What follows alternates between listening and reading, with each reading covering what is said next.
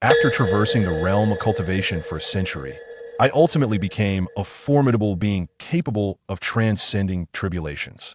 Yet, due to the tribulation of my own inner demons, I found myself inexplicably returned to my days at the Ninja Academy. The convenience store owner, as usual, waved a fly swatter at me.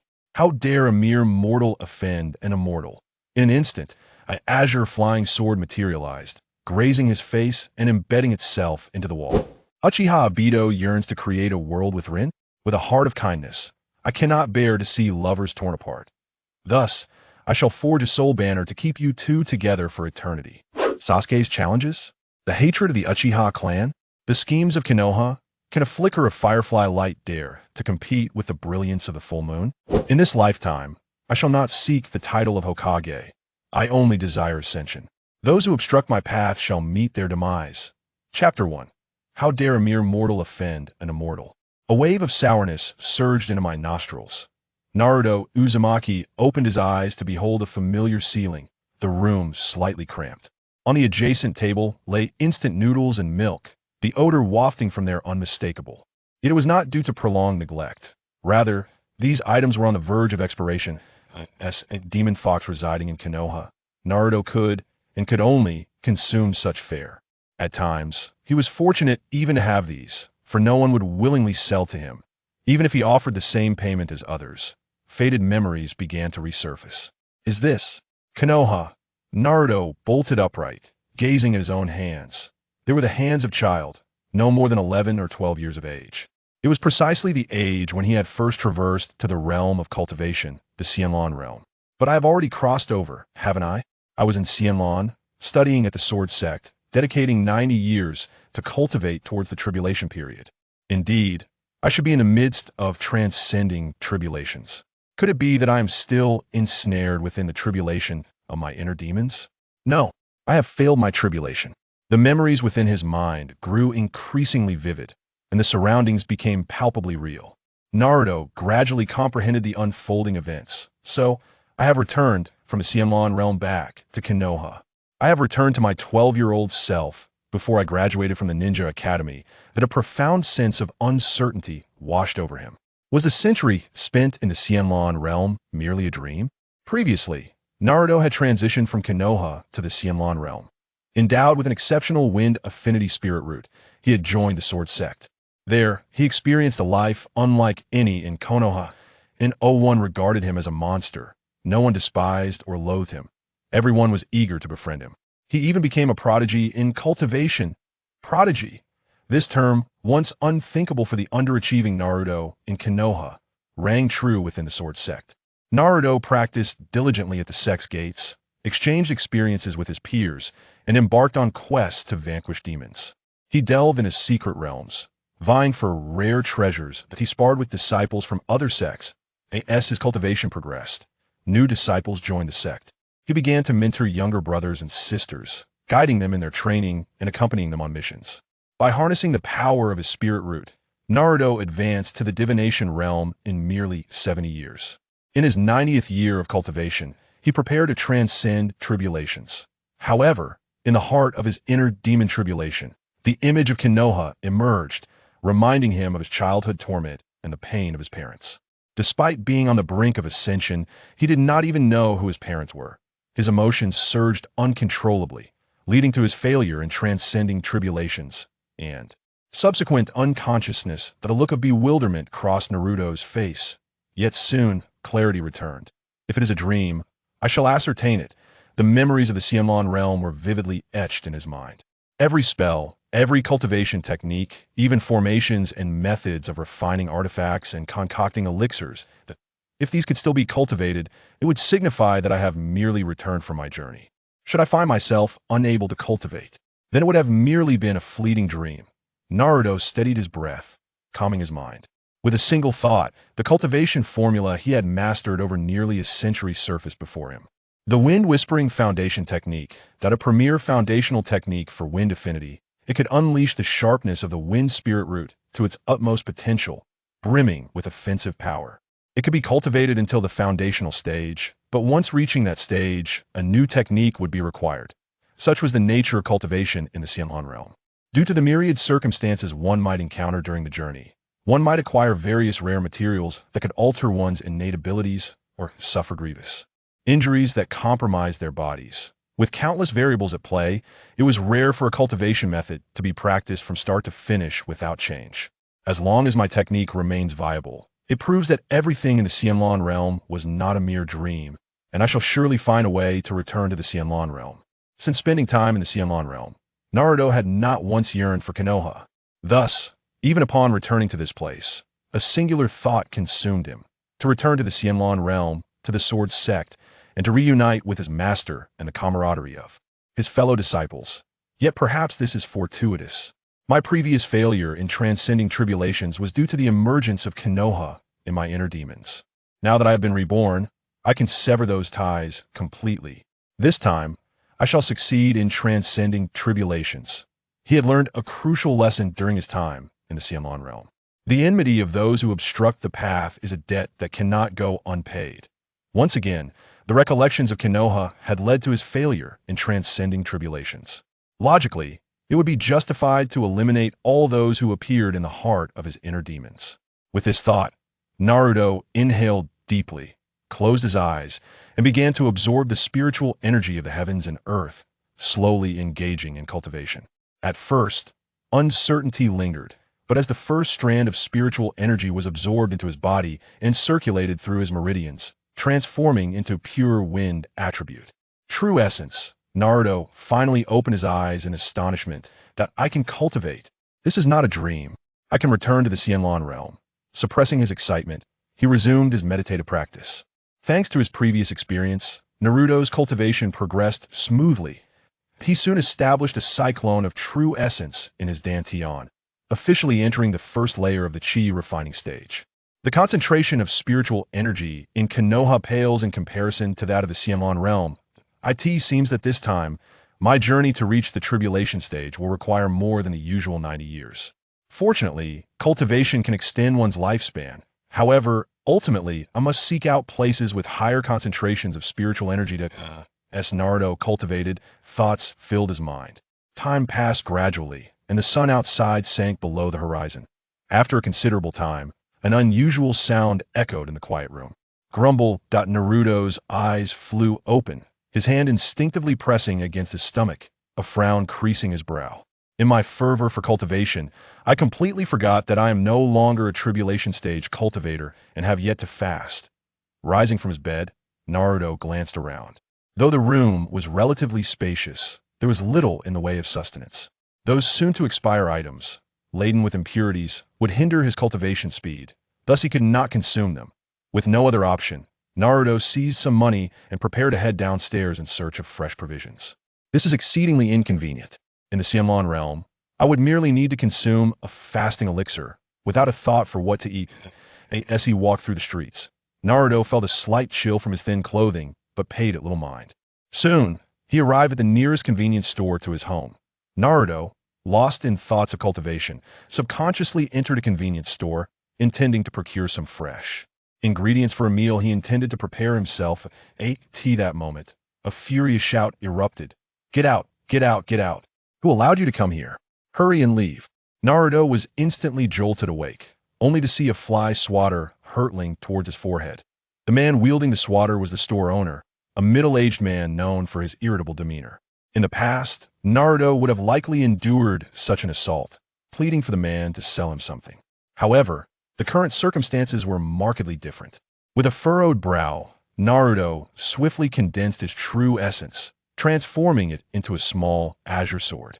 It shot forward with great speed, severing the fly swatter and narrowly grazing the store owner's face before embedding itself into the wall behind him, leaving a gash several centimeters deep. With a plop, the broken piece of the fly swatter fell limply to the ground.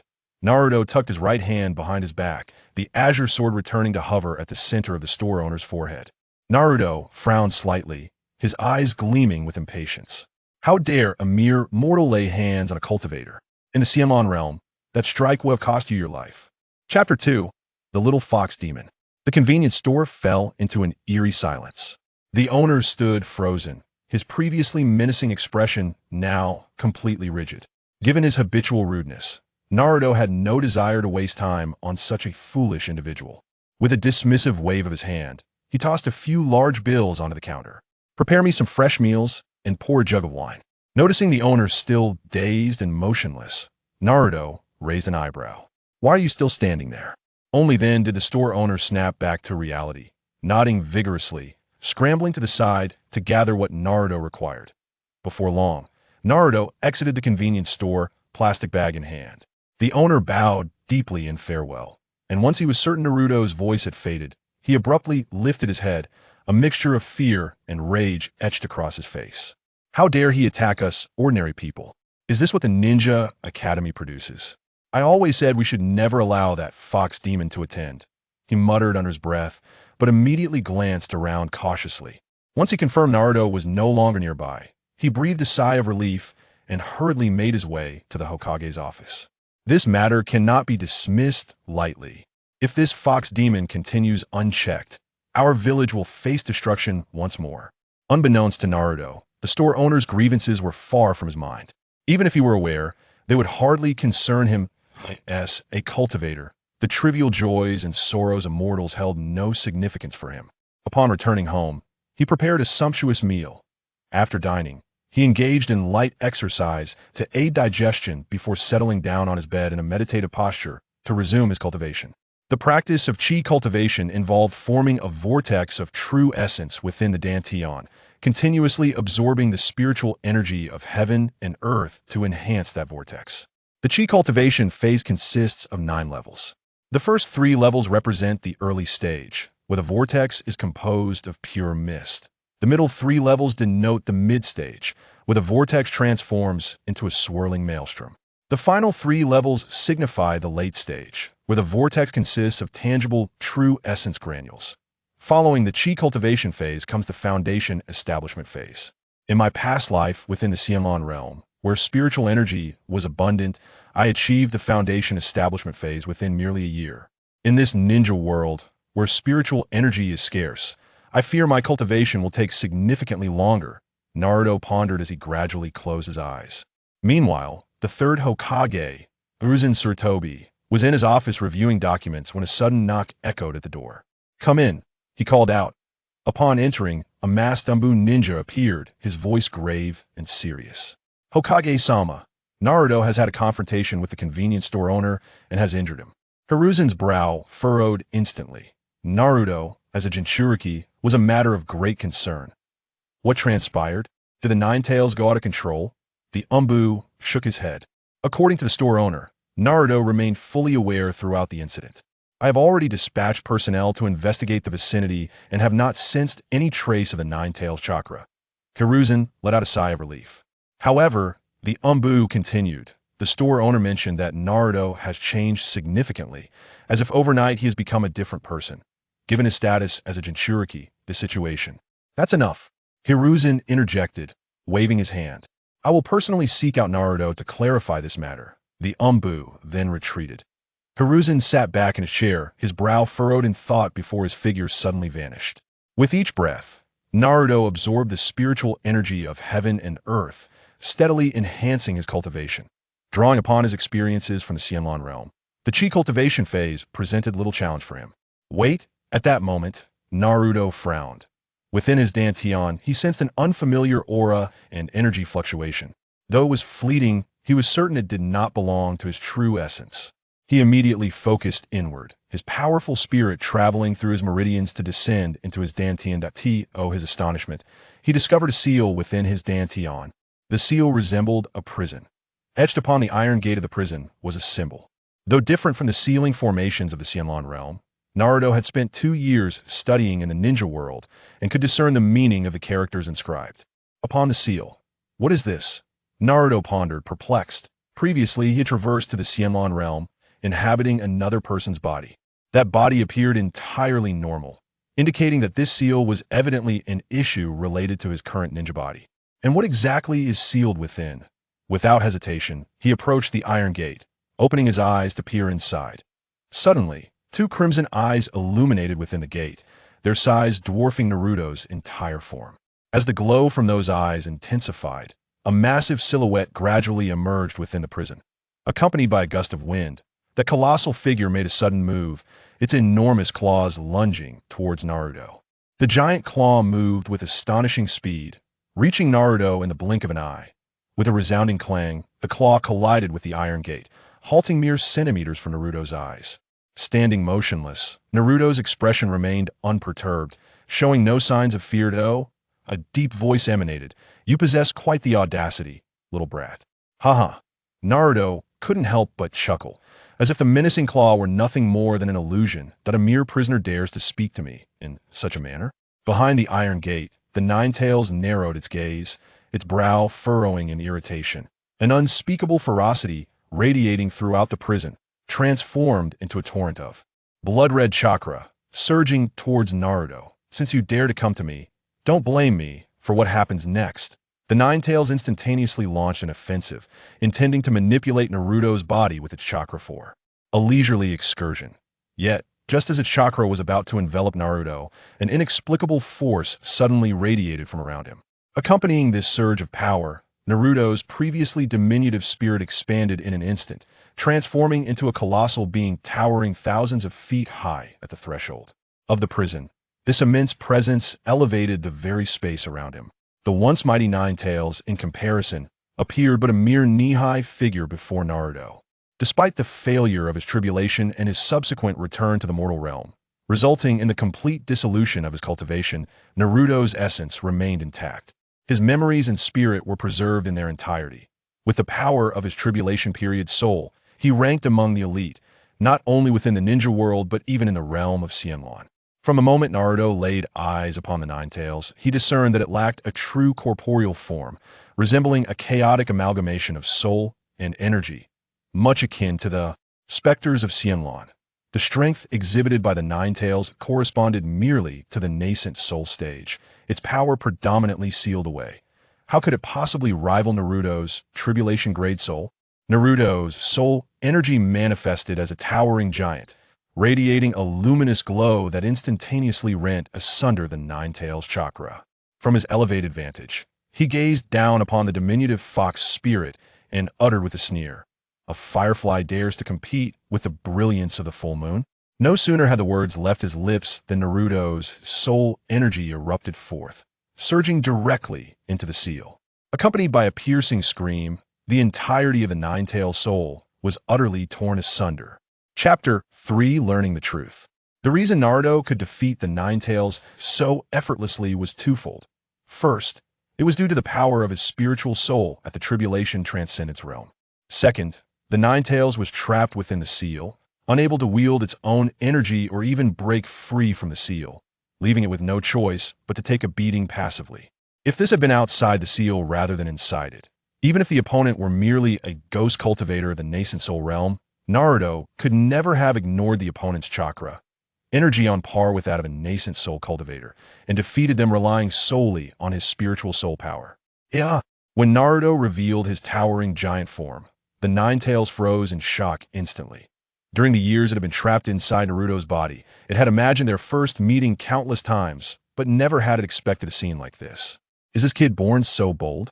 Didn't the people of Konoha tell him to show reverence when facing the king of tailed beasts? As the Nine-Tails thought this, Naruto's spiritual soul power surged into the seal, tearing its entire body to shreds. Naturally, the Nine-Tails tried to resist, yet it was horrified to discover that its prided spiritual power was utterly useless against this kid. The opponent's soul was like a furious tempest at sea, while its own was no more than a leaf adrift in the vast ocean. Constantly tormented, torn apart repeatedly, and forced to rebuild itself time and again. The Nine-Tails couldn't remember how many years had passed since it had felt such insignificance and helplessness. It couldn't fathom how this Jinchuriki kid dared to attack it, let alone how he possessed such formidable spiritual power. Who exactly is the tailed beast here? The torment lasted a long time and finally stopped just as the Nine-Tails was on the verge of losing consciousness. Its body reconstructed itself once more.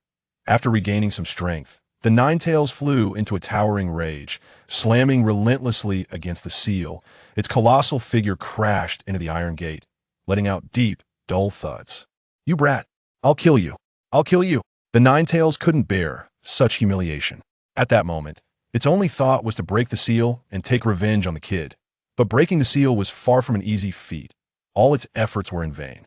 Seeing this, Naruto frowned again, his expression tinged with impatience. Then, another round of torment began. After being torn apart and rebuilt countless times, the Nine-Tails finally realized it could not change the current situation or wipe away its humiliation, at least not for the time being. Brat, what on earth do you want? The Nine-Tails calmed down, curling up in the deepest corner of the iron cage, fearing its soul would be torn apart again. I could see that moment. It even felt like crying. It had been ages since it had felt such an urge. Once, as a tailed beast, it had lived a carefree life.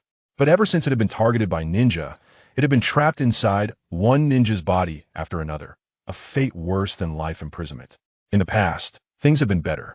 The Jinchurikis, it had been sealed and were either righteous or gentle. Though they had confined it in name, they had provided it with plenty of emotional comfort. But this one was different. He had started torturing it the moment they met. So being a tailed beast now means not only life imprisonment, but also actual torture. Naruto's furrowed brows relaxed slightly. If this fox demon continued to be unrepentant, he would have no choice but to resort to crueler methods. As a tribulation transcendence cultivator, he was fully capable of shattering and erasing the Nine-Tails' soul permanently, making it impossible for it to reform. However, he would then have to spend some effort to control the violent energy that would run amok inside his body afterward. Moreover, Naruto had an indistinct feeling that the fox demon sealed within him might be closely linked to his origins. Though he had spent nearly 100 years in the Xianlan realm, he still vaguely remembered that back in Konoha, people had often secretly called him a fox demon, or that monster. Staring at the Nine-Tails, Naruto shrank back to his normal size and said calmly, "I should be the one asking you that. Why are you inside my body?" The Nine-Tails froze for a moment before quickly responding, "Didn't they tell you?" So there really was something amiss. "Tell me what?" Naruto asked, his expression unchanged. In his previous life in the Xianlan realm, Naruto had lived a carefree and happy life. So much so that he had once thought he had forgotten the ninja world and everything that had happened in Konoha. It wasn't until he faced the heavenly tribulation and the Heart Demon Tribulation struck that he realized some things could never be easily forgotten. To keep his Tao heart intact and truly let go of the past, he couldn't just forget or suppress those memories. He had to resolve the karma ties once and for all. That was why, after being reborn, his top priority was to uncover the truth about his origins. The Nine-Tails' eyes darted about, clearly plotting something. Noticing this, Naruto narrowed his eyes. "I advise you not to be clever by half. It will only bring you trouble. I have countless ways to destroy both your body and soul. If you don't believe me, feel free to test me." The Nine-Tails trembled violently. Such arrogant, murderous words sounded utterly out of place coming from such a young boy. Yet somehow, it could sense that the boy meant every word. This was no pretense. Could he really have the power to destroy me? That can't be. The Nine-Tails felt frustrated and confused. Why does this kid talk like he's more arrogant than me? Who's the one who's lived for thousands of years? Little did the Nine-Tails know that this Naruto was not the original Naruto. Though Naruto had only lived 100 years in the Xianlan realm, he had been raised in the Sword Sect, a prestigious clan with a heritage spanning several 100,000 years. How could the ninja world, which was no different from a primitive tribe in comparison, match such legacy and foundation? Naturally, Naruto's temperament and demeanor had been shaped accordingly by his surroundings. This lord has no evil schemes. The Nine-Tails quickly defended itself. Mentally, it cursed itself for forgetting to address itself as this lord. It had nearly shown fear. How annoying. With that thought, the Nine-Tails puffed out its chest, regaining its usual arrogant and imposing demeanor. "This lord thinks the village must have had its reasons for not telling you the truth. If you want to know, you might as well ask them first. Then decide if you still want me to tell you what happened." The Nine-Tails' words were quite reasonable, but it refused to admit the real reason it hesitated to speak up. It was afraid that the kid would fly into a rage and tear it to pieces after hearing the truth. Even if the boy was bluffing and couldn't actually kill it, the previous torture had been agonizing enough.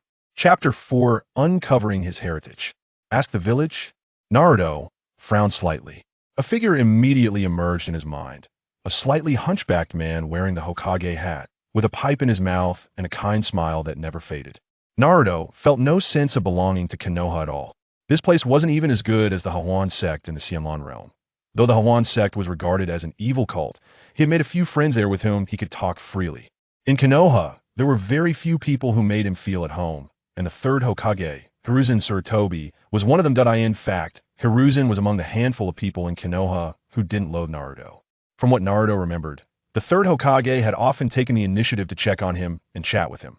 Whenever Naruto was bullied or discriminated against outside, the third Hokage would always show up in time and use his authority as Hokage to resolve the issue. Naruto even called him Grandpa Third. That was why the original Naruto had dreamed of becoming Hokage. For him, the Hokage was almost the only powerful and positive role model in his life. But when it came to his origins, Naruto had once asked Grandpa Third about it, but the latter had never told him the truth. At the time, Naruto hadn't suspected anything.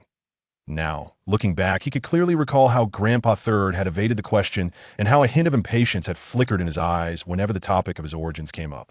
There's no need for that. Naruto glanced at the Nine-Tails and said, I make my own decisions about my life. The Nine-Tails was left lost for words. Having been sealed in 2 Jinchurikis before, it knew exactly how constrained Jinchurikis were in ninja villages. Even Kushina, the princess of the Uzumaki clan, had faced numerous restrictions in the village. But this boy seemed to care about nothing. He was nothing like the ninja the Nine-Tails had known before. Not even the slightest trace of a ninja's aura clung to him. My patience is running thin, Naruto frowned again. The Nine-Tails jumped in fright, almost leaping out of its cage. Wait. This lord never said I wouldn't tell you. I'll speak now. But brace yourself. Some truths may be more than you can bear. Its voice turned low as it said the last sentence. After a moment of silence, it began to speak slowly, recounting everything it had experienced as a tailed beast after being captured by ninja. From its own perspective, it told of how it had met Kushina, how they had gotten along, and how it had crossed paths with Minato Namikaze.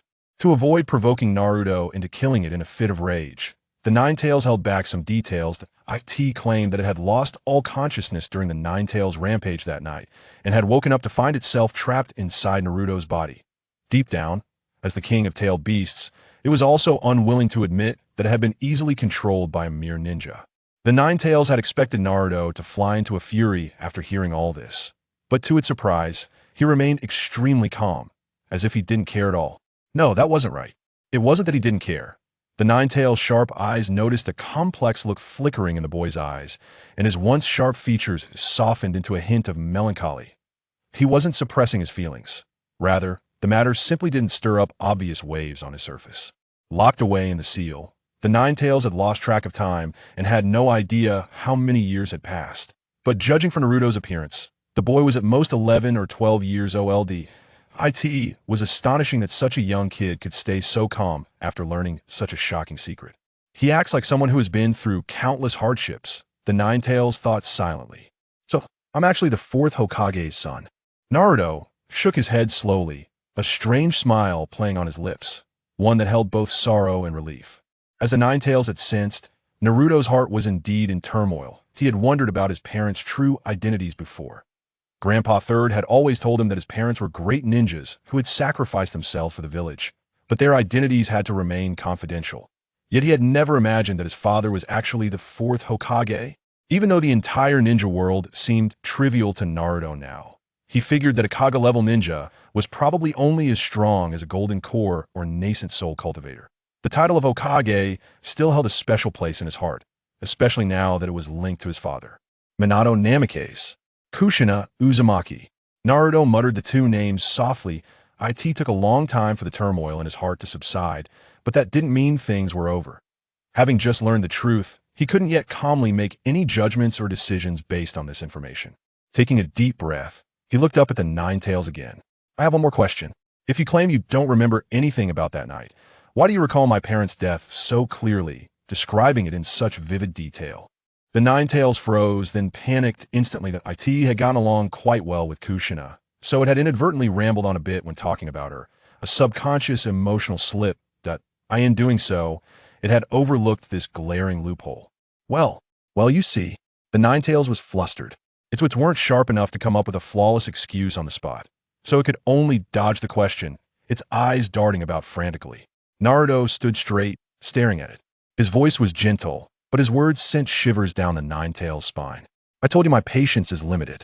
If you're hiding anything, you'd better speak up now. Besides, I can tell when you're lying.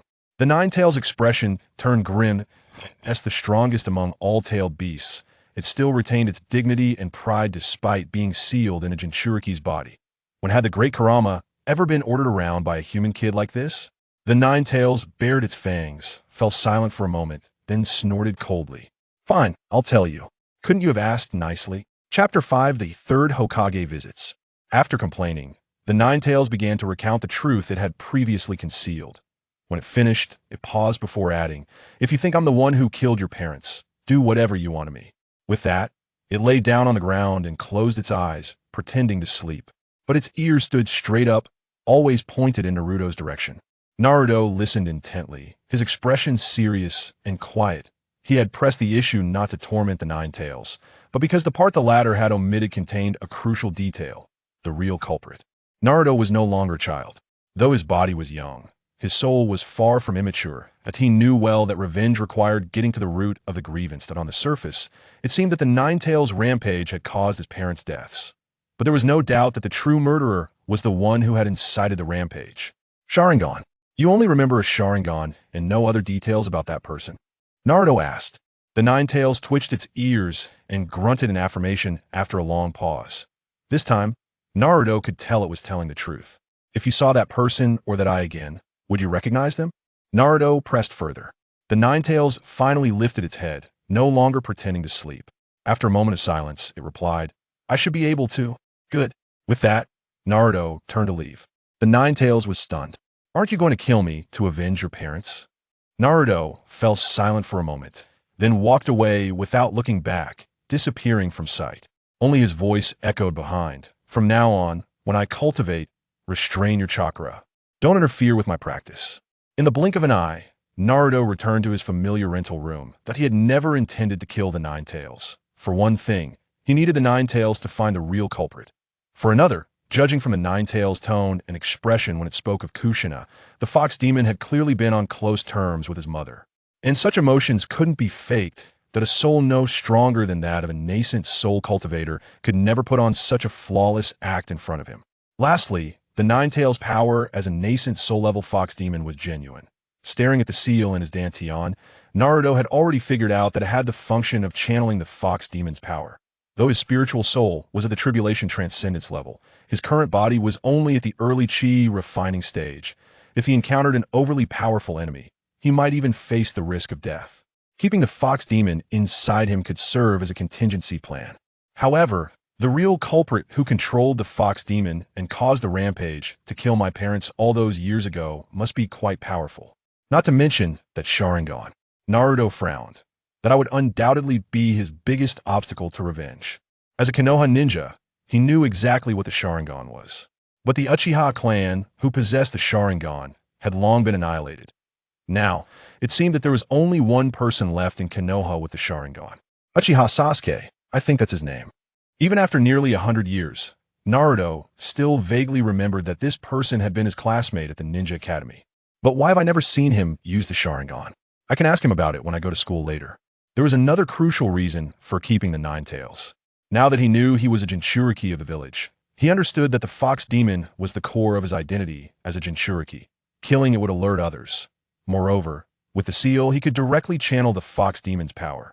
Given his current strength as a Tribulation Transcendence expert, this would be incredibly easy to do.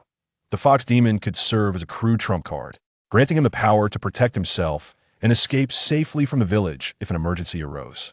Lost in thought, Naruto stretched out his right hand, and a ball of blood-red chakra appeared in his palm. Burning like flames, he then held out his left hand, and a wisp of light blue chakra. Chapter 6. The interrogation. At that moment, a familiar sound of knocking reverberated through the air as the third Hokage, Sarutobi Hiruzen, stood outside Naruto's door. Rising from his bed, Naruto approached calmly and opened the door, revealing the familiar visage of the elderly man. A gentle smile graced Naruto's face as he respectfully greeted Grandfather Third. Hiruzen returned the smile warmly and stepped inside, only to be pleasantly surprised by the meticulous cleanliness of what was once a disheveled room. Many items had been discarded, creating an ambience of minimalism. "Have you just finished tidying up?" he inquired with a chuckle. Naruto nodded in agreement as they exchanged pleasantries. After a few moments of casual conversation, Hiruzen finally revealed the purpose of his visit. Seated in a chair, he regarded Naruto with that same benevolent smile and asked, I heard you had a confrontation with the convenience store owner today. What transpired? A knowing smile appeared on Naruto's face, as he recalled how Hiruzen had always arrived promptly whenever he faced adversity, soothing him and helping him to quell his anger and resentment. It seemed like a normal display of concern from an elder to a younger member of the community. However, the current Naruto was far less naive. He suspected that Hiruzen's visit was not merely an expression of familial care, but rather a response to the conflict he had experienced. Nonetheless, Naruto maintained his smile, unwilling to engage in an argument with Hiruzen, for he had more pressing matters to address. Ever since he had uncovered the truth about his parents' deaths and his own lineage, a perplexing question had lingered in his mind. Why had he been kept in the dark? Furthermore, why were the villagers oblivious to these truths? It was his parents' sacrifice that had saved them, and he, as the Jinchuriki, had sealed the Nine-Tails. Yet, the villagers seemed to blame him for the events of that fateful day. Clearly, there were higher powers at play. Naruto yearned to understand Hiruzen's perspective on the matter, what role he played in this unfolding drama. After a moment of contemplation, he replied, "It wasn't much of a conflict. He came to attack me, and I merely defended myself." Hiruzen furrowed his brow, appearing as an oblivious old man. But why would he want to attack you in the first place? Naruto mirrored Hiruzen's frown, retorting, "Exactly. Why would he want to attack me? Grandfather Third, do you know the reason?" Hiruzen was indeed aware, but he sought a different response. He wished for Naruto to introspect, to understand the villagers' minor grievances. However, he found it difficult to articulate this sentiment. Thus, he fell silent, pondering how to steer the conversation back on course. Naruto continued, "Perhaps we should invite the store owner to discuss this matter. After all, this isn't the first time something like this has happened. He often refers to me as a monster or a demon. What does that even mean? Do you know, Grandfather Third?" Though Naruto's question appeared innocent, it served as a final opportunity for Hiruzen. The third Hokage skillfully evaded the topic, failing to address the underlying truth. This led Naruto to conclude that Hiruzen was unworthy of his trust. Hiruzen's expression darkened at Naruto's incisive inquiry. Although Naruto had previously posed similar questions, none had been as piercing or direct, leaving Hiruzen at a loss for words. He felt as though he were conversing not with Naruto, but with the formidable Danzo. Or perhaps even more daunting. "Naruto, the villagers may harbor some misunderstandings about you, given your mischievous nature. As for those titles, perhaps they are merely private nicknames that shouldn't weigh on your heart." Hiruzen chuckled lightly, attempting to deflect the conversation. "Regarding your matter with that owner, if such a situation arises again, you must refrain from resorting to violence. As ninjas, we must protect the ordinary villagers." He proceeded to expound upon the will of fire, the ninja code, and the importance of compassion and understanding towards the villagers, words that, to Naruto, felt insipid. Yet, he refrained from rebutting, opting instead to listen quietly with a smile. "I understand. Is there anything else? I need to begin my training," Naruto interjected. Hiruzen was momentarily taken aback, but upon observing Naruto's ever-present smile, his concerns began to dissipate. "Remember my words well, and strive for harmony with the villagers." After a few more admonishments, Hiruzen took his leave. Naruto escorted him to the door, still smiling outwardly, but his eyes bore a glint of determination, gradually brewing within him. Regardless of the reasons, Naruto found it incomprehensible why Hiruzen would allow him, the hero, to bear such disdain and ostracism from the villagers. Hiruzen was evidently aware of the situation, and even if he had not instigated it, his tacit approval was apparent.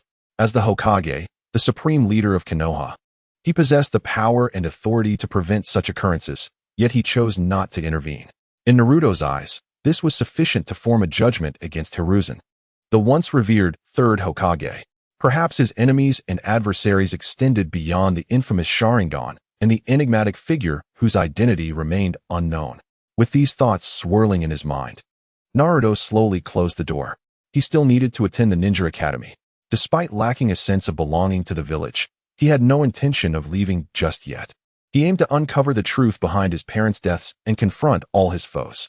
Additionally, he sought to understand the nature of the Sharingan. At that moment, he was no longer the transcendent cultivator he once was, but rather an ordinary youth striving for mastery. Until he had honed his skills, Naruto would not underestimate any opponent.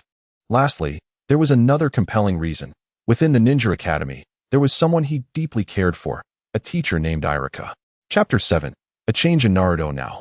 Having returned from the realm of the immortal waves, Naruto understood the necessity of redefining his relationships within the shinobi world, discerning who among them was worthy of his trust and concern, and who was not. Accustomed to the attire of the immortal waves, he found his original clothing uncomfortable. He preferred the elegance of a long robe, particularly a white one. In the sword sect, only the most gifted senior brother is entitled to don the white robe, a symbol of status as well as responsibility. However, such a custom does not exist in the world of ninjas, and it is likely that the tailors would be reluctant to create such garments for Naruto. Thus, he settled for a simple grayish-white practice uniform, soft to the touch and comfortably roomy. Yet, the overall hue bore a resemblance to that of the Hyuga clan. For instance, this morning, upon arriving at the entrance of the Ninja Academy, Naruto encountered a classmate from the Hyuga family. Her eyes a pure white, and her hair styled in a bob. He vaguely recalled her name, Hinata Hyuga. Typically, she did not stand out much in class, and more importantly, she seemed to harbor no ill will towards him. She had never uttered any derogatory terms like demon or monster. Although there were moments when she would run away upon noticing him, there were also times she would deliberately greet him. Overall, she presented a rather contradictory demeanor. As Naruto pondered these thoughts, Hinata suddenly froze in her tracks. Given his decent impression of her, he raised his hand and greeted her with a smile. "Hello, Hinata." Since returning from the celestial realm, Naruto found this form of address somewhat unfamiliar. After all, in that realm, individuals referred to one another as brothers and sisters, or collectively, as fellow practitioners or seniors. Moreover, considering Naruto's current mindset, it was a bit challenging to expect him to exhibit the innocence of a child, which rendered his greeting rather nonchalant. However, upon hearing his greeting, Hinata remained frozen. Her response delayed. Just as Naruto began to find this peculiar, Hinata suddenly exclaimed in shock, "Ah?" She then promptly bowed. "Hello, Naruto." "No, good morning, Naruto. It has been a while since I last saw you." No, ah." After a flurry of disjointed words, she gasped again and quickly turned on her heels, dashing towards the ninja school, as if he were some terrifying figure. In that instant, as she turned away, Hinata could no longer suppress her emotions. Her entire face flushed crimson, her ears burning. Why had Naruto changed so dramatically? Why was he suddenly dressed like her? As if they were wearing matching outfits? And why had he let his hair down? Naruto looked so much better with bangs. Inside, Hinata's thoughts raced, leaving her momentarily dazed. Naruto's transformation was so striking that she could hardly bring herself to look him in the eye, let alone engage in normal conversation. Thus, she hurried back to the classroom, burying her face in her desk, afraid to lift her head. Fortunately, Hinata often blended into the background at school, so no one interrupted her, allowing her to gradually cool the heat on her cheeks. Meanwhile, Naruto stood at the entrance of the Ninja Academy, feeling somewhat helpless as he watched her retreat. This behavior from Hinata was not uncommon. Nevertheless, whether in the past or present, Naruto could discern that she did not harbor any animosity towards him, thus preventing any misunderstandings. However, he was indeed intrigued by her striking white eyes, a hallmark of the Hyuga clan's bloodline limit known as Byakugan, which possessed formidable power. The Byakugan, a dojutsu like the Uchiha clan Sharingan, likely shared some similarities as well. Reflecting on this, Naruto found himself fascinated by Hinata. Suddenly, a long-buried memory resurfaced. He recalled a time when he had met her in his youth. He had often been bullied, and upon witnessing her being tormented, he had gallantly intervened to assist her. Regardless of how one viewed it, he had been her benefactor. Surely, one would not run away from a benefactor? Had she truly forgotten him? As these thoughts swirled in his mind, Naruto gradually stepped forward, entering the Ninja Academy. There was still ample time. He could seek a more opportune moment to delve into the mysteries of their respective bloodlines. "Is that Naruto Uzumaki? He seems different somehow," whispered Yamanaka Ino to her friend Haruno Sakura, who was sitting beside her in class. "Really? What has changed?" Sakura replied, glancing up before rolling her eyes and casting a disdainful look at Ino. "It's just a change of clothes. What's the big deal? In fact, his hair is different too. Previously, he styled it all up, resembling a frizzy mess, but now it falls down nicely," Ino remarked, furrowing her brow in contemplation. "Moreover, today he hasn't been his usual chaotic self in class, which is quite unusual. Previously, Naruto was notorious for his antics upon entering the classroom, whether it be embarrassing himself, teasing classmates, or even clashing with teachers during lessons. His disruptive behavior had earned him considerable annoyance from his peers. Thus, his current quietude was indeed a rarity. As Sakura listened, her frown deepened. "Hey, Ino, why are you suddenly so interested in that loser? You can't possibly be," at that moment. Sakura's expression turned teasing as she glanced at Naruto, her face reflecting utter disdain, as if she had stumbled upon a pile of refuse. Ino's cheeks flushed crimson, and she promptly punched Sakura on the leg. "What nonsense are you spouting? I'm merely curious about his transformation. Aren't you even a little curious?" "What's there to be curious about?" Sakura retorted, her gaze shifting to the other side of the classroom, where a solitary figure dressed in a dark blue top and white shorts, with raven hair, sat with an air of aloofness. "If anyone's worth being curious about, it should be Sasuke-kun." Ino shot Sakura a disapproving glance, but could not help stealing another glance at Naruto. Today, she found herself slightly more attentive to him. However, her interest was certainly not driven by the romantic notions Sakura implied. Ino, being more mature, understood that a significant transformation in a person often indicated they had experienced something monumental. And without a doubt, Naruto's current demeanor aligned with this observation. "Why is Naruto so quiet today?" whispered Hinata to herself, as similar murmurs circulated in the classroom. Each time such comments arose, she instinctively turned her gaze towards the familiar figure, only to shyly lower her head again. Why does Naruto choose to wear clothing that mirrors the colors of our household? The cultural lessons of the morning swiftly passed, leading into the forenoon session on ninjutsu. As students of the Ninja Academy, they were to master the rudimentary techniques, specifically the three basic transformations: the transformation technique, the shadow clone technique, and the body replacement technique. Previously, Naruto's grasp of these techniques was less than proficient, relegating him to the bottom tier of his class, with the poorest grades. However, he has since come to understand that his struggles stemmed from the influence of the Nine-Tails chakra residing within him, and thus, he was determined that such shortcomings would not persist. Before long, the time for graduation exams would arrive, and successfully passing these would allow them to leave the academy and officially become genin of the Hidden Leaf Village. Therefore, Irika-sensei urged them to muster all their focus and diligently train in ninjutsu over the next few days, particularly those who had yet to master the three basic techniques. As Irika spoke, his gaze inadvertently drifted towards Naruto's seat. Upon seeing that familiar face, Irika paused momentarily. The Naruto before him was devoid of his usual exuberance and antics, presenting instead a demeanor marked by calm and composure, akin to a still pond, his face adorned with a gentle smile. Noticing Irika's gaze, he even waved in greeting. Irika furrowed his brow in confusion. What had transpired with Naruto? He pondered, continuing with words to uplift the students' spirits, before formally commencing the lesson. Once again, they were to reinforce their practice of the three basic techniques. One by one, they were called to the front to demonstrate, as Irika would identify their flaws and weaknesses, urging them to remember these points and to strive for improvement thereafter. "I shall begin with you, Naruto," Irika declared, raising his hand to point at Naruto, who was met with a ripple of low chuckles throughout the classroom. As the most infamous underachiever of the Ninja Academy, Naruto's skills in ninjutsu were notoriously abysmal. In previous classes and exams, he either showcased his dismal attempts at the three basic techniques, inviting ridicule from his peers and reprimands from teachers, or resorted to his own whimsical creations, which possessed little practical combat value, such as the seduction technique. Thus, when Naruto took the stage for his assessment, it was often regarded as quite the spectacle.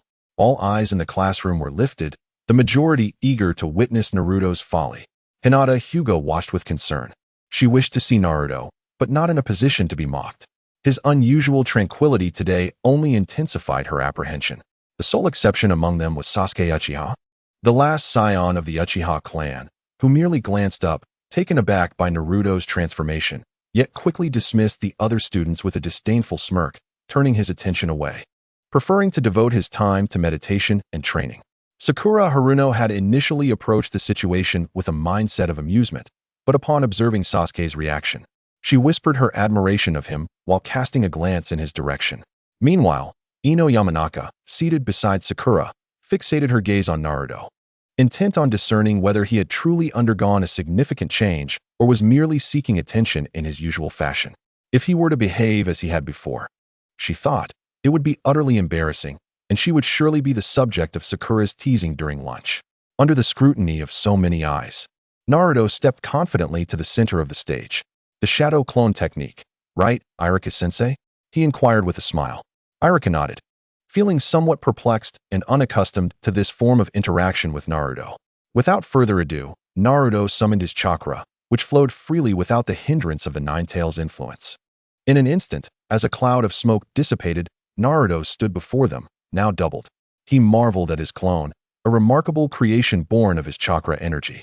This clone embodied the essence of a temporary spirit, as chakra inherently contained the practitioner's spiritual power.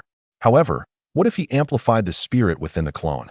Naruto immediately set to work, noticing that his clone became increasingly responsive, capable of independent thought while still adhering to his commands. Upon the clone's dissolution, the experiences and memories it had gathered would return to Naruto. Of course, this would entail considerable strain on his spiritual power, yet for Naruto, it was a trivial concern. What is happening? How is he doing this? A cascade of astonished murmurs erupted in the classroom. All eyes widened in disbelief, struggling to comprehend the extraordinary display before them.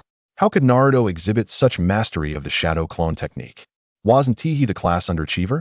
Chapter 9. I Want to Fight You. Naruto paid little heed to the opinions of others, wholly engrossed in his exploration of this technique. Once he felt he had sufficiently understood it, his interest waned. He extended a hand and struck the back of his clone's head with force. With a dull thud, the clone transformed back into a cloud of smoke. Body replacement technique. The astonished classmates gasped anew, and even Iruka's eyes sparkled with surprise. While the other students marveled at Naruto's newfound proficiency, Iruka, as a teacher and a more seasoned ninja, discerned nuances that the average student overlooked. Most notably, he observed that Naruto executed both techniques without forming any hand seals. Indeed, he distinctly witnessed Naruto bringing his index and middle fingers together before his eyes, executing such a gesture that instantaneously activated the ninjutsu with remarkable perfection. The ability to unleash ninjutsu without hand seals is a skill that only many jonin can master. Iruka was filled with astonishment, to the extent that he questioned whether a jonin had transformed into Naruto's likeness and entered the classroom to amuse themselves. At that moment, Naruto had also thoroughly grasped the art of the shadow clone technique. He then turned to Iruka, a thought stirring in his mind. In the next instant, as the smoke dissipated, another Iruka appeared where Naruto had once stood, almost identical to the seated Iruka. This was the final form of the body technique, the transformation technique. Once again, there were no hand seals. Once again, it was executed instantaneously, and once again, there were no discernible flaws. This time, not only did Iruka witness this, but even Sasuke, who had intended to continue meditating, caught sight of it. Just moments ago, Sasuke had closed his eyes, preparing for further training, but was abruptly awakened by the exclamations within the classroom. When he turned his head, he beheld the astonishing scene that left Iruka utterly flabbergasted. How was it possible for him to achieve this without hand seals? As a renowned genius among ninjas at school, this was the first time Uchiha Sasuke had shifted his focus in regard to the student who had always lagged behind. Iruka-sensei, have I passed? Naruto remained on stage, turning to smile at Iruka. Iruka, recovering from his shock, stood up from his seat. You've passed. But how did you accomplish this? Naruto, how could you progress so swiftly? Iruka inquired, a smile involuntarily surfacing on his face. Naruto could discern that Iruka's smile was genuinely heartfelt, brimming with sincerity. It was evident that Iruka was genuinely pleased for him. However, when he glanced at the majority of his classmates below, aside from a few, almost none shared that heartfelt joy. Of course, it's because of your excellent teaching, Iruka-sensei, Naruto casually attributed his success.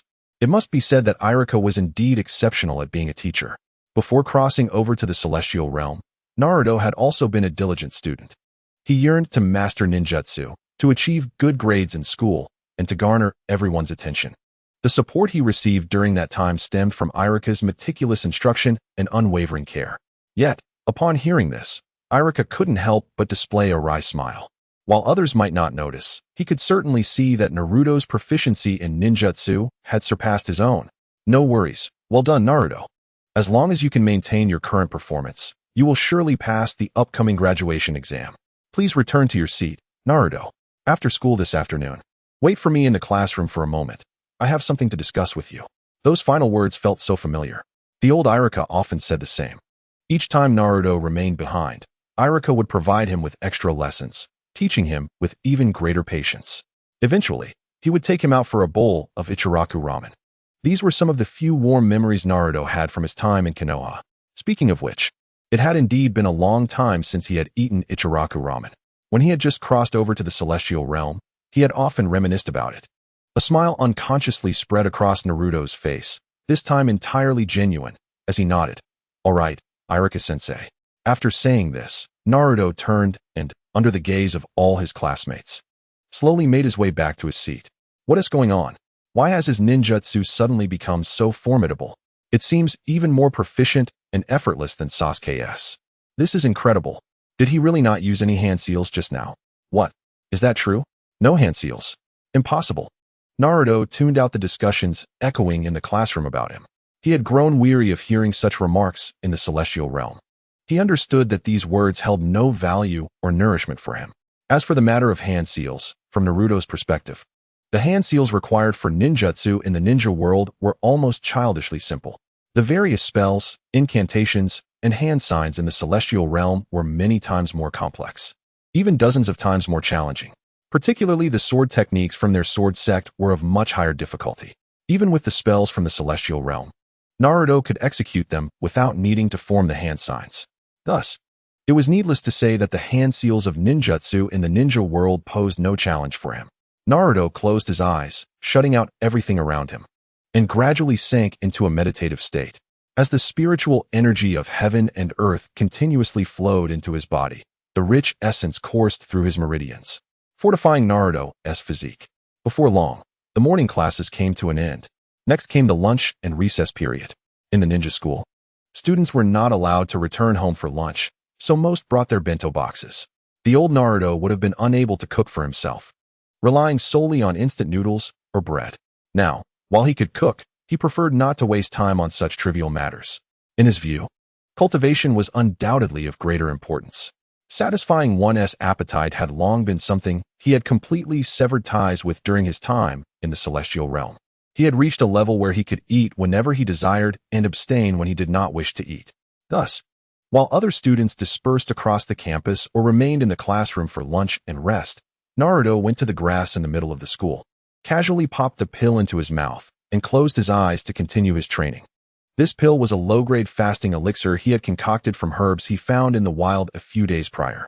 Its effects were poor, lasting only a day, but it nonetheless saved Naruto considerable time and effort for cultivation, far superior to the expensive and ineffective military provisions sold in the village. However, just as his training was beginning, an abrupt voice, completely at odds with gentleness, pierced through the air and interrupted Naruto's meditative state. Hey, Uzumaki Naruto. I want to fight you. Come and battle. Chapter 10. Sasuke's challenge. Naruto opened his eyes, and a somewhat familiar figure immediately caught his attention. Clad in a navy blue jacket and white shorts, with black hair and dark eyes, it was none other than Uchiha Sasuke, the last remaining member of the Uchiha clan in Konoha. He was also one of the individuals Naruto intended to engage with in the future. However, that was a plan for later, not for now. Therefore, with Sasuke approaching to interrupt his training, Naruto felt a hint of impatience in his heart. I am currently training, and I do not believe there is any necessity for me to engage in battle with you, so please do not disturb me. Generally speaking, Naruto's nature was rather mild. Thus, during his time in the celestial realm, he could even form friendships with those from the Hokage sect and other dubious groups. Unless someone directly attacked him without a word, like that convenience store owner on the day he returned. After speaking, Naruto closed his eyes, preparing to continue his training. However, Sasuke Uchiha, clearly unwilling to let him be, took a step forward instead of leaving. What? Are you a coward? You have mastered your jutsu so well, yet you dare not engage in battle. This is a violation of the ninja code, or is it that all your jutsu demonstrated in class today were mere illusions? As Sasuke spoke, a mocking tone crept into his voice, believing that such taunts would provoke Naruto into a fight. Yet, this was merely the naive thinking of a child, anticipating a child's reaction. At present, Naruto, despite his youthful appearance, had truly become an ancient being, over 100 years old. Faced with the relentless and incessant taunts of Sasuke, Naruto opened his eyes, feeling a hint of helplessness. He understood that in his current state, his body and identity lacked any formidable presence. Even if he spoke grandly, those seeking trouble with him would show no hesitation. Unlike in the Xianlan realm, where his status as a true disciple would compel others to weigh the consequences of offending the sword sect. But that is not entirely true. He could leverage that here as well. After all, he was the son of the fourth Hokage, albeit a fact known to very few. Naruto smiled wryly, aware that he had ways to navigate this situation. Since his current stance lacked intimidation, he would simply have to establish it. He raised his gaze to Sasuke before asking, "If I agree to battle you, what do I stand to gain?" Sasuke furrowed his brow. "Ninjas are meant to engage in combat with one another. Don't give me that nonsense." Naruto interrupted him without hesitation, dismissing notions of the will of fire and the ninja code as utter nonsense. He continued to gaze intensely at Sasuke. "I am asking you plainly, what do I gain from fighting you?" Confronted by those azure eyes, Sasuke instinctively took a step back, amused by the unexpected pressure he felt from someone he deemed to be perpetually at the bottom. However, he quickly adjusted his mindset, taking a deep breath to regain his composure. "What do you wish to gain?" he inquired. "I am in need of a lackey, should you lose. You will follow my orders and do my bidding." Without a moment's hesitation, Naruto replied. In the Xianlan realm, upon entering the sword sect, he was surrounded by servants. As his cultivation advanced to the nascent soul stage, even his servants had to be at the foundation establishment level. Beyond that, the realms only escalated until transcending tribulations, rendering his past experiences irrelevant. This was not merely a lavish habit. As a higher-tier cultivator, one needed to focus time and energy on more pressing matters. In the ninja world, Naruto clearly lacked such privileges. Additionally, he bore the stigma of the Nine-Tails, making him detested by nearly the entire village. From the outset, he had desired an errand runner to assist with menial tasks. With Sasuke presenting himself, it was an opportunity not to be squandered. Upon hearing Naruto's words, Sasuke's expression soured instantly. His intent in confronting Naruto was entirely due to the latter's performance in class. Sasuke, burdened by a deep-seated grudge, dedicated all his energy to training. He needed to grow stronger to surpass his enemies. Thus, he sought any method that could expedite his growth. His curiosity about how Naruto transformed from the perennial underachiever to someone so proficient in jutsu prompted him to seek this confrontation. He required a battle to ascertain if Naruto had truly become that formidable. However, the stakes Naruto proposed were beyond what he was willing to accept. Yet, Naruto remained resolute. He would not engage unless his condition was met. After a moment of silence, Sasuke suddenly felt relieved. How could I ever believe that a perennial underachiever could defeat me? Even if he has mastered the shadow clone technique, it is insufficient to grant him a chance against me. Sasuke was confident not only in his jutsu, but also in his overall combat prowess and intellect. "What if I win?" Sasuke retorted. "You can say anything, and I will agree to it all, so there is no need to rush your thoughts." Naruto, with a smile gracing his lips, remained seated cross-legged, watching Sasuke intently. "Make your move." He was determined not to waste time. He aimed to resolve this conflict swiftly and return to his training. Meanwhile, unbeknownst to them, a crowd had gathered around the grassy area. They were not there for Naruto. Rather, they were drawn to Sasuke, the undisputed genius of this year's ninja academy. Sasuke's reputation and performance garnered him immense popularity, attracting onlookers wherever he went. Among them were Sakura Haruno and Ino Yamanaka. "Naruto speaks so harshly," Sakura exclaimed, arms crossed, her expression brimming with discontent. "How can he speak to Sasuke like that? As if he is certain to win. Sasuke will surely teach him a lesson." After saying this, she turned to her friend. "Why aren't you saying anything? Didn't you used to dislike Naruto as well?" Ino snapped back to reality. "When did I ever?" She protested. "I just disliked his antics disrupting our lessons. He never bothered me when I was focused on my studies. You're the one who dislikes him the most." Afterward, Ino realized how hastily she had defended herself. "Why am I in such a rush to explain?" she thought, quickly adding, "I just feel that Naruto seems a bit different now. Don't you remember? He would always be the one to provoke Sasuke. But today it's the other way around.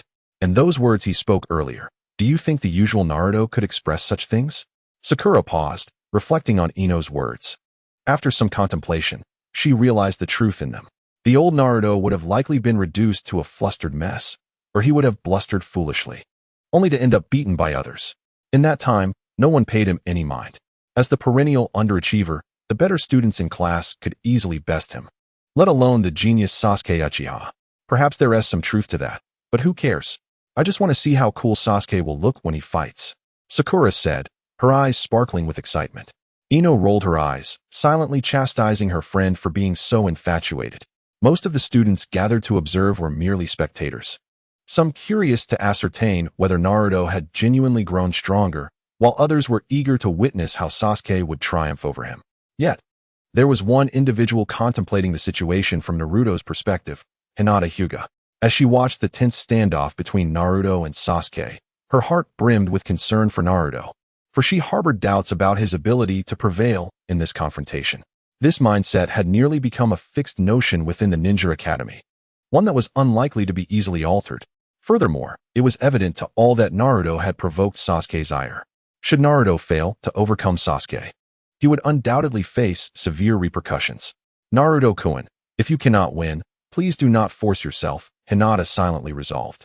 If Sasuke emerged victorious and chose to inflict further harm, she would rush to protect Naruto, just as he had once defended her. Even Hinata did not believe she could stand against Sasuke Uchiha. Are you truly planning to sit there and fight me? Sasuke's darkened gaze bore down on Naruto, his temples pulsing with anger. In his eyes, Naruto's demeanor was nothing short of contemptuous, an affront to his pride. What I do is of no concern to you. If you do not make a move, then leave. My patience is not limitless. Naruto's tone grew serious. Though generally good-natured, he had little desire to indulge these children in their games. Sasuke's anger reached a boiling point. Since entering the Ninja Academy, he had never endured such disdain. The way Naruto spoke reminded him of the one person he despised most from his memories. That night, his adversary had similarly underestimated him, as if dismissing a stray dog on the street. From that moment, Sasuke vowed never to tolerate such belittlement again. You will regret this. With a cold sneer, Sasuke sprang into action, charging at Naruto. Naruto, with a mere thought, formed a hand sign, and swiftly a small azure sword materialized before him. With remarkable speed, it struck the advancing Sasuke. A gasp emerged from the spectators. Though they did not comprehend Naruto's actions, they recognized that Sasuke had been hit. However, in the next instant, the figure struck by Naruto's sword erupted in a plume of white smoke, revealing merely a wooden replica that fell to the ground. Meanwhile, another Sasuke appeared behind Naruto, kunai in hand, lunging directly at him. Another wave of astonished gasps rippled through the crowd, this time in admiration of Sasuke's maneuver. Hinata's eyes widened with concern, instinctively prompting her to rush forward. At that moment, the azure sword that had just struck the wooden figure reappeared, curving gracefully in midair, redirecting itself towards the Sasuke behind Naruto. It arrived before him in the blink of an eye. If Sasuke did not evade, the sword would surely pierce his forehead. Although unsure of Naruto's technique or the sword's true power, Sasuke dared not gamble. He swiftly pivoted, his body moving to the left with remarkable agility, showcasing his exceptional physical prowess. A fresh round of gasps filled the air. Yet, just as the astonishment began to fade, it transformed into horrified screams. Sasuke sensed something amiss and glanced over his shoulder, only to find the azure sword again altering its course, pursuing him relentlessly. How is this possible? This defies all laws of physics. Startled, Sasuke stumbled and, rising to his feet, attempted to flee. But as he looked up, he found the azure sword poised at his forehead. All the while, Naruto remained seated, unmoving. You have lost, Naruto declared suddenly. Sasuke's face flushed with anger. He glared at the sword before him and attempted to dodge left. Yet, the sword's speed was unparalleled. As he prepared to rise, it appeared above him once more. Unyielding, Sasuke retreated, ready to spring in another direction. But upon lifting his gaze, the azure sword materialized yet again. No matter how he responded, regardless of the feints he attempted, the sword shadowed his every movement, effortlessly locking onto him without inflicting harm. Ultimately, Sasuke realized that he could not outpace this mysterious azure sword. A chilling thought took root in his mind. Perhaps this entity was akin to an illusion, devoid of any real lethality. At that moment, Sasuke, yet to activate his Sharingan, lacked the sensitivity to discern illusions. He resolved to test it himself. Gripping his kunai tightly, he turned once more, moving towards another direction. Without raising his head, he deduced that the azure sword must be hovering above him. With a swift motion, he slashed downwards towards his forehead. Clang! The sound echoed sharply. Before Sasuke could lift his gaze, he saw a familiar black object fall to the ground, lifeless. Upon inspection, he realized it was the front half of his kunai. When he looked up, the severed back half remained firmly in his grasp, while the azure sword hovered steadily before him, emanating a faint glow, appearing almost ethereal, as if it would dissipate with the slightest breeze. A chill raced up his spine, leaving him drenched in cold sweat. In that moment, Sasuke had no doubt.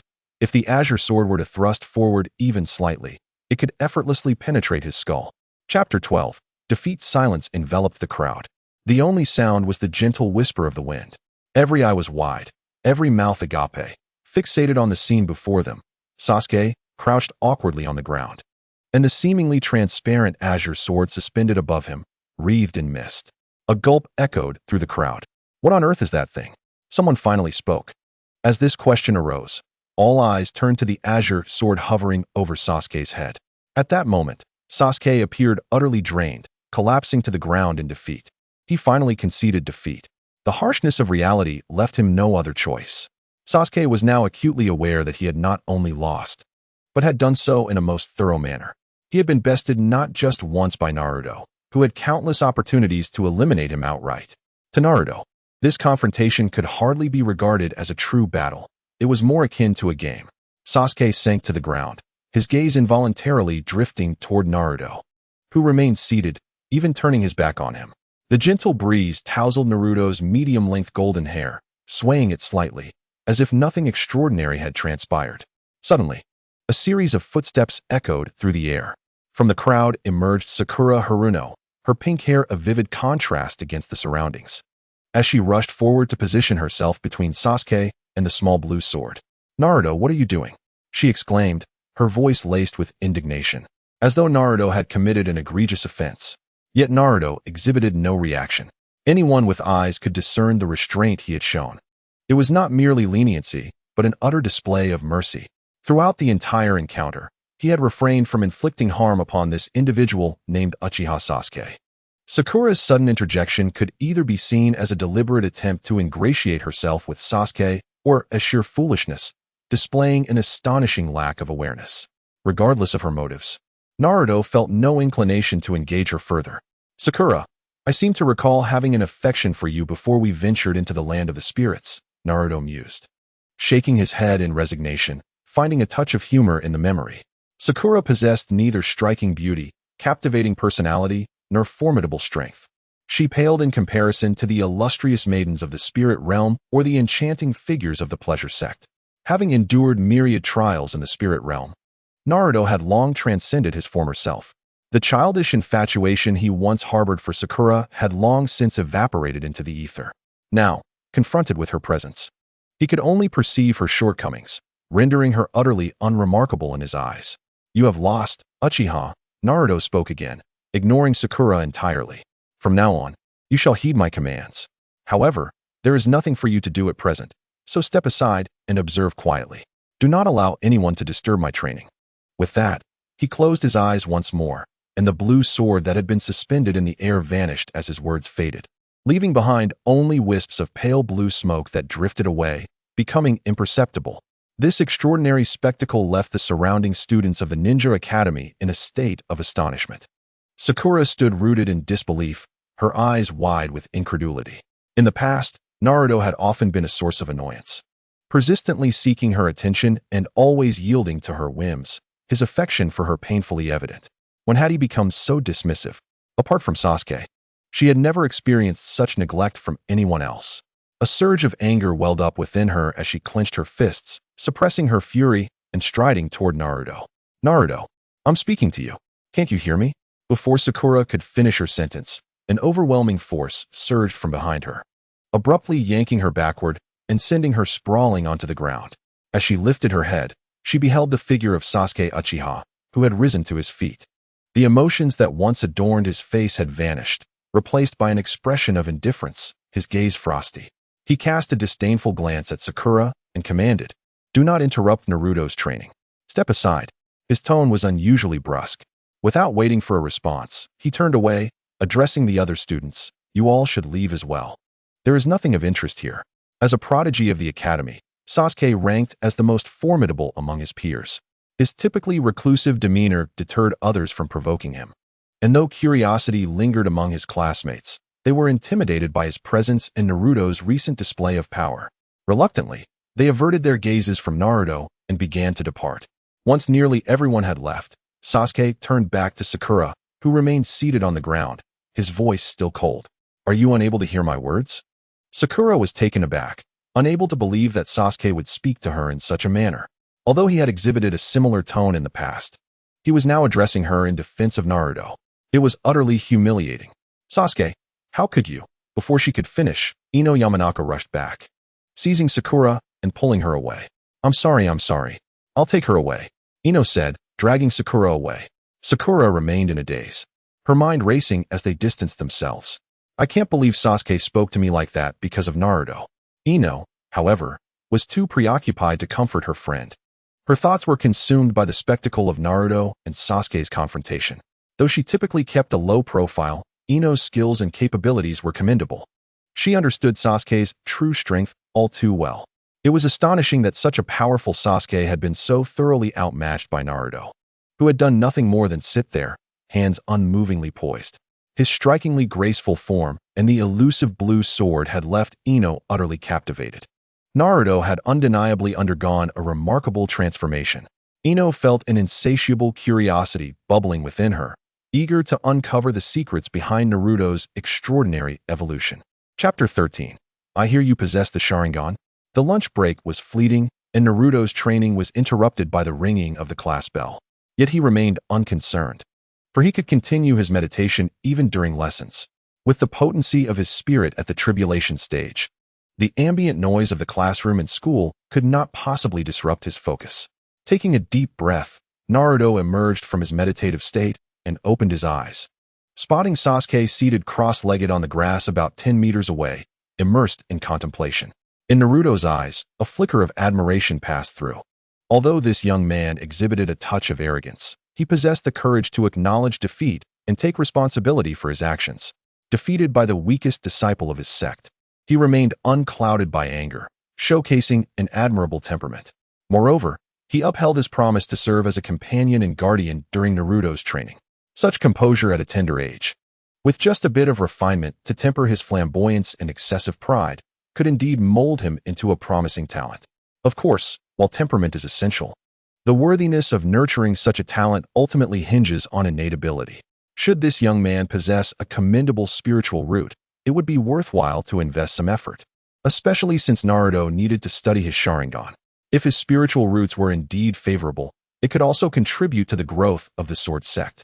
As Naruto pondered this, he suddenly furrowed his brow, realizing he was no longer in the immortal realm but had returned to the ninja world. Moments later, he shook his head with a wry smile, recognizing how difficult it was to shed the mindset of being the eldest disciple of the sword sect for so long. Without further thought, Naruto stood, shook off his pants, and strode forward. Sasuke, deep in meditation, evidently heard the commotion and immediately opened his eyes. Noticing Naruto had concluded his training, Sasuke quickly rose and approached him in hurried steps. He opened his mouth, intending to speak, but hesitated. Naruto perceived Sasuke's reluctance but chose to remain silent, continuing his forward pace.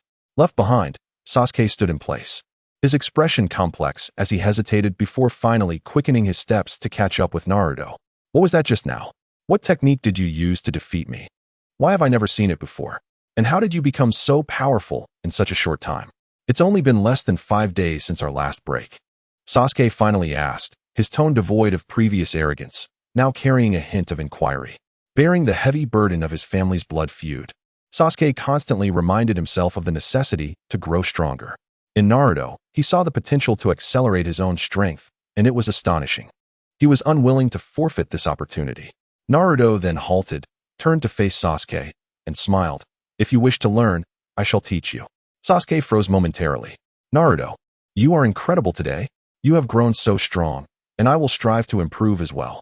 Upon returning to the classroom, Hinata rushed towards Naruto and exclaimed, You were amazing today. With that, she quickly dashed back to her seat, burying her head in her arms like an ostrich. With a resigned smile, Naruto returned to his seat, listening to the teacher while secretly refining his skills. The afternoon classes concluded smoothly. As school let out, Naruto prepared to head home when he noticed Sasuke trailing closely behind him. You mentioned during lunch that you would teach me, Sasuke clarified upon catching Naruto's gaze. Naruto thought this was rather hasty. After a moment of silence, he replied, "I've heard that your Uchiha clan possesses a technique known as the Sharingan." Sasuke paused, his expression darkening as he recalled that night, the familiar face adorned with those strange crimson eyes. Indeed, the Uchiha clan's bloodline limit, the Sharingan. Sasuke nodded. "Could you demonstrate it for me?" Naruto inquired. Sasuke hesitated, struggling to respond. "I'm not sure I've fully activated it yet." That night, he had awakened a single Tomo, but even now, Sasuke was uncertain of its true utility. Since that event, he had grown wary of many, especially Naruto, who had changed dramatically and inquired about the Sharingan right away, heightening Sasuke's caution. Not yet. Naruto, unaware of the intricacies, pressed on. What method can one use to awaken it? There isn't a definitive way. It merely occurs during the process of growth. If one can awaken it, they will. If not. Sasuke left the thought unfinished. However, Naruto had gleaned the essence of the situation. Essentially, it was a matter of luck, entirely random. Some could awaken it, while others could not, and even those who could awaken it had no certainty as to when it would occur. After a moment of silence, Naruto said, "I need your Sharingan, so consider how to awaken it quickly, and in return, I can teach you what you desire." For now, Naruto regarded this as a mere exchange. He didn't yet fully understand Sasuke, and moreover, the Sword Sect had strict criteria for accepting disciples. They evaluated not only talent but also temperament, and, most importantly, comprehension. Among the 9 sects in the immortal realm, the Sword Sect had the fewest members yet possessed the greatest strength. The limited number was not due to strict control, but rather because few could meet the rigorous standards.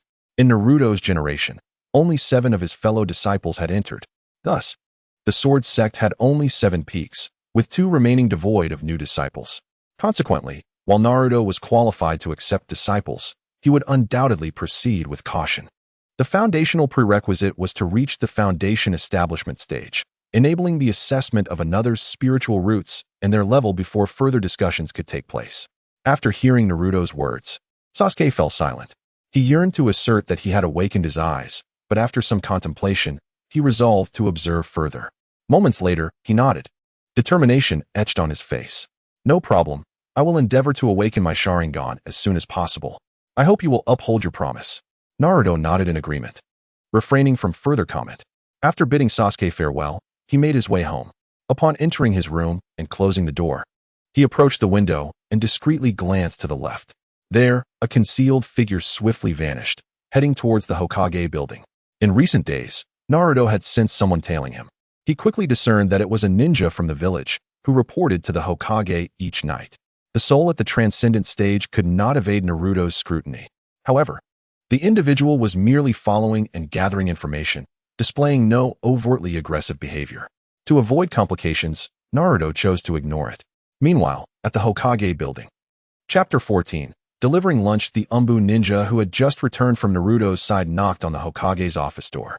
Once permitted, the Umbu entered and recounted all of Naruto's actions at school that day.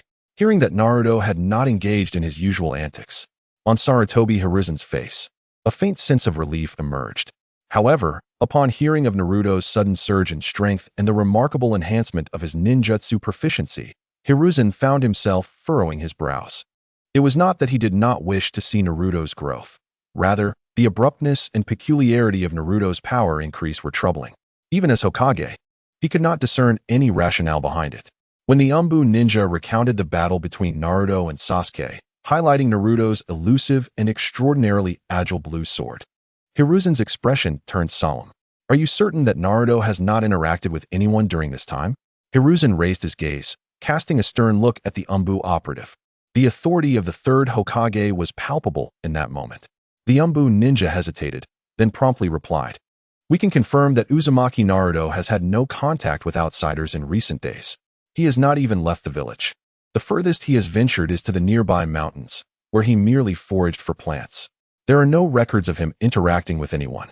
As the Jinchuriki, it was unthinkable for Konoha to leave Naruto to his own devices. Although not overtly protective, there were Umbu members monitoring him almost daily. However, the current level of scrutiny was unprecedented. They were observing him almost constantly, only departing when he slept.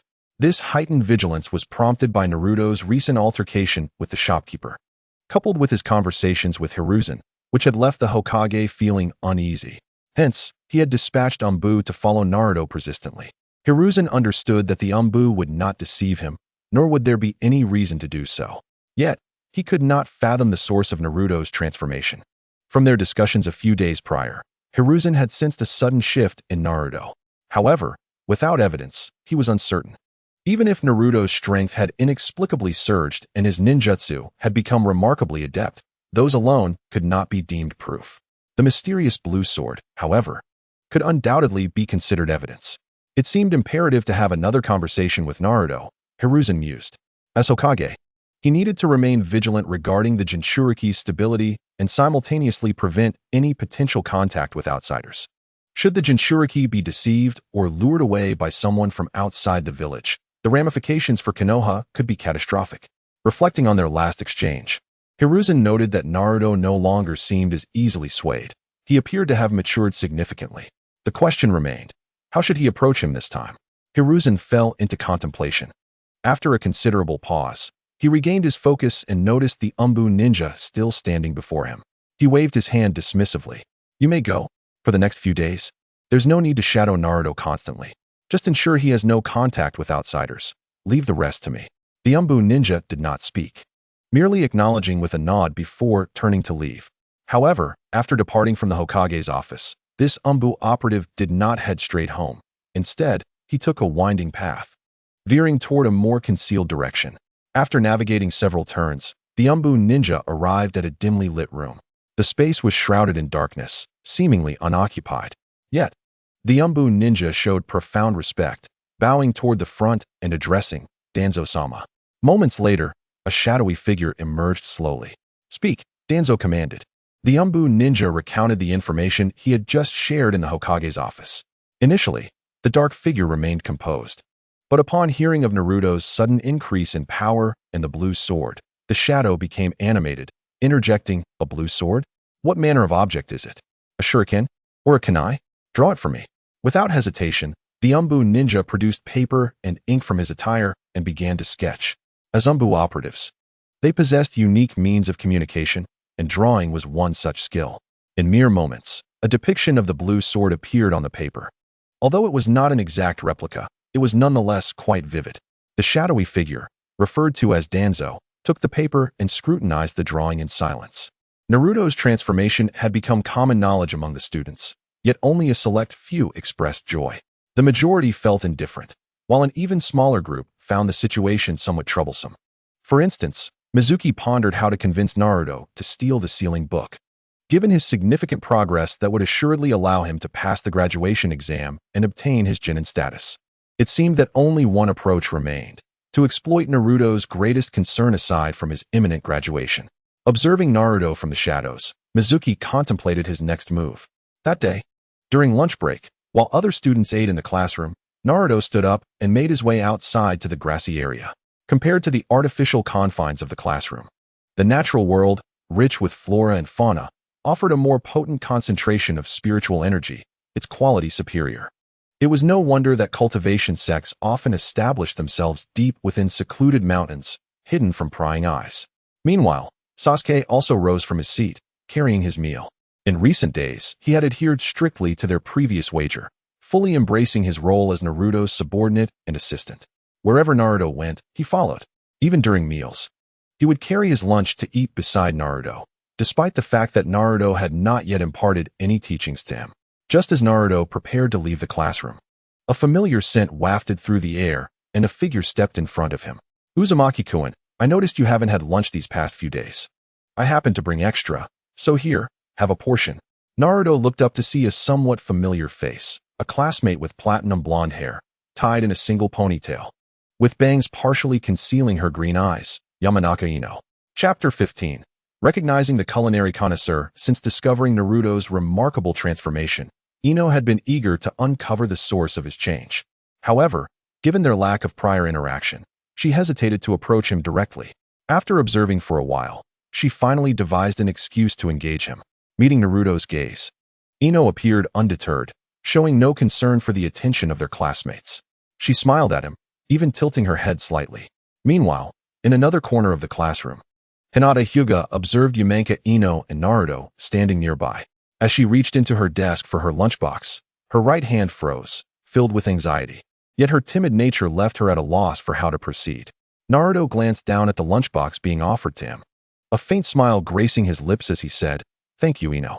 He accepted the lunchbox, taking a small step forward, and quietly added, "But actually, I have someone who brings me lunch, so you don't need to trouble yourself in the future. As for today's lunch, I wouldn't mind having a bit more." With that, Naruto turned and left the classroom. Ino cast a fleeting glance at him, her eyes betraying a hint of surprise.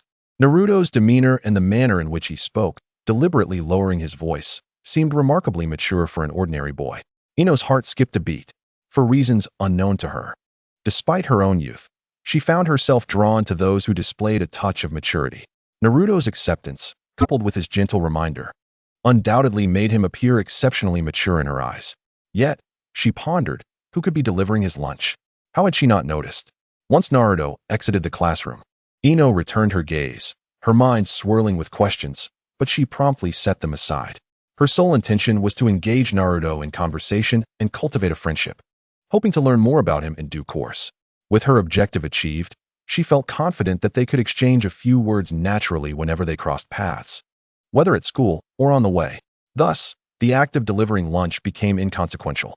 Naruto, accompanied by Sasuke, settled on the grass, cross-legged, placing Ino's lunchbox on the ground as he closed his eyes, patiently awaiting the moment to practice. Sasuke, in silence, opened the lunchbox and began to eat. After a short while, a figure approached cautiously from a distance, holding a pink lunchbox adorned with a red heart. It was Hinata. Naruto seemed to sense her presence instantly. Opening his eyes and looking at her, "I thought you weren't coming." He had spoken truthfully to Ino. Indeed, someone had been bringing him lunch these past few days. That someone was Hinata, who had noticed on his first day back at school that he had no food. The following day, she brought an extra lunch to school. However, her shyness prevented her from presenting it in front of many people. Given Naruto's previous day's behavior, many had followed him to the grass to observe, carrying their lunchboxes along. It was only when Naruto felt the urgent need to relieve himself that she dashed out, thrusting the now cooling lunchbox into his hands without uttering a word before fleeing. Naruto found himself in a dilemma, as taking the lunchbox into the restroom or exiting with it would both seem peculiar. Even though he could manage to avoid being seen, he struggled with his own reservations. Fortunately, Sasuke, who had been trailing behind, played the role of an ally. Naruto waved his hand casually, prompting Sasuke to follow him. He then entrusted the lunchbox to Sasuke and felt relieved as he headed to the restroom. Following this incident, Naruto resolved not to allow himself to be observed while practicing. He instructed Sasuke to disperse the onlookers, thus granting Hinata the space she needed. At that moment, Hinata still blushed deeply, her hands tightly gripping the pink lunchbox. After a moment of hesitation, she softly said, "I thought you had lunch today, so you wouldn't need mine." Her words were slow and gentle, likely too soft for someone impatient to perceive. Fortunately, after enduring the trials of the Sage Realm and years of cultivation, Naruto had developed immense patience. Therefore, instead of feeling irritated, he was genuinely pleased. He turned to retrieve the lunchbox that Ino had given him, saying, "It's right here. I haven't eaten it yet." A glimmer of joy flickered in Hinata's eyes, easily noticeable despite her efforts to conceal it. However, her flushed face and ears betrayed her completely. "Can you really finish 2 lunchboxes, Naruto-kun?" Naruto chuckled. "Well, there's also Sasuke to help me." Sasuke, who had been silently eating with an expressionless face, rolled his eyes at this remark. It was the first time he felt that Naruto had become even more bothersome than before. He turned away, choosing to ignore the two. As an old saying goes, out of sight, out of mind. In recent days, this scene had played out every lunchtime. Naruto eating his lunch while Hinata quietly watched, smiling, as if they were oblivious to anyone else's presence. Consequently, Sasuke resolved to act as if he were invisible as well. While eating, he contemplated the matter of the Sharingan. Ever since that night, he had come to regard the Sharingan with newfound importance, knowing that it was the key to becoming a worthy opponent. Naruto's emergence and his demands had intensified Sasuke's focus on the Sharingan to unprecedented levels. He was determined to learn the techniques that had enabled Naruto to defeat him. Otherwise, remaining in the Ninja Academy and Konoha would never allow him to grow as strong as that man. The skills they had learned during their years at the academy amounted to little more than transformation techniques, substitution techniques, and shadow clones. Konoha strictly regulated ninjutsu, One could only learn more advanced techniques through significant accomplishments or rewards, which were not easily attained. Most missions involved trivial tasks like catching cats or finding lost dogs, hardly worthy of recognition, let alone a waste of time. The thought of being burdened by such menial tasks after graduating as a ninja, unable to grow stronger swiftly and avenge his family, filled Sasuke with indignation. Yet, previously he had no choice. As a ninja of Konoha, he was bound to follow the village's prescribed path and fulfill his duties. Otherwise, after leaving Konoha, his progress in strength would only slow down further. However, the emergence of Naruto has presented Sasuke with a new choice. Regardless of what Naruto possesses to defeat him, be it a novel ninjutsu or something else entirely, Sasuke yearns to acquire it, to learn it. Yet, the prerequisite for all of this is that he must awaken his Sharingan.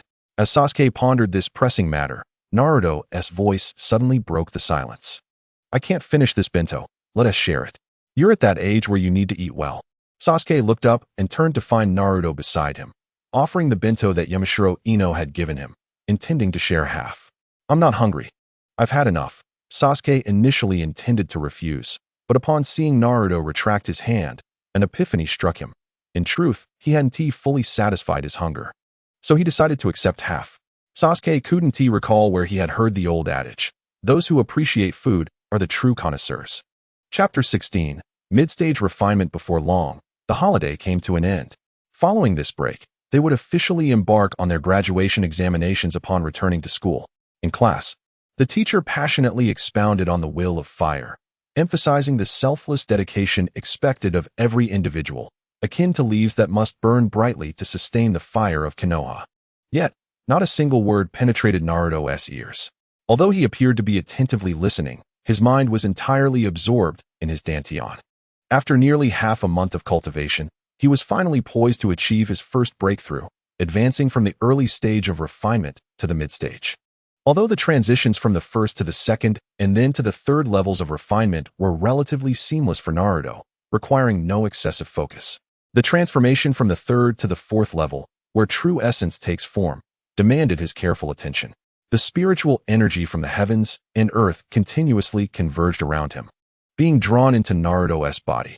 The true essence within his dantian spun at an increasingly rapid pace. As the rotation quickened, the resulting gravitational pull intensified. Finally, in an instant, the vortex shrank to its smallest point, even forming a singularity, before erupting explosively. The essence that burst forth was no longer gaseous. It transformed into droplets of liquid. As the power of rotation within his dantian persisted, these newly released liquid essences gradually formed a new vortex composed of liquid true essence. From this moment forth, Naruto officially ascended to the status of a mid-stage refiner. With a long exhale, Naruto glanced around the classroom, where no one had noticed the momentous event that had just transpired. The only witness to his breakthrough was perhaps the Nine-Tails sealed within his dantian, who had been startled by the explosive commotion. Naruto promptly muted the creature's voice, releasing a deep breath. At mid-stage refinement, he mused, his strength should render him unmatched within this school. During these days, he had not merely been passing time at school and in the village. In addition to his cultivation, Naruto diligently observed every ninja he encountered, assessing their strengths. Although he did not yet fully grasp the intricacies of the ninja cultivation system, after all, he was still, in a strict sense, a mere child who hadn't even reached the rank of a genin. His keen insight, honed through trials, allowed him to make reasonable judgments. In the early stages of refinement, Naruto had to maintain a lower profile in the village as his strength was only sufficient to contend with ordinary individuals and these lesser ninjas. Against even moderately skilled ninjas, he found himself at a disadvantage, which is why he refrained from reacting when the Umbu followed him. Now, having reached the mid-stage, he could stand firm against elite ninjas, including Umbu, but he had already gained the capability to confront ordinary ninjas. One afternoon after school, as Naruto approached the gates of the Ninja Academy, he was unexpectedly approached by a female classmate with whom he had never exchanged words. She shyly handed him a letter, then quickly turned and ran away. It was likely a love letter. Just like in the realm of Xianlong, strength was revered in the ninja world. Once one displayed their capabilities, they inevitably drew more attention. Naruto had become accustomed to such occurrences. He had no intention of reading the letter nor accepting any declarations of affection, he resolved to dedicate all his time to cultivation. The realm of ninjas lacked sufficient spiritual energy, and he was uncertain whether materials for longevity elixirs were available. Having returned from Xianlan, his most pressing concern was the limitation of his lifespan. If he could not continue to break through realms before his life came to an end, he risked failing and never attaining the path to enlightenment. However, he had no desire to hurt the feelings of the girl, so he slipped the letter into his pocket, planning to address it later at home. Just then, a voice erupted from the direction the girl had fled. "Who told you to associate with that monster? Have you forgotten what I said? Keep your distance from that freak." Naruto turned to see the girl's parent, who had seemingly appeared from nowhere, seizing her with a stern interrogation. The parent even struck the girl twice, causing her to burst into tears, before casting a disdainful glare at Naruto. He was unfazed by the scene. Although his talents had somewhat altered his reputation at school, the village remained rife with prejudice and disdain towards him outside of those walls. All of this, of course, had its reasons. Naruto would undoubtedly uncover these reasons in due time. However, there was no urgency now, with his current power. Even if he discovered the cause and identified his adversaries, what could he do? Once he reached the foundational stage, advancing to the golden core, and eventually to the nascent soul, no one would be able to prevent him from seeking the truth, nor could they obstruct his actions once he understood it. Ultimately, everything would come down to the supremacy of strength. With these thoughts in mind, Naruto withdrew his gaze, refusing to look back, and turned to head home. Yet, he had not walked far when another voice rang in his ears. "What a pity, there are always so many foolish people in this village, projecting unwarranted malice onto the innocent." The voice spoke as its owner emerged from the side, long hair cascading and adorned with a ninja headband. Naruto recognized this individual. The other individual is also an instructor at the Ninja Academy, known as Mizuki. In fact, Naruto had already sensed this a few days prior. Mizuki frequently concealed himself in the shadows, observing Naruto. Naruto was aware that Mizuki must have ulterior motives. However, his knowledge about this village and its inhabitants was scant, leading him to adopt a strategy of patience, focusing primarily on his training. After all, regardless of the nature of Mizuki's schemes, as long as his own strength was formidable enough, he could shatter any deception with a single strike. Having recently attained the mid-level of chi refinement, Naruto had intended to find a secluded spot at night to test his skills. Now, it seemed an opportunity had presented itself. With a smile directed at Mizuki, he greeted, "Hello, teacher." Chapter 17. Induction. Mizuki regarded Naruto with a warm and considerate smile. "Naruto, come here for a moment. I have something to discuss with you," he beckoned. As Naruto scanned his surroundings with his senses, he noted the absence of any Umbu ninjas nearby. This prompted him to view Mizuki with a newfound respect. It was evident that Mizuki understood Naruto's unique status in the village and had chosen this private moment to approach him. Naruto followed Mizuki quietly as they moved to a more secluded area. Once there, Mizuki took a deep breath, and his smile faded into a look of dejection. "Naruto, do you know why everyone seems to dislike you?" The question elicited a subtle smirk from Naruto. "Why is that?" he replied, feigning curiosity. Mizuki shook his head. "In truth, I never intended to reveal this to you before, as I felt you couldn't bear the weight of such knowledge. However, I have observed your efforts and growth in recent days." He believed his careful observations were seamless, unaware that Naruto, during his tribulation phase, could discern his every word. "But have you not noticed that despite your progress and achievements, the villagers still harbor disdain for you? Most of your classmates remain hesitant to approach you," Mizuki continued, inching closer and placing a hand on Naruto's shoulder. "There is a reason for this, and it is tied to your parents." "Oh," Naruto's interest was piqued. "Teacher, do you know my parents?" Mizuki smirked, convinced that invoking Naruto's parents would render him unable to refuse. Taking a breath, he explained, "I only know fragments of the story, not the complete truth. What I do know is that everything that transpired back then is sealed within the Book of Seals." "And the Book of Seals?" Mizuki then elaborated on the nature of the Book of Seals and its concealed location, revealing a meticulously crafted plan he had prepared for Naruto. "So, if I obtain the Book of Seals, I will uncover the truth about my parents?" Naruto inquired. "Absolutely," Mizuki responded with palpable enthusiasm. "Once you possess the Book of Seals, you will learn everything you wish to know, why the villagers harbor animosity towards you, who your parents truly are. Every single detail will be unveiled." Mizuki strove to contain his excitement, envisioning the vast array of ninjutsu he could acquire once he obtained the book. I would no longer need to engage in those mindless tasks. I could ascend to become the strongest ninja at the fastest pace. The Book of Seals must contain ninjutsu, correct? Naruto interjected suddenly. Teacher, why do you feel the need to learn so much ninjutsu? Is it not possible to learn superior techniques after becoming a ninja? Since realizing Mizuki had been shadowing him, Naruto had been discreetly probing him with his senses. Unluckily, he had overheard Mizuki muttering about his intentions on one occasion, his desire for the Book of Seals and what it contained. This only heightened Naruto's skepticism, particularly as he grew impatient with Mizuki's evasive answers. Initially, he had hoped Mizuki would share insights unknown to him, but instead, it seemed he aimed to manipulate Naruto into stealing the book for his own benefit. If Naruto were to fall for such a ruse, it would be a grave misjudgment. Thus, he regarded Mizuki intently, while the chi vortex within his dantian began to accelerate, drawing the surrounding spiritual energy toward him. In the realm of Xianlan, other cultivators would have sensed this shift, foreseeing an impending conflict. However, in the world of ninjas, Mizuki remained oblivious to the gathering energy, staring blankly at Naruto, perplexed by how he had deduced his intentions. Naruto, what are you saying? Is there a misunderstanding? How could you harbor such thoughts about your teacher? I only seek what is best for you. Mizuki hastily attempted to exonerate himself, but as he caught sight of the mockery and scorn in Naruto's eyes, he could no longer maintain his facade. Indeed, the Book of Seals contains ninjutsu.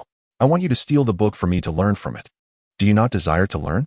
Do you wish to remain a fool of a ninja, subservient to the village, laboring tirelessly while gaining nothing? His frustration erupted as he confronted Naruto. Why must ninjutsu be the exclusive domain of the village's elite? Why do the wealthy and renowned families have access to advanced techniques? Why do they have everything, while we common ninjas are left with nothing?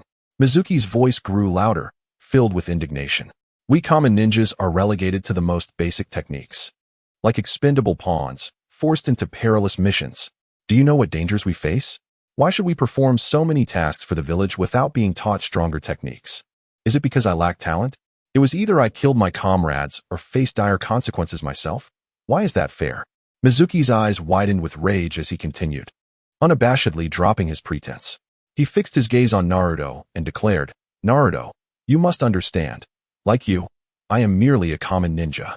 You lack parents. And no matter how well you perform at school, your fate is sealed as a common ninja. You possess no bloodline limit. And no one will offer to teach you more powerful techniques. They would rather keep all ninjutsu sealed within the book than share it with people like us. You seek the truth about your origins, do you not? You desire to know who your parents were? The Book of Seals may not hold that answer, but it possesses the power to lead you to it.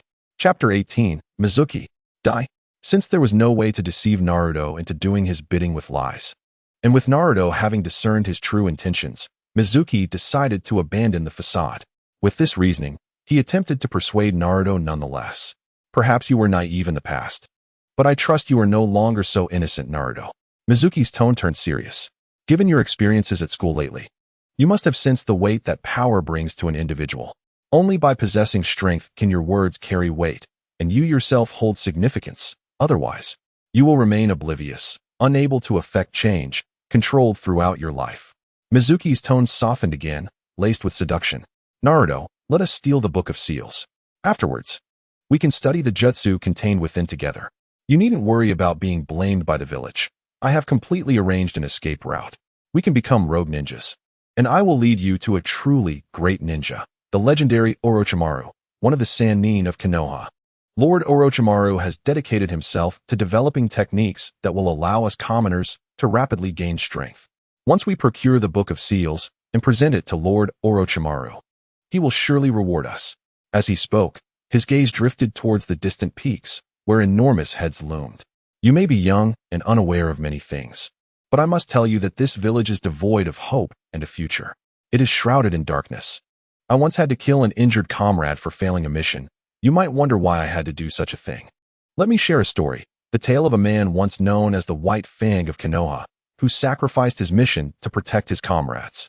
Yet upon returning, he was still punished and scolded by the village. So what of my actions, having killed a comrade for the sake of a mission? Wasn't he at the village that taught me to act this way? What, then, is right or wrong? This village is rotten to its core. The leaders have no understanding of their actions, clinging to outdated notions such as the will of fire and the ninja code while they dream whimsically, poisoning those of us at the bottom. Mizuki turned, his face alight with fervor, and lunged towards Naruto to grasp his shoulders. Just then, a blue blade suddenly coalesced in the air, aimed directly at Mizuki's throat. Mizuki's expression changed to one of surprise. Naruto, what are you doing? Do you not understand my words? Do you still believe I am wrong? Reflect on your experiences in the village. Enough, Naruto interjected, his voice resonating with power. The forceful sound wave compelled Mizuki to silence, leaving him unable to utter another word. Naruto regarded him with a slight smirk. You are correct. Your understanding of this village is quite clear and accurate, and your ideas, including those regarding Orochimaru, intrigue me. However, Naruto paused, his tone shifting abruptly. When you spoke of taking me with you to become a rogue ninja and seek Orochimaru, I sensed your deception. You do not truly wish to take me away. I would merely be a pawn. If all goes as you plan, you would likely kill me and frame me for the theft of the Book of Seals. Otherwise, given your carefully plotted route, you could simply do it alone. Thus, whether your claims are true or false matters not. What is significant is your malice towards me. Mizuki was taken aback, but then suddenly burst into laughter. Excellent. It seems our Naruto has indeed changed during this time. You can discern my lies. How did you manage that?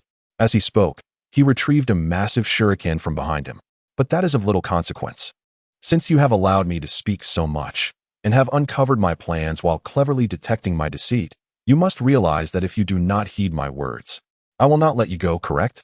So, Naruto, do you think this newly crowned genius of the Ninja Academy can triumph over me, your Chunin-level teacher? With those words, Mizuki charged at Naruto with incredible speed. The blue blade was unleashed, intercepting Mizuki's advance. Leave the childish brawling behind. Prepare to die, Naruto, Mizuki screamed, hurling the enormous shuriken at the blue blade, attempting to sever it. At that moment, the blue blade, which had been flying steadily, suddenly accelerated. In an instant, it bypassed the shuriken in Mizuki's hand, striking his throat with astonishing speed before he could react.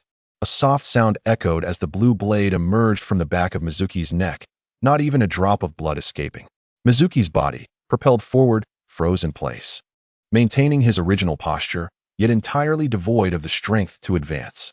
After a brief pause, his expression morphed into one of shock and confusion before he fell to the ground with a thud. The shuriken he had wielded clattered to the side like worthless scrap metal. Mizuki twitched feebly on the ground, disbelief etched across his face, and after a long moment, he managed to croak out a few incoherent words. How could this be? Naruto's expression remained unchanged. Merely with a thought, the blue blade flew back to him. Compared to when it had first materialized, the blade now appeared considerably dimmer. As chakra is intertwined with physical strength, the resilience of a ninja's body in this world is commendable. Such an attack, purely composed of spiritual energy, while sharp and swift, ultimately demands a significant expenditure of that energy. It seems the time has come to gather materials. Once I reach the foundation establishment stage, I shall begin crafting the sword pellet, Naruto mused to himself, his expression slightly grave. Although the preceding battle concluded with swift decisiveness, bringing Mizuki down with ease, that fleeting moment of engagement clarified the true strength of ninjas in this realm. Against a Chunin like Mizuki, Naruto found it somewhat challenging to contend. The victory had come only because he had concealed his strength, launching a sudden counterattack that caught Mizuki off guard. Had Mizuki been aware from the outset, although Naruto would have ultimately triumphed, it would have required more effort. Should 2 or 3 more like Mizuki appear, even Naruto would struggle to handle them with ease, and he might very well find himself in peril. However, all of this was contingent on hypothetical scenarios. The present situation was abundantly clear. Naruto was the victor.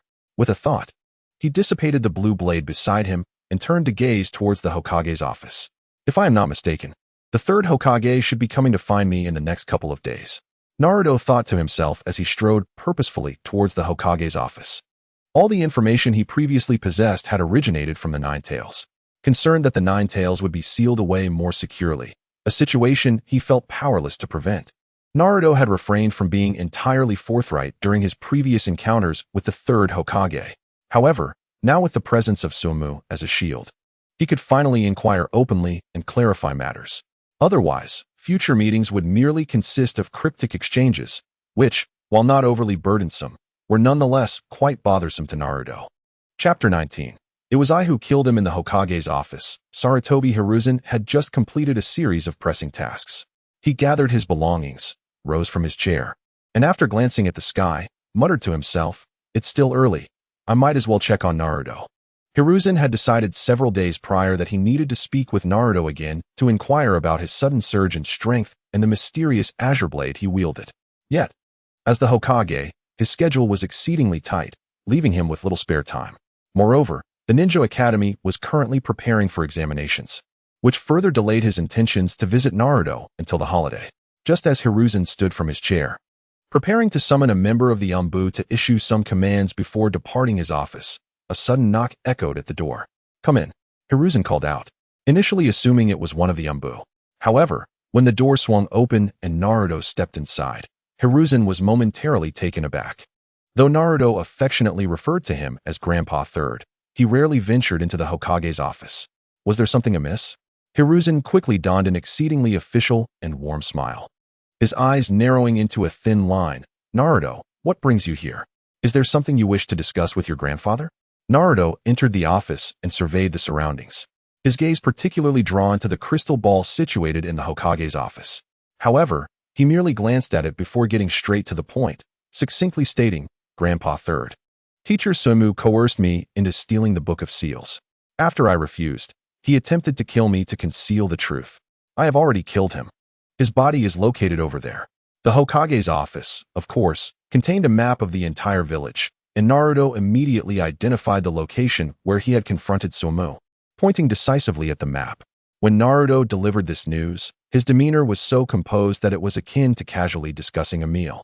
Initially, Hiruzen struggled to comprehend the gravity of Naruto's words. Once realization dawned, his eyes widened in astonishment. "What did you just say?" Naruto patiently reiterated. "Suemu coerced me into stealing the Book of Seals." "No, I meant the latter part. What happened to Suemu?" "I killed him." Hiruzen was momentarily rendered speechless. Shortly thereafter, the sound of hurried footsteps echoed outside, followed by a masked Umbu ninja rushing into the room. "Hokage-sama, the Umbu began to report. But upon noticing Naruto's presence in the office, he hesitated and quickly closed his mouth. Hiruzen turned to the Umbu ninja, inquiring, "Please tell me you did not discover a body?" The Umbu stood momentarily stunned, then looked at Hiruzen in disbelief. After a brief pause, he nodded. "Yes, Hokage-sama. We found a body in the village, and it belongs to the Chunin Sumu." Although the world at large was plagued by conflict and unrest, Konoha had enjoyed a period of relative peace in recent years. The sudden appearance of a corpse, particularly one belonging to a village ninja, was indeed a matter of great significance. "We have secured the area and are preventing anyone from approaching. As for the cause of death, we are currently investigating. Preliminary findings indicate that the deceased was killed by a piercing force through the throat, with no signs of struggle nearby. The individual who killed Suemu must possess significantly greater strength." The Umbu ninja displayed commendable professionalism, deducing much from the scant evidence at the scene. However, Hiruzen was far too preoccupied to feel satisfied with the report, nor did he have the time to inquire further about the details of the incident. After all, Naruto had just divulged the motive and circumstances surrounding the event. Hiruzen was drenched in cold sweat. This situation was far too critical. Naruto was a Jinchuriki, and his previous altercation with the convenience store owner had already raised alarm bells. Now, he had gone so far as to take a life. Hiruzen turned to Naruto, his gaze stern as he demanded, "Naruto, did you truly do this? Do not lie to me." The nearby Umbu ninja was momentarily taken aback. "What do you mean? Which incident are you referring to? Aren't we discussing Suemu? How could this annoying brat's actions be of greater importance than the death of a Konoha ninja?" The Umbu considered voicing his thoughts, but upon seeing the serious expression on Hiruzen's face, he refrained from speaking. At that moment, Hiruzen pressed further, "Naruto, I am asking you, did you truly do this? Did you kill Suemu?" The question left the Umbu momentarily dazed, doubting his own hearing. What did I just hear? Did the Hokage really just ask if Naruto killed Suemu? How could this be? This mere child, who has barely graduated from the Ninja Academy, could not possibly have slain a Chunin. Yet, this was a claim made by the Hokage himself. The Umbu's eyes widened in disbelief as he stared at the unremarkable figure clad in gray training attire. That seemingly ordinary silhouette now evoked an astonishment that left the Umbu speechless. Meanwhile, Naruto furrowed his brow, feeling helpless. He had clearly stated Suemu's transgressions earlier. Suemu had attempted to coerce him into stealing the village's book of seals, asserting that it was of great importance. After failing, Suemu had attacked him first, prompting Naruto's defensive response that resulted in Suemu's death. He had articulated all of this clearly. Yet the third Hokage remained fixated on whether he had taken a life. Naruto was perplexed by the implications of Hiruzen's fixation. Naruto nodded and replied, "Yes. It was I who killed him." Upon hearing Naruto's admission, the nearby Umbu ninja widened their eyes in astonishment. Chapter 20, Danzo. At this moment, Hiruzen Sarutobi was seething with rage. He clenched his fists tightly, nearly slamming them down on the table. Yet, he managed to restrain himself. Taking a deep breath to suppress all the emotions swirling within him, and patiently inquired, "Naruto, why did you do this? Did I not instruct you before that you must never lay a hand on the villagers? As ninjas, we are tasked with protecting our village and our fellow shinobi." Naruto, unable to hold back any longer, retorted, "What if they sought to kill me first? Am I not allowed to retaliate? What sense does that make? Furthermore, I have already made it clear to you that it was they who compelled me to steal the sealing scroll in the first place." However, even in the face of this, Hiruzen instinctively wanted to refute him. After all, for the Hokage, the most unforgivable act in consideration of the entire village was to harm its own people. Otherwise, had Naruto merely clashed with that convenience store owner, it would have been a trivial matter, and Hiruzen would not have taken it upon himself to intervene.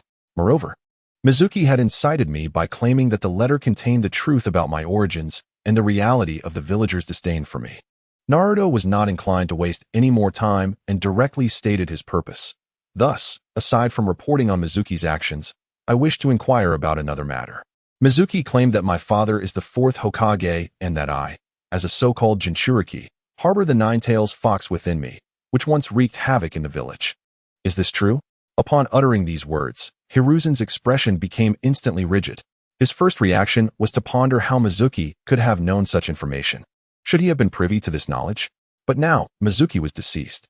Hiruzen had no means of confronting anyone to ascertain the veracity of Naruto's claims. This was precisely why Naruto had felt compelled to eliminate Mizuki. Firstly, because Mizuki truly intended to kill him, and secondly, he needed to create an opportunity where there were no witnesses to dispute his actions. After all, he was uncertain whether Mizuki had indeed known the truth. It was highly probable that most villagers were oblivious to their true origins, perhaps believing themselves to be mere foundlings. Otherwise, any rational person, upon discovering their true lineage and the events surrounding it, would never exhibit such disdainful expressions. If that were the case, then the villagers truly deserved their fate. They were unworthy of existing in this world, more suited to dwell among the malevolent elders in the realm of Sunlan, ensnared within the cursed banners of souls. Naruto gazed intently at the third Hokage before speaking again. If what Mizuki said holds any truth, then I find myself utterly perplexed. Logically, if my father is indeed the fourth Hokage, then I, as his son, should not be living this current life. Furthermore, the incident involving the fox's rampage occurred long before I was even born, and I was merely a victim, aiding the village in sealing the beast. The villagers cannot possibly be unaware of this. So why have they not only failed to express gratitude, but instead harbor such animosity towards me? Naruto looked earnestly at the third Hokage, seeking to discern what response might emerge from his lips at this juncture. Would he choose to unveil the truth to him, laying everything bare and offering an apology? Would he then pursue the truth behind the villagers' contempt for him, aiding Naruto in resolving this matter? Or would he continue to conceal the truth, treating Naruto as a fool to be deceived? Naruto awaited the response, pondering only one thought. How would you choose? At that moment, the third Hokage was indeed engulfed in shock. The nearby Umbu ninja stood agape, eyes wide and unblinking. Since entering this office, the revelations he had heard were far more exhilarating than any task he had encountered over the years. The office fell silent, with all eyes fixed upon Hiruzen Sarutobi, eager to hear the response from this esteemed Hokage. As the third Hokage, Hiruzen had witnessed many things. After experiencing the initial shock and confusion, he quickly regained his composure. He lifted his gaze to Naruto, his expression shifting from sternness and anger to warmth. Taking a deep breath, he even indulged in a few puffs of smoke before shaking his head earnestly, saying, "Naruto, regarding what Mizuki spoke of, I cannot disclose anything to you at this moment. Your identity is indeed extraordinary, and the reason I have withheld it is to protect you." As he continued speaking, he slowly approached Naruto, gently ruffling his hair. "You need only to know this.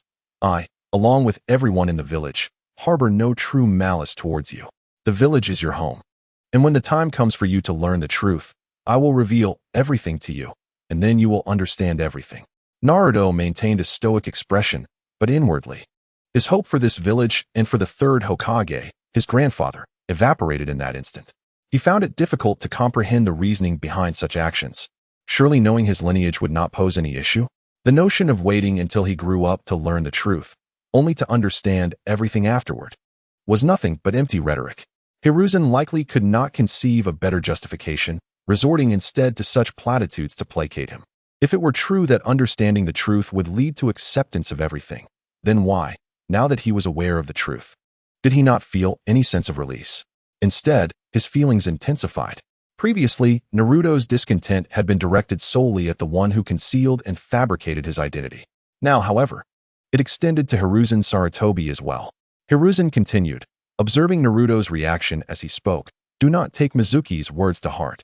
As for the other villagers, although they have erred, they are not ungrateful people.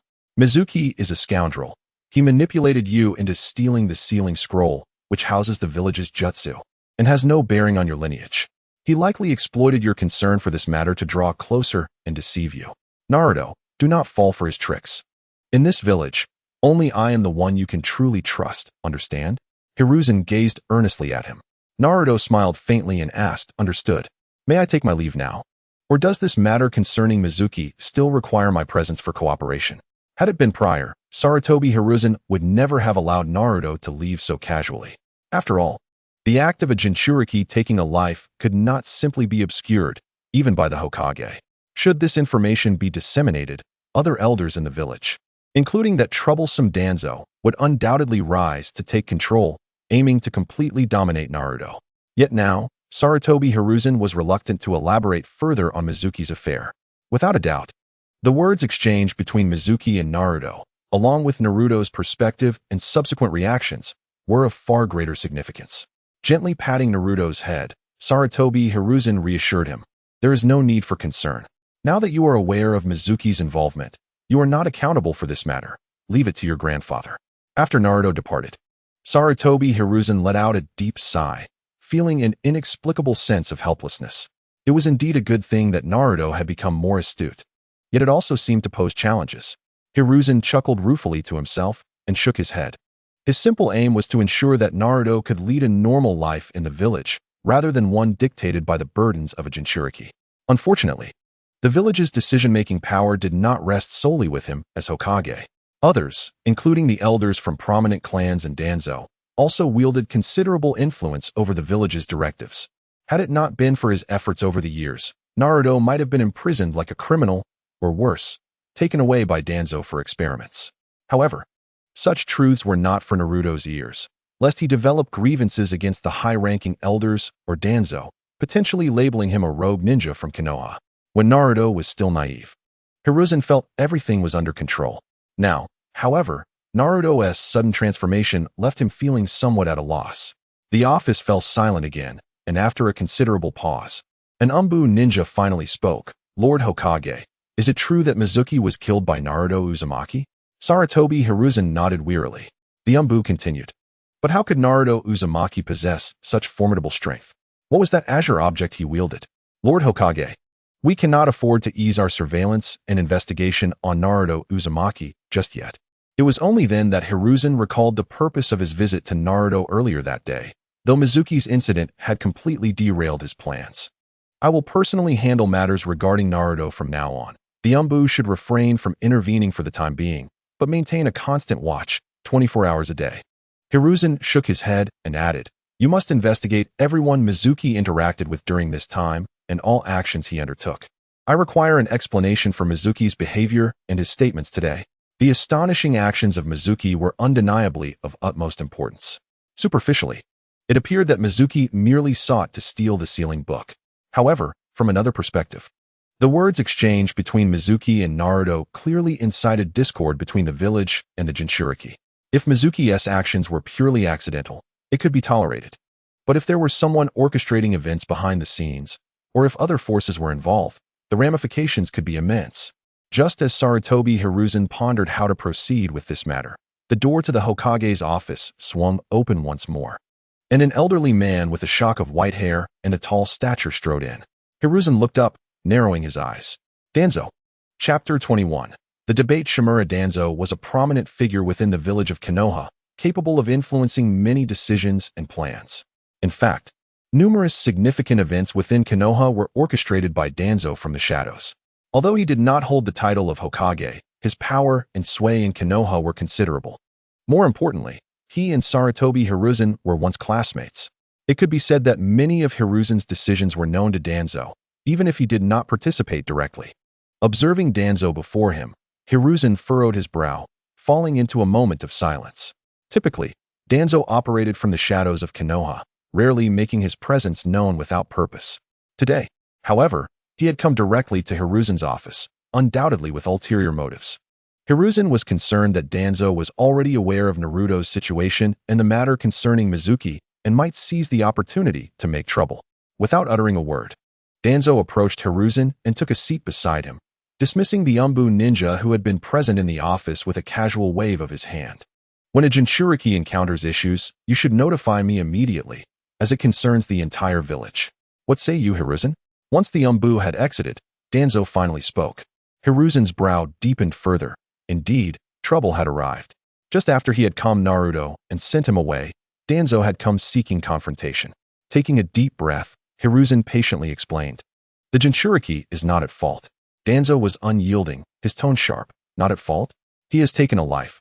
Does that not constitute a problem? Should we wait for him to kill more, causing further turmoil in the village, before we acknowledge an issue? Hiruzen replied, the matter of Naruto killing Mizuki lies with Mizuki, not Naruto. Mizuki revealed to Naruto his true identity as a Jinchuriki and his origins. Not only Naruto, but even you and I might have made the same choice to eliminate Mizuki. Do you accept everything a Jinchuriki claims without question?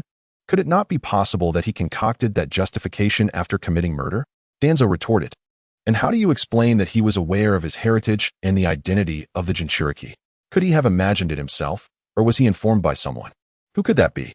Was it you? Hiruzen challenged.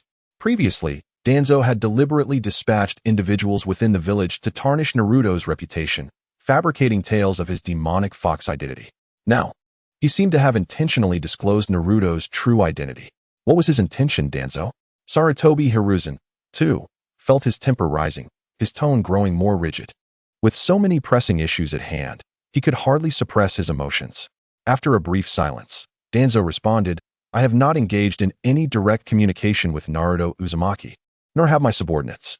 Hiruzen understood that Danzo could not have orchestrated such actions. His aim was not merely to accuse him. Upon hearing Danzo's admission, Hiruzen swiftly seized the moment. So, it was Mizuki who informed Naruto. Is there any further doubt regarding this matter? Clearly, there was none. Yet, Danzo could not simply concede. After a moment of contemplation, he continued, however, the Jinchuriki is now aware of the truth.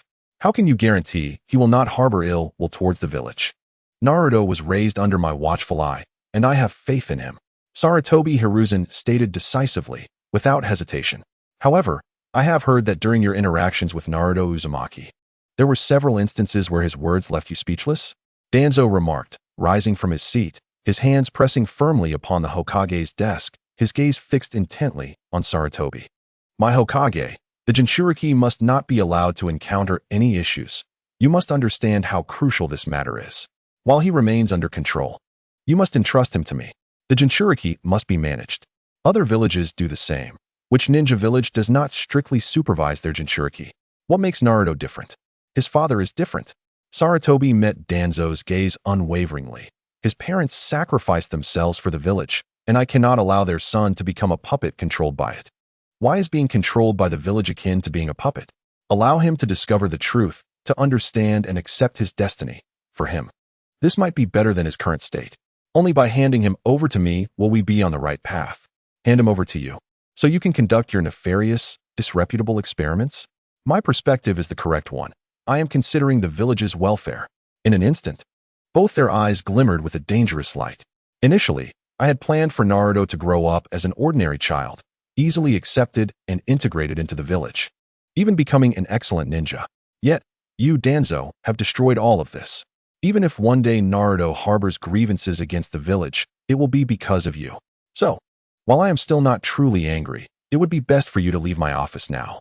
From this day forth, I will take full responsibility for Naruto. Do you understand? Danzo, I am the Hokage. Sarutobi Hiruzen declared assertively, though he did not exude any overwhelming aura. Nevertheless, the gravity of his words still carried immense pressure. Shimura Danzo could not help but take a deep breath. After a moment, he nodded, a cold smile escaping his lips. Then I shall wait and see how well you manage this matter, Hiruzen. You will come to regret this.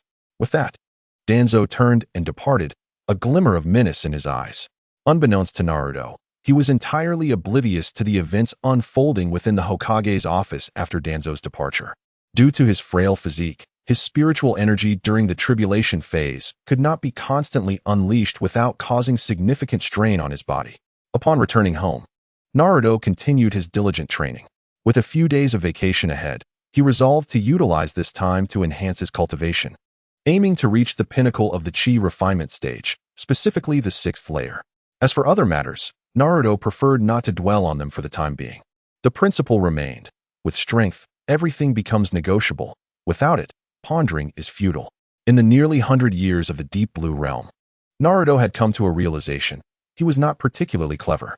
In comparison to those who, through sheer intellect, could influence the tides of the world, he could only be deemed not foolish. And for someone lacking in cleverness, it was best not to rely on intellect to solve problems. Chapter 22. Sasuke's visit time spent training passed swiftly. A night slipped by in an instant. The following day, Naruto was awakened by the grumbling of his stomach. First, it let out a low growl, and then he suddenly heard a voice from the Nine-Tails. Hey, kid, can you eat something to fill that belly? Constantly rumbling is driving me insane. Is this seal soundproof?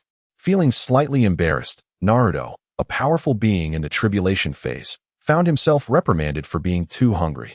He quickly rose and retrieved a vial of pills he had carelessly prepared from his pocket. Upon opening it, he discovered that the simple pills meant to stave off hunger were entirely consumed. Naruto frowned immediately. Just then, footsteps echoed in the hallway outside. After a moment, a knock sounded at the door. Uchiha Sasuke stood at Naruto's doorstep, looking somewhat conflicted. After returning home, he had pondered throughout the night and ultimately decided to inform Naruto of his awakening of the Sharingan. Resolute in his decision, early that morning, Sasuke ventured out of his home and made his way to Naruto's residence. Moments later, the door opened, and Naruto stepped out. What is it? I am your subordinate. Here to follow you and assist you, Sasuke promptly stated, explaining himself. He paused briefly before continuing. Also, I have awakened the Sharingan. While it is only a single tomo for now, I thought it necessary to report this to you. Naruto's spirits lifted at this news. It was indeed a positive development. I have matters to discuss with you as well. Come with me. Not wanting to overthink it, Naruto genuinely needed a subordinate at that moment. He turned, closed the door behind him, and stepped outside. Today is a perfect opportunity to teach you something new. Follow me. Upon hearing that there was something new to learn, Sasuke's eyes widened with excitement, and he eagerly trailed behind Naruto as they exited the village. Meanwhile, an Umbu ninja, who had been lurking around Naruto's vicinity, wore a perplexed expression. According to his surveillance, the Naruto departing with Sasuke was indeed Naruto, while the one still seated in the room, eyes closed in meditation, was also Naruto. Suddenly, two Narutos appeared before him, leaving him utterly confused about which one to follow. What is happening? Is this a shadow clone technique? But which clan's technique can last this long and cover such distance? The Umbu ninja momentarily dazed, but his training quickly kicked in, and he devised a plan. He promptly utilized the Umbu's communication system to relay the situation to another Umbu ninja. Mere moments later, another Umbu appeared beside him. After exchanging information, the second Umbu was equally bewildered, but the two quickly split up. One remained at the location, monitoring the Naruto still meditating in the room, while the other rushed outside the village to locate the Naruto who had left with Sasuke. You should be familiar with food pills, Naruto said to Sasuke as they walked along. To teach someone something, one must first clarify what they intend to convey. Thus, these words were essential to state up front. Sasuke nodded. He was indeed aware, as he often relied on food pills to sustain himself. although the Uchiha clan had faced tremendous upheaval, leaving him as the sole survivor. The remnants of his family's legacy ensured he was not lacking in resources. He could easily find someone to care for him and prepare meals, as the village assigned personnel for such tasks. However, Sasuke spent most of his time training diligently and found little opportunity to indulge in such luxuries. Once the training becomes overly serious or excessively diligent, Sasuke tends to consume some military rations to sustain his stamina. What I am about to teach you is an improved version of these rations. Previously, we needed to consume them as 3 meals. However, after my enhancements, one single piece can sustain you for 2 days. Naruto began to explain. During this time, he optimized the formula and refining method of this simplified fasting pill in his mind, aiming to slightly enhance its efficacy. Sasuke, upon hearing this, felt a flicker of surprise, accompanied by a tinge of disappointment. The surprise stemmed from the unexpected nature of Naruto's claim regarding the pill's effects. His initial reaction was one of skepticism.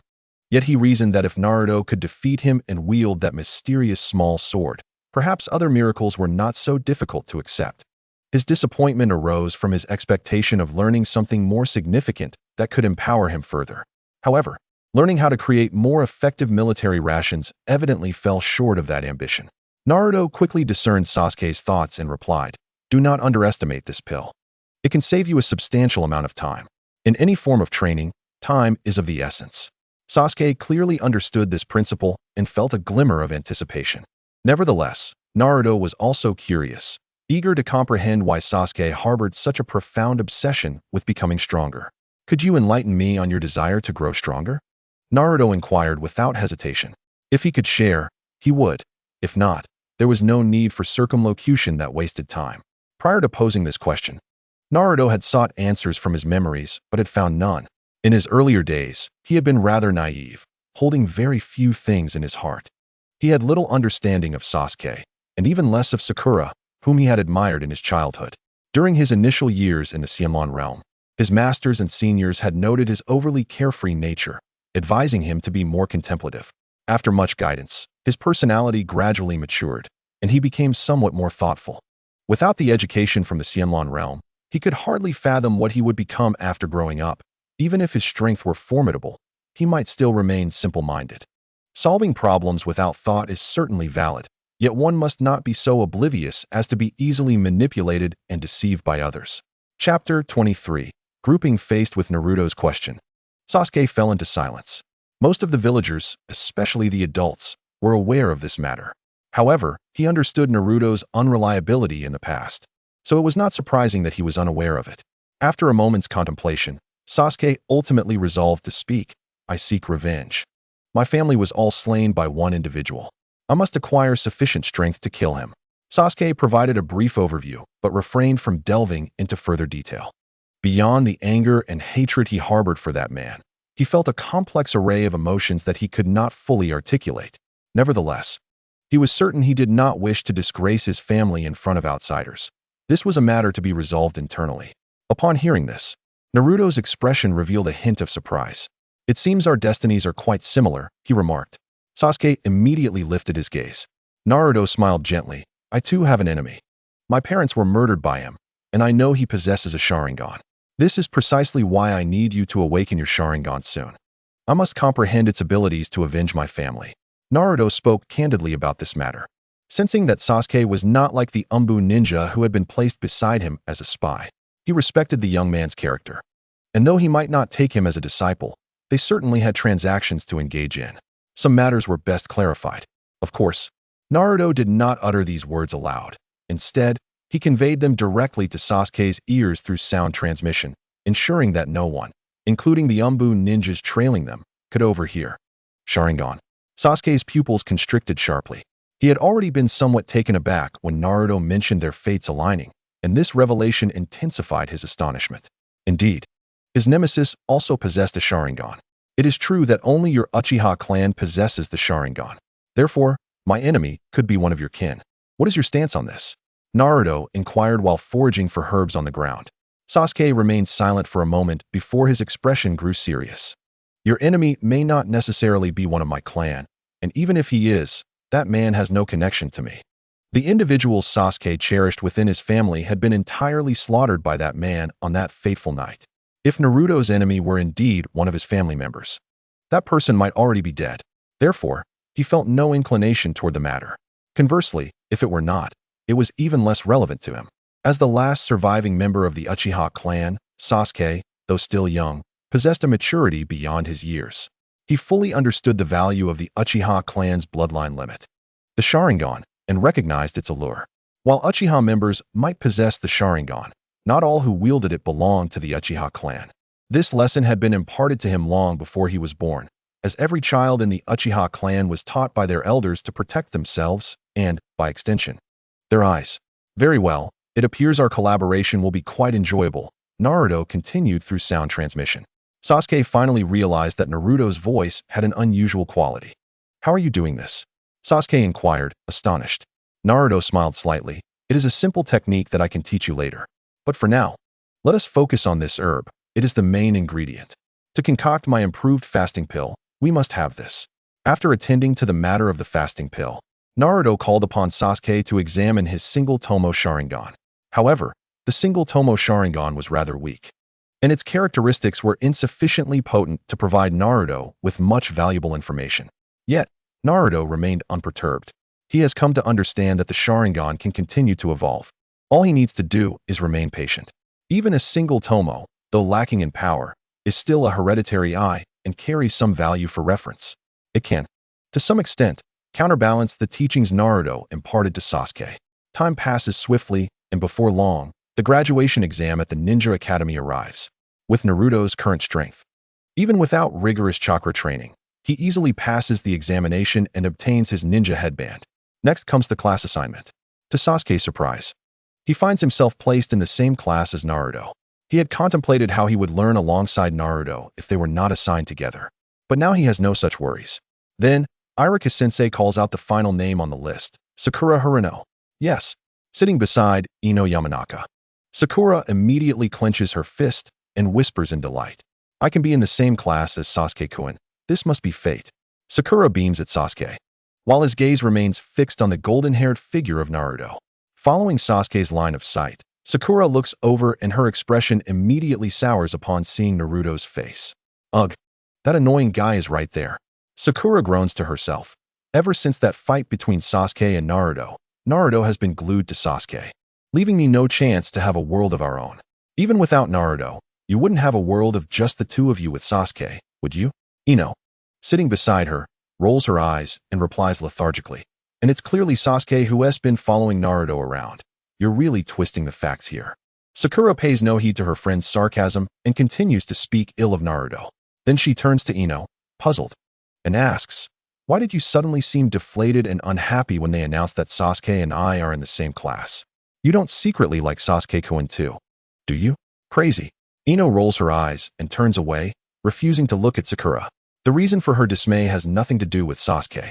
It's because Ino, too, glances over at the golden-haired figure. After all this time, Naruto's hair has grown significantly longer.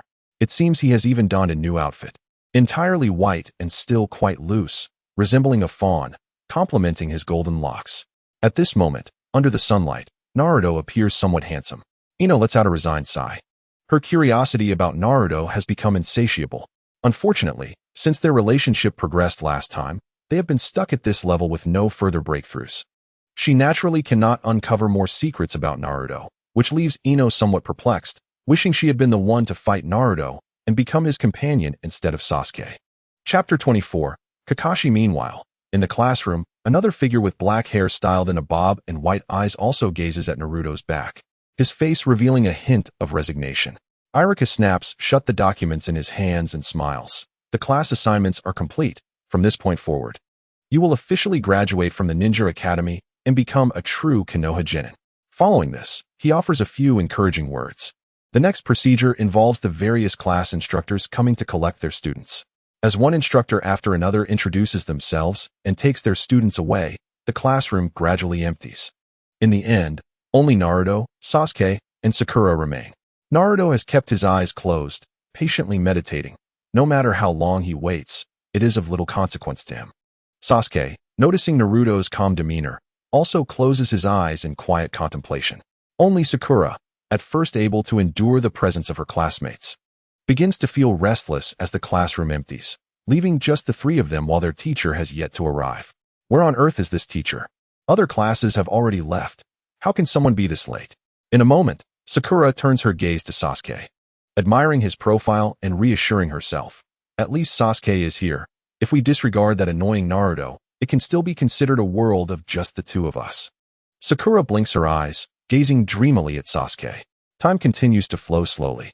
Meanwhile, not far from the Ninja Academy, atop a roof, their team leader, Kakashi Hatake, stands with the third Hokage, Hiruzen Sarutobi, observing the trio in the classroom. They are nothing like the rumors suggested. Kakashi withdraws his gaze from Naruto, remarking with a hint of surprise.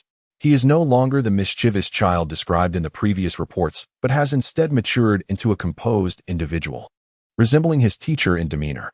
Kakashi is not exaggerating. At this moment, he truly sees a reflection of a past self in Naruto, ever so gentle, calm, and collected. Indeed, the third Hokage nods in agreement, though his expression betrays no smile. After a moment's hesitation, he shakes his head. If it were the old Naruto, he would have been the first to lose patience.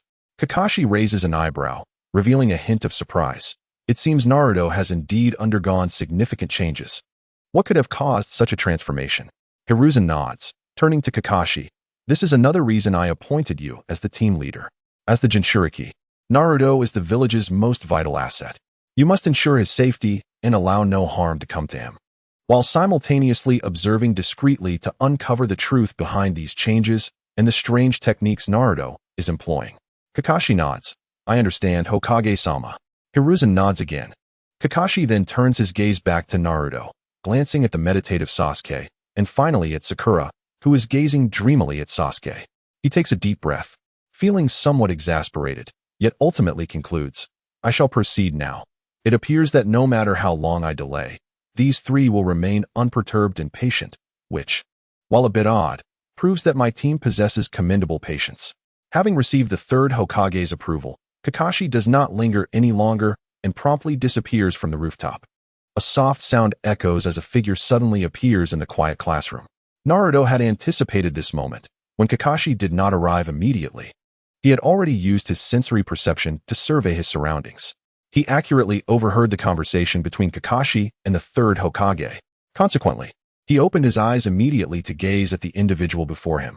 Although this person, named Kakashi Hatake, had half of his face obscured, revealing only one eye. He bore an appearance reminiscent of a rogue or an assassin, akin to figures one might encounter on the flower-picking path of the immortal realm. However, through the dialogue he had just overheard with the third Hokage, Naruto had learned that this man was a disciple of his father and seemed to share a decent rapport with him. Thus, Naruto found himself intrigued by this teacher. Nevertheless, his gaze ultimately fell upon the concealed eye of Kakashi Hatake. Under the scrutiny of Naruto's spiritual power, Kakashi's ninja forehead protector and the layer of fabric covering his eye offered no sanctuary. Almost instantaneously, Naruto discerned that the eye hidden by Kakashi was none other than a Sharingan. Shouldn't such an eye belong solely to the Uchiha clan? Naruto pondered. He was acutely aware that there must be a story behind it, yet he was not particularly interested in the backstory. His curiosity lay primarily with the eye itself. It was indeed a case of serendipity. He had long sought an object of research. He was eager to discover the capabilities of this so-called Sharingan and its formidable strength, as it would equip him with the means to better prepare for future confrontations with adversaries. There was even the possibility of exploiting information asymmetry to deliver a decisive blow. To his astonishment, his team now boasted two possessors of the Sharingan. All he needed to ascertain was the distinction between a Sharingan not belonging to the Uchiha clan and those that did, as well as whether he could prevail when faced with multiple Sharingan. Just as Naruto was contemplating these matters, Kakashi, who had entered the classroom, began his self-introduction. Apologies for my tardiness. I am your new team instructor, Kakashi Hatake. I have no particular hobbies or dreams, and in my leisure time, I enjoy reading novels. Now, let us proceed with introductions.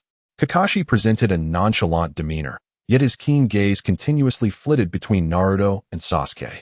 Chapter 25. Wilderness Survival Training 1 was the Jinchuriki of the Nine-Tails, and the other was the last scion of the Uchiha clan. Both were troublesome individuals, Regardless of which other team they might join in the village, their presence would likely induce headaches for others. The same could be said for Kakashi, who had his own reasons for accepting this assignment. On a professional level, he was obligated to resolve the village's troubles. On a personal level, he needed to safeguard the last remnants of his lineage. In the past, he had not had the opportunity to do so. In the future, he must seize this chance. Moreover, upon his return, he had noticed a significant transformation in Naruto, one so pronounced that even he could perceive it with the naked eye. Kakashi was determined to uncover the source of this change. As for the last member of the team, Sakura Haruno, her eyes betrayed a barely concealed anger, which also caused Kakashi some concern. Despite Sakura's commendable performance in the Ninja Academy, excelling in both academic and logistical skills, her ultimate potential paled in comparison to that of Naruto and Sasuke. Joining this team could prove to be either a blessing or a curse for her. Once Naruto and the others had introduced themselves, Kakashi wasted no time and stated, "If there are no further matters, you may return for now. However, tomorrow, for your first team task, you will partake in a wilderness survival exercise." Wilderness survival exercise? Sakura pouted. How can that be considered a task? It seems quite simple. Kakashi chuckled, his visible eye narrowing into a slit. It is certainly not that straightforward, for you will face a formidable opponent during this exercise. Sakura's attention was immediately piqued. Who is it, sensei? Even the usually aloof Sasuke's eyes brightened at the prospect. Aspiring to grow stronger, he understood that continuous challenges against powerful foes were essential. Ever since his defeat against Naruto, Sasuke had yearned for another opportunity to duel him. However, Naruto rarely had the time to indulge him. Whenever Sasuke proposed such a request, Naruto would merely respond, "As my subordinate, I do not currently require you to fight me," effectively shutting Sasuke down. Among the three students, only Naruto displayed no interest in this so-called formidable opponent. He was solely focused on his training, particularly disinterested in battles bereft of significance. The immortal realm was not lacking in conflict. On the contrary, it was a realm perpetually embroiled in battles. Even within the sword sect, sparring and competitive arenas were commonplace. Cultivation necessitated competition against the heavens, the earth, and humanity. Yet, one must have something worth contending for, right? Nearly all conflicts in the immortal realm revolved around the pursuit of resources. Winning a battle would yield the necessary resources, and if achieving victory demanded an exorbitant price, one would likely refrain from fighting. With so much idle time, it was far better to dedicate oneself to cultivation, for the path to immortality was not easily attained. Countless cultivators had perished along the arduous road of cultivation, having exhausted their lifespans. However, this was not the immortal realm, but rather the ninja world. Naruto also wished to avoid drawing excessive attention or provoking the Hokage and other powerful figures into intervening. Thus, he could only accompany his teammates and feign interest, seeking to secure more stable time for his training. Observing Naruto's calm demeanor, Kakashi felt a weight in his heart, but inhaled deeply and addressed Sakura. "That opponent will indeed be me." Sakura was immediately taken aback. Kakashi was a jonin, and how could they, mere children fresh from the Ninja Academy, possibly stand a chance against him? Yet, Kakashi seemed disinclined to elaborate further. He raised a finger. "Although you have passed the Ninja Academy's assessments, you have yet to undergo my evaluation. Tomorrow's exercise will serve as my assessment of you. As for the criteria for passing, I will inform you of that tomorrow. For now, you have time to prepare. See you all tomorrow." With that, Kakashi performed a hand seal, and his form transformed into a cloud of smoke, vanishing from the office. Watching their elusive teacher, Sakura expressed her dissatisfaction, exclaiming, "What's going on? This is rather irresponsible, isn't it?" However, in the blink of an eye, she regained her composure and shyly approached Sasuke. "Sasuke-kun." Uchiha Sasuke glanced at her and inquired, "What is it?" Haruno Sakura promptly replied, "Tomorrow, our opponent is the teacher. As a jonin, he must be quite formidable. Let's discuss how we can defeat him, shall we? It wouldn't do to gain the teacher's approval without passing the assessment, right?" Although Sakura appeared to be addressing a serious matter, her thoughts were elsewhere. She was elated at the prospect of finally having an intimate conversation with Sasuke, if only that annoying Naruto weren't around. Naruto had frequently bothered Sakura in the past, leading her to harbor significant discontent towards him, despite the changes he had undergone. At that moment, Naruto's voice interrupted from the side. "You two can discuss it. I want to be joining. I'm going to train." With that, Naruto stood up and walked out of the classroom. Regardless of where he went, Naruto usually preferred to walk, as it was stable and allowed him to maintain his training regimen. Upon hearing this, Sakura's eyes lit up. She felt that luck was truly on her side that day. Just as she wished for Naruto, that bothersome guy, to be absent, he had indeed left. Suppressing her excitement, Sakura turned to Sasuke, intending to extend her invitation. It was going to be a world for just the two of them. Just then, before Sakura could utter her words, Sasuke stood up and declared, "I don't think there's much to discuss. I need to train as well. Let's leave tomorrow's matters for tomorrow." After saying this, Sasuke followed Naruto's footsteps and exited the classroom. In the blink of an eye, Sakura found herself alone in the classroom. Sitting at her desk, she continued to gaze at the door, and after a moment, she let out a frustrated cry, "Uzumaki Naruto, why must you compete with me for Sasuke?" Of course, Sakura would never dare to voice this out loud. Chapter 26. The Formation. A day slipped by in an instant. Early the next morning, Naruto opened his eyes from his meditative state, a glimmer of brilliance flashing within them as he exhaled a breath of stale air. Compared to just a few days prior, when he had merely broken through, the concentration of true essence within him had thickened even further. His cultivation had progressed from the initial stage of chi refinement to the 5th stage. With the current amount of true essence he possessed, he could employ a greater array of magical techniques, Naruto mused. Previously, the Azure Blade he wielded in battle was an exceptionally powerful spell known as Wind Spirit Sword, specifically designed for those with a wind affinity. The most remarkable aspect of this spell was its lack of prerequisites. Any cultivator, regardless of their level, could learn and utilize it. The strength and potency of the spell were strictly correlated with the cultivator's own level. However, Naruto had relied on this spell not for its power, but rather for its accessibility. As a cultivator at the chi refinement stage, especially in its early phase, even though he had an ocean of spells and formations in his mind, the techniques he could actually employ were negligible, merely some rudimentary and nearly harmless spells. Now, having reached the 5th stage of chi refinement, Naruto could wield spells of greater power, along with various techniques for mobility utilized by cultivators, such as the wind step, which allowed wind affinity cultivators to traverse swiftly. The speed and distance of travel were influenced by the wind, and when combined with wind-enhancing techniques, Naruto's efficiency and speed would undoubtedly improve. Other techniques, such as wind blades and wind knives, similarly enhanced offensive and defensive capabilities. More importantly, with Naruto's current amount of true essence, he was fully capable of inscribing talismans and arranging some simple formations. Speaking of formations, it was just the right time to experiment tomorrow. As he contemplated this, Naruto prepared to summon Sasuke with his spiritual energy, only to see Sasuke already at his doorstep. Moments later, there was a knock at his door. "Why are you here so early?" Naruto inquired. Sasuke, appearing quite at ease, found a chair and explained, "Aren't we supposed to participate in the teacher's assessment? I thought it wise to prepare early." Realizing they were on the same wavelength, Naruto smiled and sat up from his bed, saying, "Perfect timing. I can teach you some additional techniques today." Upon hearing this, Sasuke's eyes brightened, yet he hesitated. Worried that Naruto would impart the same types of knowledge as before, methods like pill refining that wouldn't directly enhance his strength. But Naruto quickly dispelled his doubts, stating, "If you possess talent and prepare adequately, this technique will certainly enable you to triumph over stronger foes and outnumbered situations. It ranks among the top 3 combat strategies I have mastered." There was no exaggeration in Naruto's words. Formations were of immense significance in the Xianlan realm.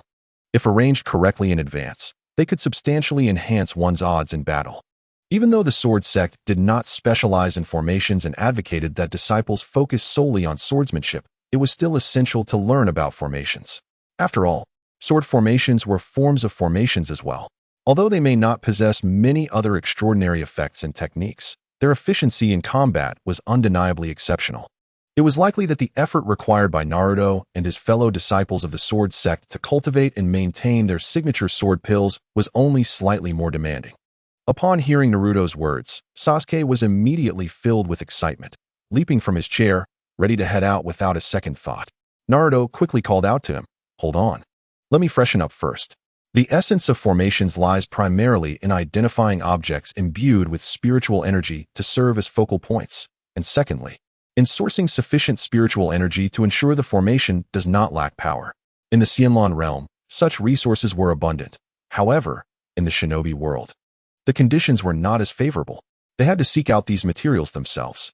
Fortunately, the shinobi world was not devoid of spiritual energy, making it relatively easy to locate certain items infused with the essence of heaven and earth. Although using these unrefined materials as focal points would yield weaker formations, they had no better substitutes at the moment. As for energy sources, the shinobi world lacked spiritual stones. Naruto often took the opportunity to explore during outings, but he had yet to find any. Thus, they would have to make do with what they had. This meant arranging additional formations within the original combat formations. In a rather strained manner, they managed to sustain the formation's consumption by harnessing the ethereal energies of heaven and earth. Naruto, swift in his movements, quickly located the necessary items alongside Sasuke. Initially, he had intended to set up the formation himself. However, upon reflection, they remained unaware of where the assessment would actually take place. Among the three of them, he was the only one capable of entangling their teacher, Kakashi. Therefore, it was imperative for Naruto to engage in battle. He turned to Sasuke and declared, "I will instruct you now, and this task is entrusted to you. Our ability to complete the assessment hinges entirely on your success in fulfilling this assignment." Although Sasuke lacked spiritual energy, he could certainly assist Naruto in arranging the formation. Awaiting Naruto's activation. Upon hearing Naruto's words, Sasuke, who had merely planned to observe, was momentarily taken aback. Without any intention for negotiation, Naruto promptly began his explanation. "What I am about to teach you is a formation, a means to combat adversaries by leveraging the opportune forces of nature. The formation we are to establish is called the illusory soul formation. Given that this is an assessment, a lethal array is not permissible. While the illusory soul formation is not a sword array, it effectively depletes the enemy's resources and possesses characteristics akin to the illusions prevalent in the ninja world. More importantly, this formation demands little in terms of true essence, but requires a significant spiritual focus, making it particularly suited for Naruto's current state. Furthermore, it allows for the examination of whether the Sharingan can bypass the formation's existence. Choosing this formation also serves another purpose. It is one of the few formations, aside from the sword array, that Naruto has mastered. Chapter 27, Commencement. The illusory soul formation? Sasuke murmured, astonished by the term. Just the name alone suggested immense power, far surpassing techniques like the transformation jutsu or the shadow clone jutsu. Since the events of that fateful night, the Uchiha clan had fallen into disarray within the Hidden Leaf village. Although some wealth remained, the more critical resources for a ninja had vanished. The Uchiha clan once possessed numerous clan-specific jutsus, which could be learned and passed down without the need for Hokage or village approval, such as the Great Fireball technique mastered by Sasuke. However, following the family's tragedy, Sasuke found himself bereft of opportunities for further learning. This explains his relentless pursuit of strength and methods to grow stronger, yet he remained at a loss. "Absolutely, I want to learn this," Sasuke affirmed with a determined nod after some contemplation. Regardless, he resolved to learn first and ponder later. Thus, Naruto began his instruction while Sasuke diligently absorbed the knowledge. "This kid has a decent aptitude," Naruto noted with surprise. Despite the stark differences between their worlds, and the fact that the concepts from the new realm lacked any foundation in the ninja world, Sasuke was grasping the teachings surprisingly well. Although Naruto translated all the knowledge into commonly understood concepts within the ninja world, comprehending it still posed considerable challenges. Yet, to Naruto's astonishment, Sasuke quickly began to understand concepts such as the formation's essence, focal points, and energy dynamics. Is the ethereal energy truly this remarkable, capable of wielding such power simply through the arrangement of a formation? Sasuke inquired earnestly, his brow furrowed. Naruto chuckled, "Of course. In fact, for ninjas like us, the ethereal energies also play a role in our cultivation." "Even the ethereal energies? Chakra?" Sasuke queried. "Indeed, chakra is infused with the ethereal energy as well. But can chakra be utilized to establish these formations? That would be impossible, as chakra is far too chaotic," Naruto countered, only to realize that his assertion might be overly definitive. He added, "However, every system can forge new paths, with sufficient wisdom and insight. Perhaps one could explore unique methodologies with chakra, potentially creating something novel." Sasuke nodded thoughtfully. While he had little interest in diverging from the traditional use of chakra, Naruto's words instilled a certain conviction within him. The transformations occurring within Naruto, along with the knowledge he was imparting, seemed entirely unrelated to the ninja world, and certainly not mere jutsu or bloodline techniques. Time passed swiftly, and soon they arrived at the predetermined location. When Naruto and Sasuke reached the site, Sakura had already been waiting. Upon seeing Sasuke, she rushed over joyfully, only to notice that today Sasuke appeared less composed, drenched in sweat and burdened by a heavy pack. His eyes were vacant as he muttered various incantations he could not comprehend, uttering phrases like spiritual weapon combatants and heaven and earth in a trance-like state, leaving Sakura momentarily dumbfounded. "Sasuke-kun, you hush." Sasuke quickly raised a finger to his lips, signaling her to be silent. Startled, Sakura held her tongue and followed closely beside Sasuke as they moved together. Once the trio had settled into position, mere moments passed before a somewhat familiar figure appeared before them, with a tall stature, silver hair, and a forehead protector obscuring one eye while revealing a rather lifeless gaze from the other. Kakashi Hitaki, their mentor, arrived. "You've come quite early," Kakashi remarked with a smile. Naruto and Sasuke remained silent. Sasuke continued to memorize the incantations and understand the formation's points, a task that, while seemingly simple, proved quite challenging in practice. It required genuine mental effort to remember, all while adapting to the terrain. Although Naruto was tasked with holding Kakashi at bay during their upcoming battle, Sasuke's responsibility was equally significant, determining how long he could successfully deploy the formation, contingent upon his mental acuity. Naruto had never excelled in this area. His strengths lay in relying on his cultivation and innate prowess, overpowering with brute force. "Kakashi-sensei, why are you late again?" Sakura scolded, hands on her hips, pointing an accusing finger. Yet, she failed to consider that Naruto and Sasuke had not arrived much earlier, merely a few moments apart from Kakashi. Kakashi cast a resigned glance at Naruto and Sasuke, exasperated by Sakura's apparent double standards. Today, he had initially planned to arrive late, intending to refine the temperaments of his three disciples. However, given the current circumstances, it seemed that only Sakura Haruno had been tempered. As for Naruto and Sasuke, it was unclear whether these two youngsters had anticipated his tardiness or if there was some other reason. They had not prepared in the slightest to arrive punctually. In fact, they had even arrived at the location ahead of him, rendering him unable to chastise them for being late. Kakashi scratched his head, feeling somewhat vexed, and chose to ignore Sakura's continued inquiries. He reached for his waist and produced two bells.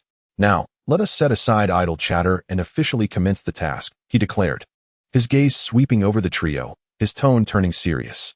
"I possess two bells, and if you manage to seize both before noon, you will pass the assessment. However, as you can see, there are only two bells, which means that, ultimately, only two of you will succeed. A word of caution, unless you approach this with the resolve to defeat me, you will undoubtedly fail." As Kakashi spoke, he hung the bells back at his waist and retrieved a clock, setting it to 12 and placing it atop a nearby stump. "Let the challenge begin." As soon as the words fell from his lips, Kakashi stood motionless.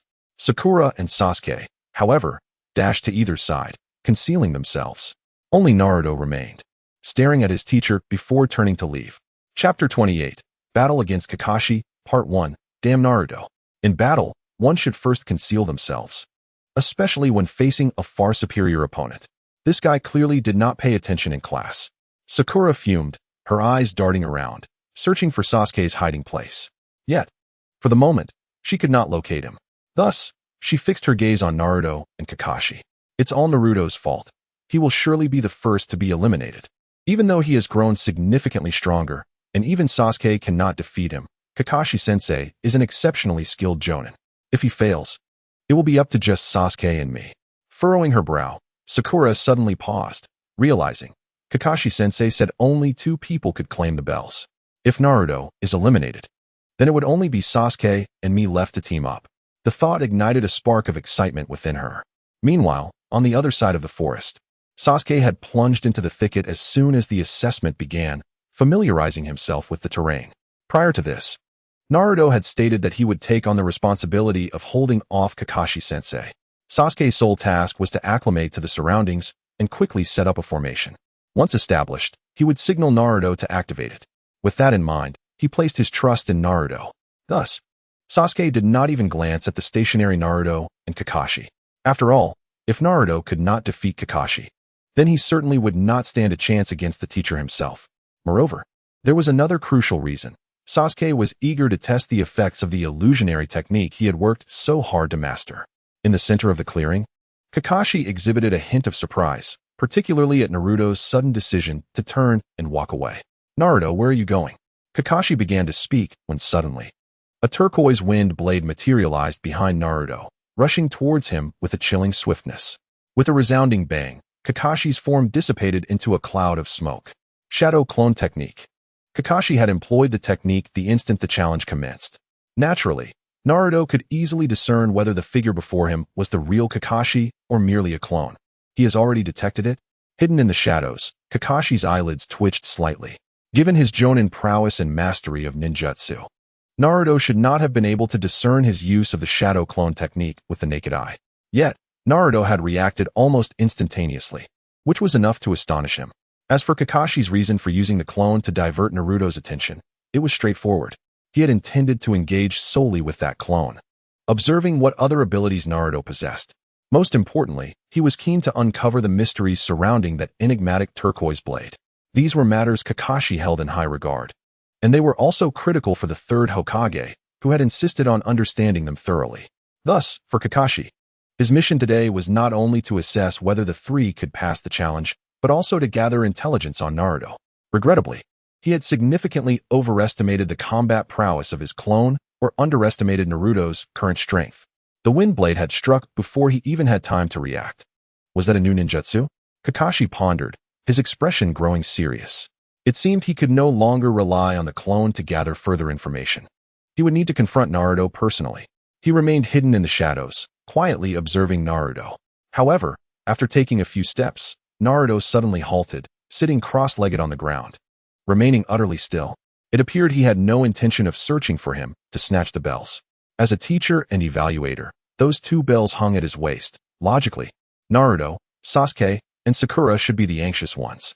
Yet, witnessing the motionless Naruto, the concealed Sakura, and the currently absent Sasuke, Kakashi felt a surge of urgency. What is happening? Kakashi mused, ultimately fixing his gaze on Naruto. Regardless of the outcome of this assessment, these three youngsters were certainly not going to be sent back to the Ninja Academy. Therefore, his primary focus remained on fulfilling the Hokage's directive, gathering intelligence on Naruto and the mysteries of his formidable power. Truly remarkable, this year's exceptional graduate from the Ninja Academy. Naruto, how did you discern that I employed the shadow clone technique? Kakashi remarked with a smile, clapping his hands and even playfully swaying his hips to jingle the bells at his waist. Although ample time remained, time was inexorably slipping away. If the three of them did not act swiftly, they would have no chance of passing the assessment. He employed both intimidation and persuasion. Yet, as a gentle breeze swept through, nothing changed. This is quite vexing, Kakashi thought, feeling increasingly agitated. At times, a student's patience could be a double-edged sword. Initially, Kakashi had felt no pressure and merely needed to wait quietly, but that was no longer the case. He had a task to complete. With a sigh, he began to stride purposefully toward Naruto. Heard that you have created some new ninjutsu, and the teacher is quite interested. How about demonstrating it for me? As Kakashi's voice fell, his right hand had already reached for Naruto's neck. However, with a sudden bang, the Naruto before him transformed into a cloud of white mist. Is it also a shadow clone technique? Kakashi quickly realized, instantly scanning the surroundings in search of him. Yet, despite his keen eyesight, he could not detect the slightest trace of Naruto's whereabouts. After a quarter of an hour, Kakashi began to grow increasingly anxious. Missing this opportunity for assessment would mean losing a legitimate chance to battle Naruto and test his abilities. According to the Hokage, given Naruto's current level of mental maturity, any misstep could lead to a significant misunderstanding regarding the village. As Kakashi contemplated this, his right hand instinctively moved to cover the forehead protector over his right eye, preparing to unveil the Sharingan to locate the hidden Naruto. Yet, in the next moment, Kakashi abruptly halted and turned his gaze towards Sakura's hiding spot. He changed his mind. Chapter 29, Battle with Kakashi, Part 2. Regardless of the circumstances, this was indeed an assessment, a perfect opportunity to gauge Naruto's current sense of teamwork. With that thought, Kakashi surged towards Sakura. She stood frozen, utterly bewildered. From the moment Naruto noticed Kakashi's clone and shifted to Kakashi's proactive assault, only to have Naruto vanish entirely, leaving Kakashi alone in the assessment area, Sakura was left dumbfounded. It felt as though the events unfolding before her defied all logic. Before she could comprehend the situation, an even more shocking event occurred. Kakashi, as the teacher, charged directly toward her hiding place. Please, I'm just hiding here and haven't done anything. Why aren't you going after Naruto, but coming to catch me? Sakura bit her lip and began forming hand signs. By the time Kakashi reached her, she had already executed a body replacement technique, relocating to another spot. But immediately afterward, she saw a shadow reappear before her. In the next moment, Kakashi seized her by the neck, locking her arms as if lifting a chick, holding her aloft. Teacher, please let me go. Sasuke can't see me like this. Sakura cried out desperately. However, Kakashi paid her no heed, controlling her as he emerged from the woods into an open area, shouting, "You too. Do you plan to remain hidden while watching your teammate being controlled by the enemy?" Naruto, of course, had no intention of intervening. He remained concealed within the foliage, enveloped in a layer of wind chakra that masked all his presence. Even a skilled practitioner would be unable to discern his location. Today, Naruto's objective was clear. First, to test his abilities, and finally, to utilize formations to assess the strength of the ninja world, or rather, Konoha's elite. The assessment was merely a secondary concern. He did not believe Konoha would expel the three of them back to the academy. Even if they did, it posed no problem for Naruto, as he could train anywhere. Being in school without missions would be even better. Currently, Naruto's task was to buy time for Sasuke while he set up the formation. Thus, he could not afford to strike unless Kakashi used the Sharingan to find him, compelling him to action. Such a scenario was welcomed by Naruto, as witnessing the effects of the Sharingan in combat would be beneficial for him. Outside, silence reigned. No one revealed any weaknesses due to Sakura's capture. Kakashi was becoming increasingly frustrated, and Sakura was equally bewildered. In that moment, she felt a profound sense of abandonment.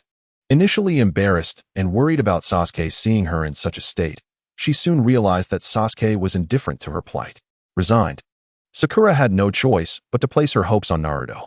She never truly believed he and Sasuke could rescue her. However, the distinction between whether they could save her and whether they would attempt to was entirely different. She could understand Sasuke, as he had always prioritized the bigger picture, maintaining a composed demeanor. But what had happened to Naruto? Hadn't he always favored her? Although he had indeed changed during this period, could such a transformation be so drastic? A whirlwind of emotions coursed through Sakura, yet as an exemplary graduate of the Ninja Academy, she ultimately suppressed her feelings. Meanwhile, Kakashi took action, temporarily restraining Sakura. Sighing in resignation, he finally lifted the forehead protector covering his right eye, revealing the crimson eye beneath. The moment Naruto, hidden in the shadows, caught sight of the Sharingan, his eyes sparkled with excitement. So this is the Sharingan. He felt a surge of energy as he thought, "I found you." Just then, Kakashi turned his head, his gaze precisely locking onto Naruto's hiding place. In the next moment, Kakashi dashed toward him. Naruto immediately reacted, swiftly executing another shadow clone technique and body replacement technique, relocating to yet another spot, concealing himself once more. This time, he expended all his chakra, projecting several clones scattered in various locations, even forcibly expelling the little chakra he had left. Naruto was determined to see if the famed Sharingan could still detect him when he had completely drained his chakra reserves. At that moment, Kakashi, with his Sharingan activated, effortlessly spotted Naruto among the clones. Once again, he charged toward Naruto. Thus, the Sharingan was not solely focused on chakra. It could also perceive the true structure of the human body. In his mind, Naruto made this judgment and swiftly moved again. However, merely evading would not suffice to pass the assessment, Naruto thought. Kakashi suddenly accelerated, swiftly closing the distance to Naruto. Just as they were about to collide, a fierce gust of wind erupted. While it did not hinder Kakashi's speed, Naruto seized the moment, leaping into the air, propelled by the wind, covering nearly 100 meters in an instant. In just a breath, he created a significant gap between himself and Kakashi. This scene left both Kakashi and Sakura seated helplessly in the clearing, wide-eyed and astonished. Did he just fly? Sakura wore a skeptical expression. Kakashi too was utterly shocked. A technique that allows ninjas to move through the air? Kakashi once again committed this information to memory before pursuing the direction in which Naruto had departed. At that moment, Naruto had concealed himself in another location. The subsequent events involved Naruto continuously hiding and employing various jutsu to alter his situation. attempting to ascertain whether there existed any means to evade the detection of the Sharingan. After several experiments, Naruto could not help but furrow his brow. This was indeed a formidable challenge. Despite employing countless methods, he could not escape the relentless pursuit of the Sharingan. How could a mere pair of eyes possess such formidable power? Naruto paused momentarily, and then a sudden realization struck him. Could it be the seal within my Dantian? Chapter 30, Battle with Kakashi, Part 2. Within his Dantian lay the seal of the Nine-Tails fox, which possessed an enormous amount of chakra. While Naruto could obscure his own chakra, he was unable to conceal that of the fox. This was the only plausible explanation. Otherwise, the power of that eye would indeed be terrifying. Naruto understood that he must first eliminate the Nine-Tails from his Dantian before he could proceed with his experiments. However, at that moment, he was unable to do so, and thus had no choice but to temporarily set this matter aside. Had all that time just been wasted? Naruto pondered as he observed Kakashi once again deducing his location and charging towards him. This time, Naruto did not hide as he had before. Instead, with a mere thought, a small azure sword materialized and surged towards Kakashi. Kakashi immediately heightened his focus. This azure sword was of great significance in the intelligence of the Umbu, and was a task that the Hokage had instructed him to comprehend thoroughly. Kakashi promptly drew a kunai and swung it at the azure sword before him. The kunai shattered upon impact, and the azure sword sped towards him. Nonetheless, Kakashi, being an elite jounin, possessed formidable body techniques. Even though the azure sword was incredibly swift, Kakashi consistently managed to execute various extreme maneuvers to evade the assault. Naruto, witnessing this, was not surprised. He continued to gather information, assessing Kakashi's current strength, while simultaneously conjuring several wind blades that formed before him, launching them once again at Kakashi. Concurrently, accompanied by a few hand seals, a small vortex began to take shape around Naruto. In terms of speed, wind-based techniques were undoubtedly the fastest. So even elite jounin could not keep up with him, though there were certainly some ninjas who excelled in speed as well. Nevertheless, it could be concluded that most ninjas would likely not match him in speed, and the next variable to consider was their defensive capabilities. Once this technique was fully formed, its power would be sufficient to reach the early stages of foundational establishment. Naruto continuously summarized his findings in his mind. Meanwhile, Kakashi appeared to be thoroughly entangled with the azure sword, occasionally fending off the wind blades that came hurtling towards him, seemingly overwhelmed. However, as an elite jounin, Kakashi's abilities extended far beyond this. His prolonged engagement with the azure sword served merely as an opportunity to observe what it was. In terms of overall speed, it was not particularly fast. While it would possess an absolute advantage among lower-ranked ninjas, even ordinary chunin could handle it. The previous Mizuki likely fell victim to carelessness. As for the intensity of the attack, it was surprisingly high. Although it did not resemble a solid entity, its hardness and sharpness were comparable to that of genuine weapons. Yet, it seemed incapable of sustaining too many collisions for an extended period. While battling, Kakashi took stock of the situation, noting that the azure sword beside him had become substantially more ethereal since its initial appearance. After several more clashes, it even developed a few cracks, as if it might shatter at any moment. Sensing that it was nearly time, Kakashi contemplated, and just then, he suddenly felt a disturbance in the airflow around him. What is happening? He involuntarily turned to glance at Naruto, his eyes widening in astonishment. What is that? He saw a massive tornado rapidly forming beside Naruto. At first, the entire vortex was transparent, but as the surrounding soil, stones, fallen leaves, and dry branches were drawn into it, the color of the tornado grew increasingly murky. Yet, what truly captured attention was the size of the tornado. Naruto's method of generating such a large vortex was astonishing. Initially, it was merely as tall as a person, but soon it grew to the height of a tree, and then it expanded to the girth and height of several trees. Even from nearly 50 meters away, Kakashi could feel the tremendous force of the vortex pulling at him. How could such a colossal tornado exist? Kakashi's eyes widened in disbelief.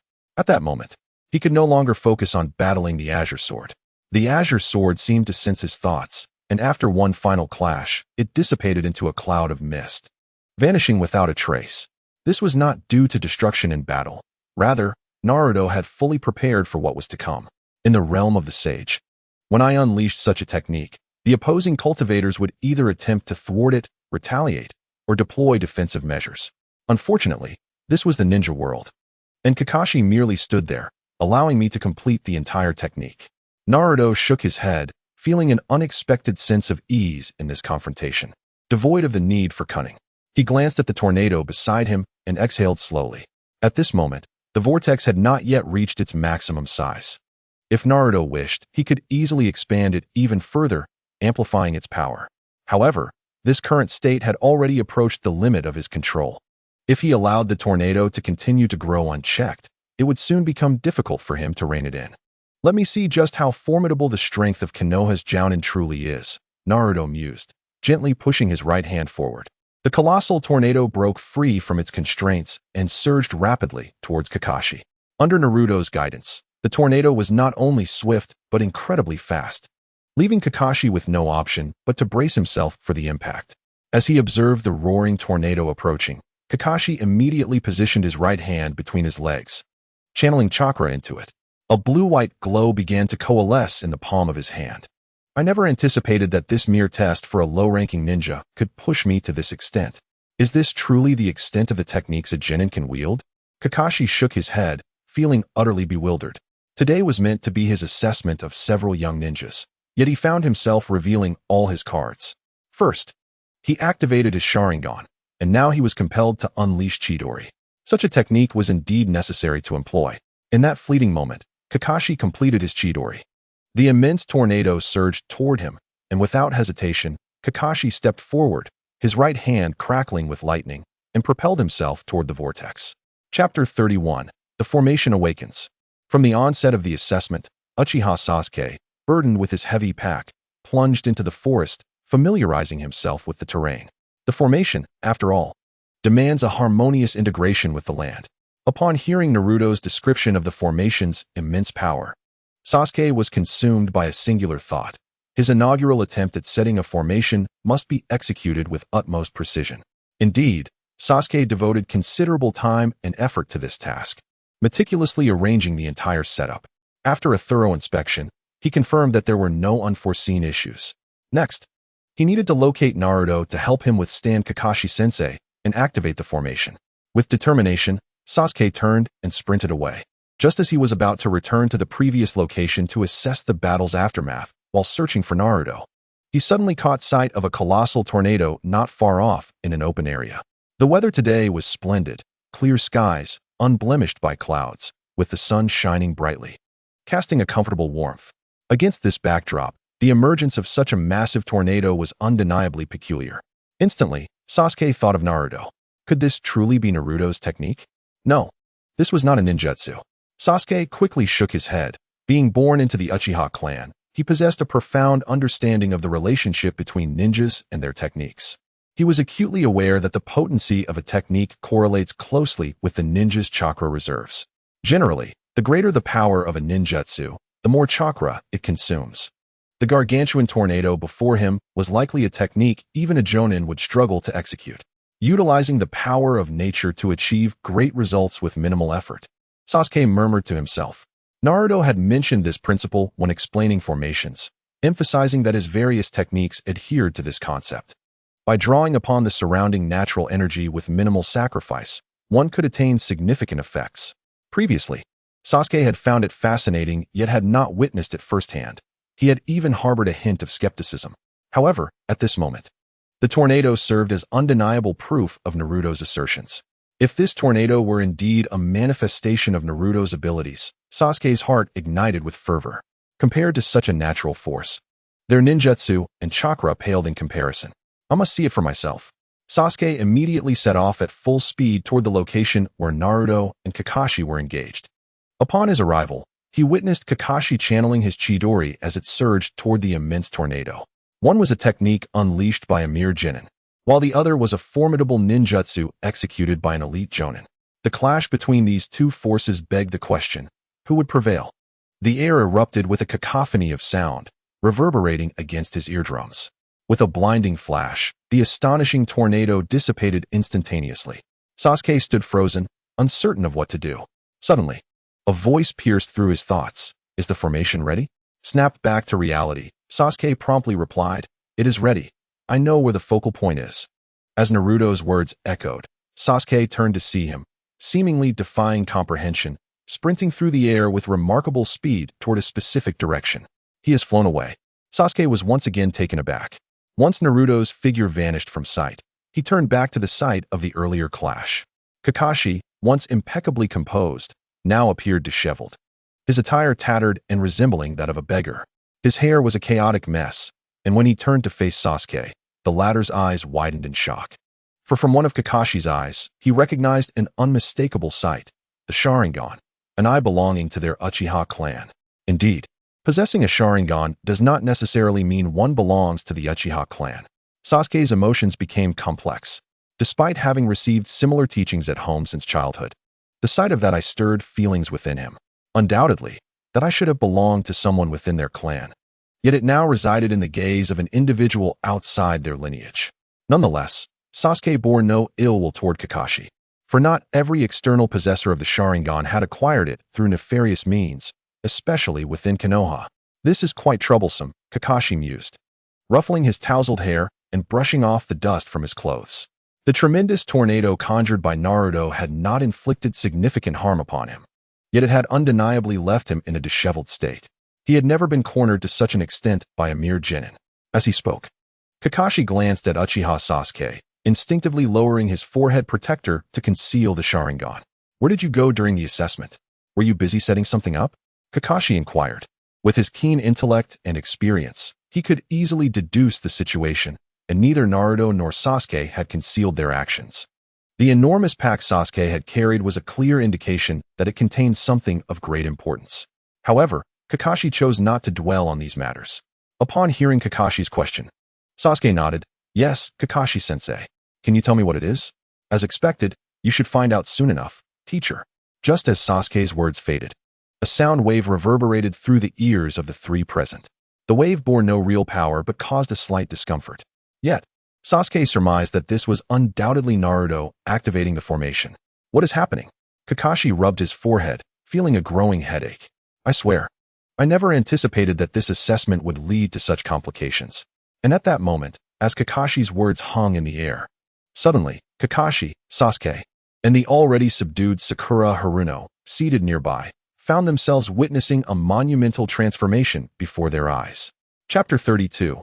Is this a battle of the shadow level? The forest, rocks, and entire mountainous terrain appeared to have been sliced into pieces by an invisible blade, as if they were mere tofu. Following this, the separated mountains and trees began to rotate autonomously, resembling a colossal unseen beast manipulating their entire mountain range, akin to solving a Rubik's Cube.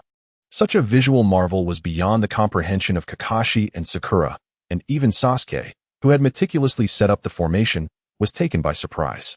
The Phantom Enchantment Formation. Sasuke murmured this phrase softly, momentarily lost in a daze. He had envisioned this illusion countless times in his mind, pondering what it would truly be like. He had imagined Genjutsu, smoke, and even the legendary apparitions. Yet, he never anticipated such an astonishing visual spectacle before him, reminiscent of moving mountains and filling seas. Oh no, I must escape. Sasuke suddenly regained his senses. Naruto had advised him to ensure that Sakura fled outside the formation before it activated. However, he had forgotten this crucial detail, resulting in them both being trapped within the formation now that it was live, alongside Kakashi. As Sasuke grew anxious, a familiar voice resonated nearby. Let us go. I will guide you out. It was Naruto's voice. Instantly, Sasuke felt a wave of relief wash over him. Even he could not comprehend why Naruto's voice provided such comfort. Turning toward the source of the sound, he failed to catch sight of Naruto himself. Do you remember the incantation I taught you? Turn to Sakura, take 3 steps to your left, then recite the incantation backward while leading her. Follow the sequence, and you will exit the formation. I will open the exit for you. Naruto's voice remained, though his presence was absent. Sasuke deduced that Naruto was using a remarkable method of telepathy. Are you not coming with us? Sasuke inquired. Naruto replied, I must stay here to observe the formation. Our setup is too weak. Should he attack indiscriminately, he might destroy the core of the formation. This was a problem arising from the lack of a structured system. While the formation's effects and power could still be replicated, it remained considerably more fragile without essential components. Sasuke refrained from asking further questions, nodding in agreement. He rushed to Sakura's side, helped her up, and prepared to leave. Do you intend to depart without my permission? At that moment, Kakashi's voice echoed from a distance. Sasuke turned to see Kakashi had noticed them, striding toward the two with determination.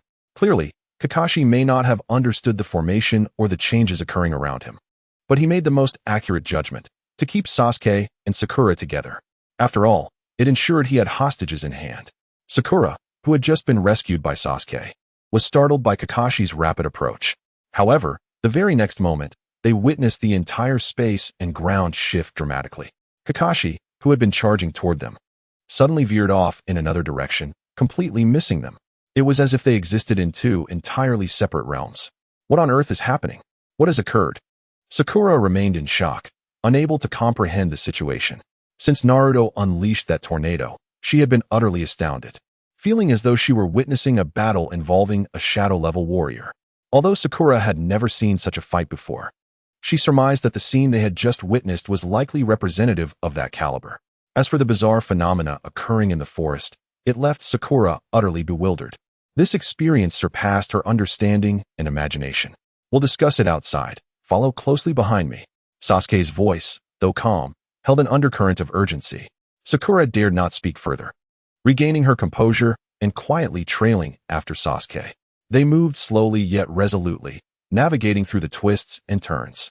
Although Sakura was filled with questions, uncertain of Sasuke's erratic directions, she was among the top students in the ninja academy and managed to suppress her curiosity, quietly following Sasuke step by step. Yet, every couple of steps, she couldn't help but glance back at Kakashi, who, despite numerous attempts to intercept them, found himself thwarted, unable to approach them as if he were running against an invisible wall. Ultimately, he could only watch as they gradually made their way out, disappearing with each stride. Once they emerged from the formation, Sakura turned to Sasuke, her excitement palpable. What was that? Is it a new kind of genjutsu? It is not genjutsu, Sasuke replied, shaking his head. He understood that the formation he had personally set up bore no relation to illusions or even the ninja system they trained in. After a moment of contemplation, he solemnly announced, "This is the formation known as the Phantom Enchantment Formation." Only then did Sasuke fully grasp the astonishing power of this formation. He observed Kakashi, still ensnared within it. While Kakashi could see them and everything around him, with no visible deception to the naked eye, he remained helplessly trapped, unable to escape. Phantom Enchantment Formation. Sakura echoed in awe, her face reflecting her astonishment. Did you create this formation, Sasuke? Was that why you brought so many items and that enormous backpack when you came for the assessment? You are truly impressive. Sasuke glanced at Sakura, somewhat perplexed as to why this girl held such strong opinions about Naruto. If it were the old Naruto, he could understand, for he too had little regard for the former version of Naruto, merely viewing him as an acquaintance. However, the current Naruto was an entirely different being. Despite witnessing Naruto's remarkable transformation, she still clung to her biases. There was something troubling about that. He gazed at Sakura with utmost seriousness and declared, "This belongs to Naruto. It is Naruto who has guided me, and without his teachings, without his preparations, and without his efforts to hold the teacher back, we would have had no means to confine him within this formation." Chapter 33. Are you all serious? Sasuke's tone carried an unusual gravity, for he harbored the desire to vindicate Naruto. Sakura could certainly sense this resolve in him. Observing Sasuke's earnest gaze, she instinctively recoiled slightly. "Oh," Sakura responded, and then watched as Sasuke turned his attention back to Kakashi, who was ensnared within the formation. Although Sasuke's tone had been rather solemn, Sakura was no stranger to such blows, and she quickly regained her composure. "So, with Kakashi-sensei trapped in this formation, can we successfully pass the assessment?" she inquired. Sasuke shook his head. Previously, he might have said there was a possibility, or that one could not know without trying, or something about waiting for results. However, after spending time with Naruto and absorbing his influence, Sasuke had to admit that, besides the formation and potion making, he had learned something else: the recognition of reality. Reality does not bend to human will. This was a phrase often repeated by Naruto. In reality, if the enemy is strong, then they are indeed strong, and no amount of desire to surpass them will change that, unless there are additional factors at play. Thus, having witnessed Kakashi's displayed strength, Sasuke held no hope of defeating him to obtain the bells. He believed that even if the three of them joined forces, they would be unable to secure the bells unless Kakashi deliberately left an opening. Therefore, Everything now hinged on whether this formation would prove effective. We shall wait and see. Sakura, evidently, had not yet grasped Sasuke's realization. She clasped her hands in front of her chest, gazing at Sasuke with admiration. I believe we can do it. Sasuke-kun is so amazing. Surely he can lead us all through the assessment. Sasuke shook his head, letting out a quiet sigh without uttering a word. In truth, he harbored a deeper concern. Even if this formation could indeed restrain Kakashi-sensei and compel him to be cautious. And even if Naruto within the formation could grasp the two bells, Kakashi had already stated that there were only two bells, meaning only two of the three could pass the assessment. If that were the case, it would inevitably lead to one person's elimination. Who would that unfortunate individual be? It was all too clear. Sasuke cast a brief glance at Sakura. Regardless of whether he or Naruto were eliminated, he could not accept it. Thus, it seemed that the one destined to be eliminated would likely be this girl before him. Kakashi, trapped within the formation, had attempted numerous times to escape. Yet to no avail. He had even lifted his eye mask to replicate the positions and distances where Sasuke and the others had stepped out, hoping to mimic their escape. Yet, he remained ensnared. It was utterly perplexing. Kakashi was now in a state of deep frustration.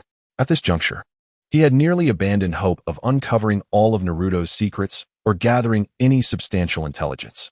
Just from what he had witnessed today, he would need to draft a lengthy report. Forget it, Kakashi thought, pulling down his mask once more to conceal his Sharingan. This should suffice, after all. I have enough information to report to Lord Hokage, and the remaining secrets can be explored at a later time. Kakashi lay back on the ground, motionless. It seems you still do not comprehend the crux of the matter. It is you who must pass the assessment, not I. The bells are in my possession, and if you wish to obtain them, you must defeat me. Even if you confine me here for 100 years, you would not succeed. Kakashi adopted a nonchalant demeanor, causing Sasuke and Sakura outside the formation to widen their eyes in disbelief. Was he not just being obstinate? Meanwhile, Naruto, situated in the heart of the formation, smiled faintly. He had sensed Kakashi's unusual behavior from the outset and understood that the teacher's frequent attacks were driven by ulterior motives. Thus, Kakashi's current inaction did not disrupt Naruto's plan. In Naruto's original estimation, the situation should have unfolded in this manner. The opponent would not take the initiative against them. Rather, he needed to find ways to divert their attention and buy time for Sasuke. Now that the formation was established, everything had reverted to Naruto's initial vision, aligning perfectly with his intentions. After all, he had instructed Sasuke to set up the 8 trigrams illusory formation. The strange phenomena exhibited by the formation earlier had merely showcased a portion of its 8 trigrams aspect. The other 2 characters, illusion, had yet to be displayed. Seizing this opportunity, Naruto intended to assess the overall strength of this esteemed jonin from Konoha. With this thought in mind, he activated the core of the formation, which Sasuke had arranged, unleashing a flurry of spirit-attracting arrays that frantically absorbed the surrounding natural energy. Concurrently, the entire forest began to transform. What had once been a clear sky was rapidly overtaken by gathering dark clouds and the emergence of lightning, as if a torrential downpour were imminent. However, this dramatic change in weather was confined solely to the mountaintop, more precisely, directly above Kakashi's head. Witnessing the sky's sudden transformation, even Kakashi, an elite jonin accustomed to grand spectacles, could not maintain his composure, springing up from the ground in shock. What on earth is happening? This spectacle was far too overwhelming. Sasuke, too, was astonished, his eyes wide open in disbelief, while Sakura, beside him, was entirely focused on the formation, momentarily forgetting to admire Sasuke's face. Just then, from amidst the thick, dark clouds, a bolt of white lightning suddenly struck down, targeting Kakashi's position. The sound of thunder erupted. Although Kakashi managed to evade in time, the ground beneath him was scorched black, and stones shattered from the impact. This scene sent chills down Kakashi's spine. Naruto, are you serious? As his words fell, 2 more bolts of lightning descended immediately. Chapter 34, Surrender. Kakashi had no choice but to hastily evade. And this was far from over. As the lightning flashed, a fierce wind began to howl, growing ever stronger. And within that tempest emerged razor-like blades of wind. Countless minuscule wind blades mingled within the gusts, impeding Kakashi's movements, and these blades possessed considerable lethality, further shredding his already tattered clothing. Damn it, these manifestations are indeed real. Kakashi felt a numbing sensation coursing through him. Initially, He suspected these were mere illusions. But upon feeling the pain radiating from his body, he lifted his eye mask and activated his Sharingan. A glance around confirmed that everything was, in fact, genuine. Within the formation, Naruto observed the scene and couldn't help but chuckle. These phenomena of heaven and earth were undoubtedly real. Otherwise, he wouldn't have gone to the trouble of setting up multiple spirit gathering arrays within this formation. The spiritual energy drawn from the environment was certainly intended for a purpose. However, not all these phenomena were entirely genuine. One might say they were 3 parts true and 7 parts false. For instance, every bolt of lightning was indeed real. Yet only 1 or 2 out of 5 or 6 could actually inflict harm upon Kakashi. The same applied to the wind blades. The only distinction lay in the magnitude of their damage. It was evident that the Sharingan could not fully perceive spiritual energy, only chakra. Naruto reached a conclusion. If Kakashi's Sharingan could discern the concentration of spiritual energy among these phenomena, he wouldn't be so anxious, attempting to evade every bolt of lightning. Instead, he would only dodge those of greater potency. Yet, even the most powerful lightning strikes posed no lethal threat to Kakashi, merely inflicting injuries. After all, Naruto and the others were merely undergoing an assessment, not seeking to kill. At present, the objective was to exhaust Kakashi's strength completely, rendering him utterly fatigued. Then, Naruto would utilize his shadow clone technique to continue the assault, which would surely allow him to obtain those 2 bells with ease. Kakashi moved with remarkable speed, weaving through the formation, unleashing ninjutsu one after another, showcasing the prowess befitting an elite jonin. Even Sasuke and Sakura, who were merely spectators, were left speechless, acutely aware of the vast chasm separating them from Kakashi. You were right, Sasuke. We truly are no match for Kakashi-sensei, Sakura lamented, her face ashen, realizing just how naive she had been. Sasuke swallowed hard, equally moved, unable to articulate a single word. Was this the power of an elite jonin? A familiar figure flashed through Sasuke's mind. As that person's younger brother, he knew all too well how exceptional they were, yet he had never fully comprehended their strength. Prior to today, Sasuke had envisioned a day when he would confront that individual, determined to fight with all his might. He believed he would surely defeat them. But now, faced with the undeniable truth, Sasuke recognized that even with all his effort, he could never hope to match that person, let alone inflict any harm upon them. Moreover, Kakashi before him possessed only a single Sharingan, while that individual had 2. Had the disparity between us grown so vast? Sasuke felt a wave of despondency wash over him. However, as he observed Kakashi maneuvering desperately within Naruto's formation, striving to locate him, to dismantle the array, or to escape, all his attempts met with failure. Hope began to stir within Sasuke. It had been less than half a year since Naruto underwent his transformation, merely 2 months prior. He was just a student at the Ninja Academy. Now, despite still being a genin, he could leverage the 8 trigrams formation to corner an elite jonin like Kakashi to such an extent. Sasuke's eyes suddenly sparkled with realization. He recalled a casual remark Naruto had made while preparing the formation. Kakashi-sensei will surely let us pass the assessment, but that kind of passing would be a concession. We can absolutely succeed on our own merits. At the time, Naruto's words seemed more like encouragement for Sasuke to take the study of the formation more seriously. And that was how he had interpreted them. Yet now, witnessing Kakashi trapped within the formation like a leaf adrift, Sasuke felt a flicker of hope rise within him. Perhaps Naruto had not been jesting or merely offering consolation. He genuinely intended to do this, and it was indeed within his capacity to achieve it. At this moment, Kakashi felt an overwhelming headache. He had forgotten how long it had been since he had faced such peril. It was merely a battle against 3 genin, even those newly minted, yet the pressure he was under rivaled that of confronting a mortal enemy of equal rank. Naturally, Kakashi's abilities were not limited to this. Possessing the Sharingan granted him numerous trump cards and lethal techniques yet to be revealed. However, these were classified as trump cards precisely because of their immense power, and thus could not be unleashed upon Naruto. Yet, if this continued, his chakra reserves would surely dwindle. Kakashi sighed, feeling somewhat helpless. He was not a ninja renowned for his endurance. In fact, he was quite the opposite, known for his relatively short stamina. His various formidable techniques required significant chakra expenditure. More critically, the Sharingan was not his innate ability, but rather an implanted one. Although he utilized it adeptly and had even earned the moniker of copy ninja, the strain it placed on his body and chakra was considerable. If this stalemate persisted, especially while he restricted himself from employing game-changing abilities, he might very well find himself trapped within the formation, unable to escape. Forget it. Kakashi, by nature, was somewhat laid back. At the very least, he believed he had exceeded expectations in fulfilling the task assigned by the Hokage today. This assessment was ultimately determined by him, and as a teacher, witnessing his students excel and successfully pass was not something to be ashamed of.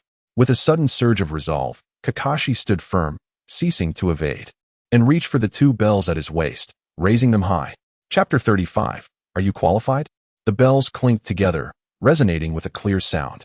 Upon witnessing Kakashi's actions, both Sasuke and Sakura outside were momentarily stunned, their eyes widening in disbelief.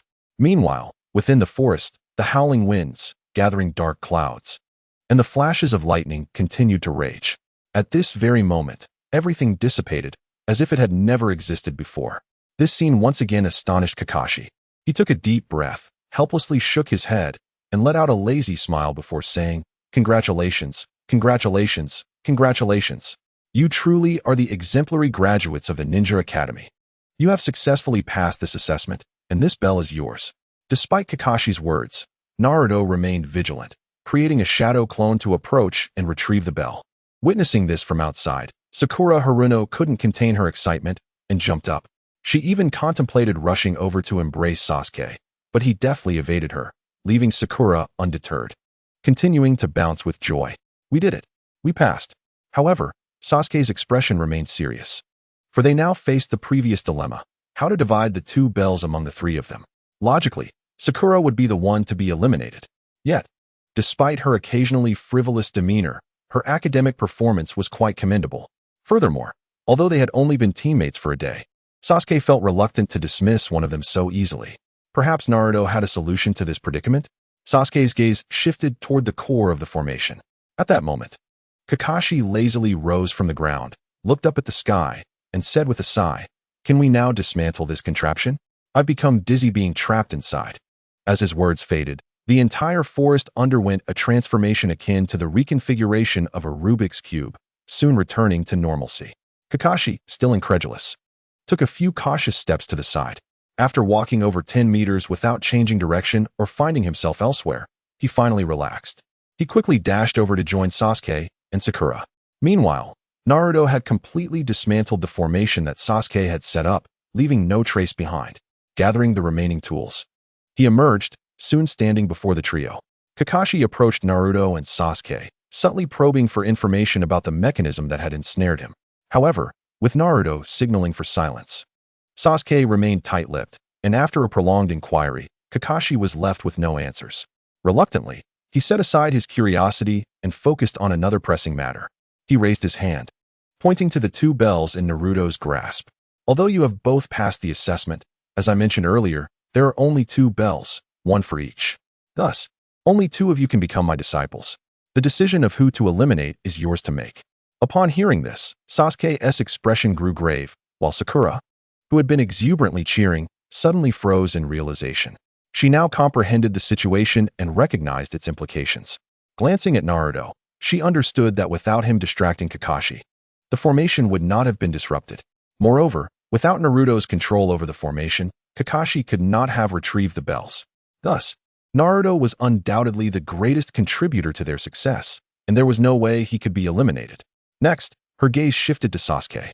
Similarly, while Sasuke's contributions may not have equaled Naruto's, they were certainly greater than hers. Without Sasuke's arrangement of the formation, they would not have obtained the bells. In contrast, she had done nothing, having been restrained by Kakashi from the onset, serving merely as a burden without any significance. No matter how one evaluated the situation, it seemed that she was the only candidate for elimination. Sakura found herself frozen in place, her earlier joy evaporating in an instant. The rapid progression of events left her in a state of disbelief. Just moments ago, she had envisioned a world shared solely by her and Sasuke in the absence of Naruto. Yet now, it appeared she would be the one cast aside. Would this team transform into a duo of Naruto and Sasuke? A thought of desolation surged within her. Yet, at the same time, she recognized that she had no right to remain in this team. Regardless of her reluctance, she had to accept her fate of elimination. Taking a deep breath, Sakura summoned her courage, stepping forward. We understand, Kakashi-sensei. She looked at Kakashi, whose expression had shifted from confusion to determination. If one of us must be eliminated, I am willing to wait. Naruto interjected suddenly. All eyes turned to him, and Sakura, startled, turned to look at him, disbelief flooding her mind. Was Naruto truly going to help her? Was he willing to sacrifice himself for her sake?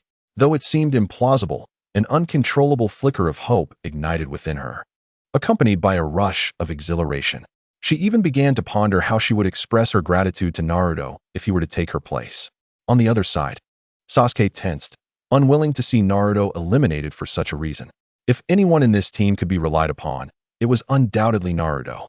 At this moment, even Kakashi, as their teacher, held less sway over Sasuke's thoughts. Please, no? Sasuke silently urged, his gaze fixed on Naruto. Among the assembled, only Kakashi maintained a seemingly indifferent demeanor, though internally, he brimmed with joy. If Naruto truly intended to relinquish his position, reporting this to the Hokage would undoubtedly elicit immense delight. It would serve as evidence of Naruto's sense of belonging to the village and his commitment to teamwork. Are you really willing to give up your spot for me?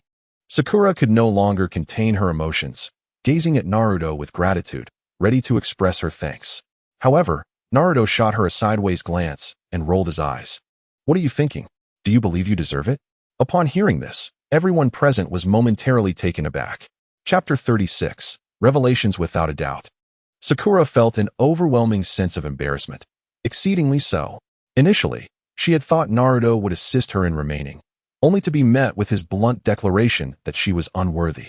Instantly, her face flushed a deep crimson. Sakura yearned to unleash a torrent of invective upon Naruto, yet upon reflecting on his recent display of prowess, she ultimately suppressed the impulse. However, she pondered the futility of Naruto's insistence on waiting for Kakashi-sensei. Would it not be preferable to be outright eliminated, rather than to foster false hope? At that moment, Naruto spoke again, gazing at Kakashi with a puzzled expression, scratching his head. Kakashi-sensei, are you mistaken? Did you not provide us with 3 bells? Kakashi appeared momentarily stunned, as did everyone else present. What was happening? All eyes turned toward Naruto, and Kakashi retorted. Surely it is you who is mistaken, Naruto. I provided you only with 2 bells, and both are currently in your possession. You may verify this for yourself. Naruto rummaged through his pocket for a while before withdrawing his hand to reveal 3 bells nestled in his palm. However, one of the bells bore a peculiar appearance. Upon closer inspection, it became evident that one bell was not a crafted item but rather a stone, resembling the others yet differing in hue. Nonetheless, Naruto, with an air of certainty, declared, but these are 3 bells, are they not? He glanced at Kakashi and then at Sasuke, maintaining his baffled demeanor. Our team comprises 3 members, and almost every team consists of 1 teacher guiding 3 students. I have never heard of a team with 1 teacher and only 2 students. As he spoke, he fixed his gaze on Kakashi and continued, so, 3 of us and 3 bells. It's a perfect arrangement. Sakura, still in a state of shock, was poised to correct Naruto, but Sasuke swiftly intervened, covering her mouth with his hand and shooting her a disapproving glare, compelling her to remain silent. Indeed, I too recall it being 3 bells, Sasuke affirmed, nodding seriously, his earnest expression lending credibility to the assertion. 3 individuals, 3 bells, an ideal distribution. Sasuke boldly addressed Kakashi, saying, It seems you truly have misremembered, sensei. Without awaiting Kakashi's response, he continued, Is it your implication that you only produced 2 bells for us to compete over, thereby necessitating the elimination of one of our comrades? Such an irresponsible action could hardly be attributed to you, Kakashi-sensei. Sasuke cast a significant glance at Sakura. Listening to the exchange between Naruto and Sasuke, Sakura finally grasped the situation. These 2 audaciously intended to alter Kakashi's original intent right before his eyes. Realizing the gravity of the issue, Sakura inhaled deeply and resolutely nodded, fully comprehending Naruto and Sasuke's intentions, recognizing that they were, in fact, attempting to assist her. After a silent exchange of glances with Sasuke, he discreetly removed his hand, prompting Sakura to feign surprise. Yes, Kakashi-sensei. Did you not state from the outset that there would be 3 bells? You even mentioned that you didn't bring enough, hence the inclusion of one of a different color. All 3 students wore expressions of unwavering conviction, fixated on Kakashi. At that moment, Kakashi finally comprehended the situation. He stood frozen, staring at his three students. Was this truly the discourse of rational beings? Surely, Kakashi-sensei would not make such an error. Reality dawned upon him. These students genuinely did not regard him as their teacher, nor did they harbor fear of him. It was evident that they were rejecting his rules, and he found himself at a loss. In truth, Kakashi's intention was merely to utilize this rule to instill the importance of teamwork among the trio. He had no desire to send them back to the ninja academy. With a resigned shrug, Kakashi opened his hands and smiled wryly, conceding, all right, let it be as you say. All three of you have passed the examination." "Oh," Sakura exclaimed, elated. Sasuke too breathed a sigh of relief. Meanwhile, Naruto casually tossed the 3 bells to Kakashi. In truth, Naruto was indifferent to the outcome of the examination and who might be eliminated. His earlier intervention to ensure Sakura's continuation was merely to avert complications. Prolonging the test according to Kakashi's whims could have dragged on unnecessarily. Thus, he chose to decisively cut through the chaos, sparing Kakashi the burden of instructing them. As such lessons held no value for Naruto, he discerned Kakashi's underlying motives to promote ideals such as the will of fire, the ninja code, and the importance of unity. However, after years of schooling at the Ninja Academy, Naruto now found these notions juvenile. Concepts like unity and valuing comrades could not be learned overnight. They required gradual development, evolving from initial exchanges of benefits to the formation of genuine bonds. Everything ought to unfold organically, rather than through sudden realizations spurred by events or reprimands. Such logic simply did not exist. Consequently, Kakashi's endeavor to create a spectacle through this examination held no significance for Naruto. Today, he had gleaned the information he sought and ascertained the distance between his combat prowess and that of the elite shinobi. He had also learned about the Sharingan, realizing that Kakashi had not fought with full intensity. This victory stemmed from Kakashi's oversight and his lack of intent to harm them. Had it been a genuine battle, the outcome would have been markedly different. The strength of a Jonin was formidable. Yet, for Naruto, today's revelations were sufficient. He had confirmed one critical point. Given time to set up his strategies, he could indeed contend against Jonin. Furthermore, his strength would continue to grow as he honed his skills. He could not help but cast his gaze toward the Hokage's office, contemplating the might of the Kage-level shinobi. However, he quickly diverted his attention, recognizing that with his current abilities, such thoughts were perhaps premature. At present, Naruto was unwilling to squander any more time and resolved to return home early to commence his training. There was, however, one more matter to address. He intended to organize the various knowledge of formations residing in his mind and select some concepts that he could temporarily impart to others. It must be said that Uchiha Sasuke possessed a notable affinity for the art of formations. Chapter 37. Would you like to learn formations with me? Now that the assessment had concluded, Kakashi had no intention of lingering any longer. Moreover, he needed to compile the intelligence he had just acquired and submit it to the Hokage without delay. With a languid wave to the 3 individuals, he bid them farewell and vanished without a trace. After Kakashi's departure, Naruto glanced at Sasuke and inquired, "Would you like to learn formations with me?" Upon hearing this, Sasuke's eyes instantly sparkled with excitement. The recent battle between Naruto and Kakashi had made him acutely aware of the formidable nature of formations. Without a moment's hesitation, Sasuke stepped forward, declaring, "I want to learn." He then promptly followed Naruto's lead, completely disregarding the presence of Sakura beside them. Sakura, caught off guard, found herself swiftly left behind as the 2 boys departed at remarkable speed. Now that Naruto could traverse the winds, he was determined not to waste time on the journey. Although Sasuke's speed did not match Naruto's, he understood that as long as he followed Naruto home, he would be fine. As for Sakura, despite her commendable performance at the academy, she could not keep pace with the prodigious duo. She watched as they sprinted away, disappearing from her sight in an instant. Initially, Sakura considered pursuing them, but quickly regained her composure. Never mind, catching up is futile now. Sasuke's mind is entirely preoccupied with Naruto, she thought, shaking her head dejectedly. As time flew by, night fell swiftly. In his quarters, Kakashi meticulously organized all the intelligence he had gathered throughout the day. After taking a shower and changing into a fresh set of clothing, sorrowfully discarding his old garments, he made his way to the Hokage tower with the compiled intelligence in hand. Moments later, in the Hokage's office, the 3rd Hokage, Hiruzen Sarutobi, observed the documents Kakashi presented, his expression shifting from shock to uncertainty and ultimately to a hint of fear. As he forced himself to read through the entire report, he slammed it onto the table and turned to Kakashi, asking, "Is everything you've written here true?" In truth, Hiruzen should not have needed to ask such a question. After all, Kakashi was one of the most distinguished ninjas within Konoha, known for his efficiency and accuracy in completing missions, ranking among the elite. However, the astonishing nature of the intelligence Kakashi had provided left Hiruzen unable to maintain his composure.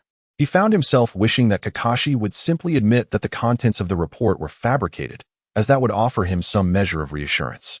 Yet Kakashi, with a grave expression, nodded affirmatively. "Hokage-sama, it is all true. Although I was skeptical at first and struggled to believe it while compiling this report, the contents are indeed accurate."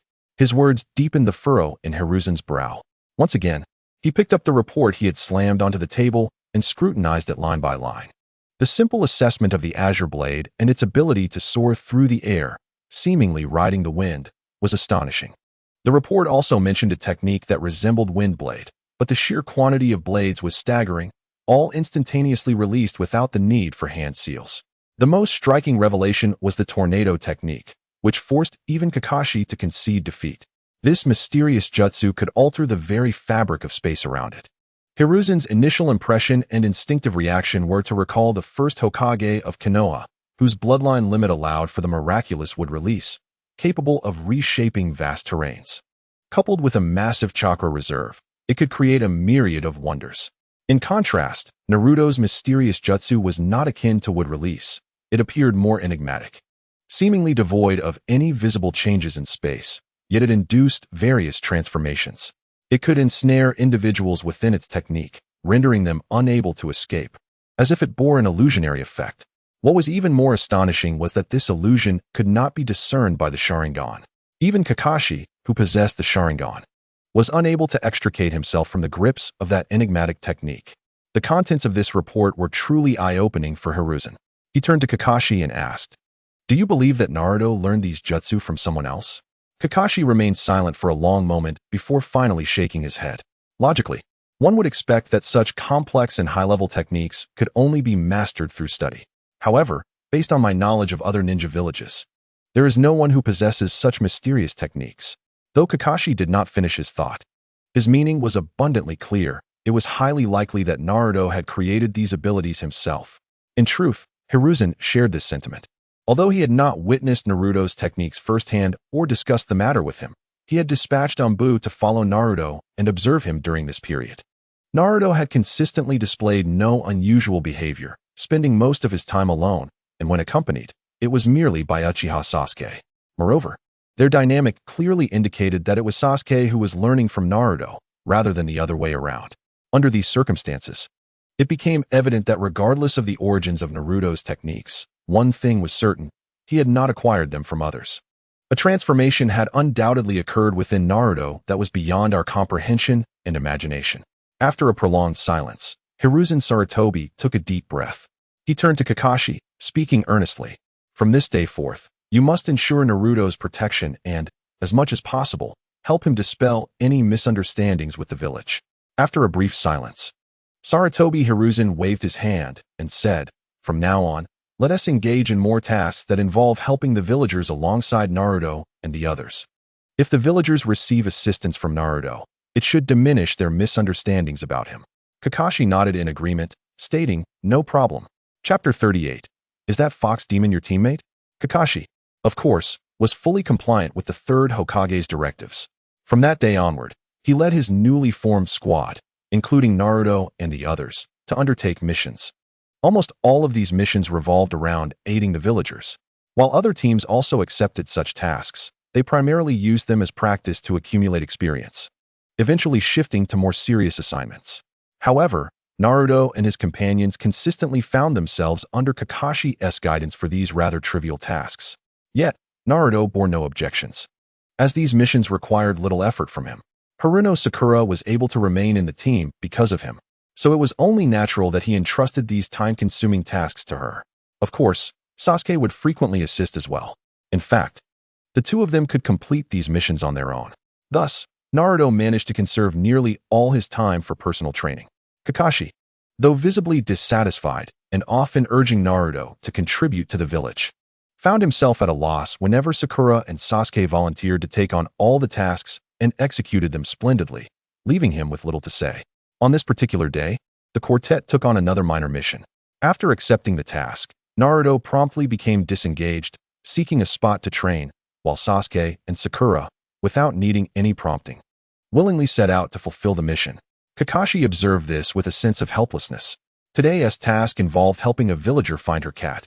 The cat had been lost by a kindly elderly woman, whose gentle demeanor and pleasant voice endeared her to Sakura. After all, which girl does not relish compliments about her beauty? Sakura and Sasuke successfully located the cat and returned it to the elderly woman. Upon seeing her lost feline, the woman was overwhelmed with joy, embracing the cat and showering it with affection. She then went back inside her home, pouring 2 glasses of water and expressing her heartfelt gratitude to Sakura and Sasuke. You two are such good children. I feel so reassured knowing there are ninjas like you in the village, she exclaimed. Hearing this, Sakura's spirits soared. During this time, she had been able to share tasks with Sasuke without any interruptions, eliciting a profound happiness within her. Consequently, her perception of Naruto also began to improve, as his absence from the missions allowed her to enjoy her time with Sasuke. Oh, it's nothing, dear grandma. This is what we ought to do, Sakura replied with a sweet smile. The elderly woman nodded in agreement and then leaned in closer, lowering her voice as she inquired. I heard your teammate is that fox demon named Naruto? Upon hearing this, both Sasuke and Sakura, who had been relaxing with their drinks, froze in disbelief. The cheerful expressions on their faces evaporated instantaneously. Sasuke's demeanor grew cold, his brows furrowing. The elderly lady, oblivious to the shift in atmosphere, continued her soliloquy. You two should definitely keep your distance from your teammate. If possible, it would be best not to team up with him at all. He is not a good person, a monster, really. He looks so strange and always wanders alone. It's baffling that he has become a ninja, yet does not assist us with our tasks. Her incessant chatter, though meant to be well-intentioned, only served to deepen the chill on Sasuke's face. Finally, after another remark from the elderly woman, he could no longer restrain himself and interrupted her. Why do you call him a fox demon? Why label him a monster? As soon as the words left his lips, the elderly woman was taken aback. Glancing at Sasuke with surprise, he maintained a calm demeanor, his gaze steady and earnest. The elderly woman, seemingly startled by his intensity, instinctively recoiled a few steps, grumbling in dissatisfaction. She then turned to leave, evidently intent on departing. At that moment, Sasuke called out to her, Wait, I believe we need to clarify this matter. Why do you insist on calling him a monster? Has he ever harmed you? Sasuke pressed on, blocking her path. The elderly lady, caught off guard by the pointed inquiry from a child, was visibly flustered, and she retorted, I say he is a demon because he is. I call him a monster. And he is one. Everyone says so. Can everyone be wrong? It's not just me. The entire village thinks this way. Go ask your parents if they don't agree he is a monster. Those last words struck a chord with Sasuke, for he had no parents. Yet, he did not dwell on this fact. After carefully reflecting on his memories from before the tragedy that befell his family, he looked back at her and replied, My family has never spoken of Naruto as a fox demon. He then turned to Sakura, the only one in their trio still having both parents. Sasuke's eyes silently inquired whether her family had expressed similar sentiments. Sakura's expression stiffened. Although her household maintained a relatively positive atmosphere and her parents did not harbor overt animosity toward Naruto, they had cautioned her to keep her distance, warning her that he was a fox demon capable of causing harm. Though Sakura did not verbally respond, Sasuke could read the truth in her demeanor. His brow furrowed as he inhaled deeply and fixed his gaze upon the elderly woman, asserting, Naruto is neither a fox demon nor a monster. He is our teammate and an exceptional ninja. I do not wish to hear such words from you again. The elderly woman appeared astonished, having never encountered such defiance, especially from a ninja. Her eyes widened in disbelief as she glared at Sasuke. What of it? I'm not the only one saying this. The entire village believes it. If you don't want to hear it, then you should leave this village. As a ninja, you are here to serve us. And if you can't even distinguish between a person and a monster, then you, as a child, have no right to be a ninja. Sasuke's expression darkened further with each word she spoke, his brows knitted tightly together, and his fists clenched involuntarily. Meanwhile, Haruno Sakura could no longer endure the conversation. Chapter 39. I will not convince Naruto for you. This elderly lady, Naruto, is our comrade. We are well aware of the kind of person he truly is. If he were a villain, we would not defend him, but he is genuinely a good person, an ordinary individual. Do you not realize that your words may harm others' hearts? The old lady rolled her eyes. What is there to harm in the heart of a fox demon? When that fox demon destroyed our village, many lives were lost. Now he merely faces criticism. What of it? Yet I have stated time and again, Naruto is not a fox demon. Although I cannot fathom why everyone in the village harbors misunderstandings about him, we, as his teammates, spend every day with Naruto and can assure you that he is a human being, a real person. You are his teammates. Of course you will speak in his favor. The old lady glared at Sakura. I see that neither of you are virtuous. Return the cup to me. She then strode over and snatched the cup filled with water from Sakura and Sasuke's hands. As ninjas, they could not retaliate against the villagers, lest they face punishment. Moreover, given the old lady's advanced age, any confrontation could inadvertently threaten her life. Thus, despite his simmering anger, Sasuke could only watch her leave, reluctantly releasing his clenched fists. No wonder Naruto is reluctant to assist these people, Sasuke thought, suddenly smiling. He empathized, imagining if he were in Naruto's shoes. Having been treated in such a manner by the villagers since childhood, he too would likely be disinclined to help them. Sakura, nearby, found her expression equally complex upon hearing this. Previously, she had only regarded Naruto with disdain, perceiving him as bothersome. She had never considered the situation from Naruto's perspective, nor had she empathized with his plight. Even when her family referred to Naruto as a fox demon, she felt no disturbance in her heart. Yet at this moment, having unconsciously shed her prejudices against Naruto through their interactions, Sakura felt a newfound sentiment within her. She questioned herself. If she were Naruto, subjected to such treatment throughout her life, she would likely feel no sense of belonging to the village. It would be impossible to remain a normal person. Naruto is incredibly strong, Sakura silently affirmed, resolving to begin with her own family. She would ensure that her family no longer held unreasonable views of Naruto. After completing their task, Sasuke and Sakura headed towards their team's gathering place. On their way, their mentor Kakashi suddenly appeared. He glanced at Sasuke and Sakura, noticing Naruto's absence. Has Naruto also skipped today's mission? Kakashi inquired. Sakura, being the most respectful of the three, nodded in response. Yes, but Sasuke and I have completed the task, so there is no need for concern, and the tasks were simple enough that Naruto need not intervene. You must find a way for Naruto to participate more in missions and contribute to the village, Kakashi sighed helplessly. As ninjas, we must serve the village. Regardless of how powerful Naruto is, he must attend to the village's minor matters. Just like the Hokage, the strongest ninja in the village, who diligently focuses on every small detail each day. Kakashi began to impart his wisdom. After realizing that Naruto would not heed his words, regardless of the reasoning he employed, Kakashi decided to enlist Sasuke and Sakura to persuade Naruto. He aimed to influence Naruto through teammates who shared a closer bond with him, thereby easing Naruto's relationship with the village. In previous instances when Kakashi delivered these words, Sasuke and Sakura listened attentively. Even if they understood they could not affect Naruto, they still felt compelled to listen. However, after today's encounter with the old lady, both Sasuke and Sakura found Kakashi's words jarring.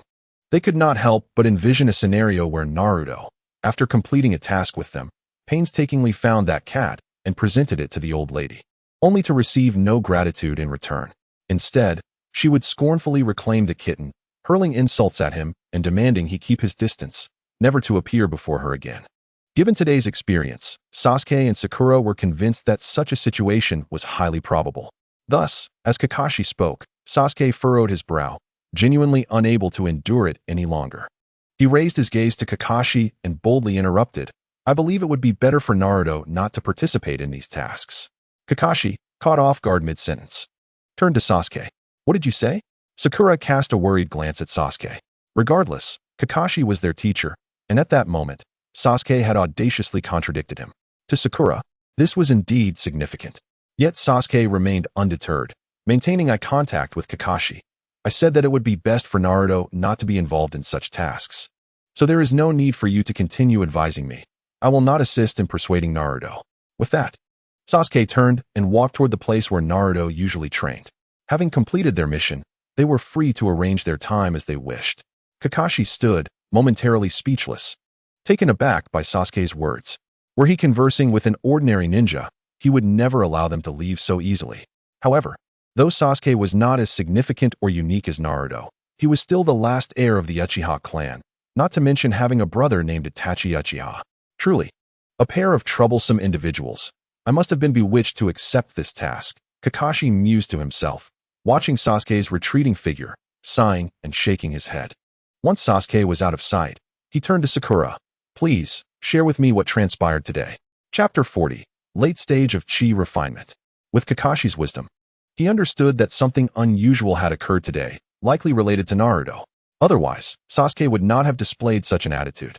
Sakura, being the most even-tempered of the trio, despite her rich inner thoughts, appeared obediently compliant upon hearing her teacher's inquiry, recounting all that had transpired, detailing how they found the kitten, completed the task, and returned it to its owner. However, how did that old lady speak of Naruto? And how did she argue with Sasuke? Sakura nearly mirrored the scene one-to-one, even though at that moment, she did not deliberately memorize the dialogues. Undoubtedly, the expressions and words of that elderly woman left a profound impression on Sakura's heart. In truth, I was equally furious and enraged. I thought to myself that Naruto should never do anything for that old lady.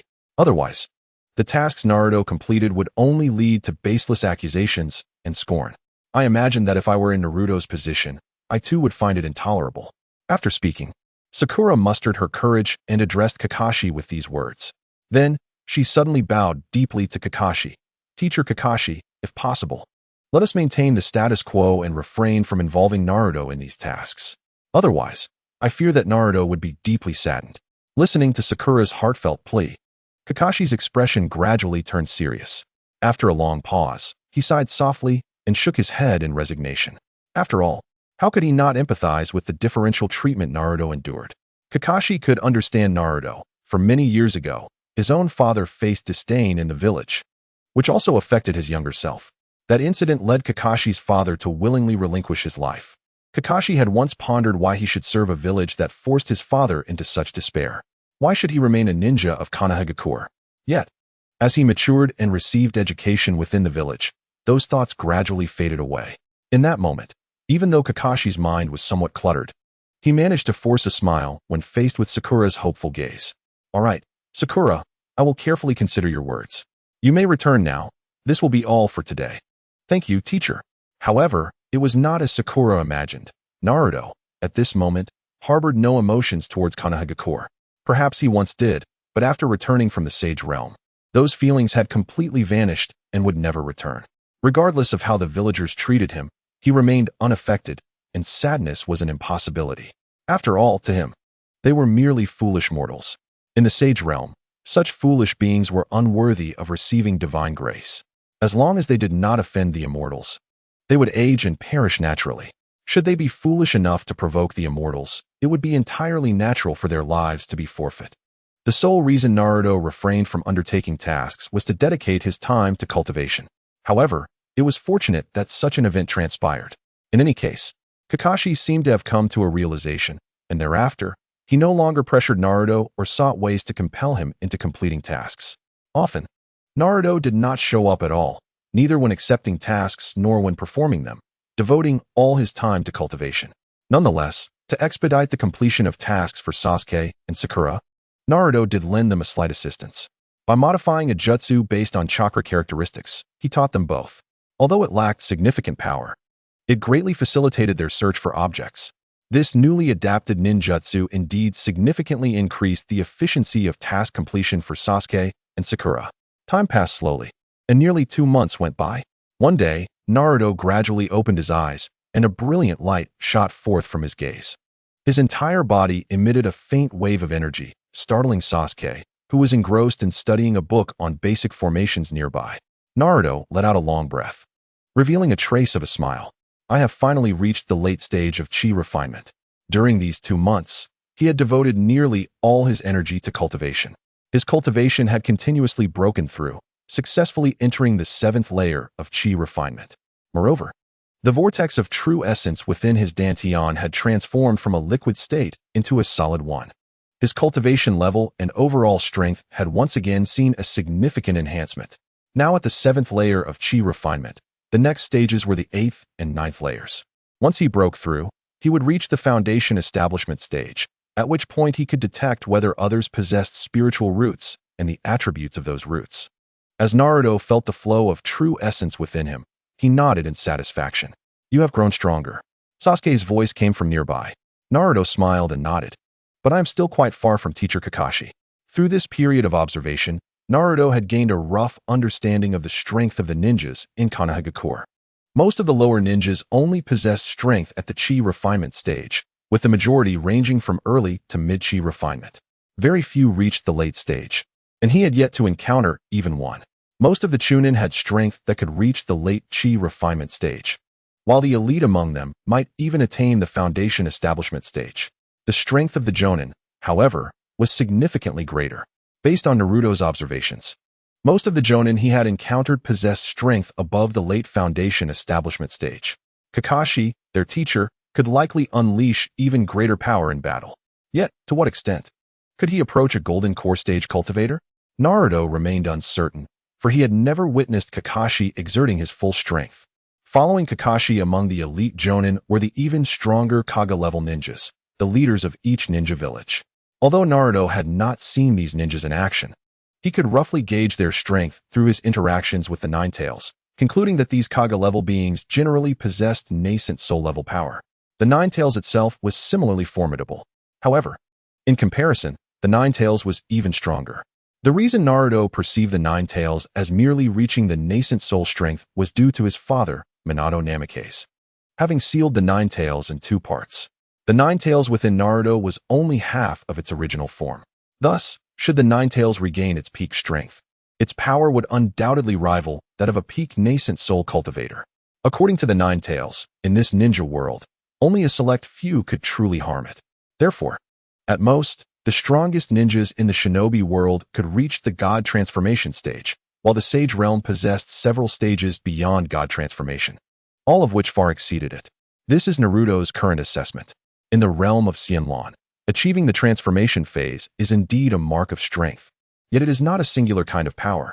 Beyond the transformation phase, there exist 4 additional realms: the fusion phase, the virtual refinement phase, followed by the great ascension phase, and ultimately, the tribulation phase. In his previous life, Naruto was a pinnacle powerhouse in Xianlan, a cultivator of the tribulation phase.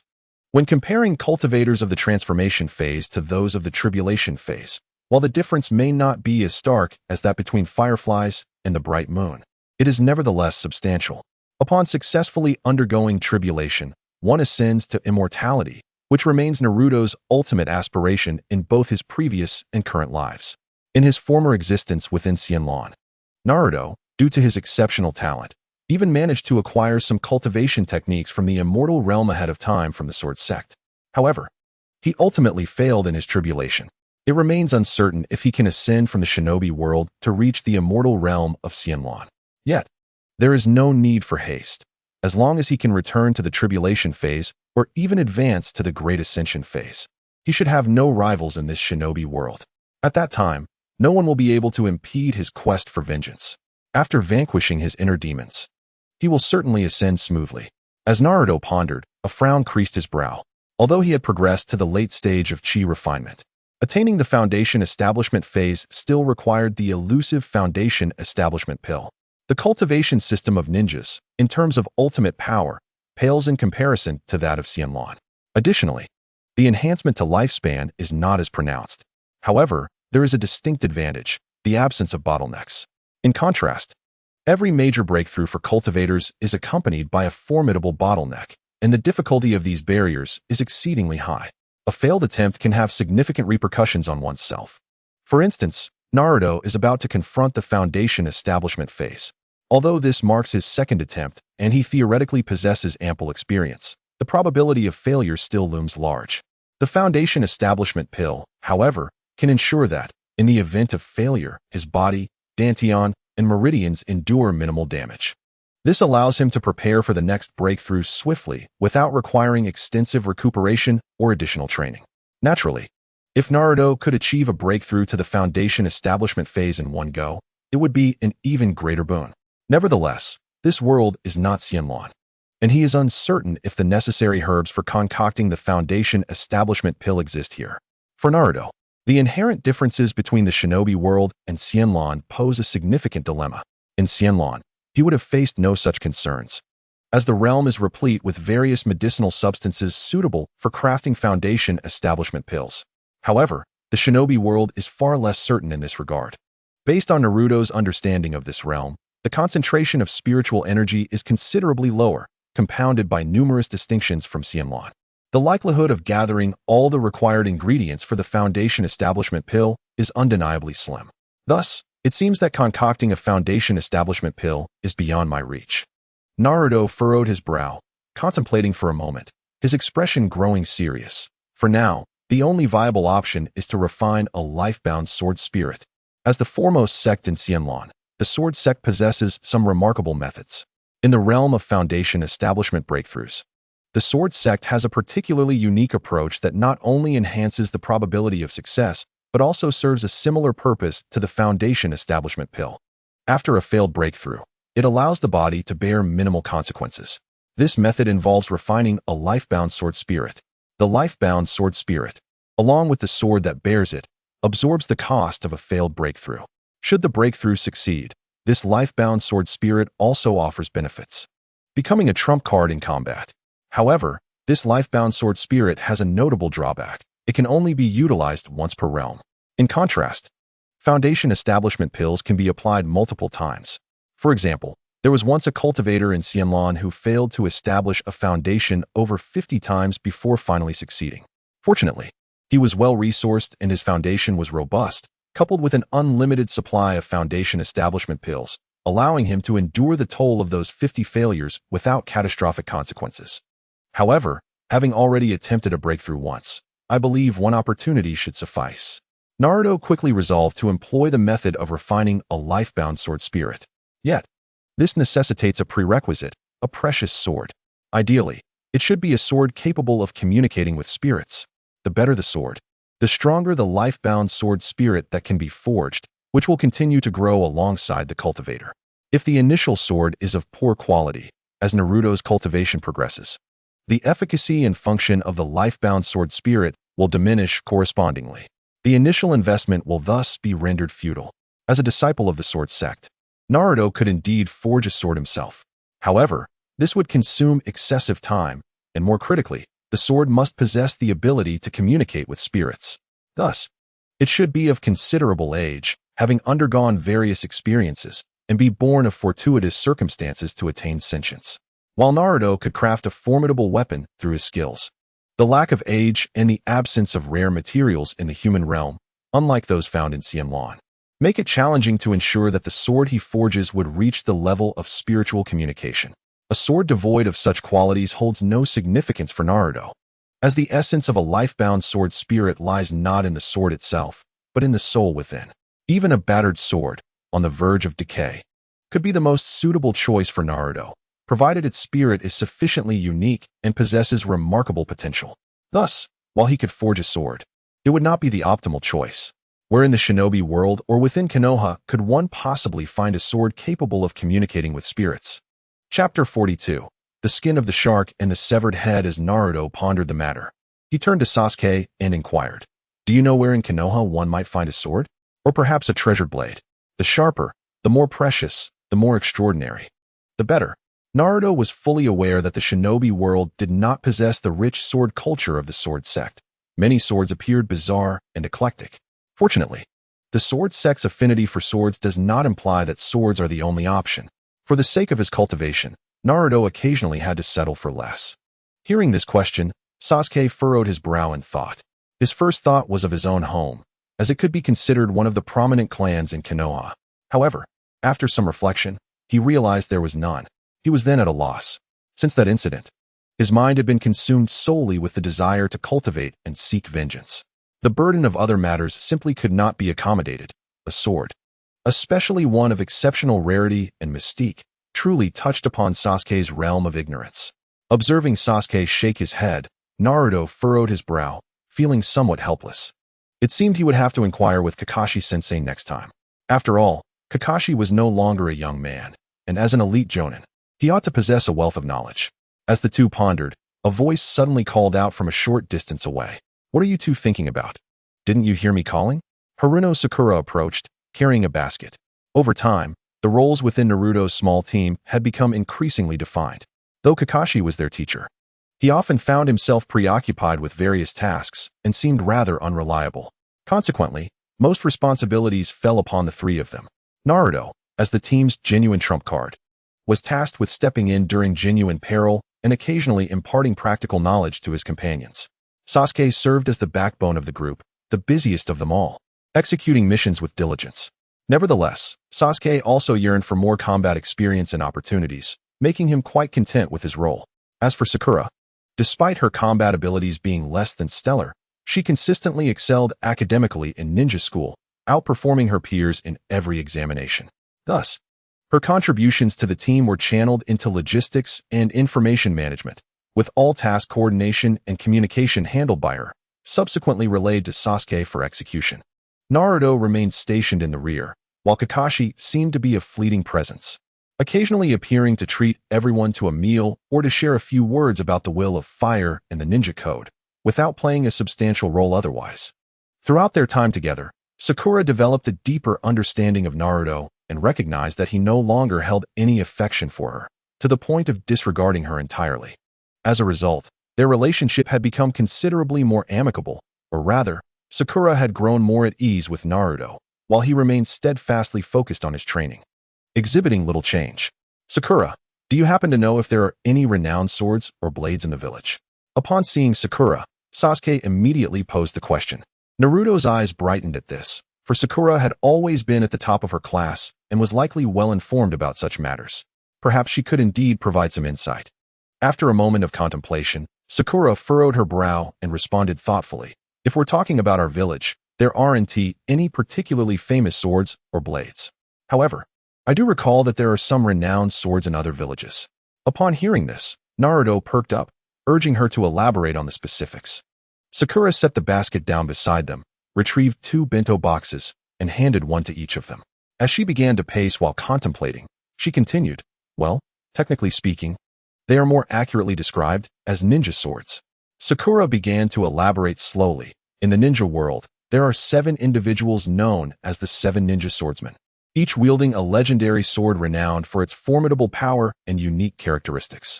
Naruto silently repeated the name 7 ninja swordsmen in his mind. Searching for any recollection but finding none, he was wholly unfamiliar with these 7 individuals and their swords. He could only shake his head and focus his attention back on Sakura, waiting for her to continue her explanation. I don't quite recall the names of the 7 ninja swordsmen, but I do have a vivid impression of their 7 blades. Sakura began to introduce each one. First is the sword, Samahata, which can absorb an enemy's chakra and merge with its wielder, enhancing their strength and granting them the ability to survive and fight in water. Next is the decapitating sword, which possesses self-regenerating capabilities by absorbing iron elements from the blood of its enemies, allowing it to repair itself and restore the wielder's stamina. Then there's the long blade, Kiba, known for stitching together all that is torn. The blunt blade, Kiba, has the ability to shatter any defense. The exploding blade, covered in explosive tags, can cause extensive detonation. The lightning blade, with its swift and electrifying edge, is not only fast, but also enhances the power of lightning-based jutsu when wielded. Lastly, the twin blades, which are 2 symmetrical swords that combine to form a single weapon, can emit energy orbs, particularly suited for those with an ample chakra reserve. Sakura indeed lived up to her reputation as a top student, recounting the 7 blades with remarkable clarity, surprising even Naruto. After all, Sakura was not a cultivator but an ordinary person without extraordinary mental prowess to aid her memory. Though impressed by Sakura's memory, Naruto's primary concern remained the 7 ninja swords, particularly Samahata and the decapitating sword. One could absorb an enemy's chakra and merge with its wielder, while the other could regenerate by absorbing blood, subtly nourishing its wielder in the process. Chapter 43. Who is truly the leader? From these characteristics, it was evident that both swords might possess a nascent form of sentience, making them the optimal choice for Naruto. He turned to Sakura and inquired, do you know where the 7 ninja swordsmen are located? If such remarkable swords existed, acquiring all 7 would be ideal. Once in possession, one could meticulously select the most suitable blade. However, Sakura shook her head, a look of resignation upon her face. I wish I could help, but I'm not particularly knowledgeable about these 7 individuals, nor do I know their whereabouts. Moreover, even if I did, finding them may prove difficult. I vaguely recall hearing from someone or reading in a book that most of them are rogue ninjas, already being pursued by various villages. Do you know where the wielders of Samahata and the decapitating sword are? Naruto pressed, seeking at least a glimmer of hope. Yet, Sakura's expression grew more resigned. For the others, I might not be entirely certain, but I can confidently say that those 2 have likely become rogue ninjas. Indeed, Sakura's assertion was accurate. Just then, a voice both familiar and foreign broke the air. The 3 turned to find their teacher, Kakashi, perched upon a stone.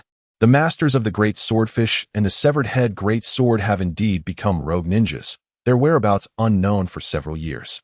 Kakashi, adopting a crouched position reminiscent of a frog atop a stone, inquired, "What is your intention in seeking information about these ninja swords, Naruto? If you merely desire a reliable weapon, the village can craft one to your specifications.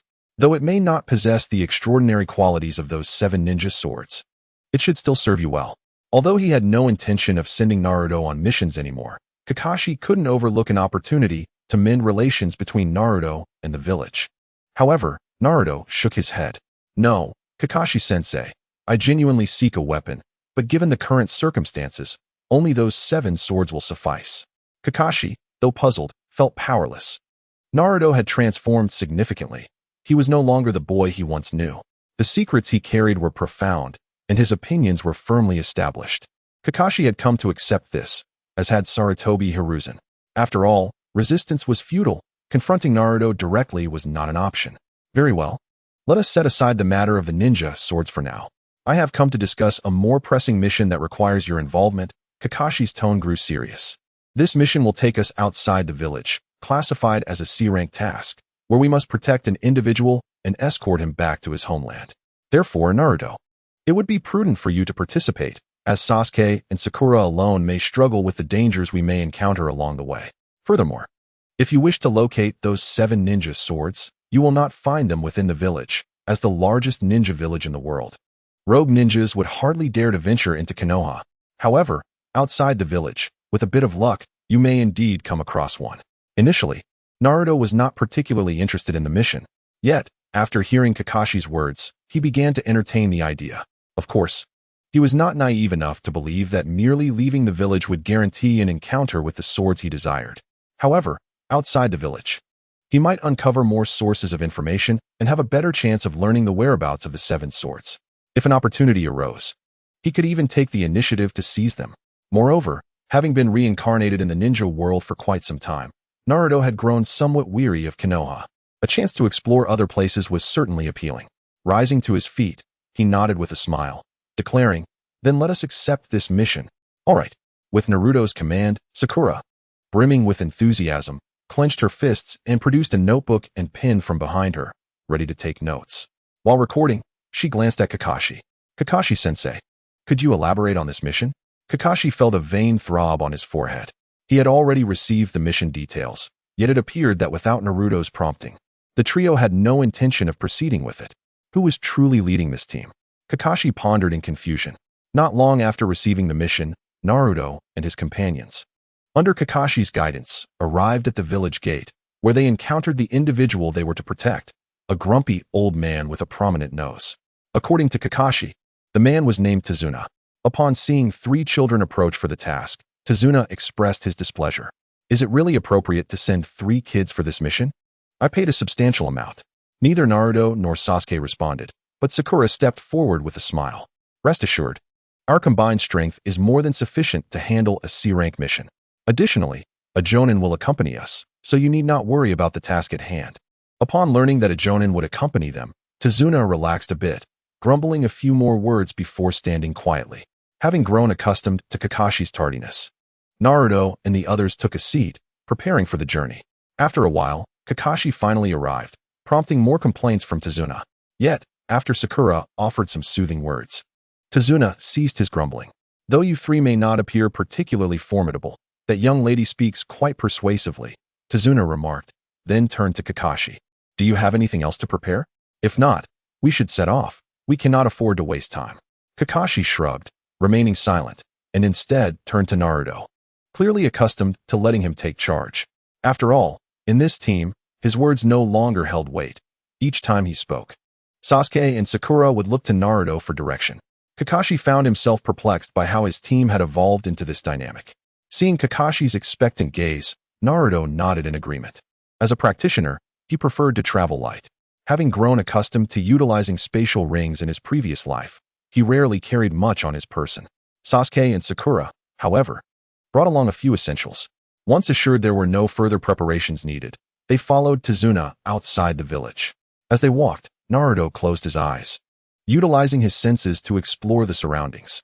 He was not on guard against potential threats. With Kakashi, an elite jonin by his side, he felt no fear.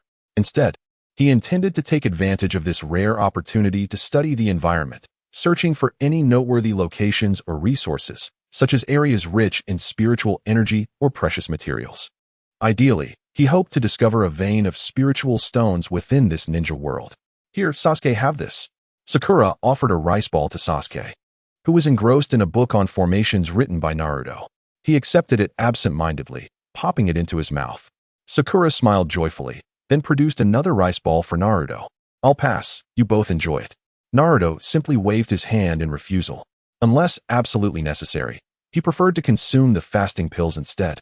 Moreover, Sakura's culinary skills could only be described as passable. They certainly did not evoke any culinary cravings within him. Unlike Hinata, it was only natural for Naruto to decline Sakura's offer. After being turned down by Naruto, Sakura pouted slightly in resignation. Although Naruto had undergone significant changes during this time, improving her perception of him and bringing them closer, she couldn't help but feel that his transformation was rather drastic. Did Naruto ever truly harbor feelings for me? Why did he behave that way in the past? Was it all merely an act? As Sakura pondered while nibbling on her rice ball, she reflected on her own long-standing affection for Sasuke, which she had steadfastly maintained despite countless setbacks. Thus, she believed that others' feelings should be unwavering as well. However, from Naruto's demeanor, it seemed entirely contrary. It appeared he had never been that fond of her. This led Sakura to question whether Naruto's previous actions towards her had perhaps been feigned. Yet, the dilemma was that Sakura could not confront Naruto directly to inquire about it, especially given his current disposition. If she approached him with such a question, it would undoubtedly embarrass her. She used to think that if only Naruto, that annoying fellow, would keep his distance, it would be ideal. Yet now that he had indeed distanced himself, it felt excessively far. How could a person's transformation be so profound? When Ino informed her of Naruto's changes, she should have observed more closely to discern the extent of his transformation. Furrowing her brow in frustration, Sakura puffed her cheeks and took another bite of her rice ball, then smiled brightly. My culinary skills are quite commendable. I wonder if Sasuke is enjoying his meal. Turning her head, she noticed that Sasuke's rice ball had already vanished without a trace. He was currently chewing on a large morsel, swallowing it down with little regard for taste, his focus entirely on the formation in his hands. Evidently, the intricate formations were of far greater importance to Sasuke than the food he had just consumed. Their mission was to travel to the Land of Waves to escort an elderly man named Tazuna. The Land of Fire bordered the Land of Waves, and Konoha was situated within the former. Everyone had assumed that nothing would go awry within the confines of the Land of Fire. Unexpectedly, however, before they could even leave its borders, they encountered two ninja blocking their path. Sasuke, employing the new ninjutsu Naruto had taught him, and Sakura, which enhanced their sensory perception and could be used for locating objects, had detected them. This jutsu required no hand seals and was incredibly useful. To focus on his training, Sasuke kept the technique activated, even though it consumed a considerable amount of chakra, a price he was willing to pay. Thus, even before the two ninjas revealed themselves, he had already pinpointed their location. Sasuke glanced away from his book to see Naruto still meditating with his eyes closed, seemingly oblivious to his surroundings. Understanding that they could handle this situation without Naruto's assistance, he said, Sakura, ensure the target's safety. We've got company. Sakura, with a lesser chakra reserve than Sasuke, had not kept the jutsu active, and thus had not noticed the hidden ninjas until Sasuke alerted her. Upon activation, she too detected the two concealed figures. Two of them. Leave it to me. I can handle it, Sasuke declared, stepping forward to confront the pair. He valued opportunities for combat and sparring greatly, especially as the gap between him and Naruto had widened. Finding no other suitable opponents, he was determined to seize this chance. Furthermore, the knowledge he had recently acquired from Naruto's book regarding formations could also be applied in battle. Each time he recalled Naruto's formidable prowess with formations, Sasuke felt a surge of anticipation. If he could wield formations to achieve such terrifying combat strength, it would undoubtedly bring him closer to avenging himself against that person. Chapter 45, Mission Interrupted? The concepts he was contemplating even reminded him of the Hyuga clan's ultimate techniques. The Hyuga family, renowned for their Byakugan, had established their formidable reputation in Konoha thanks to their unique combat style. Swiftly, Sasuke closed the distance between himself and the two hidden ninjas, clearly unprepared for their discovery. The ninjas reacted too late as Sasuke swiftly approached one of them and struck. The skirmish unfolded in a flash. Initially, the obstructing ninja dismissed Sasuke as just a child. However, once Sasuke demonstrated his prowess, the ninja quickly realized the gravity of the situation. This boy not only wielded ninjutsu adeptly, but his speed and combat experience were considerable. And most notably, his taijutsu possessed an intriguing quality. While most ninjas relied solely on brute strength and speed, the Hyuga clan's taijutsu was distinctly unique and immensely powerful. Remarkably, Sasuke's taijutsu seemed to echo this essence. Even Kakashi, observing from a distance, was taken aback, having witnessed countless battles. He recognized that Sasuke's movements and targeted strikes bore a resemblance to the Hyuga clan's techniques, yet they were not entirely the same.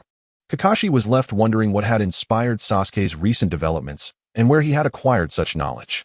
The Hyuga clan's endurance stemmed from the combination of their taijutsu and Byakugan, which allowed them to perceive chakra pathways and flow, enabling them to launch effective attacks. However, it was evident that Sasuke was not employing the gentle fist technique, nor did his strikes yield the immediate results characteristic of it. Clearly, there was no miraculous use of disdain. However, at this moment, Sasuke exuded an aura reminiscent of the Hyuga clan, and after observing for a while, he felt that in certain aspects, particularly in his footwork, Sasuke surpassed even the Hyuga. The two mist ninjas confronted by Sasuke were both quite aged and possessed extensive combat experience. Yet, due to Sasuke's extraordinary footwork, he faced two opponents without faltering and instead pushed them back relentlessly. Moreover, his strikes were undeniably ruthless. Wielding a kunai, he targeted the most lethal spots on his foes. In a subsequent clash, Sasuke suddenly hurled the kunai, extending it several inches as it pierced one man's throat. Immediately, he yanked it back with a swift motion. Kakashi, focusing intently, realized that Sasuke had cleverly tied a fine thread to the kunai using chakra. This thread not only allowed the retrieval of the kunai, but also enhanced its velocity when thrown, potentially allowing for directional adjustments mid-air. Witnessing Sasuke's adeptness with this technique, Kakashi was reminded of the Azure Blade Naruto had used during their earlier confrontation. In comparison, Naruto's blade was far more agile, almost resembling a human arm, if not more so. Conversely, Sasuke's method appeared somewhat crude. Nevertheless, it was evident that Sasuke's utilization of the kunai was likely inspired by Naruto's Azure weapon. After the last opponent fell, the remaining ninja, now desperate, attempted to flee but was swiftly overtaken by Sasuke and met his demise under the kunai. Regaining his composure after the adrenaline of battle, Sasuke's initial thrill evaporated. He approached Naruto and the others, furrowing his brow as he spoke. In the heat of the moment, I forgot to leave a survivor to interrogate for information. What should we do next? Moreover, we three have never left the village. Logically, no one should target us. As for Kakashi-sensei, if the enemy's goal was him, they would not have dispatched such weaklings. Therefore, it stands to reason that these two ninjas were likely after our charge. Sasuke turned to Tazuna. Mr. Tazuna, the previously inebriated old man trembled at Sasuke's words, abandoning his facade of drunkenness and his earlier cocky demeanor. After a moment of silence, Tazuna nodded and revealed the truth about their mission. He understood that more ninjas would undoubtedly arrive, and since this time they had not left any survivors, it was likely the next group would be just as ruthless. If he chose to conceal the truth now, he would have no opportunity to defend himself later. Upon hearing Tazuna's account, Sasuke realized that this mission was far beyond the realm of a C-rank assignment. Sasuke initially intended to express that their current abilities might not suffice to complete it, but halfway through, he glanced at Naruto. Although Naruto was currently silent, eyes closed in meditation, it was evident that he was attuned to everything happening around him. Thus, Sasuke swallowed his words. If Naruto were replaced by another lower-ranked ninja, they would indeed struggle with this C-rank mission. However, Naruto was no ordinary ninja. He was Naruto. With him present, Sasuke felt an inexplicable sense of assurance. He even subconsciously overlooked their teacher, Kakashi. Regardless, this mission could hardly be classified as a C-rank task, and thus they had the right to refuse it. Sasuke turned back to Tazuna. Since you concealed the true nature of this mission, we can terminate our involvement right now. Tazuna, filled with despair, could only plead. However, Sasuke remained resolute, ignoring his pleas and focusing instead on his two teammates and Kakashi-sensei.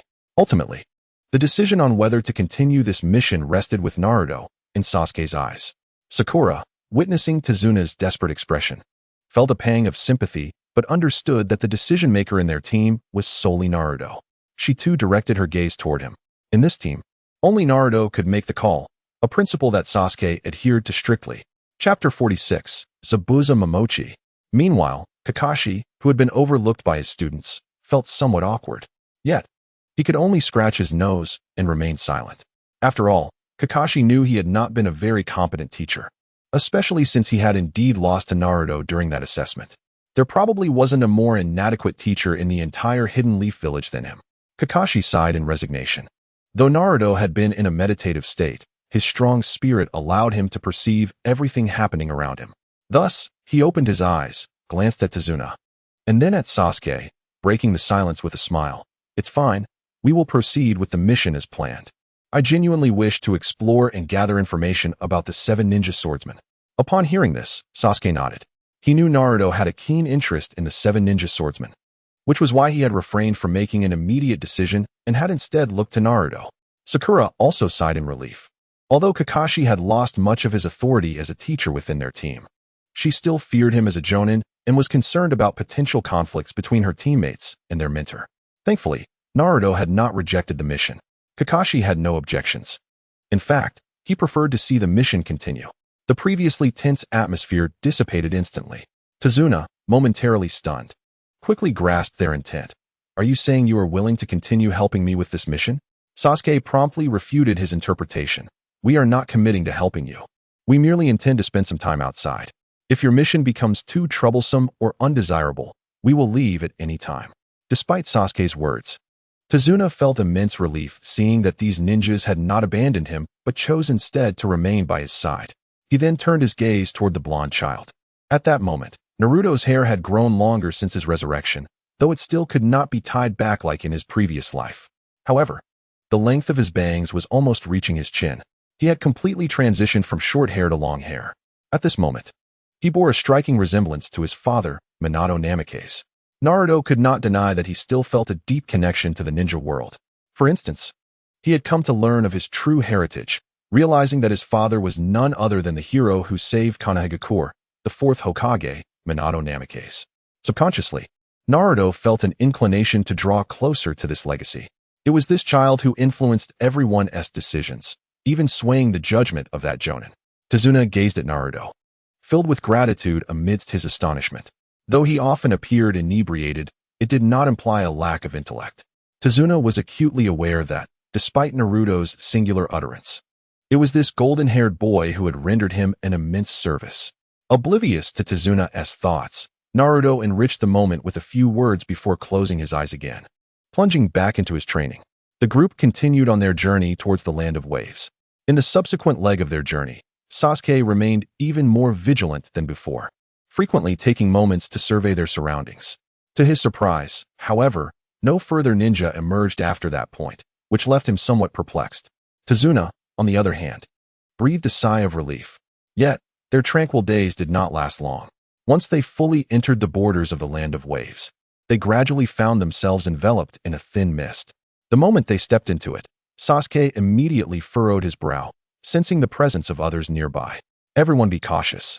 There may be enemies, Sasuke exclaimed, swiftly drawing out kunai, one in each hand. Simultaneously, chakra threads wrapped around the hilts, ready for confrontation. Just then, a light laugh echoed from the mist nearby. Quite perceptive. Is this the new generation of Konoha ninjas? Suddenly, a fierce gust of wind rushed towards them. Sasuke instinctively blocked it with his kunai, realizing that it was a shuriken aimed at him. Can you sense where the enemy is, Sasuke? Sakura inquired, adopting a defensive stance beside him. Sasuke shook his head. This mist is unusual, capable of concealing their chakra and movements. To track them down, it seems only the Sharingan would suffice. As he spoke, he turned to Kakashi, who shrugged and pulled down his eye mask. It appears it is indeed time for me, your teacher, to take action. You three, protect the target. Leave this one to me. Kakashi activated his Sharingan, swiftly identifying the enemy's location and launching an attack. Kakashi's speed was remarkable, and with the mist swirling about, neither Sasuke nor Sakura witnessed how he engaged the adversary. They could only hear a cacophony of sounds surrounding them. After a brief interval, a startled cry emerged from Kakashi. Soon after, Sasuke noticed the mist beginning to dissipate, revealing Kakashi ensnared within a water prison. Kakashi-sensei. Sasuke's pupils constricted. Kakashi was undoubtedly the strongest among them, an elite jonin. If even Kakashi could not contend with this foe, then Naruto's involvement might pose a threat as well. Be careful. The enemy is a rogue ninja from the mist, Zabuza Momochi. That sword on his back is one of the legendary 7 ninja swords, the Kubikurabocho. Kakashi declared from within the water prison. The moment those words escaped his lips, Naruto, who had been in a meditative state, abruptly opened his eyes. Without hesitation, he turned to the side, unleashing a wind blade that sliced through a nearby massive tree in two. This action also unveiled a figure hiding behind it. A tall, muscular man wielding a large sword on his back. Zabuza Momochi. Naruto narrowed his eyes, his gaze fixating upon the imposing sword. The Kubikurabocho. Chapter 47. This treasure is destined for me, Zabuza Momochi? So that sword he carries is indeed the Kubikurabocho? Naruto mused, a frown creasing his brow. He began to suspect that this encounter had been orchestrated by Konoha. After all, he had merely expressed interest in the legendary swords, and now he was face to face with one. Of course, what fueled Naruto's suspicion was Kakashi's earlier performance. Although Zabuza was undeniably formidable, defeating Kakashi was ultimately unlikely. While the thick mist had concealed their surroundings, it had not affected Naruto at all. He had clearly seen Kakashi deliberately feigning vulnerability to be ensnared by Zabuza's water prison. Naruto was almost certain that Kakashi was using this ruse to assess Zabuza's abilities and gather intelligence.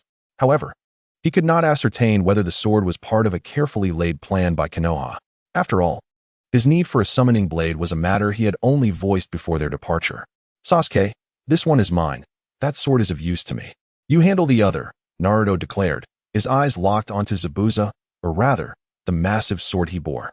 His words startled Sasuke, Sakura, and Tazuna, who were shielded behind them. Another one? Sakura exclaimed in surprise. Another one? Sasuke echoed, scanning their surroundings. Where? Without uttering a word, Naruto released another wind blade, launching it with incredible speed. This blade soared far, slicing through several trees before ultimately being obstructed by a sudden wall of ice, leaving a deep mark upon it before vanishing into nothingness. These two foes were far more capable than the previous ones, so we must remain cautious and buy our teacher Kakashi some time. Let us see if he can escape from that water prison before we meet our demise, Naruto said with a smile, his tone nonchalant, as if he were merely discussing dinner plans. Upon hearing Naruto's words, Sasuke, Sakura, and Tazuna felt a surge of fear. After all, since joining Naruto's team, they had never heard him utter such chilling words. Meanwhile, Kakashi offered an awkward smile, feeling as if Naruto had seen through his plan. Had his earlier performance truly been so lackluster? Kakashi pondered, bemused, wondering how Naruto had managed to discern anything when he had kept his eyes closed. He contemplated within himself, yet due to the pressing nature of his mission, he found himself unable to take action. Thus, he had no choice but to maintain his composure and remain within the water prison. Presently, Kakashi's most crucial task was to gather intelligence and information about Naruto Uzumaki, particularly concerning those unique and innovative ninjutsu techniques. Regardless of whether these techniques were acquired from others or conceived by Naruto himself, Konoha could not entirely disregard such matters. Consequently, Kakashi was compelled to collect this information, and at this moment, there was undoubtedly an excellent opportunity.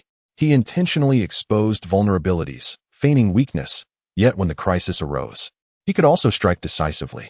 However, Naruto had no intention of allowing Kakashi to emerge. He wished to confront the ninja known as Zabuza Momochi alone. In doing so, should he vanquish his opponent, he would rightfully claim all of Zabuza's possessions. At least in the realm of immortals, this was the customary rule. If the ninja world adhered to different principles, Naruto would have to devise a means for its denizens to accept this code. It remained to be seen whether this so-called decapitating sword was as formidable as it appeared. A smile crept across Naruto's face as he rose and strode purposefully towards Zabuza. "It seems you are the leader of your group," he remarked. Zabuza, regarding Naruto, unsheathed the decapitating sword from his back. "Are you intrigued by my blade?" Zabuza inquired. Clearly aware of Naruto's fixation on the weapon, Naruto nodded. "How about gifting it to me? Let us forego slaughter and conflict. Treasures should belong to the deserving. This treasure seems fated for me. If you bestow it upon me, we may establish a bond of goodwill. Should any troubles arise in the future, I would be willing to lend you assistance." In the realm of immortals, there were those who incessantly proclaimed that treasures were destined for them, using this rationale to seize the belongings of others. Initially, Naruto found this perplexing. However, he eventually recognized the cleverness and significance of this phrase, occasionally employing it himself. He spoke truthfully. If Zabuza were genuinely willing to relinquish the entirety of his sword, aiding him in times of peril would be a mere trifling matter. Zabuza, upon hearing Naruto's words, grinned broadly. "Huh? That will depend on whether you possess the ability." This sentiment evoked a sense of nostalgia in Naruto, who exhaled deeply. Whenever he uttered that phrase in the realm of immortals, the responses were typically akin to Zabuza's current retort, with neither a word lacking nor superfluous. Without further ado, Naruto waved his hand, and a small azure sword materialized beside him. In his previous life within the realm of immortals, during the late stages of his chi refinement, he had amassed numerous treasures, including various spirit talismans and artifacts. Due to his prodigious talent, his masters and seniors within the sect often gifted him various treasures. However, upon arriving in the ninja world, such privileges had vanished. Thus, Naruto had never fought such a disheartening and impoverished battle, relying solely on his spells without the support of external artifacts.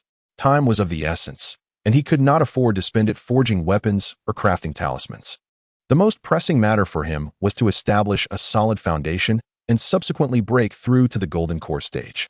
Once a swordsman reached the Golden Core stage, they could refine their life sword. With such a weapon, other artifacts and talismans would become redundant. "Oh, what is this? A new ninjutsu from Konoha?" Zabuza observed the azure sword flying toward him with little regard, casually swinging his blade to cleave it in two. To Zabuza, it appeared that the azure sword would succumb effortlessly to his strike.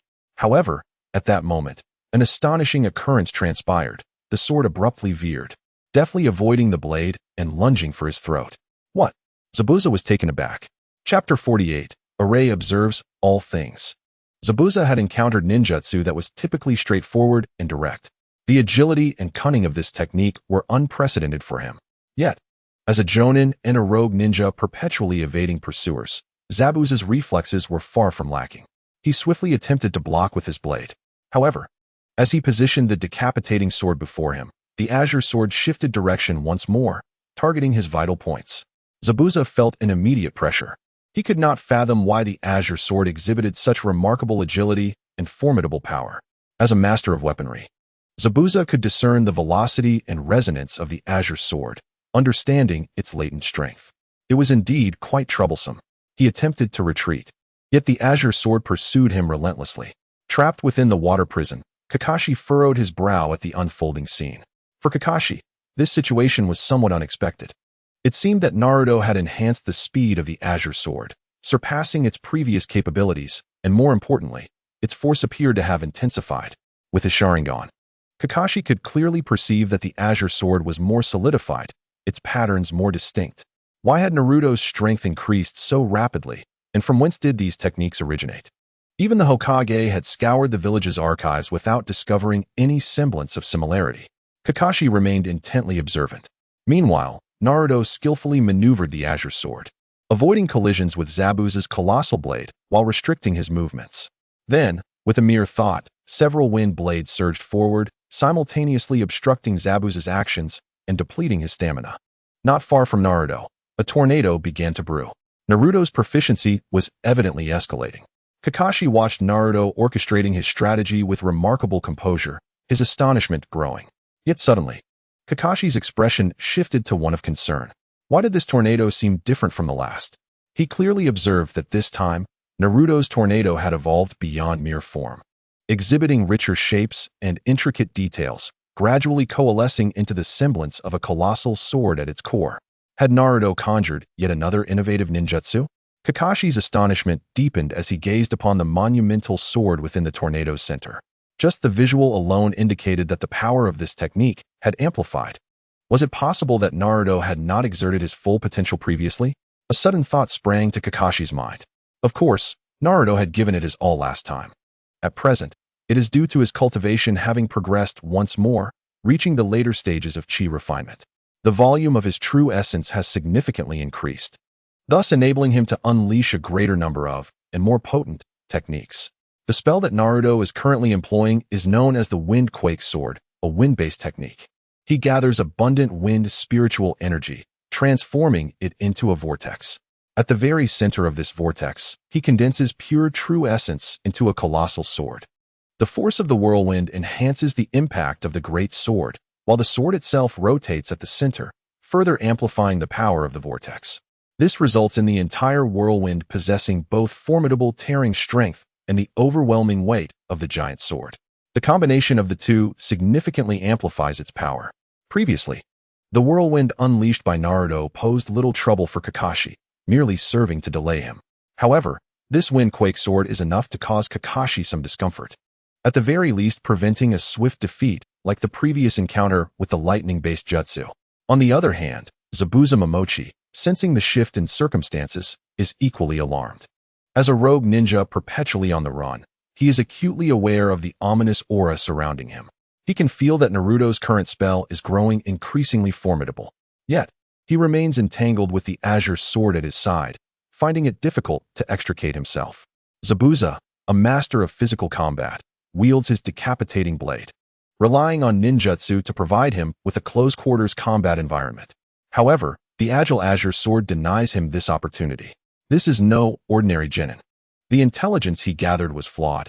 He cannot afford to squander any more time here. Zabuza understands that if he continues to linger, the situation will become increasingly dire. Although he has managed to bind Kakashi, the abilities of these two young ninjas far exceed his expectations. Despite being a rogue ninja, Zabuza is well aware of the rules of ninja combat. When the opponent's intelligence surpasses his own, he must retreat promptly. He must gather more accurate information and devise a superior battle strategy before acting again. Zabuza contemplates the power of his jutsu one last time before making his escape. He turns to survey the battlefield, realizing that relying solely on his strength to flee would be futile. The azure sword is far too nimble, and unless he is willing to sustain injuries, escaping may come at a significant cost. To fully evade, he may have no choice but to accept Haku's assistance. Meanwhile, not far away, Sasuke is locked in combat with a masked ninja named Haku.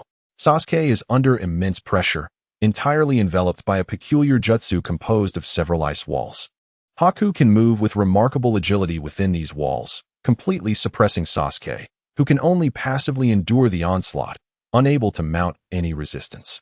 This jutsu resembles a small formation. Although Sasuke appears helpless, constantly guarding his vital points, he is keenly observing Haku's movements and gathering information about the jutsu. After learning about formations from Naruto, Sasuke has developed a unique perspective on the world, viewing everything through the lens of formations.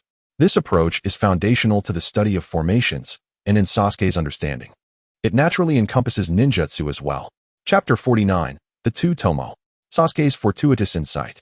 The path of sage formations is rooted in the evolution of all things in the universe. The reason formations possess immense power is that they can harness the forces of nature. Thus, many elements of the world are intrinsically linked to sage formations, or more accurately, can be understood through the knowledge of sage formations. At this moment, Sasuke is engaged in precisely this endeavor. Perhaps the masked ninja is unaware, but his unique jutsu indeed contains some principles of formation. Every formation has a focal point, and if that focal point can be shattered, the entire formation will inevitably collapse. Now, Sasuke must locate the focal point. He forces himself to remain calm, fully immersing himself in his deductions and reasoning. As he observes the ice walls and Haku's swift movements within them, he begins to discern not merely the surface but the underlying principles. truths that perhaps even Haku himself may not recognize. The essence of formation. Suddenly, Sasuke's eyes light up. He has discovered the location of the formation's core, the position of the focal point. This is the weakness of this marvelous jutsu. Let me see if I am correct. Sasuke's blood surges with excitement as he darts forward at the utmost speed, his kunai aimed directly at the focal point. Haku, swiftly maneuvering within the ice walls, is momentarily taken aback, unsure of Sasuke's intentions. Charging forward without guarding his vital points seems tantamount to seeking death. A fleeting thought crosses Haku's mind. Yet he continues to conjure several ice needles without hesitation. However, in that instant, Haku hesitates, choosing not to target Sasuke's vital areas but rather his joints, critical yet non-lethal points. The sharp ice needles pierce Sasuke's body, blood splattering forth. The excruciating pain in his limbs, coupled with the chill of the ice needles, sends a jolt through Sasuke. Nevertheless, gritting his teeth, he summons his last ounce of strength, thrusting the kunai into the focal point. Crack! A faint sound reverberates. Sasuke watches as a crack appears in the ice wall before him. Despite the agony coursing through his body, a smile graces Sasuke's face. He has succeeded. He has effectively dismantled Haku's jutsu, using his knowledge of formations. This proves that what he has learned is indeed practical and that he can triumph over adversity. Much like Naruto. In that instant, the ice walls that had ensnared Sasuke shatter into countless fragments. Haku stumbles back, standing more than 10 meters away, utterly astonished. He has no comprehension of what just transpired. Logically, it is impossible for Sasuke to pierce the ice walls he had crafted with merely a kunai. How did you do that? Haku instinctively inquires, though he does not expect an answer, as the revelation has left him utterly astounded. At this moment, Sakura rushes over, helping Sasuke to his feet while employing her newly acquired healing jutsu to mend his wounds, her expression filled with concern for his well-being. Suddenly, her eyes widen in shock. Sasuke, your eyes. For a fleeting moment, Sasuke was momentarily taken aback, but he swiftly regained his composure. He turned to gaze at Sakura, and within her pupils, he beheld the reflection of his own face. At that moment, he realized that his eyes had transformed into a vivid crimson hue, each adorned with two swirling black tomo. The Sharingan. Two tomo. The exhilaration surged within him. Simultaneously, he began to comprehend the events that had transpired. Given his abilities, discerning the flaws in his opponent's jutsu had proven to be a formidable challenge, despite having studied formations for some time. In comparison to the masters of formations that Naruto encountered in the Sage Realm, he remained but an apprentice.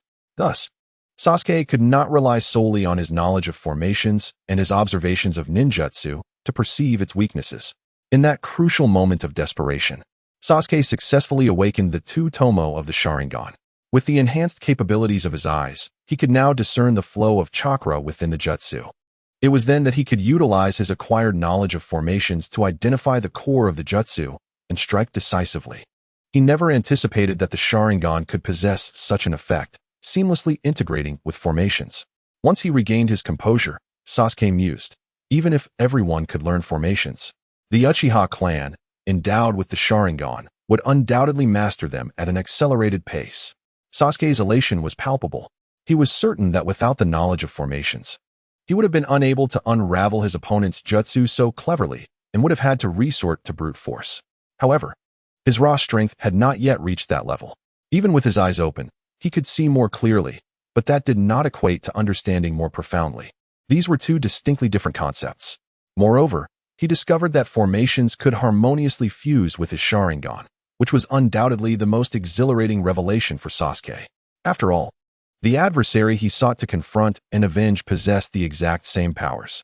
Whether it be the Sharingan or various ninjutsu, whatever he could learn, so too could they, perhaps even surpassing him in mastery.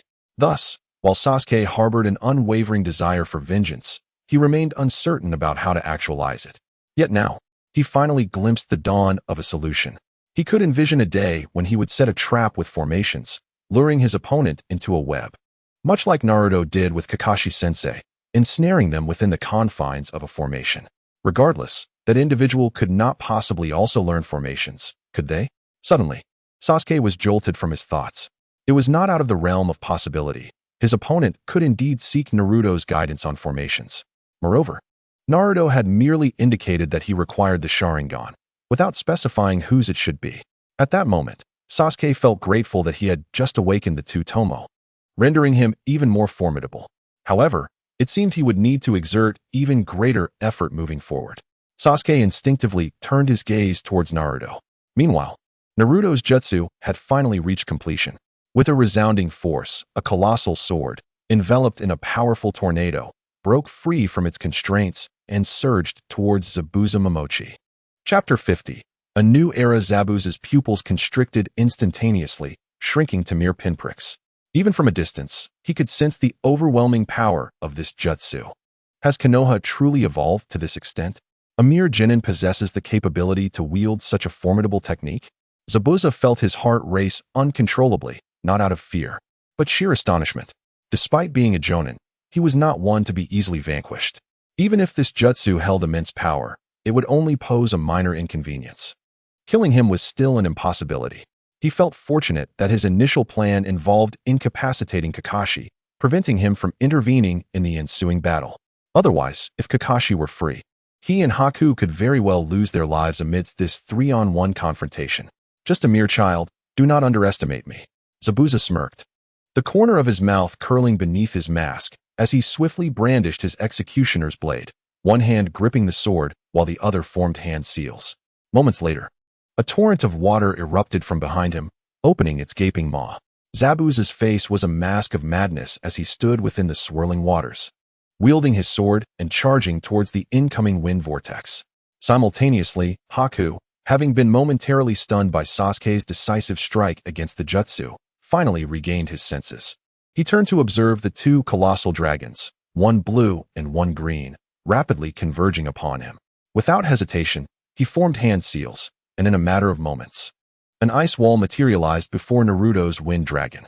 However, upon contact, the ice wall was swiftly cleaved through by the razor-sharp vortex, offering no resistance whatsoever. Haku watched in horror as these young shinobi were truly only genin. His gaze shifted to the left, where he beheld a figure clad in a white robe. Standing with arms crossed, though still a youth, he appeared strikingly tall and elegant.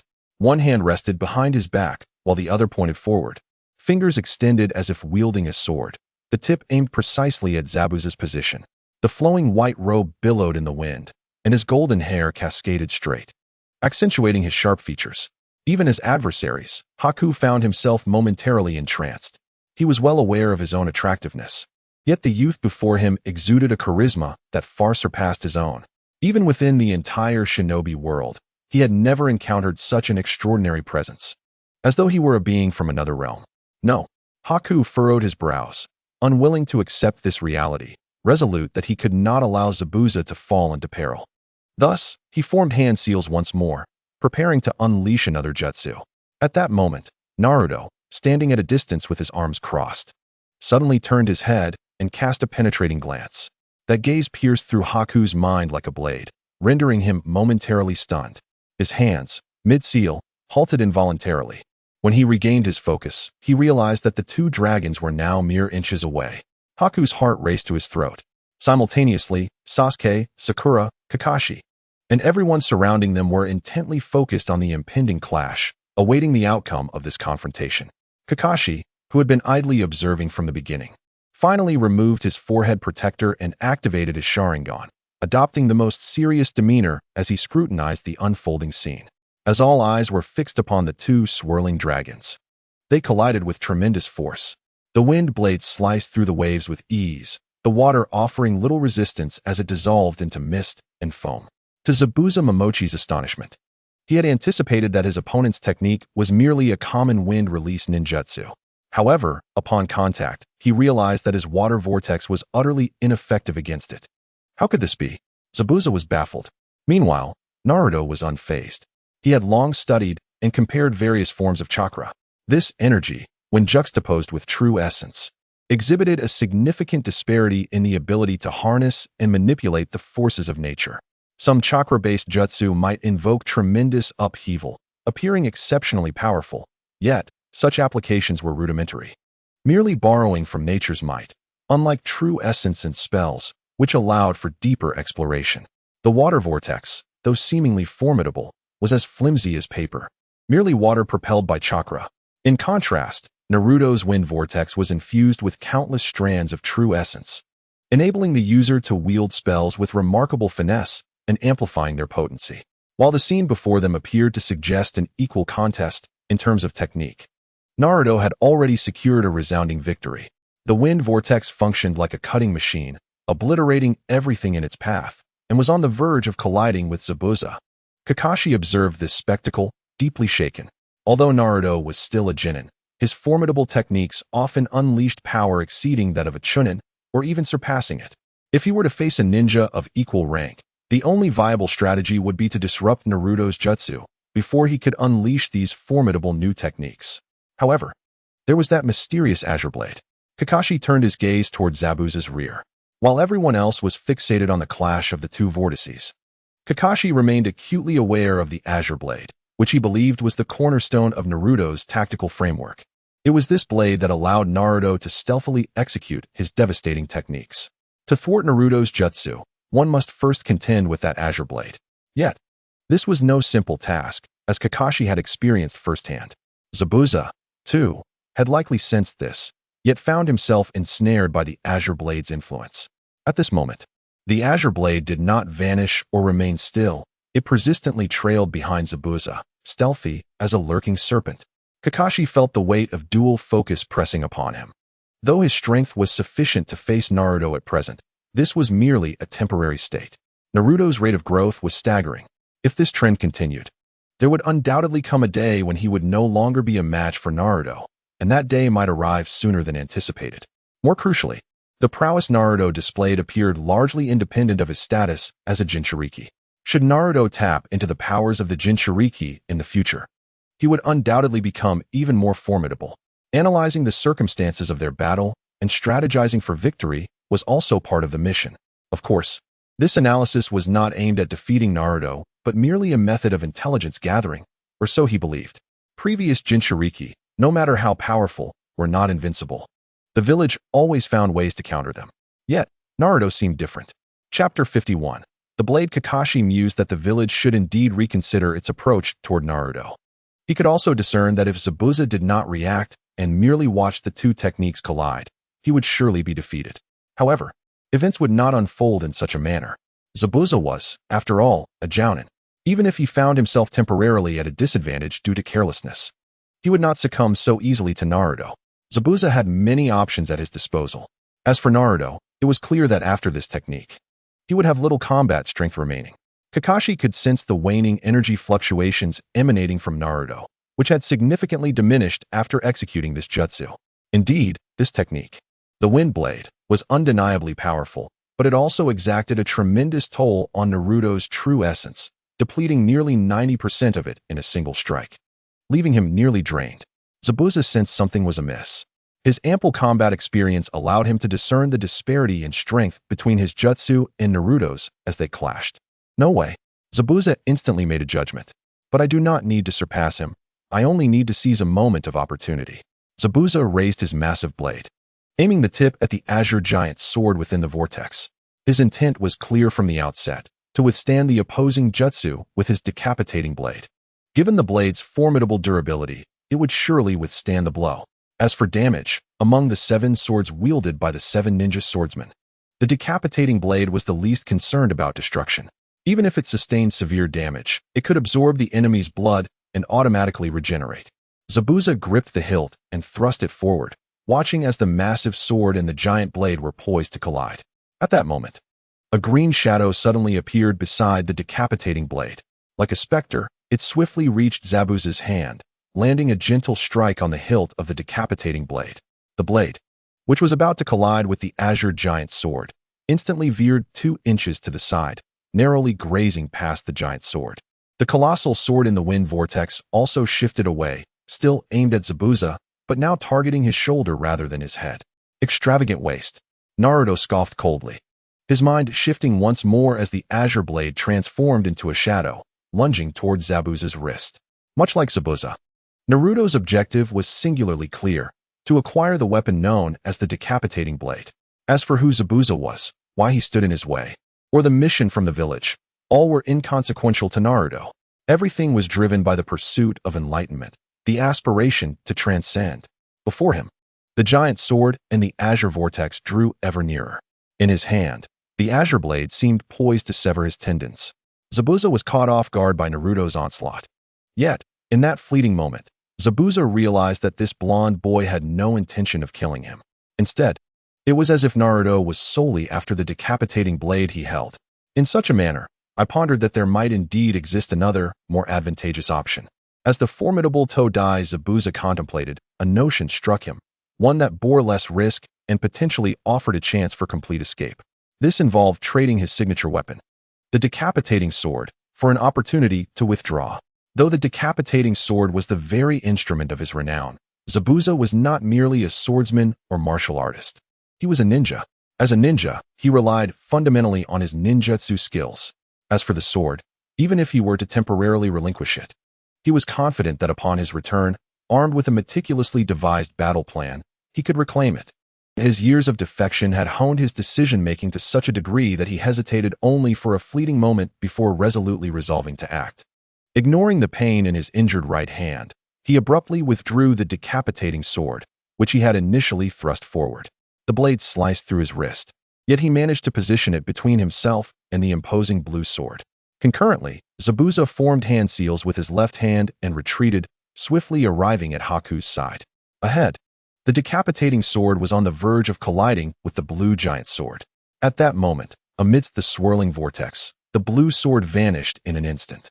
The furious blue whirlwind dissipated as if it were an illusion, leaving only a small blue sword behind. However, this small sword exhibited astonishing agility, as if imbued with a spirit of its own, weaving through the hilt and pivoting back, directly propelling the unclaimed decapitating sword toward Naruto's direction. In but a moment, the forsaken sword found its way into Naruto's grasp. Naruto extended his hand to seize the hilt, his left fingers gently gliding along the blade's edge.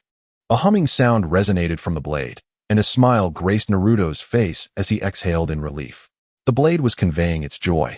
Recognizing him as a rare prodigy of the sword sect, a formidable being in the tribulation stage, such weapons naturally sensed the aura emanating from Naruto, and upon contact, they rejoiced from the depths of their essence. This also indicated a significant truth. Indeed, a sentient blade had been born. As Naruto caressed the decapitating sword, his focus narrowed solely on this weapon, rendering all else irrelevant. It was as if the earlier confrontation, the colossal sword vortex, had never existed. Did he truly desire my sword? What is it about my sword that captivates him so? This young lad does not appear to be particularly skilled in taijutsu, Zabuza mused, albeit his surprise was fleeting. Let us depart. He turned abruptly to Haku, who was at a distance, and with a swift exchange, both employed their escape ninjutsu.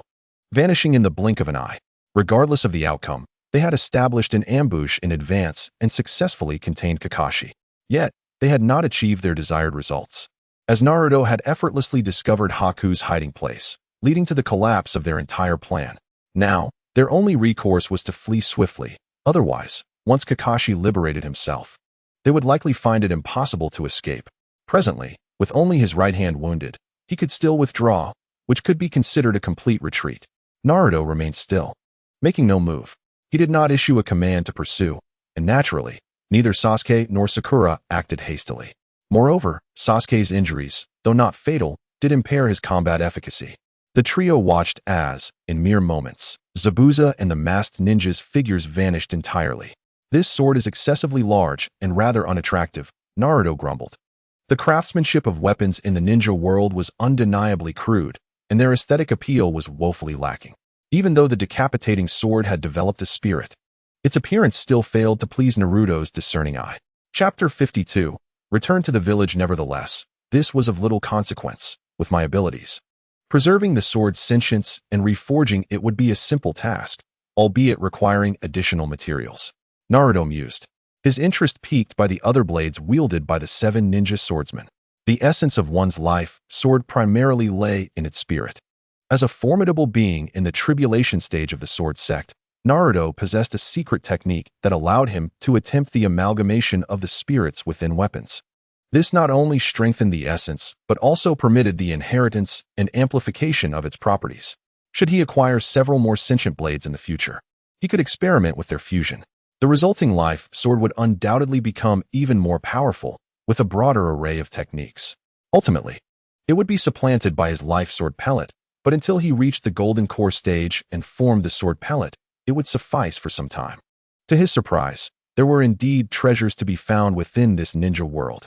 A smile emerged on Naruto's face. As a practitioner of the mystical arts, he dreaded the thought of arriving in a desolate wasteland. The density of spiritual energy in this ninja realm had initially left Naruto feeling uneasy and deeply concerned. However, the emergence of the decapitating sword brought him a modicum of comfort. As he contemplated placing the sword into his storage space, he suddenly realized that he was no longer in the Xianlan realm, nor was he the powerful being he once was during the tribulation stage. He lacked the spatial rings to utilize. However, carrying such a large sword on his back did not conform to Naruto's usual manner. He glanced around, raised his hand, and tossed the decapitating sword toward Sakura. "Take this. Hold it properly," Naruto instructed succinctly.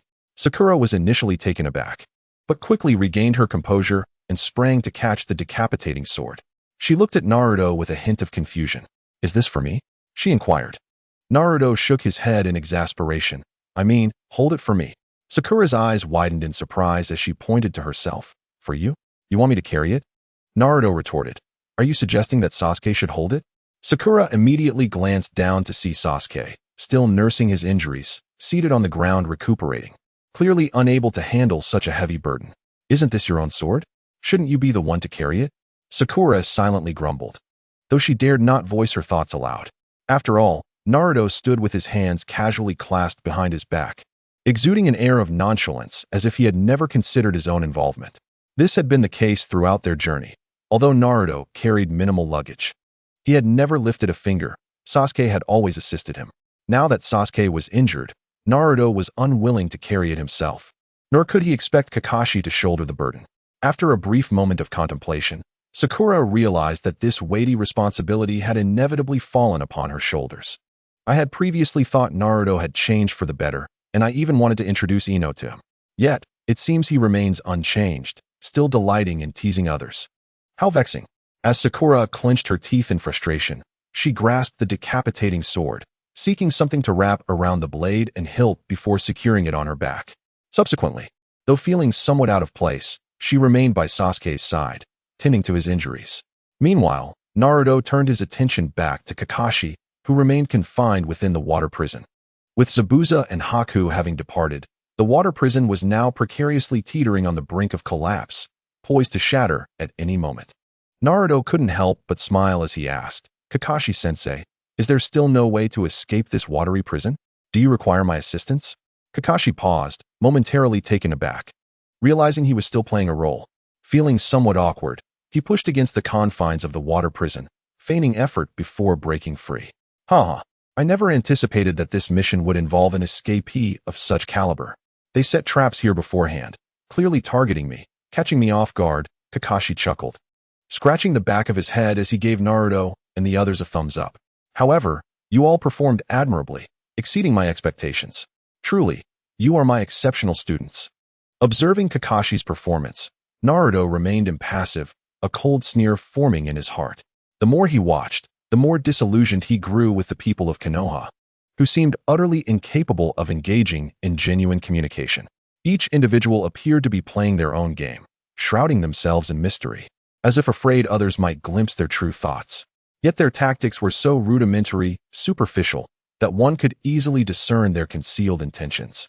Even when exposed, they stubbornly continued their charade, leaving Naruto perplexed. In the realm of Xianlan, practitioners were never so duplicitous. While Xianlan was certainly not devoid of wisdom, its inhabitants were predominantly forthright and candid. It was not that they lacked cunning or honesty. Rather, they understood that no one in this world was a fool. A performance riddled with flaws was far inferior to a straightforward exchange of interests.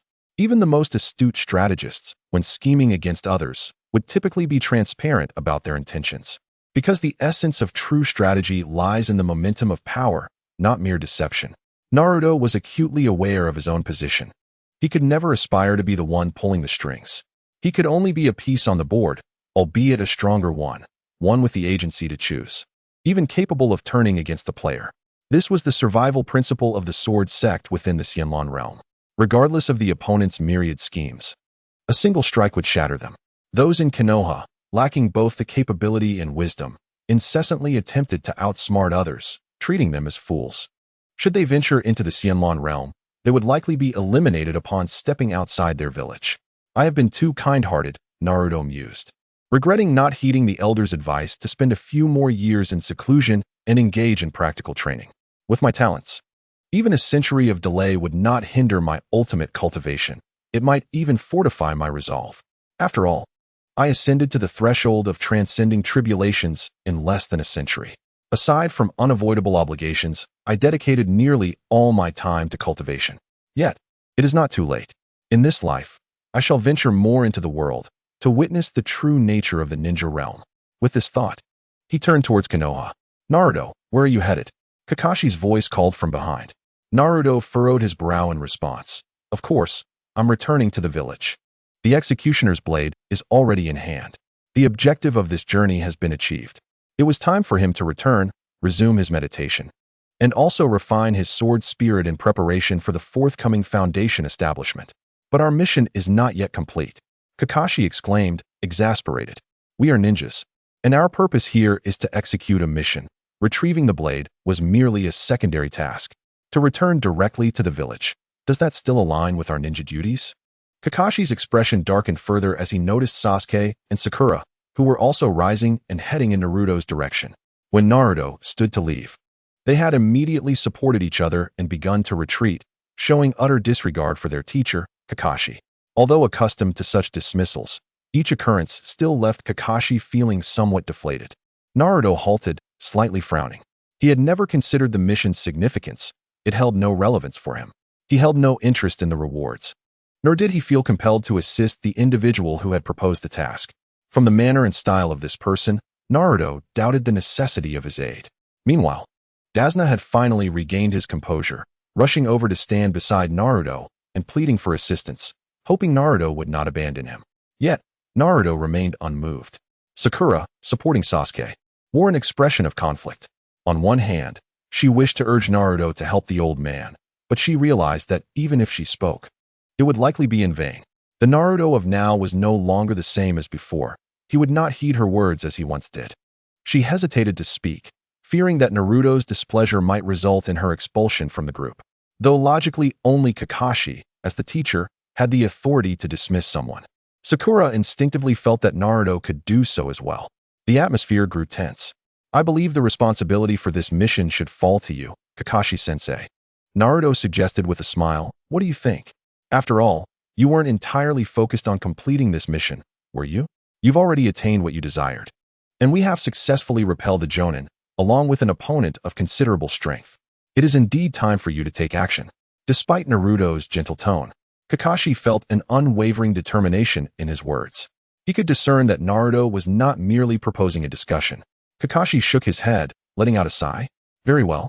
I shall speak candidly. Following our return, we will be faced with a Chunin exam. To participate, one must complete a task of at least C rank, which is precisely what we are currently undertaking. If you wish to partake in the exam and become Chunin, this task must be completed first. This was indeed no trivial matter. Naruto glanced at Sasuke and Sakura. If you both aspire to become Chunin, you can accompany Kakashi-sensei to complete the mission. I will return and resume my meditation, requiring no oversight. For the other ninjas in the village, attaining Chunin status was undoubtedly significant. Rising in rank would grant them access to more missions, opportunities for greater earnings, learning advanced techniques, and achieving greater strength. However, for Naruto, these ambitions held no meaning. As long as it is not a compulsory requirement imposed by the village, he would undoubtedly choose to decline. Sasuke remained equally silent. In the past, he would have seized such a splendid opportunity without hesitation, for he needed to become a Chunin to grow stronger. However, now he found himself with alternative options. His previous battle with the masked ninja had profoundly enlightened Sasuke about the potential of formation techniques. Moreover, he had awakened his Sharingan, which presented an excellent opportunity to learn more from Naruto. Consequently, the benefits of becoming a Chunin seemed less significant. In Sasuke's heart, participating in village affairs and complying with the village's arrangements was solely because it was the only means to earn rewards from the village. Beyond that, he held no interest in such matters. He had even contemplated, more than once, that should there be another opportunity to become stronger at the cost of leaving the village, he would likely not refuse it. Sasuke took a deep breath, gritting his teeth as he removed his arm from Sakura's back, reaching to retrieve her luggage and the executioner's sword. I won't be participating either, Sakura. You should go with the teacher. Sakura was taken aback, immediately snatching back the executioner's sword and the backpack from Sasuke. Turning to Kakashi, she decisively stated, Kakashi-sensei, I won't be going either. I believe that with my current strength, it would be a stretch to become a Chunin. Let's wait for the next opportunity together. Kakashi stood frozen, taken aback by the resolute choices made by the three. Though he had anticipated this, Kakashi did not expect it to occur so swiftly. Shouldn't ninjas be fulfilling their missions? Or had things gone awry? Was it possible that this cohort had not fully grasped the teachings of the Will of Fire? If previously there had been a semblance of pretense, now Kakashi genuinely felt a headache brewing. More importantly, he could not conceive any viable solutions. The village's plan was for Naruto and the others to complete their missions and participate in the upcoming Chunin exam, as this examination would involve ninjas from other villages. It was a matter of great significance for the village's reputation. But what should he do now? Should he truly allow Naruto and the others to return while he undertook the mission alone? Kakashi gazed at Naruto, and after a moment of silence, sighed, What has happened? Naruto, did you not always proclaim your desire to become Hokage? This current demeanor will not align with that aspiration. Hokage? Naruto recalled his incessant declarations about wanting to become Hokage before traversing into the Xianlan realm. He indeed wished for that, and had strived towards it, driven by the belief that the villagers despised him and rejected him. In Naruto's eyes, becoming Hokage was the only way to gain the village's acknowledgement. That was his sole motivation for aspiring to the title. After all, at that time, Naruto had no understanding of responsibility and duty. However, times had changed. For the current Naruto, the villager's acknowledgement held as little significance as the trivial ninjutsu he could learn after becoming a Chunin. In fact, the recognition of others could be entirely meaningless. One can live for others, but one must not exist solely for others. One must understand their own desires. I used to think about becoming Hokage, but now I no longer wish for that, Naruto said with a smile, his calm gaze revealing a hint of profound aspiration. What I desire now is to become an immortal. Chapter 54. The Little Llama Hokage is merely a title and does not represent anything substantial. Just like the title of the leader of the Sword Sect. In reality, in the Sword Sect, only one who is the weakest among peers assumes the role of leader to manage trivial affairs. After attaining the Yuaning stage, Naruto voluntarily ascended to the position of elder, eventually becoming the supreme elder of the sect, focusing solely on his own cultivation without expending energy on mundane matters. Compared to seeking others' acknowledgement to become Hokage, transcending to immortality and achieving enlightenment was Naruto's heartfelt dream. It required no one's recognition or acceptance. Not living for anyone but himself.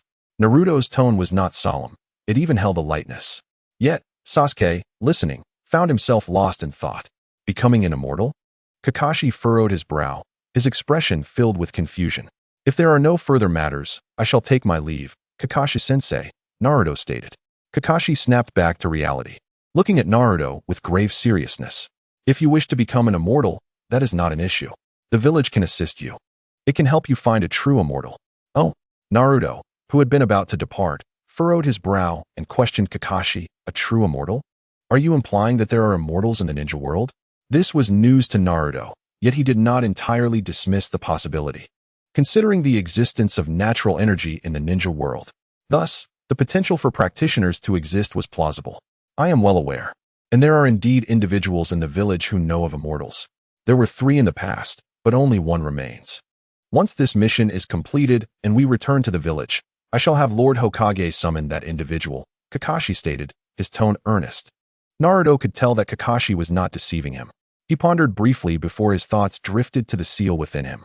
Kyubi, do you know if there are immortals in the ninja world? The Kyubi, lounging in its seal, merely lifted its eyelids, remaining still. Finally remembered me after all this time? Don't expect this lord to divulge anything. As the strongest of the tailed beasts, the Kyubi held its dignity. In its exchanges with nearly every previous Jinchuriki, it had always maintained a dominant position. Now, however, it found itself in a subordinate role, which was quite disconcerting. More importantly, This Jinchuriki showed no interest in its immense power, having yet to utilize it. Though the Kyuubi despised the identity of a Jinchuriki and loathed being confined, it found itself unaccustomed to this new reality where a Jinchuriki displayed indifference, not even casting a glance in its direction, regardless of the circumstances. Lending its power to a Jinchuriki was its opportunity to survey the outside world. Being imprisoned was one thing, but having the chance to observe the world stripped away felt like a profound disrespect. At this moment, the Kyuubi silently protested. Naruto expressed his confusion, preparing to inflict a minor punishment. However, the Kyuubi seemed to anticipate this, raising its head and adopting an expression of submission. Go ahead and strike. Even if you were to shatter me 1,000 times today, I shall not utter a single word. Naruto, if that is indeed the case, he truly finds himself at a loss. After a brief silence, Naruto spoke up, a hint of helplessness in his tone. You little fox spirit, pray tell. What are your true intentions? The Nine-Tails immediately bristled, its eyes aflame with crimson fury. What little fox spirit? I am the great fox spirit. I am the legendary Nine-Tails. You little brat, who allowed you to address me in such a manner? Naruto furrowed his brow slightly, channeling his soul power during the tribulation phase, instantly compressing the Nine-Tails into a mere sheet of paper. Following a cacophony of cries and howls, it took quite a while for the Nine-Tails to recover. You shall not call me a little fox spirit. I have a name. You may call me Kurama. No, you should refer to me as Nine Kurama.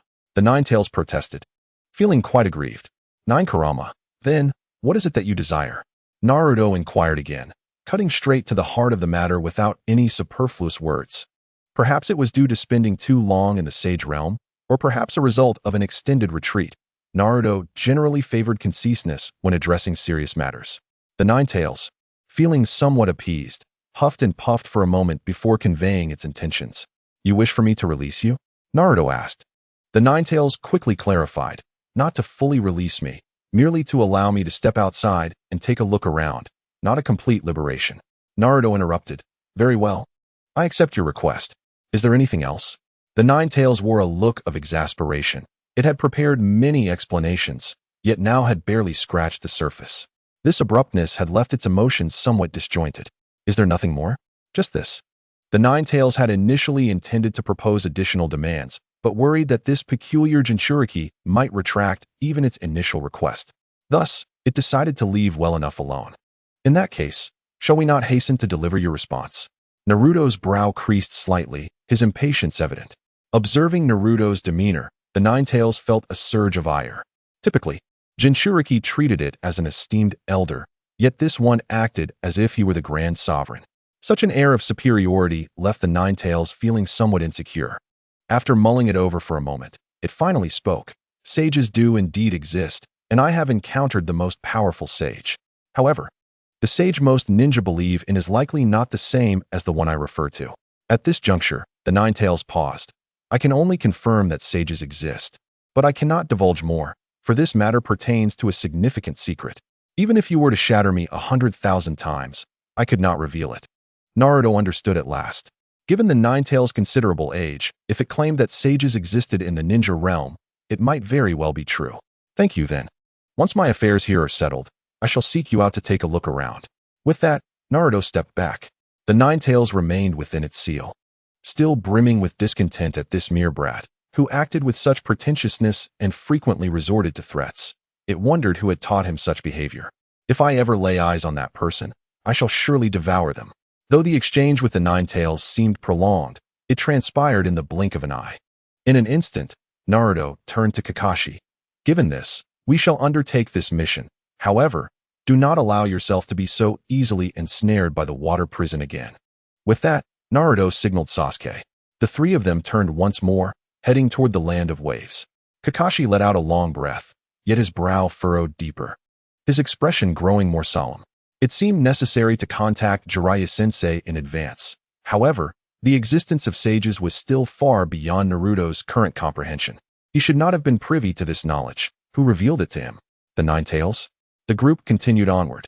Days later, they arrived in the land of waves. After inquiring, Sakura finally learned the true circumstances surrounding their mission, including the existence of a certain big boss named Kato.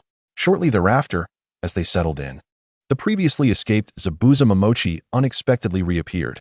Chapter 55, Blood and Forging. Naruto, Sasuke, and Sakura stood on high alert, protecting their mission objective.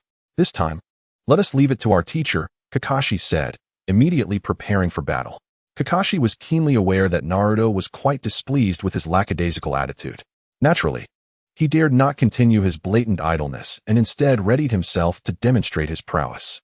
Sasuke and Sakura remained fully focused and vigilant, positioning themselves to shield Tazuna.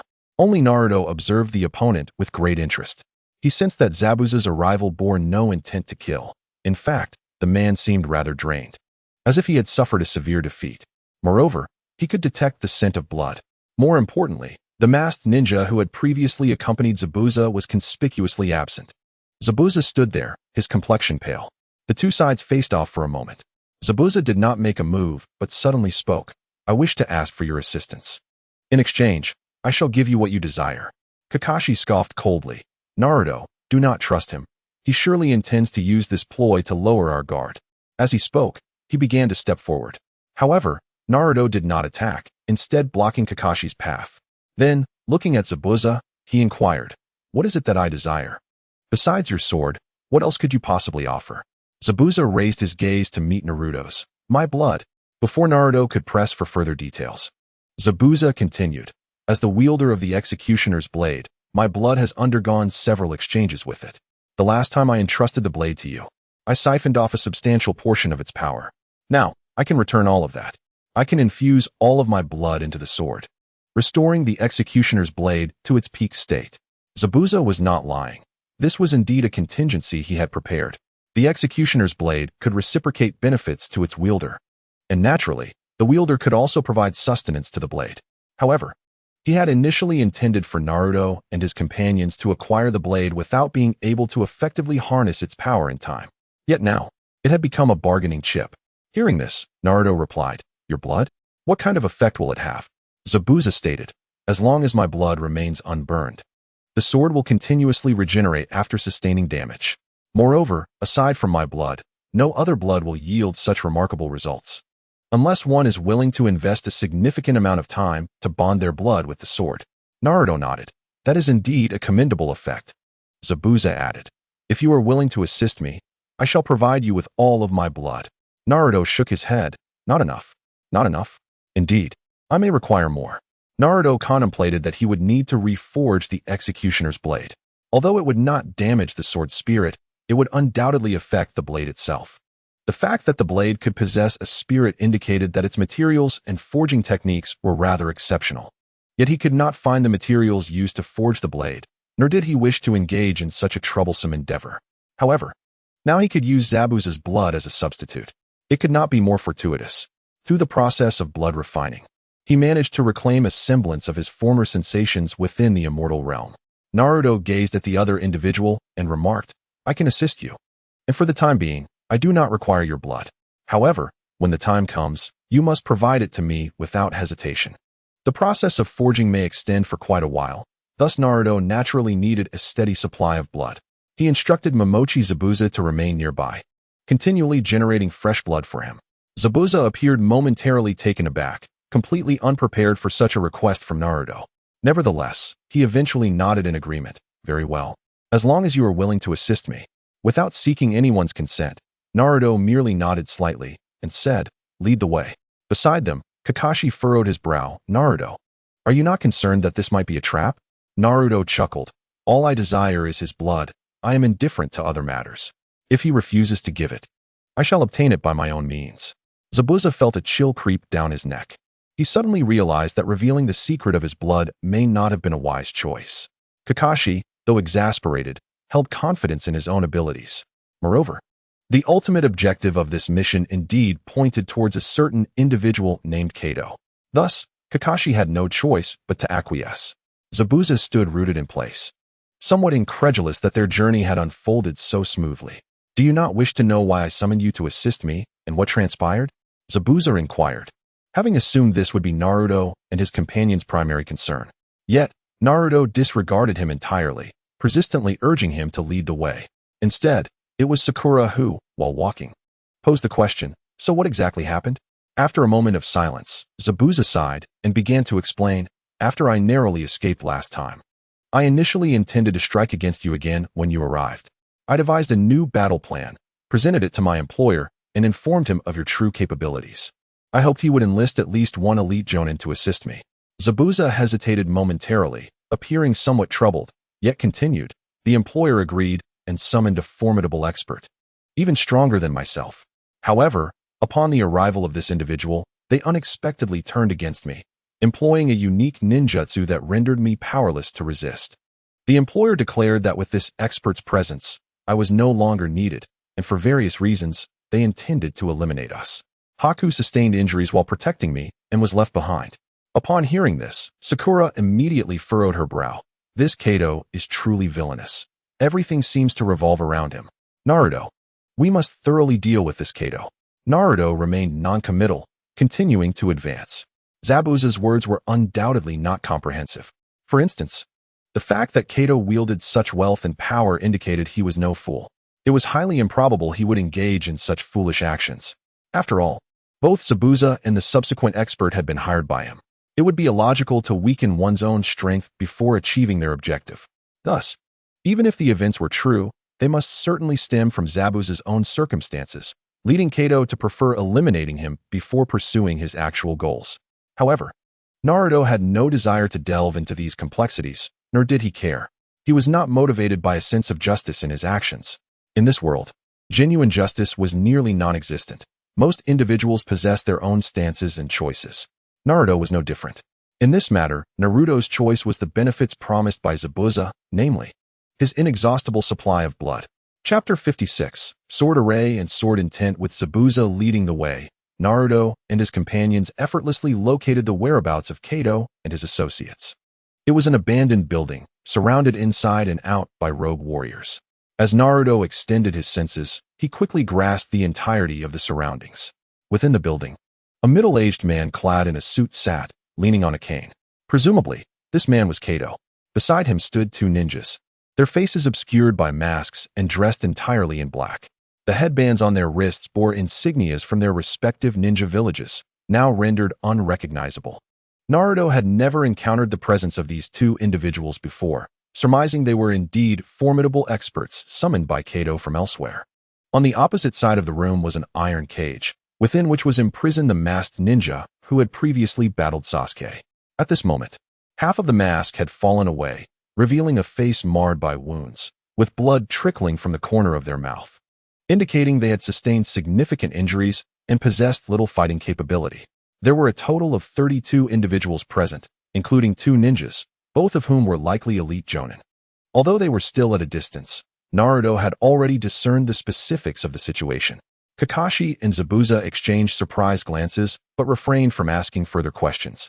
Kakashi stepped forward and declared, I will handle those two jonin. I will hold them off while you deal with the rest. Once they are taken care of, we will confront these two. After all, those two jonin were summoned by Kato, and their objective aligned with their mission goals. As ninjas, it was imperative to prioritize the mission.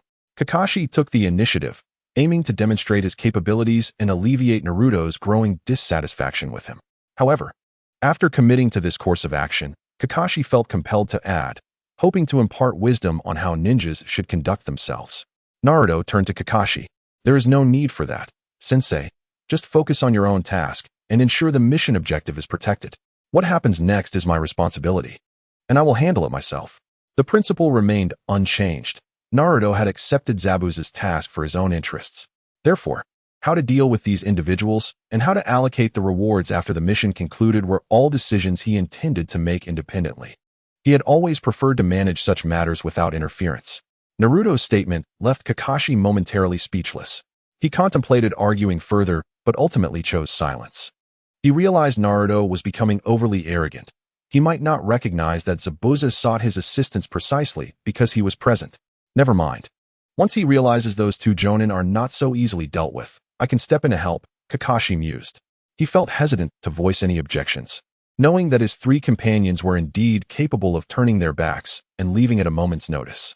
Very well, I will leave it to you.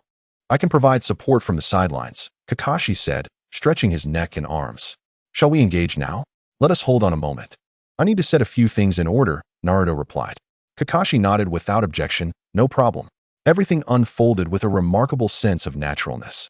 No one sensed any flaws in the proceedings. Even Kakashi himself failed to realize what was transpiring. After a considerable period, he finally stood rooted to the spot, his face a mask of bewilderment. Who, after all, was the true teacher of this team? He involuntarily shut his eyes, succumbing to a profound self-doubt. As an elite jonin of Konoha, ever since he ceased to be a student, or rather, since his mentor ascended to the role of Hokage and ceased to instruct him, Kakashi had rarely allowed others to make decisions for him during missions. The current scene inevitably transported Kakashi back to his youth, to the time when he was still under the tutelage of his own teacher, who also had golden hair and spoke with a gentle tone, exuding an air of perpetual calmness. There was a certain resemblance to Naruto in the present moment. Kakashi's gaze shifted to Naruto, who was now clad in a white robe, his hair grown much longer than before. This was a far cry from the mischievous child he once was in the village. Instead, he began to merge with the image Kakashi had of him from the past. This father-son duo, in Kakashi's eyes, was becoming increasingly alike, yet starkly different at the same time. The teacher from his memories always appeared gentle, even in the most urgent situations, engaging them with a smile. In contrast, Naruto now seemed decidedly more aloof, as if he were indifferent to everything around him. Kakashi fell into a contemplative silence. Meanwhile, Naruto turned to Sasuke, asking, "How much of the formation I previously gave you have you reviewed?" At that moment, Sasuke, bearing the hefty beheading sword on his back and holding his luggage with both hands, dutifully replied, 23%. Such a precise figure was commendable. Naruto nodded, affirming that Sasuke must have seen the content regarding the sword formation. Sasuke's eyes brightened instantly. The sword formation. Indeed, this time, I need you to assist me in arranging a sword formation. Upon seeing Naruto's nod, Sasuke became increasingly excited. The sword formation was the most powerful and lethal formation he was acquainted with among all his knowledge of formations. Unlike other types, the sword formation was born solely for the purpose of slaying. Each sword formation was exceptionally powerful, varying in size, capable of targeting individuals or vast numbers. Those colossal sword formations could effortlessly annihilate countless beings once activated. Just reading the descriptions of those formations filled Sasuke with immense anticipation. However, he was also aware that arranging a sword formation was exceedingly challenging. The most critical aspect was the presence of sword intent. Without sword intent, even if the formation were laid out, its potency would likely be negligible. Yet, observing Naruto's seemingly self-evident demeanor sparked a thought in Sasuke's mind. Could it be that Naruto has already cultivated sword intent? In the introduction to formations, sword intent was described as something ethereal and elusive, typically comprehended and refined only by exceptionally gifted and powerful sword cultivators. Ordinary practitioners could hardly achieve such a feat. Although Sasuke had yet to fully grasp the various terms related to practitioners and sword cultivators, he understood well enough from the descriptions that sword cultivators were exceedingly rare, and sword intent was invaluable. At least in Sasuke's mind, sword intent was infinitely more wondrous and precious than his family's Sharingan. If Naruto truly possessed sword intent, it would be utterly astonishing. How could someone so young accomplish such a feat? Sasuke was filled with amazement. He had initially believed he was gradually coming to understand Naruto better, only to realize that the mysteries surrounding Naruto remained as profound and dense as ever. However, this fleeting thought was soon cast aside as Sasuke's anticipation for sword intent and formations aggressively consumed his entire being. This formation is called the Blood Sea Slaughter Sword Formation, Naruto declared. The Blood Sea Slaughter Sword Formation? Sasuke's eyes widened further. Just hearing the name of the sword formation sent a wave of murderous intent surging toward him. Having acquired extensive knowledge of formations, Sasuke was acutely aware that the names of formations were never arbitrary. Each formation's name was closely tied to its effects. Since this sword formation was named the Blood Sea Slaughter Sword Formation, it indicated that within this formation, there would undoubtedly be slaughter. And there would certainly be a sea of blood.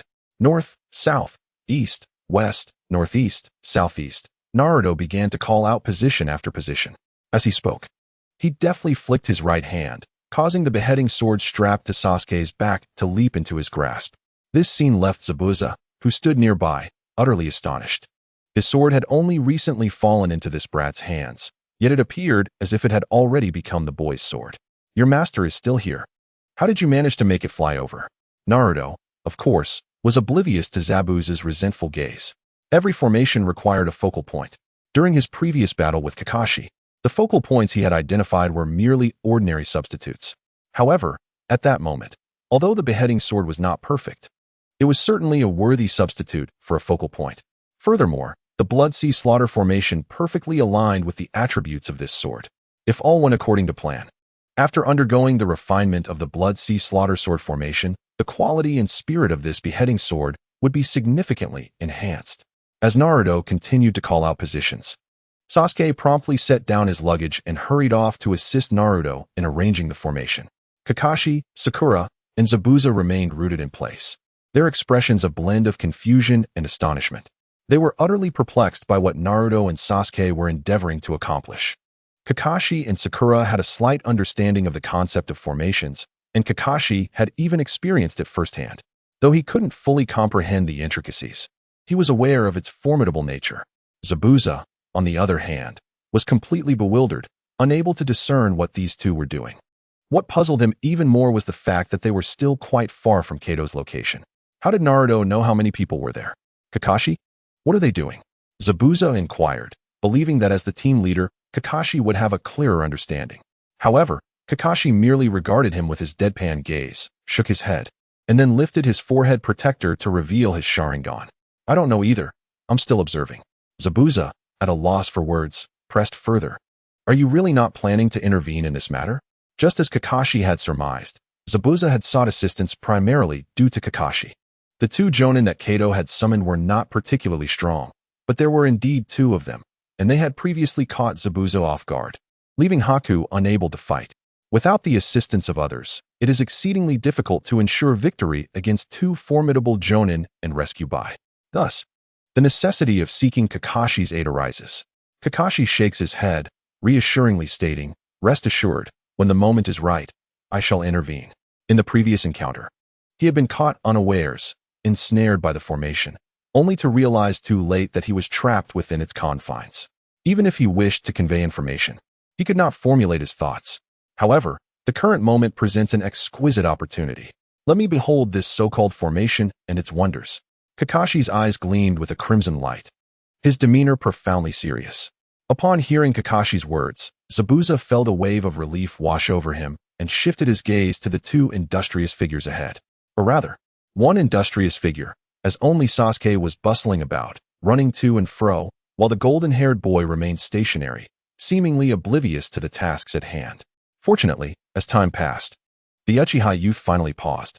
Subsequently, Naruto raised the beheading sword high and drove it into the earth. He then extended his finger, drawing a droplet of blood from its tip, allowing it to fall onto the hilt of the sword. Following that, his true essence surged, intertwining the positions of the formation. In an instant, the formation was established. However, as the true essence had yet to manifest, Zabuza and his companions perceived no anomalies. They merely felt a gentle breeze caress their faces. At that moment, Sasuke and Naruto had retreated.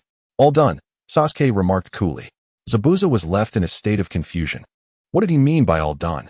Just then, Naruto raised his right hand, and the golden hair and white robe billowed as if stirred by an unseen wind. In an instant, the surrounding realm darkened slightly. A faint crimson aura tinted the sky and clouds, vibrant with bloodlust, as if the world had descended into twilight. Everyone gazed up, awestruck by the transformation before them. Zabuza, too, found himself momentarily breathless, his mouth agape, unable to utter a single word. A gust of wind enveloped Naruto, gently lifting him into the air, where he floated gracefully before the dilapidated building. Without a word of introduction, he charged forward. Kakashi, Zabuza, and Sasuke were all taken aback, instantly following suit. Concurrently, the wandering warriors in Kato's vicinity, along with the two Jonin inside the building, finally sensed the shift in the atmosphere. They all emerged and immediately spotted Naruto suspended in the air. Naruto formed a sword-like gesture with his right hand, and a flash of azure light sliced through the roof of Kato's dwelling, revealing Bai, imprisoned within a cage. I shall grant you half a stick of incense as time to surrender this individual and take your own life here. In return, I can assure you that your souls will remain undying, destined for reincarnation. Naruto's voice resonated like a thunderclap, echoing across the expanse.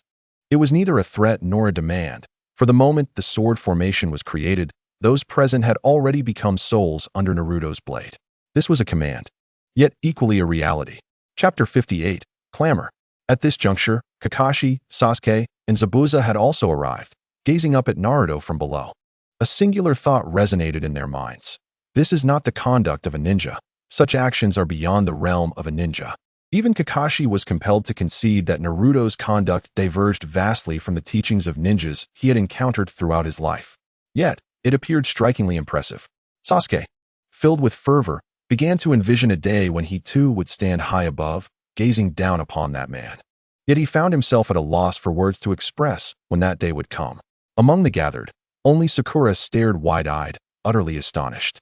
While she comprehended Naruto's words, the more she understood, the more incredulous she felt.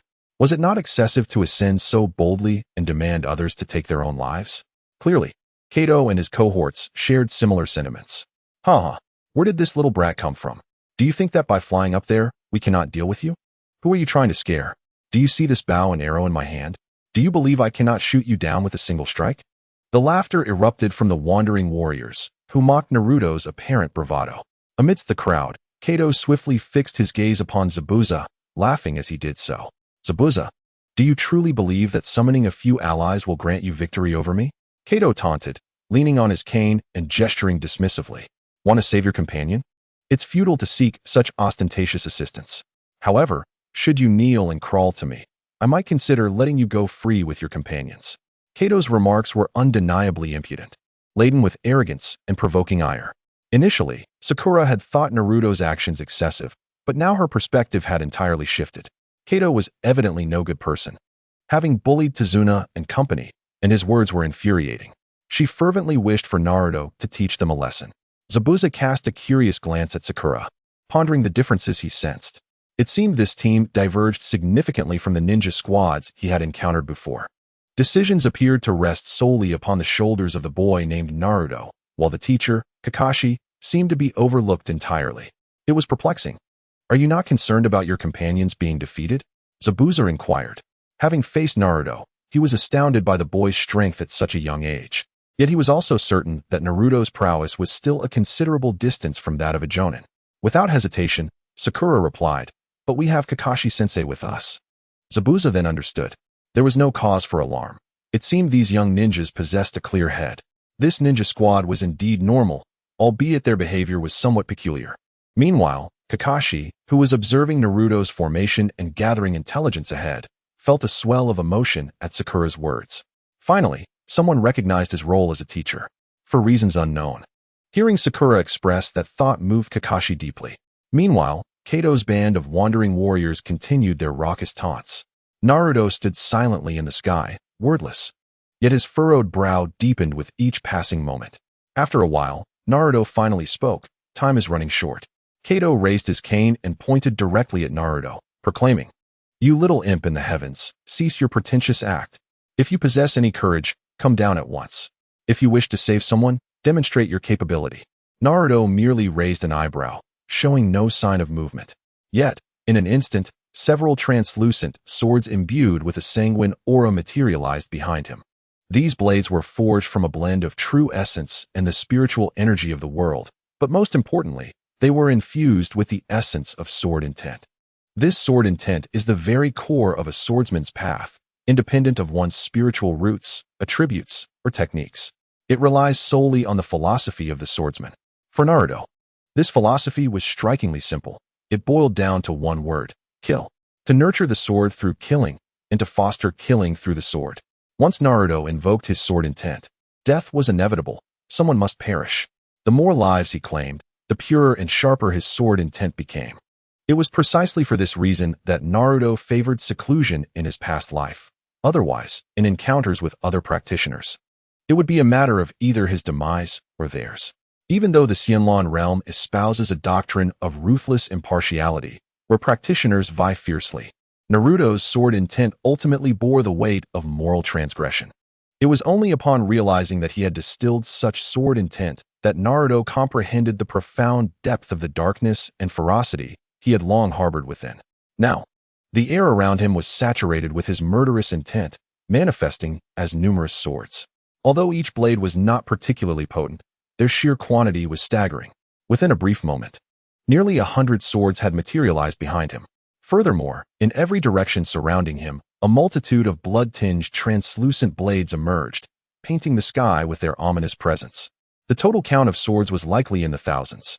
Kato's taunting words faltered, his voice caught in his throat, unable to utter another syllable. The once boisterous mercenaries were equally taken aback by the spectacle before them. Even Kakashi and the others positioned behind Naruto, including Zabuza Momochi, were visibly shaken. The blood-red expanse of the surroundings fell into an eerie silence, punctuated only by the faint hum of air colliding with sword edges. Zabuza swallowed hard and spoke, his voice dry. Regardless of the actual power of this technique, it is undoubtedly impressive. He glanced at Kakashi, who, after a moment of hesitation, refrained from speaking despite his initial intent. Instead, he turned his gaze skyward, instinctively adjusting his headband to reveal his Sharingan, channeling chakra as he feverishly recorded the unfolding events. Sasuke cast a cold glance at the two adults, feeling a twinge of discontent. What did they mean by it merely looked strong? With his understanding of formations, he could ascertain that this was undeniably a lethal array. The moment Naruto acted, it would surely astonish all present. The sky was now densely filled with long swords, resembling countless needles piercing through the heavens. As time continued its relentless march, the atmosphere grew increasingly oppressive. The mercenaries, lacking genuine skill and merely relying on their numbers for bravado, could not withstand the terrifying sight above. One by one, they cast their weapons to the ground. With the first to yield, the rest followed suit, either bowing or kneeling, pleading for mercy. Kato's face flushed with embarrassment at this turn of events. He cursed the surrounding mercenaries before directing his gaze back to Naruto. "Stop with your theatrics and come down." At that moment, Naruto finally spoke 2 words, "Noisy." Immediately, he raised his right hand, pointing at Kato. The multitude of swords in the sky emitted a collective, soft hum. Thousands of blades descended like a shimmering waterfall from the heavens, piercing the air with a resounding cry that echoed for miles. Chapter 59, Kill, Kill, Kill. Sasuke looked up at the scene, his heart surging with tumultuous emotions, experiencing the true essence of a sword formation for the first time. It resembled a celestial river cascading from the heavens, yet this river was stained crimson. Thousands of sword energies fell like raindrops from the sky, sparing no mercy. The 2 jonin beside Kato reacted instantly, employing their skills to either evade or resist. Kato found himself shielded by the 2, crying out in a state of panic. Yet, once the first wave of sword rain passed, they ultimately survived unscathed. Although the sheer number of swords was overwhelming, their individual power proved insufficient against seasoned jonin. Upon realizing he was unharmed, Kato's face broke into a grin. "Haha, I thought it would be formidable, but it seems merely intimidating. How am I not even scratched?" He laughed, turning to the 2 jonin. "What are you still doing? Bring that kid down from the sky. I want him kneeling at my feet, licking my boots." Kato's frustration was palpable, for the previous display had humiliated him. However, in that moment, he sensed something was amiss. As even the 2 jonin beside him had fallen into a pensive silence, steadfastly guarding him. Realizing the shift in atmosphere, Kato turned to survey his surroundings, only to discover that the area where the mercenaries had stood was now a scene of carnage. Dozens of mercenaries lay slaughtered, their bodies mangled and dismembered. The ground was soaked with blood, turning the earth into a muddy mire. Apart from Sakura, everyone present was seasoned in the ways of the world. Even Kato, who had attained his current status and wealth through the shedding of others' blood, was not unaccustomed to death. Neither Kakashi nor Zabuza were strangers to such sights. To them, the loss of a few dozen lives was not particularly shocking. Yet, the brutal scene before them was undeniably horrific. Sasuke and Sakura nearly retched at the sight. Having witnessed the rain of swords severing limbs and decapitating victims, disemboweling the living and reducing them to mere chunks of flesh. Although ninja training included lessons on mortality, such brutal methods of killing were seldom chosen. Yet, the carnage was far from over. Naruto extended his right hand, aligning the swords, as true essence and sword intent surged forth. Soon, the blood that soaked the ground began to rise naturally. It separated from the earth and the corpses, slowly drifting into the sky. Due to the sheer volume of blood, combined with the limited space around, A faint layer of crimson even tinted the sunlight. The entire area was enveloped in a sanguine shroud, as though a blood-colored cloud loomed above. In the sky, the blood surged and took shape. Before long, long swords pierced through the blood cloud, revealing their menacing blades once more. In no time, the sky transformed back into a scene of a chilling rain of swords. However, unlike before, this deluge was more vividly red, clearer, and more ferocious, its bloodiness enhanced under the light, as if each sword had just been drawn from a human body. The atmosphere, already heavy with silence from the demise of dozens of wandering warriors, grew even more somber due to the rows of blood-soaked swords in the sky. This was Naruto's sword intent, to kill with the sword and to nourish the sword through slaughter. The more lives taken beneath the blade, the stronger the sword intent would become. Should this process continue unabated, Naruto could even threaten an entire sect with his nascent golden pill cultivation level. Kill. At that moment, without a hint of hesitation, Naruto commanded as the sword formation erupted into action. Kill. Kill. Kill. Echoes reverberated within the space of the sword formation. The myriad blood swords fell like rain, yet this rain could effortlessly claim lives. Unlike the previous onslaught that washed the ground with myriad blades, this time, the countless long swords in the sky targeted Kato and the two elite Jonin beside him directly. The two Jonin's expressions shifted dramatically, and they instinctively pulled Kato to evade, even attempting to use him as a human shield. Yet, under Naruto's control, the rain of blood swords moved as if guided by a discerning eye, skillfully avoiding any obstacles in their path, relentlessly aimed at the trio. With no possibility of evasion, the two Jonin had no choice but to brace themselves. However, as they unleashed their ninjutsu and met the sword's edge, their expressions changed in an instant. Compared to before, the force of this second wave of sword rain was more than tenfold. The first wave they had easily withstood, but by the time the second wave subsided, both Jonin were already riddled with wounds, blood seeping continuously from their injuries. That very blood was drawn upwards by an inexplicable force, transforming into new energy for the sword formation. Meanwhile, high above, another sea of blood regenerated, and a new round of sword rain condensed instantaneously. Unless Naruto, as the master of the formation, chose to cease or terminate it, or unless the two Jonin found and destroyed the formation's core, they would be doomed to endure this relentless barrage of sword rain indefinitely. The two Jonin finally felt fear. Although their injuries were not severe, their chakra was nearly depleted. More importantly, the danger they faced had far surpassed the cost Kato was willing to pay. This friend, and Kakashi of the Leaf, we are willing to withdraw from this mission. Please allow us to leave. One of the Jonin exchanged glances with the other and immediately raised his hand to speak. Kato, already terrified by Naruto's sword formation, had only relied on the presence of the two Jonin for protection. Hearing that they intended to abandon him made him turn pale with fear. You can't. You mustn't. I'll pay more. How much do you want? I'll give you whatever you ask. Kill him. Even if you can't kill him, take me with you. I'll give you all my money. Kato quickly made a judgment. If he could not preserve his life, no amount of money would matter. Yet the two Jonin remained silent, retreating to the side, adopting an indifferent stance. Naruto, since they wished to abandon the mission, let them go, Kakashi urged immediately. Just then, a blood-red flying sword pierced through Kato's forehead, vanishing in an instant. Kato's lifeless body fell to the ground, blood floating in the air, thickening the crimson hue of the sword formation. Naruto pointed his sword, directing it from Kato's corpse to one of the Jonin. I have already granted you an opportunity. As his words fell, the myriad blood swords behind him buzzed ominously. Countless sword shadows descended once more. The two Jonin on the ground were instantly filled with terror, their eyes wide with horror. After a lengthy pause, the rain of swords finally ceased. Within the sword formation, the two Jonin were now covered in wounds, their chakra completely exhausted, with not a drop remaining. Their strength had long since vanished, and even the slightest effort to resist was beyond their capability. They could only gaze up at the sky, their eyes filled with pleading and despair. Yet, not only could they not plead for mercy, even the mere act of moving a finger felt impossible.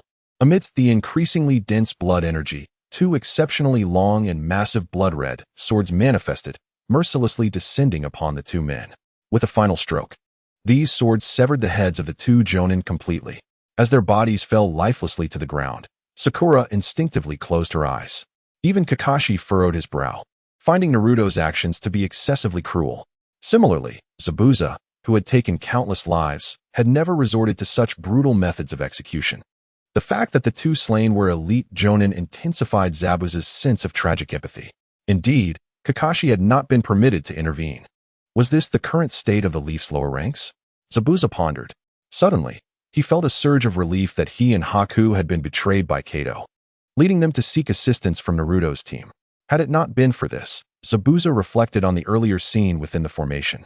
Even he and Haku would have been unable to withstand the relentless and increasingly potent onslaught of Sword Rain. With a sigh, Zabuza's thoughts were interrupted as he noticed Sasuke, who wore a face of astonishment tinged with unrestrained joy. It was unclear whether his excitement prompted him to activate his Sharingan, or if he simply wished to observe more clearly. Naruto turned his head, his expression devoid of emotion. He was well aware that his image in the eyes of these individuals had likely shifted. However, he remained indifferent to this shift. After all, Naruto himself did not wish for such a fate. He was merely at the late stage of chi refinement, not even at his peak. Yet, he faced two elite jonin. And based on his previous encounter with Kakashi, he understood that he was not yet capable of matching them. He could only endure. Only in this manner can one triumph over these two individuals. Were it not for the presence of certain expendable wandering warriors, and were it not for those two jonin, their intention would merely be to assault Naruto, lacking the understanding necessary to dismantle the formation. It is likely that Naruto himself would be incapable of achieving such a feat. Of course, should those two jonin fortuitously breach the formation, Naruto would promptly flee, as he had already ensured an escape route. The decision to retreat in the face of overwhelming odds is, after all, entirely reasonable. Ultimately, the pursuit of immortality is the essence of cultivation.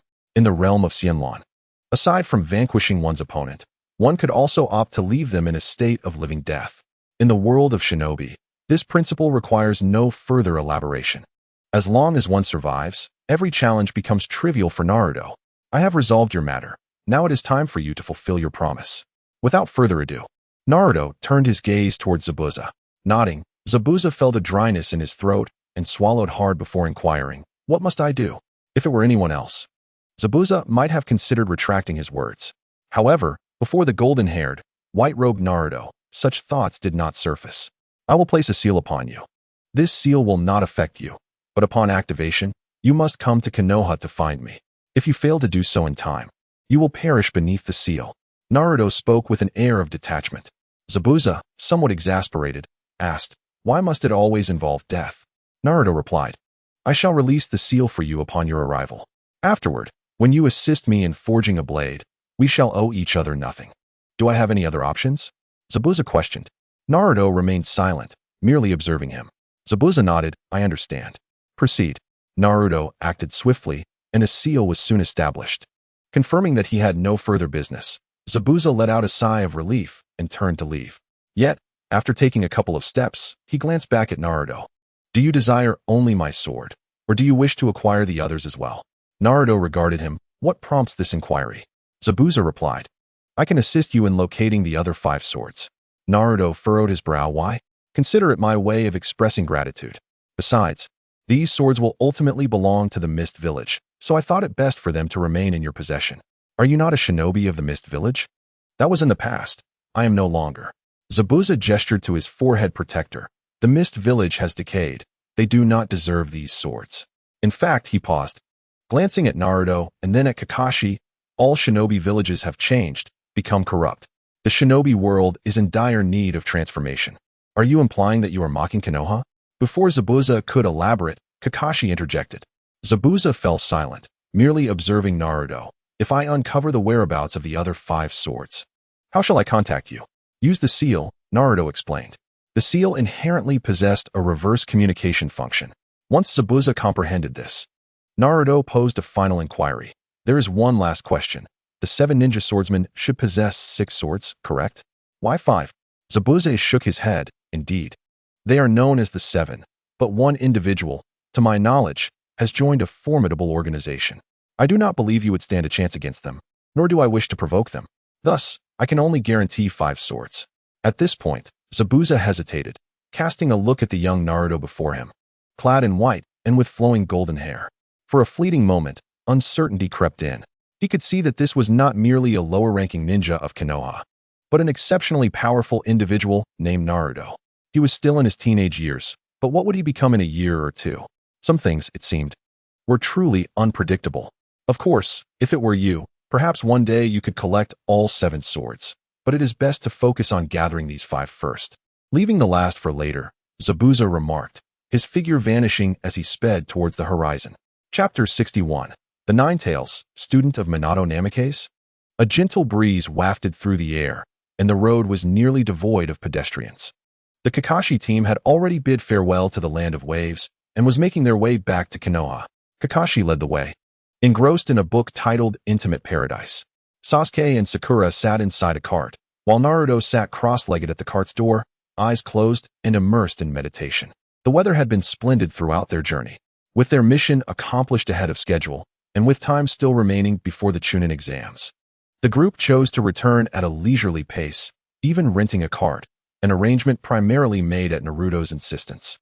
He expressed a desire to cultivate during the journey, and the funds for the cart were sourced from Kato and the wandering warriors. Upon concluding their tasks, they discovered that Naruto had amassed quite a sum of money without shedding a drop of blood.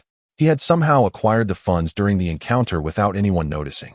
Typically, the earnings of these ninjas would be submitted to the village, but when Kakashi brought up the issue, Naruto promptly refuted it, claiming Kakashi had made no contributions to the matter. Thus, he appropriated all the earnings for himself, only offering a portion to Sasuke, who declined. Sasuke was left utterly astonished by Naruto's audacity. He had never considered such a method of profit. With an air of nonchalance, Naruto hired a cart and spent his days meditating outside while seated on the cart. Initially, Sasuke, Sakura, and even Kakashi were puzzled as to why Naruto preferred the outside. However, upon witnessing the celestial glow that enveloped Naruto during his cultivation, especially at dawn and when the moon was at its fullest, they understood that only by sitting outside could he better connect with the ethereal energies. Throughout this time, Kakashi had kept his Sharingan activated, hoping to glean insights from Naruto. Yet he remained fruitless in his endeavors. Sasuke, on the other hand, repeatedly pondered Naruto's use of the formation to eliminate 2 Jonin. Now that my Sharingan has developed 2 Tomo, I can conduct further tests with Naruto upon our return. This time, I must learn even more. Sasuke mused, glancing at Naruto and the massive beheading sword resting on his lap. However, why did Naruto insist on keeping that sword close? Could it facilitate communication with the weapon? Sasuke found himself perplexed, even contemplating acquiring a sword of his own to experiment with, as he had little else to occupy his time. Moreover, he was still recuperating, his injuries not yet fully healed. In the past, injuries were of little consequence to ninjas. However, Naruto had previously advised him that neglecting to heal properly could lead to a fundamental weakening of his body. If that were to occur, even if Naruto wished to impart some knowledge, it would likely be beyond his reach. Upon hearing this, Sasuke became acutely aware of his injuries. For the past few days, he had mostly been sitting in the carriage, waiting for his wounds to mend. He searched around, but found no weapons nearby. After some contemplation, he took out a kunai, held it in his hand, closed his eyes, and began to meditate quietly. If Naruto were to witness this scene, he would undoubtedly shake his head in resignation. The reason Sasuke kept the beheading sword close was entirely to nurture the spirit within the blade. Although the sword had developed a spirit, it was still weak due to its short age and the lack of rare materials in its composition. Thus, it struggled to become a true spirit blade. Consequently, Naruto needed to nurture it in advance, allowing its spirit to grow more robust and resilient until it could be refined into a genuine spirit of the sword. This process would not take long and would certainly conclude before Naruto broke through to the foundational stage. Naturally, this nurturing would not impede Naruto's cultivation. His progress had been steadily increasing during these days. Hey, have you forgotten our agreement? It's been days, and you haven't let me out even once. Just as Naruto was settling into his meditation, a voice echoed in his mind. It was the Nine-Tails, expressing its grievances. Naruto had previously promised the Nine-Tails that he would periodically release it to stretch its legs. He understood this well. In the Sunlon realm, many cultivators who raised dog demons and fox demons often needed to take their pets out for a stroll during their retreats. For someone like Naruto, who was deeply engrossed in seclusion, dog and fox demons would never be his choice of pets. However, the fox demon was inherently within him, and he intended to keep it as a trump card. Sometimes, concessions were indeed necessary. Don't pretend you can't hear me. It's time for me to breathe some fresh air. The Nine-Tails protested, transforming its chakra into a red fox paw, poking at the chains of the sealing technique. Naruto remained silent, and with a thought, the modified sealing technique revealed a small gap. The Nine-Tails swiftly transformed into a red vapor, slipping through the opening. Moments later, a small red fox, about the size of a puppy, appeared on Naruto's shoulder. The little fox opened its mouth wide, stretching lazily, looking rather adorable. Naruto observed it for a moment and couldn't help but smile, saying, "You look much more agreeable than before." "Shut up." The diminutive Nine-Tails exploded in indignation, leaping to the ground. "I just didn't want to waste chakra, and you only opened a tiny crack. What was I supposed to do?" It then bounded up to a nearby tree. Just then, a gust of wind rushed in, and a dark kunai flew through the air, embedding itself in the ground beside the Nine-Tails, severing a branch behind it. Kakashi, having concealed his book Ika Paradise, revealed his Sharingan and approached, kunai in hand. With a serious expression, "You are the Nine-Tails? How did you escape from the seal?" Kakashi asked, his tone grave. The Nine-Tails, displaying a nonchalant demeanor, rolled its eyes. "What is it to you?" However, it paused for a moment, then tilted its head, examining Kakashi, before suddenly realizing, "You're that student of Minato Namikaze." In that instant, the air around them seemed to freeze. Chapter 62. Teacher, what if you had a child? Upon hearing the Nine-Tails words, Kakashi's first reaction was to glance at Naruto. After all, as a student of the fourth Hokage, Minato Namikaze, and with Naruto being Minato's son, their relationship was supposed to be different. Yet, at this moment, it was not the case. Regardless, Kakashi believed that now was not the appropriate time to reveal his identity. Nevertheless, Naruto's expression remained unchanged. He simply smiled at Kakashi, even choosing not to acknowledge the Nine-Tails remark. "Kakashi-sensei, I have made a pact with Kurama. I will let him out periodically to stretch and relax. You needn't worry. Kurama will not cause any trouble." To reassure Kakashi, Naruto even took action, summoning the Nine-Tails back into a swirl of red smoke, which he then sealed away. Seeing Naruto so effortlessly subdue the Nine-Tails, who evidently offered no resistance, Kakashi let out a slight sigh of relief.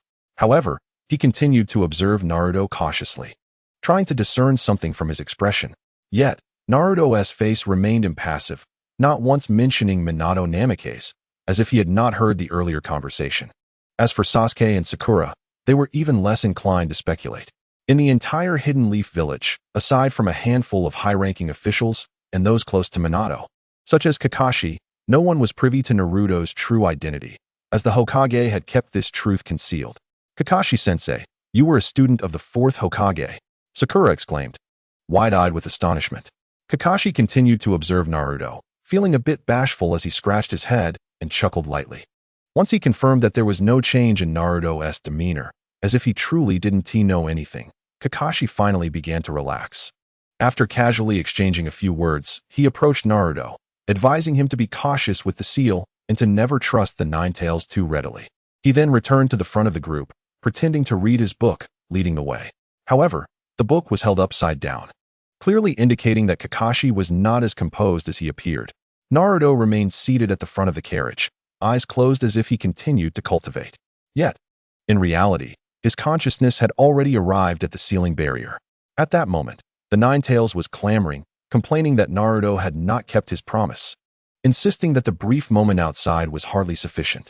Naruto furrowed his brow, and with just a glance, the Nine-Tails quieted down. "Kakashi is a student of the fourth Hokage, my father?" Naruto inquired, realizing this was indeed the first time he had learned this information. The Nine-Tails had never mentioned it before, and he had never thought to ask. The Nine-Tails, agitated, wagged its tail, but dared not speak harshly. "Didn't I mention this before?" it asked. Naruto shook his head. "Tell me what you know about Kakashi and my father. After you do, let me out to stretch. I have my own plans." "Your own plans? Does that include keeping me in this prison? Isn't that a bit cruel to a fox? Don't you feel any remorse?" The Nine-Tails felt an overwhelming urge to unleash a torrent of curses, yet not a single word dared to escape its lips. After a brief moment of agitation, the Nine-Tails resolved to patiently elucidate matters concerning Kakashi and Minato Namikaze. Despite having a cordial relationship with Kushina, the Nine-Tails remained a tailed beast, eternally confined within her. Its knowledge of the outside world was rather limited. Nevertheless, this knowledge was sufficient for Naruto to be convinced that Kakashi was indeed a student of his father, Minato.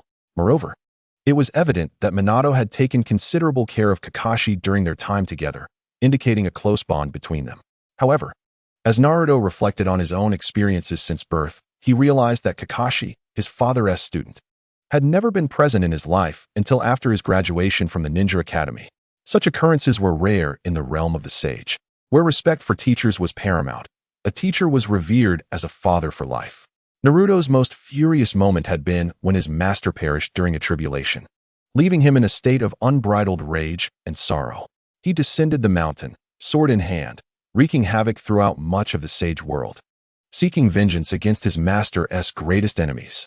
Had his master left behind an heir, Naruto would have embraced that child as his own, unless a significant conflict existed between them. After all, his master had treated him with the same paternal care. However, it appeared that the ninja world was not governed by such principles. Once Naruto had absorbed all the information, he glanced at the Nine-Tails and remarked, "What I promised you will surely come to pass. However, to avoid complications, I shall seek a more opportune moment. Now is not the time to confront Konoha directly." Naruto had many uncertainties to unravel, and more crucially, he lacked sufficient strength. One day, when he regained his power to the level of a primordial spirit, he would sever all ties in the ninja world with a single stroke, ensuring that no innocent life would be harmed, while ensuring that none deserving of death would escape. With that, Naruto stepped back from the seal, his eyes fluttering open to find the sky shrouded in darkness. The group sought refuge in a hollow of a tree. After they had ignited a fire and prepared their meal, as they settled down to rest, Naruto suddenly spoke. "Kakashi-sensei, as your student, if you were to have a child in the future, how would you wish for me to treat him?" The air around them fell into an eerie silence. Kakashi's body tensed instantaneously, his expression freezing in place, as if he were utterly taken aback, remaining unresponsive for a prolonged moment. Naruto maintained a serene smile, as if this were merely an ordinary inquiry.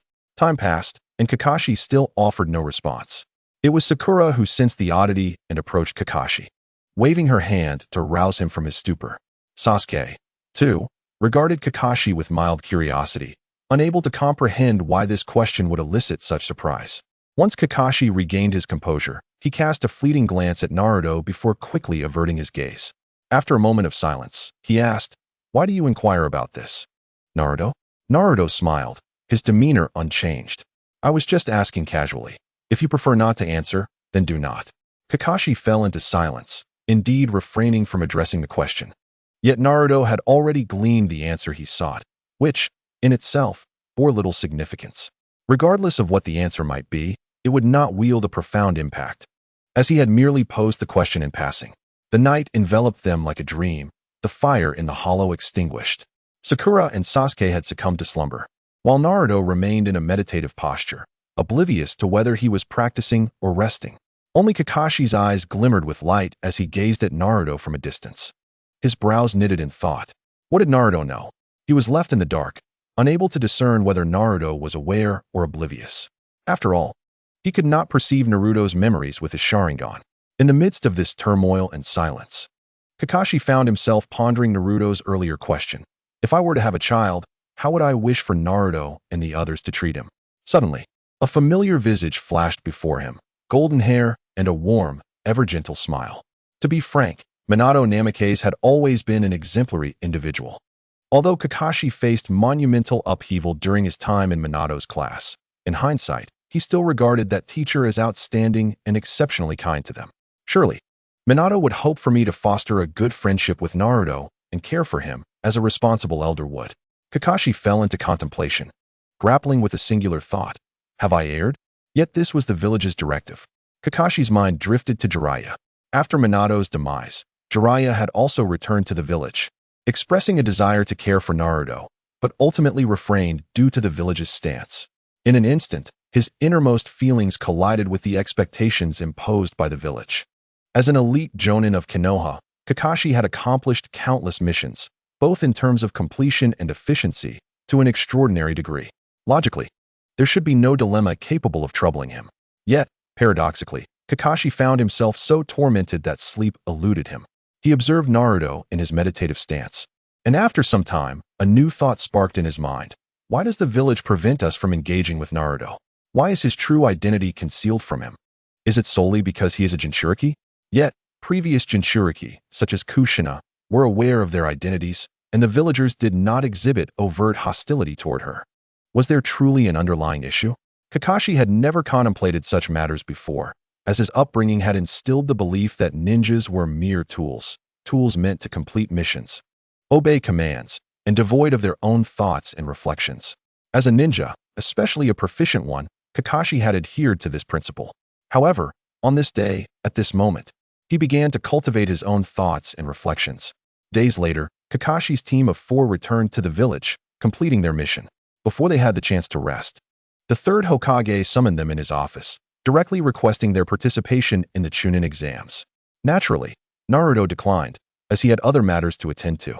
The so-called Chunin exam and the subsequent treatment of becoming a Chunin held no significance for him. Sasuke mirrored this sentiment. Rather than placing his hopes in the Hidden Leaf Village, Sasuke had already altered his perspective. He now solely wished to glean knowledge from Naruto.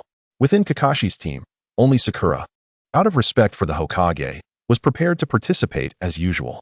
Upon hearing this, the third Hokage, Hiruzen Sarutobi, exhibited a slight awkwardness. Though it did not come as a surprise, Hiruzen maintained a smile on his face and began to lecture, still espousing the will of fire. He spoke of how this Chunin exam would include ninjas from other villages and, for the sake of the village and its standing, it was imperative that all eligible ninjas be compelled to participate. Naturally, Naruto was not convinced. He had grown weary of such cliches.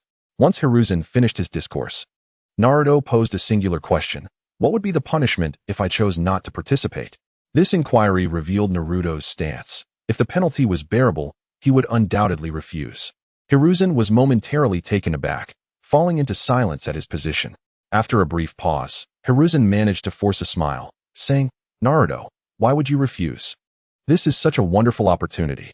If you can pass the assessment, you can directly become a Chunin and eventually a Jonin.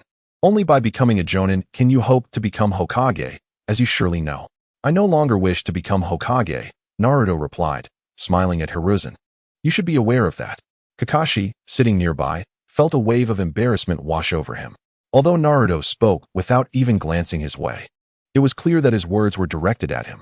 Indeed, as Naruto had articulated, before their arrival in the village, Kakashi had already created a shadow clone, which reported everything that transpired during their mission to the Hokage's office. Every word and action Naruto had taken during that time was now completely clear to the third Hokage. Hiruzen recognized Kakashi's discomfort. When Kakashi had previously reported, Hiruzen had been somewhat skeptical. After all, he had watched Naruto grow up and was familiar with his nature. He believed that despite any changes or newfound techniques Naruto might have acquired, a person's character could not undergo such a significant transformation in a short span. Yet, here was Naruto, unflinchingly pointing out Kakashi's actions, no longer resembling a mere child. Hiruzen felt both astonished by Naruto's profound change and somewhat nostalgic for the previous version of him. Naruto, Hiruzen chuckled, do not blame Kakashi. This is simply his duty. You have your tasks, and Kakashi has his. Such is the fate of a ninja. Naruto remained noncommittal. He could not comprehend how a ninja, devoid of independent thought and merely following orders, could be associated with the concept of fate. Fate, after all, is a human construct. To him, the ninjas of the shinobi world were merely tools. How about this, Naruto? Don't you require some exquisite weapons? The third Hokage dropped the pretense. Having learned from Kakashi about Naruto's recent needs, although I may not understand your reasons for these weapons, I respect your secrecy.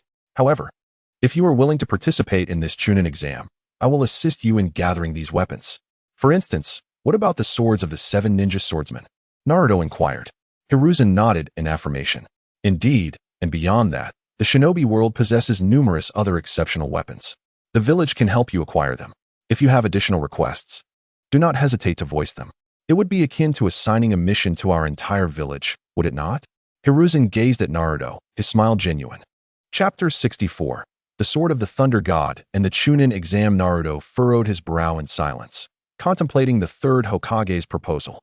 His refusal to participate in the Chunin exam stemmed from the belief that he had more pressing matters to address. The benefits and rewards the exam offered did not entice him. However, if the third Hokage could indeed procure what he desired, then negotiations were certainly possible. Coincidentally, while Naruto had acquired the decapitation blade, which had begun to manifest a spirit, its quality, both in material and spirit, was somewhat lacking. The blade's spirit required nurturing from Naruto, while the material itself necessitated the search for superior resources to enhance its capabilities. The pivotal question remained: could Konoha procure what he sought? What kind of weapons could you find for me, Hokage-sama? Naruto inquired with a smile. Hiruzen exhaled in relief. Naruto's question indicated that there was room for negotiation. What kind of weapons do you require? Precious weapons, and the more, the better. After hearing Naruto's response, the third Hokage produced a document and handed it to Naruto. Kakashi promptly stepped forward to accept the document and deliver it to Naruto's hands. What do you think of this weapon? Hiruzen asked. Naruto examined the contents of the file. The Sword of the Thunder God? The document contained a clear illustration of a sword, shimmering with an extraordinary light. The accompanying description made it evident that this sword was a companion weapon of the second Hokage of the Hidden Leaf Village, known as the Sword of the Thunder God. Its defining characteristic was its unparalleled sharpness, classifying it among the finest of ninja tools. More importantly, this sword possessed an immensely powerful lightning capability. Although the description and illustration did not clarify whether the sword had developed a spirit, its attributes alone were enough to confirm its divine status. The materials used in its forging were undoubtedly exceptional, and based on Naruto's understanding of the forging capabilities in the shinobi world, he could surmise that the Sword of the Thunder God was a true waste of potential. If given the materials used to forge it, he could certainly create something even more remarkable. Moreover, even if this sword did not possess an awakened spirit, it was of little consequence, as the decapitation blade already contained one. Naruto was indeed capable. He merely required the materials for the sword. Gazing at the weapon, he felt a stirring within him. His expression remained inscrutable as he looked up at Sarutobi Hiruzen and inquired, "Is there more?" Sarutobi was momentarily taken aback, not anticipating Naruto's evident greed. Yet, what struck him more was the absence of any astonishment on Naruto's face. Typically, when a ninja beheld the Sword of the Thunder God, they would be utterly astonished and eager to possess it. Sarutobi was unaware that Naruto had encountered and even owned countless treasures in the Sage Realm, far surpassing the Sword of the Thunder God. Thus, such a trinket could hardly evoke surprise in him. Nevertheless, having spent considerable time in the ninja world, Sarutobi had witnessed its stark poverty, and thus, the sight of the sword nonetheless brought a flicker of joy to Naruto's heart. If that was insufficient, there was certainly more to be had. Sarutobi inhaled deeply, stating, "As long as you desire it, Naruto, we shall do our utmost to assist you in locating it. I plan to issue a mission within the village, mobilizing the collective strength of our ninjas to seek these formidable weapons. What do you think?" "Deal." Naruto nodded.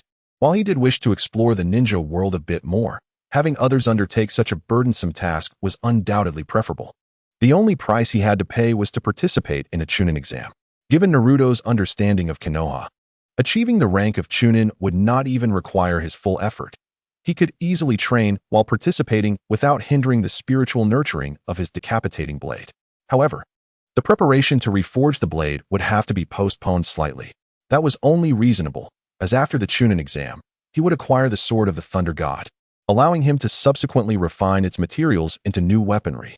Once confirmed with Naruto about participating in the Chunin exam and successfully passing, the Sword of the Thunder God would be entrusted to him. The village would also issue missions for the ninjas to help Naruto seek other weapons thereafter. Ultimately, Naruto consented to partake in the upcoming Chunin exam, and Sasuke readily agreed as well. After the matters were settled, Naruto departed the office with Sasuke and Sakura. Sarutobi let out a long sigh of relief, pondering why this exchange with Naruto stirred feelings akin to negotiating with the powerful leaders of other nations or the elders of Konoha. This interaction had made him acutely aware that Naruto was no longer a child. Although he could not fathom the reasons behind Naruto's rapid transformation, there was no denying that it had occurred, and they had no choice but to accept it. It seemed Kakashi was correct. The village indeed needed to readjust its strategies and attitudes towards Naruto. Sarutobi sighed deeply once more. Kakashi, remaining silent, harbored many thoughts he wished to share with the Hokage. Yet he too found himself at a loss for answers. Thus, he chose to remain patient, sensing that voicing his uncertainties prematurely might render them irreconcilable. After assigning the tasks and confirming the Chunin exam arrangements, Naruto's life returned to its previous tranquility, reminiscent of the time before his journey to the Land of Waves. He trained diligently at home, while Sasuke and Sakura continued to accept missions. However, there was a notable shift. Sasuke, who previously undertook any task without complaint, now actively declined most meaningless missions, opting instead to devote more time to his own training and, importantly, to learning from Naruto. With his Sharingan now possessing two tomo, Sasuke had gained greater power and new abilities, allowing Naruto to delve deeper into the nature of the eye. Thus, the two spent considerable time together. Meanwhile, Sakura found herself less pleased, as her previous motivation for completing missions stemmed from her desire to share moments alone with Sasuke. However, with Sasuke frequently visiting Naruto, spending hours together, Sakura lost her inclination to undertake missions solo. Fortunately, Sasuke, possessing a sense of responsibility, did not intend to burden Sakura with all the mission pressure. Consequently, the frequency and efficiency of Team Kakashi's missions significantly declined upon their return, particularly the smaller tasks benefiting the village, which were almost entirely rejected.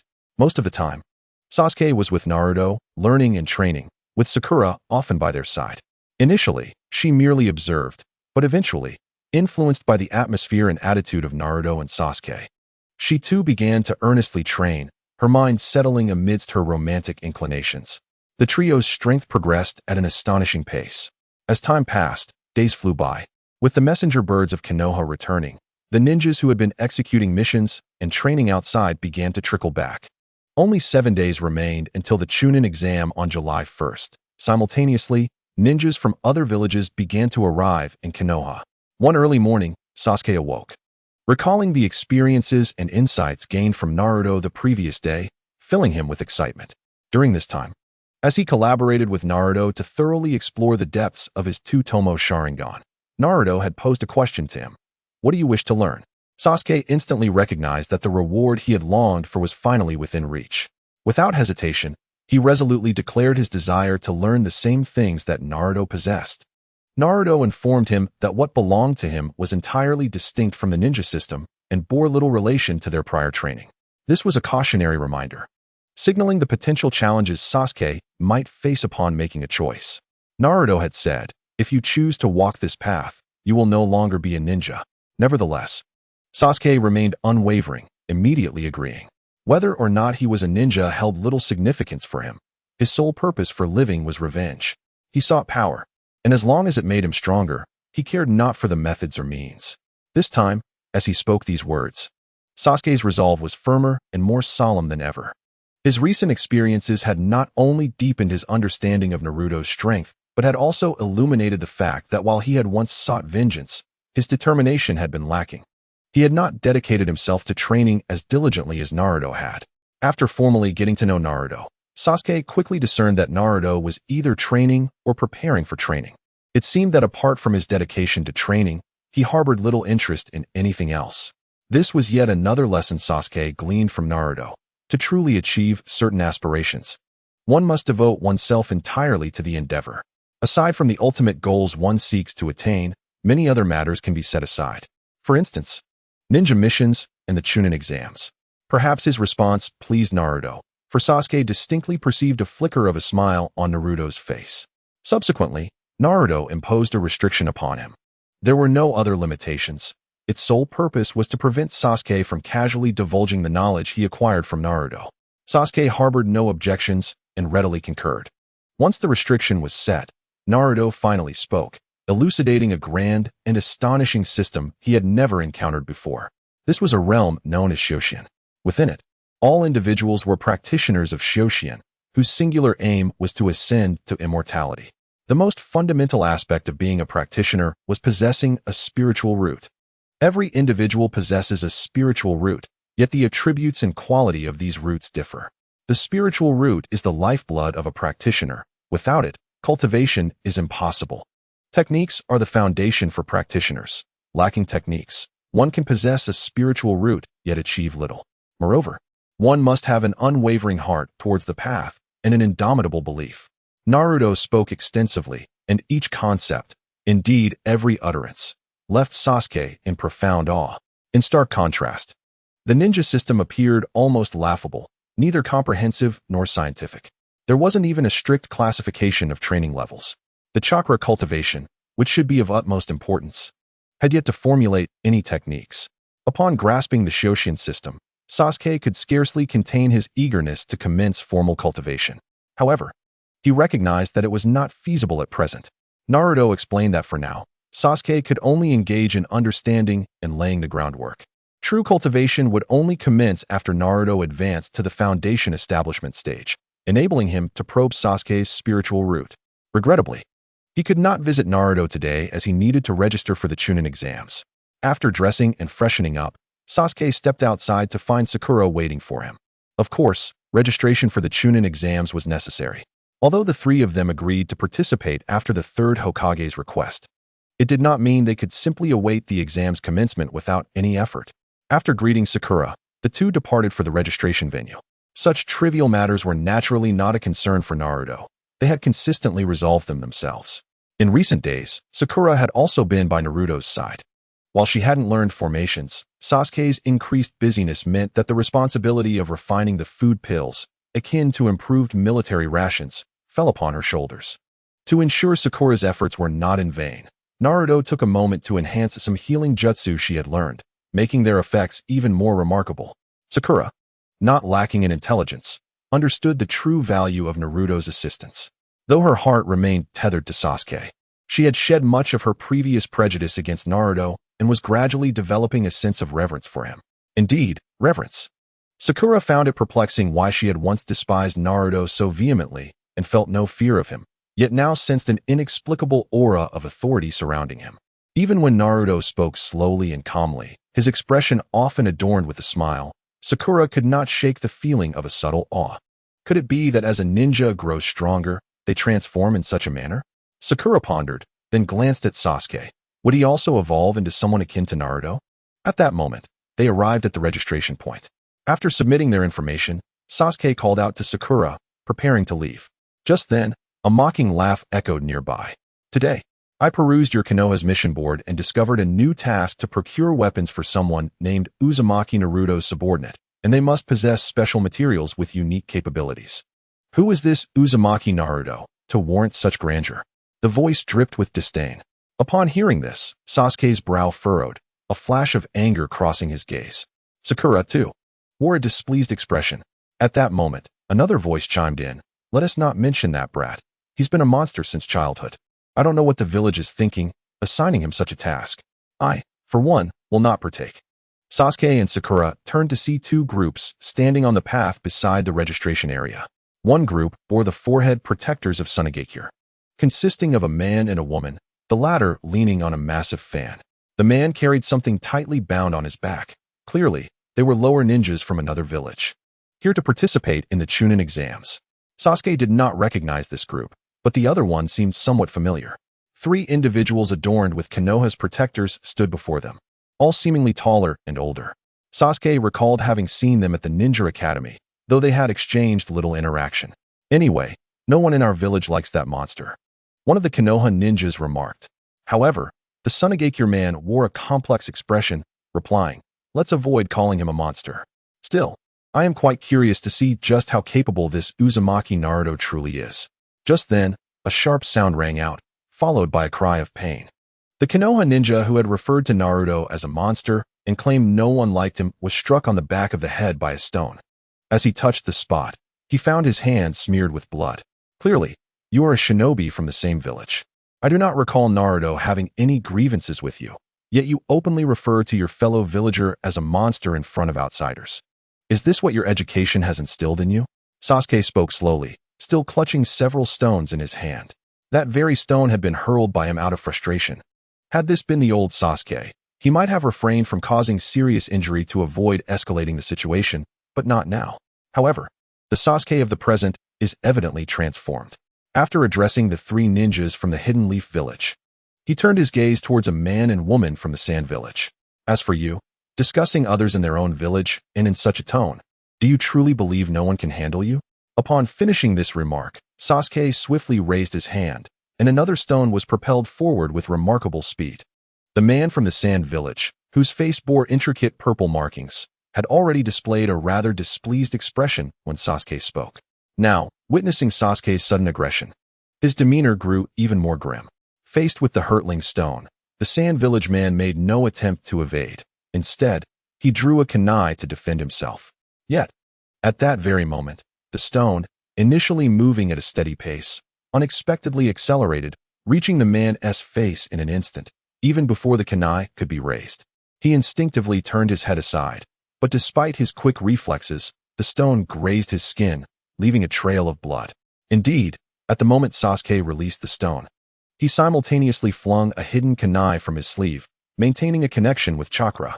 As the opponent prepared to defend, Sasuke activated his chakra to enhance the kunai's speed, striking the stone and catching his adversary off guard. Truly, this is Sasuke. Sakura's eyes brightened at the sight. Had this been the Sakura of the past, she would have been filled with concern. Yet, the Sakura of today felt none of that apprehension. Unbeknownst to her, after accompanying Naruto on a mission and broadening her horizons, both she and Sasuke had undergone profound transformations. "Kenjiro, are you alright?"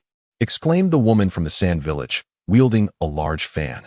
As she looked up at Sasuke with astonishment, they had often heard from their elders that the ninjas of the Hidden Leaf were quite amicable. Yet this young man with black hair seemed to embody a different reality. The Sand Village ninja, referred to as Kenjiro, wore a deeply troubled expression, wiping the blood from his face while glaring fiercely at Sasuke. Is this the hospitality of the Leaf Village? The ninjas from the Hidden Leaf who had previously been intimidated by Sasuke's presence finally regained their composure. The one with a bruised head called out, "You little brat. Your name is Sasuke, isn't it? That Uchiha brat. What is your intention? Are you looking for trouble?" He glanced at Kenjiro beside him. "Wait a moment. Let me deal with him first." Without delay, he charged toward Sasuke. One must admit, these individuals, though mere genin, possessed formidable strength. Had this been before, Sasuke would certainly have taken them seriously. However, now, every stride and motion of their advance appeared to him as glaring openings. This was not due to battle experience, but rather, at this moment, Sasuke found himself employing knowledge and concepts related to formations. In his eyes, they were ensnared in a simple array. He could easily predict where his opponent would land next. 1 step, 2 steps, 3 steps, 4 steps, all revealed. Thus, the final step would surely land here. Sasuke made a swift judgment, and without hesitation, he acted, extending his foot to intercept the opponent's path. In an instant, he seized the opponent by the throat with one hand while brandishing the kunai against his forehead with the other. Moments later, the opponent stumbled right into Sasuke's foot, tripping and falling. While Sasuke swiftly gained control, the cold kunai pressed against his skin. The Leaf Village ninja, older than Sasuke, was momentarily stunned. Unable to fathom that Sasuke would strike, he instinctively resisted, only to feel the kunai pierce his skin, warm blood trickling down to the corner of his eye. He froze, daunted into silence. "I hope I do not hear you discussing Naruto in such a manner again, for next time, I shall not go easy on you," Sasuke whispered coldly into his ear. The Leaf Ninja, gripped by fear, could utter no words of defiance, only nodding repeatedly, assuring Sasuke he would never speak ill again. Sasuke then released him, and the man, too terrified to look back, turned and fled. Since his companions had not spoken poorly of Naruto, Sasuke refrained from acting against them. After watching the trio depart, he shifted his attention back to Kenjiro. "Kenjiro, enough." The woman from the Sand Village attempted to avert the impending conflict, but Kenjiro was evidently unwilling. He forcefully shook off her hand. "Tamari, they initiated this." After declaring this, Kenjiro, the Sand Ninja, removed a large object from his back, placing it on the ground. As the wrappings around it were undone, a peculiar wooden puppet, humanoid in shape yet bizarre, was revealed. "You shall pay for your actions today," Kenjiro proclaimed. With matters escalating, Sakura felt a twinge of anxiety. Yet, this concern was not overwhelming, for she harbored a sense of assurance. If Sasuke were unable to handle these Sand Village ninjas, she would seek Naruto's assistance. Meanwhile, Sasuke, wordless, brandished his kunai and charged forward. Chapter 67, Gaara. Kenjiro and Sasuke clashed in an instant. Kenjiro, a puppet master, had no intention of engaging directly in battle. Rather, he maintained distance while commanding his puppet to attack Sasuke. The strange wooden puppet moved with remarkable agility under Kenjiro's control. After several exchanges, Sasuke found himself in a stalemate. He could neither breach the puppet's defenses nor could it effectively harm him. Kenjiro, manipulating the puppet from afar, furrowed his brow, feeling a degree of pressure. This boy from the Leaf Village was indeed challenging. Kenjiro mused. He exerted every effort, yet could not swiftly subdue Sasuke, resulting in a deadlock. However, surrendering was out of the question. The ninjas sent to participate in the Chunin exams were tasked by their village with the imperative of not losing face. I refuse to believe we cannot win, Kenjiro thought, as he unleashed everything he had through his puppet. Yet, this black-haired youth always seemed to be on the verge of defeat, only to narrowly escape. Finally, after yet another clash, Sasuke effortlessly deflected the puppet's movements with a shuriken. In a sudden burst, he lunged forward, closing the distance to Kenjiro. In an instant, his kunai struck out. Ultimately, it halted before Kenjiro's forehead. It was not that Sasuke lacked the intent to plunge his kunai, but at that moment, a sudden patch of yellow sand appeared at the center of Kenjiro's brow. This delicate layer of yellow sand, seemingly flimsy, firmly obstructed Sasuke's kunai, preventing him from advancing even a single inch. Sasuke attempted to push a few more times, only to be met with a sudden gust of wind from the side. Instantly, he withdrew, drawing another kunai with his left hand and crossing it before him in a defensive posture. Simultaneously, a pool of yellow sand abruptly manifested beside Kenjiro, rising steadily to form a humanoid figure. Soon, the yellow sand transformed into a person, clad in somewhat impractical attire, bearing a large gourd on his back. With red hair and a prominent red character for love emblazoned on his forehead, his face exhibited no expression, save for a pair of dark, lifeless eyes that fixed their gaze upon Sasuke.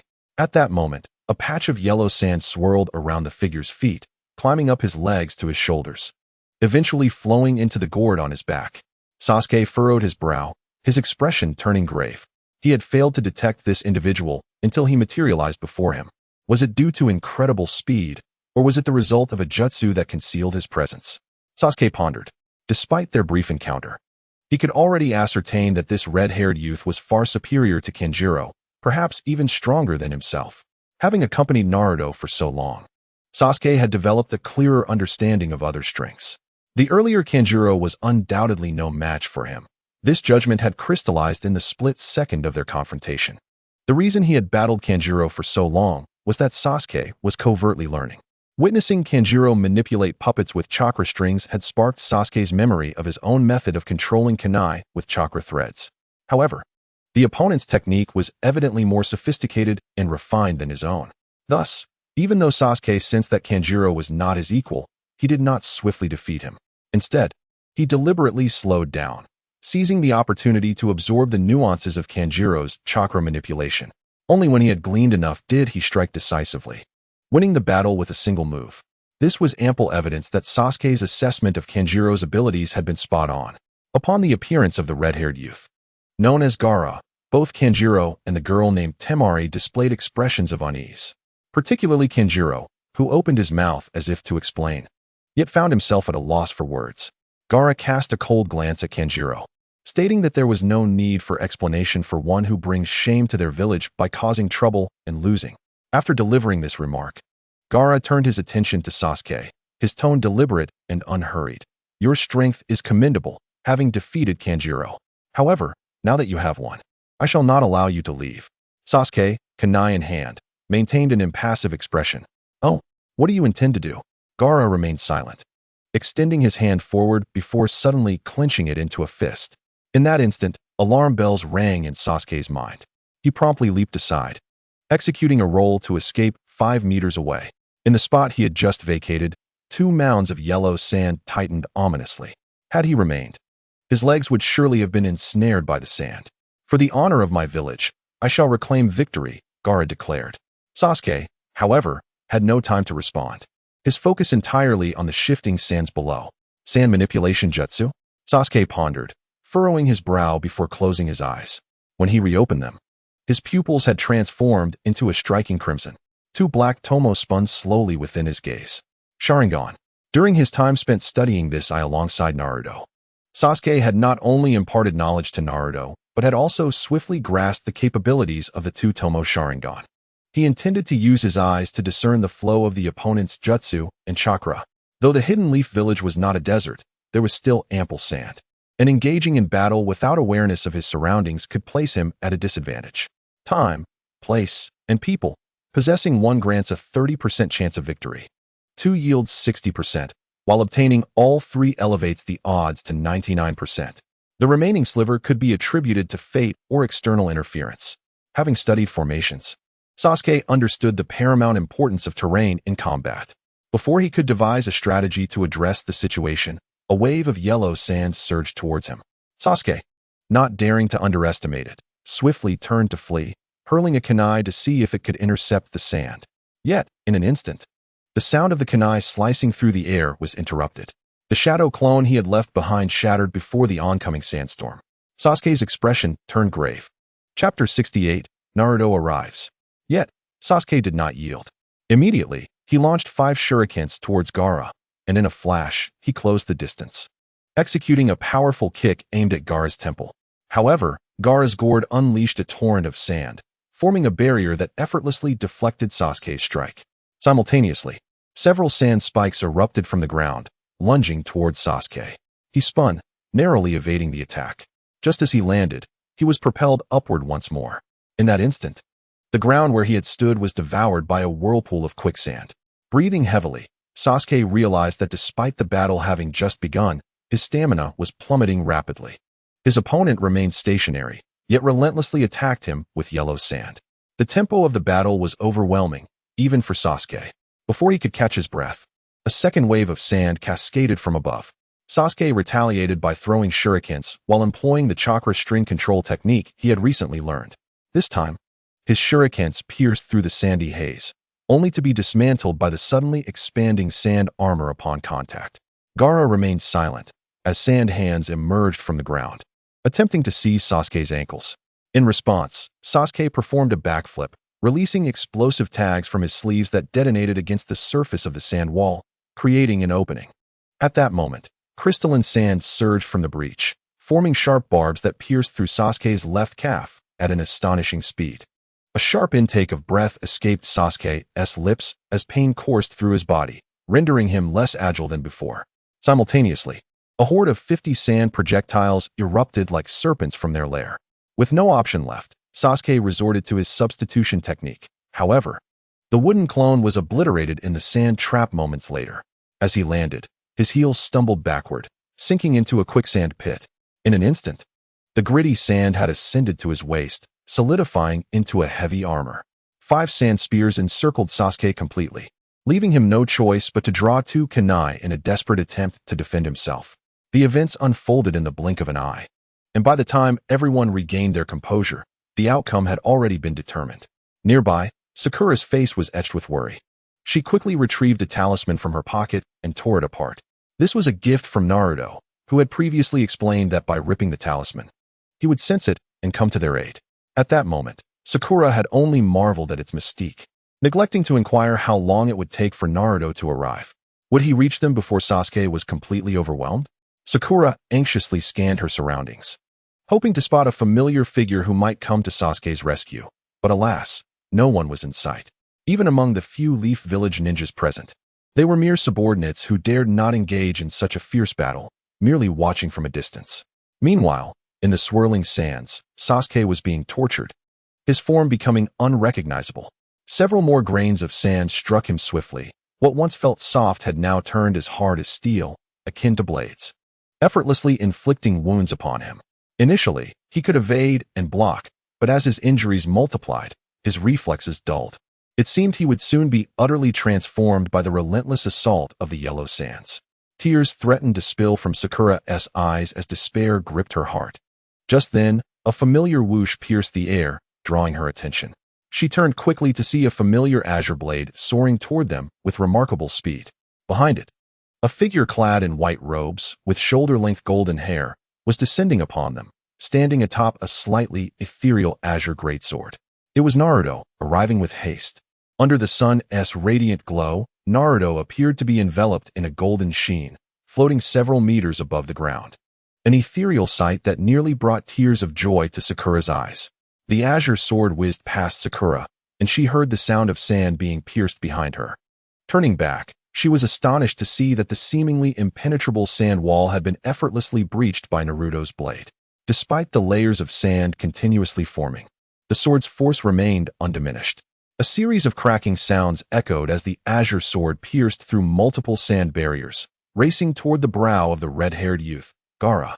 Since its appearance, Gaara's expression had remained unchanged, but now, for the first time, he furrowed his brow, surprise flickering in his eyes. Suddenly, the yellow sand beneath him shifted, propelling him backward as a thicker sand wall rapidly emerged before him.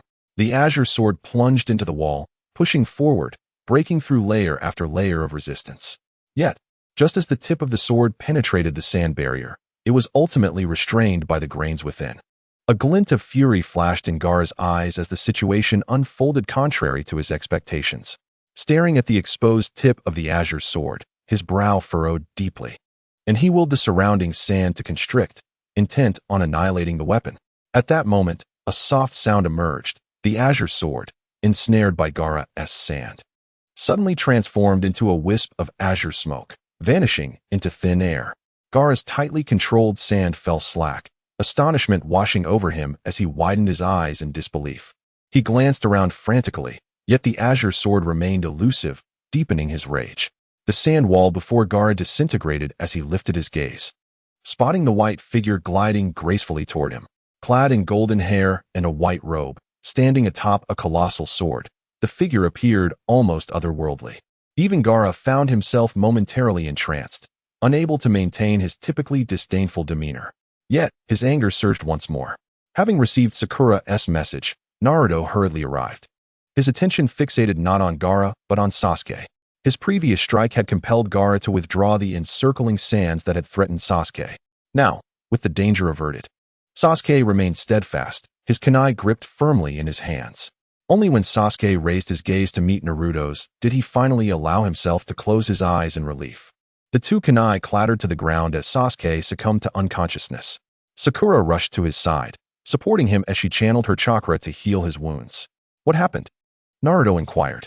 As Sakura tended to Sasuke, her voice quivered with emotion as she recounted the events.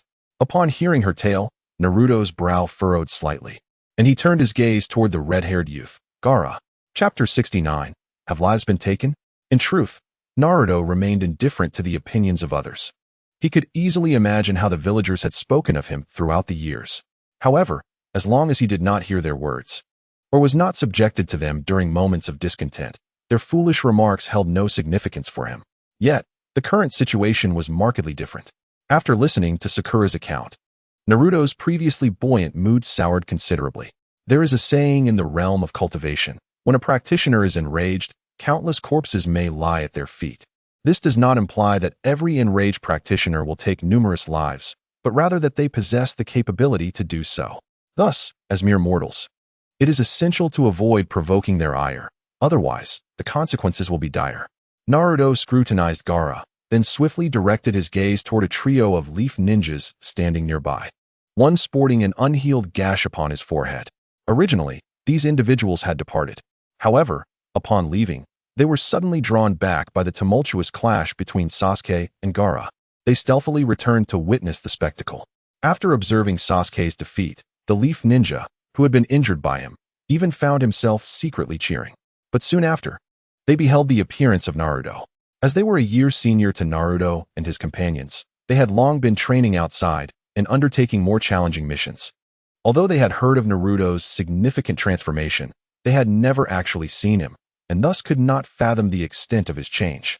When a figure adorned with golden hair and a flowing white robe, gracefully soaring through the air upon a massive azure sword, came into view, they were momentarily taken aback. After all, it was rare for anyone in the Leaf Village to witness a ninja making such an entrance. Was this truly a ninja? They then watched as this unfamiliar figure, clad in white, wielded a small azure sword, effortlessly piercing through the sturdy sand wall erected by the red-haired youth, nearly striking him directly. The red-haired boy, who had seemed immovable and exuded an aura of mastery since his arrival, staggered backward several paces. At that moment, the thoughts of these individuals converged on a singular notion. When did the Leaf Village produce such a formidable being? They could only identify Naruto by the leaf forehead protector he bore, confirming his affiliation as a leaf ninja. Yet, they could not conceive of who he truly was. Nor could they reconcile this new image of Naruto with the memories they had of the being once dubbed a monster and a fox demon. After all, both his appearance and prowess were simply too incongruous. As they were frantically speculating about Naruto's identity, they were startled to find the golden-haired warrior turning his gaze towards them. In an instant, particularly the one with the injury on his forehead, was taken aback by the intensity of Naruto's stare. When he regained his composure, he witnessed the azure small sword hurtling towards them with astonishing speed. Indeed, the very sword that had embarrassed the Sand Village youth and nearly defeated him was now aimed directly at them. This sight struck terror into their hearts. This azure small sword had effortlessly pierced through the red-haired boy's sand barrier.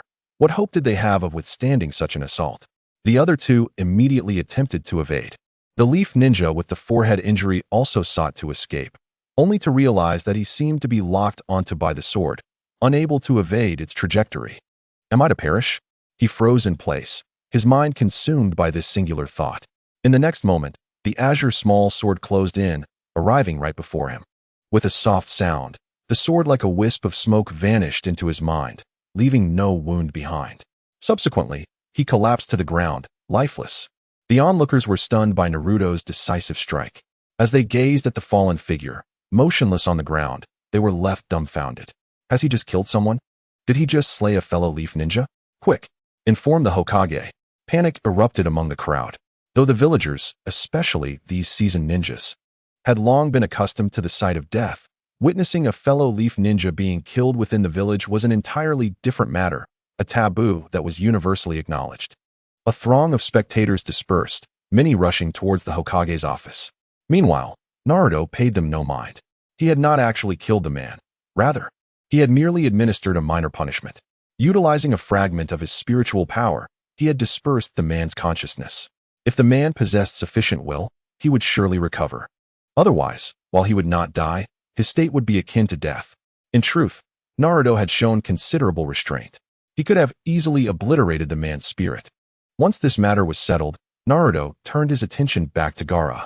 Without uttering a word, he formed a hand seal with his right hand, and in an instant, an azure small sword materialized, hurtling towards Gaara. Simultaneously, an azure whirlwind formed beside Naruto, within which a colossal azure great sword rapidly took shape, the Great K-Sword. In the blink of an eye, both spells were unleashed. Observing his subordinate being subdued, Gaara recognized that he could not afford to remain passive. Failure to act would render him a laughingstock in the sage realm. His expression turned grave. Though this was merely a fleeting moment of confrontation, he knew that the golden-haired youth before him was undoubtedly formidable, unlike any opponent he had encountered before. With his gourd secured, Gaara unleashed a torrent of yellow sand. At this moment, he was utilizing nearly all of his strength, albeit without invoking Shikaku. The fierce winds howled, and the yellow sand swirled chaotically. Even the honeysuckle trees lining the roadside trembled in the tempest. Sasuke, who had been unconscious, summoned immense willpower to force himself awake. He opened his Sharingan, his gaze reflecting the two figures, Naruto in white and Gaara in red. As a devoted admirer of Naruto, Sasuke could not allow himself to miss any of Naruto's battles. Sand shower, Gaara declared, initiating the assault. Naruto remained motionless, his long sleeves flowing, suddenly manifesting three sword silhouettes that circled around him. Each blade was adorned with bells that, while silent, emitted waves of sound, shattering the encroaching sand into fine particles. Chapter 70, Offense and Defense. The protective spell, Sword Resonance, is typically employed in conjunction with spiritual tools, yet powerful practitioners can directly wield it with their true essence. While the efficacy may be diminished, it suffices in the ninja world against such sand. Sands of time. Gaara bellowed, veins protruding from his neck. Naruto strode through the swirling sand, each step causing azure lotus-like vortices to bloom beneath him. The lethal sands that had claimed countless ninja were rendered powerless, dissipating into smoke within 3 inches of his form. At that moment, Naruto pointed with a finger, and a clump of sand suddenly froze. Observing it intently, he remarked, "This sand is mixed with vengeful blood and is excellent material for refining weapons. Moreover, this chakra feels familiar." With a thought, a crimson light materialized, transforming into a petite fox that perched upon his shoulder. The Nine-Tails yawned and stretched, then laughed heartily. "Why have you suddenly released me today? How generous." This chakra." The Nine-Tails turned its gaze forward. Upon witnessing the scene, Gaara's eyes had transformed into a sandy brown hue, with sand continually erupting from his body. Shikaku. Ha. The Nine-Tails let out a peculiar laugh, tapping Naruto's shoulder with one of its tails. You've encountered a fellow host. Although no further explanation was given, Naruto understood the implications. At that moment, the only individual the Nine-Tails could deem as a companion was another Jinchuriki. Is it the One-Tail? Naruto inquired. His recent exchanges with the Nine-Tails had equipped him with a fundamental understanding of the distinctions among the tailed beasts, along with their respective names and abilities. The sand manipulation technique was undoubtedly the hallmark of Shikaku, the One-Tail. Initially, Naruto's thoughts gravitated towards the potential of the sand for weapon forging. However, upon realizing that the red-haired youth before him was also a Jinchuriki, he couldn't help but scrutinize him further. Gradually, he began to comprehend the brutality and hostility reflected in the other's gaze. It became evident that the experiences of the Jinchuriki from other villages paralleled his own tumultuous childhood, making it exceedingly difficult to navigate their circumstances with composure. Moreover, given the current situation, Gaara, the red-haired boy, had undoubtedly endured hardships akin to those Naruto faced in his youth. In Naruto's view, the method of transforming individuals into Jinchuriki was an exceedingly foolish choice. This was not solely due to his own mistreatment as a Jinchuriki, but primarily because the existence of tailed beasts did not warrant such a steep price for control. With Naruto's comprehension of the ninja world and its techniques, he acknowledged that although the chakra system was far from perfect and ascension to a higher plane seemed implausible, there remained potential for growth, as long as practitioners in the ninja world persisted in their research and advancement. A significant number of ninjas could attain strength surpassing that of the tailed beasts. After all, the power of the tailed beasts could not be perpetually augmented. Additionally, Naruto had inquired of the Nine-Tails, who had informed him that it was indeed ninjas who had once defeated and sealed the tailed beasts, which served as a testament to the ninja system's potential. Yet, the current ninja world appeared stagnant, content to rest on its laurels, lacking any ambition for advancement or exploration of their systems. They merely relied on the external power of tailed beasts, even neglecting to refine their flawed sealing techniques, demonstrating an utter lack of initiative. Having spent considerable time in Konoha, Naruto occasionally observed the so-called elite ninjas of the village, only to find them engrossed in trivial matters. Even the third Hokage seemed busy, yet it was unclear what he was preoccupied with, as most of it appeared nonsensical. Much of their focus seemed to revolve around balancing the village's internal factions, neglecting both upward mobility and the welfare of the common people. The ordinary citizens of Konoha, while seemingly assisted by ninjas, found that the meaningless tasks assigned to them failed to improve their lives or foster their development. It seemed as though the existence of the Konoha ninja village was merely to exist, with little regard for anything beyond that. Other ninja villages likely mirrored this apathy. However, while the plight of Jinchuriki was pitiable, it did not justify any ill intent towards Naruto. Unmoved, he swiftly sealed the Nine-Tails amidst its cries of anguish and continued to perform hand signs, unleashing several techniques. Instantly, a tempest swirled around him, growing increasingly ferocious, repelling all the sand that sought to assail him, yet leaving Naruto himself unscathed. What followed was an unrelenting offensive. A barrage of spells rained down upon Gaara. The strength of his sand lay in its ability to morph freely, granting it remarkable agility. In combat, it often created advantageous terrain, rendering it nearly invincible. However, this very advantage could also be a double-edged sword. Under the owner's control, the sand's excessive flexibility could equally be exploited by an opponent. In this world, numerous elements could counteract sand, water being one of them. However, Naruto possessed no water, yet wind could suffice.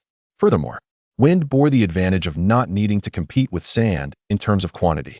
As long as the wind persisted, it could continuously influence the sand, amplifying its dominance until the sand had no capacity for resistance. A flurry of sword-like winds and blades encircled Gaara completely. The protective sand around him was effortlessly torn apart by Naruto's azure blades and gusts. Some cuts even grazed Gaara's skin, leaving behind wounds that bled nothing but granules of sand, a testament to the profound fusion between him and Shikaku. Despite the injuries, Gaara remained conscious. Realizing he could not overpower Naruto, he summoned all the sand surrounding Naruto, retracting it instantaneously to form a spherical shield, encapsulating himself entirely. The sand shield, an impenetrable defense. This orb was densely packed, with scarcely any gaps. The azure blades and wind gusts were completely obstructed by the sand shield, rendering them ineffective. Absolute defense. Naruto chuckled lightly, directing his finger skyward. The tornado that had previously encircled him erupted violently. Simultaneously, the sound of the swirling blades dissipated, transformed into the gale around him. Since you choose to defend, I shall turn defense into offense. Chapter 71, River of Swords and the Eighth Layer of Refinement. The howling winds churned the sand, akin to countless razor-sharp files, peeling away the grains from Gaara's sphere, one by one. As for the chakra and malevolence clinging to those grains, they might pose a significant challenge for other ninjas. However, for Naruto, endowed with the sole power of transcending realms, they were inconsequential. Naruto effortlessly stripped the chakra from the sand, allowing the unclaimed grains to merge into the wind, inadvertently enhancing the tempest's might. Although Naruto's winds could not obliterate the entire sand shield in an instant, they could gradually erode it. The speed of this erosion was swift, yielding increasingly effective results. Observers could witness the sand particles around Gaara being gradually stripped away under the wind's influence, while the tornado encircling the sand shield grew larger and faster, its color shifting from azure to a dusty yellow. Sakura abruptly tugged at Sasuke's sleeve, exclaiming, "His wind is consuming the sand." Blood seeped from Sasuke's Sharingan as he strained to comprehend the unfolding events. The more he observed, the more he recognized the formidable strength of both Naruto and Gaara, further highlighting the chasm between himself and these two extraordinary individuals. At this moment, Sasuke was acutely aware that Naruto had yet to unleash his full potential. Gaara could sense the unfolding events in the outside world. Even Shikaku within him could feel it. "Let me out. You are no match for him." The one-tail roared within Gaara, an overwhelming surge of ferocity flooding his mind. Gaara's eyes instantly transformed, taking on the essence of Shikaku. The sand swirling around him became denser and increasingly aggressive. Suddenly, a long, speckled tail emerged from behind Gaara, swaying as it gathered countless grains of sand, appearing more robust and nimble. Meanwhile, Gaara's sand shield, still in the process of forming, was shredded by an onslaught of wind blades. Roar! The one-tail's furious bellow shattered a water tower 10 jong away. The shockwave from the roar ruffled Naruto's flowing golden hair and the tornado of wind encircling them both. "I want you dead." Gaara's eyes were bloodshot. Half of his body transformed into sand, morphing into a monstrous arm that lunged toward Naruto. Naruto swiftly evaded, sensing that the claw that had just swiped at him was no longer merely the strength of the boy before him, but the power of the tailed beast within. At this moment, Naruto was not yet equipped to contend with such tailed beasts. However, during the relentless battle, while he had suppressed Gaara with continuous attacks, he had been secretly preparing a more formidable technique. River of Swords Arise. With a change in hand seals, Naruto unleashed a torrent of chakra, channeling 80% of it outward. Concurrently, the swirling winds around them abruptly shifted, converging into a singular flow, transforming into a river. Upon closer inspection, this river was composed entirely of undulating gusts, each swirling eddy a blade wrapped in sand. This technique was exceedingly difficult, one of the few mastered by sword cultivators, capable of competing with swords, a testament to its power. Were it not for Naruto's recent training, elevating him to the 8th level of chi refinement, he would have been unable to manifest such a spell.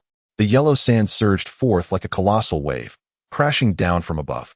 This river, as if descending from the heavens, formed a cycle, relentlessly rushing towards the half-monster Gaara. Roar! The Shikaku within the yellow sand sword wave emitted another roar. But this time it sounded more agitated than before. The other half of Gaara's body also underwent beastly transformation, his arms morphing into tawny beast claws, raised high to strike at Naruto. Yet, the surging waves effortlessly crushed the tailed beast's arms into flowing sand. Before the grains could touch the ground, they were consumed by the vortex, assimilated into Naruto's sword wave. Gaara's body, continuously battered, was undergoing a similar process. The commotion from their fierce clash echoed far and wide, drawing an ever-growing crowd. First came the lower-ranking ninjas and their teachers congregating near the registration area, followed by other nearby chunin. Even Kakashi, sensing the disturbance, hastened to the scene. The onlookers surrounded the battlefield, astonished by the two combatants. "So that red-haired boy is the Jinchuriki from Sunigakure?" And who is he fighting? Why have I never seen him before? It seems Uzumaki Naruto has changed immensely. I barely recognize him. Are you saying that he is indeed Uzumaki Naruto, our Konoha's Jinchuriki? Is there any doubt? Just look at his hair color. Why are these two fighting? What intrigues me most is how Naruto can battle the Jinchuriki of Tsunagakure for so long without a trace of the Nine-Tails chakra. The discussion among the crowd momentarily paused. After a brief silence, they confirmed that Naruto indeed showed no signs of tailed beast transformation. What on earth is happening? I left the village for just half a year. What has transpired? Whom did Naruto learn that strange ninjutsu from? Has the village developed new techniques? I say, shouldn't we intervene before it escalates further? If they continue, they'll both become tailed beasts, and that would be disastrous. Calm down. Someone has already gone to summon Lord Hokage. In that case, let us watch closely how this generation's Jinchuriki measures up against Tsunagakure's. The crowd buzzed with speculation, their anxiety surprisingly absent, reassured by the impending arrival of the Hokage. They sensed that the situation was still manageable. Only Temari and Kankuro, also from Tsunagakure, wore increasingly tense and fearful expressions. Gaara was furious. If this continued, the One Tail would undoubtedly be summoned. What was Konoha doing? Why had no one come to intervene? Who was that blonde-haired boy? And how was he able to contend with Gaara to such an extent, even seeming to suppress him? As everyone focused on the battle, suddenly, a figure clad in a conical hat and white cloak approached the battlefield at an astonishing speed. Chapter 72. Enjoyment. Sarutobi Hiruzen stood at the edge of the battlefield. A pipe clenched between his teeth, brow furrowed in concern. Kakashi, who had arrived earlier, promptly relayed the information he had gathered. Lord Hokage, should we intervene? Kakashi inquired. Without orders, even this elite jonin felt uncertain about how to proceed in such a situation. After taking a deep drag from his pipe, Sarutobi fell into a moment of contemplation before responding. The situation remains under control. This is an opportune moment to gather more intelligence on Naruto. Kakashi's expression flickered with conflict, wanting to voice his concerns, but his life as a ninja had ingrained in him the habit of following orders. After a moment of silence, he acquiesced. Understood. Sarutobi then instructed, find a way to contain the battlefield, preventing it from spilling over and affecting the villagers. This decision weighed heavily upon Sarutobi. Had they not been near the ninja academy, surrounded by open space and few civilians, his immediate instinct would have been to halt the battle.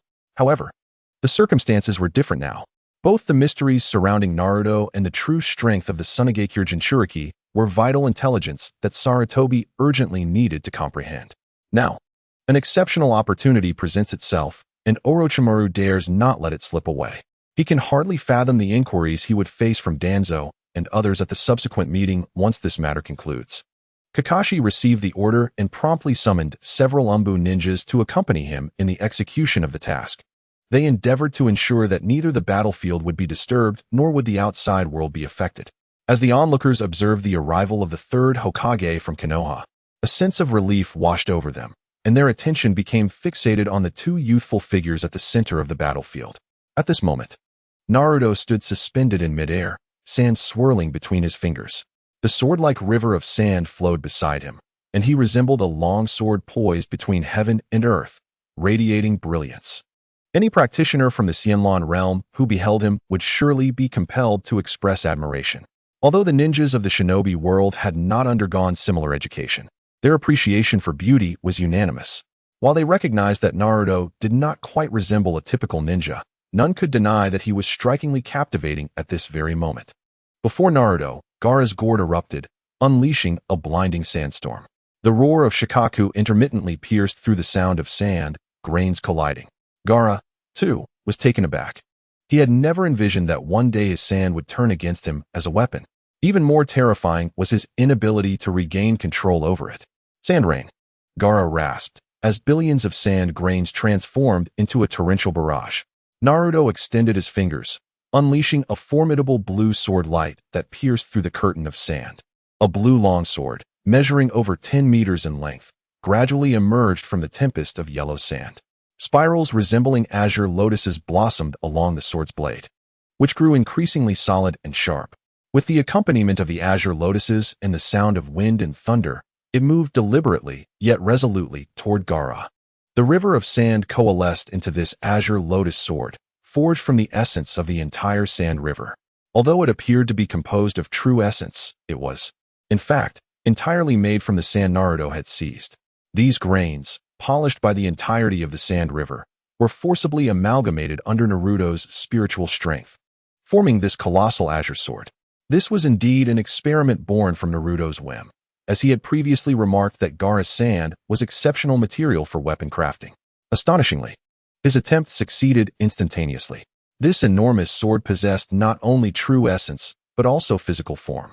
While it had not undergone complex refinement and was merely a one-time tool, its power undoubtedly surpassed all the techniques Naruto could currently wield, rivaling only slightly less than the lethal array he had previously employed to vanquish those two Jounin.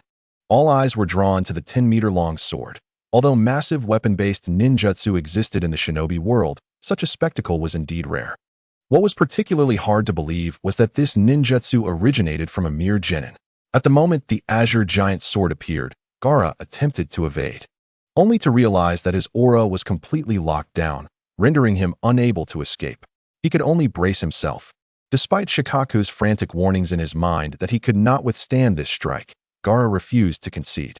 He persisted, unwilling to relinquish his body entirely to Shikaku, and continued to resist with his own will. Sand Shield. With the emergence of the azure giant sword, the power of the river of sand that Naruto had previously gathered significantly diminished. Seizing this opportunity, Gaara consolidated the sand around him, forming his strongest defense once more. At that moment, the azure giant sword descended before him with a resounding crash. The sand shield shattered into golden dust, and blood trickled from the corner of Gaara's eye. As the chakra tendrils of Shikaku seeped through the unformed sand armor, the azure blade pressed forward, threatening to cleave Gaara in two. Suddenly, the sea of sand erupted. Sands of the funeral. Chakra surged skyward, and the sand dunes within a 100-mile radius collapsed into a massive hand that swiftly enclosed around Naruto. With a light chuckle, Naruto transformed his figure into a flurry of fragments, vanishing from sight. This shadow clone technique was one he could employ as adeptly as any other ninja, and his refined version was even less detectable than before. At that moment, the azure giant sword finally struck Gaara. The blade stirred a tempest, twisting the spiritual energy of the desert into a towering jade sword shadow. Accompanied by a thunderous roar, a cloud of dust erupted, obscuring the sky. Shikaku's phantom struggled and howled amid the storm, losing a significant portion of its form. As the dust settled, Gaara was revealed kneeling in the center of a collapsed sand pit, a fine crack appearing in the love symbol on his forehead. Concede, Naruto gently descended, feeling a deep sense of satisfaction from this battle. The sheer contest of power was exhilarating regardless of the time or circumstance. At that instant, however, Gaara's pupils were engulfed by an overwhelming surge of fury. Chapter 73, Acquiring Naruto's Ninjutsu. In the next moment, without any forewarning, a powerful sandstorm erupted from Gaara. The fierce winds forced the onlookers to shield their eyes. Gaara's half-tailed beast form suddenly expanded, completing the transformation into the massive Shikaku. Naruto observed calmly, unfazed. With the Nine-Tails within him, he had long since conversed about the various aspects of Jinchuriki. He understood precisely how to respond to Shikaku. Even if he was not a match for the tailed beast at this moment, did he not also possess the chakra of the Nine-Tails within him? Moreover, Naruto had noticed that the area was now filled with spectators, including the Hokage, Sarutobi Hiruzen, who had come to stand alongside them. In such a situation, it would be rather unbecoming to act on his own. As anticipated, before Shikaku could fully unleash its power, Sarutobi Hiruzen intervened, collaborating with several other ninjas to perform a sealing technique that swiftly contained the manifested form of Shikaku. The battle thus concluded swiftly. Once Shikaku was sealed, Gaara regained his sanity. He appeared utterly disheveled, resembling a shattered porcelain doll, with even one of his eyes injured and unable to open. However, he had not lost consciousness. He continued to glare fiercely with his other eye. With an expression of utmost seriousness, he fixated on Naruto, the very individual who had utterly brought him, even in his half-tailed beast form, to his knees. Naruto wore a smile, admiring the determination of the red-haired youth before him. The ability to harness such a substantial portion of tailed beast power was indicative that this boy had earned a modicum of recognition from Shikaku, the One-Tail. However, the quality of the sealing technique employed was rather subpar, resulting in a somewhat stilted synergy between them. if he wished to better wield the powers of the tailed beasts. He could seek me out in his spare time, Naruto thought as he turned to leave. At that moment, Gaara's eyes widened in astonishment. The words just spoken had resonated directly within his mind, unmistakably in the voice of the golden-haired boy before him. Yet, more crucially, it was the content of that statement that captivated him. The notion of seeking Naruto's guidance to better utilize the powers of the tailed beast stirred contemplation within Gaara as he watched Naruto's departing figure. The last message left for Gaara was undoubtedly intentional on Naruto's part. It was not out of a sudden surge of compassion, though Naruto did regard this fellow red-haired boy with a slight sense of kinship. Yet, the century-long cultivation in the Sage Realm had taught Naruto that all seemingly interconnected elements were mere illusions. The nature of their relationship would unfold only after their acquaintance had deepened. Thus, Naruto's transmission of that thought was quite straightforward. He was merely intrigued by the so-called One Tail. As the Nine-Tails had indicated, the tailed beasts were ancient beings, deeply rooted in the ninja world. If Naruto wished to glean further insight into the ninja realm and its myriad mysteries, consulting these ageless tailed beasts would undoubtedly yield more fruitful results than probing those ninjas who lacked understanding. Moreover, as Naruto had previously articulated, the coarse sand of Shikaku indeed constituted excellent material for crafting. Given that his first spiritual sword upon returning to the ninja realm was currently in need of materials, acquiring a portion of that sand for forging would be fortuitous. Under such circumstances, enhancing the sealing technique for this red-haired boy named Gaara, enabling him to communicate more effectively with the One Tail and minimizing its restrictions, would be a seamless endeavor. Naruto had learned from the Nine-Tails that the tailed beasts generally preferred solitude. Prior to being controlled by human ninjas, they remained in their own territories without wandering. They were accustomed to staying in one place. The chaos that ensued upon their release was a direct consequence of their discomfort within the confines of human hosts. Were it not for this, these sentient beasts would not casually seek bloodshed or wreak havoc upon the world. Such situations, along with the inherent dangers of being a Jinchuriki, could indeed be mitigated through an improved sealing technique. For instance, during Naruto's training, he often utilized formations to conceal his presence, allowing the Nine-Tails to roam freely. Akin to walking a dog, the Nine-Tails actually found joy in this, even within a limited space.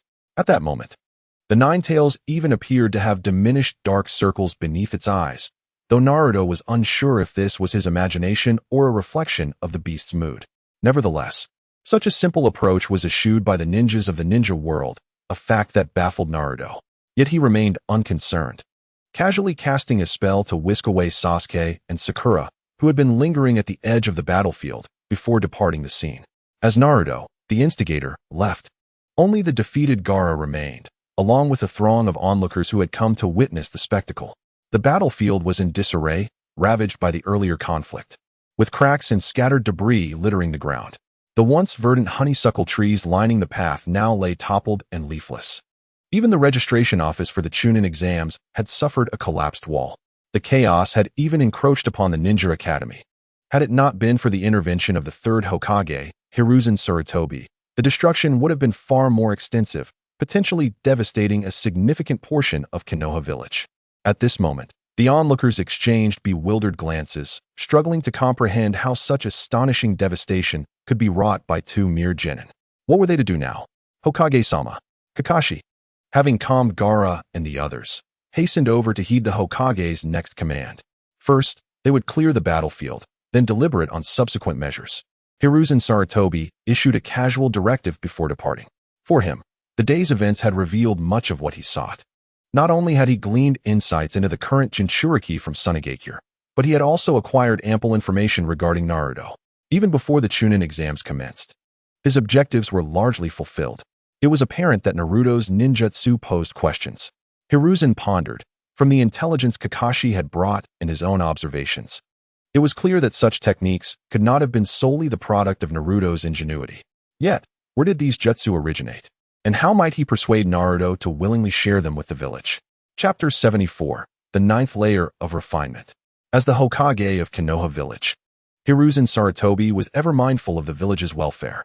While many initially speculated about the origins of Naruto's impressive techniques, even Danzo had ceased to concern himself with the matter. In the high-level meetings of Konoha, a recurring topic had emerged: how to procure Naruto's new ninjutsu. Hiruzen foresaw that following this day, the topic would gain further traction and support. The village's will was not to be defied, and this matter indeed benefited the village. To prevent any misunderstandings from arising in Naruto's mind regarding the village, he needed to devise a flawless solution that would encourage Naruto to willingly share his techniques. Hiruzen contemplated potential resolutions. He recognized that the primary challenge lay in mitigating any misunderstandings between Naruto and the village. Hence, addressing the issues that led to these misconceptions was paramount. The thought of obstructing the village's elite from acquiring Naruto's techniques had never crossed Hiruzen's mind. Anything detrimental to the village or that would jeopardize its interests was beyond the consideration of the Hokage. The powerful and extraordinary new techniques possessed by Naruto had, since their emergence, been regarded by Hiruzen as the village's asset, encompassing both Naruto himself and the Nine-Tails within him. Soon enough, the Hokage too departed. On the field, only those who had come to witness the spectacle remained. Among them were Kai, Lee, Neji, and Tenten, forming what they referred to as Team Kai. At this moment, Neji wore a heavy expression as he gazed in the direction where Naruto had departed. He had just learned from others about Naruto's true identity. Despite Naruto's remarkable transformation, Neji had recognized him at first glance. Meanwhile, Lee was ablaze with fervor, almost bursting with the desire to rush forward and call out to Naruto. "Teacher Kai, I want to challenge Naruto Uzumaki," Lee declared, his fists clenched and his face alight with excitement. Beside him, Might Guy also tightened his fists, his face brimming with enthusiasm. "What an exhilarating dream, Lee. I believe you will succeed. However, at this moment, you are still far from being Naruto Uzumaki's match. In order to prepare for your challenge, let us begin by running 500 laps around the field." Upon hearing this, Lee's excitement intensified, his eyes glowing red with determination. "Yes, Teacher Kai. All right, Lee. Let us unleash our youthful vigor." With that, the two figures clad in green spandex began to run, unperturbed by their surroundings. Tenten and Neji, observing the two as they ventured off, exchanged glances of exasperation. Nevertheless, they had grown accustomed to such antics. "What's the matter, Neji? You seem troubled," Tenten inquired. Neji shook his head. "It's nothing." He pondered how the village would perceive this battle and the reactions of its inhabitants, including the Hokage. In truth, Naruto had anticipated these outcomes. His willingness to reveal his identity stemmed from a lack of fear regarding their intentions. On the contrary, Naruto sought to draw out those who held an interest in him, allowing him to discern who he ought to eliminate and who he should spare. He possessed the confidence to do so. After returning with Sasuke and Sakura, Naruto resumed his training, as did Sasuke. However, following her assistance in healing Sasuke's injuries, Sakura suddenly became notably quieter than before. After 2 days of this silence, she approached Naruto, requesting his help in becoming stronger, at least to contribute in battles. Naruto readily agreed, recognizing the necessity of a companion, a logistic support. Initially, he had intended to groom Sasuke for this logistical role, as he merely needed someone to handle support tasks. Yet, given Sasuke's evident disinterest in this role, it became clear that a new candidate was required. Sakura's approach presented a fitting opportunity. "Of course, I can help you grow stronger. I understand that your focus isn't on combat, so I can teach you some supportive techniques," Naruto replied. Sakura paused, momentarily taken aback. "When I say I'm not focused on combat, I mean I'm not particularly skilled or fond of it. But can I truly avoid fighting? Everyone in the village says that a ninja must learn to fight," she said cautiously. Before Naruto could respond, Sasuke interjected. "What the villagers think is irrelevant. The key to learning from Naruto is to stop viewing yourself as merely a ninja from this day forward." Sasuke's gaze was fixed on Sakura, who seemed momentarily lost in thought. She recalled the earlier conversation between Naruto and Sasuke regarding not acting as a ninja, which she had dismissed at the time. However, she now sensed that Naruto was not joking. After a brief silence, Sakura nodded vigorously. "No problem. I will listen to Naruto." From the moment they met in the Ninja Academy, Sakura had never referred to Naruto with the honorific Kun. Yet now, she added it with utmost seriousness. For Naruto, however, this change held no significance. He remained oblivious to it. After casually instructing Sasuke to teach Sakura everything he had learned about support techniques, Naruto resumed his training. Once Sasuke finished, it would be Naruto's turn. Time flew by quickly, and in the blink of an eye, 7 days had passed. On this day, Naruto opened his eyes after training, his gaze sharp and piercing. Simultaneously, his body emanated a palpable energy. Exhaling a breath of stale air, he extended his right hand, where a substance resembling sand coalesced, swirling in his palm. A satisfied smile graced Naruto's face. After days of intense training, he had successfully broken through to the 9th level of chi refinement just in time for the Chunin exams. For those with a heavenly spirit root, once a breakthrough is achieved, the accumulation of true energy accelerates dramatically. In other words, Naruto now stood at the pinnacle of chi refinement. The Chunin exams were next, and as long as he passed, he would acquire the legendary Raijin sword. Rising from his bed, he adjusted his robe slightly. From this moment onward, anyone or anything that dared to obstruct his path to becoming a Chunin would face his blade. Chapter 75. Not a misjudgment, but a misunderstanding. Naruto contemplated Kakashi's mention of the sage's arrival after the Chunin exams. Although he had learned from the Nine-Tails that Kakashi's sage might not be what he initially imagined, it was nonetheless prudent to meet him. Gaining further insight into this world would greatly benefit his ascension plans and future endeavors. As Naruto stepped outside, he encountered Sasuke and Sakura approaching. Upon seeing Naruto, Sasuke's demeanor shifted instantly, his expression turning serious. "You've become stronger again?" he asked incredulously. Naruto smiled slightly. "It seems your mastery of the Sharingan has matured." Sasuke nodded, a flicker of joy appearing on his face. Previously, Naruto had told him that once he reached a certain level of strength, he would be able to assist Sasuke in his training. Thus, Sasuke had eagerly awaited that moment, even if he was uncertain when it would arrive. However, as Naruto grew stronger, that moment would inevitably draw nearer. Sasuke felt elated, filled with anticipation. Sakura, glancing at Sasuke with curiosity, found his demeanor puzzling. In her mind, Sasuke had always been the type to refuse to accept anything less than being the strongest. Yet now, he seemed transformed. She did not view this change negatively. After all, she too had begun to grasp the extent of Naruto's formidable power. They seemed to exist in entirely different realms. If Sasuke could grow stronger with Naruto's guidance, it would indeed be a fortunate development. Such were Sakura's thoughts. In fact, Sakura has always harbored a subtle concern in her heart, a lingering feeling that Sasuke might tread a misguided path. Even she herself cannot discern the origin of this thought. However, recently, she has observed that ever since Sasuke met Naruto, there has been a remarkable transformation within him, one that is undoubtedly positive. Though uncertain, Sakura can sense this change to some extent. Therefore, witnessing such a transformation in Sasuke brings her immense joy, as she firmly believes he will continue to improve, especially now that Naruto is present. Has Naruto truly become so significant to him? Sakura mused, a hint of perplexity surfacing on her face. She recalled how, when Ino first mentioned Naruto's transformation, she had been somewhat skeptical. Yet now, Sakura must concede that Ino's insight surpasses her own. At that time, she had failed to notice Naruto's changes, and now she understands why. She had scarcely paid attention to him. Regardless of any changes he underwent, they seemed irrelevant to her. Her focus had solely rested upon Sasuke. Even now, that remains unchanged. The only difference is that Sasuke is now equally attentive to Naruto, prompting her to shift her gaze to someone she had previously overlooked. Fortunately, it is not too late. Sakura felt a secret sense of relief and couldn't help but feel a twinge of delight. Even though Ino had been the first to notice Naruto's transformation, she could never fathom what Naruto has become now. Sakura glanced at Naruto, whose golden hair had grown longer, cascading down his back. She wondered what sort of shampoo he used to keep his hair so remarkably smooth. Should she seize the opportunity to inquire about it while he teaches Sasuke?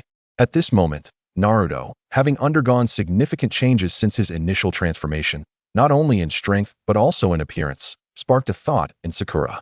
If Ino had instantly recognized Naruto's transformation, could it be that she has developed feelings for him? If that were the case, seeing the current Naruto would surely deepen her affection. This thought filled Sakura with excitement. Since the commencement of the Chunin exams, Sakura had encountered Ino, who had inquired about Naruto's condition. However, due to Naruto's seclusion for training, he had scarcely seen anyone besides Sasuke and Sakura, and at times, even they were turned away. Hence, Ino had yet to witness Naruto as he is now. "Let us proceed. The Chunin exam awaits," Naruto remarked casually. Sakura and Sasuke nodded in agreement. The trio then set off together toward the examination venue. After undergoing several checks, they arrived at the venue for the first exam, the written test. They had arrived early, and the hall was not yet crowded, though three familiar figures lingered within. The trio from Sunagakure with whom Naruto had previously clashed, including the red-haired boy Gaara, who had engaged in a fierce battle against Naruto, drawing an audience from their entire village. Last time, Naruto had left a message through a spirit, yet Gaara had failed to locate him. Naruto accepted this with a sense of resignation, not feeling compelled to seize the Shikaku sand. After all, Gaara shared a similar fate. Upon their meeting, Naruto ignored Gaara and took his seat, but Gaara, in contrast, approached Naruto directly. His demeanor remained stoic, as if assessing a rival. His actions drew the attention of everyone in the examination hall, as most were aware of their past confrontation.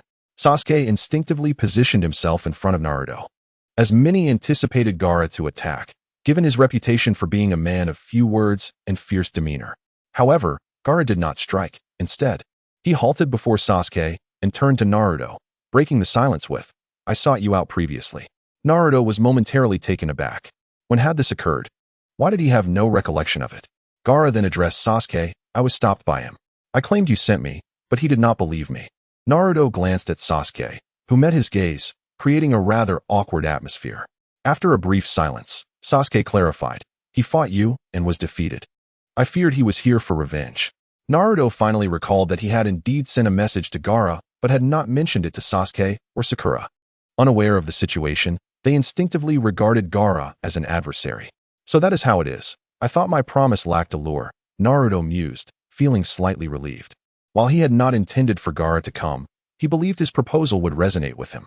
The misinterpretation was somewhat embarrassing for him, as it suggested a lack of control over the situation. Fortunately, it was merely a misunderstanding. "So, do you wish to hear my proposed method?" Naruto inquired. Chapter 76. The written exam and the final question. Gaara paused for a moment, then nodded. He certainly desired what Naruto had mentioned, and not just for himself. The Shikaku within him craved it as well. During their previous battle, the Nine-Tails had manifested and given a fleeting glance. Although it had been swiftly retracted, both tailed beasts had recognized each other in a manner entirely distinct from their fellow Jinchuriki. Even when Gaara hesitated, the Shikaku had begun to urge him to seek out Naruto. Even if Naruto lacked the method, the Shikaku still wished to inquire about the Nine-Tails. "What is the secret behind you and that powerful, enigmatic blonde boy?" Naruto smiled. "After the exam concludes, do not leave. Come find me."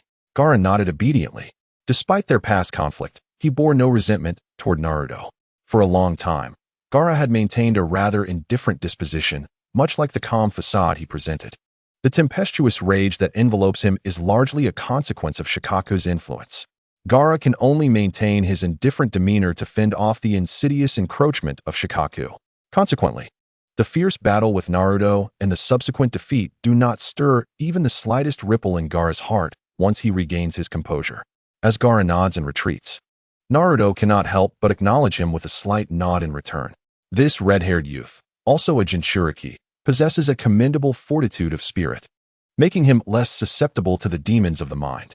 During training, such focus can be amplified, and with a robust spiritual foundation, he could indeed be regarded as a prodigy in the realm of Xianlan. As time unfolded, more ninjas arrived at the examination venue, hailing from both Konoha and other villages.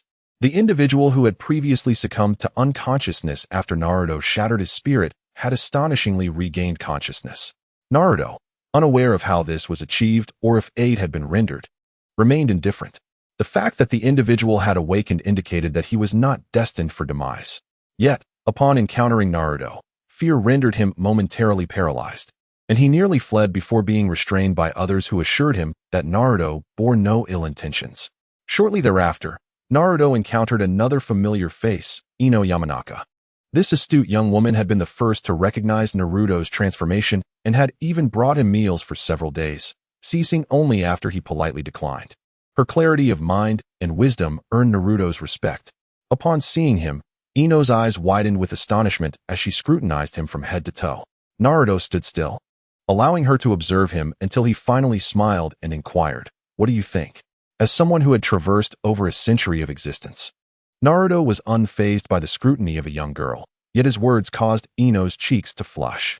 In a swift motion, Ino dashed over to Sakura, pulling her aside to inquire about the events surrounding Naruto during this period. Moments later, another acquaintance appeared, Hinata Hyuga, the gentle-eyed girl from the Hyuga clan. As Naruto reflected on his experiences in the ninja world upon his return from Xianlan, He recognized that Hinata's goodwill toward him was almost unequivocal, devoid of any ulterior motives, intertwined with a hint of affection. In his previous life, Naruto had numerous companions, being the foremost disciple of a prestigious sword sect and a rising star in Xianlan. Reaching the tribulation stage within a century, he was never solitary, surrounded by virtuous fairies and nefarious enchantresses alike. After all, the path of cultivation diverges from that of Buddhism. The union of yin and yang is an inevitable consequence of the human and celestial pathways, naturally arising once the body matures. Naruto was certainly not averse to such matters. Throughout his time in Xianlan, he had countless companions, though none had achieved the legendary fusion of spirit and flesh that would allow them to traverse the great path together. Most were merely fleeting companions during his century of cultivation, as every cultivator's ultimate aim was ascension. Upon returning to the ninja world, Naruto maintained a similar outlook. He was not averse to relationships or even the prospect of marriage and children, for the journey of cultivation is long and winding, often spanning thousands of years. Few individuals manage to transcend the tribulation stage in a century, as many cultivators must toil for millennia. Even if one were to marry and have children, they might gradually fade away over hundreds of years. These experiences are merely chapters in the narrative of cultivation, neither to be ardently pursued nor deliberately evaded. When fate beckons, one should embrace and experience it. When fate departs, one should respond with calm acceptance. Hinata blushed upon seeing Naruto, taking small steps toward him and bowing respectfully. "Naruto-kun," she murmured, her voice barely above a whisper. Naruto found himself smiling at her, a genuine expression of warmth. "How have you been?" he gently asked, his tone soft and tender. He then motioned for Hinata to join him as they sat side by side, awaiting the examination's commencement while discussing recent events. In that instant, Hinata became the center of attention among all present, an experience that overwhelmed her with anxiety. Naruto waved his hand, conjuring a small illusionary barrier that isolated them from the crowd. They chatted amicably for a while until the proctor entered, signaling the beginning of the written examination. Naruto was entirely unfamiliar with concepts like the will of fire or village laws, yet the clarity of his spirit allowed him to perceive the answers of others with ease. Sakura excelled in this regard, and Naruto quickly filled in his answers, leaving only the final question, where Sakura found herself stumped. As he surveyed the classroom, he noticed that everyone else was similarly halted. Just then, the rather intimidating proctor announced that the final question served as their ultimate test. Success would grant them passage, while failure would forever bar them from becoming Chunin. However, they had an alternative: to forfeit the examination and retain the chance to participate in the next one. The announcement sent a wave of tension through the room, including Sakura, yet Naruto frowned slightly, clearly displeased. He then stood, fixing his gaze upon the formidable proctor, causing all eyes to converge on him in an instant. Chapter 77. Has no one taught you? Is this fellow about to concede? It seems that giving up could indeed be a choice, but has he decided so swiftly? He appears to possess a certain prowess, yet he is willing to abandon it so quickly. Whispers began to circulate among the participants, many believing that Naruto had chosen to give up, particularly the individual who had almost fallen victim to Naruto's previous display of power, who scoffed at Naruto's retreating figure. It seemed he only bullied the lower-ranked ninjas, and, when faced with such an examination, was eager to throw in the towel. Even Inuzuka Kiba and Hinata, who were in the mountains, looked at Naruto with a hint of concern. Among all those present, only Sasuke, Sakura, and Gaara displayed unusual expressions. What was Naruto planning? Was he truly going to confront the teacher openly in the examination hall? Sakura pondered. Sasuke, however, considered the matter more deeply. He was contemplating whether he should assist Naruto if a confrontation arose with the proctor. After a brief moment, Sasuke made a decision. He would indeed help. After all, he had resolved to abandon the village's ninjutsu in favor of learning Naruto's path to enlightenment. Sasuke began scanning the surroundings, analyzing the number of individuals present in the examination hall. How many would side with the teacher, and how many would be their adversaries? The more he analyzed, the more pessimistic he felt about the situation. However, his conviction remained unchanged. Both Sakura and Sasuke had spent considerable time with Naruto, gaining a certain understanding of him, which led to their current thoughts. On the other hand, Gaara relied entirely on his instincts, as well as the reminders from his tailed beast, Shikaku. Just from the way Naruto stood, they could tell he had no intention of surrendering or giving up. Was this fellow truly planning to battle the proctor of the Chunin exam? Even Gaara had to admit he felt a slight shock and incredulity at the moment. The buzzing discussions around him slightly irritated Naruto. He furrowed his brow.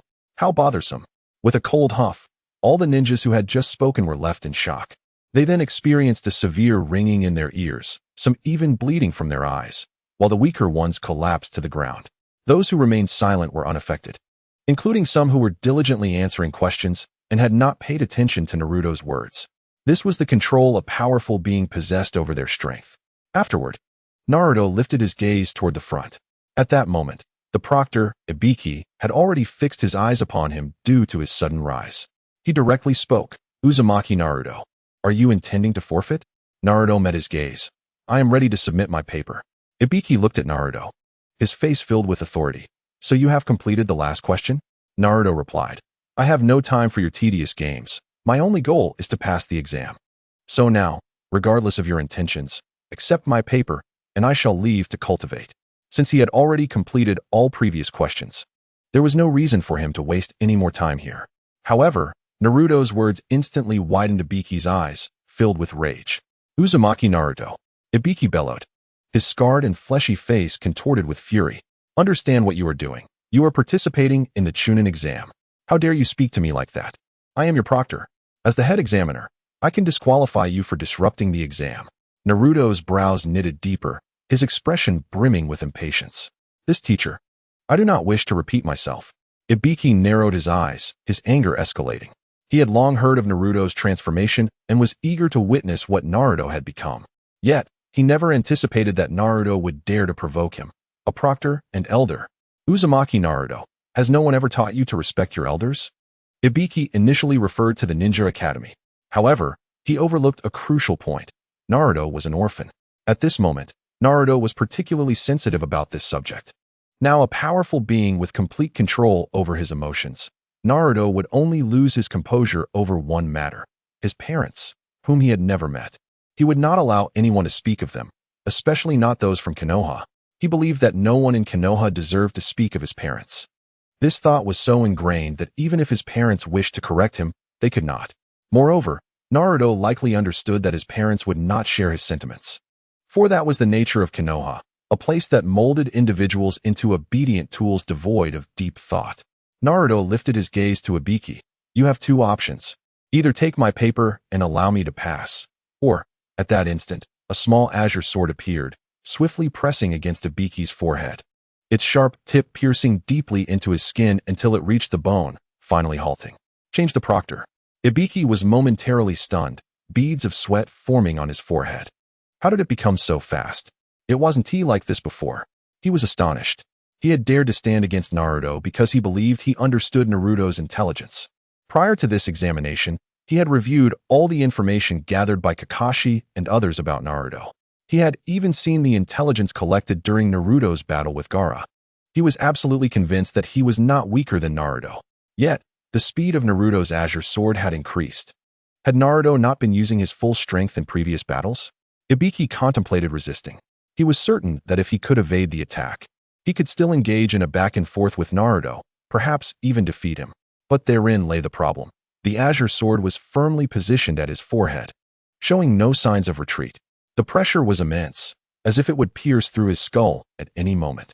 Ibiki looked up at Naruto, whose face was devoid of emotion. At that moment, fear began to creep into his heart. For some reason, he felt that if he truly resisted, Naruto might very well drive that azure sword into his brain. Chapter 78. A critical moment. As a special jonin of the Hidden Leaf Village, Ibiki was far from weak. He was not someone who could be easily defeated by Naruto. Although he specialized in interrogation, it did not mean he lacked strength. The reason he found himself in such a precarious situation, with Naruto's azure sword pressed against his head, was that he had never expected Naruto to actually take action against him during the exam. He was caught completely off guard. Moreover, ninjas typically lacked any protective artifacts or spells. The brain is the most crucial organ in all animals. When the brain is pierced by a sharp weapon, and the person in front of him is genuinely poised to kill, the gravity of the situation becomes all too real. Regardless of who it may be, one cannot help but hesitate for a moment. Certainly, although Ibiki is a special jonin, Naruto is not intimidated by him. From Naruto's observations, even among the special Jonin. There exists a disparity in strength. Most of the Jonin from the Hidden Leaf Village are far inferior in true ability compared to Naruto's previous estimations. Moreover, even if Ibiki's strength is formidable, Naruto can readily draw upon the power of the Nine-Tails. Vortex Naruto, put down your weapon. The other proctors were taken aback by Naruto's sudden move. Each drew their kunai or shuriken, some even beginning to form hand seals, as if preparing to engage Naruto in combat. Meanwhile, the exam candidates, who were slightly slower to react, began to comprehend the gravity of the situation, their eyes widening in disbelief. If it weren't for the forehead protector symbolizing the Hidden Leaf Village atop Naruto's head, they might have suspected him to be an envoy from another village. Sasuke, however, reacted swiftly, preparing for battle as well. Sakura glanced around, her face a mask of conflict. Though she yearned to fight alongside Naruto and Sasuke, they were facing the village's teachers. She found it impossible to convince herself to engage in battle against these instructors.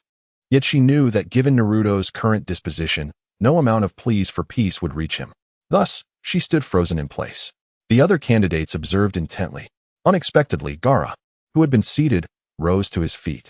Sand surged from his body, dividing into two parts, one encircling Naruto and Sasuke in protection, while the other prepared for an offensive. He intended to join Naruto and Sasuke in confronting the instructors of the Hidden Leaf. Sasuke turned in surprise, and even Naruto felt taken aback. After all, he questioned the closeness of his relationship with Gaara, who was not yet familiar to him. At that moment, Gaara spoke, "You will provide me with what I need. This is merely a form of repayment." Upon hearing this, Naruto felt a newfound admiration for the red-haired youth. Despite having lived in darkness as a Jinchuriki, he still possessed such awareness and character, surpassing many others. Ibiki gazed intently at Naruto, Sasuke, and Gaara, his expression grave. He wrestled with whether to retaliate or endure the humiliation. Indeed, this was humiliation, an immense one. As a special Jonin, being held at sword point by a mere genin, unable to make a move, was unacceptable. Even if Vortex Naruto was the son of the fourth Hokage, he could not reconcile himself with such a reality. And those three, Sasuke and Gaara, were merely genin. How dare they challenge him? Did they not understand respect for elders or the reverence for teachers? Was this truly the state of the genin in the Hidden Leaf? The atmosphere in the examination room was tense, as if a storm were about to erupt. "Don't move. Everyone, stand down." At that moment, a voice echoed from outside. A striking female ninja, clad in a brown outfit with a black fishnet lining, stepped through the door. Everyone turned to look. The female ninja surveyed the room and then executed a jutsu. Instantly, Naruto's blue sword swapped places with Ibiki's. Ibiki inhaled deeply, suppressing the shock he felt. Naruto turned, immediately noticing the shift in positions. The blue sword redirected its aim, charging forward. Ibiki reacted quickly, forming hand seals. Just then, the newly arrived female ninja raised her hand and shouted, "Stop!" Two serpent forms emerged, striking Naruto's sword and halting Ibiki's hand mid-gesture. "I have decided. Vortex Naruto has passed this examination." Immediately following, Mitarashi Anko added, "I am the examiner for the next round of assessments, and thus, I hold the authority to make this judgment." With these words, the blue sword vanished into thin air. Naruto pressed his pen against his exam paper before turning to leave the examination room. Sasuke, witnessing this, tossed his pen aside as well. Gaara followed suit. Sakura hesitated for a moment, glancing at her exam paper, realizing she could not answer the final question. Thus, she too chose to submit her paper, nervously exiting the examination room. The Sakura of the past would never have made such a choice, but the present Sakura understood that she and Naruto, along with Sasuke, were united in purpose. Failing to fight alongside them earlier was already a significant misstep. If she could not even submit her paper on time, how could she hope to be a teammate of Naruto and Sasuke? At that point, not only would Naruto be disappointed, but Sasuke would likely share the same sentiment. "I cannot allow this to happen again," Sakura reflected inwardly. Meanwhile, upon seeing Gaara submit his paper, Kankuro and Temari followed suit. Observing the rebellious candidates leave in succession, Mitarashi Anko exhaled with relief. The remaining candidates exchanged uncertain glances, utterly unsure of how to proceed. Anko recognized that this situation could not continue, nor could it be perceived that the Hidden Leaf was showing favoritism towards Naruto. Thus, she announced that it was permissible to pass without completing the 10th question. At this, everyone hastily submitted their papers. Only Ibiki remained, his face dark with frustration. The final assessment of willpower had been his brainchild, a source of pride for him. Yet it had been completely undermined by Vortex Naruto, turning it into a farce, and he could hardly find joy in it. Beside him, Mitarashi Anko placed a reassuring hand on his shoulder. It seems you overlooked the Hokage's instructions. Naruto was meant to pass this examination. You should have adapted from the start, stating that anyone who dared to stand up to you would pass. What significance would my assessment hold then? Ibiki retorted, his face clouded. Anko merely shook her head, opting to say nothing further as she turned to leave. Chapter 79, Dialogue on the Other Side. Naruto exited the examination room and found a quiet spot to meditate. The events that transpired earlier had already faded into the background of his thoughts. He was acutely aware that he could not harm that proctor.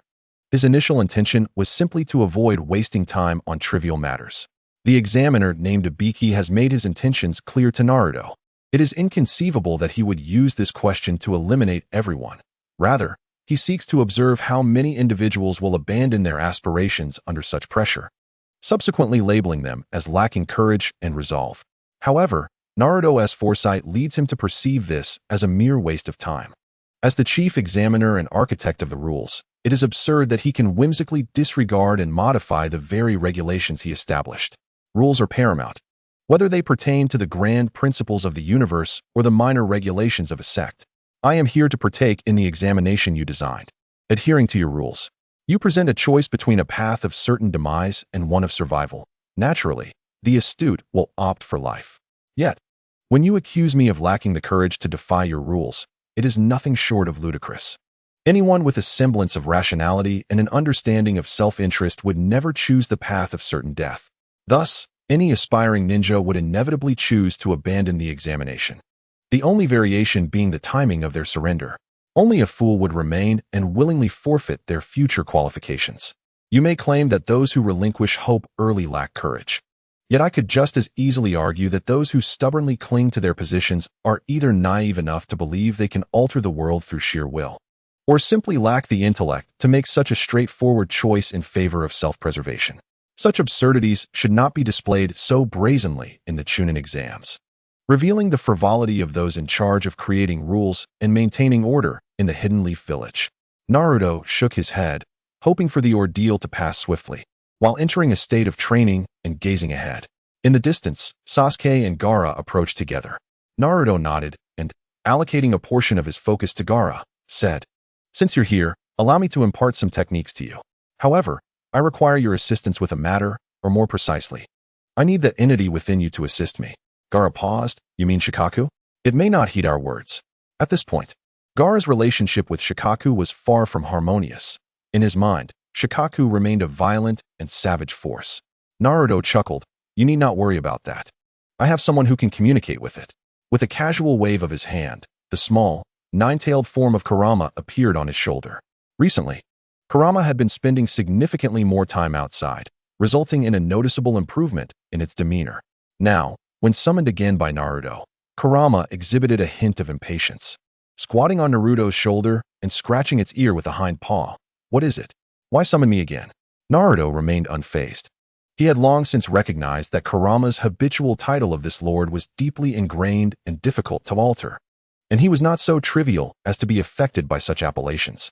During his time in the Sage Realm, he had intentionally immersed himself in the mundane world to temper his resolve, even addressing various practitioners as peers and forming bonds with ordinary individuals lacking any cultivation, treating them as brothers. While practitioners may not regard most mortals highly, they still adhere to a sense of reason. They are not entirely devoid of compassion, nor do they view humans as an inferior species. When encountering kindred spirits, regardless of their status or level of cultivation, they can enjoy pleasant interactions. Only those who are exceedingly ignorant and harbor malice towards outsiders are deemed as mere insects, to be casually eliminated. The appearance of Kurama startled those nearby, especially the recently joined Kankuro and Temari. Even Gaara's expression was one of disbelief. He soon felt Shikaku, sealed within him, thrashing with excitement, eager to break free.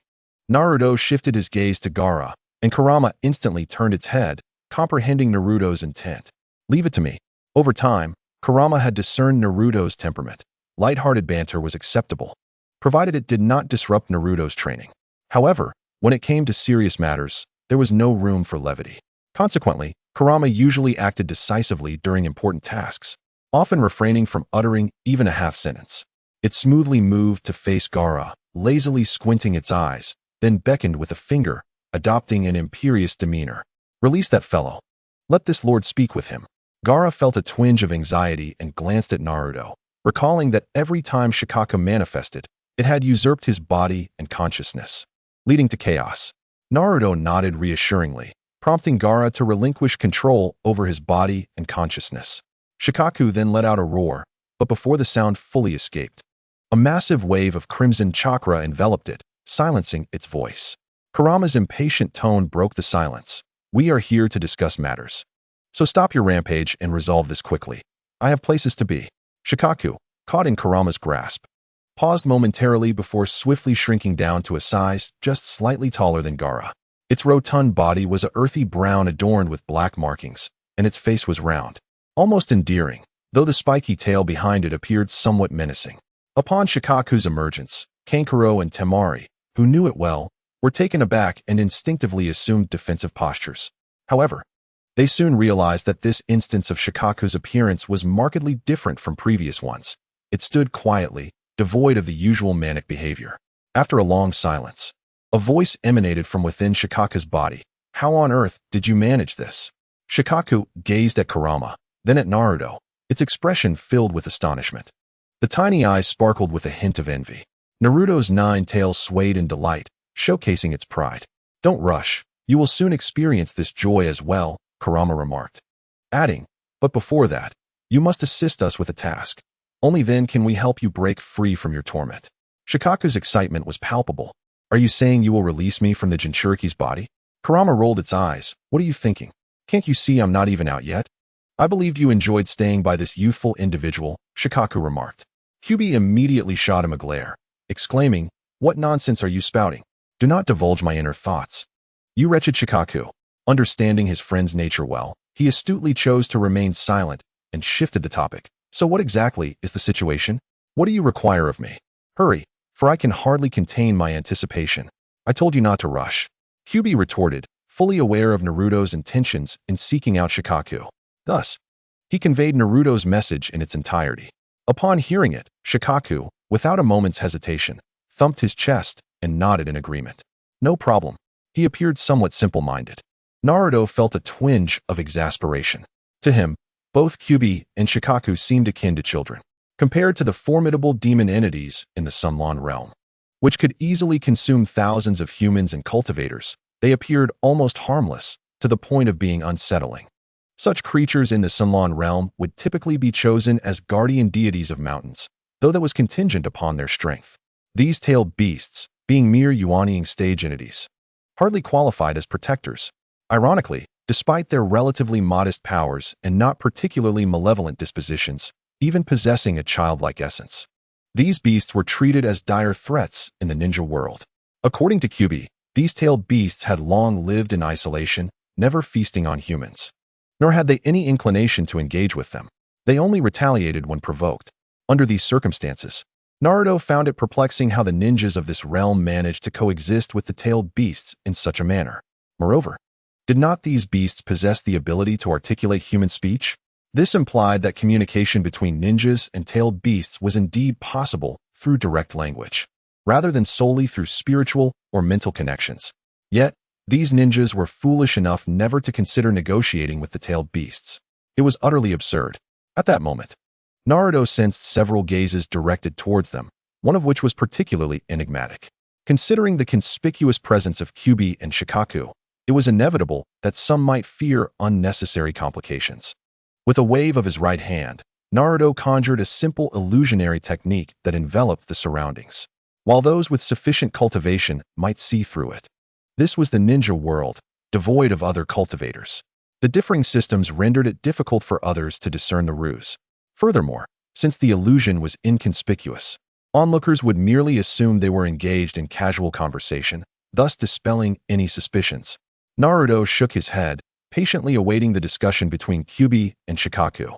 After listening to Naruto's requests, Shikaku continued to thump his chest, seemingly unfazed. "No worries. I have as much sand as I desire. I can naturally continue to gather more. In this world, while other materials may be precious, no one cares about sand. In Shikaku's eyes, there was only a yearning for freedom and envy towards Kyuubi. The long-standing animosity between tailed beasts and their Jinchuriki stemmed from the fact that only one side could inhabit the body and remain conscious. Moreover, the life of a tailed beast in captivity was hardly enviable. Yet, from Kyuubi's perspective, it seemed these issues had been entirely resolved. Why could Kyuubi enjoy such a freedom when they were all tailed beasts? It was impossible for Shikaku to claim he did not feel envious. After hearing Shikaku's words, Naruto nodded in satisfaction. In that case, you may return. I shall now modify your seal.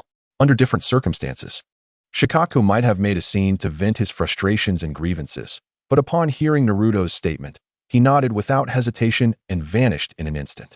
Gaara regained his composure, opening his eyes to find the scene unchanged, as if Shikaku had never been present, leaving him somewhat astonished. Did Shikaku just do something? Naruto shook his head. Gaara, still in disbelief, swiftly turned to Temari and Kankuro, who were equally astonished. Meeting Gaara's gaze, they shook their heads. Among those present, Temari and Gaara were the most flabbergasted, unable to fathom what they had just witnessed. The once fearsome, monstrous Shikaku had appeared without causing harm or destruction, conversing with the golden-haired youth as if he were an ordinary person. Furthermore, that youth had summoned another red, presumably tailed beast. Temari and Kankuro, both of significant standing in Sunigakure, had come to participate in the Chunin exams, having received ample information and secret missions prior to their departure. Their objective was to gather intelligence on Konoha's ninjas, particularly regarding the Jinchuriki of the Nine-Tails. Upon spotting the fiery red fox, they almost immediately deduced that this powerful and enigmatic golden-haired youth was likely Konoha's Nine-Tails Jinchuriki. However, this revelation did not offer them a clearer understanding, but rather deepened their confusion and intrigue. How was this Jinchuriki so different from those in other villages? Moreover, the tailed beast within him exhibited no influence over him whatsoever. How could such a person be a Jinchuriki? They had clearly heard that he possessed a method to facilitate harmony between tailed beasts and their hosts, just as he did. Furthermore, he intended to share this method with Gaara. This was undoubtedly even more astonishing. Yet, at the same time, Temari and Kankuro could not help but wonder why they had never heard similar discussions within their village. Had no one ever sought ways to foster harmony between Jinchuriki and tailed beasts? Was it because such methods did not exist, and the golden-haired youth was merely fabricating tales? Or was it that the village, and perhaps the entire ninja world, had consciously avoided contemplating this issue? Temari and Kankuro's musings were of little importance. Gaara merely sought to confirm with his companions that he had not caused any trouble. Receiving their affirmations, he wholeheartedly focused on the matter Naruto had raised. So, did Shikaku agree? Gaara inquired, his gaze inadvertently drifting towards Kyuubi, who was perched on Naruto's shoulder, scratching behind his ear like a playful pup. Hey, what do you think you're looking at, you little brat? Are you doubting my abilities? I am Kyuubi, the mightiest of all tailed beasts. That creature within you is but a single tail. How could I fail to accomplish anything? The Nine-Tails caught Gaara's gaze and immediately assumed a fierce expression.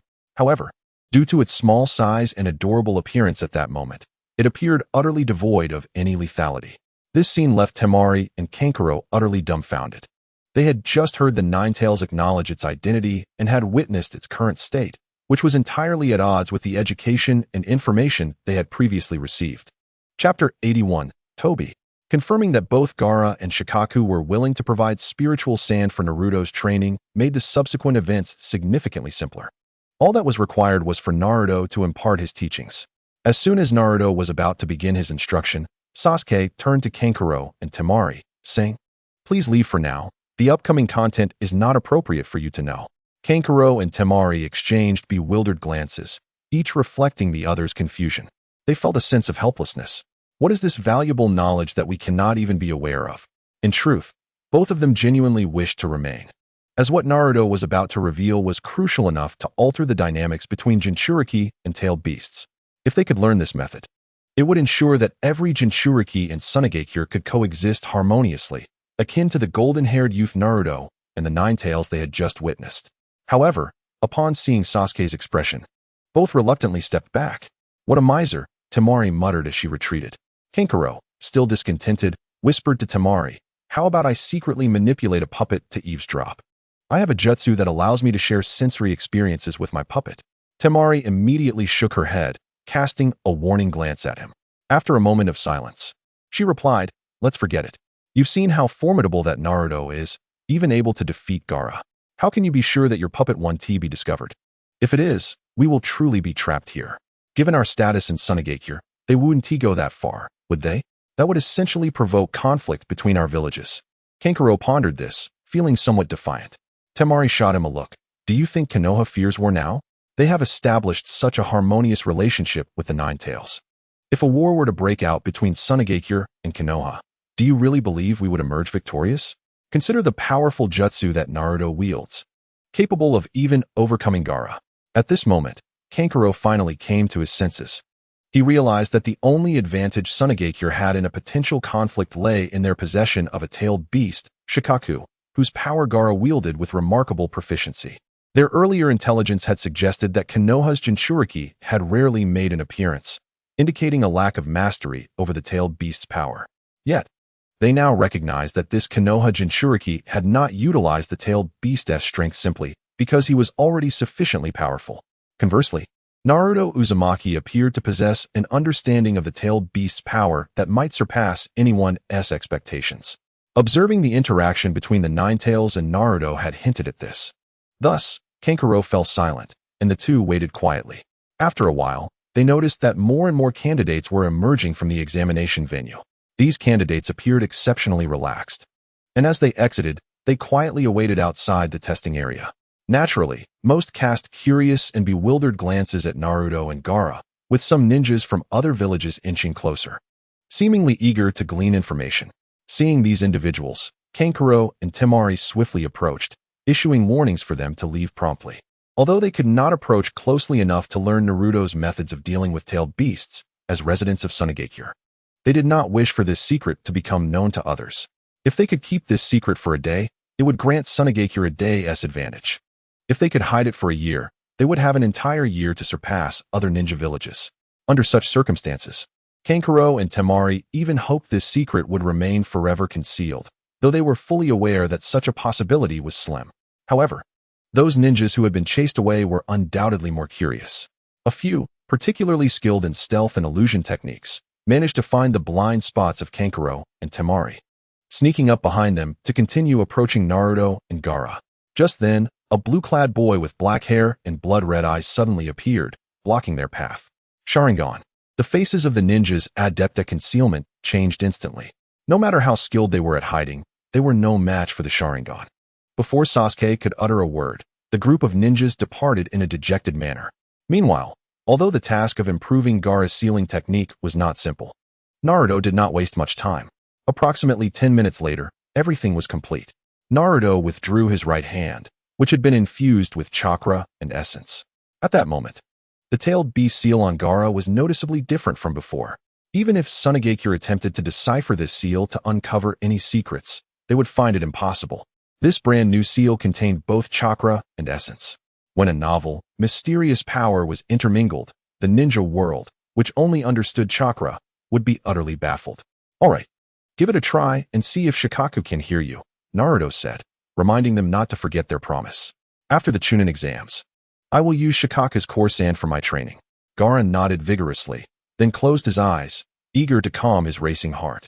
Despite his usual composure, his heartbeat quickened at this moment. He took several deep breaths to steady himself before attempting to communicate with Shikaku. Naruto glanced over once and then averted his gaze. He understood that this matter could not afford any mistakes.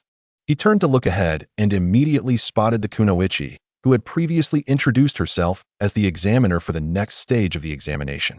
She was now emerging, followed closely by Ibiki, who had nearly clashed with Naruto and his companions earlier. However, Ibiki's expression was far from pleasant at that moment. He casually turned his head and immediately caught sight of Naruto amidst the crowd. The gaze suddenly sharpened. In response, Naruto showed no sign of acknowledgement, simply closing his eyes to commence his practice. After a while, when all the candidates had exited the examination venue, the results were about to be announced. At that moment, the written examination finally resembled an actual test. Those who passed were naturally granted access to the next stage, while those who did not were destined for elimination. Once the results were declared, the unsuccessful ninjas departed with resignation, while those who passed remained gathered in the square. At that juncture, an unfamiliar figure suddenly traversed the crowd and approached Naruto and Sasuke. This individual, donning glasses and sporting silver hair, wore a broad smile that exuded an air of amiability. However, Naruto instantly discerned that this was merely a facade. In truth, this person had undoubtedly claimed countless lives. "You must be Naruto-kun," the individual introduced himself. "I am Kabuto, a medical ninja." The self-proclaimed Kabuto extended his hand towards Naruto. Naruto reciprocated the gesture, asking, "What brings you to me?" Kabuto maintained his genial smile, responding, "I merely wish to introduce myself to you, Naruto-kun." Naruto scrutinized the stranger, sensing a faint familiarity emanating from him. However, the sensation was so subtle that it eluded his comprehension. "What purpose does it serve to know me?" Naruto inquired, adding pointedly, "By the way, I must caution you. I have little patience for those who speak in riddles." His smile remained composed as he continued, "If you do not intend to clarify your intentions from the outset, I fear you may regret seeking my acquaintance in the future." Upon hearing this, Kabuto's smile faltered momentarily. After several seconds, the frozen expression on his face gradually regained some semblance of warmth. "Ha ha ha, Naruto-kun, you are quite amusing." Perhaps to mask his awkwardness, Kabuto uttered this remark. Yet, upon observing that Naruto's demeanor conveyed sincerity, he finally adopted a more serious countenance. After a brief contemplation, he recalled the various accounts he had heard about Naruto and the intelligence he had gathered regarding him. Ultimately, he resolved to align with Naruto's pace. For his purpose in approaching Naruto was not to provoke him. "Naruto-kun, there is a friend who desires to meet you and engage in conversation. However, I cannot divulge who this friend is or when they will seek you out. I only know that they will come to you of their own accord. I am here to inform you that this friend harbors no ill intentions towards you or those around you." Kabuto glanced at Sasuke and Sakura before adding with a smile, "I hope you will grant this friend an opportunity to speak." Naruto nodded in response. Although this medical ninja, named Kabuto, had initially appeared evasive, he ultimately displayed a degree of intelligence by making a prudent choice. After a moment of contemplation, Naruto inquired, "Do I know this friend?" Kabuto shook his head. "You likely do not, but I speculate that you may have heard their name. Regardless, it matters not if you have not. During the upcoming examination, this friend will approach you, using my name as a signal." He gestured to his chest, stating, "This is our utmost sincerity. I hope you can understand, Naruto-kun." Indeed, Naruto comprehended. In truth, this medical ninja, named Kabuto, instilled a sense of assurance in him that surpassed that which he felt from many other ninjas within the Hidden Leaf Village. "A friend who wishes to know me?" Naruto pondered. He had few friends in the shinobi world, and one could even claim that he scarcely knew anyone outside of the Hidden Leaf Village. It was only after this Chunin exam that others from different villages would become aware of his existence. Given the mysterious nature of the friend Kabuto mentioned, it was likely that this individual was not from the Hidden Leaf Village. Otherwise, they could simply meet him directly without such secrecy. Thus, this person must be from outside the Hidden Leaf, likely constrained by circumstances that prevent them from appearing openly in the village, seeking alternative means to meet him. Moreover, the assurance that this meeting was merely a friendly encounter with no malice indicated that the individual recognized Naruto and his actions, or that they potentially shared a common objective, at least in the eyes of the latter. Furthermore, the fact that Kabuto, a ninja associated with the Hidden Leaf, was sent to convey this message suggested that the individual possessed considerable connections within the village. As Naruto contemplated this, a name gradually surfaced in his mind, aligning precisely with Kabuto's description. Coincidentally, as Kabuto had stated, Naruto had never met this individual but had indeed heard of their name. However, for now, these remained mere speculations. The true identity of this person would only be unveiled upon their meeting, and Naruto was not inclined to dwell on conjectures. Additionally, despite Kabuto's commendable demeanor, Naruto would not easily place his trust in the words of a stranger. He was no fool. Just because Kabuto claimed there was no malice did not mean that it was true. Therefore, he resolved to remain prepared. "Let us proceed. The next phase of the examination should be commencing shortly," Naruto remarked casually. When Kabuto had whispered those clandestine matters to him, he had moved close enough to ensure that Sasuke and the others could not overhear. Consequently, while Sasuke and the others had witnessed Kabuto approach Naruto, they were oblivious to the content of their conversation and lacked the courage to eavesdrop. Upon hearing Naruto's statement, Sasuke did not hesitate, promptly turning to follow Naruto. The group accompanied the proctor of the second examination to the Forest of Death. Throughout the journey, Naruto remained in meditation, indifferent to the nature of the forest, whether it was a place of death or life. It was only after Hondo had recited all the examination rules, distributed the necessary tools, and announced the official commencement of the test that Naruto finally opened his eyes and turned to Sasuke. Sasuke, quick to react, relayed all the rules he had just heard to Naruto. By the time he finished, the three had already entered the Forest of Death. So to pass the exam, we merely need to gather the Heaven and Earth scrolls and bring them to the finish line, correct? Naruto queried. Sasuke promptly nodded. In the past, Sasuke would have insisted on discussing strategies and action plans with Naruto, but now, he remained silent, patiently awaiting Naruto's direction. He understood that within the Forest of Death, the other candidates would pose no threat to them. If there truly exists someone capable of surpassing Naruto, then it is evident that the exam has encountered a significant problem. At this juncture, the responsibility no longer falls upon them, but rather upon the village's elite jonin. This is a lesson that Sasuke has gleaned from his association with Naruto. One should refrain from recklessly engaging in battles and matters beyond one's qualifications.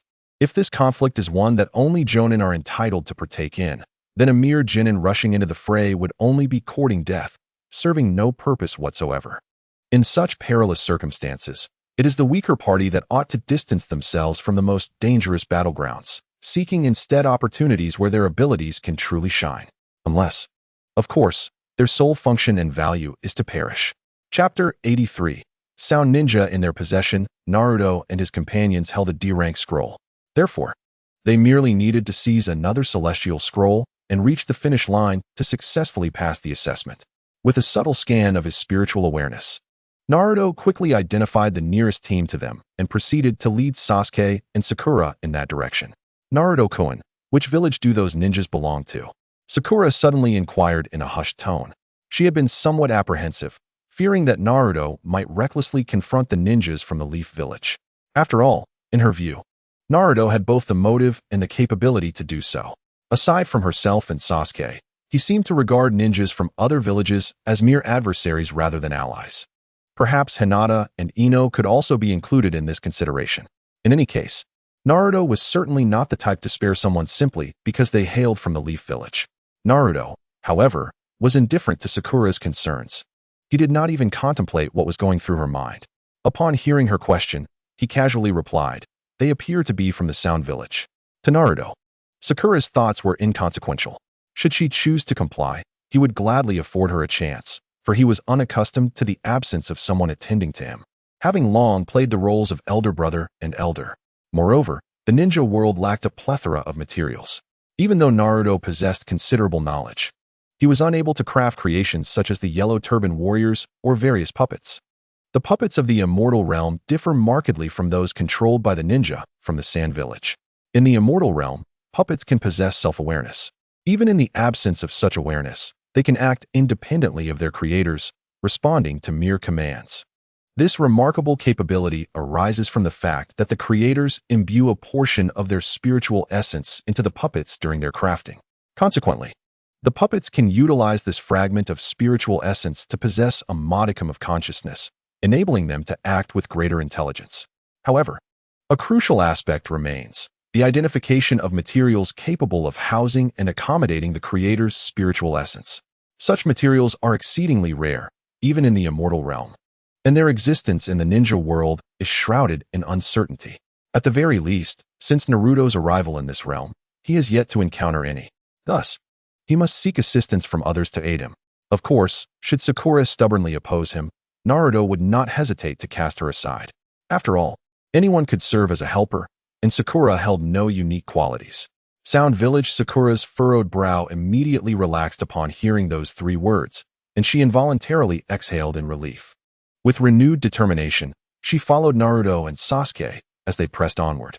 Before long, they arrived at a somewhat dense thicket. This deadly forest was filled with exceptionally robust trees, providing ample opportunities for concealment. At least in Sakura's estimation, this location should be devoid of any threats. Yet, without a moment's hesitation, Naruto summoned a small azure blade which swiftly darted towards the left. In the blink of an eye, the blade pierced through the gnarled bark of a tree, eliciting a muffled grunt from behind it. Almost instantaneously, three figures emerged before Naruto and his companions. Two men who appeared rather peculiar and a woman of notable beauty, one of whom bore injuries. You are Uzumaki Naruto. Impressive. You've located us rather swiftly. Our master instructed us not to engage you directly, but rather to surrender and hand over the scroll. However, I must admit, I am somewhat reluctant to comply. Regardless, we must witness your strength. The trio spoke in rapid succession, uttering words that Naruto could not comprehend. In response, he remained silent, redirecting the azure blade towards them with a flick of his fingers. Just then, Sasuke stepped forward, bowing slightly as he addressed Naruto. May I take on these three? I wish to test whether my abilities have improved of late. The azure blade, which had been hurtling towards the Sound Village trio, came to an immediate halt. Naruto was eager to expedite the resolution of this assessment, wishing to avoid distractions that might hinder his training. However, if Sasuke could handle the situation and secure the scroll, it would afford Naruto some valuable time to continue his practice. Should you fail, there will be consequences, Naruto warned. Sasuke remained undeterred, asserting, if I fail, I willingly accept the punishment. Naruto nodded, and in that instant, the azure blade dissipated into thin air. Then give it your all. With that, Naruto turned and walked away. Sakura, quick to react, retrieved a thick blanket from her belongings and set up a small incense burner beside it. This was a ritual Naruto had adopted during his training sessions. Although the incense from the ninja world lacked any significant purifying properties, its aroma was tolerable, and inhaling it during meditation could elevate Naruto's spirits, making the otherwise tedious practice a touch more enjoyable. Upon witnessing Naruto's actions, the three ninjas from the Sound Village erupted in indignation. Oi, do you hold us in such contempt? Stop underestimating us. We'll show you what we're capable of. They charged towards Naruto with great speed, but before they could cover half the distance, a figure with dark hair suddenly appeared before them. Sasuke opened his Sharingan, while simultaneously forming hand seals with his right hand and pressing a specific technique against several acupoints around his eyes.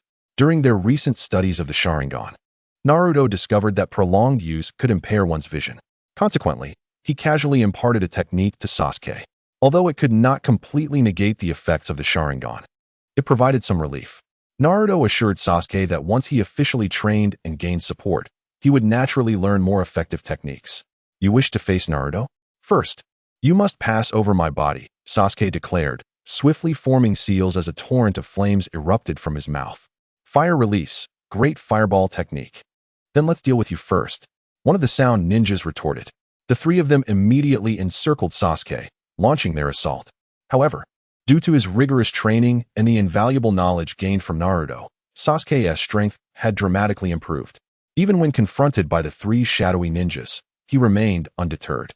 The crucial factor was his mastery of the Sharingan.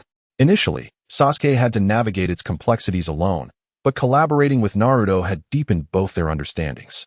Despite his Sharingan currently being limited to 2 tomo, he wielded its power to its fullest, achieving remarkably effective results. The three Sound ninjas surrounded him. Although they were not weak and possessed diverse techniques, Sasuke could discern the flow of their chakra through his Sharingan, allowing him to preemptively evade their lethal strikes. Had anyone else been in his position, they might have succumbed to the relentless onslaught of the Sound ninjas' bizarre tactics. Yet, Sasuke remained unscathed. However, he was unable to inflict significant damage upon his adversaries either. The four were entangled in a stalemate, unable to swiftly determine a victor. Given that Sasuke was outnumbered 3-1, the situation appeared perilous, eliciting concern from Sakura, who watched anxiously from the sidelines. She turned to Naruto, hoping he might lend Sasuke a hand or at least keep an eye on him to prevent injury. To her dismay, Naruto had closed his eyes, engrossed in his training. Sakura understood the gravity of interrupting him during such moments, as Sasuke had strictly prohibited her from doing so. Thus, she could only watch with mounting anxiety as Sasuke engaged in a fierce exchange with the three ninjas from the Sound Village. Her hands pressed together in silent prayer for his safety. As time passed, the three Sound ninjas grew increasingly agitated, unable to subdue Sasuke. We must attack together. We cannot allow him another opportunity, one of them exclaimed.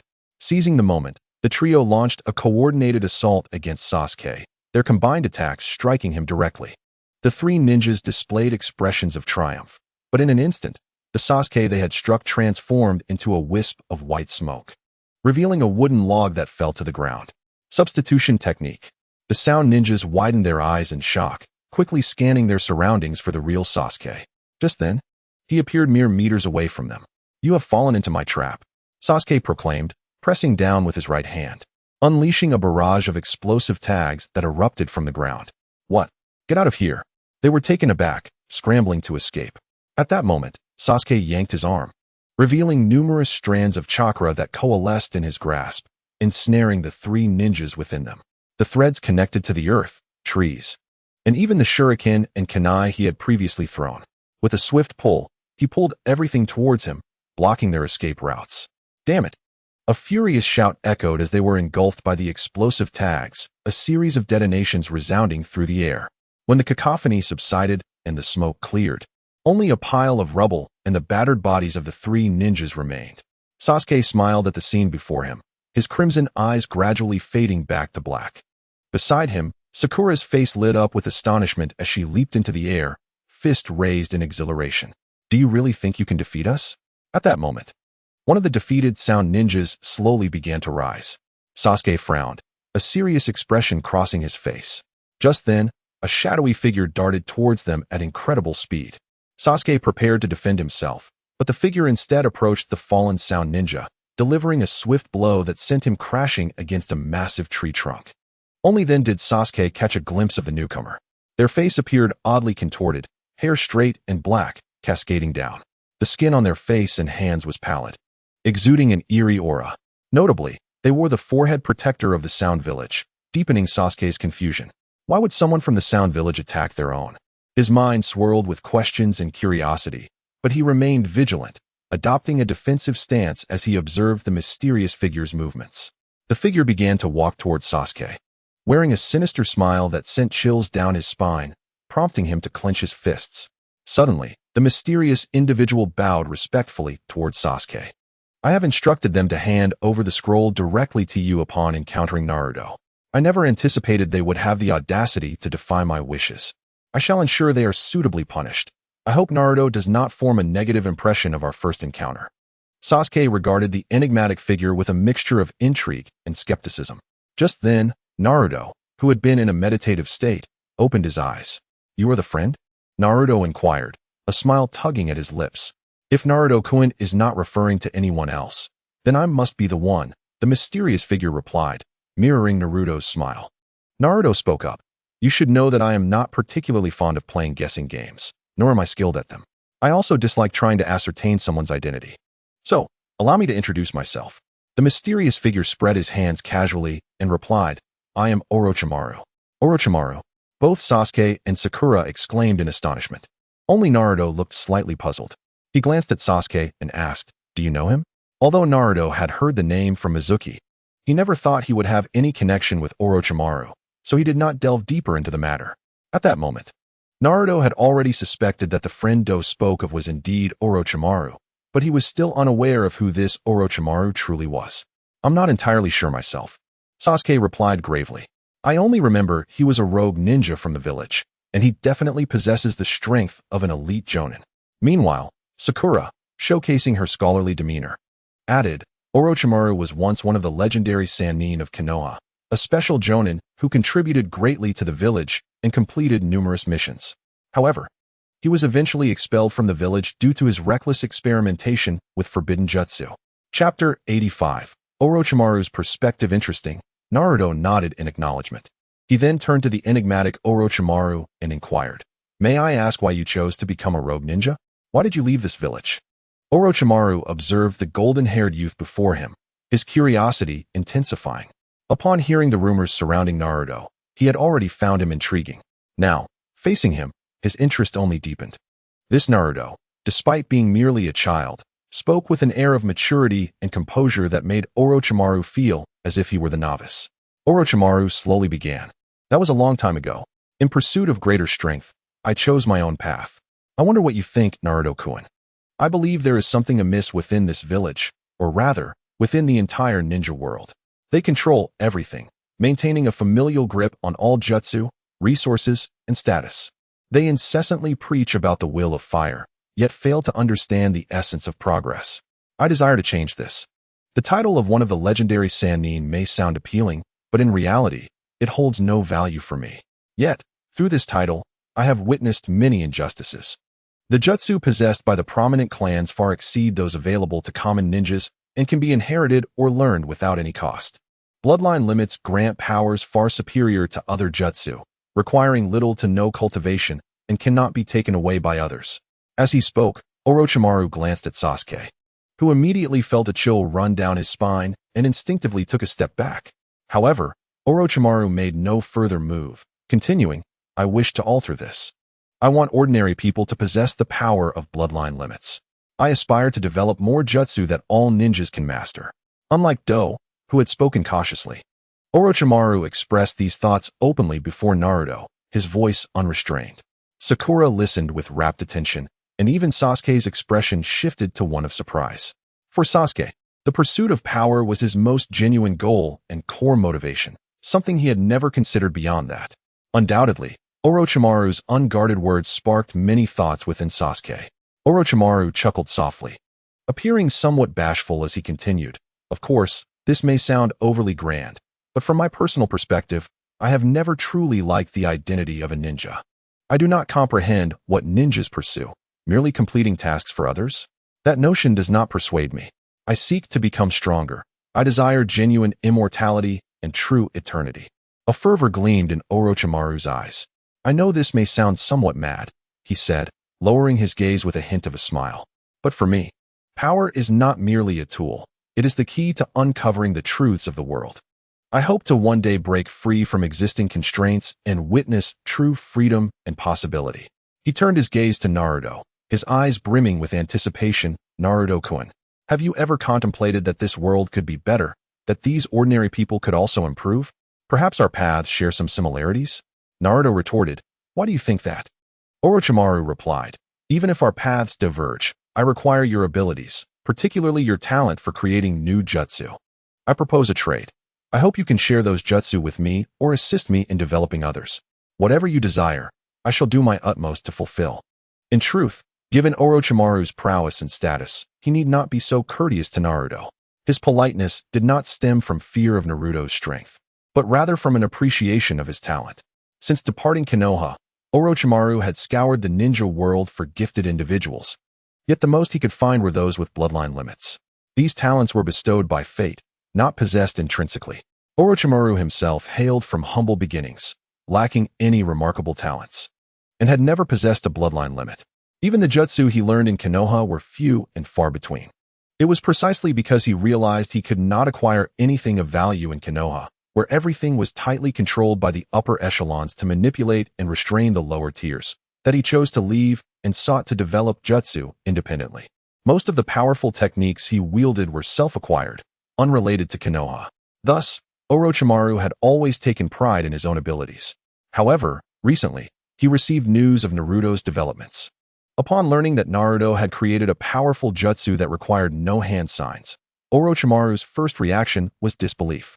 Yet soon after, he received further reports that Naruto had used his newly developed jutsu to eliminate Mizuki, a chunin. This was merely the beginning. More and more news about Naruto reached Orochimaru's ears, each accompanied by one or two new jutsu. Although most of these jutsu appeared to be wind-based, the speed and innovation with which Naruto was developing them left Orochimaru astounded. Moreover, Naruto was merely a child of around 10 years old, unlike Orochimaru, who had access to various tools and laboratories.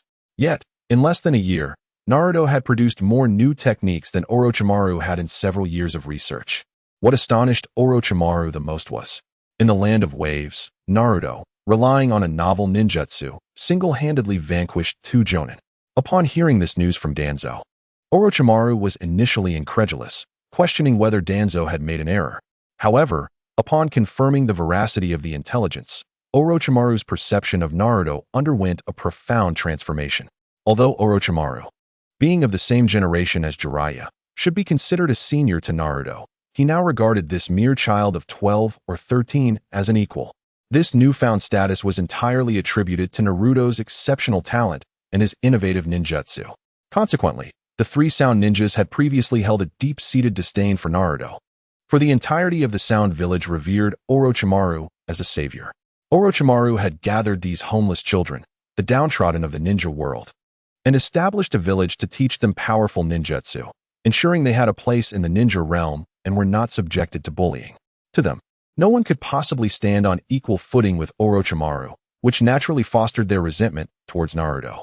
Naruto found Orochimaru to be quite intriguing. He never imagined he would encounter such a fascinating individual in this world. Orochimaru's pursuit of ultimate power and immortality resonated with their own aspirations as cultivators. As for the matter of human experimentation, from Naruto's current perspective, it hardly seemed significant. If it merely involved the corpses of the deceased, or even the wicked, it was even less concerning. After all, in the realm of Xianlan, some malevolent cultivators could indiscriminately take the lives of tens of thousands for the sake of creating a soul banner or concocting a sinister pill. Regarding Orochimaru's desire to transform the world, to grant everyone access to superior ninjutsu training, and to diminish the value of bloodline limits, Naruto felt little resonance. However, he recalled a friend from Xianlan named Han Feiyu, whose ideals and vision bore a striking resemblance to Orochimaru's. Han Feiyu possessed a mixed spiritual root of 3 attributes. While slightly stronger than a mixed root of 5 attributes, it was still not particularly formidable. Typically, a 3-attribute mixed root would struggle to reach the foundation establishment stage, with a very low probability of success. Yet, when Naruto met him, Han Feiyu had already attained that level. They had met in a secret realm, where they joined forces to defeat a formidable ancient beast. The beast's strength was immense, and their victory was hard-won. In that secret realm, all were competitors, and they had eliminated the others, vying for the title of champion to claim the ultimate treasure. However, faced with the threat of the ancient beast, they seamlessly began cooperating to confront it, ultimately succeeding in their endeavor. This unspoken collaboration forged a deep friendship between them. It was only later that Naruto discovered Han Feiyu was indeed a 3-attribute mixed root, in stark contrast to himself. Upon being identified as a mixed root, Han Feiyu was relegated to a servant disciple within his sect, with his master even intending to turn him into a puppet. Fortunately, Han Feiyu, being astute, recognized the anomaly early on and, during a critical moment, turned the tables, ultimately leaving the sect. He spent considerable time as a rogue cultivator before eventually joining another sect upon reaching foundation establishment, though he remained unappreciated. Han Feiyu had no desire for recognition. His singular goal was to attain immortality. Yet, throughout this journey, he witnessed the plight of many low-level cultivators with mixed roots, enduring oppression and hardship. Consequently, his mindset began to shift. He no longer aspired to achieve enlightenment alone. Instead, he sought to assist all low-level cultivators. As their friendship deepened, Han Feiyu confided in Naruto about his intentions.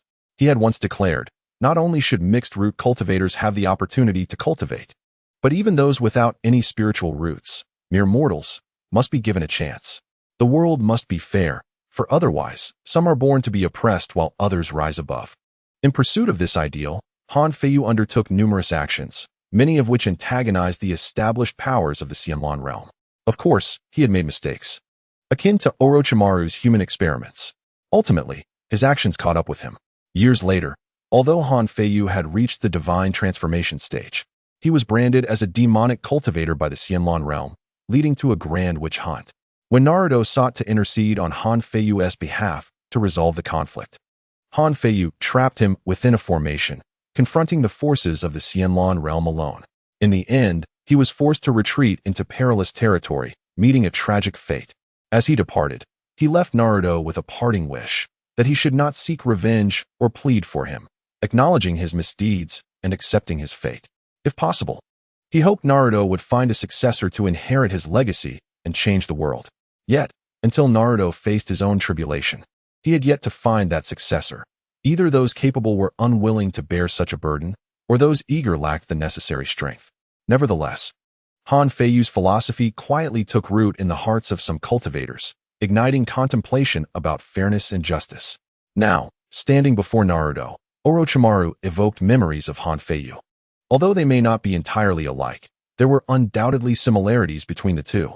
Naruto regarded Orochimaru and spoke, "If you wish for my cooperation, I am amenable. However, I am aware that your visit to Konoha is not merely to see me. You likely have other matters to attend to. But I have one request. Once I formally become a Chunin, you may execute your plans. Naruto did not pose it as a question, yet Orochimaru comprehended the implication. Naruto's words caused Orochimaru to furrow his brow. His sole purpose for coming to Konoha was to obliterate it. At the very least, he aimed to eliminate the third Hokage, seize the forbidden scrolls, and acquire materials for his future research. Moreover, he intended to exploit this opportunity to incite conflict between the Sand Village and Konoha, plunging the ninja world into further chaos. This would facilitate the growth and development of the Sound Village. It is amidst chaos that rebirth can be sought, allowing Orochimaru to create his envisioned new world. A slight smile graced Orochimaru's lips, his eyes glinting with an inscrutable light as he slowly remarked, "Naruto-kun, you are indeed perceptive. Furthermore, your growth has surpassed my expectations. Were it anyone else, I might not have taken this remark to heart. However, for you, Naruto-kun, I shall certainly give it careful consideration. I hope you too can reflect deeply on this. Moreover, I can provide you with something." As Naruto spoke, he called for Sho, retrieving a scroll from her pile of belongings and tossing it directly to Orochimaru.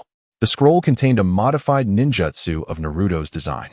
However, this enhancement required true chakra. Without it, a ninja could not unleash the technique. "This is a refined ninjutsu, and I hope it grants you new insights," Naruto stated, meeting Orochimaru's gaze unwaveringly. Although Orochimaru did not reveal his plans or directly agree to Naruto's request, Naruto held faith that the man before him would make rational judgments and correct choices. Regardless of what Orochimaru sought to gain in Konoha, nothing could surpass what Naruto could offer him. Should Orochimaru wish to realize his ideals, whether it be his desire for immortality and greater power or his aspiration to transform the world, only Naruto could assist him in this realm of ninjas. The transformation technique that Naruto offered was a testament to his capabilities. Chapter 86. Do you think we are his match? After the Chunin exam concludes, feel free to seek me out.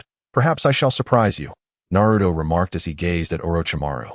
Of course, you must contemplate what you are willing to exchange.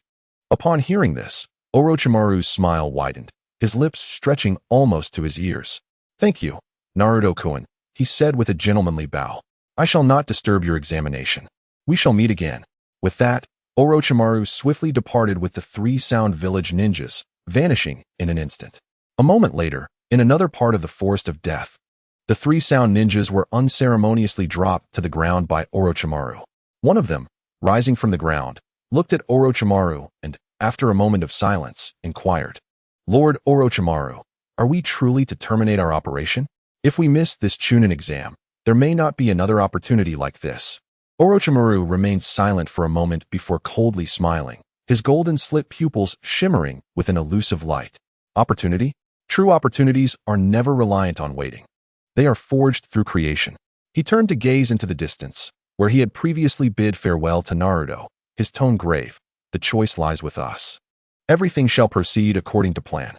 As for whether we shall act in the end, that depends on whether Naruto-kun can surprise me during this period and persuade me." The three Sound ninjas felt reassured upon hearing this. They had prepared for this operation for an extensive duration. If Lord Orochimaru were to cancel their plans merely due to a few words from Uzumaki Naruto, they would be at a loss for thoughts. Now, Orochimaru's decision aligned perfectly with their expectations. If Naruto did not possess the requisite substance, they would continue as initially planned.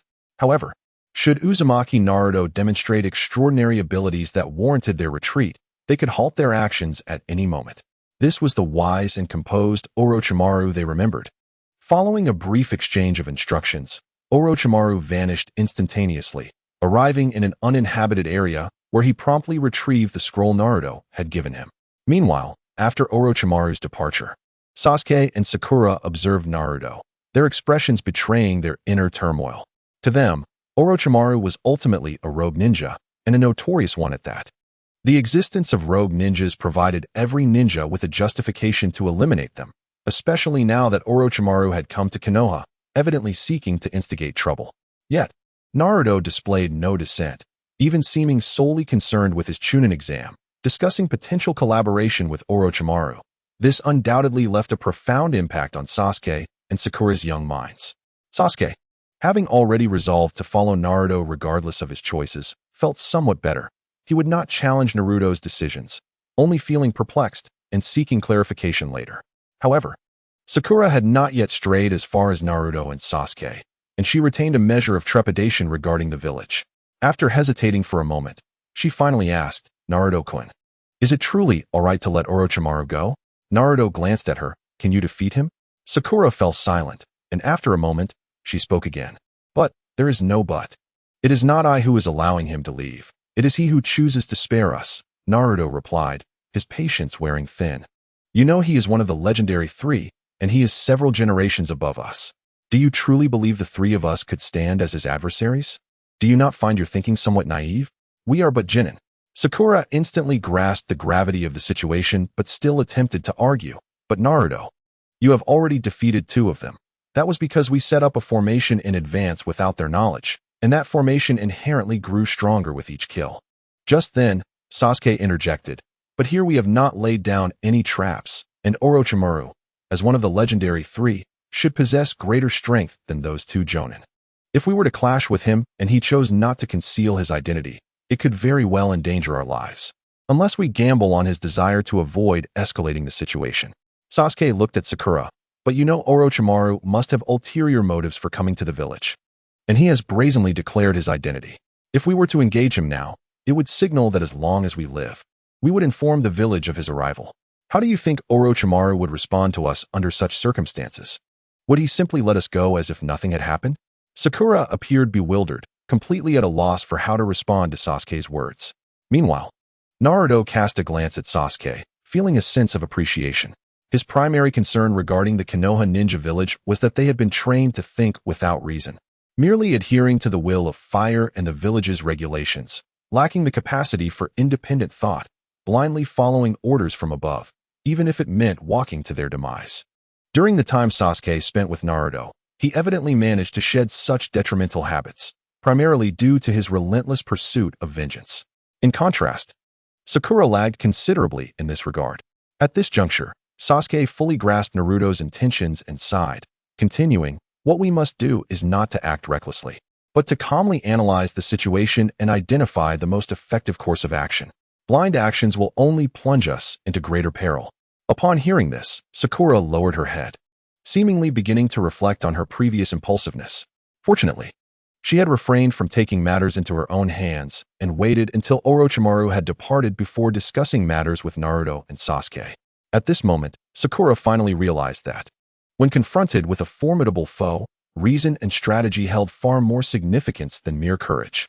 At times, bravery could indeed alter circumstances, yet there were moments when it proved utterly futile. Should we inform the village about Orochimaru's affairs? Sakura inquired once more, mistakenly believing that Naruto had merely feigned cooperation with Orochimaru due to the perilous nature of the situation. Naruto, increasingly exasperated, retorted, if you continue to pose such pointless questions, perhaps you do not belong in this team.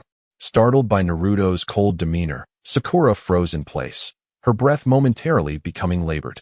The Naruto she once knew had never spoken to her in such a manner. Even Sasuke had never uttered words so harsh. Sasuke gently placed a hand on Sakura's shoulder, intending to offer comfort, but struggling to find the right words. At that moment, he too felt a burgeoning disdain similar to Naruto's, directed towards such foolishness. Yet, Sasuke recognized that Sakura's foolishness stemmed from innocence rather than malice. Her heart remained kind. Thus, he softened his tone. From now on, do not question. We shall follow Naruto's lead. If you are not prepared to leave the village as a rogue ninja alongside him, then perhaps this team is not suitable for you. Although Sasuke's tone was as gentle as possible, Sakura felt her heart chill further. If even Sasuke had voiced such sentiments, could her shortcomings truly be so grave? Lowering her gaze, a flicker of disappointment and guilt crossed her eyes. She understood that there remained much for her to learn and improve upon. Yet the weight of his words was profoundly sorrowful. Taking a deep breath, she endeavored to regain her composure. Come on, Sakura Haruno.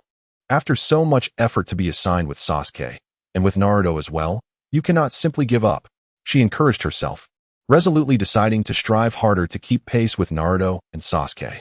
Although she remained unaware of the reasons behind Naruto's decision to become a rogue ninja, she was determined to join him, believing she could succeed, for she had always excelled in her studies.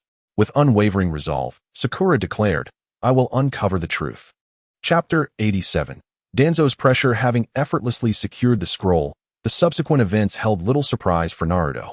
He reached the finish line with ease and commenced his training. Soon after, a preliminary match ensued. Though Naruto was uncertain of the purpose behind this preliminary round, he effortlessly defeated his opponent. Following the conclusion of the preliminary matches, the third Hokage unexpectedly retained Naruto, stating he wished to introduce someone to him. Naruto instructed Sasuke and Sakura to return ahead while he remained in the arena. After a brief interval, Kakashi suddenly appeared beside the third Hokage.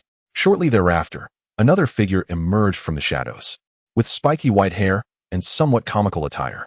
This tall individual was clearly a formidable candidate for physical training. Upon seeing him, Naruto deduced the identity of the newcomer.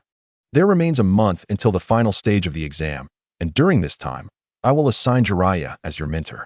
Do not underestimate him. You may have learned about the legendary Sannin in school, and he is one of them as well as the master of the fourth Hokage. Moreover, Kakashi previously mentioned the sage, and he can also impart his wisdom to you, Sarutobi Hiruzen elucidated. Naruto nodded, smiling in agreement.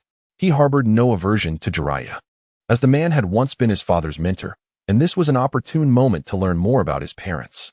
Naruto had always cared deeply about them. Yet apart from the Nine-Tails, no one in Konoha could share those memories.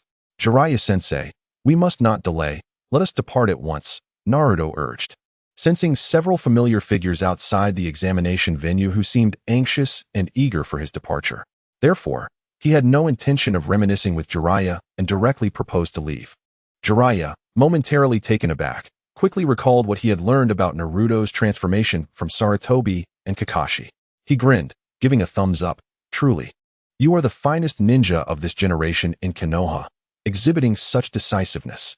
If that is the case, let us set off immediately and commence your special training. Naruto and Jiraiya departed together. Shortly after, Kakashi exited the arena, yet the third Hokage remained, as if awaiting someone. Before long, the individual the third Hokage awaited appeared. Danzo, shrouded in bandages, stepped forward from another shadow, approaching Sarutobi. Following Danzo were two other figures, a man and a woman. Both significant figures in the village capable of influencing high-level decisions, causing Sarutobi to feel a twinge of headache upon their arrival. Indeed, they were the two esteemed elders of Konoha, Koharu and Hamura. Sarutobi furrowed his brow upon seeing Danzo accompany these two. He understood that trouble was imminent. Naruto Uzumaki has brazenly confronted the examination instructor, even attempting to engage in physical confrontation, completely disrupting the teacher's plans and rendering the written examination ineffective. Danzo stood resolutely before Sarutobi, meeting his gaze with a grave expression. Hiruzen, it is your indulgence and protection, your pampering, that has led the Jinchuriki to this state. What perplexes me further is that despite his egregious misdeeds, you have not administered even the slightest punishment, allowing him to pass the exam smoothly. Even presenting him with the sword of Raijin, Danzo wasted no time in addressing the most contentious issue. Koharu and Hamura stood to the side, their expressions serious, clearly having reached a consensus. Sarutobi Hiruzen felt an inner sense of vigilance, understanding that a challenging negotiation lay ahead. He chuckled softly twice, attempting to ease the tension in the atmosphere. However, it seemed that Naruto was not at fault. After all, the written examination assessed the mastery of the will of fire. Before Hiruzen could finish speaking, Danzo abruptly interrupted. Mastery of the will of fire? Are you not aware that everyone in the examination room is cheating? Danzo even let out a cold laugh, adding, moreover, according to my informants, Naruto has secretly contacted Orochimaru. Despite knowing Orochimaru's status as a rogue ninja, he chose not to confront him or report him after meeting you, but instead collaborated with him. Danzo's tone grew somber. This matter is of utmost importance. Had it not been for this, I would not have brought Koharu and Hamura to speak with you. As expected, upon hearing this, Hiruzen's expression turned serious. He gazed at Danzo and, after a moment of silence, asked, "Is what you say true?" Before Danzo could respond, Koharu stepped forward. "There is no doubt regarding the authenticity of this matter. Hamura and I have confirmed it. Hiruzen, we are here to discuss strategies for addressing the Jinchuriki issue." Danzo interjected. "What does Orochimaru desire? I believe you understand better than I do. He covets the village's ninjutsu, the forbidden scrolls, and those forbidden techniques. And why has he allied with Naruto? The answer should be obvious. It's because of the new ninjutsu that Naruto has created, which has drawn Orochimaru in. Danzo's gaze was laden with darkness as he looked at Hiruzen. He was not as innocent as he portrayed. In truth, he was the first in Konoha to collaborate with Orochimaru. Danzo had covertly supported Orochimaru's human experimentation, driven by a singular purpose: to have Orochimaru replicate the first Hokage cells and regain control over the wood release techniques. However, progress had been painfully slow, and Danzo's patience had worn thin. Fortunately, Naruto's emergence marked a change, or more accurately, Naruto's evolution had finally materialized. Initially, Danzo did not regard Naruto with much importance, focusing instead on the Nine-Tails within him, aiming to control the Jinchuriki and, by extension, the tailed beasts. Yet, as Naruto's transformations grew more pronounced and Danzo's understanding deepened, his perception of Naruto shifted, especially after witnessing Naruto defeat two Jonin in the Land of Waves and hold his own against Shikaku.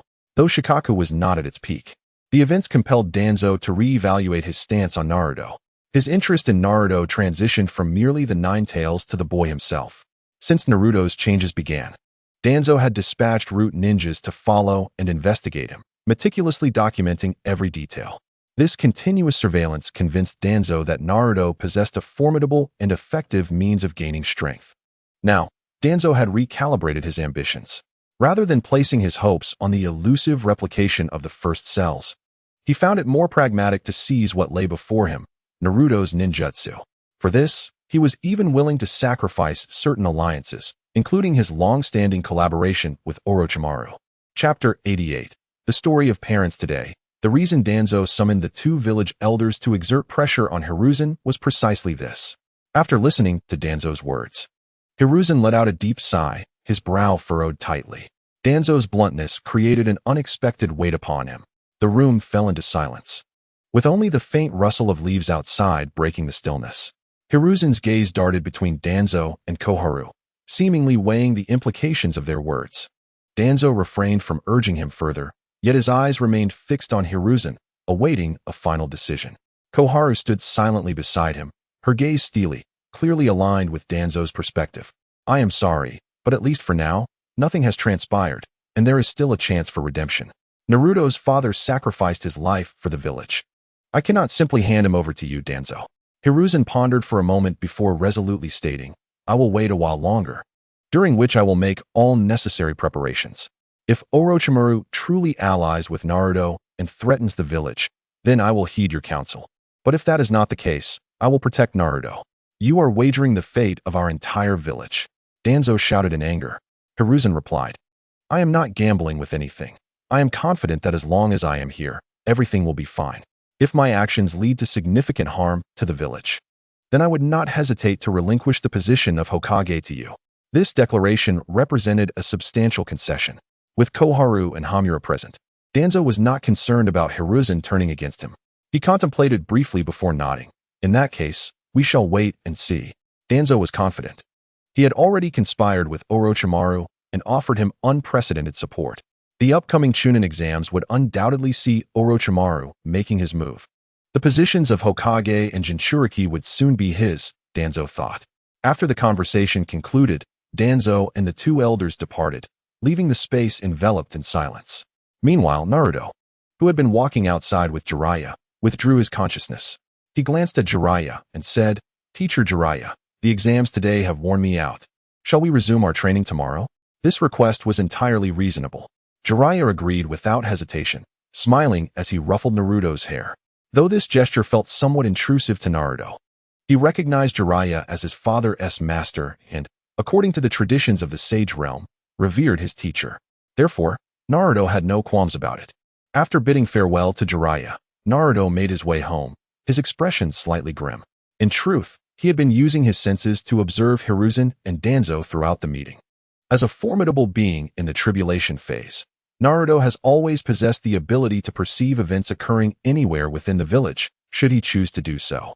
Enveloping the entire village, he had long been aware of Danzo's existence, as well as the fact that this individual had been dispatching others to surveil him. However, due to his current limitations in strength, he refrained from exposing this matter. Now, with Danzo's malice becoming increasingly evident, Naruto recognized that time was of the essence. Perhaps soon, a confrontation between him and the village would be inevitable. Nonetheless, he felt no fear. In fact, during this period, Naruto had been diligently orchestrating various arrangements within the village. More accurately, he had transformed the entire village into a grand formation. When the moment of truth arrives, he could unleash this formation, deciding the fate of whomever he wished to eliminate. Among the primary targets was, of course, Danzo, along with the two village elders named Koharu and Hamura. While it may have appeared that Naruto had been idle, he had been tirelessly gathering information about past events, utilizing his spiritual awareness to monitor everything. He had indeed learned a considerable amount. Compared to the time of his recent rebirth, Naruto now possessed a clearer understanding of who within the village truly deserved to perish. Danzo, he murmured to himself, a cold smile gracing his lips. You may have crafted your schemes well, but you ultimately underestimate me. The voice of the Nine-Tails resonated from its seal, low and soothing.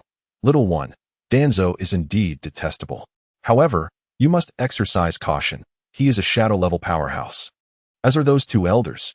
Naruto had never concealed his observations from the Nine-Tails, as he required its insight to elucidate certain unknown matters. Sensing the murderous intent in Naruto's eyes, the Nine-Tails immediately sought to advise him. Naruto nodded. The formation he had established alleviated his concerns. Even if these individuals exceeded his expectations in strength, he could effortlessly escape using the formation. He would return to exact vengeance once he achieved mastery in his training. It depends on whether Orochimaru possesses a long-term vision, Naruto pondered. He then turned his thoughts to a matter of greater concern. Nine-Tails, how much do you know about Jiraiya? After a brief silence, the Nine-Tails replied, though Jiraiya may appear carefree, he is, in fact, a trustworthy individual and an excellent teacher. He was very kind to your parents. They often drank and chatted together back in the day. Moreover, he provided substantial assistance to your father.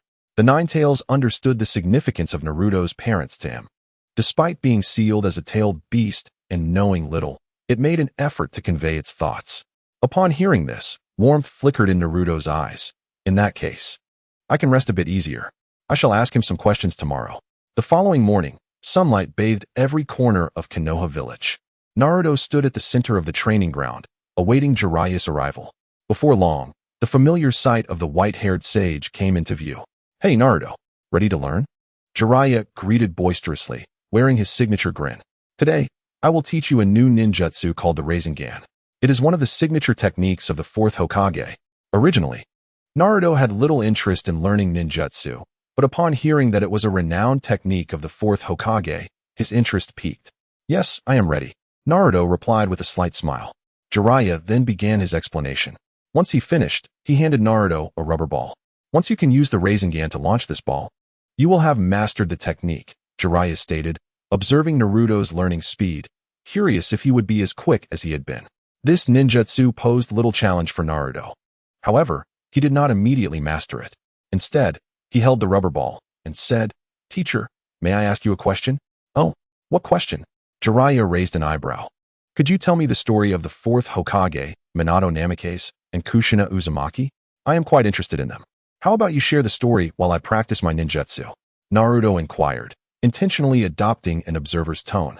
Jiraiya paused for a moment, and upon seeing no unusual expression on Naruto's face, he felt slightly relieved. Naruto should know these things by now. He then revealed a complex smile and took a deep breath. You've come to the right person, kid. No one knows more about Minato and Kushina than I do. Naruto feigned curiosity, asking, why is that? Jiraiya rubbed his nose, recalling fondly, because I was Minato's teacher. Back when he was just a young lad, he followed me around. And Kushina would often tease me. Jiraiya sighed, a hint of sadness creeping in, but he quickly masked it. In summary, I was a witness to their relationship, and I often heard about her from him. Don't be fooled by that serious demeanor. When it came to Kushina, his eyes always sparkled with tenderness. Moreover, Jiraiya suddenly lowered his voice and continued.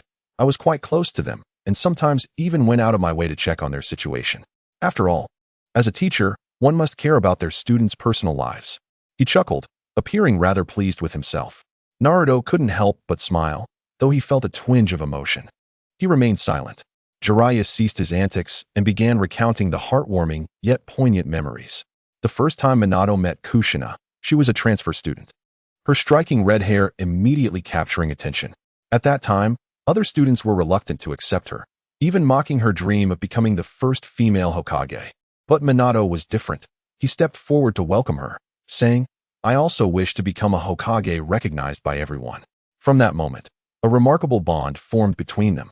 Naruto listened intently, ripples of emotion stirring within him. He could almost envision the youthful Minato and Kushina standing in the classroom, their innocent yet resolute expressions. However, Kushina was not one to easily concede. Though she was often bullied, she would always rise to retaliate. On one occasion, several boys enlisted a lower-ranked ninja to teach her a lesson, only to be soundly beaten by her. This incident earned her the nickname Fiery Red Pepper. Jiraiya couldn't help but chuckle. Upon hearing this, a smile tugged at Naruto's lips, mirroring Jiraiya's amusement. Yet, the pivotal moment that altered the dynamics of Minato and Kushina's relationship arose from an unfortunate incident. Jiraiya's voice turned somber. At that time, Kushina was abducted by the Cloud Village because of her unique and powerful chakra. They sought to exploit her. In that moment, Kushina felt utterly isolated and nearly lost hope. Naruto held his breath, fully engrossed in the unfolding narrative. As a formidable being undergoing a transcendental trial, he found himself unexpectedly tinged with anxiety. Yet, in the darkest of moments, the illustrious Minato appeared. Silently, he vanquished the adversaries and swiftly returned, cradling Kushina in his arms. It was nighttime, and the moon shone resplendently. Kushina had once confided in me that the scene beneath the moonlight would forever be etched in her memory. Minato uttered a heartfelt declaration, "I do not wish to lose you." Thus, these two souls became entwined. That rascal Minato, who often appeared so earnest, surprised us all with his charm in winning a woman's affection. Jiraiya chuckled, but then fell silent, his gaze softening in a moment of reflection.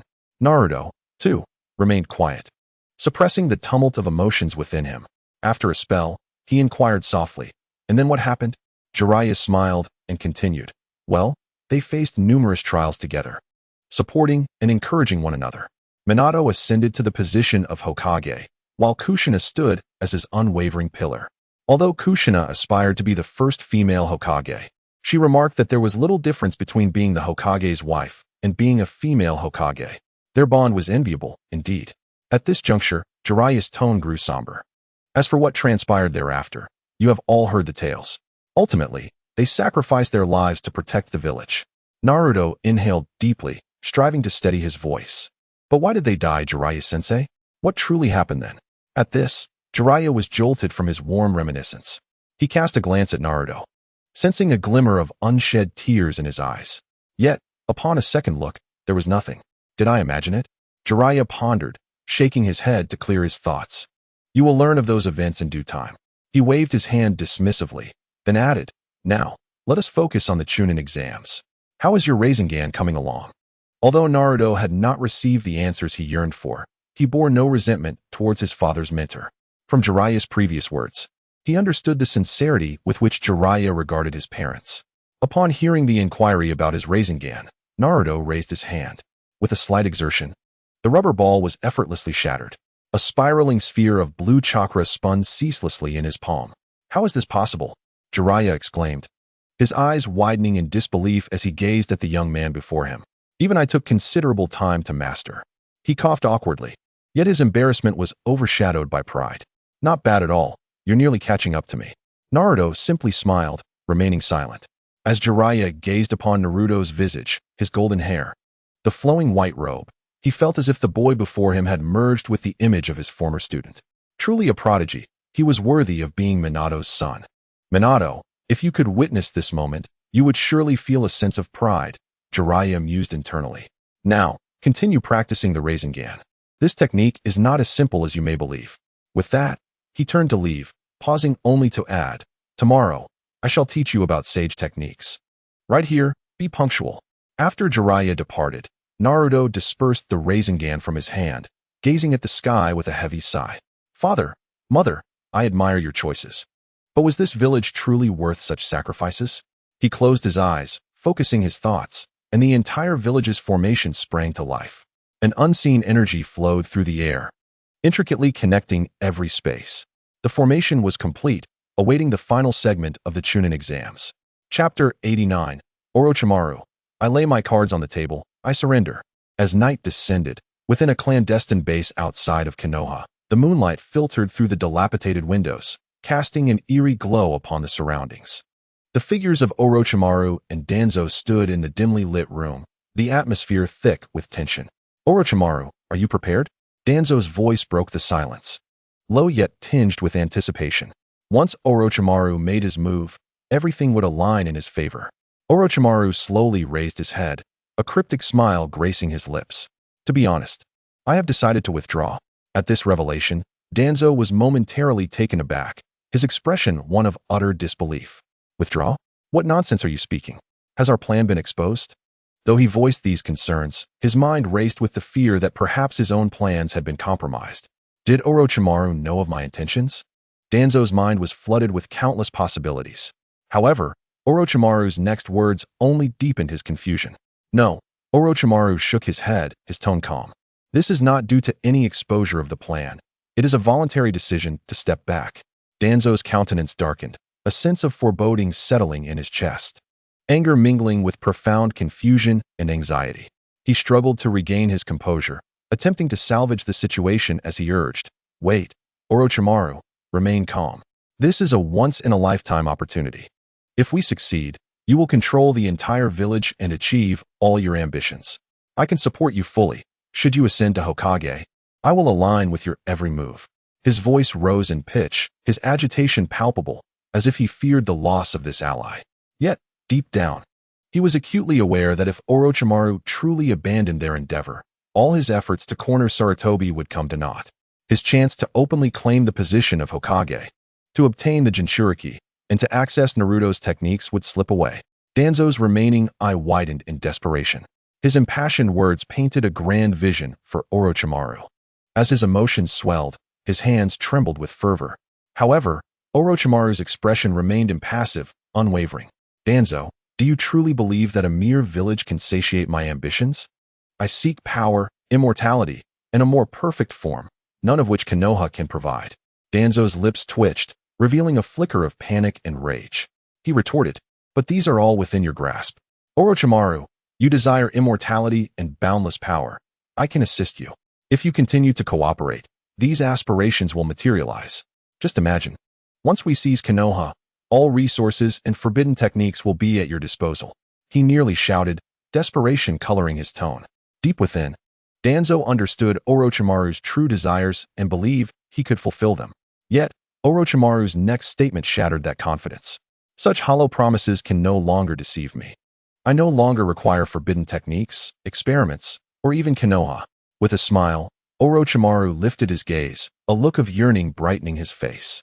Regrettably, it has only just dawned upon me that all my previous endeavors were devoid of meaning.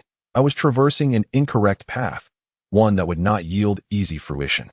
Fortunately, however, I have discerned the true route ahead. Orochimaru, with a glint of amusement in his eyes, cast a scornful glance at Danzo and remarked, to me, your support is merely a superfluous embellishment. I have discovered the genuine means to ascend to greatness, a method that none in this world can provide me.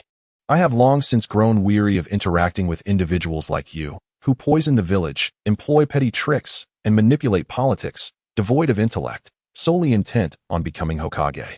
Huh, how laughable. Hokage is merely a title. What significance does it hold? I established my own village and took on the role of leader, only to realize that it was nothing but a ruse. Indeed, it is precisely because you are such a simple-minded person that you have been deceived by this wretched charade for so long. Enough. Danzo interrupted Orochimaru with fury. Orochimaru, do you comprehend what you are saying? I am fully aware, Orochimaru retorted. I speak with clarity. I am addressing you and all that you pursue, which is nothing but meaningless drivel and empty rhetoric. Impudence. Danzo's eyes blazed with anger. What gives you the audacity to speak such nonsense? To tarnish the identity of the Hokage? As a rogue ninja of Konoha, do you even possess the right to do so? Tarnish the identity of the Hokage? Orochimaru chuckled softly. Does the title of Hokage need my defamation? It is merely a facade, a hollow designation. Nonsense, is it not? What then is the Hokage? You have always aspired to be Hokage. What is your purpose? The Hokage is the greatest embodiment of Konoha. My desire to become Hokage is rooted in my wish to improve the village. Oh, so without becoming Hokage, you cannot enhance the village? Of course. Danzo initially intended to respond vehemently, but he faltered after uttering just 2 words. Meanwhile, Orochimaru continued with a smirk. So, you now believe that because you are not Hokage, you can wantonly harm the village, eradicate the Uchiha clan, privately propagate the Jinchuriki fox demon, and adorn yourself with those Sharingan? Look at your body, wrapped in bandages. That is merely because I am the root. Someone must endure the darkness hidden within the roots. So, I can conclude that as long as you are Hokage, you can improve the village, and as long as you are the root, you must engage in sinister deeds. Then who are you really? Are you the Hokage or the root? Should I address you as Hokage or by another name? I recall your name is Danzo. Are you not Danzo? Ultimately, is your identity more significant than your essence? As the leader of the root, must you resort to dark methods, unable to perform any virtuous acts, lest you face death? And as Hokage, will you undoubtedly enhance the village and never err? Will you not face death as well?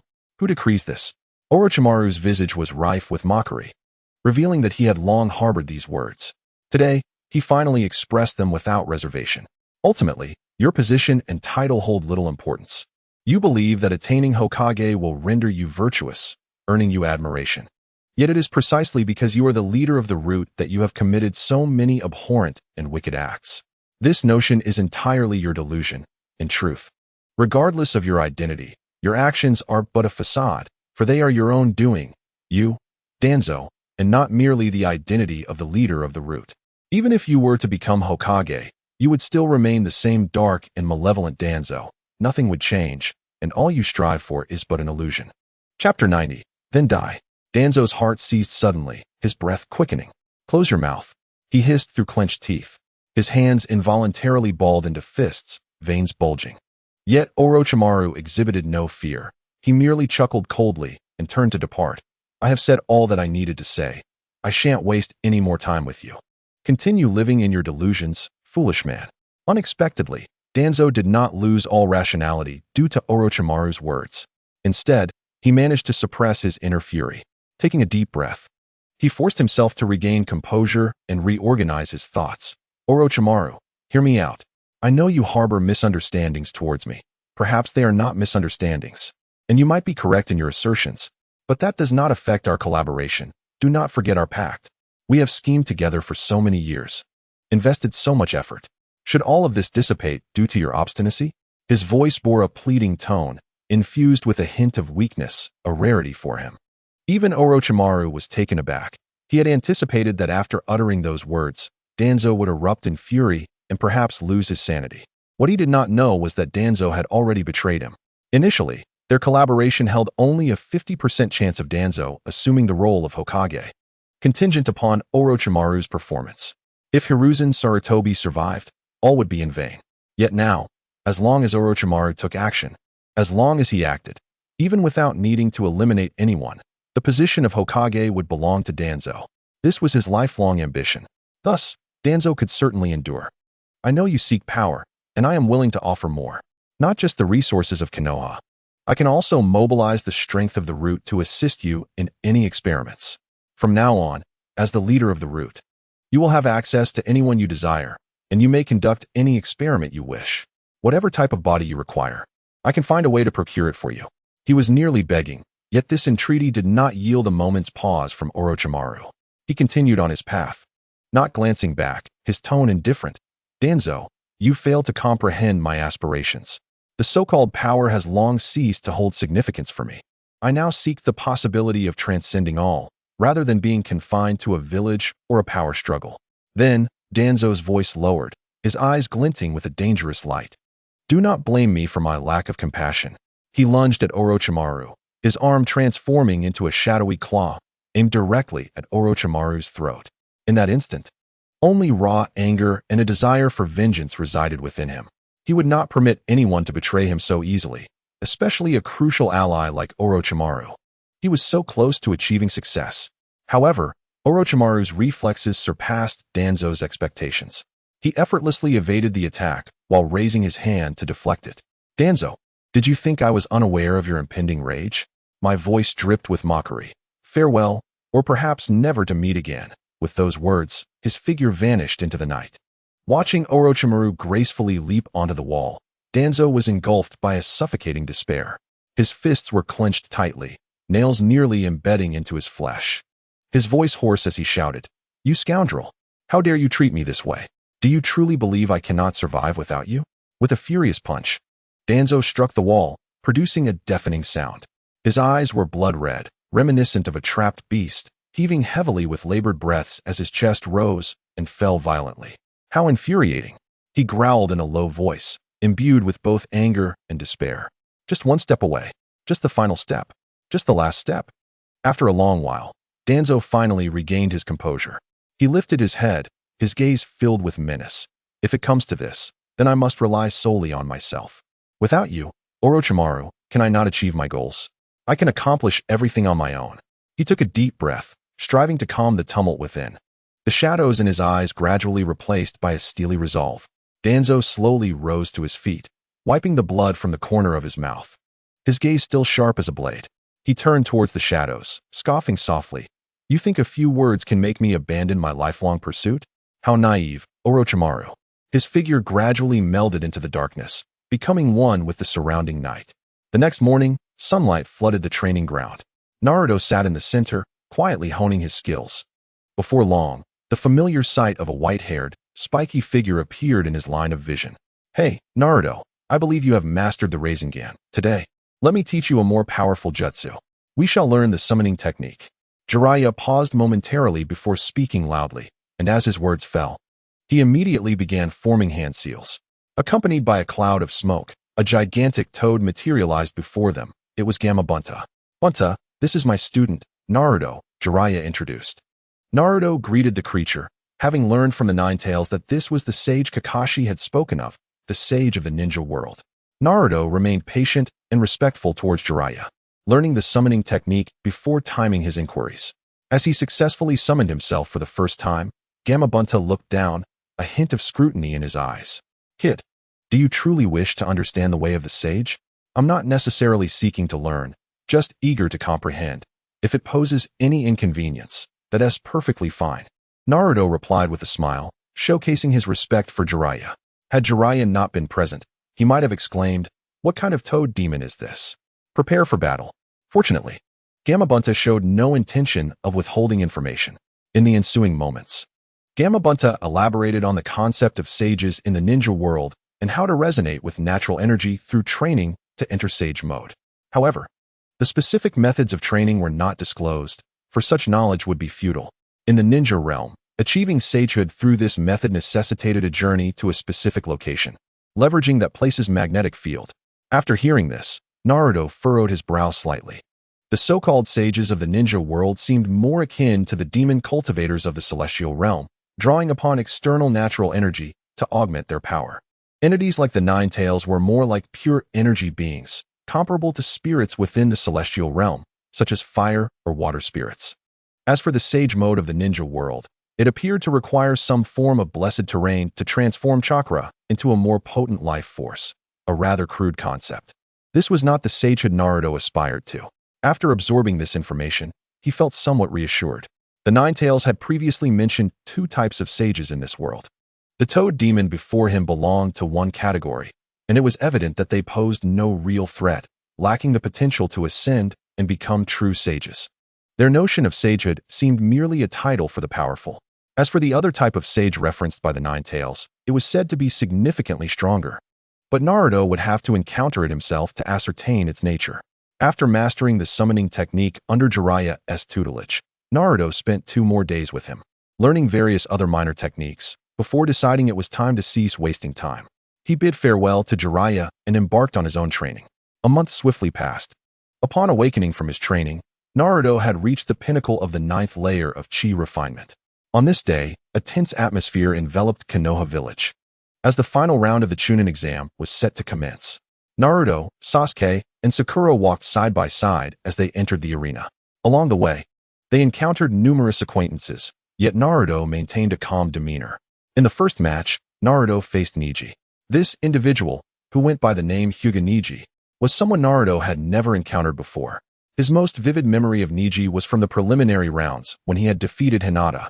That match had impressed Naruto, who had initially thought this typically shy girl would succumb easily. To his surprise, she had persevered for an extended period. As they took the stage, Neji scrutinized Naruto. Although he was well aware that he was not Naruto's equal, as a ninja, he still wished to see Naruto unleash his full potential. I know Hinata has feelings for you, Neji began, refraining from immediate action, instead adopting a stance. The reason I went hard on her during the preliminary rounds was because of you. Upon hearing these words, Naruto furrowed his brow slightly. Neji continued, removing his forehead protector to reveal the caged bird seal, symbolizing the branch family of the Hyuga clan. Do you know what this is? This represents our Hyuga clan. Neji started to explain the lineage of their clan, but Naruto found it increasingly tiresome. He felt that these matters bore no relation to him. Observing Neji's reluctance to strike first, Naruto took the initiative. Just as Neji was about to elaborate on the grievances between the main and branch families, Naruto twitched his fingers, summoning a sword with a swift gesture. A small azure blade materialized, piercing directly towards Neji's throat. Neji, taken aback, instinctively evaded. However, the azure sword swiftly altered its trajectory, striking him in the back with even greater speed, emerging through his chest. Despite Neji sensing the impending danger at the last moment, it was far too late. The speed of the blade was overwhelming. He had no opportunity to defend or evade. In an instant, Naruto's sword had penetrated his heart. Neji witnessed the azure blade pierce through his chest, his eyes widening in disbelief as he gazed at the youthful figure before him. There was no trace of anger in Naruto's eyes, nor even a hint of coldness, only indifference, as if he had merely stepped on an ant without a second thought. For the first time, Neji truly grasped the essence of mortality. Chapter 91. That organization, no, it was not merely a feeling. He was genuinely facing death. Neji could feel the vitality being drained from his body, his life force rapidly dissipating. His breathing slowed to a crawl, and he struggled to draw air into his lungs. The martial prowess and physical conditioning he once prided himself on had become utterly ineffective in this moment. Darkness swiftly enveloped his surroundings. Since you believe you are destined to die, or that your branch family is inherently doomed, I shall grant you this journey, to spare you from your incessant clamor, Naruto stated slowly. Upon hearing these words, Neji sensed the world around him plunge into darkness. He abruptly lost consciousness, as if plummeting into an abyss without end. The arena fell into a profound silence. The onlookers were not astonished by Naruto's strength, but rather by his unhesitating decision to take a life.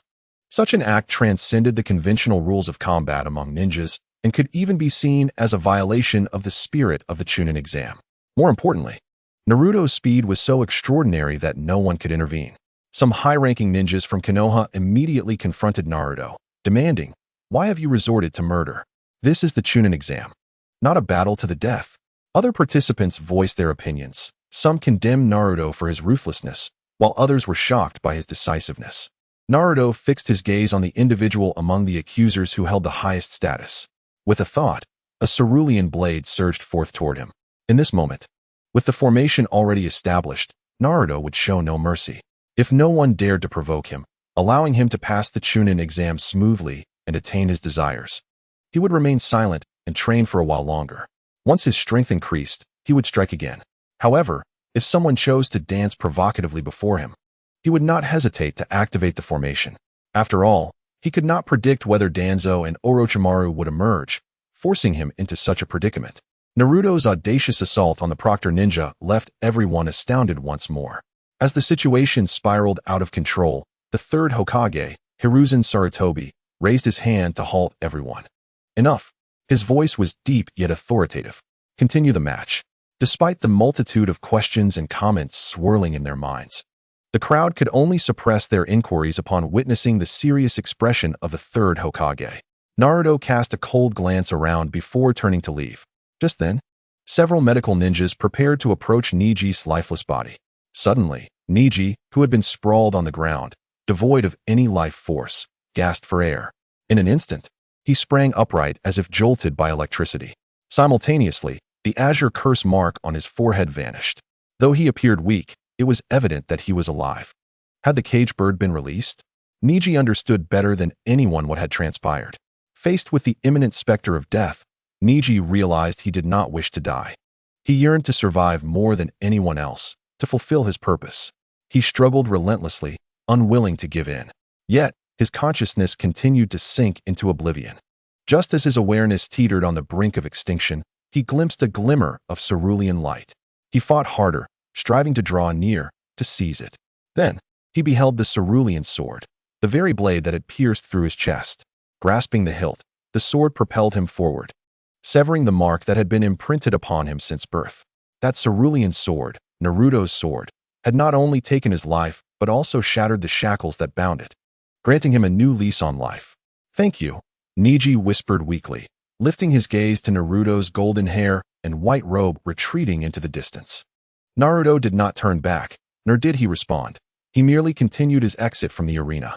In truth, in that single strike, Naruto had indeed severed Niji's lifeline, while simultaneously bestowing upon him a glimmer of hope. The adage "no destruction, no establishment" held true. The cage bird's curse, in Naruto's eyes, could only be described as crude and inferior. There was no need for him to deliberately dismantle it. By employing this method of forcing rebirth from the brink of death, he could effortlessly liberate Niji. When Naruto observed the battle between Niji and Hinata, he noted that despite Niji's harsh words, he had shown considerable restraint against Hinata. Niji was not as malicious as he claimed. He possessed his own principles and boundaries. Moreover, Naruto would not allow a few taunts from Niji to provoke him easily. After all, he was no longer a youth, but rather an elder, surpassing even the third Hokage. Yet, Naruto did not perceive himself as old. A cultivator must maintain a youthful mindset. His choice to assist Niji was not driven by any obligation to Hinata, but stemmed from the belief that Niji, despite their brief encounter, was a talent worth nurturing. Thus, out of a sense of appreciation for potential, Naruto granted Niji this opportunity to transcend his limitations and break free from the chains of fate. However, this was not an outright act of charity, but rather a choice. For Niji, it was a matter of enduring this trial to completely unravel the constraints that bound him. If he could not endure, he would perish. For Naruto, he had done what he needed to do, and whatever the outcome, he would allow nature to take its course. If Niji were to perish, it would merely demonstrate his lack of resolve and tenacity. As for others, Naruto had no intention of explaining himself, for he knew that such efforts would be futile. He had no need for their understanding, as it held no significance for him. When Niji suddenly revived and the cage bird curse vanished, the arena erupted once more. The individuals who had previously condemned Naruto for his callousness now fell silent, their expressions tinged with embarrassment. Among all present, only Sasuke and Gaara exchanged knowing glances, aware that every decision Naruto made was underpinned by unique considerations. Thus, they harbored no doubts regarding his actions. In that moment, an unspoken camaraderie blossomed between the two.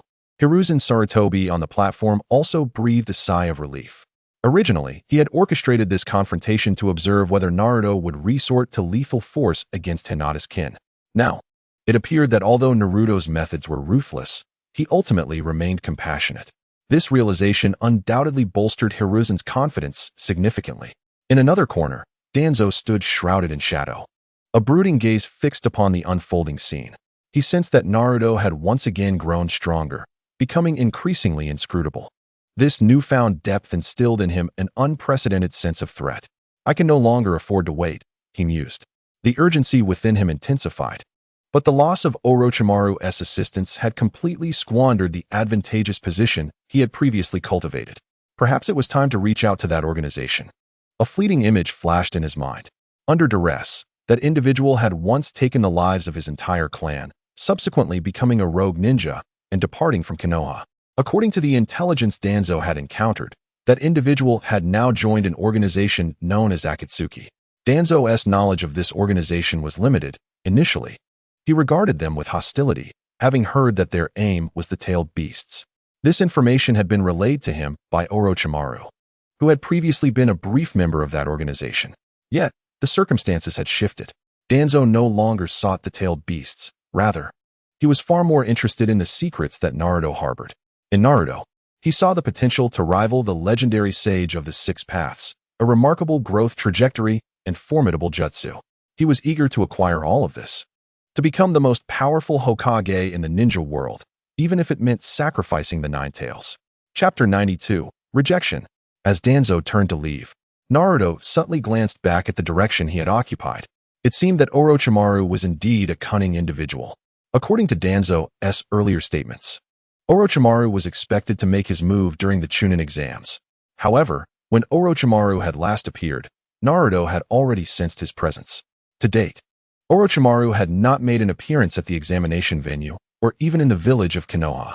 This indicated that the ninja known as Orochimaru had indeed made the right choice. The Chunin exams concluded successfully, and Naruto, through his own strength, had achieved the rank of Chunin. The third Hokage, Hiruzen Sarutobi, formally issued the orders and summoned all participants to announce the results. After the crowd began to disperse, Hiruzen deliberately retained Naruto, Sasuke, and Sakura. Naruto, Hiruzen said as he slowly rose from behind his desk, retrieving an exquisite box and opening it.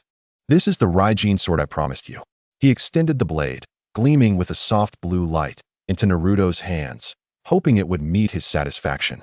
Naruto accepted the Raijin sword, briefly inspecting it before nodding in approval. Thank you, Hokage-sama. His sole desire was this sword. The titles of Chunin and Jonin held no significance for him. Hiruzen smiled faintly but soon sighed, his expression turning serious. After a moment of silence, he appeared somewhat hesitant, but ultimately sighed again and inquired, Naruto, I have one more question to ask you. How did you create those wind-style jutsu? Could you share your insights? He hastily added, these jutsu are incredibly powerful and hold great significance for our village. Only if the village thrives can Konoha, this great tree, flourish, allowing every leaf upon it to prosper. Thus, I, this old man, wish to shamelessly ask you for a favor.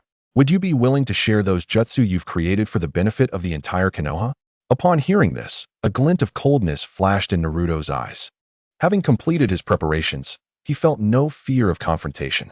Currently, Konoha lacks the qualifications to demand such a thing from me, unless you can offer something of equal value. I do not perceive anything within this village that would entice me, he stated plainly. If Hokage-sama truly desires this, perhaps you could provide me with a list of items available for exchange. Naruto made his stance clear. This was merely a transaction.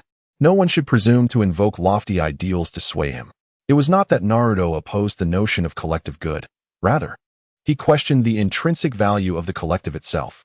In the realm of the sage, should the sword sect face peril, he would defend it to the death, never fleeing. Yet in this ninja world, based on his current experiences and observations, even if Konoha were to face destruction tomorrow, he would only return to rescue a few individuals.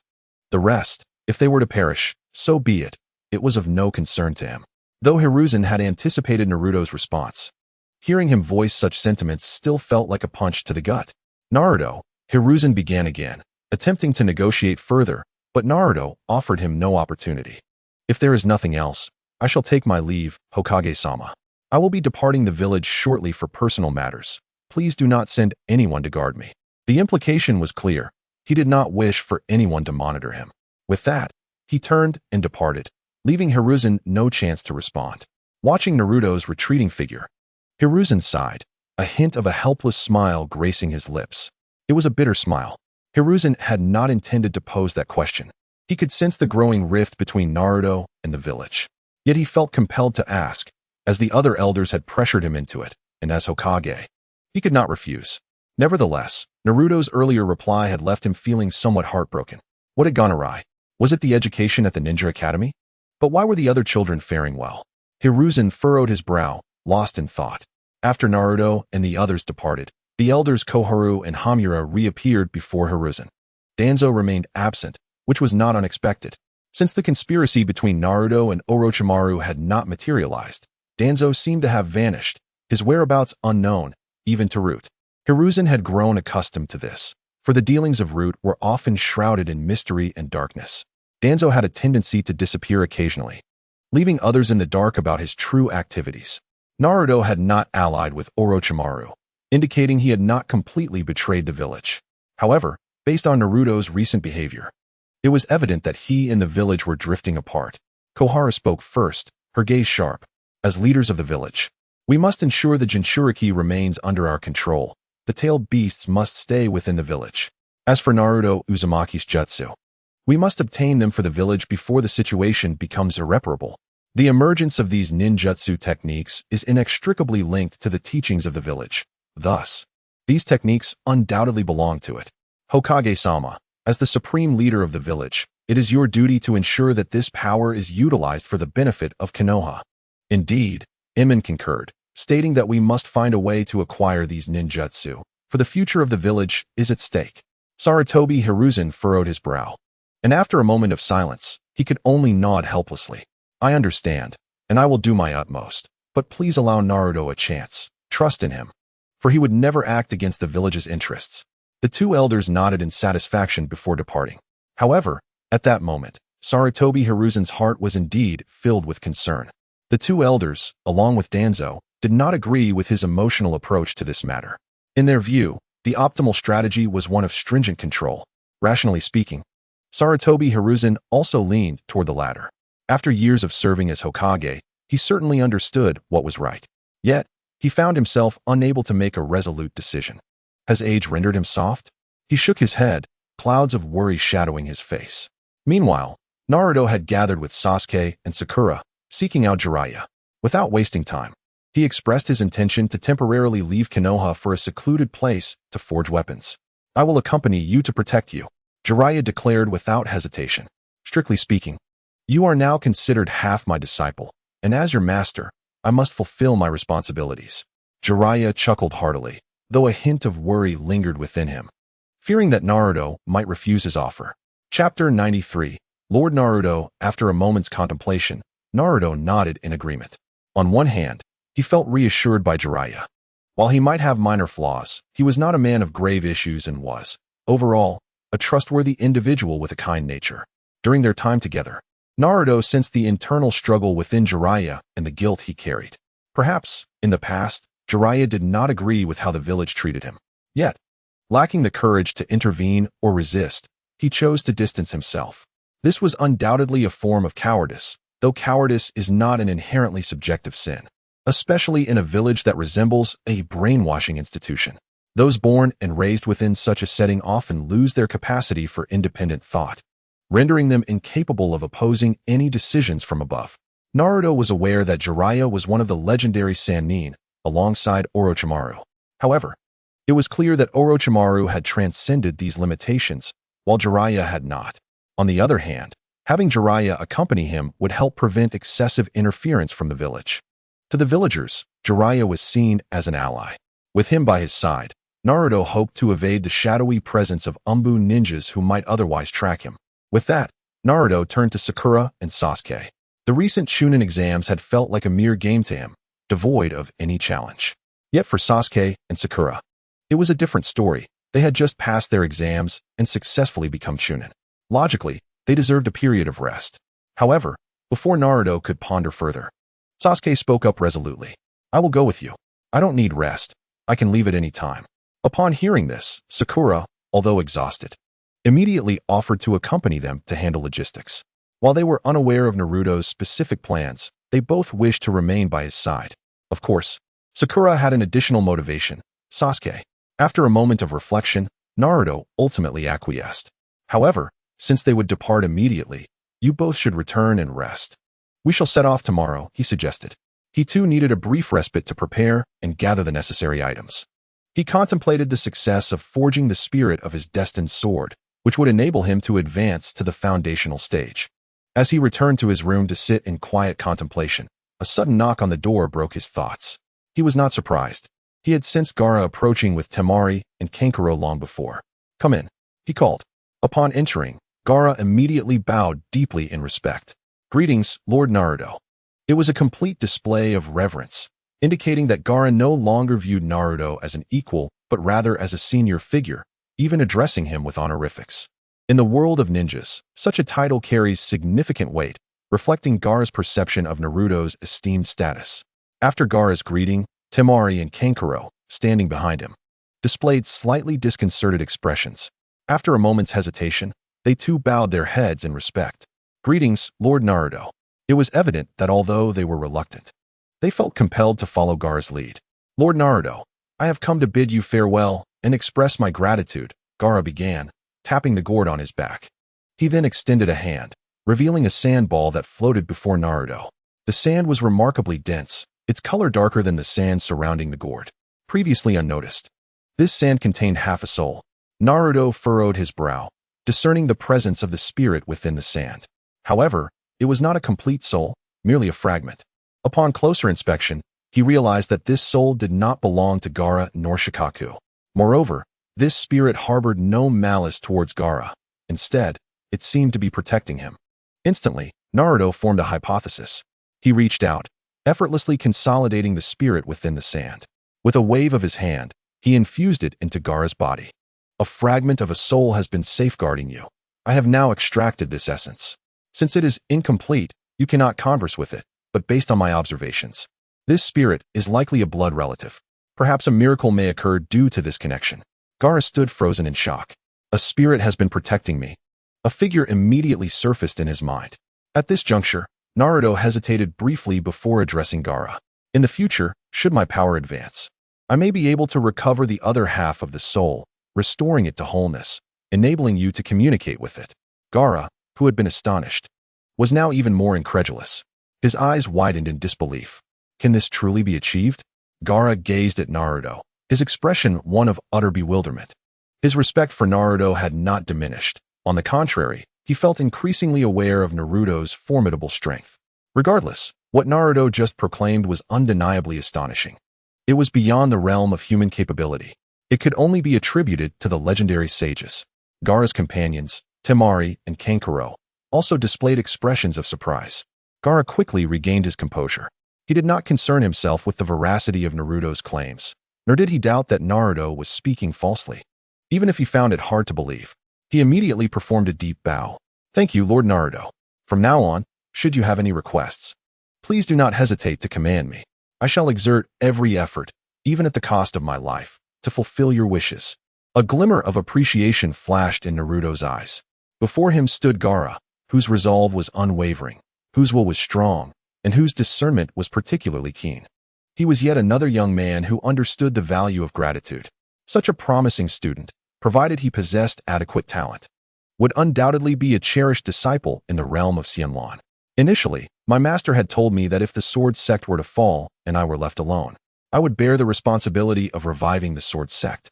Now, while the sword sect in the realm of Xianlan presumably still exists, there is no such sect in this ninja world, and I must shoulder that responsibility alone. Naruto pondered. To rejuvenate the sword sect, one naturally requires exceptional disciples like Gaara. Thus, he smiled and spoke again. If, in 3 to 5 months, I am still in Konoha, feel free to visit me. I shall present you with a surprise. If I am no longer in Konoha by then, you should still be able to ascertain my whereabouts and seek me out.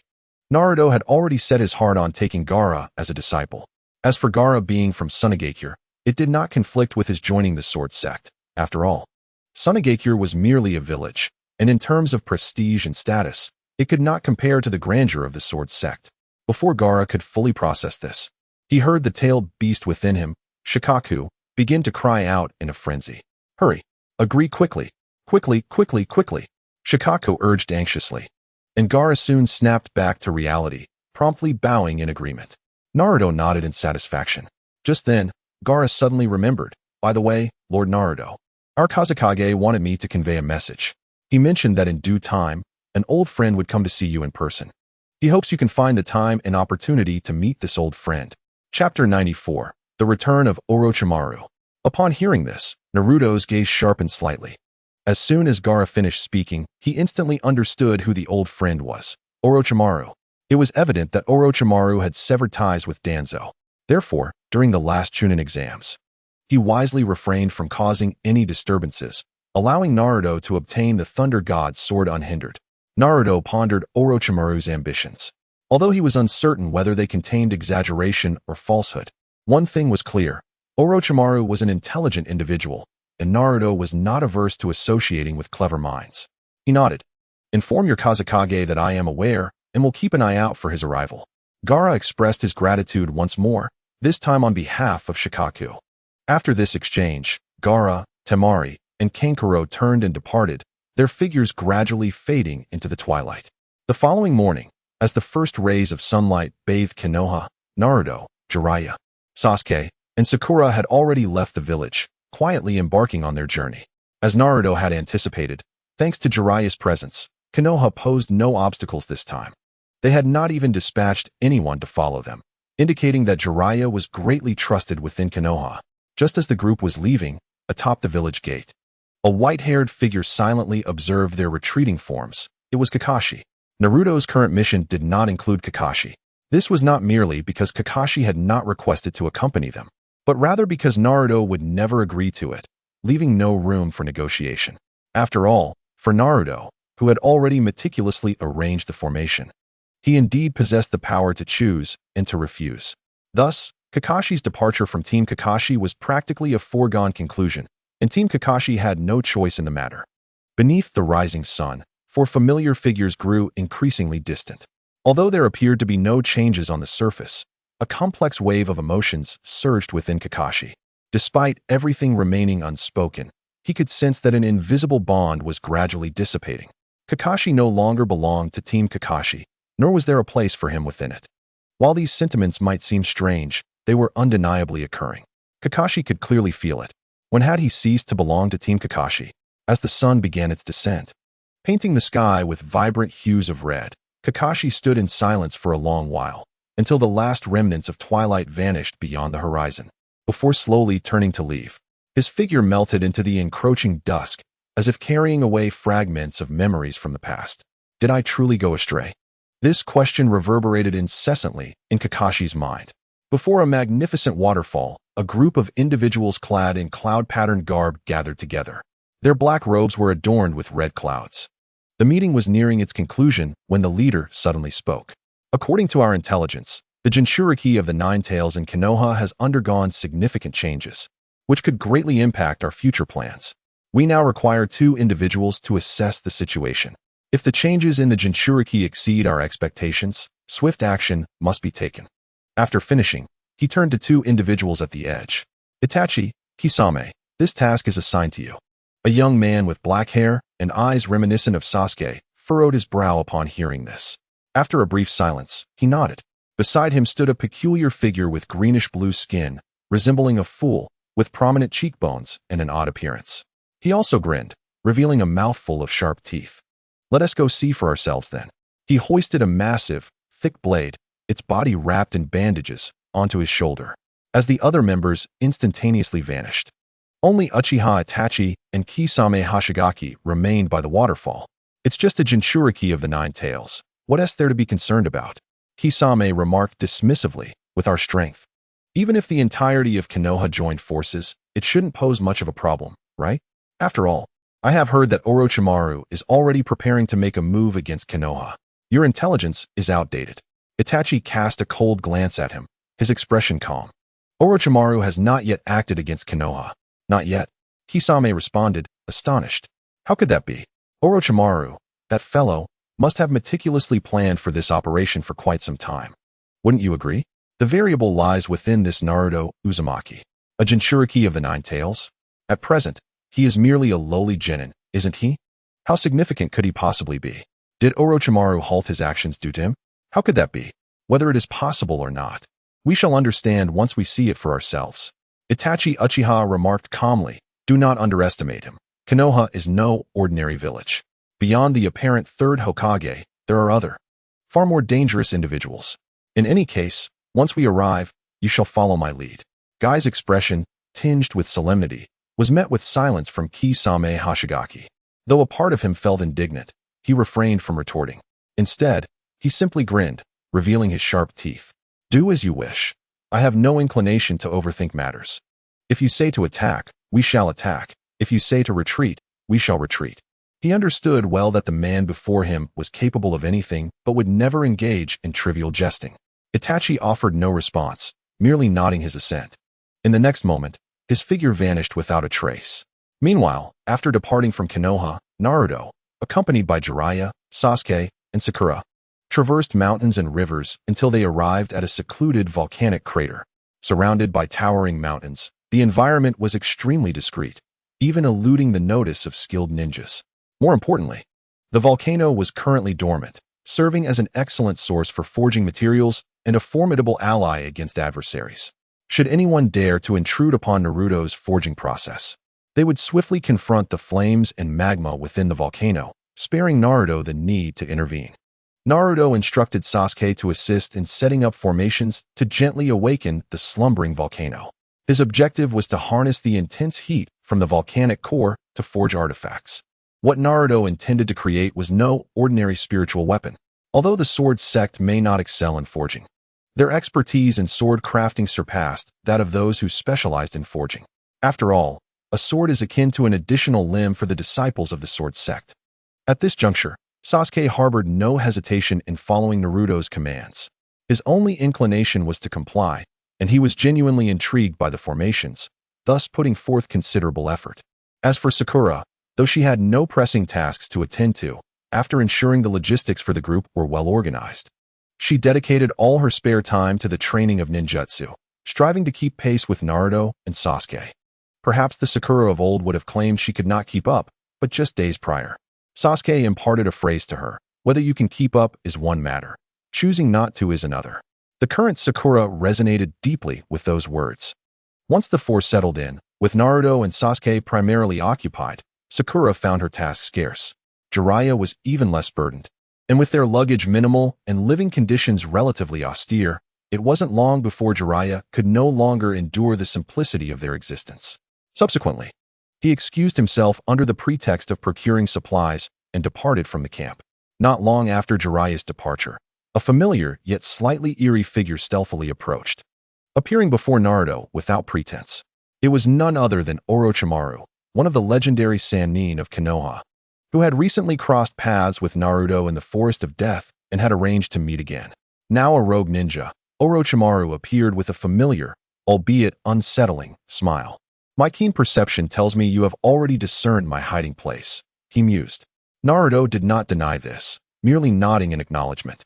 Since you are here, let us discuss business. Orochimaru, accustomed to Naruto's demeanor, produced a scroll from within his robes.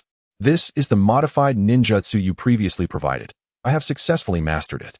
Excitement flickered in his eyes as he acknowledged the brilliance of the modifications. However, he paused momentarily. Yet, I cannot attain its complete form.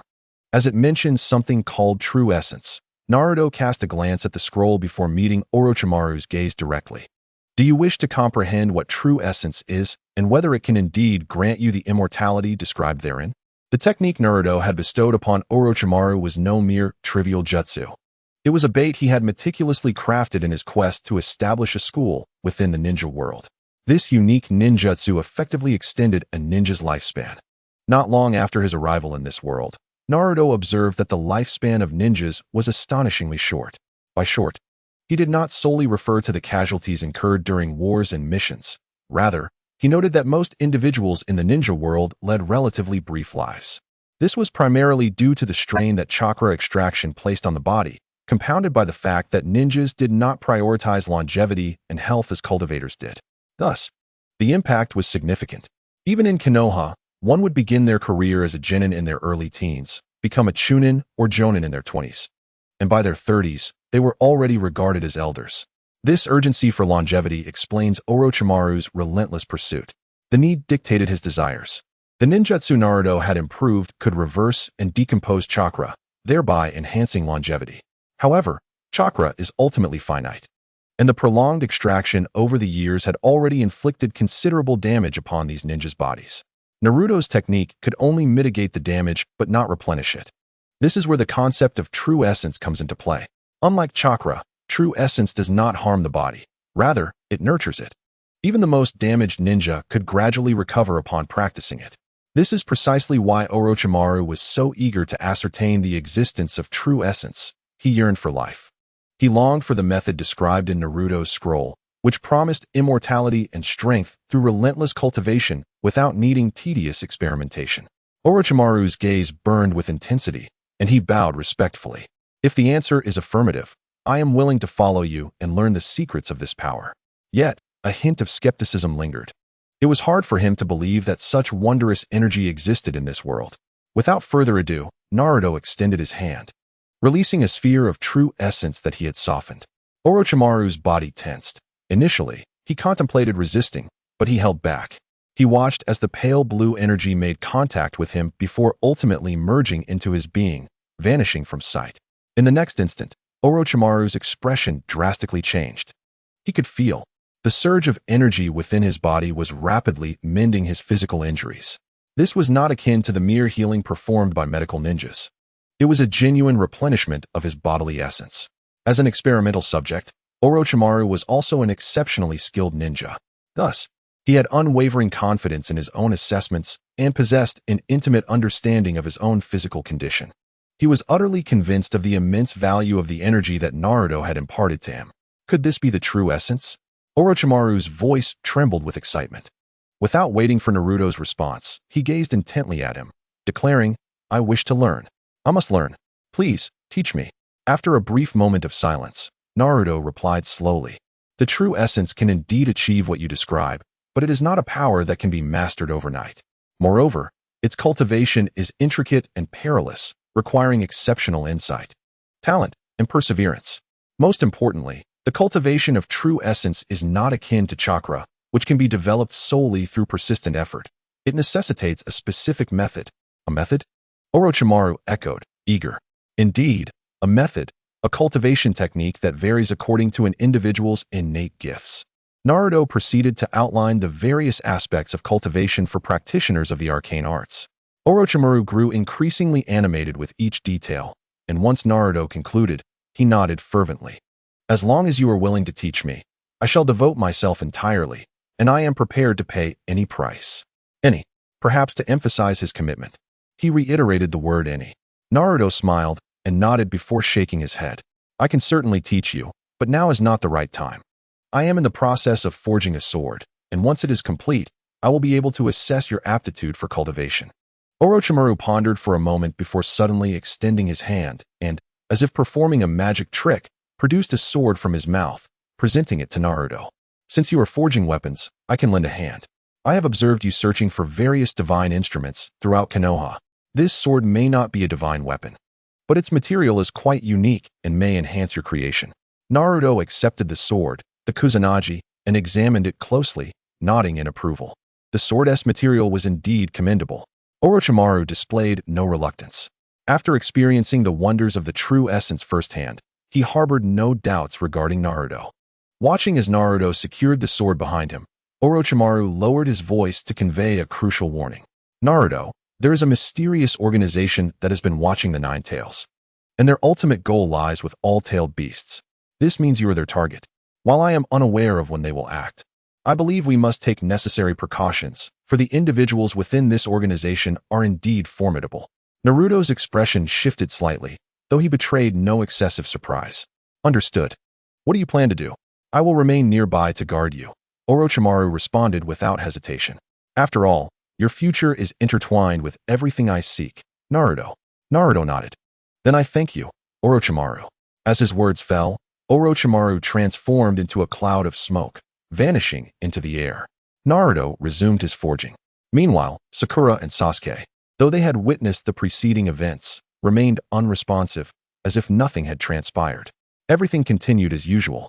That evening, Jiraiya returned to the camp, drunkenly laden with bags, completely oblivious to any abnormalities.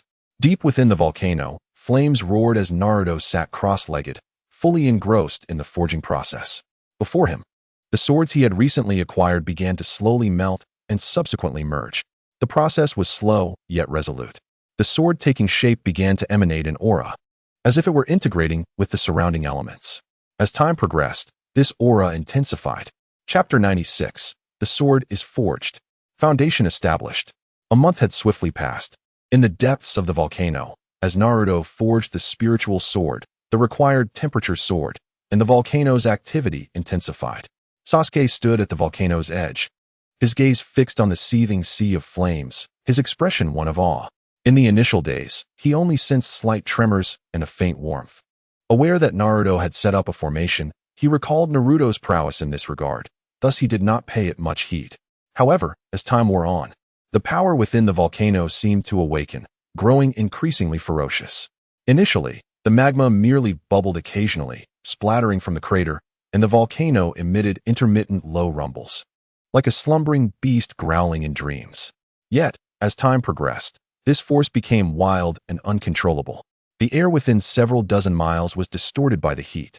An invisible pressure radiating from the volcano made it difficult for those nearby to breathe. Gradually, the sounds from the volcano grew more frequent and shrill. Eventually, each eruption seemed capable of tearing the very earth asunder. Sasuke could even feel the ground beneath him trembling slightly, each oscillation reminiscent of an impending volcanic eruption, stirring a sense of unease within him. As time passed, the commotion escalated dramatically. The volcano's mouth erupted with towering flames. These flames were not of ordinary red or orange. They shimmered with a blend of azure and gold, akin to divine fire from the heavens. Each flame that soared upward was accompanied by a deafening crackle, as if the very cosmos had been ignited. In the preceding days, the volcano's activity peaked. Sasuke distinctly recalled a blinding beam of golden light shooting forth from the volcano's core, piercing the heavens and dyeing the surrounding sky in a golden hue. Immediately thereafter, an unparalleled wave of energy surged forth, compelling Sasuke to step back to maintain his balance. The weight of this pressure was suffocating, as if the very air had been compressed into a tangible barrier. Sasuke, Sakura, and Jiraiya stood at a safe distance from the volcano's mouth. Yet they could still feel the intense heat approaching them. The once tranquil volcano now resembled a colossal beast awakening, erupting with torrents of golden light. Each explosion was accompanied by a thunderous roar. This golden light persisted for several days, showing no signs of dissipating. Just as Sasuke was still in awe of the magnificent golden light, a clear dragon's roar echoed from the depths of the volcano. Moments later, everything fell silent. Yet this brief tranquility only heightened their anxiety. Sasuke understood that the sword Naruto had mentioned, the one of immense significance to both Naruto and themselves, was likely nearing completion. Is this the power of Naruto? This is no longer a strength that mere human ninjas can attain. Sasuke looked up towards the center of the volcano, a sense of unprecedented anticipation swelling within him. According to Naruto, on the day the sword is forged, he, Uchiha Sasuke, too, shall possess such power. From any perspective, this marks a brand new beginning for him.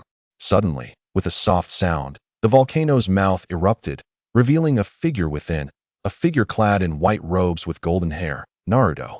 Before him floated a long sword, entirely black and emanating a ghostly blue light. The blade shimmered like stars in the night sky, pulsating with a life of its own and exuding an aura that sent shivers down the spine.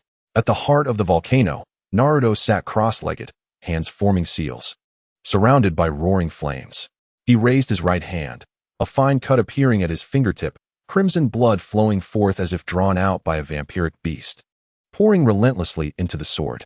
In that fleeting moment of contact, the entire blade absorbed the blood. Simultaneously, the purest essence of his vital energy surged within him, infused into the sword through a complex incantation. A tempest arose from nowhere, winds swirling from all directions, tearing the air surrounding the volcano into countless tiny vortices. These were not mere natural winds. They were imbued with an extraordinary elemental power. They circled around Naruto and the spiritual sword, forming a colossal vortex of storm. Source of the wind, my blood, merge into this sword. Naruto's voice resonated within the tempest. His eyes snapped open, and in an instant, the once chilling black sword exploded with blinding white light. This radiance transformed into an invisible wave, spreading outward. The howling winds shattered nearby rocks, and even distant peaks trembled under this force. Sasuke, Sakura, and Jiraiya felt an unprecedented pressure, compelling them to harness their chakra for protection against being swept away. Under Naruto's command, the spiritual sword rotated slowly, each swing unleashing a fierce gust. The winds, seemingly alive, bore the sharpness of destruction, slicing through the void. The elemental winds converged wildly, morphing into a roaring wind dragon that danced around the spiritual sword, its cries resonating across the heavens. The blade's surface gradually revealed a hint of azure, adorned with faint golden patterns, symbols of the wind element fully integrated. At that moment, the entire volcano was enveloped by this power, becoming part of the sword, resonating with Naruto. As the final incantation was uttered, the sword trembled violently before settling into tranquility. Naruto exhaled deeply, extending his hand to grasp the spiritual sword, feeling the undeniable bond with his bloodline. In that instant, sword and wielder became one, perfectly harmonized with no barriers remaining. It is done, Naruto declared. He sheathed the sword, and the surrounding storm gradually subsided. Though a faint melody of the wind lingered in the air, Naruto remained at the volcano's core, standing before the spiritual sword, silent and motionless, even closing his eyes. At that moment, the universe itself seemed to hold its breath. Then, a potent aura erupted from within Naruto, enveloping the entire space. His presence surged rapidly, breaking through some unseen constraint, akin to a butterfly emerging from its cocoon. Hours later, a formidable energy shot skyward, piercing through the newly formed clouds above. Naruto opened his eyes, his aura climbing exponentially, surpassing his former self by several folds. His vast essence completely opened the space of his dantian, gathering like rainfall at its base, forming an ocean of energy that incessantly absorbed and overwhelmed the surrounding spiritual energy. The foundation was laid within the dantian. At that moment, Naruto officially entered a new realm, the foundation establishment stage. Chapter 97. Sasuke's potential. Naruto's consciousness became crystal clear, his essence flowing like a rushing river. Each meridian purified and strengthened. An unprecedented sense of control filled his being. While this sensation might signify greater strength for others, for Naruto, it merely represented the reclamation of a fraction of his former power. A wave of joy surged within him, only to dissipate swiftly. It was still insufficient. Clenching his fist, he felt the essence within him. It was still too weak. Compared to his past prowess as a transcendent being, this mere foundation establishment energy felt like a flickering firefly. Yet, the foundation establishment strength afforded him a modicum of self-preservation within the ninja world. At least he no longer had to incessantly strategize formations wherever he went. Naruto sighed slightly. In his early days in the Xianlong realm, he had the protection of formidable sect guardians. By the time he emerged, he was already at the Golden Core stage, able to traverse most of the Xianlong realm without fear. Most times, he could simply wield his sword with ease, without concern for complex formations. Moreover, his identity as a member of the Sword Sect deterred even the most powerful beings from challenging him. After establishing a reputation and acquiring enemies, Naruto's cultivation rapidly ascended to the nascent soul stage. Living cautiously in the ninja world was a novel experience for him. Yet now, he had finally established his foundation. Naruto nodded, releasing his grip on the sword. The blade he had just forged had fully taken shape, no longer resembling its former oddity. Within it resided the spirit of a decapitating sword. Although its sentience had yet to fully manifest as a true intelligent being, it was nonetheless immensely useful, particularly with its ability to absorb strength from blood, further enhanced by Naruto's sword intent. Additionally, this sword now contained the capabilities of the Thunder Goddess sword, inherently possessing lightning attributes and the ability to summon thunder. Coupled with Naruto's wind elemental roots, the combination of wind and thunder amplified its potency. Furthermore, the materials he had gathered over time had rendered the sword's composition increasingly resilient. Most significantly, the sword's spirit and the weapon had achieved perfect synergy, becoming one. In that moment of forging, Naruto had seamlessly refined it, transforming it into his life-bound sword spirit. Yet, at this present moment, the sword remains only partially refined, still possessing ample potential for enhancement. Thus, Naruto has no immediate intention of drawing the sword. Instead, he plans to leave it within the volcano to continue its nurturing process, allowing its latent capabilities to be fully realized. Should he later discover superior materials for further refinement and strengthening, it could accompany him on his journey to reach the Yuaning stage. Even in the absence of better materials, it would suffice for the Golden Core stage. In the ninja world, the mastery and utilization of tools among ninjas are rather rudimentary, with weapon forging techniques being quite crude. Based on Naruto's current understanding, this sword undoubtedly ranks among the most formidable weapons in the entire ninja realm. Even if it becomes unusable in the future, it will be due to his elevated cultivation level, rendering his innate abilities more potent than the sword itself, thus eliminating the need for its use. He nodded with satisfaction, casting a few hand seals to continue nurturing the spirit sword before rising and stepping out of the volcano. A few strides later, he stood before Sasuke, Sakura, and Jiraiya. "Now, I can ascertain whether you possess spiritual roots," Naruto declared, instantly igniting excitement in both Sasuke and Sakura. Particularly for Sasuke, his fists clenched, and his eyes glistened with barely concealed emotion. Since first learning about Naruto's innovative cultivation methods, he had eagerly awaited this moment.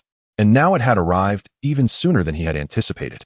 As for Sakura, while she lacked the intense vendetta that drove Sasuke, her desire for strength had grown considerably during her time with Naruto and Sasuke.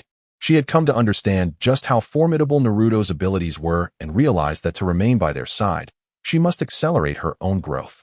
Otherwise, she would inevitably be left behind, unable to keep pace with them. Jiraiya, on the other hand, appeared somewhat bewildered. While he had not yet grasped the extent of Naruto's transformations, he had certainly felt the changes during his time here. Observing Sasuke's fervent excitement, Jiraiya could surmise that Naruto's words held significant weight for Sasuke. Naruto, noticing Sasuke's enthusiasm, was not one to keep secrets. He immediately channeled his internal energy, sending it to Sasuke's brow. Moments later, a surge of blue lightning intermingled with crimson flames materialized in Naruto's dantian, flickering briefly before manifesting 5 times in succession. As Naruto opened his eyes, he was slightly taken aback. Dual roots of lightning and fire, an exceptional talent, indeed, classified as high-grade spiritual roots. Initially, he had assumed Sasuke would possess a fire attribute, given that his strongest jutsu were various fire techniques, but he had not anticipated the hidden lightning root. The combination of lightning and fire was undeniably powerful, with numerous lightning fire spells capable of catastrophic destruction. However, due to Sasuke's dual elemental roots, he could not be classified as extraordinary. Rather, he belonged to the high-grade category. In contrast to many other attributes, a singular spiritual root is deemed superior. Only individuals like Naruto, with a singular attribute, can be considered exceptional. Nonetheless, Sasuke felt no discouragement. Upon learning he possessed high-grade talent, he was nearly propelled off the ground with excitement. Previously, Naruto had briefly explained the cultivation grades, noting that above high-grade is only the exceptional category. Thus, Sasuke perceived his talent as firmly in the second tier. He was also aware that a cultivator's strength does not solely rely on spiritual roots. Other factors, including formations, play a crucial role. Ultimately, Sasuke's pursuit of cultivation was driven by a desire for revenge. As long as he could achieve his vengeance, he cared little for immortality. In the ninja realm, few, like Orochimaru, entertained such thoughts. I possess 2 scrolls of techniques suitable for your roots. One is the legacy of my sword sect, the Thunderfire sword technique, capable of extraordinary power. The other is an ancient technique I discovered in a secret realm, equally formidable, but limited to the Yuaning stage. With subsequent contents lost to time, you now face 2 choices. The first is to join my sword sect as my disciple, wherein I shall impart the Thunderfire sword technique to aid your cultivation.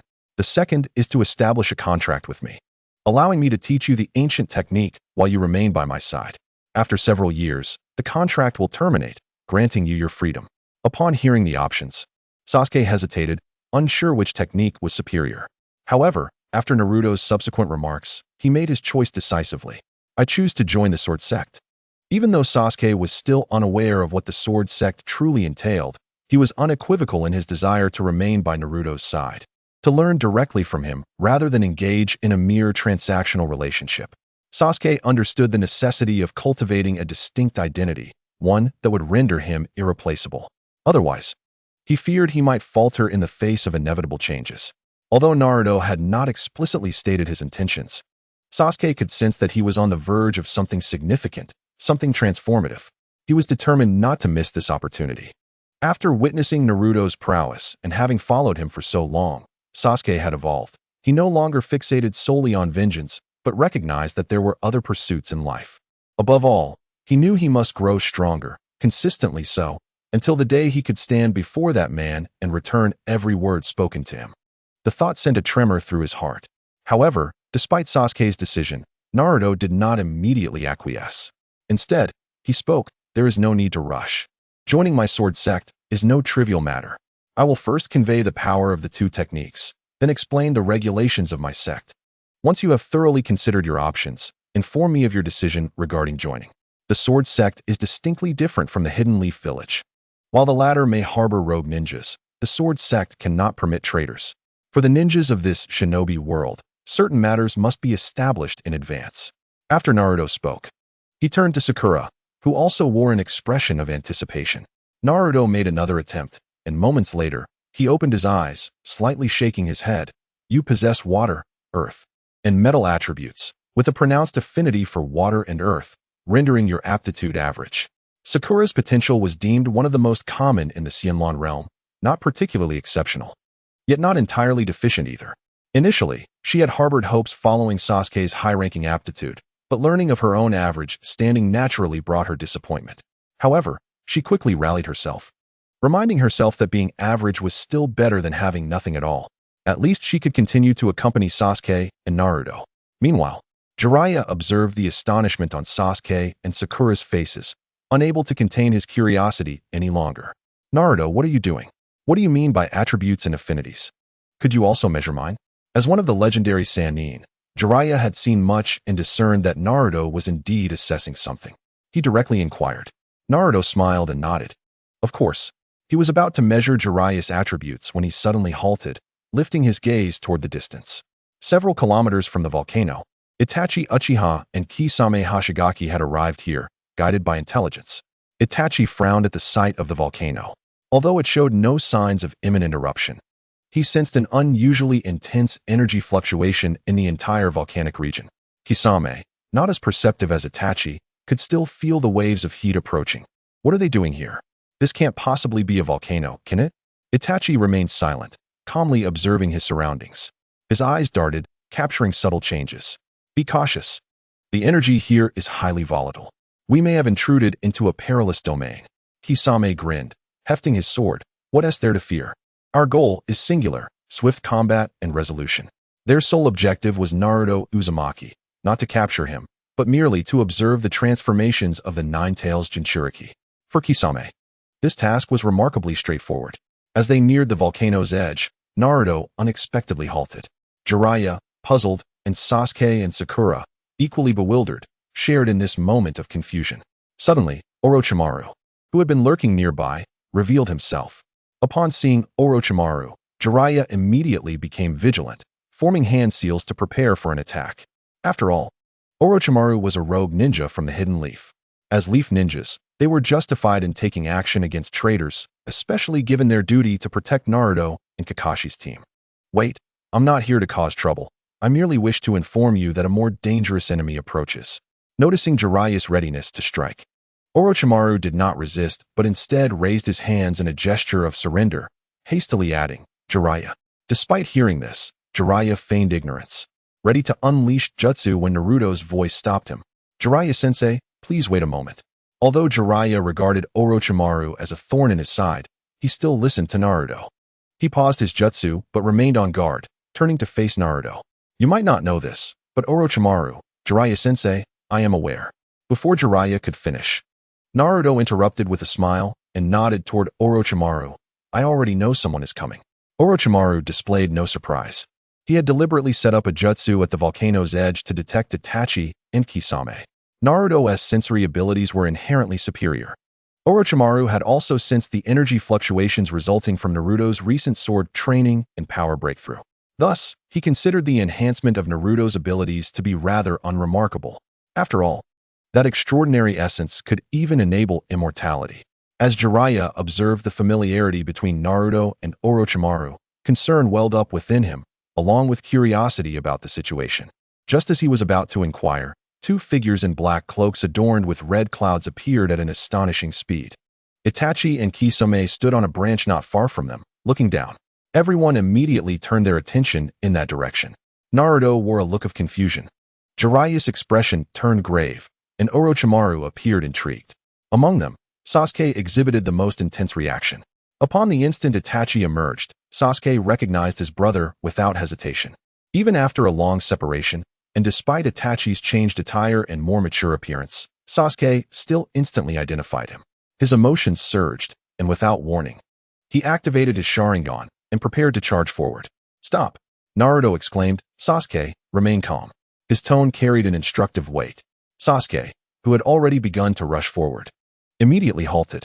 Naruto then directed his gaze toward the two figures cloaked in black, particularly focusing on the one with black hair and eyes, asking, Is this your adversary? Sasuke gritted his teeth and nodded. He had not allowed anger to cloud his judgment. One of the first lessons he learned from Naruto was that anger solves nothing. A formidable enemy does not weaken in response to your fury, and your own weakness does not transform into strength through rage. Only when two opponents are evenly matched can their mindsets influence the outcome. Those who fearlessly confront death may achieve unexpected victories. But if there is a vast disparity in strength, emotions will only become a hindrance. Sasuke understood that he was not yet prepared. With new paths and methods to grow stronger, he sought not to rush and only to be defeated and humiliated. His self-destructive tendencies had vanished entirely. Now, what he desired was to soar with his sword, looking down from above, avenging himself with an unmistakable disparity in power. Sasuke gritted his teeth and nodded again, resolute in his understanding that anger would not resolve anything. A formidable adversary will not diminish in strength due to your anger, nor will your weakness transform into strength through mere indignation. It is only when two individuals possess comparable power that their mental state can influence the final outcome of their confrontation. A person unafraid of death may very well achieve unexpected triumph. However, when there is a significant disparity in strength, emotions may only serve as stumbling blocks.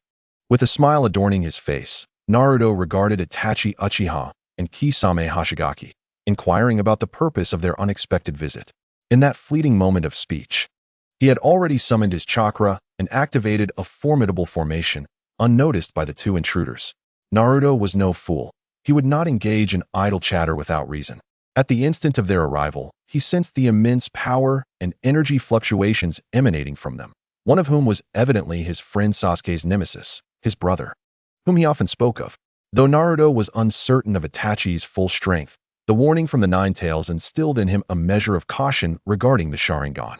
Sasuke, sensing the disturbance in the formation, refrained from rushing forward, knowing that overcoming Itachi would require the aid of the array. "Are you Naruto Uzumaki?" Kisame raised his sword towards him. Naruto nodded with a smile. "Our objective is solely you. If you accompany us, I shall spare your companions and all those around you. What do you think?" Kisame proposed. "Oh." Naruto maintained his smile. At that moment, Orochimaru interjected. "They are members of the Akatsuki organization, whose aim is to collect tailed beasts and resurrect the 10 tails. The 9 tails within you is their target." Realization dawned upon Naruto. With a mere thought, he summoned the 9 tails. "If I were to surrender the 9 tails to you, might this conflict be averted?" he inquired. When facing opponents of overwhelming strength, strategizing for victory is not an act of cowardice. Even in his past life, despite having transcended trials, he had engaged in far more insidious deeds than what lay before him now. Kisame chuckled. "It is said that the 9 tails Jinchuriki has undergone significant changes and has grown powerful. I believe the greatest change is in your intellect." The freshly summoned 9 tails appeared bewildered. At that moment, it suddenly glanced at the two before it, its brow furrowing in an instant. "Naruto, those two are connected to the murderers of your parents. Their attire is identical, black cloaks embroidered with red clouds. However, the one who used the Sharingan on me wore a mask, so I cannot be certain of his identity. But it is evident they belong to the same organization." Upon hearing this, a chilling murderous intent flickered in Naruto's eyes. Simultaneously, the formation was fully activated. What a coincidence. "Sasuke, our enemies happen to be from the same organization," Naruto remarked with a slight smirk. "In that case, I kindly ask you both to stay." As his words fell, the space surrounding the volcano abruptly transformed. Countless sword shadows materialized, intertwining to form a dense web of blades, while the magma beneath surged forth, creating a vast sea of flames. The combination birthed a terrifying protective formation, the Fire Sea Sword Rain Array. The moment the formation activated, the surroundings morphed into a blazing inferno, while the sword shadows above grew increasingly solid, pulsating with molten lava. The fiery sea evaporated, manifesting as a rain of blades. This formation adeptly encompassed both ground and sky, wielding extraordinary power. Moreover, harnessing the volcano's energy allowed the force to perpetually regenerate and cycle. Within the formation, unless an exceedingly powerful force could break it or locate its core, those inside would inevitably be consumed and reduced to mere ashes. The temperature soared, warping the very air itself. Upon witnessing this scene, both Itachi and Kisame's expressions shifted dramatically. "Humph, just a trivial trick," Kisame scoffed, swinging his blade to counter the incoming sword shadows, only to find each strike inflicted tangible damage. Their immediate instinct was to escape the formation's range, yet they were forced back by the incessantly descending sword rain. Consequently, they had no choice but to channel their chakra. Navigating the fiery sea in search of a safe foothold, an endeavor that proved futile. Kisame's expression darkened as he swiftly formed hand seals, unleashing his most crucial trump card, Water Release, Exploding Water Shockwave. This unique jutsu allowed Kisame to spew forth vast torrents of water, instantly creating a lake-like environment conducive to aquatic combat. The reach of this water could extend for several kilometers, transforming the battlefield to his advantage. Typically, Kisame would employ this technique only when the battle grew dire, or when his speed could not match that of an opponent attempting to flee. However, this time, he intended to use it solely to alter the hostile environment and extinguish the relentless flames. Kisame unleashed a tremendous volume of water from his mouth. Initially, it appeared effective, as billowing white mist rose, seemingly dousing the flames. Yet, if this formation were so easily dismantled, Naruto would not have established it. Without exerting significant effort, Naruto merely flicked his wrist, casting a decisive hand seal. The previously silent volcano erupted once more, spewing forth an even greater torrent of magma. This not only compensated for the deficit caused by Kisame's jutsu, but also amplified the formation's potency significantly. How can this be? Kisame's eyes widened in disbelief. Chapter 100, Kaleidoscope, Tsukuyomi. Itachi Uchiha had long activated his Sharingan, and as he beheld the unfolding spectacle, he was utterly astonished. The events transpiring before him appeared to occur with minimal chakra involvement, as if the volcano itself were autonomously erupting to assist this boy named Naruto Uzumaki in attacking them. Such a phenomenon was utterly unfathomable, challenging everything Itachi understood. What is this? Kisame struggled to defend himself, lamenting that he had never faced such a formidable foe. The speed of the assault was overwhelmingly rapid, leaving him only the option to block, with no opportunity for even the slightest retaliation. Even his most proficient and effective jutsu proved ineffective. The technique he had devised was the most fitting counter for the current scenario, yet this time, he found himself at a disadvantage. Due to his lineage, Kisame had an inherent affinity for water and a disdain for fire. Now, ensnared in this sea of flames, even the act of breathing felt torturous. Stealing a glance at Itachi, he inquired, "Aren't you the master of fire techniques? What kind of fire jutsu is this? And what of your Sharingan? Can't you break this jutsu?" Uchiha Itachi's expression was grave. Indeed, he possessed considerable fire-style ninjutsu, yet none exhibited such astonishing prowess. Not only had he never encountered such a technique, he had never even heard of it. More importantly, he sensed no chakra in the vicinity. This was not ninjutsu. Itachi suddenly spoke, leaving the Akatsuki member, Kisame Hoshigaki, incredulous.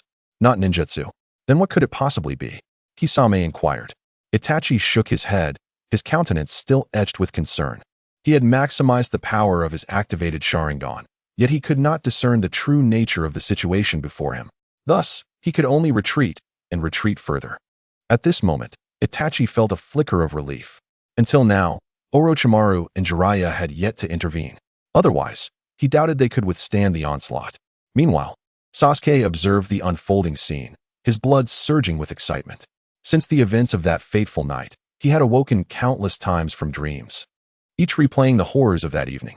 He yearned to alter the course of fate, and the current spectacle before him was a vision he had conjured in his mind countless times, even more extraordinary than he had imagined.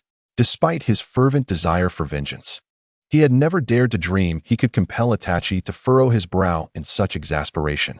What was even more significant was that this formation had been set up with Naruto's assistance.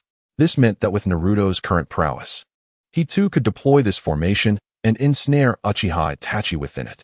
Sasuke clenched his fists, his breath quickening, his heart pounding like a drum. He felt an overwhelming urge to begin training immediately. Yet, more pressing was the desire to witness what fate awaited Itachi today. At that moment, Sasuke found himself torn.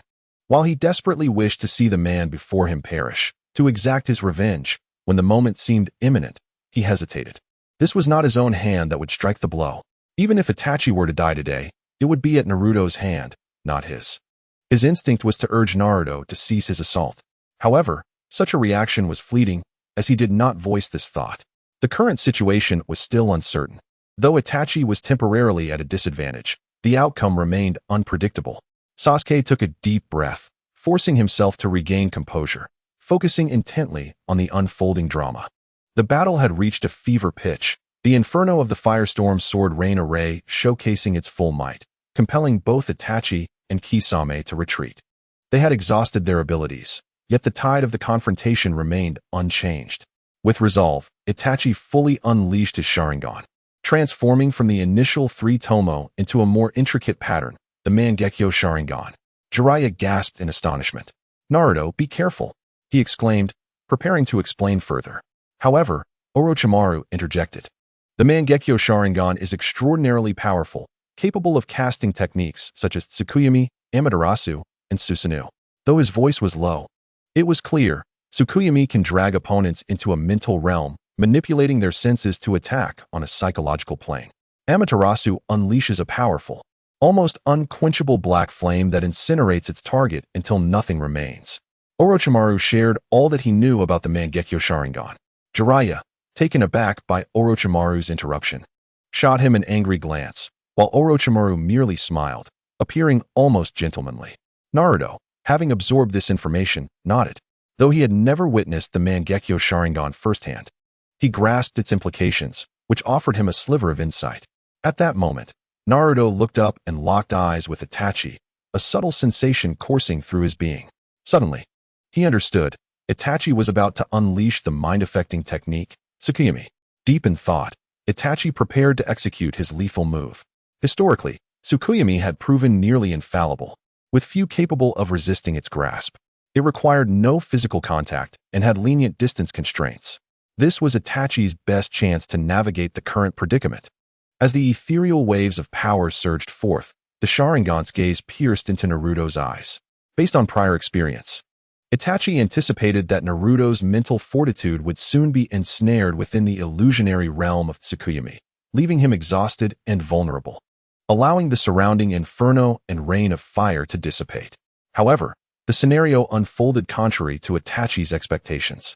The moment their gazes connected, an excruciating pain surged through Itachi's eyes. It was as if he beheld an immense sun within Naruto's captivating gaze, a colossal, radiant orb that dwarfed him, emanating an aura of authority and indifference. "Humph! A firefly dares to contend with the moon?" A cryptic voice echoed in his ears, and the tremendous force of the backlash compelled Itachi to shut his eyes involuntarily. He felt warmth streaming from the corners of his eyes. Itachi knew these were not tears, they were blood. Chapter 101, Defeat and Retreat. Beside him, Kisame's eyes widened in disbelief, his earlier nonchalance evaporating. As a frequent companion of Itachi, Kisame had a solid understanding of his capabilities. It was precisely due to Itachi's consistent display of strength that Kisame had maintained such a relaxed demeanor. Yet, the current scene was unprecedented in his long acquaintance with Itachi. This was enough to illustrate how perilous their circumstances had become. "What should we do?" Kisame exclaimed, for it was typically Itachi who made the crucial decisions, with Kisame following suit. As Itachi deftly evaded the relentless attacks of the formation, he gritted his teeth against the pain and opened his bloodied eyes. "Retreat," Itachi declared decisively. Without waiting for Kisame's response, he turned to face their path of escape. A great conflagration of black flames erupted from seemingly nowhere, instantly carving a vast chasm into the surrounding space. Uchiha Itachi dashed towards the opening with remarkable speed, closely followed by Kisame Hoshigaki. Naruto's brow furrowed. The ability exhibited by his adversaries was undoubtedly the Amaterasu spoken of by Orochimaru. It could forcibly breach the formation without damaging its core, as if it were shattering the very fabric of space. As the two figures prepared to escape, Naruto pointed forward with his right hand, forming a sword-like gesture. The onlookers heard a clear, melodious sound resonating from the depths of the volcano. In the following moment, a cerulean light ascended from the volcano's heart. As everyone turned to witness, the azure glow flashed like a shooting star, swiftly catching up to Itachi and Kisame. In an instant, the light vanished past them, yet they managed to evade the confines of the formation at great speed. However, within the formation, they left behind an object, a severed arm, which was none other than the one Kisame wielded with his sword. A cry of anguish escaped Kisame as he glanced back, seeing the tunnel created by Itachi's Amaterasu rapidly dissipating. Though filled with reluctance, he ultimately turned away, fleeing with utmost haste. Naruto beckoned, and the severed arm, along with the sword it clutched, soared into his grasp. In truth, the moment Kisame appeared, Naruto had recognized him and identified the ninja blade in his possession, immediately discerning it as one he had long desired. As soon as the blade came into Naruto's hands, it leapt with eagerness. As a disciple of the sword sect, now in the tribulation phase, Naruto possessed an extraordinary affinity for most weapons, particularly swords. In mere moments, the Samahata forsook its original master, accepting Naruto as its own. No one could perceive the internal exultation and jubilance emanating from the blade. A splendid weapon indeed. Fortuitously, I have just crafted a flying sword that is in need of a sheath. Naruto nodded in satisfaction, then, without hesitation, he cast Samahata into the heart of the volcanic flames, allowing it to undergo the trial of intense heat. The seemingly sentient Samahata, upon contact with the sword he had just forged, immediately fused with it, transforming into a sheath as Naruto had envisioned. Watching Itachi and Kisame flee in disarray, the fiery storm of swords surrounding the volcano gradually subsided. The magma settled back into tranquility, and the air was filled with a scorching essence. While countless sword shadows faded into obscurity, Naruto stood still, his gaze profound, as if pondering something significant. The onlookers were rendered speechless, their expressions a mix of astonishment and disbelief. Sasuke's excitement remained undiminished despite Itachi's escape. He understood that Itachi was no easy opponent. The fact that Naruto had forced him to retreat in such a manner far exceeded Sasuke's expectations. This scene bolstered his conviction that by following Naruto and learning the formations, he would undoubtedly acquire the power necessary for vengeance. Orochimaru, too, was visibly exhilarated, even bordering on fervent. Having once been a member of the Akatsuki, he was well aware of Itachi's formidable prowess. He understood the terrifying strength of that individual. Thus, Orochimaru's comprehension of Naruto's achievements at this juncture was acutely clear. Earlier, Naruto had demonstrated to him how his true energy could significantly aid their severely depleted bodies, facilitating recovery. Now, through the wondrous and potent formation, Naruto illustrated that the path he represented would not only sustain but enhance their strength. Although Orochimaru had resolved to earnestly pursue Naruto's teachings, he recognized that he must first acquire the methods for cultivating true energy from Naruto. Nevertheless, the surprises Naruto provided him still filled Orochimaru with immense joy. As for Sakura, her shock was palpable, simply overwhelmed by the unfolding events. Jiraiya, too, stared wide-eyed, resembling a fool, unaware of Itachi's thoughts. Had he known, he would have surely lamented that it was not a lack of desire to aid Naruto against Itachi and Kisame, but rather their utter inability to do so. In the wake of Naruto's fiery display, even he and Orochimaru dared not stray from Naruto's side, fearful of becoming targets themselves. Jiraiya sensed that even standing amidst the flames, aligning with Itachi's side, their situation might not have been any better. After a considerable pause, Jiraiya finally regained his composure. He approached Naruto, his eyes brimming with complex emotions. "Naruto, where did you learn all of this? Did you truly create it all yourself?" His voice trembled slightly, filled with shock and reflection. "Your strength surpasses my wildest imagination. Yet, as someone who has also created ninjutsu, I understand how arduous it is to forge such techniques. It is hard to believe that all of this originated from a child as young as you." Naruto turned to Jiraiya, offering a slight smile. "Sensei, some matters are not yet ripe for discussion. When the time comes, I will surely reveal everything." After a moment of silence, Jiraiya sighed. "Naruto, your name was indeed well chosen." He patted Naruto on the shoulder, his tone imbued with deep pride. "Knowing how strong and mature you are now, your parents must surely feel a sense of comfort." Chapter 102. The Assembly. Naruto smiled softly, choosing not to elaborate further. At that moment, Orochimaru emerged from the shadows, his expression filled with wonder. "What you displayed just now was truly breathtaking, Naruto-kun." He could not help but exclaim. "I never expected that the power of a mere genin could wreak such havoc with such formidable potency. It seems I was entirely correct in choosing to follow you. Such strength is indeed worth pursuing with all my might." Naruto cast a sidelong glance at Orochimaru, still smiling. "In that case, please assist me in safeguarding the area."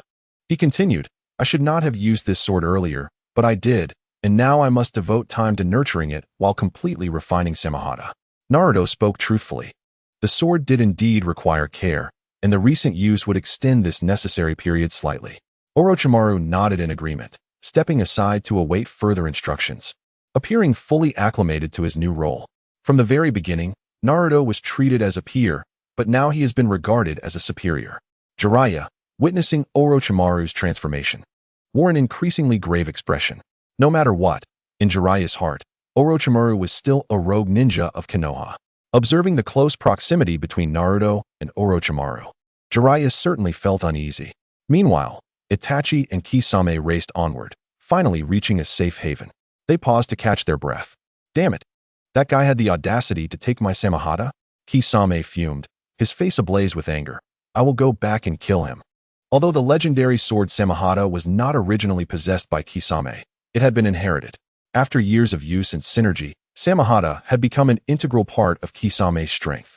He could not tolerate having his most cherished weapon so easily seized by Naruto. Beside him, Itachi remained remarkably composed. He wiped the blood from his face and closed his eyes momentarily due to fatigue. After taking a deep breath, Itachi said, "Calm down, Kisame. We are not in a position to confront him. A direct clash will only lead to unnecessary casualties." He paused, then added, "The strength of the Nine-Tails Jinchuriki, Naruto Uzumaki, exceeds our expectations. We must accelerate our actions."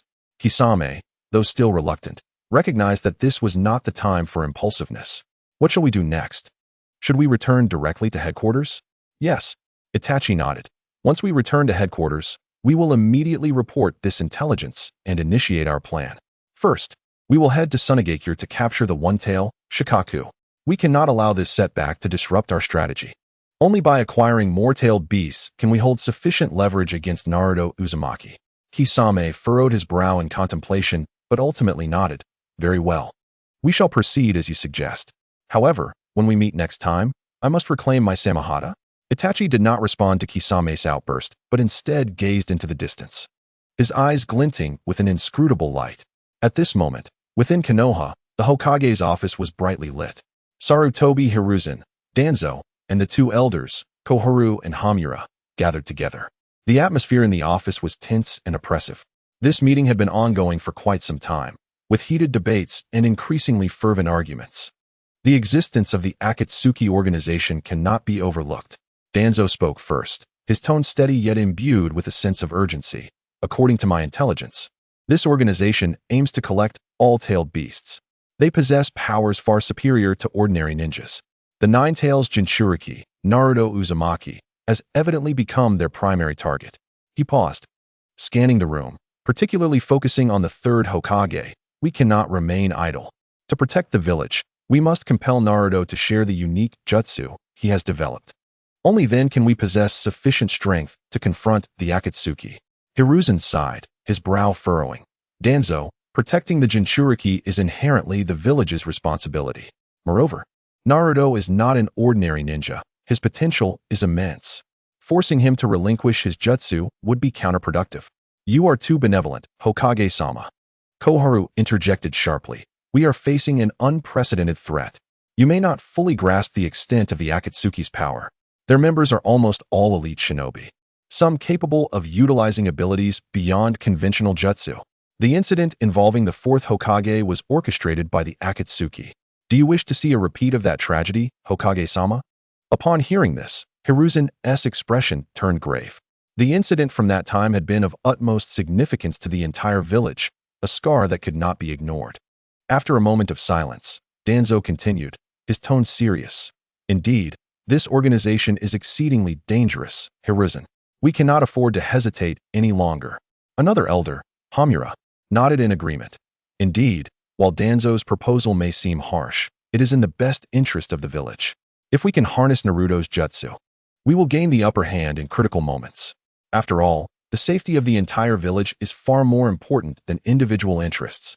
Their words struck Hiruzen's vulnerabilities like a sharpened blade. As Hokage, he was obligated to prioritize the village's interests, although he had anticipated such a situation. Hearing the two elders so explicitly support Danzo left him feeling helpless. "Do you truly believe this is the right course of action?"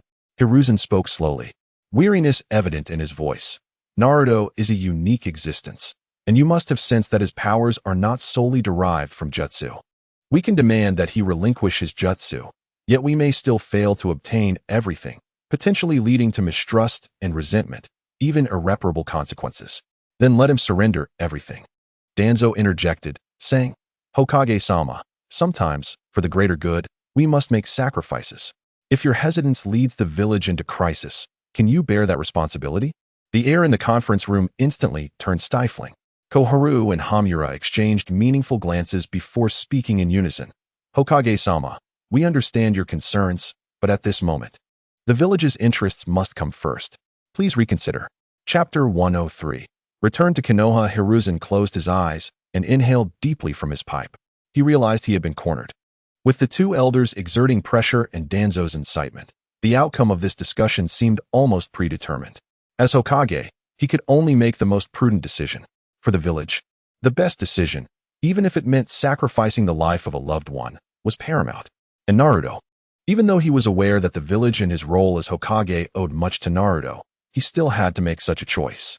Very well. Hiruzen finally nodded reluctantly. I will seek an opportunity to discuss this matter with Naruto again, and you may be present. However, if he refuses, I hope you will not resort to overly aggressive measures. That will suffice. I trust Naruto will understand what is in the village's best interest. Danzo revealed a subtle smile, though his gaze held a hint of profound calculation, as if he had already foreseen all that was to come. Koharu and Hamura nodded in satisfaction, choosing not to say more. As the meeting concluded, the third Hokage sat alone in his chair, motionless for a long time. He looked out the window at the inky night, speckled with stars. Yet beneath this tranquility, turbulent currents flowed, and a storm was quietly approaching. Naruto, he whispered, I hope you can forgive our decision. All of this is for the future of Konoha. Half a year has passed. After taking the initiative, the sword, nurtured over this period, has finally been completely forged.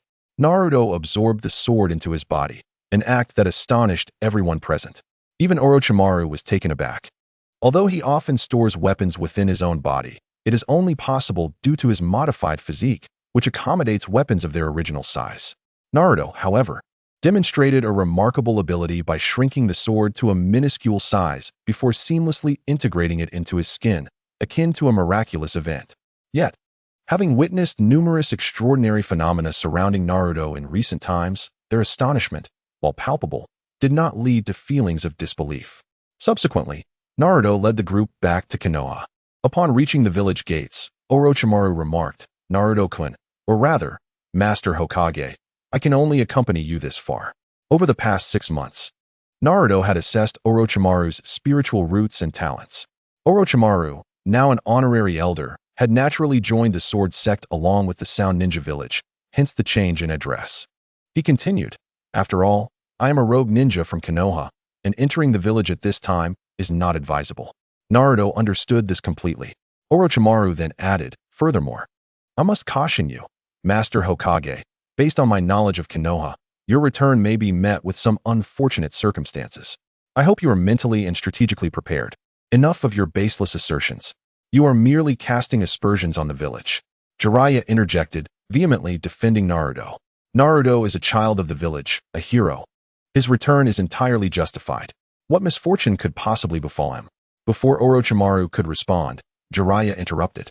Orochimaru did not argue further. His intent was clear, and he trusted that Naruto understood him. In any case, Master Hokage, I will not depart just yet, but will remain in the vicinity of Konoha. Should any issues arise, do not hesitate to call upon me. With that, he shot a glance at Jiraiya before vanishing from sight. Jiraiya, visibly unconvinced, remarked, Naruto, please do not heed his words. The village remains your strongest ally. Orochimaru, as a rogue ninja, is merely attempting to sow discord between you and the village. While Jiraiya instinctively defended Konoha, he also believed that the village was not as dire as Orochimaru suggested. Otherwise, he would not hold his status as one of the legendary Sannin. As an adult who had witnessed the ravages of war, Jiraiya understood the existence of darkness in the world. He recognized that Konoha, too, had its shadows. However, he felt that the darkness within the village was still within an acceptable range. He believed that Naruto, as the son of the fourth Hokage and the savior of the village, would not face the kind of unfair treatment Orochimaru insinuated. Naruto was aware of both Jiraiya's and Orochimaru's implications. He did not openly support either side and refrained from engaging in the conversation, simply nodding with a smile, signaling everyone to proceed into the village. The journey was uneventful, But as they stepped within the village's bounds, the atmosphere shifted subtly. Sakura remained oblivious. Yet Sasuke sensed the change. Jiraiya, though reluctant to admit it, also felt it. From the moment they entered the village, countless eyes seemed to linger upon them, particularly upon Naruto. Naruto, possessing an enlightened consciousness, was acutely aware that nothing in the village escaped his notice. During the past 6 months, Sakura and Sasuke had diligently trained, as had Orochimaru. It must be noted that Orochimaru, despite having the latest access to teachings, had quickly cultivated his true essence, reaching the 3rd layer of chi refinement. Thanks in part to his dual spiritual roots, Sasuke lagged slightly behind. Having learned the thunder and fire sword technique, he had only achieved the 2nd layer of chi refinement. Sakura, unfortunately, was the least advanced, with only the 1st layer of chi refinement due to her lower aptitude. However, Naruto recognized Sakura's potential for physical cultivation and imparted a set of techniques to her, which she was progressing well with. As for Jiraiya, although he was curious to undergo a spiritual root assessment and possessed commendable dual attributes, he had chosen not to pursue further cultivation, preferring to refrain from delving into new realms of power. The 4 of them, each carrying their own thoughts, advanced towards the Hokage office. Upon entering, they found the 3rd Hokage, Sarutobi Hiruzen, waiting quietly. Chapter 104. Coercion. Seeing Naruto return safely, Hiruzen's face broke into a warm smile. "Naruto, welcome back," he said gently, as if everything was as it should be. "You must have gained much during your time away." Naruto nodded slightly, his gaze calm and his tone respectful. "Yes, Lord Hokage. I have accomplished the objectives of my journey." "That is good to hear," Hiruzen replied, releasing a puff of smoke before falling silent. He had intended to reminisce and discuss matters of the heart with Naruto, but due to the urgency of the situation, Danzo and the other 2 elders had already arranged to address pressing matters as soon as Naruto returned. After a brief silence, Hiruzen finally spoke. "Naruto, I have something important to discuss with you, along with some news that you must hear." Sakura, absorbed in her training and preoccupied with thoughts of catching up to Naruto and Sasuke, noticed nothing unusual. Sasuke, however, frowned slightly, while Jiraiya, standing beside Naruto, felt a wave of foreboding at Hiruzen's words. Only Naruto maintained his smile, saying, "Please, go ahead. This matter is significant, and 2 other influential figures from the village will be joining us. We will hold a brief meeting." Sarutobi Hiruzen elucidated the matter. At that moment, the door to the conference room swung open, revealing Elder Koharu and Elder Hamura, who entered with measured steps. Clearly, they had been waiting outside for some time and were now brimming with impatience. Upon their entrance, their gazes immediately fixated on Naruto. Koharu's expression was stern and serious, her eyes glimmering with unwavering determination. Hamura appeared grave, his lips pressed into a thin line, exuding an aura of authority. As elders of Konoha, they were among the most significant figures in the village, and their presence typically instilled fear in other ninjas. However, Naruto remained unfazed, his gaze steady and unyielding. "Lord Hokage, have we arrived at an opportune moment?" Koharu commenced, seamlessly following the agenda they had previously discussed. "We have acquired further intelligence regarding the Akatsuki organization. Their objectives are glaringly clear. They seek to collect tailed beasts, particularly the Nine-Tails." With that, Koharu turned her attention toward Naruto. His expression remained unchanged. Meanwhile, the other elder, Hamura, interjected, "Moreover, our investigations reveal that the strength of the Akatsuki far exceeds our expectations. Each member is a formidable expert, with some possessing abilities that transcend conventional ninjutsu. Should they be allowed to continue their growth, Konoha will face an unprecedented crisis. We must devise a countermeasure before the Akatsuki initiates their plans, and Naruto, as the host of the Nine-Tails, must fully cooperate with us." Upon hearing this, Jiraiya's brow furrowed deeper. "What do the 2 elders imply?" he inquired tentatively. Koharu merely shot a glance at Jiraiya, offering no reply, and then turned her gaze back to Naruto, stating coldly, "In light of this threat, we must take action. Uzumaki Naruto, you are the host of the Nine-Tails and one of Akatsuki's primary targets. When our village confronts this issue, it will undoubtedly prioritize your protection. However, this will undoubtedly place immense pressure on the village, and given the organization's formidable strength, even our protective efforts may prove futile. To mitigate unforeseen circumstances, we hope you can contribute all the unique jutsu you have developed over the years. These techniques could significantly enhance Konohagakure's overall strength, thereby better safeguarding you and the other hosts, thwarting the Akatsuki's sinister schemes. Jiraiya's heart sank. He recalled how he had previously refuted Orochimaru's assertions before entering the village. Yet, the events unfolding now undoubtedly corroborated Orochimaru's earlier claims. Every word from the two elders struck Jiraiya like a barrage of slaps, leaving his face stinging with humiliation. "What if I refuse to comply?" Naruto asked with a smile. As soon as he finished speaking, Elder Hamura slammed his hand onto the table, his countenance darkening as he rebuked, "Do you think this is a negotiation? This is a matter of great importance for the entire village. If you wish for the village to protect you from the dangers posed by the Akatsuki, you must pay the price. Should others sacrifice their lives for you without reason?" Naruto's expression remained unchanged as he quietly regarded the two elders. After a moment, he slowly replied, "There is no need for protection. I intend to leave Konohagakure. In that case, no one in the village would need to sacrifice themselves for me, and it would only be reasonable for me to not pay any price." Upon hearing this, Koharu and Hamura's faces darkened instantly.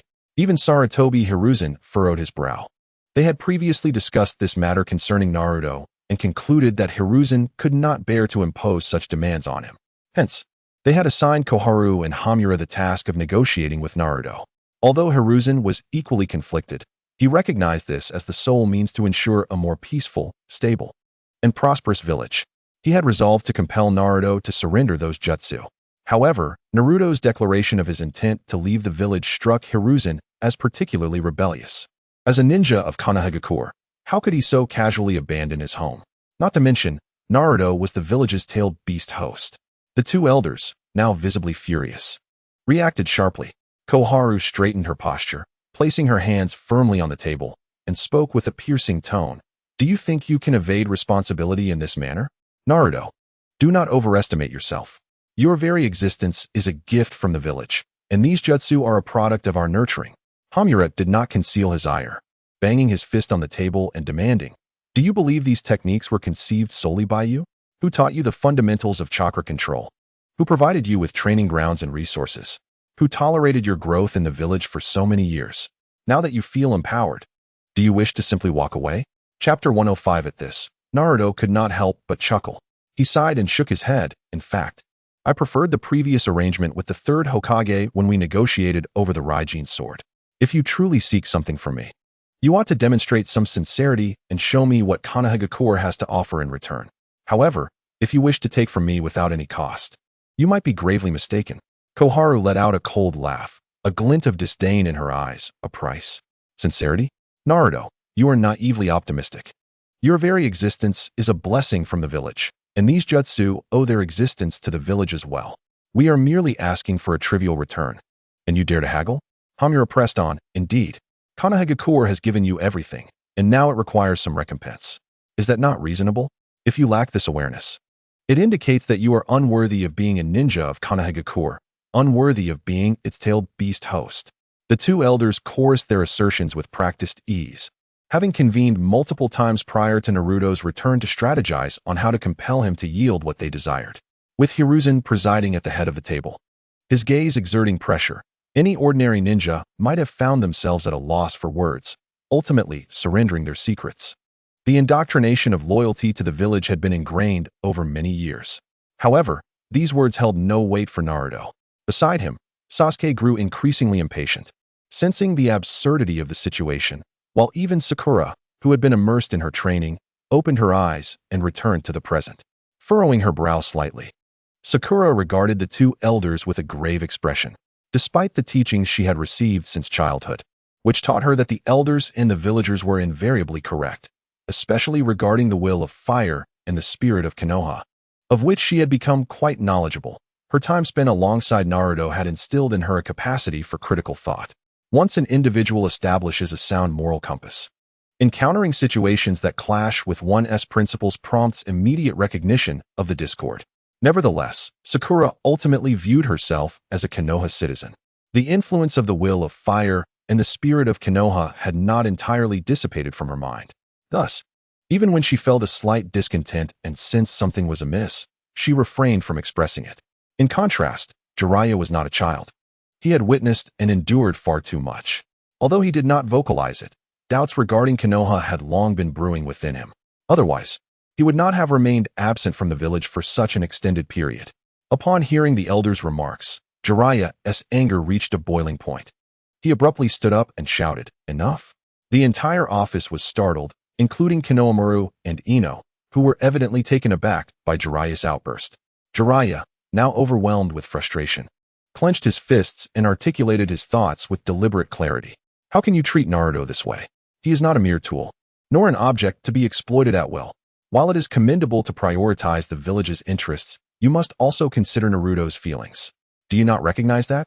As he uttered his final words, Jiraiya fixed his gaze intently on Hiruzen Sarutobi, hoping to glean the answers he sought from his mentor. Unfortunately, Hiruzen remained silent. Averting his eyes, "Enough, Jiraiya." Elder Koharu snapped, her voice icy and piercing. "This is not the time for sentimentality. We are facing the very survival of the village. Cannot you see that? If we do not promptly neutralize the Akatsuki, Konoha will inevitably face destruction. The jutsu Naruto possesses are crucial to our defense against the enemy." Hamura interjected, "Indeed. Rather than allowing those jutsu to languish in the hands of an ungrateful brat, they should be employed where they hold greater value. Moreover, even if we were to take those jutsu from him, it would not diminish Naruto's abilities. He can continue to innovate and create. This is the only way to fully realize his potential. And do you really think we are the kind of people who would seize what is not ours? We simply do not yet know how to compensate him. We must first confront the crisis, survive it, and then we will reward him."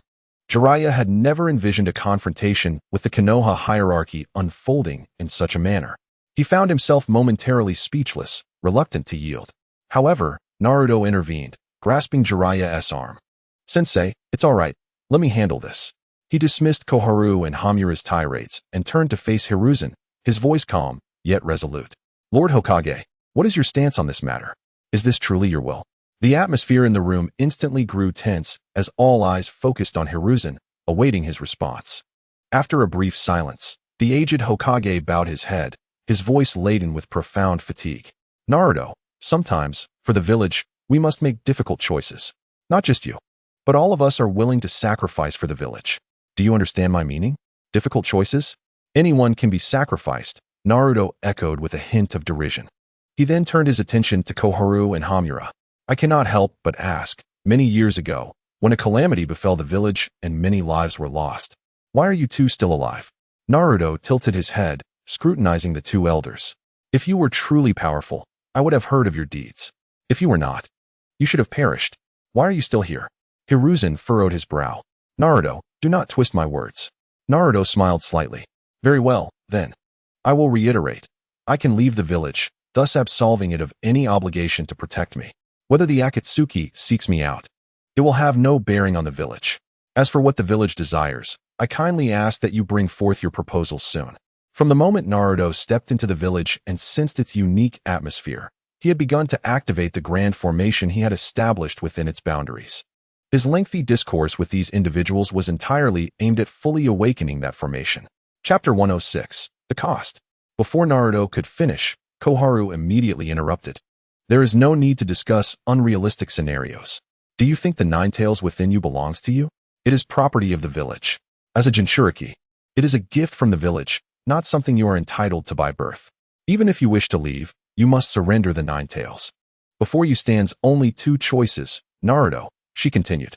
"Either you relinquish what you should have already surrendered and remain under the village's protection, or you yield those jutsu, which is merely the first step. Subsequently, you will also need to hand over the Nine-Tails. At that point, it will not be voluntary. We will take it ourselves." Hamura echoed, "Indeed. We are all villagers here. As long as you cooperate, everything will be amicable. Otherwise, you will bear the consequences." Upon hearing this, Naruto revealed a profoundly meaningful smile.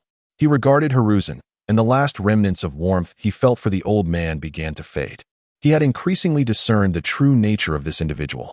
While Hiruzen had indeed shown kindness to him, it had always stemmed from Naruto's identity as a Jinchuriki. In other words, all of Hiruzen's actions were for the sake of the village. Given this, Naruto felt no obligation to view Hiruzen's actions as benevolent or to harbor excessive concern. Since becoming a Jinchuriki was neither his choice nor an inherent privilege, he was compelled to inquire, "Who is it that sealed the Nine-Tails within me?" Naruto gazed at Hiruzen.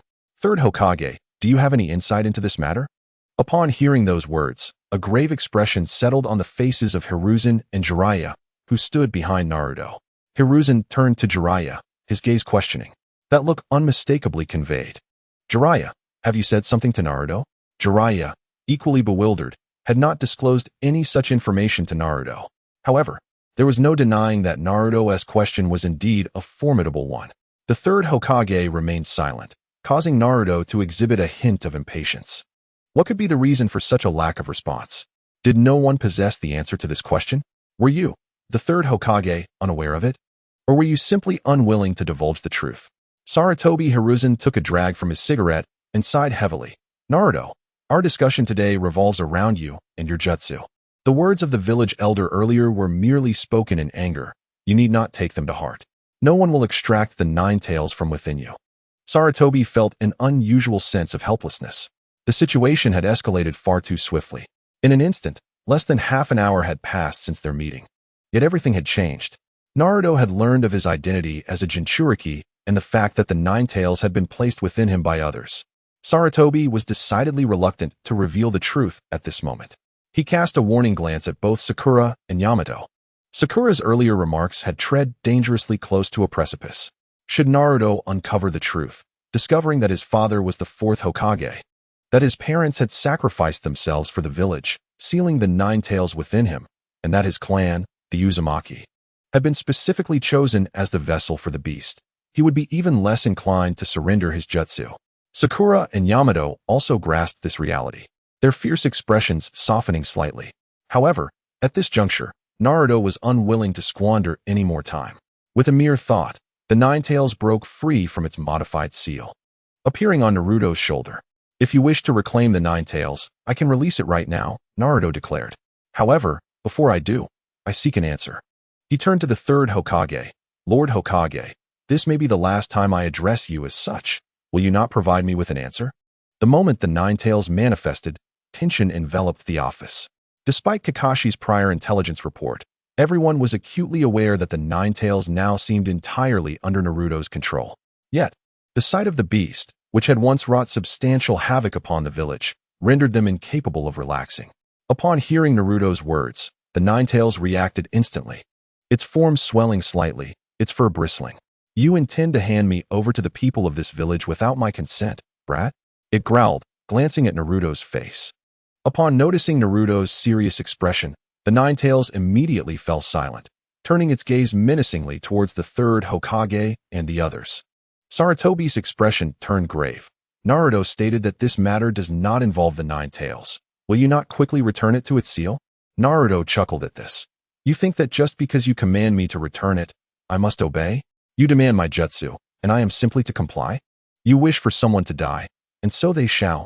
You desire someone to live, and so they shall. Third Hokage, who endowed you with such audacity? Do you believe that no one in Konoha can confront you?"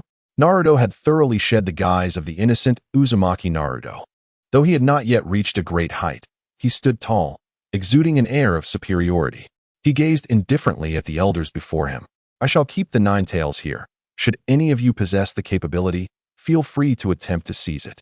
My jutsu also resides with me. If any of you truly wish to test your mettle, you are welcome to try. However, I shall not linger. If there is nothing further, I will take my leave from Konoha." As Naruto spoke, he prepared to turn away. Sasuke and Sakura, though still reeling from the rapid developments, instinctively turned to follow Naruto. Seeing this, Sarutobi wrapped his fingers on the desk.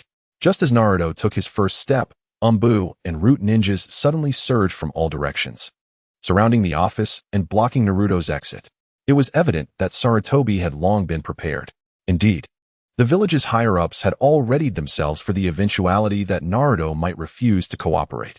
They had never considered allowing Naruto to leave unimpeded. Jiraiya had intended to counsel Naruto against such impulsiveness, but before he could utter a word, he was astonished by the sudden appearance of these ninjas. Jiraiya stared in disbelief at the scene before him, then turned incredulously to Sarutobi. "Sensei, what is going on? Was this all your arrangement?" Sarutobi understood that at this juncture, no pretense of ignorance would be believed. He took a deep draw from his pipe, his voice heavy with resignation and regret. "I am sorry, Naruto. This is a decision I must make as Hokage. Naruto showed no sign of fear. He merely turned to face the smoking elder. He could see that Sarutobi did not believe he had erred. From his perspective, every action taken was for the sake of the village. To Sarutobi, Naruto was merely a part of that village. For the village's sake, Sarutobi would sacrifice even himself, let alone Naruto. Naruto had never compared his own worth to that of the village. It was not a matter of right or wrong, but rather a question of perspective. And Naruto possessed his own stance. His allegiance was not to Konoha, but to himself. Third Hokage, you choose to place the village's interests above all else, even at the cost of sacrificing those who do not wish to be sacrificed. You may believe you have committed no error, that all remains under your control. Perhaps every high-ranking official in your village shares this belief, thinking that everything is at your behest, that no one can hold you accountable, that no one can make you feel pain. I find this to be rather naive. Surely you cannot be that naive? You must recognize that all things in this world come at a price. If that is the case, let us see whether you are prepared to pay the price for your actions and what that price may be. As Naruto's words resonated, he thrust his hand forward, summoning a blade of azure light that sped towards Sakura and Yamato with blinding swiftness. Chapter 107. The Formation. Within the Hokage's office, a flash of sword light erupted. Before anyone could discern what had transpired, a gruesome wound appeared on Sakura's chest, while Yamato was struck in the shoulder, blood gushing forth. How could this be? How could it happen so swiftly? Everyone was taken aback. The power Naruto now exhibited was several times greater than before, shaking their previously steadfast resolve. Sakura and Yamato were no exception. They once believed that their strength would allow them to face Naruto Uzumaki without fear. Yet, just moments ago, they were caught off guard by Naruto's swift strike. Everyone stood in stunned silence. After recovering from her shock, Sakura was consumed by a mix of astonishment and fury. How dare he actually strike at us? We are elders of the Leaf Village. Does he truly wish to abandon this village? The third Hokage was the first to regain his composure, slamming his hand on the table in indignation. Naruto, how dare you attack a fellow villager? Do you wish to become a rogue ninja? His voice was filled with anger, and disappointment flickered in his eyes. He had always tried to protect this boy, yet Naruto had chosen to respond with violence. Was this not a blatant disregard for his authority? The thought only intensified the third's fury. Sensing the situation escalating, Jiraiya quickly stepped forward, gripping Naruto's arm. Calm down, Naruto. Then, in a hushed tone meant only for Naruto, he added, I know you've grown stronger. But the power of the Hokage is not something you can easily contend with. Do not act impulsively. At that moment, Kakashi rushed in from outside, and upon witnessing the scene, felt a chill of dread. This was it. Naruto's identity as a rogue ninja was about to be solidified, and Sasuke and Sakura would likely suffer the consequences. Realizing this, he spoke gravely to Sasuke and Sakura. You two, come with me. However, the duo seemed deaf to his plea, merely casting him a glance while steadfastly remaining by Naruto's side. Their actions clearly conveyed one message, regardless of the situation. They would unwaveringly support Naruto. As the third Hokage noted Naruto's silence, his gaze grew colder. He stepped forward, demanding fiercely, Naruto, I am asking you a question. Attacking a fellow villager is regarded as an act of treason. Are you aware of your crime? Naruto responded with a cold smirk, shaking his head. Crime? You see my actions, but do not inquire about the reasons behind them? The third's tone remained frigid. No matter the reason, the rule against attacking fellow villagers is absolute. Since you have violated it, the blame lies with you. Naruto's face twisted into a sneer. Such a lack of inquiry, such stubbornness. You all have always prioritized your own interests. When have you ever considered my feelings? The third's expression shifted slightly as he opened his mouth to respond. But then a familiar voice echoed from outside. If that's the case, then I shall leave this leaf village. The third immediately recognized the voice's owner. His face paling in shock as he opened his mouth to speak, only to be interrupted by a thunderous explosion. Boom, boom, boom. The sound of successive blasts echoed, sending clouds of dust billowing into the air. When the dust finally settled, the once standing Hokage's office lay in ruins. The third stood amidst the debris, his expression dark. Such an explosion would hardly harm him, but for the third Hokage to have his office destroyed was undeniably a significant blow to his pride. Naruto, however, stood on a rooftop not far from him, gazing down with a look of mockery in his eyes. Beside Naruto stood a figure, and upon seeing him, the third's already grim expression grew even darker. Orochimaru stood beside Naruto, looking down at the scene with an air of superiority.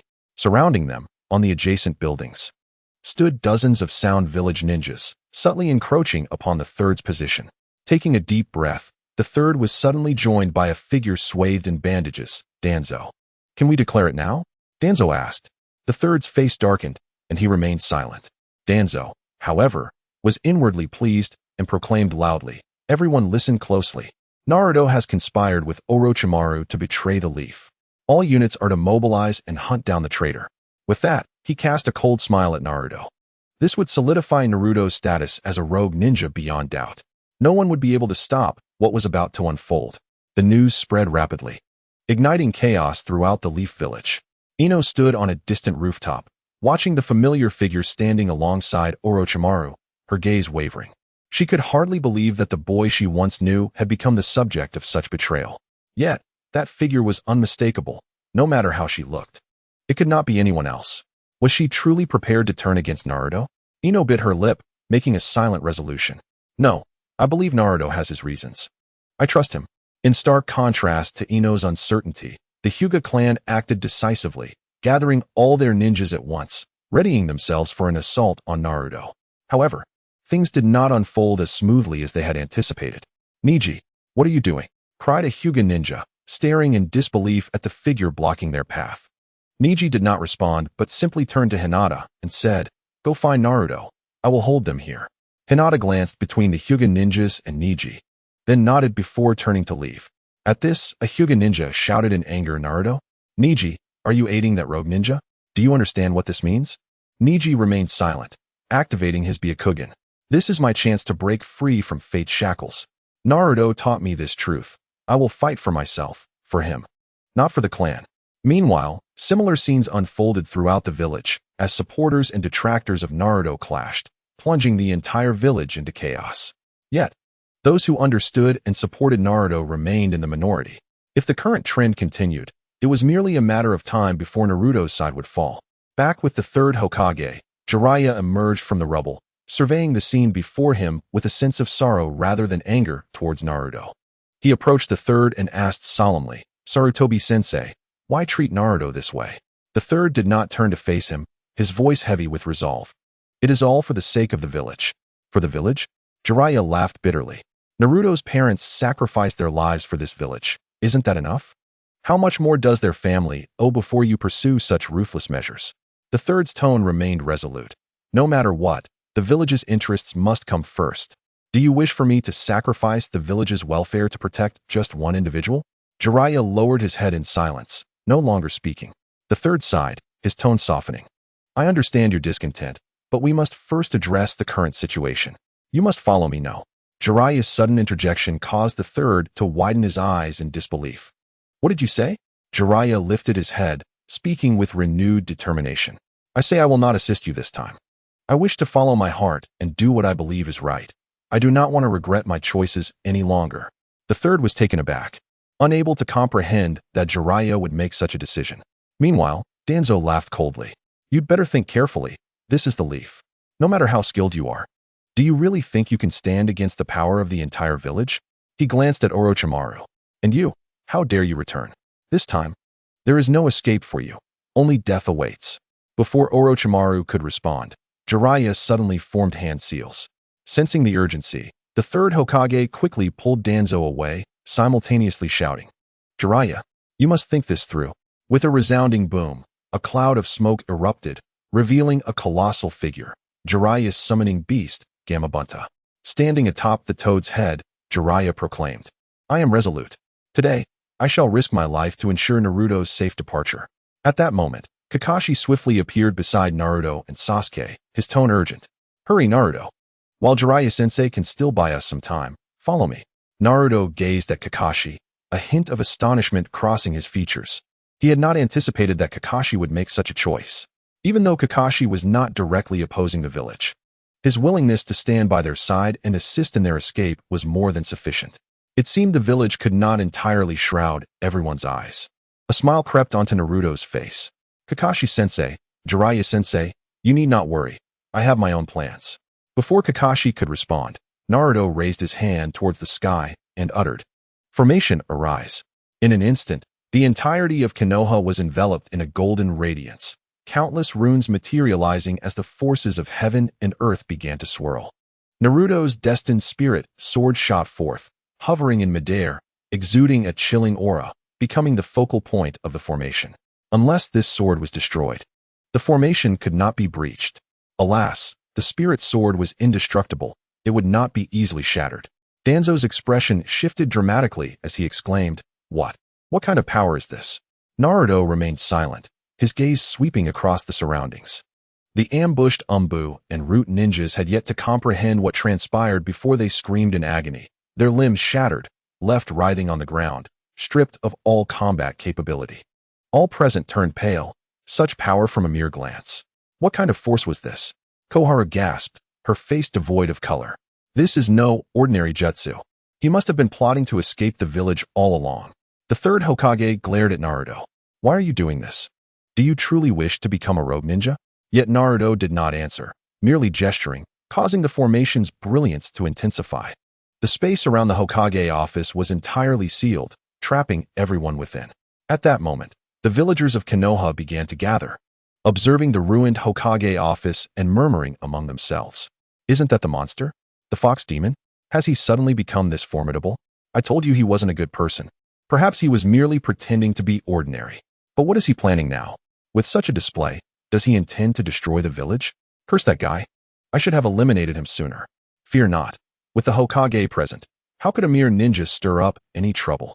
Though the villagers' voices were soft, they inexplicably echoed in all directions, audible to everyone. The crowd was puzzled by this phenomenon, yet Orochimaru immediately understood. This was undoubtedly Naruto's doing, and he grasped Naruto's intent. Orochimaru stood aside, a smile gracing his lips. A grand judgment is upon us. Naruto truly is a remarkable figure, an endeavor to be anticipated. The third Hokage turned to Orochimaru, perplexed by his implication. At this juncture, Naruto surveyed the gathered crowd, his voice cold and somber. Since you are all present, I shall commence. After a brief pause, he cast a scornful glance at the third Hokage. Lord Third, I am acutely aware of every conversation between you and Danzo. Your gaze is as sharp as a blade. I know my origins. I understand why I am called the Fox Demon. I know how you plotted to take from me what is mine. Every instance of your feigned compassion, every semblance of reluctant retreat, I have seen through. Today, since the mask has been torn away, allow me to pose some long-desired inquiries. He took a deliberate step forward, locking eyes with the third Hokage, his voice imbued with suppressed questions. Why did I become the Fox Demon? I am the son of the fourth Hokage. My parents perished sealing the Nine-Tails. As a hero's offspring, why do I bear the title of a monster? The third Hokage faltered, his complexion paling slightly. He had not anticipated that Naruto was aware of such matters. At this moment, it was evident that answering this question would prove challenging. After a prolonged hesitation, the third murmured, "This is the village's decision." The village's decision? Naruto's voice intensified, though a hint of mirth remained. His gaze pierced the third Hokage's heart like daggers. Third Hokage, you must consider this carefully. If you claim this is the village's decision, then the entire village must bear the consequences. It would only be just for me to allow the entire village to pay the price, would it not? Naruto's declaration startled everyone, even those who stood by his side.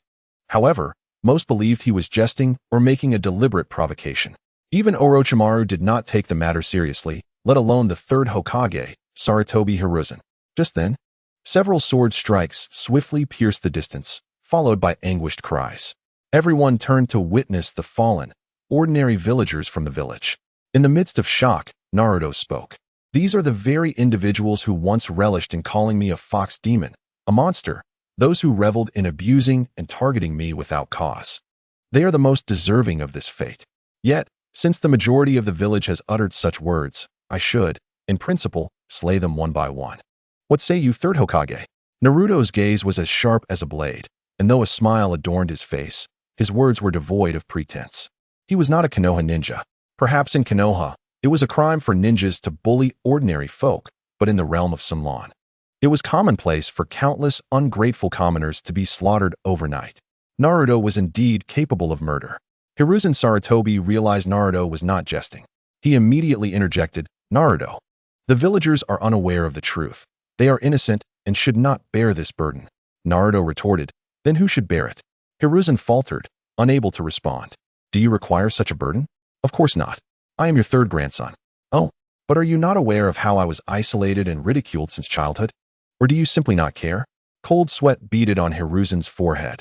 His throat moved, yet no words escaped his lips. Naruto laughed once more. I certainly know this was Danzo's doing.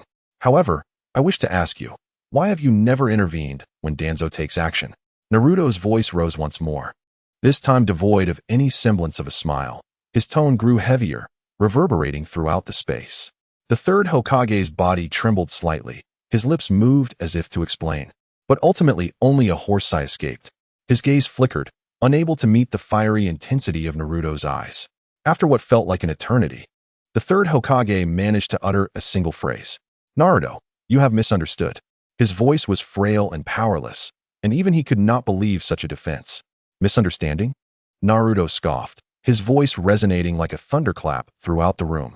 So tell me, as Hokage, possessing the ability to dictate the fate of the entire village, how could you stand by and witness a child being reviled by the whole village? How could you watch Danzo act with impunity, even committing atrocities against the innocent, and dare to claim ignorance? Do you assert that you were powerless to intervene? Or perhaps you never intended to stop him, you merely feigned ignorance. And that is your notion of justice? This is your so-called mercy? Each word struck the third Hokage like a hammer, his breath quickening, sweat beading on his brow as he stared blankly at Naruto. I did it for the village, Naruto. We must consider the greater good, he stammered, his voice trembling and barely coherent. For the village? Naruto threw his head back and laughed, his laughter laced with derision. My father sacrificed his life for the village. My mother perished due to the sealing of the Nine-Tails. And what about you? You cling to life, profiting from the chaos while allowing a child to bear the stigma of the fox demon, facing the scorn and hatred of the entire village.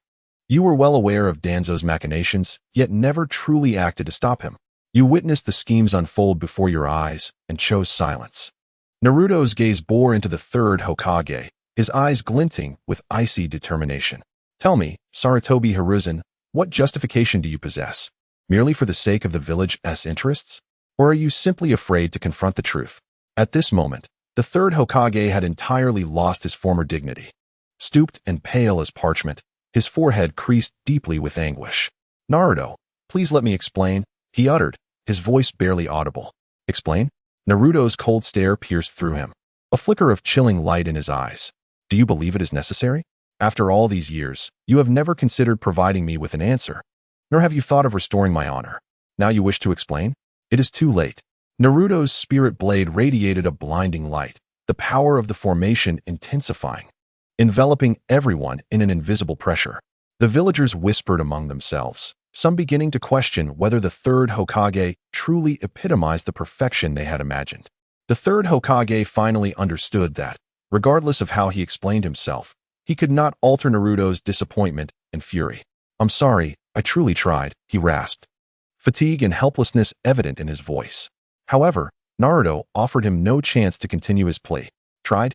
Your efforts merely masked your cowardice, Naruto retorted through clenched teeth, his voice reverberating throughout Konoha, ensuring every ear heard his declaration. Was it my choice to become the Nine-Tails Jinchuriki? Must I endure all of this? Is your so-called effort merely to allow everything to transpire unchallenged? Therefore, cease using the village's interests to cloak your failures. You still wish for my trust. For my understanding, you wish to use the village to suppress me? Originally, I could have, out of respect for my parents, valued this village somewhat. But all of that has been destroyed by your actions. The third Hokage fell silent for a moment, his expression almost pleading. Naruto, enough. Some matters are not meant for everyone to know. Your actions could lead to the disintegration of Konoha. Let today's events rest. We will not demand your jutsu. I promise to provide you with a reasonable explanation later. The villagers stood at the edge of the formation, witnessing the confrontation between Naruto and the third Hokage. The words exchanged between them, and the Hokage's demeanor plunged Konoha into a stifling silence. Was what Naruto said truly accurate? Chapter 109. The Roots of Guilt. It appears that Naruto indeed bears a grievous injustice. An elderly villager trembled, a hint of guilt crossing his face. Yet, others murmured discontentedly. Even if the third Hokage did something wrong, that does not justify opposing the village, does it? This scene is merely a disruption caused by him. Another villager muttered, regret etched in his gaze. But we have always regarded him as a monster. Has he not harbored resentment all along? How else could he summon such a formation against us? A young voice suddenly spoke up. Did you not notice? Naruto claims to be the Nine-Tails Jinchuriki. Indeed, Naruto is the son of the fourth Hokage. It was the fourth who saved us. Why would the Hokage conceal such a significant truth regarding Naruto's demon fox status? What has Danzo truly done? Humph, why concern ourselves with such matters? All I know is that he has ensnared everyone, a voice replied, laced with dissatisfaction and wariness. He has long been a source of instability. Today marks an escalation. The title of Fox Demon suits him well. Perhaps the Hokage has his reasons, someone speculated quietly, yet quickly shook their head, adding, but that cannot serve as an excuse. We have harmed Naruto with our hatred and prejudice, while the Hokage kept us in the dark. If we had known the truth, would we have treated him this way? A woman resembling a mother wept softly. So many mocked and bullied him, and we did nothing. At that moment, another voice scoffed. He claims to be the son of the fourth. How can we trust that? Perhaps he seeks revenge under the guise of grievance. Look at him now. Indeed, we have done nothing wrong. An elderly man suddenly declared loudly, drawing the attention of the crowd. And if he truly is the son of the fourth Hokage, as the Jinchuriki, he should remain compliant and make sacrifices for the village. Yet he dares to challenge the Hokage's decisions and openly defy the village. Such behavior cannot be tolerated. But the Hokage is aware of everything, yet does nothing. Someone attempted to defend Naruto, only to be interrupted by another villager. And so what? The Hokage is the highest authority within the village. He should adhere to the Hokage's directives, not harbor discontent and seek retribution. Indeed, do not forget, he is Uzumaki Naruto, that troublemaking monster from years past. Another added in agreement, disdain evident in their tone.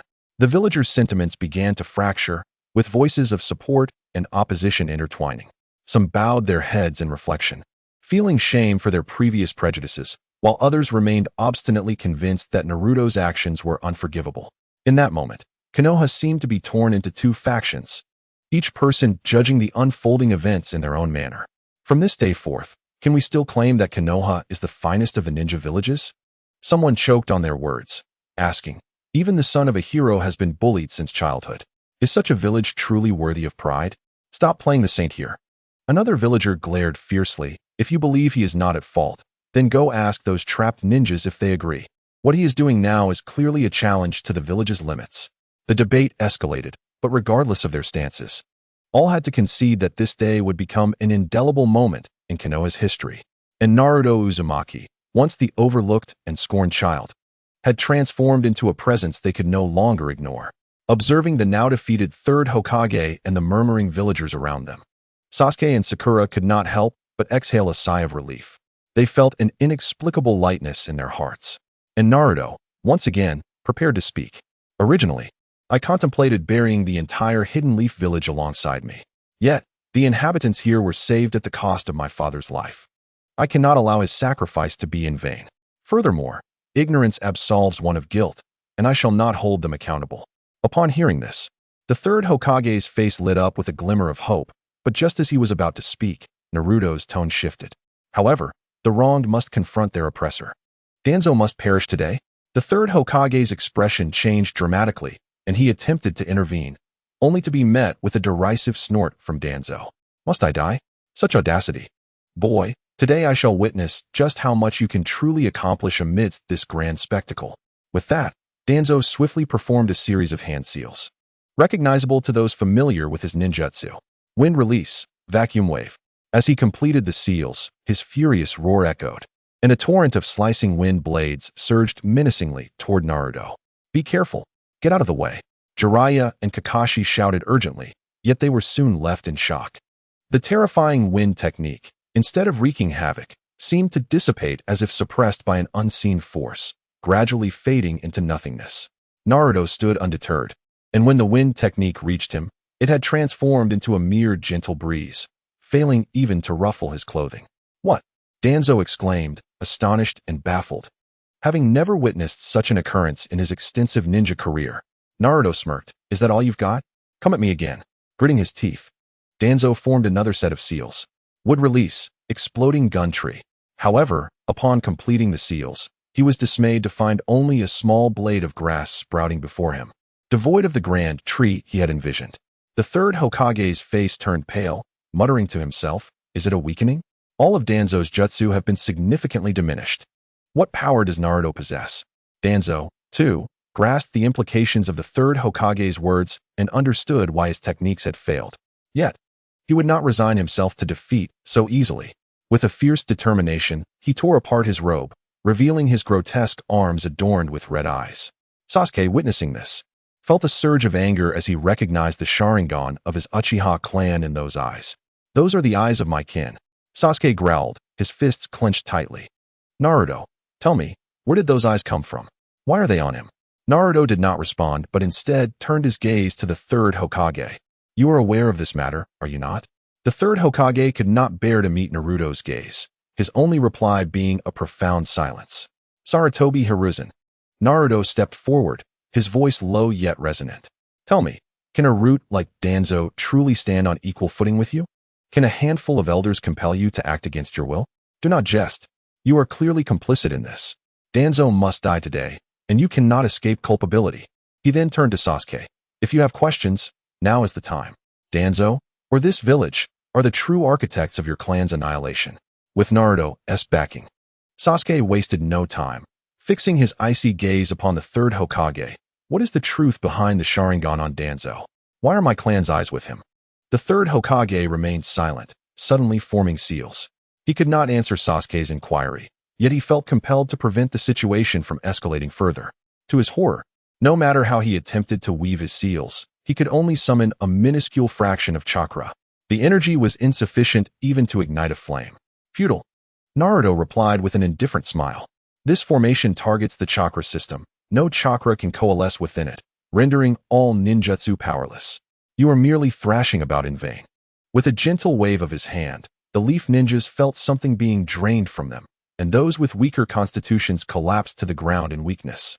As Naruto regained control, Sasuke pressed on. "Answer me. Why are the Uchiha eyes on Danzo?"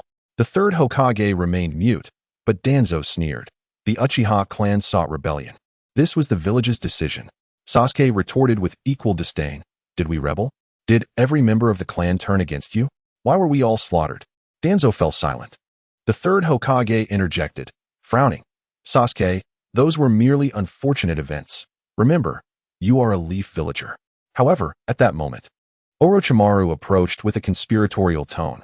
"Do you wish to know the truth? Your brother Itachi made a deal with Danzo. He annihilated the entire clan to ensure your survival. Without that, do you think you would stand here today?" The leaf had already extinguished the Uchiha clan. Sasuke was taken aback, a whirlwind of emotions flashing in his eyes. So that was the reason. Yet, anger swiftly eclipsed his confusion. "Was I a fool?" Sasuke raised his head, his voice trembling. "Why not simply leave the village? Or resist? Why serve these people?" He turned to the third Hokage, disappointment etched in his gaze. "If the village intended to eradicate my entire clan, how can you still claim I belong to the leaf?" With that, he tore off his forehead protector and hurled it to the ground, kicking it aside. "From this day forth, I am no longer a leaf ninja." The third Hokage remained silent, knowing what Orochimaru had whispered and could only continue to withhold his words. Sakura, equally shocked, gazed at the devastation before the Hokage office, images of the Uchiha massacre flooding her mind. Had the village she once revered committed such heinous acts? After much contemplation, she too slowly removed her forehead protector, fixing her gaze on the third Hokage as she forcefully cast it to the ground. "From today, I no longer belong to the leaf."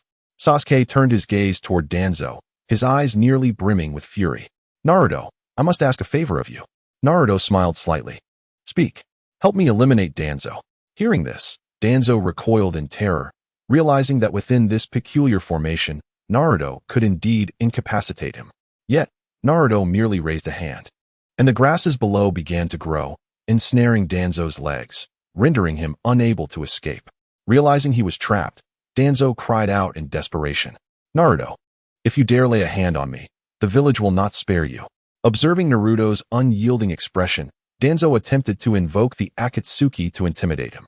However, before he could utter a word, Naruto calmly declared, "Whoever your allies may be, I care not. If they seek vengeance, let them come. Today, your demise is assured." A chilling scream erupted as an invisible force twisted Danzo's legs into a grotesque shape, leaving him no chance of escape. The villagers, witnessing this spectacle, were left in stunned disbelief, murmuring amongst themselves. What? Danzo is actually being. Is that Naruto? Is he truly this powerful? Is this the strength of a Chunin? Many individuals displayed expressions of horror, and the ninjas who had come to provide support but found themselves trapped outside the formation exchanged glances, their hearts wavering with thoughts of retreat. Did they truly stand a chance against Naruto? Unfazed by the villagers' murmurs, Naruto turned to Sasuke and declared, "It's your turn." With a fierce roar, Sasuke lunged at Danzo. As an ally of Naruto, he was not subjected to the suppression of chakra by the formation, which meant he could utilize ninjutsu. Yet, Sasuke chose not to, opting instead to thrust his kunai mercilessly at Danzo. Rooted in place and paralyzed with fear of Naruto's potential retaliation, Danzo could scarcely muster his strength. Under the relentless assault from Sasuke, multiple wounds soon marred Danzo's body. In a fit of rage and desperation, Danzo screamed, "You little brat, don't go too far. I'm already in this state. Why must you push me to the brink?" "Push you to the brink?" Sasuke erupted into a chilling laugh, as if he had heard the most absurd joke. "On what grounds do you think the Uchiha clan should be exterminated by you?" With that, he aimed his kunai directly at Danzo's eyes. Severely injured, Danzo could not evade the attack. "Ah!" He shrieked in agony, but Sasuke seemed deaf to his cries, swiftly severing Danzo's arm, adorned with Sharingan, and cradling it with a look of pure hatred. In a brief span, Danzo had lost both sight and limb, and for the first time, he felt the chilling grip of death, pleading desperately for the third Hokage, Sarutobi. "What are you doing? Save me." Yet the third remained silent, not even sparing Danzo a glance. The two elders beside him were rendered mute, acutely aware that despite their numbers, they held no advantage against Naruto. They could only pray that after Danzo's demise, Naruto would overlook their presence. Soon, Danzo's screams dwindled, fading into silence. At that moment, Naruto turned his gaze toward the two elders, tauntingly asking, "Why so quiet now? Weren't you quite the tyrants just moments ago?" They exchanged glances, their teeth clenched in frustration, yet feeling utterly powerless to retort. "Silence will not spare you from death," Naruto stated coldly, his spiritual sword gleaming ominously. Finally, unable to bear it any longer, the third Hokage rebuked, "Naruto, enough. Danzo, the instigator, is already dead. What more do you seek?" Naruto shot him a derisive glance. "If I say it's not enough, what can you do about it?" The third was momentarily taken aback. Indeed, what could he do against Naruto? Under the influence of the formation, his strength was only marginally superior to that of an ordinary person devoid of ninjutsu. Thus, he altered his tone, pleading softly, "Naruto, please stop." "For the sake of our past friendship," Naruto interrupted him brusquely. "I didn't see you showing any friendship when you had the chance to intervene earlier. Now that you can't match me, you wish to invoke old ties?" He advanced step by step toward the two elders, exuding an overwhelming aura. "As for you, it is time to pay for your choices." Koharu and Hamura's expressions changed dramatically. They trembled and retreated, yet were ensnared by the formation's binding. They finally comprehended that the situation had spiraled out of control entirely. Chapter 111, Lingxi. Naruto slowly raised his hand, a cerulean light emanating from his palm, rendering Koharu and Hamura immobile. Before they could utter another word, a flurry of sword energy sliced through the air, piercing the two elders with precision, eliciting continuous screams and splattering blood. Unperturbed by their cries, Naruto intentionally delayed their demise, seeking to judge them publicly. "Perhaps some may deem you wronged. Today, I shall declare your crimes before all. Colluding with Danzo, secretly harming the innocent, manipulating public opinion in the village, framing me as a demon, indulging Danzo, leading to the massacre of the Uchiha clan." With each transgression he recited, the sword energy intensified, carving into the bodies of the two elders, robbing and plundering, attempting to seize what is mine. Do you even deserve to do so? Bullying the weak while relying on your elder status, mercilessly harming the loyal. Naruto enunciated each accusation deliberately. The two elders writhed in agony, yet could not escape their fate. Ultimately, they were subjected to countless slashes from the sword energy, reduced to nothing but remnants. Naruto coldly observed their lifeless forms, showing no signs of halting. Instead, he reached out and extracted their souls from the wreckage. Having wrought so much evil in life, you shall endure torment and death. With that, he stored their souls away. Once all was concluded, Naruto intended to cast them into a volcano, subjecting them to eternal flames. The villagers, witnessing this scene, erupted into despairing wails. They had clung to a glimmer of hope that the third Hokage would intervene to halt Naruto's rampage. But now it seemed utterly futile. One villager, trembling with terror, muttered, "Controlling souls, how can this be something a ninja does?" Another quivered, "He has truly become a monster." Not even sparing the elders' souls. The others dared not speak further, bowing their heads in fear, lest they be the next victims. Even if they harbored grievances against Naruto, what did it matter? He no longer feared any of them, not even the elders of the village. The so-called authority of the third Hokage and the village's honor were mere trifles in his eyes. However, at that moment, Naruto suddenly frowned, a look of confusion crossing his face. Just then, a spectral figure materialized before him. It was a colossal, ethereal entity, towering like a mountain, exuding an oppressive aura of death. It bore sharp claws and held a scroll in its mouth, its blood-red eyes flickering like hellfire. Fixated on the souls in Naruto's grasp. Was that the Grim Reaper?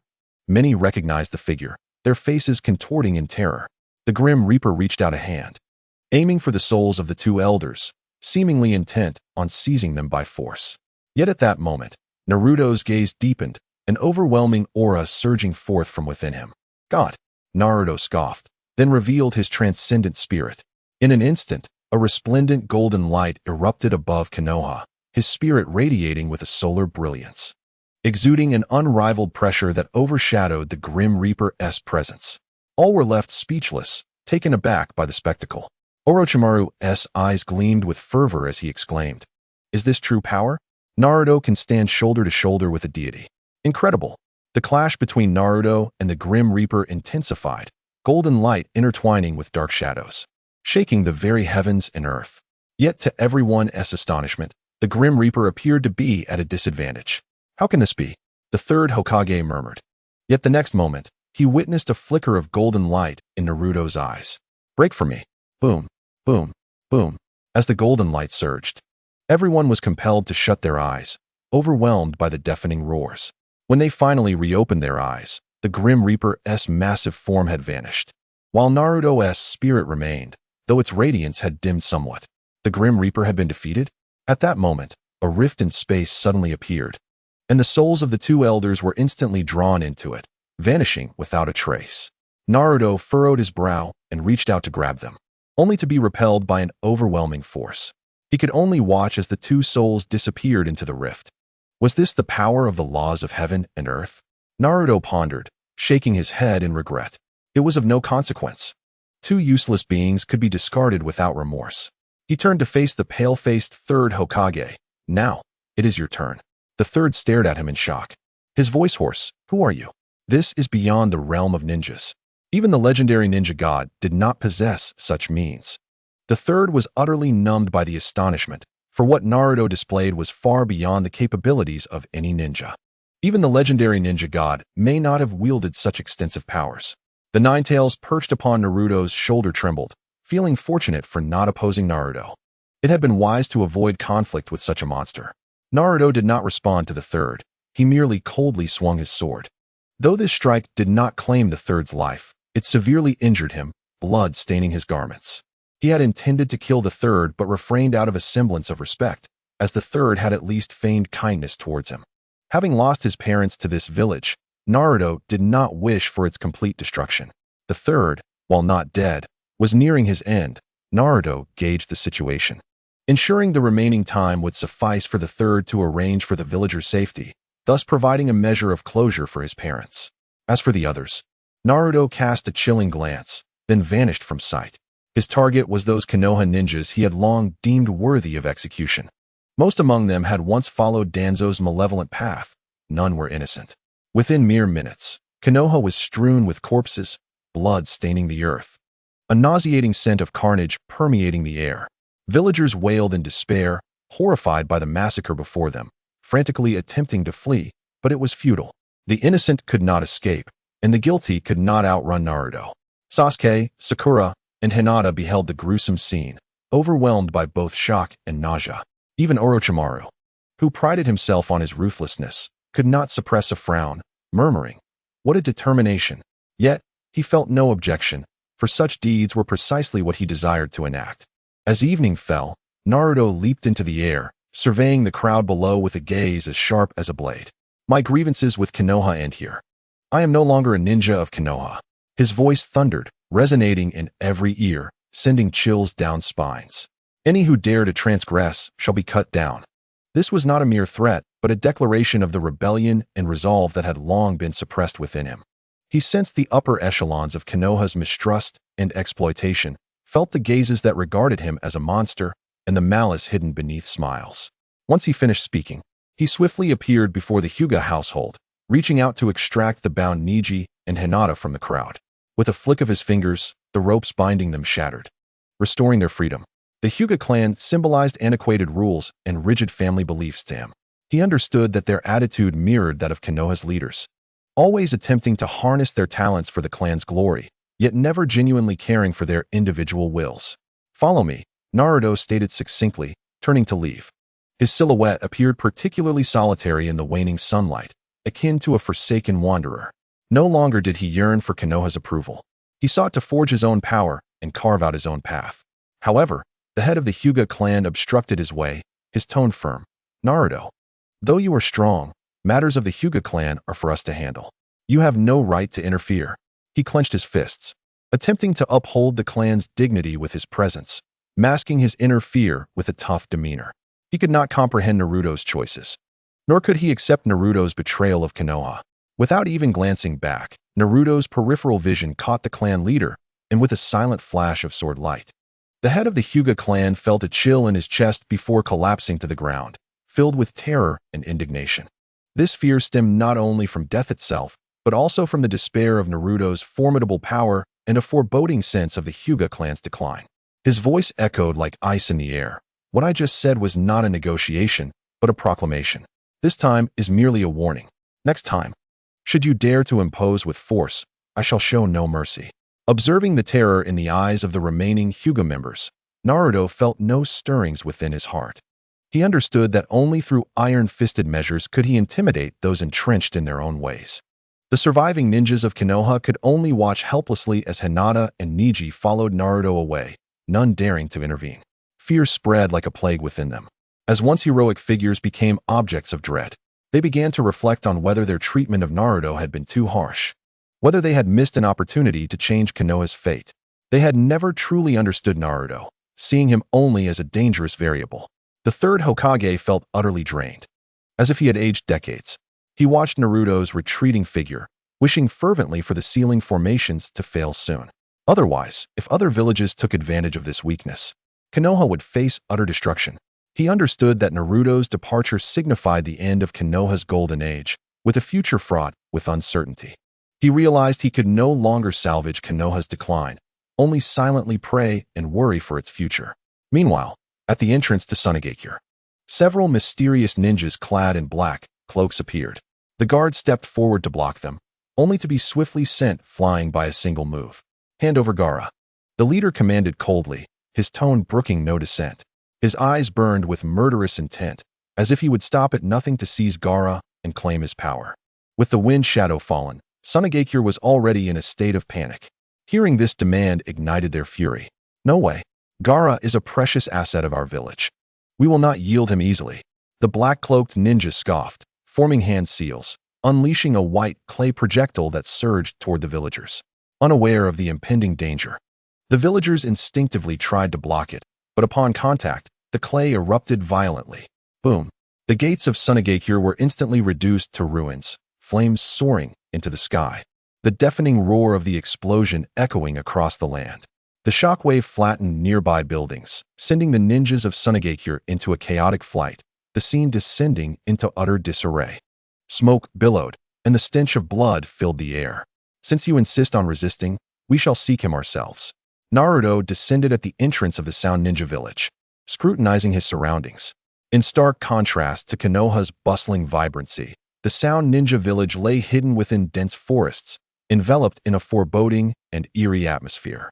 The village is surrounded by various traps and defensive structures, indicating that its master is not of benevolent nature. The architectural style within the village is distinctive, predominantly constructed from black stones, with sharp rooftops resembling the claws of a monstrous beast, casting distorted shadows under the sun, contributing to an oppressive atmosphere. The air is permeated with a faint metallic scent of blood, mingled with an indescribable miasma, a testament to prolonged suppression and conspiracy. Orochimaru has long awaited here, standing at the village entrance with a playful smile upon his face.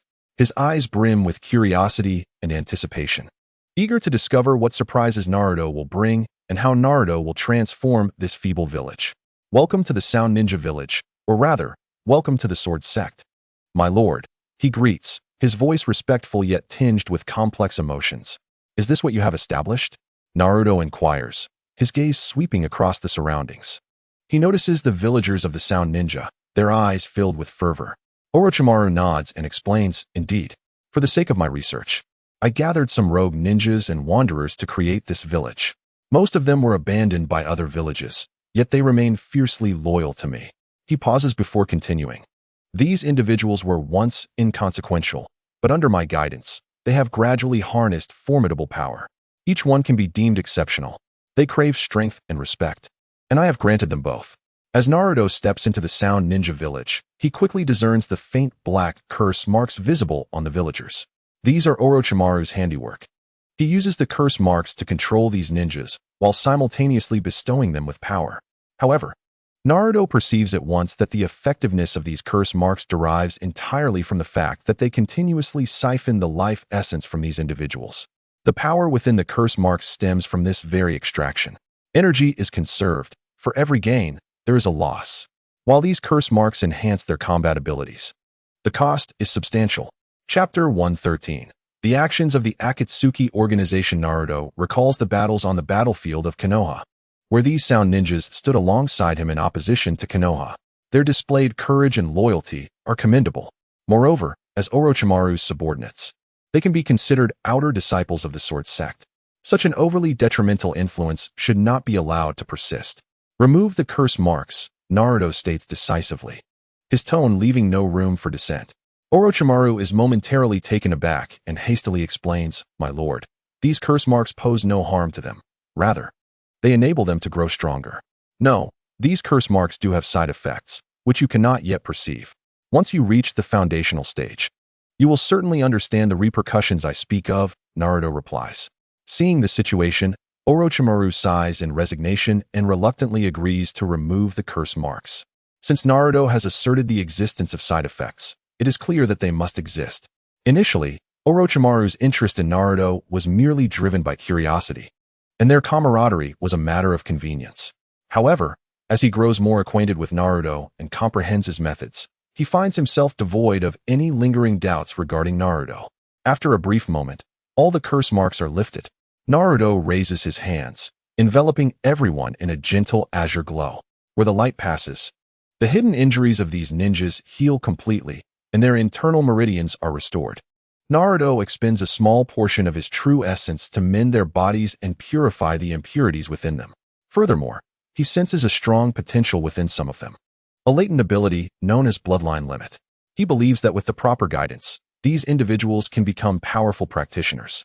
Subsequently, he produces a collection of scrolls containing a foundational cultivation technique.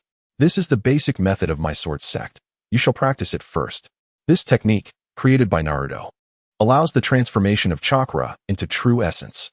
Although it may not enable them to become formidable practitioners immediately, it lays a solid foundation and significantly reduces the time required for cultivation.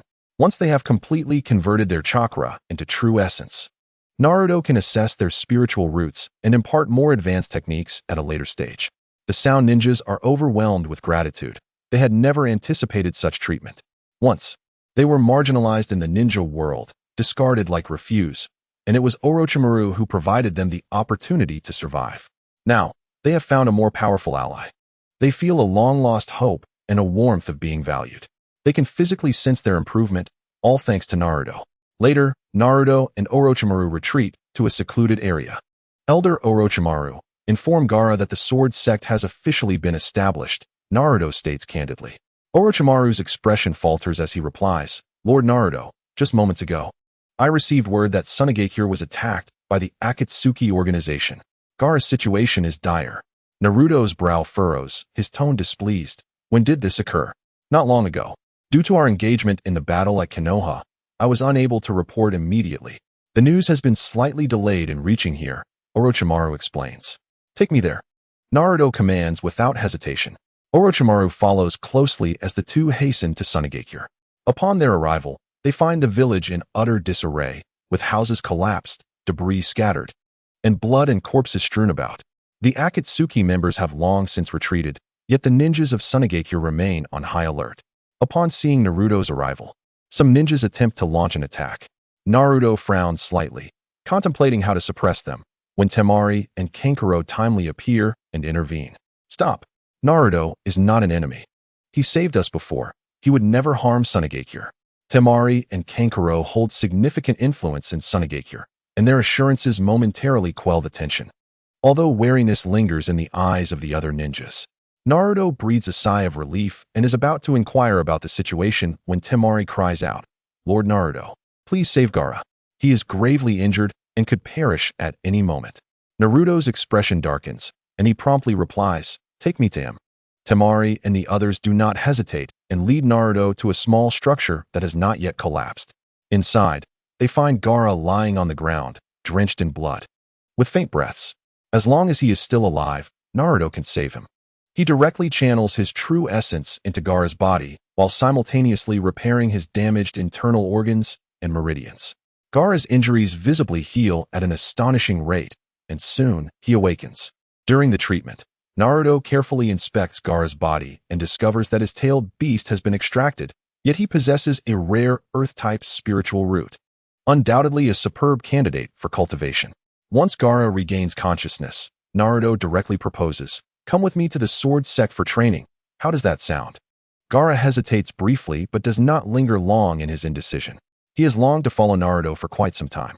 Additionally, after Naruto's assistance, he has formed a strong bond with Shikaku, who has become akin to a friend. However, Shikaku has been taken from him. He recognizes that he must acquire greater strength to rescue Shikaku. Subsequently, Naruto brought Gaara back to the sword sect and imparted to everyone their respective cultivation techniques, initiating an intense period of training. Orochimaru and Kabuto were assigned the responsibility of managing logistics, gathering resources to support the cultivation efforts of the sword sect. Orochimaru then approached Naruto to convey an urgent matter. My lord Naruto, I must inform you that the Akatsuki organization is gathering tailed beasts across the ninja realm. Their ultimate goal is to merge all the tailed beasts into the 10 tails, thereby transforming this world. He paused before continuing. They will undoubtedly target the sword sect, attempting to seize your 9 tails. Do you wish to take preemptive action? Naruto shook his head, replying, there is no need for concern. Focus on your training. They lack the strength. A determined light flickered in his eyes, for he believed that by continually enhancing his own power, he could triumph over any adversary. Orochimaru, however, wished to say more. Naruto interjected, spread the news about the Akatsuki to buy us time for further training. After a moment's hesitation, Orochimaru nodded in agreement, saying, as you wish. After Orochimaru departed, Naruto summoned Sasuke. Sasuke, you are tasked with establishing a protective formation around the sword sect. This is the spiritual sword I have prepared for you, which can serve as the focal point of the formation. Naruto handed a gleaming spiritual sword to Sasuke. Sasuke accepted the sword, his eyes alight with excitement. He understood well that this was Naruto's life sword, possessing immense power capable of greatly enhancing the formation's efficacy. This was Sasuke's first opportunity to set up a formation on his own, especially using Naruto's life sword as the focal point, which undeniably thrilled him. Sasuke promptly replied, I understand, my lord Naruto. I will not disappoint you. With a nod, Naruto felt that everything was in order and it was time for him to continue his training and elevate his strength. He sat cross-legged atop a mountain peak in the Sound Ninja village, where the celestial energy was most abundant, beginning to absorb the spiritual essence of heaven and earth to refine his true essence. At that moment, the entire ninja realm faced an unprecedented crisis, and Naruto became the key to altering fate. Chapter 114. Our time rewinds to a year and a half prior, shortly after the establishment of the sword sect. The shadow of the Akatsuki organization began to loom over the entire ninja realm. And it was at this moment that Naruto discreetly contacted Jiraiya and quietly arrived at Mount Myaboku. Mount Myaboku is a mysterious land, perpetually shrouded in mist, with the air filled with a faint aroma of herbs, surrounded by towering ancient trees and cascading waterfalls, creating a dreamlike scene. Naruto was already aware that the Toad Sage of Mount Myaboku was a sage of this realm, distinct from the sages of the Sunlan realm. The toads here had achieved such a level of cultivation due to the unique environment of Mount Myaboku, where every inch of land radiated with abundant spiritual energy. Undoubtedly a paradise for cultivators. Naruto had long coveted the spiritual energy of this place, so he did not linger in the Sound Ninja Village. Once Sasuke had arranged the protective formation, he left directly for Mount Myaboku. Under Jiraiya's introduction, Naruto arrived at the main hall of Mount Myaboku. The Toad Sage was sitting cross-legged on a lotus seat, puffing away on a pipe. "Oh, young Naruto has come to visit in person. What brings you here?" The Toad Sage inquired with a hearty laugh. Naruto bowed to the Toad Sage and directly stated the purpose of his visit. After a moment's contemplation, the Toad Sage nodded. Of course. Seeing the Toad Sage's swift agreement, and knowing these toads were friends of Jiraiya, Naruto did not hold back, promptly presenting a jade tablet detailing a method of demon cultivation as a token of gratitude. Initially, the sages did not pay much attention, casually accepting it and glancing over it. However, that brief glance left them utterly astounded, igniting a flurry of discussion among them. "What technique is this? It surpasses our methods of cultivation by several magnitudes. Indeed, it is astonishing. This cultivation method is unprecedented. It has truly opened our eyes." One toad excitedly raised its head, looking at Naruto with awe. "Young friend, where did you find such a remarkable technique?" Naruto smiled faintly, offering no answer, merely stating, "This is a small token of my appreciation for your support." The Toad Sages expressed their gratitude to Naruto and assured him that he could act freely within the bounds of Mount Myaboku. With the sages' consent, Naruto swiftly set up a spirit-gathering formation within Mount Myaboku, further concentrating the surrounding spiritual energy. As the formation activated, the density of spiritual energy surged, visibly forming swirling beams of light. The spiritual energy of Mount Myaboku was indeed extraordinary. Naruto sat cross-legged in the center of the formation, feeling the continuous flow of spiritual energy entering his body. While it may not match the opulence of the Sword Sect's Cave of Blessings, it was sufficient to multiply his cultivation speed several times. He closed his eyes in meditation, radiating a soft glow as the spiritual power within him cycled and grew. Thus, several months swiftly passed. One day, after completing a round of training, Naruto opened his eyes to find Jiraiya sitting nearby, lost in thought. "Master, what troubles you?" "You seem quite troubled," Naruto remarked with a smile. Jiraiya sighed, speaking bitterly. "For years, I have been evading reality, believing I could no longer grow stronger. The injuries sustained during the Ninja World War shattered my confidence, leading me to indulge in vices, writing low-quality novels, and wandering aimlessly. However, it seems that cultivating might allow me to be reborn." Suddenly, Jiraiya asked, "Naruto, could you also teach me cultivation?" Naruto smiled. "Of course. I have been waiting for you to say that. Master, your potential is far greater than this. With the right method, even the gravest injuries can be healed." Jiraiya was overjoyed and immediately requested Naruto's assistance. Naruto carefully examined Jiraiya's body, discovering that his spiritual roots were quite mixed, possessing 4 distinct attributes. Although these 4 attributes might not be particularly outstanding in the Sunlan realm, they were still able to cultivate with some effort. He selected a water-based technique for Jiraiya that could quickly replenish his bodily foundations. Thus, Jiraiya began to earnestly cultivate beside Naruto. Jiraiya's journey was merely a minor interlude. Naruto remained focused on the Akatsuki organization. He had set up a clone at the Sword Sect specifically to mislead the Akatsuki. Simultaneously, he entrusted his life sword to Sasuke, as he was not present at the Sword Sect. Only by using his life sword as the focal point could the protective formation be sustained. While the formation would not guarantee that the Akatsuki could invade the Sword Sect, Naruto's intention was not merely to defend. He sought vengeance. He aimed to eliminate the Akatsuki, the organization responsible for his parents' demise. Amidst this training, 2 years swiftly elapsed. When Naruto opened his eyes again, he had reached the late stage of foundation establishment. In his previous life, It had taken him over 90 years to ascend to the tribulation stage, an astonishing pace of cultivation. Having previously cultivated once, he now found that with abundant spiritual energy, his speed exceeded that of his past life. As he approached the late stage of foundation establishment, Naruto prepared to break through to the golden core stage. Fortunately, he had long been ready. He simply needed to proceed methodically. Meanwhile, near a secluded waterfall, members of the Akatsuki were engaged in a heated debate. In the dimly lit secret base of the Akatsuki, the cold faces of the members were illuminated by faint light. Daira sat in his chair, arms crossed, exuding an air of defiance. The sword sect was merely a nascent organization, and that Naruto was nothing more than a Jinchuriki. How formidable could he truly be? Why prolong the inevitable? A direct assault to seize the Nine-Tails should suffice. His tone was flippant, his eyes brimming with disdain. Itachi, standing beside him, bore a stern expression, furrowing his brow at the words. You remain as impulsive as ever. Without fully ascertaining the situation, rash actions will only lead to failure. Enough. Your caution is utterly nauseating. Daira retorted, sweeping his arm in a dismissive gesture, a ripple of chakra pulsing through the air. If you're afraid of death, then stay behind. I can handle this alone. Itachi's brow furrowed tighter, his voice cold. I am not afraid of death, but rather concerned for the greater good. Should you insist on recklessness, I shall not hesitate to teach you a lesson here and now. The tension between them escalated, the atmosphere plummeting to a frigid silence. The other members observed the scene in silence, each harboring their own thoughts. Ultimately, it was Pain who intervened, breaking the stalemate. Enough. This is not the time for internal conflict.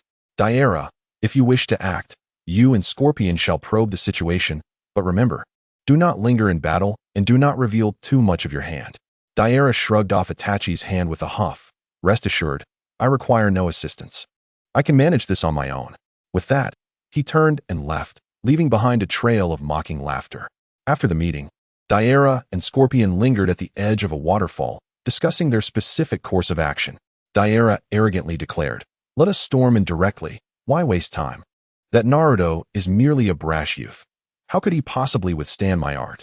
Scorpion scoffed, shaking his head. There is no need for haste. I require time to refine my new creation. When the moment arrives, let Naruto experience the essence of eternal art. That would be far more intriguing, would it not? Daira contemplated this, then smirked. In that case, I shall prepare as well. I will deliver a grand surprise with my explosive art. Chapter 115. Sword Trial in the Tranquil Valley of Myaboka Mountain. Morning mist enveloped the area, while sunlight filtered through the clouds, casting dappled shadows. Deep within a stone cavern, Naruto sat cross-legged, surrounded by a faint azure glow. With a gentle exhale, he slowly opened his eyes. In an instant, two golden beams erupted from his gaze, slicing through the darkness and illuminating the cavern as bright as day. Shortly thereafter, the radiance receded, returning to his usual clear, azure hue. 3 years had elapsed, and Naruto had undergone a remarkable transformation. His once youthful visage now bore the marks of maturity and composure, a discernible air of authority radiating from his brow. His hair had grown significantly longer, golden strands cascading down his back, swaying gently in the breeze, bestowing upon him an ethereal quality. Draped in a flowing white robe with wide sleeves and a jade belt cinched at his waist, he appeared strikingly handsome, akin to a celestial being descending to earth.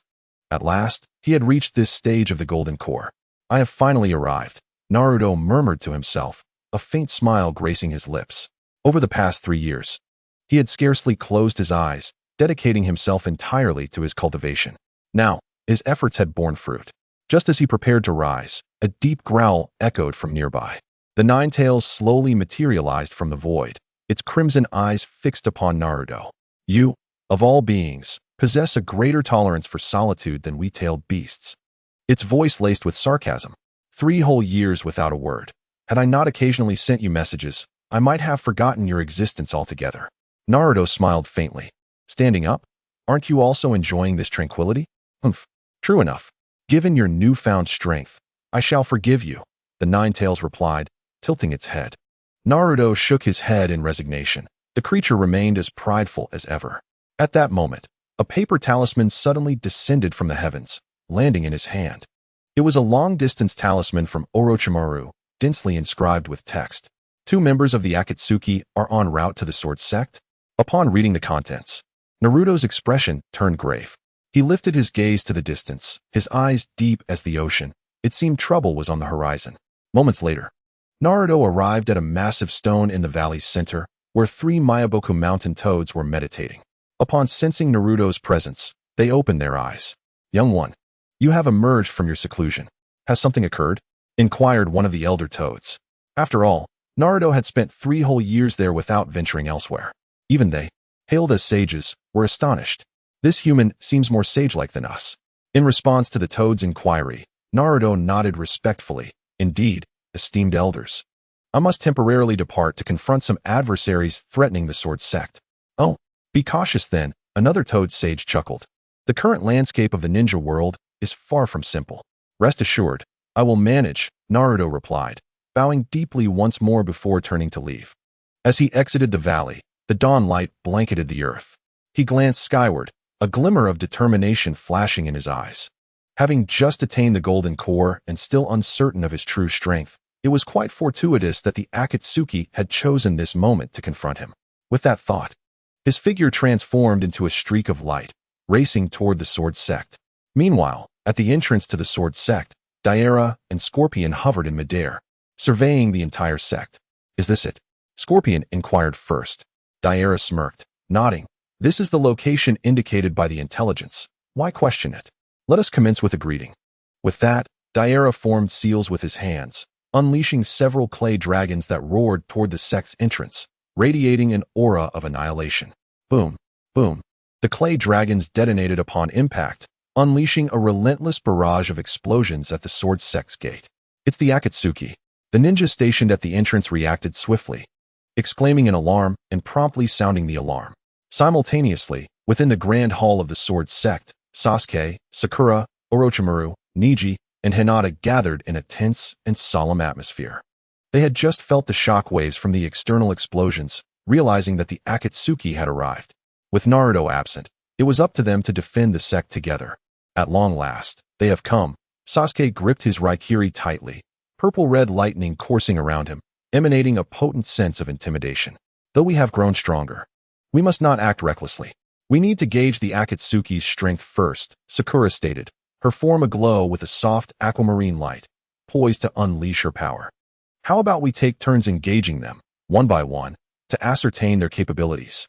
Neji proposed, his gaze resolute, solid as a mountain. "Brother's suggestion is sound. This will allow us to test our training results. If their strength exceeds our expectations, we can unite against them," Hinata added gently, her snow feather mirror sword emanating a searing energy. Orochimaru remained silent for a moment before finally speaking. "Very well, let it be so. But remember, exercise caution and do not overreach." "Understood." The group responded in unison. Neji rose and declared, "In that case, allow me to take the lead." Among this group, he was undoubtedly the weakest.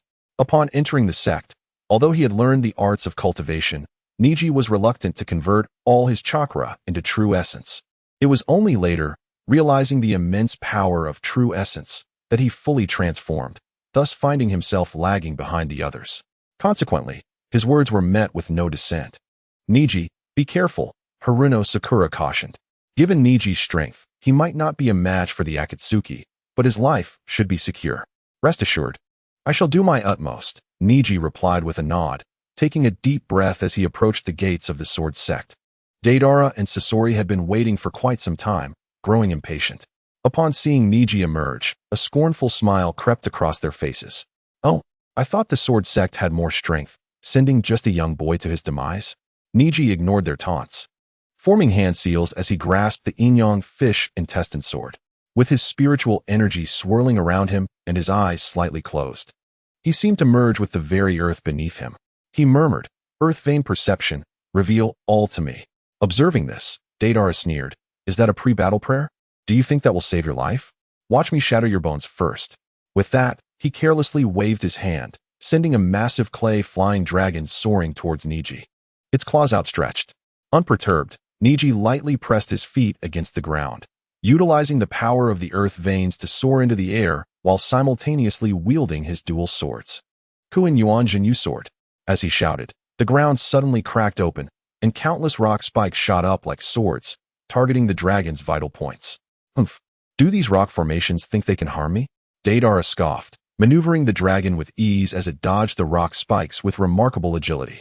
However, just as Deidara believed he could effortlessly counter, Niji abruptly plunged the Inyang fish intestine sword into the ground, instantly summoning a forest of rock spikes.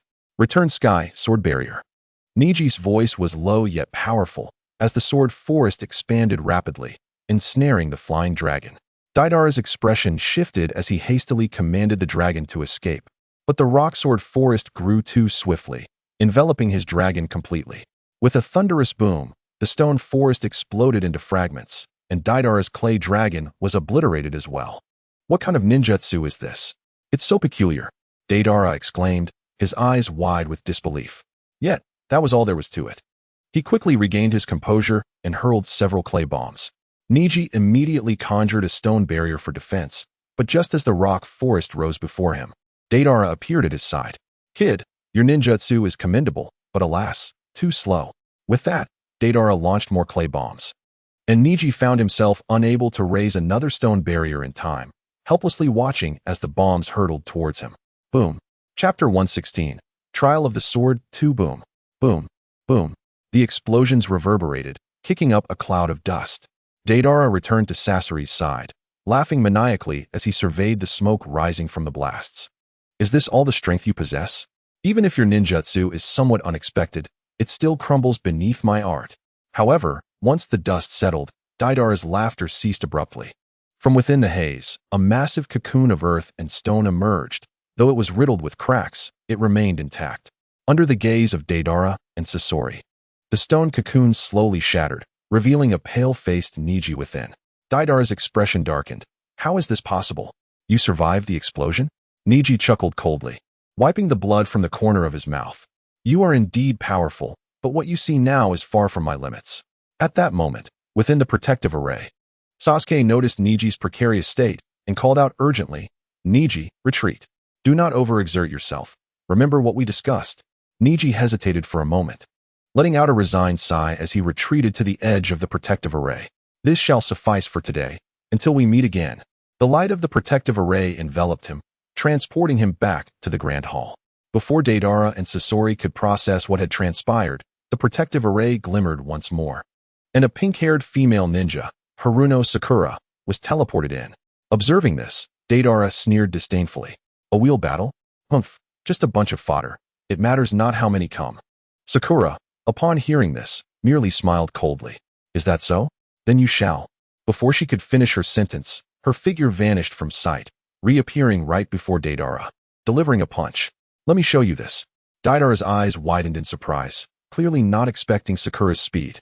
However, being a seasoned warrior, he quickly reacted, retreating while forming hand seals, and in an instant, a massive clay lion materialized before him, separating the two. Fool, choosing to engage in close combat. Do you wish to hasten your demise? Deidara taunted loudly, knowing that his clay lion could explode, ensuring that Sakura would be obliterated upon impact. Yet, Sakura's strength surpassed his expectations. Her fist struck the clay lion with tremendous force, causing it to collapse into countless fragments without making a sound. What? Deidara's eyes widened in shock. How could this be? He glanced at the debris, realizing each piece was enveloped in a blue energy, preventing any explosion and severing his connection to the clay. What water-style chakra? Utilized to such an extent? What ninjutsu is this? While Deidara was astonished, Sakura did not pause, launching a relentless assault. Each of her punches carried unparalleled power, shattering Deidara's clay puppets one after another. The battlefield was filled with dust and debris. Yet no explosions occurred as Deidara had anticipated. Nevertheless, with his extensive combat experience, Deidara quickly devised a solution despite Sakura's countermeasures. Pooh! Sakura unleashed another punch. But instead of evading, Deidara charged forward, allowing her fist to pierce through his body. Sakura was momentarily taken aback, feeling a sense of strangeness, but before she could react, Deidara's form rapidly turned white. This was no Deidara. It was merely a clay clone. Sakura attempted to retract her fist, but found it firmly stuck, unable to pull back. At that moment, Deidara appeared behind her, laughing maniacally. You think a brute like you can defeat me? Go to hell and reflect on your choices. With that, The white clay Deidara swiftly transformed, enveloping Sakura completely. Explode. Boom, boom, boom. Another series of explosions erupted, but Deidara's expression soured. The explosive force was far weaker than he had anticipated.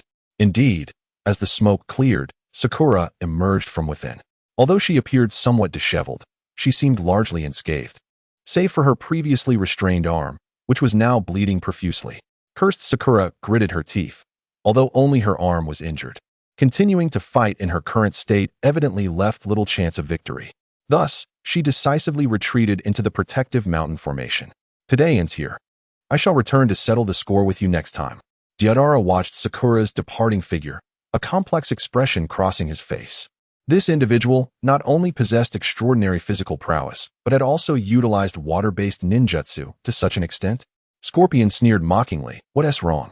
Are you afraid? Deidara retorted dismissively. Impossible. Merely a surprise, humph. I see this sword sect only teaches these bizarre tricks. Scorpion remained silent, merely gazing towards the sword sect's mountain gate. Sure enough, a flash of light heralded the arrival of another female ninja, Hinata Hyuga.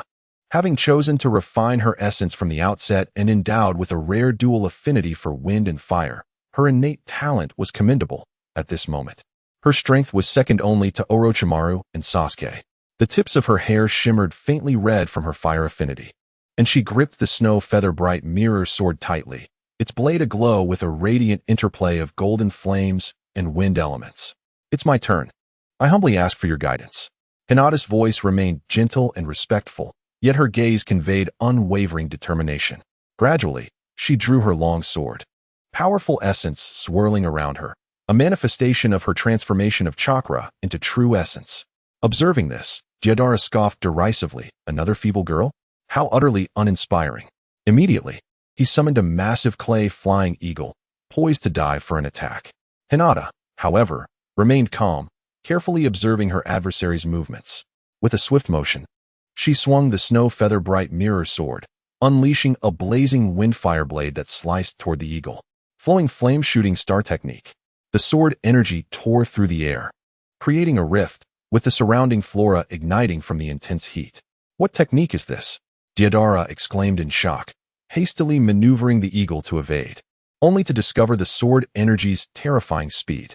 Boom! The clay eagle exploded midair, failing to launch any offensive. Scorpion frowned slightly, stepping forward to release a cloud of toxic mist in an attempt to obscure Hinata's vision. However, Hinata had anticipated this. Her gentle wind sword net unfurled, countless delicate strands of sword energy forming a web that effectively isolated the toxic mist. Deidara felt a twinge of annoyance at Scorpion's interference. Hey, I didn't permit your involvement. Scorpion offered no explanation, instead coldly remarking, I've grown weary of their tricks. It's best to resolve this quickly and locate the Jinchuriki to complete our mission. Deidara scoffed, that's unnecessary for you. With that, he hurled several clay bombs at Hinata. The wind never ceases, the fire never extinguishes. Hinata intoned softly, her sword aura becoming increasingly formidable. Boom. The clay bombs were surprisingly repelled by Hinata's sword aura, exploding harmlessly at a distance, with even the aftershocks contained by an invisible barrier. Chapter 117. Sword Testing 3. What? Deidara was once again astounded. His once invincible clay bombs were failing miserably today. Scorpion squinted, dramatically flicking his cloak as numerous puppets emerged, lunging toward Hinata. Deidara continued to bombard her with clay bombs. Initially, Hinata managed to counter with composure, each of her attacks infused with gentle power, precisely striking the joints of the puppets to slow their movements, while Deidara's clay bombs failed to harm her in the slightest. However, as the battle progressed, Hinata's inability to fully control her strength began to reveal itself. Clang! One of Scorpion's puppets lunged forward, and while Hinata parried with her sword, she was forced back a step by the puppet's strength. That half-step exposed a flaw in her invisible barrier. A golden opportunity. Deidara's eyes lit up as he summoned a clay bird, directing it swiftly toward the opening, which triggered an explosion. Boom! The blast forced Hinata to retreat another step, and Scorpion's puppets seized the moment to attack again. Coordinating their efforts, they drove Hinata back, leaving her with several minor injuries. Not willing to prolong the confrontation, Hinata seized her chance to repel both assailants with a single strike before swiftly retreating into the protective mountain formation. Observing Hinata's retreating figure, Scorpion's expression turned grave. If an ordinary girl proved so challenging, the subsequent opponents would undoubtedly be even more formidable. Deidara, however, remained dismissive. Humph, she merely possesses abilities that somewhat counter mine. Besides, I haven't even unleashed my full power. Scorpion ceased further conversation, recalling all his puppets as he awaited the next challenger to emerge. After Hinata re-entered the protective formation, a young man stepped forth, Sasuke. Holding a long sword enveloped in violet-red lightning flames, his Sharingan eyes slowly rotated, emanating an oppressive aura. Now it's my turn. Sasuke's voice was low and cold as he fixed his gaze on Deidara and Scorpion, his tone laced with provocation. Deidara grinned, excellent timing. Watch as I blow you to bits. Before he could finish, several clay bombs soared toward Sasuke. Yet, Sasuke showed no intention of evasion. He swung his sword fiercely, unleashing a sword energy interwoven with violet lightning and flames. Thunder as the bone, fire as the soul. The sword energy sped toward Deidara and Scorpion, igniting the nearby clay bombs with its intense heat. What? Deidara's eyes widened in disbelief. Today's bizarre occurrences were becoming too numerous, leaving him questioning his own ninjutsu. Scorpion, however, remained composed, swiftly maneuvering one of his puppets to intercept, successfully blocking the sword energy. Boom. The explosion echoed as the sword energy dissipated, but Scorpion's expression darkened. This puppet had been specially crafted to withstand enemy fire-based techniques, and logically, it should endure even an extended assault from powerful fire ninjutsu. Yet now, it had been nearly destroyed by Sasuke's single strike. Deidara noted the development with a grim expression, and for the first time, he conceded, "It seems we need to take this seriously." Scorpion nodded, sending multiple puppets to attack simultaneously, unleashing poison needles in a bid to ambush Sasuke. Humph, your petty tricks are meaningless before me. Sasuke sneered, his sword once again radiating brilliant light. He leapt into the air, lightning swirling around him, scattering the toxic mist and needles completely. Deidara's expression soured further. His clay bombs were particularly ineffective against lightning techniques, and Sasuke was currently unleashing lightning ninjutsu. Scorpion recognized Deidara's predicament and calmly stated, "You've had your share of glory in the preceding battles. Now it's my turn." Deidara snorted dismissively, retreating to the background. Sasuke sneered, "I suggest you both join forces, otherwise, when I slay you, don't regret it." Scorpion slightly raised his chin, his expression impassive. Boastful words. "Allow me to demonstrate the power of a puppet master. Crimson's secret art, 100 machine manipulation." As Scorpion finished speaking, he flung out a series of scrolls. In the midst of Sasuke's astonished gaze, hundreds of puppets clad in crimson robes emerged from the scroll, advancing menacingly towards him. After a brief moment of shock, Sasuke merely let out a cold smirk. "I was expecting something more formidable. It turns out to be a mere tactic of overwhelming numbers? How laughable." With that, Sasuke concentrated his sword energy and struck with a single sweep. Crackling sounds erupted as powerful lightning-infused true essence struck the throngs of puppets, causing interference that made Scorpion's control cumbersome. A few puppets even ceased to respond entirely. However, amongst the vast legion of puppets, those rendered unresponsive were but a fraction. Scorpion, resolute as a mountain, remained behind his puppet army, deftly maneuvering them to unleash ninjutsu. As a puppeteer of the Akatsuki organization, his puppets were not mere automatons. They were crafted from the very essence of humans, retaining the chakra from their former lives, thus capable of utilizing ninjutsu. Consequently, Sasuke was not merely contending with soulless puppets, but rather a concentrated ensemble of formidable ninja. Sasuke unleashed a flurry of sword energy, dismantling many puppets, some even becoming unresponsive. Yet the relentless assault from the puppet army wore him down, leaving him fatigued and his true essence nearly depleted. Damn it! Sasuke gritted his teeth, feeling a pang of frustration. He recognized that continuing to clash head-on would only plunge him into deeper peril, so he prudently chose to retreat, unleashing a surge of lightning to disrupt the nearest puppets before swiftly rejoining the protective formation. This is where it ends for today. I shall return for another battle. Once back in the main hall, he surveyed his injuries, a satisfied smile curling at the corner of his lips. 3 years ago, I struggled to master the Sharingan, and now I can exert such pressure on formidable foes. Truly, my progress has exceeded all expectations. Sakura stepped forward with concern, asking, Sasuke, are you all right? Those opponents are indeed quite formidable. Sasuke shook his head, his tone calm, yet laced with pride. I am fine. This injury is insignificant. Moreover, I am quite pleased with my current strength. Achieving this level after merely 3 years of training is indeed commendable. Niji nodded slightly, his gaze profound. They are undeniably strong. Yet we too are not weak. Hinata timidly added, I feel the same way. If this battle continues, we may not necessarily lose.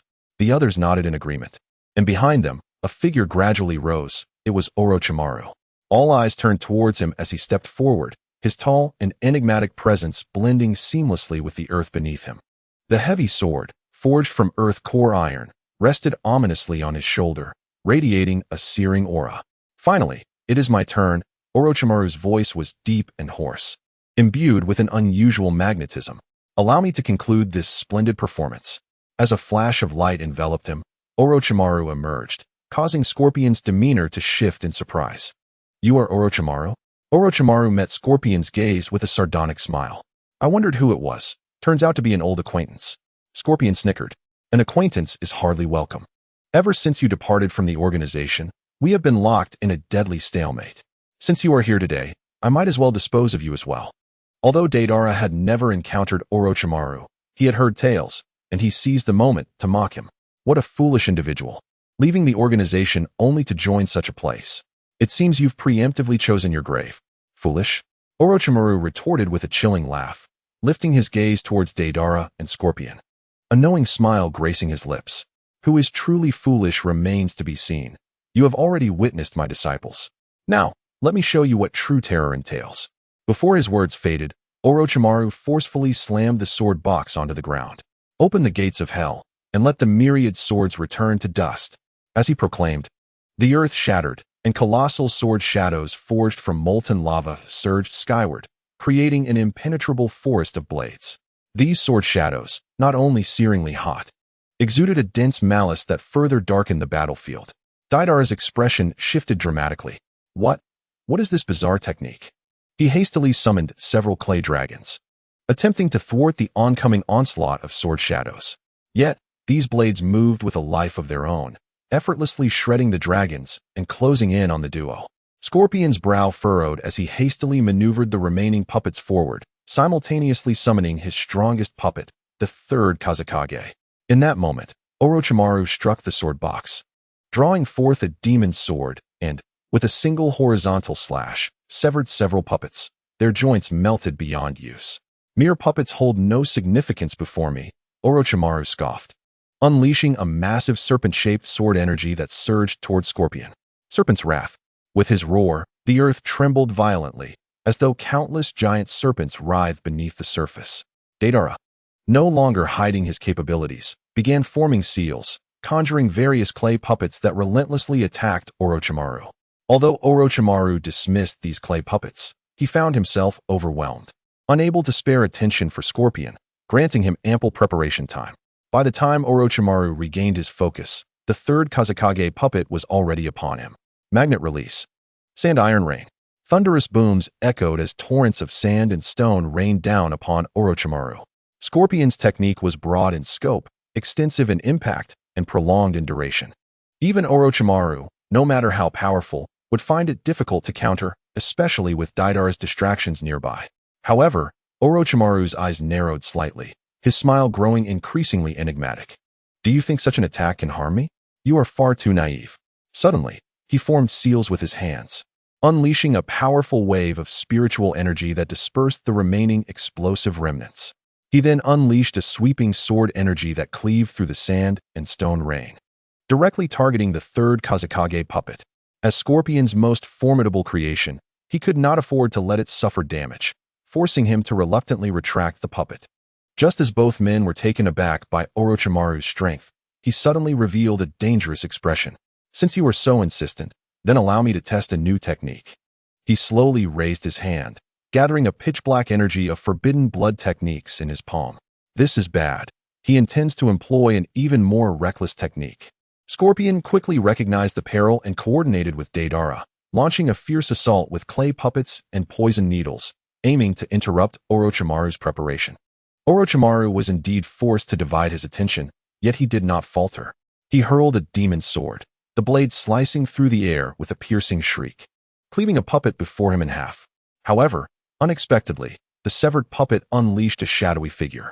Caught off guard by the proximity, Orochimaru could not evade in time, and the shadow struck his arm, causing his true essence to falter. No, it's poison. Orochimaru silently cursed his carelessness, as the skill he was charging was forcibly interrupted. It was then that Deidara seized the opportunity, unleashing a series of clay bombs that pushed Orochimaru into a corner. Damn, these two are indeed formidable, Orochimaru thought, gritting his teeth as he assessed the situation. He was familiar with Scorpion's poison, knowing it to be lethal upon contact. His survival thus far was solely due to the influence of his true essence. However, under such circumstances, he could not regain the upper hand in battle. Moreover, if the poison remained untreated, his life would be in jeopardy. Cursed fate, to be brought down in such a manner. Ultimately, Orochimaru decisively chose to retreat into the protective mountain formation. This battle ends here, he declared before withdrawing into the hall, leaving Deidara and Scorpion in a state of shock. Isn't your poison supposed to be fatal upon contact? What is going on with him? Deidara questioned in exasperation. Scorpion, equally incredulous, muttered, "This is impossible. What hidden power does he possess?" Back in the Grand Hall, Orochimaru remained silent, immediately channeling his energy to expel the poison. The onlookers understood that Orochimaru had not triumphed, and they could only watch in silence as he exerted his strength. After a considerable time, a black needle fell from Orochimaru's arm, and he breathed a sigh of relief. Surveying the crowd, he spoke with a tone imbued with deep regret. They are indeed strong, but I have made them suffer considerably. Nonetheless, this was merely a test. We have ample time to enhance our strength. At that moment, a voice resonated from the heavens. Enough, you have done well. Now, leave the rest to me. The voice carried far and wide, even reaching Scorpion and Deidara outside the sect. They both felt a chill run down their spines and turned abruptly to see a man clad in a white robe, standing high in the air, having appeared behind them without their notice. His golden hair shimmered softly in the sunlight, and his azure eyes resembled the depths of the ocean, adorned with a faint smile that evoked an indescribable sense of comfort and authority. At that instant, the 5 individuals who had just battled with them appeared as well. Bowing respectfully to the man in white, "We pay our respects to the sect master." Sect master. Deidara's arrogance instantly faltered, his pupils constricting in fear. Though he was brash, he was not foolish. The fact that even someone as notorious as Orochimaru, a rogue S-rank ninja, willingly submitted to this individual, along with the deference shown by the troublesome youngsters, indicated that this person's strength was unfathomable. Scorpion, concealed within the scorpion puppet, felt his heart race. He understood Orochimaru better than Deidara and knew the depths of his pride and ambition. To make him bow, this remarkably youthful sect master must be an extraordinary being. "Let us go," Scorpion commanded decisively, manipulating the scorpion puppet beneath him, as his tail's poisonous needle shot towards the white-robed man, simultaneously turning to flee.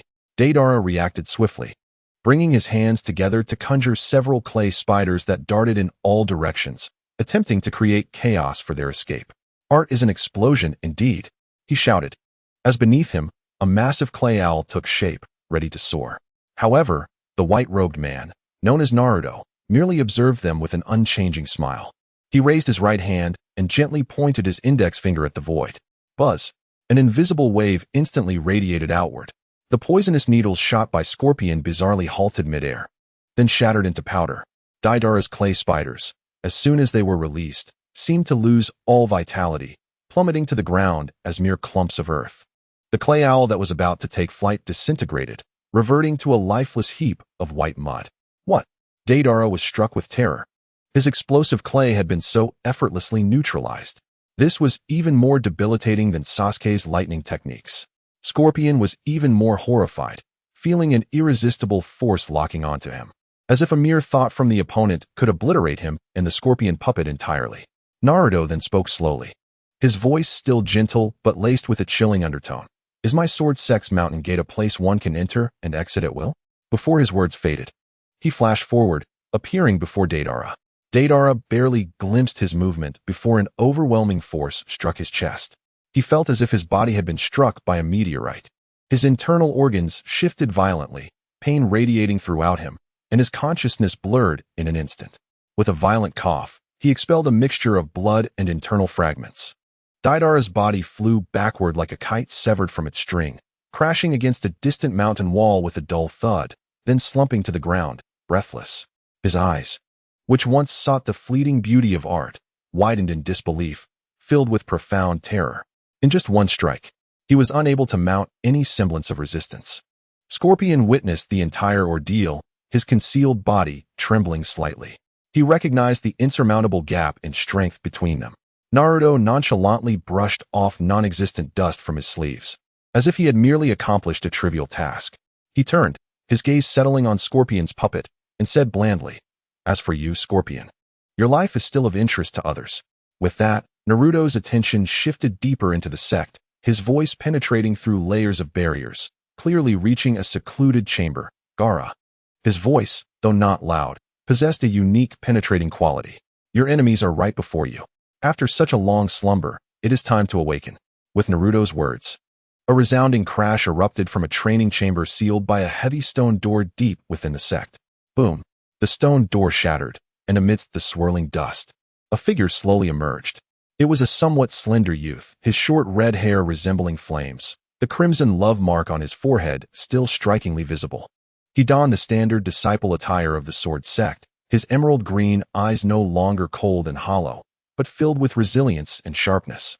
Akin to a gem polished through countless trials, burning with the flames of vengeance deep within. No longer did he carry a massive sand gourd on his back. Instead, he bore an ancient, weighty longsword. The scabbard appeared to be crafted from a special type of stone, exuding the essence of the earth. This youth was Gaara, endowed with the earth's spiritual root, who had been bestowed the dust-sand-severing sword technique by Naruto, and had been diligently cultivating in seclusion for many years. Throughout these years, he had devoted himself entirely to training, with a singular goal of growing stronger to reclaim all that was rightfully his. As he stepped out of the chamber, his gaze immediately locked onto the scorpion puppet outside the mountain gate, his green eyes igniting with an astonishing intent to kill and hatred. "Scorpion." Gaara's voice was hoarse and deep, filled with an enduring hatred. 3 years prior, it was this very man who invaded Sunagakure, defeated him, and cruelly extracted the one-tail Shikaku from within him. That was the greatest humiliation of his life. Today, encountering his nemesis, his rage boiled over. Scorpion gazed at Gaara through the eyes of his puppet, recognizing this former adversary. He was somewhat astonished. The other's aura had intensified more than tenfold since 3 years ago. That imposing presence, solid as a mountain, and the faintly emanating sharpness of sword intent instilled a sense of threat within him. "Oh, it is you, the Jinchuriki of the One-Tail," Scorpion remarked with a hint of mockery. "It appears you have joined this peculiar sect. What, do you seek revenge against me? I will reclaim what is rightfully mine," Gaara declared, swiftly drawing the heavy sword from his back. The blade, a rich earthen hue, seemed forged from the purest sandstone, with a yellow crystal embedded at the hilt, pulsating with potent earth chakra, the sand dust severing sword technique. Orochimaru observed Gaara's sword and the unique aura it exuded, his eyes flickering with intrigue. With the earth as his innate affinity, mastering such a technique was indeed a perfect match. It made him wonder how far Gaara had progressed in recent years. Sasuke, Neji, and others watched intently, equally curious about this fellow disciple who had remained in seclusion for so long. "Humph, overestimating yourself," Scorpion scoffed, flicking his tail once more. A flurry of poison needles shot towards Gaara like a torrential downpour. Gaara's gaze sharpened. He did not flinch or evade but swung his heavy sword forward. Sever. Without the flourish of dazzling light, an overwhelming sword intent erupted forth. The air before him seemed to solidify, forming an invisible wall of sand. The poison needles struck against this barrier with muffled thuds, all being effectively repelled before falling helplessly to the ground. Then, Gaara took a step forward, causing the ground to tremble slightly. Sunrise. Chapter 120. Interrogation. Gaara pointed his heavy sword towards the sky, and a torrent of earth chakra surged violently. In an instant, the ground within a 100-meter radius convulsed violently, sending countless grains of sand and stones spiraling into the air around him. as if a miniature sandstorm had formed. These grains were not mere sand. Each particle contained a lethal sword intent, spinning rapidly and emitting a piercing whistle. He has integrated sword intent into the sand? Scorpion thought. Startled, this exquisite control over power was something far beyond the boy who had relied solely on the tailed beast's strength 3 years prior. Sand binding coffin. Scorpion was quick to act, commanding his puppet to unleash a barrage of iron sand, attempting to ensnare Gaara once more. Yet Gaara merely snorted, sweeping his heavy sword. Break! The swirling sand and sword energy erupted explosively, transforming into torrents of yellow sword energy that instantly obliterated the incoming iron sand. Moreover, the residual force of the sword intent struck fiercely against Scorpion's puppet. Clang, clang, clang. A series of metallic clashes rang out as clear gashes appeared on the durable exterior of his puppet. What tremendous power! The onlookers, including Sasuke, were inwardly astonished. Gaara's attacks were grand and filled with raw power. Each strike seemed to invoke the very forces of the earth, exuding an awe-inspiring might. Scorpion became entirely serious, realizing that this young man before him had undergone a profound transformation, emerging as a true foe. In that case, allow me to show you the true essence of my art. His voice turned icy as the outer shell of his puppet opened, revealing the youthful form of his true body within. At the same time, he unfurled a scroll, Crimson Secret Technique, 100 Machine Performance. Hundreds of red-robed puppets appeared, overwhelming Gaara. That same trick will not work on me. Gaara's eyes glinted with resolve as he planted his heavy sword into the ground and pressed his palms together. Sand dust severing 10,000-foot sandstorm. Boom. The ground quaked violently, as if a dragon had risen from its slumber. Centered on Gaara, an endless surge of sand erupted from the earth, mingling with his domineering sword intent, creating a catastrophic sandstorm of vast proportions. Countless blades formed from densely packed sand raged within the storm, emitting a grating sound as they sliced through the air. As Scorpion-esque puppets charged into the storm's range, they were immediately caught in a maelstrom of destruction. The hard puppet bodies, subjected to the cutting force of the sword-infused sand blades, splintered with a cacophony of cracking sounds. Limbs flying and parts scattering. In mere moments, over 100 puppets were utterly shredded and buried. Gasp! Scorpion's true body coughed out a plume of black substance, evidently strained from controlling so many puppets simultaneously as they were destroyed. As the sandstorm began to settle, it revealed Gaara, unscathed, slowly retrieving his heavy sword, its tip aimed at the disheveled Scorpion. It's over, Scorpion. Scorpion beheld the remnants of his puppets scattered around and then looked at Gaara, who stood resolute. His presence steady as a mountain, eyes brimming with disbelief. His prideful 100-machine performance had been dismantled with such ease. He had lost, without a hint of suspense. After a moment of silence, Scorpion raised his gaze towards the distant figure of Naruto, who appeared unperturbed, and then back to the transformed youth before him, driven by vengeance. He had always believed that transforming life into eternal puppets was the highest art.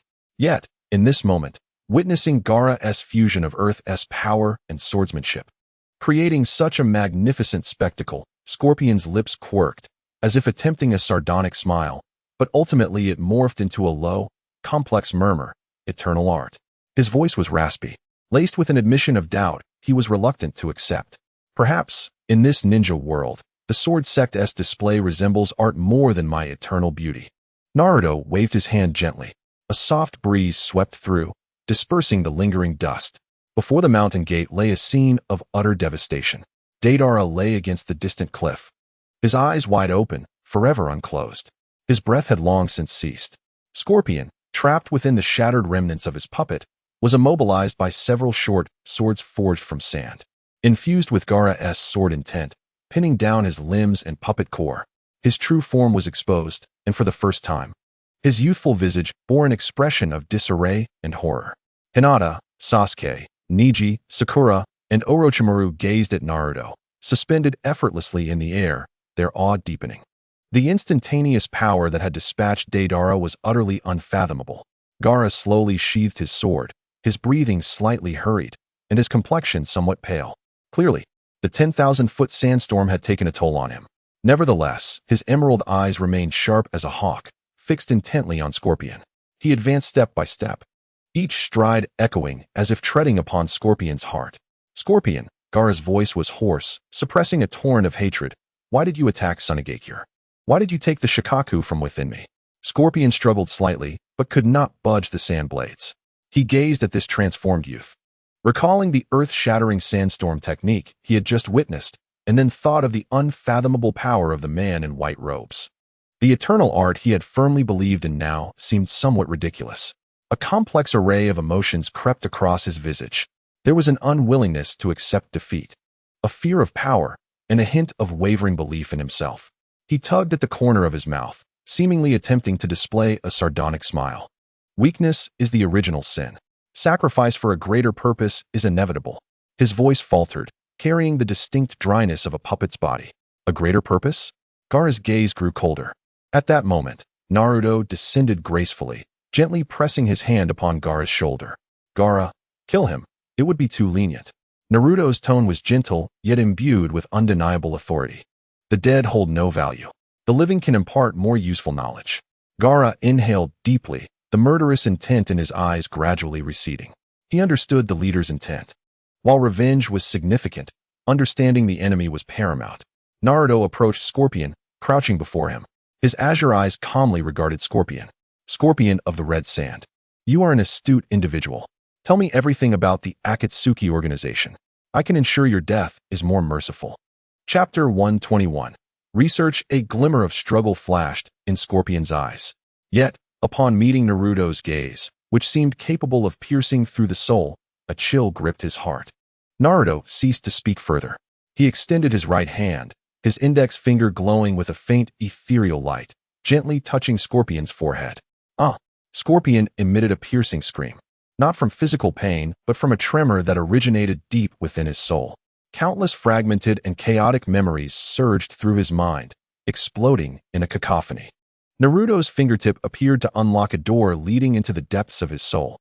A gentle yet irresistible force commenced the retrieval of his memories. This was not a brutal soul-searching, but rather a sophisticated mental guidance and exploration. Orochimaru stood nearby, his eyes glinting with profound interest. This method of directly probing into the soul's memories surpassed any interrogation techniques he had ever encountered by countless measures. Moments later, Naruto withdrew his finger.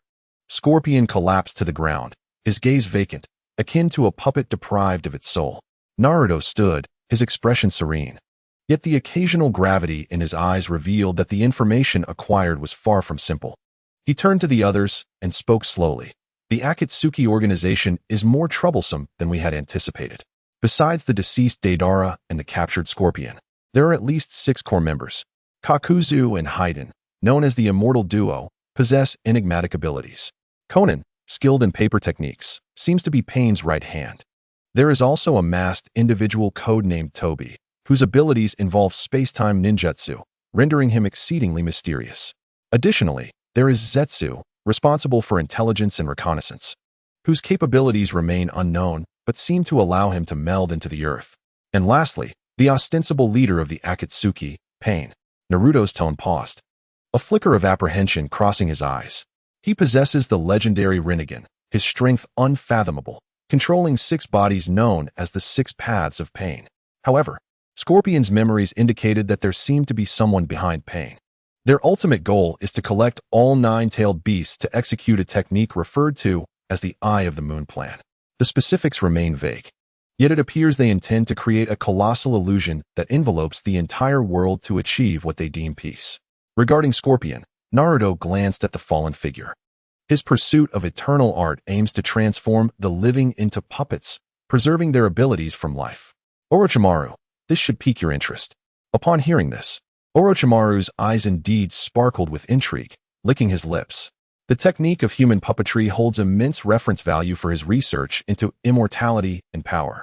Within the Sword Sect's Great Hall, the atmosphere was somewhat tense. The recently acquired intelligence weighed heavily upon everyone's hearts like a massive stone. The Rinnegan, immortality, space-time ninjutsu, the Eye of the Moon plan, each member of the Akatsuki, every objective exuded a suffocating threat. Naruto regarded his disciples, each displaying varied expressions, and smiled reassuringly. There is no need for alarm. Though the enemy is formidable, we are not to be underestimated. Today's battle has proven your progress. Henceforth, continue your diligent training. Strength is the foundation upon which we stand in this world. His words resonated with powerful confidence, soothing the collective anxiety. Indeed, they had their leader. Stronger cultivation methods, and nothing to fear. Meanwhile, in a dark, damp underground base, White Zetsu's clone slowly emerged from the earth, meticulously reporting every detail of the events that transpired before the Sword Sect's gate to the figure seated upon the stone throne. Deidara had perished. Scorpion had been captured. The Sword Sect's leader displayed immense strength, seemingly surpassing the level of Akage, and his disciples, including the former Jinchuriki Gaara, were also formidable. Pain's celestial body, with its pale purple rinnegan, revealed no fluctuations. Yet the surrounding cold air seemed to drop several degrees. After a prolonged silence, his chilling voice resonated. Order Kakazu and Haiden to halt their tasks and proceed with caution. Zetsu, continue to monitor the Sword Sect. The Nine-Tails and that Sword Sect must be dealt with swiftly. A frigid intent to kill permeated the darkness. The battle at the Sword Sect's gate came to a close. Deidara lay dead, and Scorpion was captured. Although the news had yet to spread, the Sword Sect remained undeterred. Instead, a more profound atmosphere of cultivation quietly enveloped the sect. In the rear mountains, a waterfall cascaded like a suspended galaxy, crashing thunderously into a deep pool. Amidst the mist, Hinata wielded a long sword, her form ethereal. She stood amidst the rushing waters, each swing of her sword infused with supple strength, deftly guiding the flow before swiftly cleaving it apart. The splashing droplets created a hazy halo around her.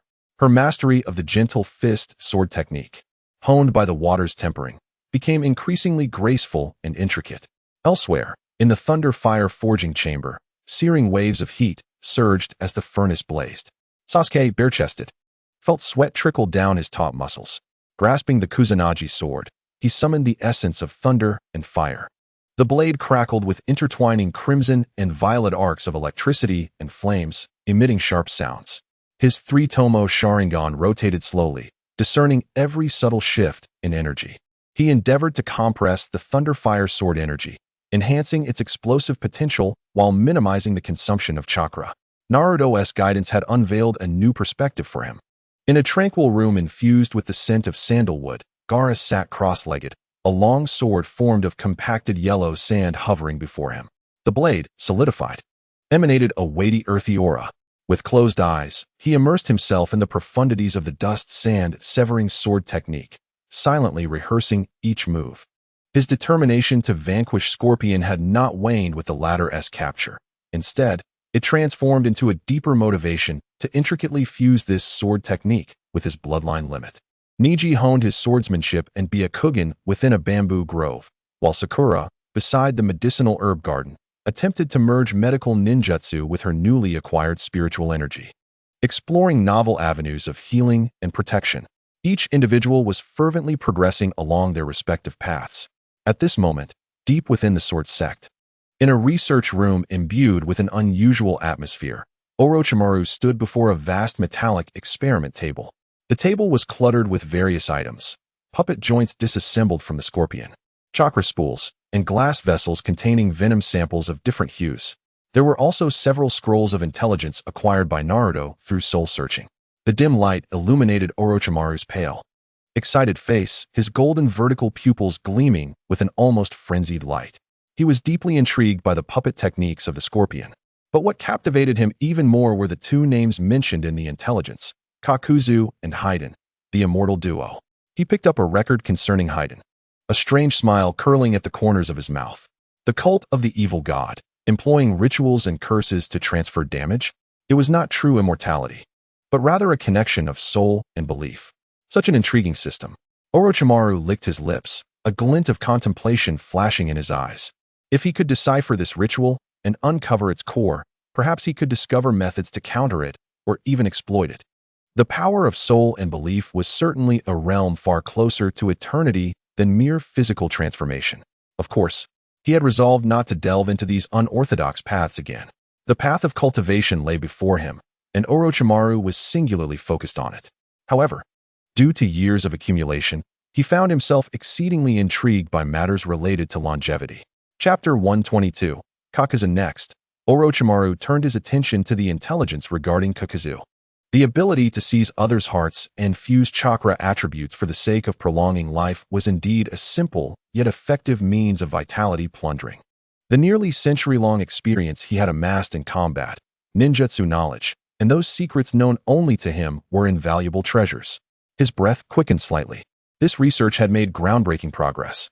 Orochimaru immediately stood and headed toward the main hall. Within the sword sect's main hall, Naruto sat serenely in the seat of the sect leader. Orochimaru entered slowly, bowing respectfully.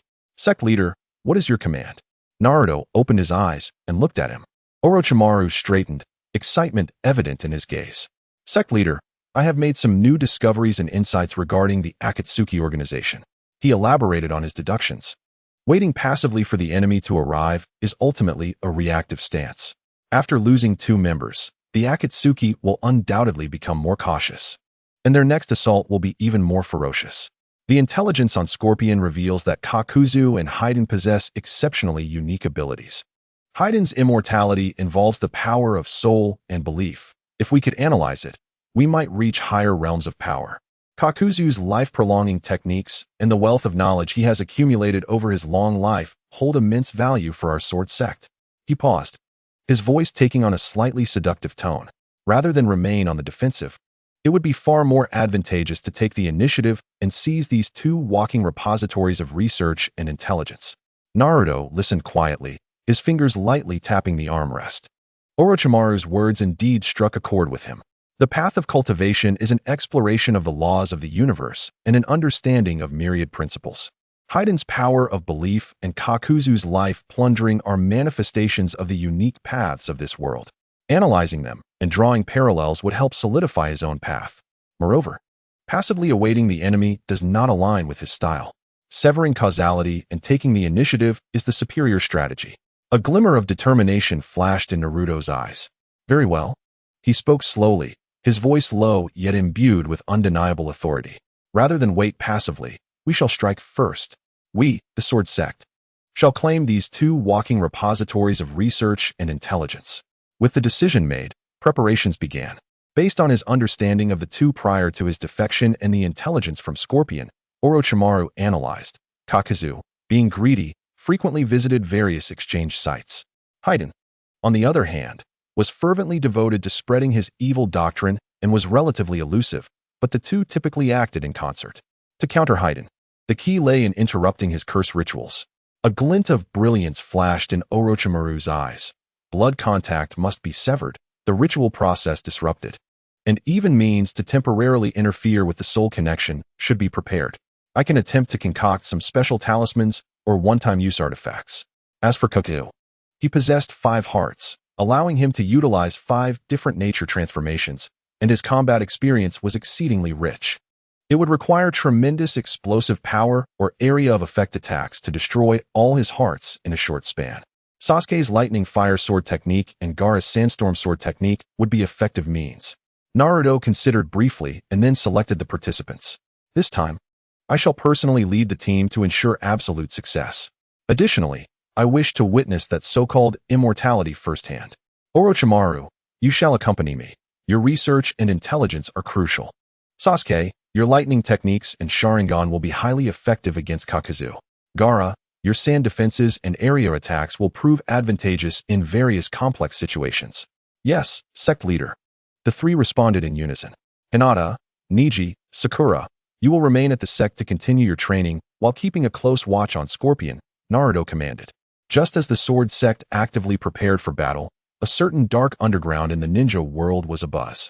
White Zetsu's Spore clone seamlessly melded into the earth, transmitting the intelligence it had gathered.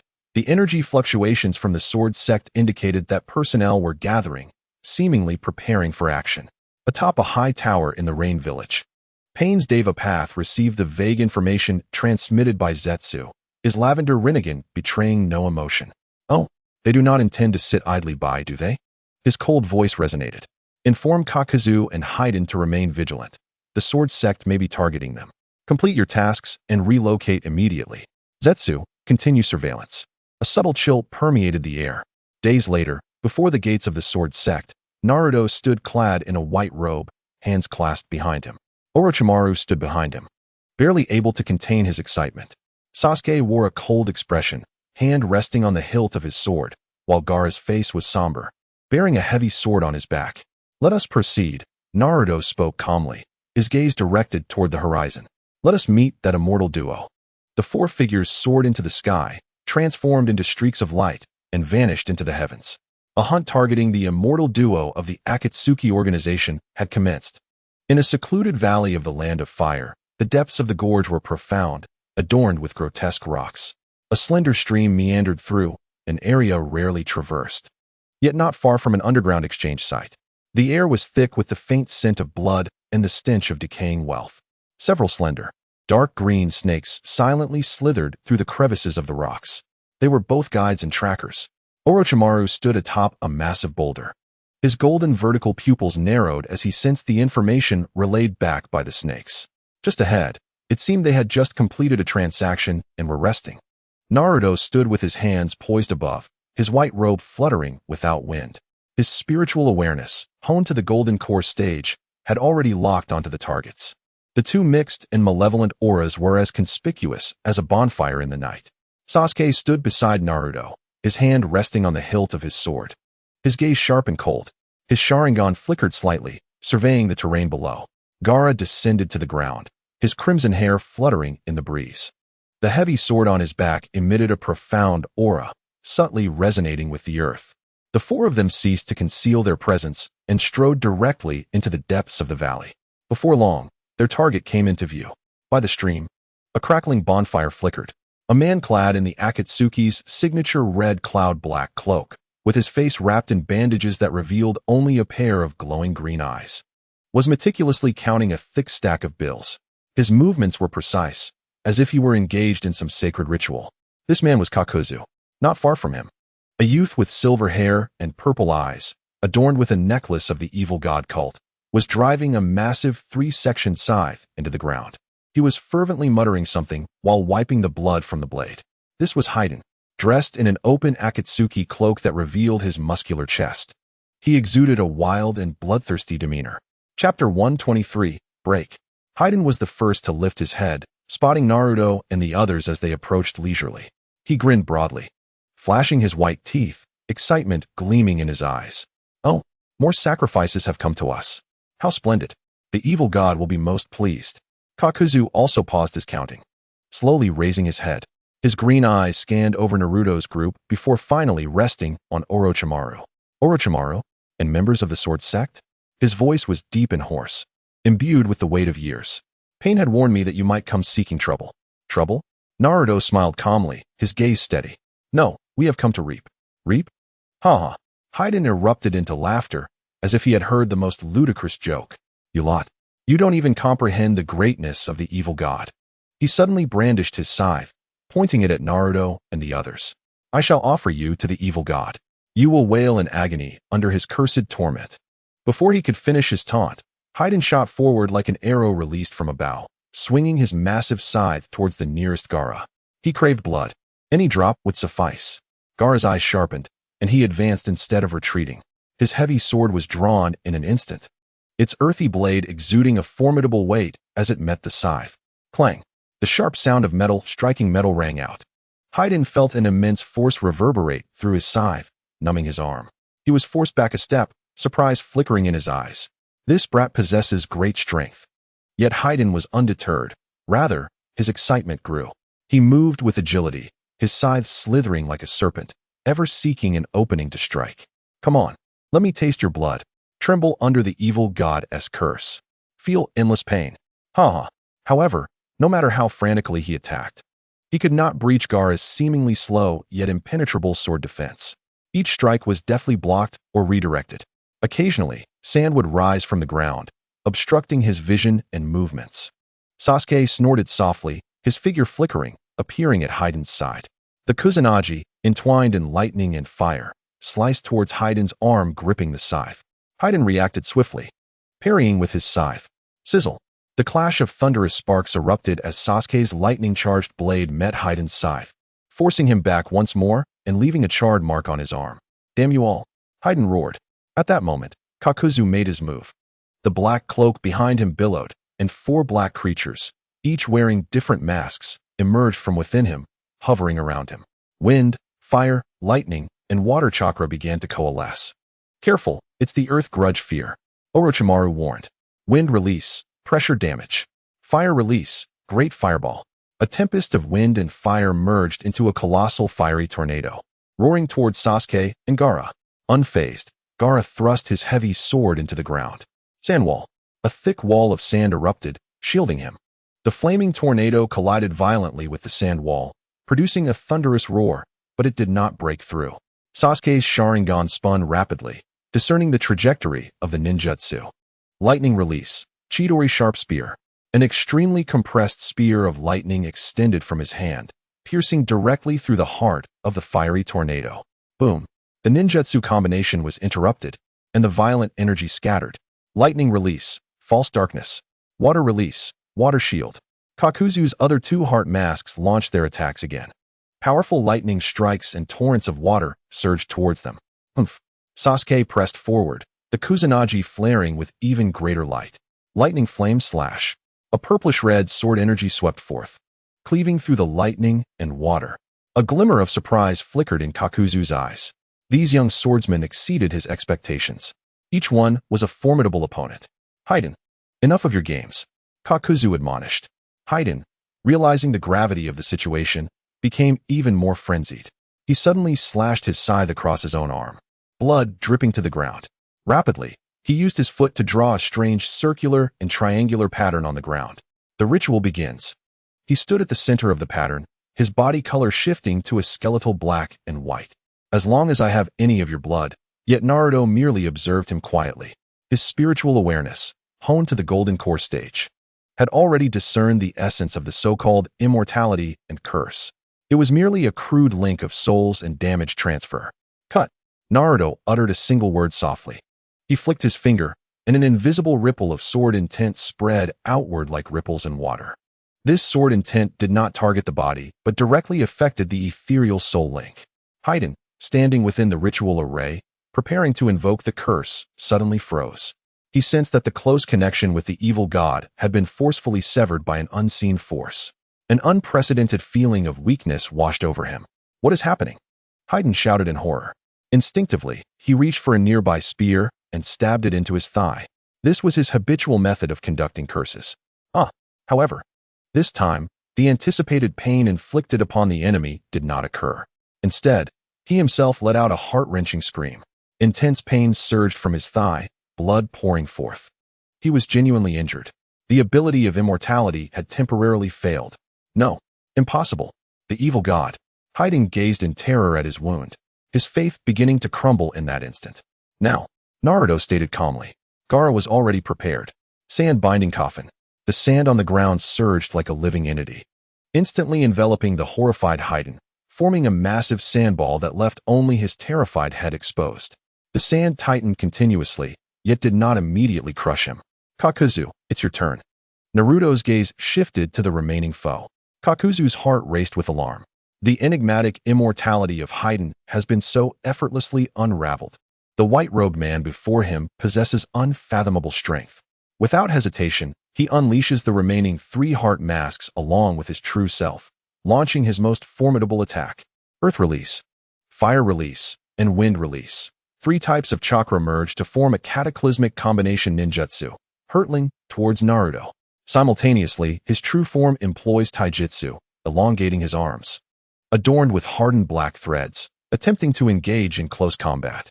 Naruto gazes at the oncoming assault, his expression betraying no emotion. He slowly raises his right hand, his fingers poised like a sword, shimmering with a faint golden radiance.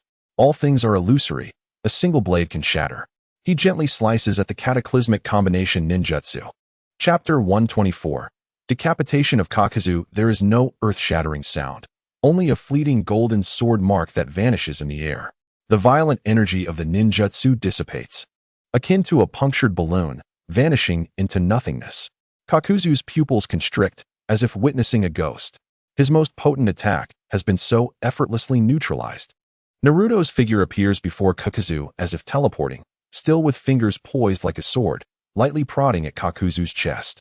Puff, puff, puff, Puff. For soft sounds resonate almost simultaneously. The four hearts within Kakazu, along with his true heart, are utterly obliterated in that instant by a sword intent imbued with the power of destruction and disintegration. The connection at the heart's core is completely severed. The masks on Kakuzu's face shatter and fall away. For the first time, his face, marred by sutures, reveals a complete expression, one of profound shock and unwillingness. How could this be possible? He struggles to utter a few words, his body collapsing like a marionette deprived of its strings as life swiftly ebbs away. Nearly a century of existence, countless battles, and amassed wealth dissolve into nothingness beneath that blade. The battle concludes. Silence returns to the valley, with only the gentle sound of flowing streams and crackling campfires. Sasuke and Gaara approach Haiden, bound by sand, their gazes icy. Orochimaru excitedly strides towards Kakuzu's corpse, his eyes alight with the thrill of research.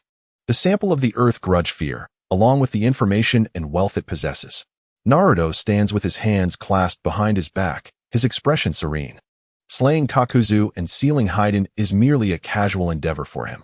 Yet, at that moment, he furrows his brow, his gaze sweeping towards the shadows at the valley's edge. An extremely subtle sensation of being watched flickers and fades. Though faint, it cannot escape his golden core phase spiritual awareness. Is it still that masked individual? Naruto muses internally. The Akatsuki's intelligence network is indeed pervasive.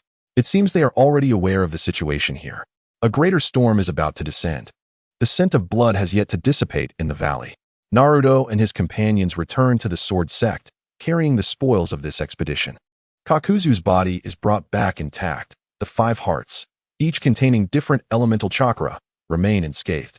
For Orochimaru, this is undoubtedly a vast treasure. Haiden's fate, however, is far more tragic. His body is entirely sealed by Gaara's sand, leaving only his head exposed. He continues to curse incessantly, but the sound is muffled by the seals, rendering it futile and comical. Hinata, Neji, and Sakura approach, seeing their leader and seniors return safely with the enemy. Relief fills their eyes, mingled with admiration for Naruto's unfathomable strength and a deeper understanding of the Akatsuki's enigmatic and troublesome nature. The handling of the spoils is swift and efficient. Kakuzu's corpse is sent directly to Orochimaru's laboratory, equipped with the most advanced tools for thorough research into the earth grudge fear and the secrets of the five hearts. Haiden, on the other hand, is escorted to a specially designed sealing room deep within the sect, layered with numerous seals to ensure he cannot escape or perform any further cursed rituals. He will serve as a living specimen for the study of the immortality curse and the faith in the malevolent deity.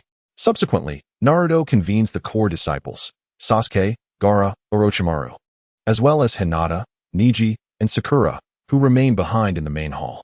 Kakuzu and Haiden have been eliminated. Naruto's voice is calm as he summarizes the operation, yet he warns against complacency. He pauses, his gaze sweeping over the assembly. The intelligence capabilities of the Akatsuki exceed expectations.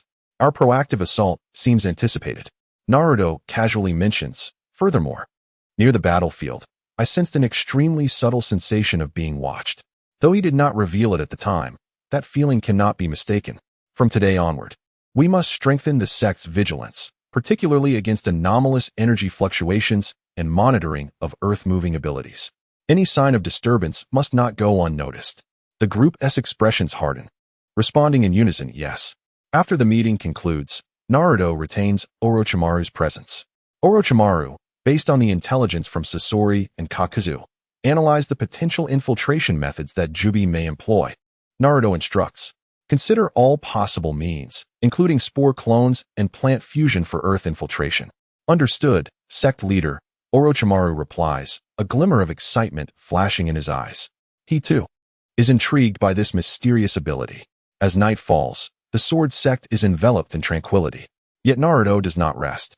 He sits cross-legged, suspended above the sect, his eyes gently closed. The vast spiritual awareness of the golden core phase envelopes the entire sword sect's mountain gate like an invisible tide. This area, once the base of the Sound Ninja village, is expansive and complex in terrain. Unlike ninjas who rely on chakra for perception, Naruto's spiritual awareness is more refined and fundamental. He can distinctly perceive the subtle flow of energy deep underground, hear the breathing of rocks, and the whispers of trees. He can even sense the faint consciousness waves of each plant. His spiritual awareness, akin to the most precise instrument, scans the earth, rocks, buildings, and even the air, leaving no corner overlooked. Time passes gradually. Naruto's mind is highly focused, as his spiritual awareness sweeps past the rear of the main hall. Near a storage area for important supplies, a barely perceptible frown crosses his brow. There, in an inconspicuous corner of a rock wall, his awareness detects an extremely weak abnormal fluctuation. This fluctuation melds almost perfectly with the surrounding environment. Without the sensitivity of his golden core phase awareness, it would be undetectable. It resembles an invisible parasitic energy, silently clinging to the crevices of the rocks, entwined with the roots of plants. Found it. Naruto, maintaining his composure, descends slowly. He approaches the rock wall, his steps measured as if merely performing a routine check of the defensive array nodes. He extends his hand, his fingertips gliding lightly across the rock wall, seemingly sensing the energy flow of the formation. Just as his fingertip is about to touch the area of the abnormal fluctuation, a cold glint flashes in Naruto's eyes, fingers poised like a sword. A strand of golden sword energy, as fine as a hair, yet imbued with pure masculine and exorcising power, surges forth. From the fingertips, a precise thrust penetrated the core of the abnormal fluctuations. A faint sound, akin to the rupture of a bubble, echoed through the air. A small cluster, roughly the size of a fingernail, resembling white slime or spores, was forcibly expelled from the crevice of the rock by the golden sword aura. The moment it emerged, it immediately attempted to contort and transform, seeking to burrow underground and escape. Chapter 125. Upgrading defense. However, Naruto was well prepared. At the instant of his strike, his other hand pressed down lightly. A miniature spatial restriction swiftly took shape, enveloping the white substance in an invisible shroud. The white material writhed and struggled within the confinement, emanating a faint yet chilling, eerie aura. Naruto gazed coldly at the wriggling white spores within the barrier. This must be one of the units used by Zetsu for reconnaissance and infiltration. Indeed, it has infiltrated, he muttered softly to himself. His fingertips twitched, and the restriction tightened. The white material emitted a silent shriek, vanishing into nothingness. Though one had been eliminated, Naruto understood this was far from the only one. Zetsu's abilities were more troublesome than anticipated. He immediately raised his hand. A thought transmitted through a peculiar wave of spiritual energy directly into Orochimaru's mind. Orochimaru, I have found traces of the rat. Prepare the mousetrap. Orochimaru, upon receiving the transmission, abruptly lifted his head in the laboratory, eyes gleaming with intensity. Yes, master. Within the sword sect, a covert battle against the invisible infiltrators had silently commenced. The laboratory was brightly lit as Orochimaru examined the remnants of the spores annihilated by the golden sword aura, his eyes flickering with excitement and gravity. Master, the structure of this substance is remarkable. Not only can it simulate its environment and render itself nearly invisible, but it also appears capable of splitting, parasitizing, and maintaining a peculiar connection with its host. He turned to Naruto, proposing a bold plan. Since it is sensitive to abnormal energy and exceedingly cautious, perhaps we can set a bait. We could simulate the emergence of a treasure it cannot resist, combined with targeted sensing and binding formations. Naruto nodded slightly in agreement. It is worth a try. The location would be the abandoned annex of the library to the west. Though somewhat remote, it had once served as a repository for valuable materials, rendering it enticing yet not overly suspicious. Naruto personally took action, his fingertips shimmering with ethereal light as he inscribed intricate runes. A subtle energy wave, reminiscent of some heavenly treasure nearing maturity or profound techniques on the verge of breakthrough, was artfully arranged deep within the annex, barely perceptible. Simultaneously, more intricate sensing formations and binding runes, like an invisible web, seamlessly integrated into the floor, walls, and even the beams of the annex, specifically designed to target the spore's characteristics and their ability to burrow underground. Once the arrangements were complete, tranquility returned as if nothing had ever transpired. The following day, Naruto and Orochimaru happened to pass by the library area, seemingly engaged in casual conversation. Their voices were low yet sufficient for any potential eavesdroppers to overhear. The core of Scorpion's puppet, Orochimaru whispered excitedly. I discovered residual energy that seems to resonate subtly with the legendary Outer Path Golem. Naruto adeptly responded, oh, If that is the case, its value escalates immensely. How is your research on Haiden's ritual progressing? If we can reverse engineer it, perhaps we could discover a method to counteract Pain's Rinnegan. As they conversed, they inadvertently approached the annex, only to suddenly shift topics, feigning departure from the area. Meanwhile, Naruto maintained his spiritual awareness over the vicinity, clearly sensing several more potent, yet still exceedingly subtle abnormal fluctuations lurking underground around the annex. Like vigilant serpents, they prowled the periphery, testing the waters. They had sensed the alluring energy wave and overheard the astonishing secret, but hesitated to delve deeper.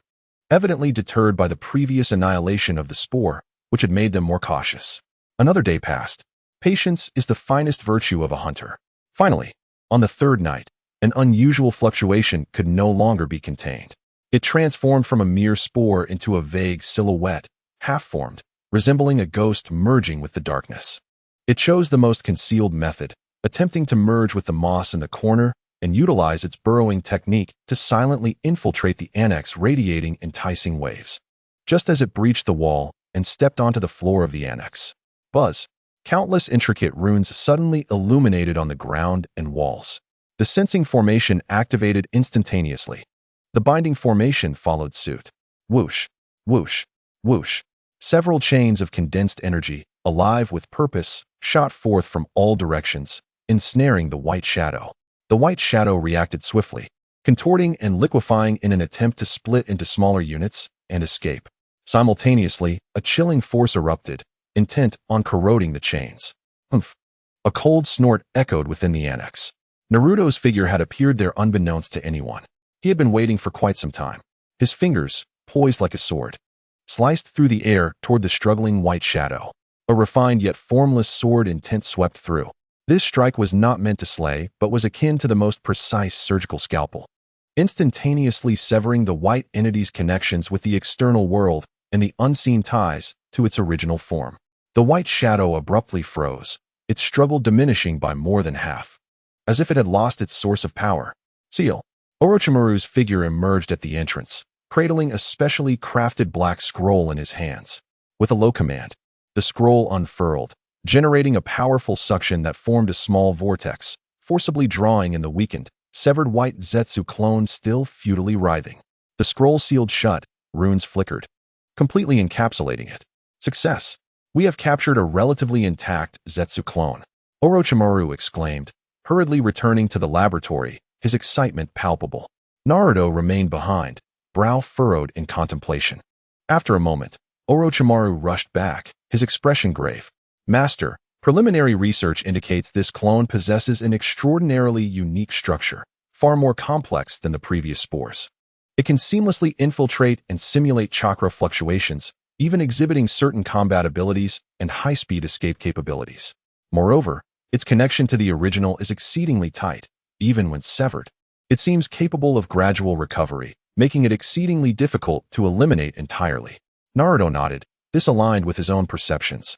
He closed his eyes, allowing a strand of spiritual awareness to probe into the sealed scroll, attempting to capture information from the remnants of fragmented and chaotic consciousness. Vague images flashed by, a shadowy underground base, gathering rings of the Akatsuki members, handling the bodies post-battle, relaying intelligence to Pain and the masked figure, Akatsuki. Chapter 126, Conan. Naruto opened his eyes, his gaze sharpening. Zetsu, within the Akatsuki, was not merely an intelligence officer and scout. He was also responsible for managing aftermaths. His infiltration was likely deeper and broader than we imagined. A comprehensive upgrade of defenses was imperative. Naruto no longer hesitated. He promptly summoned Sasuke, Gaara, Hinata, Neji, Sakura, and Orochimaru, informing them fully of Zetsu's threat and the recent capture operation. From this moment forth, we activate the highest-level defense plan of our sect. Naruto's voice was steady and powerful. Zetsu's abilities were insidious, and conventional barriers and sensory ninjutsu were limited in effectiveness. Henceforth, I shall personally establish a composite defense formation. A glimmer of confidence flashed in his eyes. Utilizing the essence of immortal cultivation formations, integrated with the sealing techniques of the ninja world, we would focus on bolstering defenses against underground, plant, and mental probing, incorporating functions to identify disguises and purify anomalous energies. With Naruto's command, The atmosphere of the sword sect instantly turned somber. The disciples diligently performed their roles, assisting Naruto. More powerful energy barriers began to take shape. Beneath the ground, special rune arrays were embedded. The plants within the sect were also included in the monitoring system. An invisible defensive network began to envelop the entire entrance of the sword sect, preparing to face potential probing and assaults from any direction. In the rain village, perennial drizzles persisted. Atop the tower, the atmosphere was as frigid as the rain outside. Pain's Rinnegan, with its pale purple hue, exhibited a rare and distinct fluctuation. Through the faint connection with Zetsu's captured consciousness and the final feedback before Kakuzu's heart ceased to beat, he had learned the outcome. Kakuzu was dead, Haiden had been captured, and his bizarre immortality seemingly unraveled. Sasori had long been apprehended. Even Zetsu, responsible for infiltration and intelligence, had his clone accurately captured, rendering the sword sect's defenses impeccable. Within a short span, the Akatsuki had lost 3 core members, 2 of whom were dead. This was undoubtedly a grave blow to the Akatsuki, which was on the verge of accelerating its tailed beast collection plan. "Hey, Pain," spoke the figure beside him, wearing an orange vortex mask. With his usual nonchalant tone, he tapped the mask absent-mindedly. "It seems that Naruto from the sword sect is far more troublesome than we anticipated." Even Zetsu failed. He tilted his head, his tone laced with a hint of mockery, yet underlined by seriousness. "If this continues, the Nine-Tails may truly slip beyond our grasp, becoming a hot potato." Nagato, through Pain, fell silent for a moment. The pressure within the tower seemed to drop further. A cold voice, devoid of emotion, echoed, "Conan." At his summons, countless small white paper pieces appeared in the air, fluttering as if infused with life, coalescing into a beautiful woman clad in the Akatsuki robe, her expression indifferent, with flowing blue hair. "It was the angel, Conan. You are to visit the sword sect," commanded Pain, his Rinnegan observing her impassively. "Probe their strengths and weaknesses, particularly that sect leader, Naruto." He paused, adding, "Exercise caution, reconnaissance is paramount, do not engage directly." Without a hint of hesitation in her azure eyes, Conan answered, "Yes, Pain." Upon finishing her words, her form disintegrated into a flurry of paper, dissolving into the air and departing silently. The vast distance posed little challenge for Conan, who could transform into paper and ride the winds. Countless paper butterflies flitted silently over mountains and rivers. Eventually, she arrived at the periphery of the former Sound Village, now the sword sect's entrance. Hovering in midair, Conan surveyed the area below. She could distinctly sense that the expansive valley ahead was enveloped by a far more formidable energy barrier than previously described in the intelligence reports. This barrier not only spanned a wider area, but also emitted a heavier, more reclusive energy fluctuation, radiating a pure aura that instinctively alerted her. It would be nearly impossible to infiltrate silently, as Zetsu had done. The defenses had indeed been strengthened several-fold, Conan realized. Evidently, Kakuzu and Haiden's demise, along with Zetsu's capture, had heightened their vigilance. She circled the perimeter momentarily, refraining from recklessly assaulting that powerful protective formation. Her mission was to probe. Thus, she would target the weaker points of the outer defenses and any personnel present to test their reaction speed and strength. Her gaze fixed. She quickly identified her target, a training ground located at the edge of the entrance, outside the protective formation's coverage, relatively isolated. The terrain was open, seemingly newly cleared for disciples' daily training. At that moment, 3 figures occupied the training ground. Hinata, Hyuga, and Niji Hyuga were engaged in a swordsmanship duel. The gentle yet precise sword light clashed with the fierce and swift sword intent, generating waves of air. Not far away, Sakura Haruno sat on a rock. Several scrolls and herbal samples spread out before her, as she appeared to study something, occasionally glancing up to observe the duel, lost in thought. This was the place. Concealed within the distant thicket, Conan's gaze turned frigid. Without any hesitation or warning, she launched her attack. Paper jutsu, paper shuriken dance. In an instant, it was as if a white rain of death fell from the sky.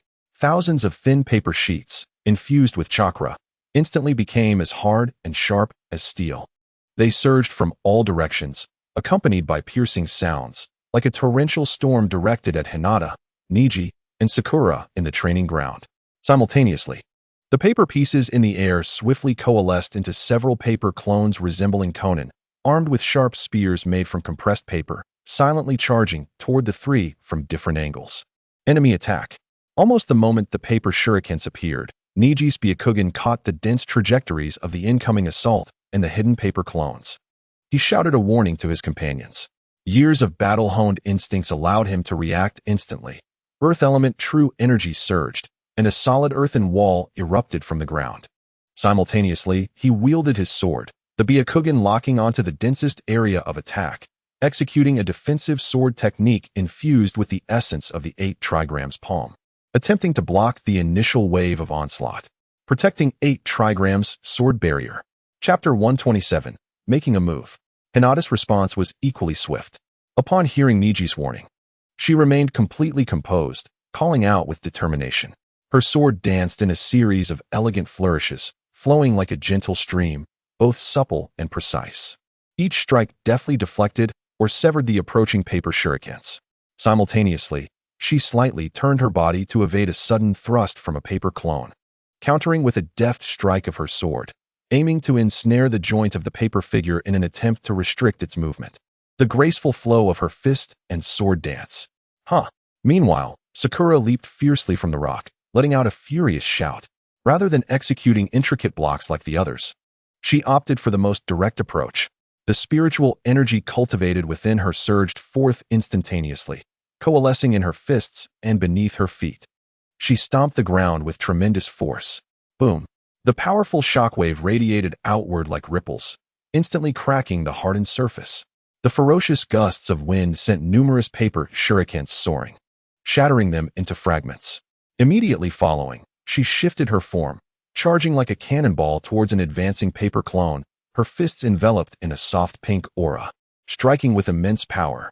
Bang! The resilient paper clone was obliterated with a single punch, disintegrating into a flurry of paper scraps. The earthen wall crumbled, sword flashes glimmered, and the winds of her fists howled. The trio swiftly repositioned themselves, forming a temporary defensive triangle with their backs to one another. Niji took charge of frontal defense and wide-range perception. Hinata, employing gentleness to overcome rigidity, deftly neutralized close-range attacks. Sakura, with her overwhelming explosive force, dismantled the advancing adversaries and the barrage of assaults. Their expressions were grave, bracing themselves, vigilantly observing the continuously converging paper fragments and the reconstituting paper clones around them. In the distance, within the dense forest, Conan observed everything through the fluttering paper butterflies hovering above the battlefield. A flicker of barely perceptible surprise crossed her eyes. These 3 young disciples of the sword sect exhibited prowess and reflexes that surpassed her initial expectations. The boy with the Byakugan demonstrated a calm and seasoned defensive sword technique. With keen perception, the girl with the Byakugan wielded a sword style that was both supple and enigmatic, adept at dissipating force. As for the pink-haired girl, the sheer power she unleashed drew her attention. However, that was the extent of it. She discerned that while the trio had successfully repelled her initial probing attack, their coordination still appeared somewhat awkward. Faced with the relentless onslaught of paper techniques and the fearlessly aggressive paper clones, they were beginning to struggle. A faint, cold smile curved the corners of Conan's lips. The paper fragments in the sky began to coalesce at an accelerated pace, swirling ominously. Indistinctly, it seemed as if a pair of immense, pristine wings were slowly unfolding behind the clouds. The warm-up was over. She murmured softly to herself, a gathering intent to kill beginning to solidify in her azure eyes. The training ground erupted into a fierce battle. Conan held nothing back. Behind her, countless paper fragments converged, instantaneously unfurling into a pair of colossal paper wings. Pure, sacred, yet cold, she hovered in mid-air, resembling a legendary angel. The dance of paper techniques. Her voice was frigid and devoid of emotion. With her will, an endless array of paper transformed into lethal weapons. Sharp paper spears rained down like arrows. Rapidly spinning paper wheels sliced through the air. Even paper birds imbued with explosive tags screeched as they dove downward. The intensity and magnitude of the attacks had escalated several-fold. A tempest unleashed, sweeping across the battlefield. Below, the trio faced an unprecedented surge of pressure. Be careful, Niji urged, activating his Byakugan to its utmost. Veins bulged at his temples as he scrutinized the trajectory of each paper fragment. He unleashed a series of condensed shockwaves with his sword. aiming to disrupt the rhythm of the onslaught. Simultaneously, he shouted urgent warnings. 3 o'clock to the left, paper spear. Hinata, behind you, explosive tag. Hinata clenched her teeth, her delicate face taut. She combined her gentle fist technique with her swordsmanship, pushing her abilities to the limit. The sword light flickered as her true essence coalesced, transforming into 2 formidable energy lions that roared towards the densest cluster of paper fragments, striving to carve out a breach. However, the energy lions were swiftly overwhelmed and torn apart by the endless tide of paper. Cracks began to mar the layer of defensive sword intent enveloping her, and its radiance dimmed. Sakura unleashed her monstrous strength to its fullest extent. Each punch and kick harbored terrifying power, relentlessly shattering the incoming paper fragments and clones. She even attempted to channel her inner spiritual energy to bolster her defenses, bracing against some of the attacks. Yet, Conan's angles of assault were too cunning, and the range was exceedingly vast. There was no escape. Cuts from the paper fragments began to mar her arms and legs, blood staining her garments. The trio's synergy was commendable. Niji's precise command, Hinata's supple force dissipation, and Sakura's fierce breakthroughs were commendable. Yet, under Conan's extensive, high-frequency and high-intensity saturated attacks, they gradually fell into a disadvantage. Their defensive perimeter was being relentlessly constricted, their space for movement shrinking perilously, fraught with danger. Niji's ability to heal was depleting rapidly, his breath becoming unsteady. Hinata's sword technique, though exquisite, struggled to cover all angles. Fresh wounds adorned Sakura's body, her breathing becoming labored. Conan hovered above, her gaze icy, observing the trio struggling below, akin to watching ants on the verge of being crushed. She slowly brought her hands together. A more significant chakra began to coalesce. The number of paper fragments in the air reached a terrifying level, obscuring the sky. Each fragment contained explosive energy. The art of paper god. 6 trillion explosive tags. Enough to obliterate this area along with the 3 defiant disciples. Delivering a fatal blow. The air thickened with an aura of annihilation. Niji, Hinata, and Sakura turned pale, sensing an unprecedented threat of death. At that critical moment, a calm yet profoundly authoritative voice resonated, clear and unmistakable to all. Enough. The voice was soft, yet carried an undeniable weight of authority. A white figure appeared silently before Hinata, Niji, and Sakura. He did not even glance back at the disciples behind him. Instead, he raised his right hand towards the sky, filled with paper fragments, and the impending sea of paper laden with terrifying explosive energy, gently waving it. There was no cataclysmic explosion, nor were there dazzling visual effects. An invisible yet vast realm of sword intent emanated from him, rapidly expanding outward. Like a stone cast into a lake, it sent ripples cascading across the surface. All the paper fragments rushing towards him, whether sharp as blades or laden with explosive energy, lost all strength and support upon nearing 100 meters of him. Their chakra was forcibly stripped away, vanishing into nothingness. Chapter 128. 2 weeks later. Assault on the sword sect. They all reverted to the most ordinary sheets of paper, drifting down gently, as if stripped of weight. In an ephemeral moment, a silent snow of paper descended. Xiaonan prepared to unleash her divine paper technique. Yet the immense chakra she had gathered was abruptly seized by an unseen force, causing it to dissipate in an instant. A sudden wave of anguish surged through her as she coughed up blood, the backlash from her interrupted technique leaving her breathless. What terrified her more was an overwhelming pressure emanating from the depths of her soul, akin to a mountain pressing down upon her, making it exceedingly difficult to maintain her flight. It felt as if she could plummet from the sky at any moment.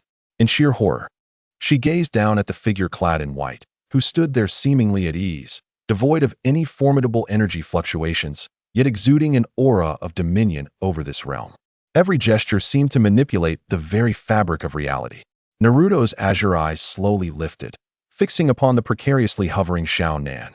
His gaze tranquil, yet imbued with an indifferent piercing clarity. With a gesture akin to a sword, Naruto pointed towards her, and a thread of exquisitely refined golden sword energy flickered past, too swift for the naked eye to perceive. This sword energy did not aim directly at Xiaonan but grazed the edges of her vast paper wings. In an instant, that part of her proud wings, composed of countless paper fragments, was utterly severed and obliterated, leaving no trace behind as if it had never existed. Xiaonan's body trembled violently, her eyes filled with dread. Had that strike been just a fraction off, the consequences would have been dire. Naruto's cold voice resonated once more, bearing an unmistakable warning. The next strike would not merely sever her wings.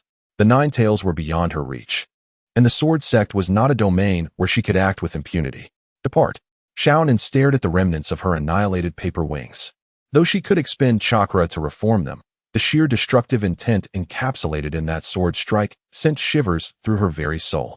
She had no doubt that any further movements would result in her neck being severed next.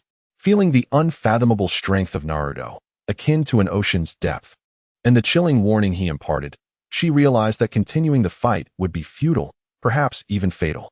Without a moment's hesitation, Xiaonan disintegrated her form, transforming into countless white paper butterflies that hastily fled towards the distant sky, her previous composure and poise utterly shattered. Naruto did not pursue. He merely observed the direction in which the paper butterflies vanished, his expression placid, devoid of joy or sorrow. It was not his intention to allow the enemy to escape, but rather, the Akatsuki organization remained shrouded in mystery, and he had yet to uncover their stronghold or the individual responsible for his parents' demise. Since they had sent Xiaonan to infiltrate the sword sect for information, Naruto resolved to employ the same strategy. To all appearances, he had let Xiaonan depart. But in truth, he had attached the eye of the soul he had crafted to her essence, enabling him to gain comprehensive insight into the inner workings of the Akatsuki. Naruto had contemplated this approach previously but had lacked the opportunity.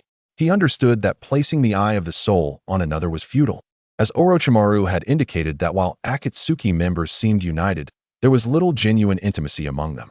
Those outside the core of the organization could not access its innermost secrets. Thus, Naruto had been pondering whom to target and how to do so, only to find Xiaonan presenting herself. From information gathered through Orochimaru and others like Sasori, it was evident that this woman named Nan was undoubtedly a pivotal figure within Akatsuki. Consequently, Naruto seized the opportunity to let her go. Moreover, there was another reason.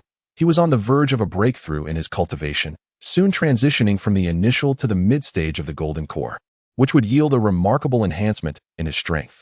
It was prudent to avoid conflicts until after his advancement, at which point he would possess greater assurance.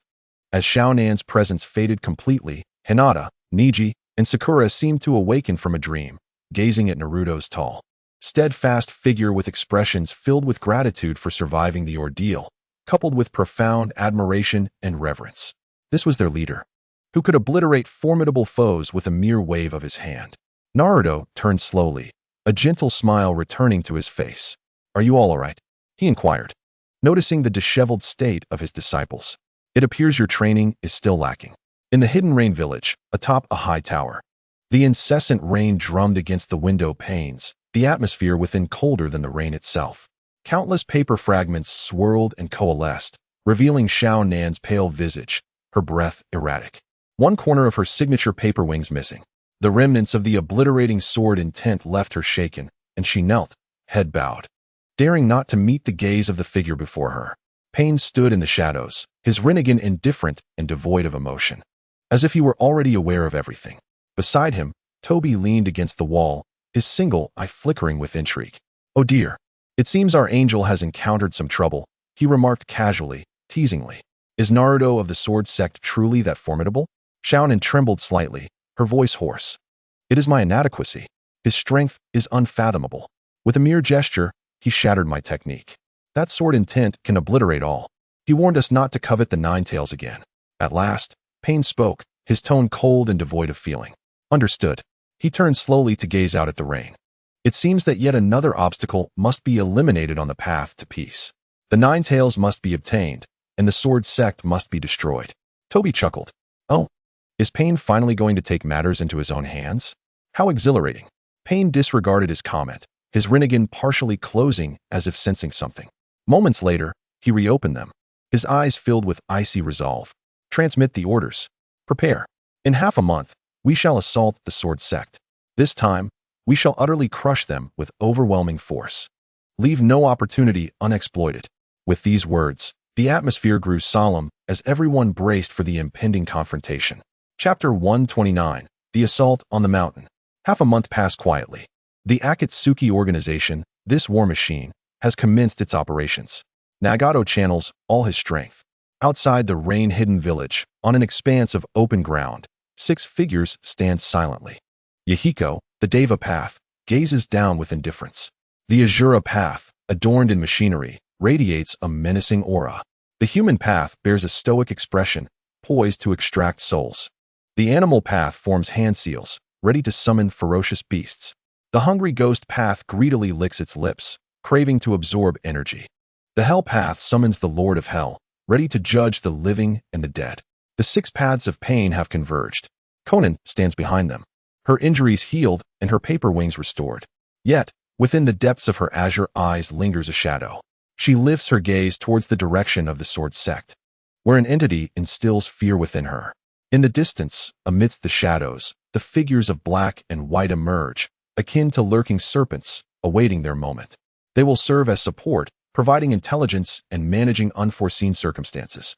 Move out, commands Pain's Deva path. The 6 figures, alongside Konan, transform into streaks of light. Soaring through the air, with great momentum, they head towards the borders of the Land of Fire, targeting the gates of the Sword Sect. Within the Sword Sect, tranquility reigns. As disciples diligently practice, the complex array, personally arranged by Naruto, acts as an invisible barrier, safeguarding all. Spiritual energy flows, and runes shimmer. Suddenly, a piercing alarm resonates throughout the valley. The outermost energy node of the protective array erupts in blinding red light. A powerful energy shockwave approaches rapidly from afar. Enemy attack, shouts the disciple responsible for monitoring the formation. Instantly, the entire sword sect springs into action. Countless figures rush out from various training areas, wielding long swords. Their true energy surging. They swiftly mobilize according to their plans, racing to their defensive positions. At the front of the main hall, on a high platform, Sasuke's gaze is frigid as his Sharingan activates. The 3 tomo spins slowly as he peers into the distant sky. He can clearly discern the 6 ominous figures and that familiar angelic presence. It's Pain. Gaara stands beside him, his crimson hair billowing, the heavy sword on his back emitting a low hum. Sand gathers at his feet, brimming with potential energy. An overwhelming sense of pressure emanates from each figure. Niji, Hinata, Sakura, and others arrive swiftly, their expressions grave, ready for battle. All personnel, be on high alert. Sasuke commands steadily. Activate the second layer of defense nodes. Prepare for long-range attacks. No unauthorized strikes without orders. The disciples of the Sword Sect, fortified by the formidable array, quickly construct layers of defensive barriers. Sword energy coalesces, ready to be unleashed. The atmosphere becomes palpably tense. Outside the gates, suspended in midair, the 6 paths of pain halt their advance. Yahiko, the Deva path, coldly surveys the layered, rune-illuminated protective array below. It appears even more formidable than Konan had described. Humph, scoffs the Azura path, stepping forward without hesitation. His arm morphs into a fearsome cannon, while multiple launchers deploy from his back. Boom, boom, boom. Blinding laser beams and missiles rain down upon the protective array like a torrential storm. Simultaneously, the animal path forms hand seals. Summoning technique. A massive cloud of smoke erupts. 3-headed hellhounds, colossal birds, and monstrous rock pandas. Various bizarre and malevolent summoning beasts roar and crash against the energy barrier. Boom, boom, boom. Explosions resonate violently.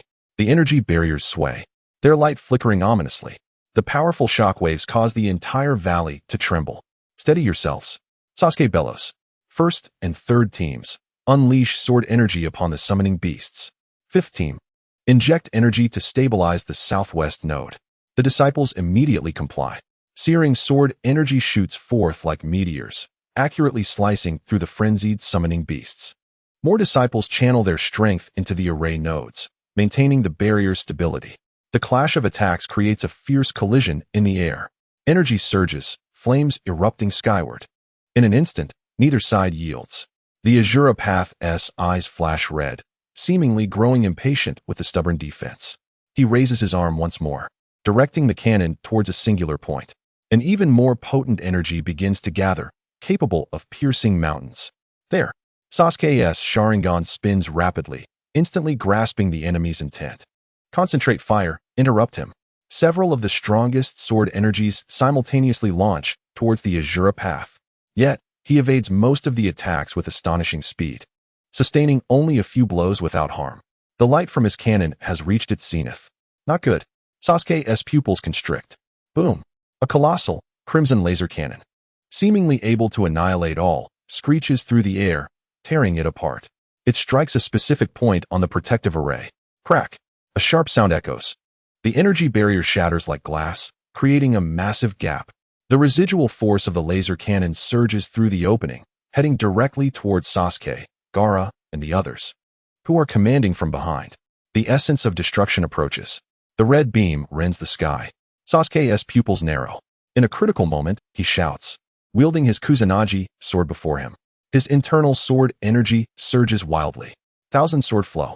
Countless fine sword shadows materialize, interweaving before him, forming a shimmering sword shield imbued with electricity. This is his creation, merging his lightning affinity with the sword sect's defensive techniques. Boom! The laser cannon crashes against the sword shield, erupting in a thunderous roar. Blinding light causes many to be momentarily blinded. The shield quakes violently, countless cracks appearing on its surface. Sasuke feels an overwhelming force assail him, as if struck by a mountain. He grunts, uncontrollably flying backward, colliding heavily with a pillar. Coughing up blood, he nonetheless manages to block this lethal strike. However, the cost is that the gaping hole in the protective array is now fully open. Whoosh, whoosh, whoosh. Almost immediately after the gap forms, the 6 paths of pain, like 6 ghostly shadows, plunge through without hesitation, darting into the sword sect's gates. Stop them. Recently, several disciples of the sword sect roared fiercely, wielding their swords to unleash a formidable sword aura. In Chapter 130, Mid-Stage of Golden Core, the figure of the human path displayed no emotion. Confronted by the oncoming sword energy, he neither flinched nor evaded. In a swift motion, he appeared before a disciple like a specter, his palm descending directly upon the disciple's crown. Soul extraction. An invisible force surged forth. The disciple's body trembled violently, his gaze instantly vacant. A shadowy figure was forcibly drawn from within him. Not a chance. A white figure darted towards them. Ningxi's Byakugan had already locked onto everything. The long sword in his hand, entwined with gentle yet lethal true essence, precisely struck at the acupoint on the wrist of the human path. Acupoint strike. The human path momentarily stalled, compelled to abandon the extraction. He sidestepped to evade Ningxi's cunning blow. Meanwhile, the hell path formed hand seals, summoning the king of hell. The immense smoke dissipated, revealing a terrifying, grotesque head that spewed dark energy. It emerged from the earth, its massive jaws opening wide. It seemed to scrutinize the battlefield, poised to devour the souls of the slain or to restore the destroyed pain puppets. The hungry ghost path cackled maniacally, charging towards another gathering of disciples. There, several disciples were concentrating their sword energy, preparing to launch a combined attack. He spread his arms wide to meet the incoming sword energy. Sealing technique, absorption. A powerful attraction emanated from his palms. The sword energies, infused with spiritual power, were forcibly drawn into his body. What? The disciples were taken aback. Their attacks were actually absorbed. Yet, the hungry ghost path furrowed his brow. He sensed a difference. Although this energy could be absorbed, it was far less smooth than chakra. The efficiency of absorption seemed significantly lower, and the texture was entirely different. Kill. The cries of slaughter echoed throughout the battlefield. The sudden intrusion of the 6 paths of pain ignited the conflict. Though the sword sect disciples were astonished by the adversary's bizarre capabilities, under the command of Sasuke, Gaara, and others, they quickly adapted, leveraging the sect's architecture and terrain to engage in fierce combat with the invading 6 paths. Sword light crisscrossed, fists howled, sand surged, papers fluttered. The Azura path's artillery roared incessantly. The beast's paths summoned creatures rampaged and collided. The human path appeared and vanished, attempting to extract souls. The king of hell summoned by the hell path loomed ominously. The hungry ghost path continually absorbed energy attacks. The Deva path, Yahiko, hovered in midair, coldly observing everything, as if a deity controlling the entire situation. The scene instantly descended into utter chaos. Although the sword sect disciples were well-trained and formidable, the abilities of the 6 paths of pain were too peculiar and synergistic. Moreover, they fought fearlessly, with the Hell Path able to swiftly restore any injuries sustained. From the outset, the Sword Sect found themselves embroiled in a bitter struggle. A disciple, unable to evade in time, was struck by a miniature missile launched from the Azura Path. Instantly, he was reduced to a bloodied mess. Watch out for his hands. Just as another disciple warned his companion, he was seized by the human path, his soul extracted in an instant. Sandstorm Burial. Gaara roared, pressing his hands to the ground. Endless yellow sand surged skyward, transforming into a colossal sand sword, attempting to engulf the advancing Azura Path and Beast's Path. Die! Hinata shouted, her sword shadows heavy, protecting several injured comrades by cleaving through a giant centipede-summoned beast that attempted a sneak attack. The battle was exceptionally brutal. More and more Sword Sect disciples were injured, even falling in battle. Blood stained this once tranquil land. The hungry ghost path rampaged across the battlefield. He discovered that while the energy attacks from these Sword Sect disciples were inefficiently absorbed, their sheer numbers still offered some benefit. He continually absorbed various sword energies and energy waves, causing many disciples' attacks to miss. Darn it, this guy is such a nuisance. Sakura watched the hungry ghost path absorb her comrades' attacks, her heart ablaze with fury. Taking a deep breath, her spiritual energy surged within her. She stomped forcefully. Boom. The ground cracked.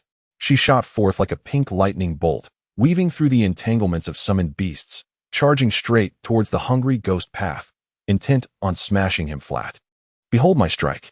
Her fist, enveloped in a pale pink aura, carried immense force, crashing towards the back of the hungry ghost path. The hungry ghost path sensed the ominous wind at his back. He spun around abruptly, a glimmer of greed flashing in his eyes. What a powerful wave of energy. Though not chakra, it seemed delectable. Without hesitation, he extended his hands to meet Sakura's unstoppable fist, attempting to absorb this power as well. Sealing technique. Boom. A thunderous sound resonated. Sakura's fist collided solidly with the hungry ghost path's palms. The anticipated energy absorption did not occur, or rather, it only happened for an instant. The hungry ghost path felt an unimaginably pure and extreme physical force surge towards him like a tidal wave. There was simply no time to fully absorb it. Pain shot through his arms like bones fracturing. He was sent flying by the punch, crashing through a wall. Coughing, the hungry ghost path awkwardly rose from the rubble. Shaking his numbed arms, his eyes filled with shock and confusion. What just happened? That punch contained a terrifyingly violent force, yet he barely absorbed any energy from it. That was pure physical strength. This woman did not employ any ninjutsu. He couldn't even sense any chakra-like energy within her. How is this possible? Without chakra, how could she possess such terrifying brute strength? His absorption ability was significantly diminished against such pure physical attacks. It was nearly ineffective. He could only rely on the body of the pain puppet to endure. The hungry ghost path gazed at the pink-haired girl charging at him once more, feeling a sense of challenge for the first time. Could this person only engage in hand-to-hand combat? On the battlefield, Sakura and the hungry ghost path were locked in a fierce struggle, fist against fist. The clash of pure strength. The hungry ghost path continually attempted to absorb, only to find the results minimal. Sakura's immense strength stemmed from her unparalleled mastery of power, not merely a form of energy. Darn it. The hungry ghost path staggered back repeatedly. His body was resilient, withstanding Sakura's heavy punches, yet he felt his arms growing numb and his bones creaking. With absorption ineffective, he could only engage in a brute force struggle. Yet, being a puppet body, he felt no fatigue and feared no pain. Although Sakura's assault was fierce, it was challenging to completely obliterate her opponent in that moment. The two individuals found themselves locked in a stalemate. Just then, a clear and chilling cry echoed. Hinata, standing nearby, had her Byakugan fixed on the battlefield. She detected a slight flaw in the hungry ghost path, whose old strength had waned while new power had yet to manifest. Like the wind, she swiftly approached. The long sword in her hand traced an elegant arc, its tip infused with the unique energy of gentle fist techniques. With remarkable precision, it struck a specific point on the left shoulder joint of the hungry ghost path. The meridian was severed. Chapter 131, Naruto vs. Pain. Suddenly, the hungry ghost path's movements froze. A peculiar force surged through the sword's tip, instantaneously halting the flow of chakra within him. His left arm appeared to lose control. Well done, Hinata. Sakura seized the fleeting opportunity. With an angry shout, She charged forward again. Her right fist, gathering all her strength, struck fiercely. Sakura Blossom. Bang! Without the defense of his left arm and hindered by Hinata's strike. The hungry ghost path could no longer withstand the attack. Sakura's punch landed solidly on his chest, akin to a battering ram's blow. He was sent flying, crashing through several decorative hills. He fell heavily to the ground, temporarily incapacitated. Sakura gasped for breath, shaking out her fist. Hinata joined her, sword at the ready. However, before they could revel in their triumph, an oppressive and terrifying aura suddenly descended. The Deva path, Yahiko, who had remained suspended in midair without intervening, slowly descended to the center of the battlefield. His pale purple Rinnegan scanned the surroundings, his gaze cold and indifferent, as if a deity looking down upon struggling ants. The surrounding uproar of battle fell silent, all eyes irresistibly drawn to him, a soul-deep fear beginning to spread. "Feel the pain," he whispered softly, his voice low yet clear to every ear, seeming to carry an enchanting power. At the moment his words fell, an invisible yet overwhelming repulsive force erupted from him. Shinra Tensei. Boom! Like a hurricane sweeping through, the mighty repulsion instantly engulfed everything around. Niji, entangled with the human path. Gaara, controlling sand to fend off the Azura path. Sakura and Hinata, who had just repelled the hungry ghost path. And even Sasuke. All were swept away like leaves in a tempest. Thud! Agonizing cries and muffled groans rang out in succession. Countless figures were sent flying, crashing against structures and cliffs. The sound of bones breaking was distinctly audible. Blood splattered. The barely maintained defensive formation crumbled in an instant. A large number of disciples lost their fighting capability, their fates uncertain. The battlefield lay in utter disarray. Yahiko hovered silently, coldly observing the hellish scene before him. He slowly raised both hands, seemingly preparing to unleash a broader attack, intent on erasing this land of resistance from existence. The aura of destruction began to coalesce. Despair filled the eyes of all surviving Sword Sect disciples. At that moment, a breath even more magnificent and immense, as if transcending the very heavens and earth, surged forth like a slumbering dragon awakening, erupting from the deepest recesses of the Sword Sect's secluded area. A white figure emerged silently, stepping into the air, dressed in a flowing white robe, untainted by dust, with hair billowing and eyes serene. It was Naruto. He had just concluded his seclusion. The golden core within him radiated brilliantly, having successfully advanced from the early to the mid-stage of the golden core. His strength had undergone a qualitative leap. With his appearance, the overwhelming pressure of the mid-stage golden core spread like a tidal wave, enveloping the entire battlefield. The air seemed to freeze. The previously raging energies faltered.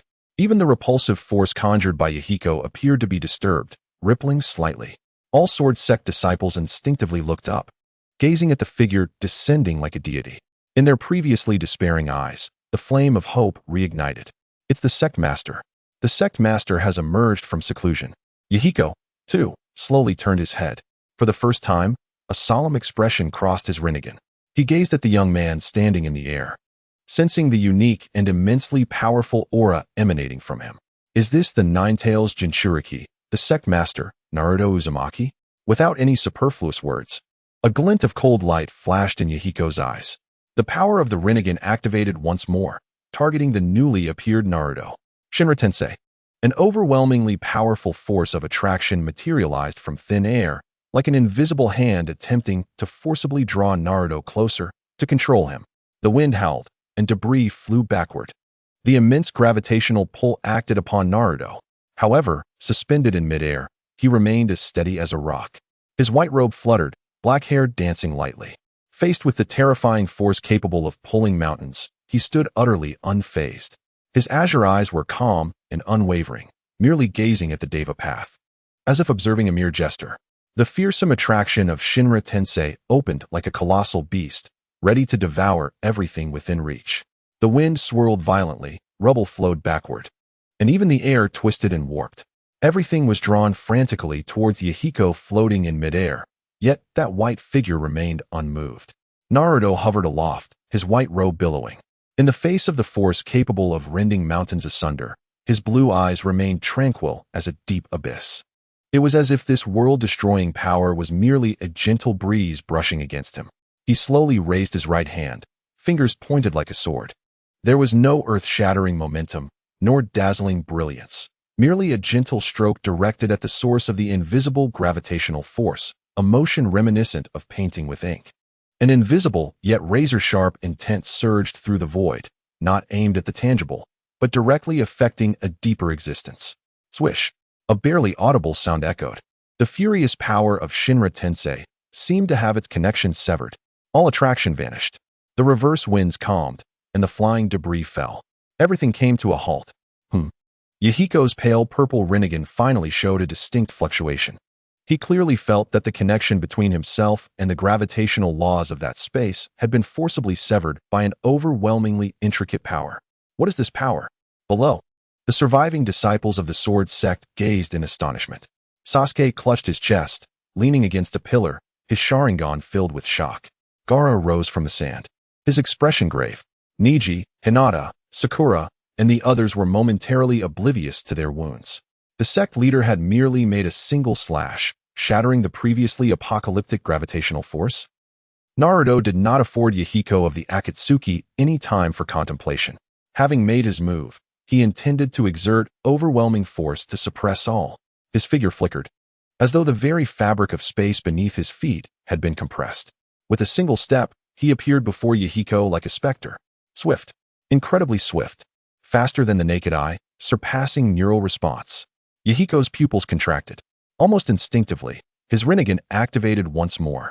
Shinra Tensei. The repulsive force erupted, pushing everything away. Chapter 132.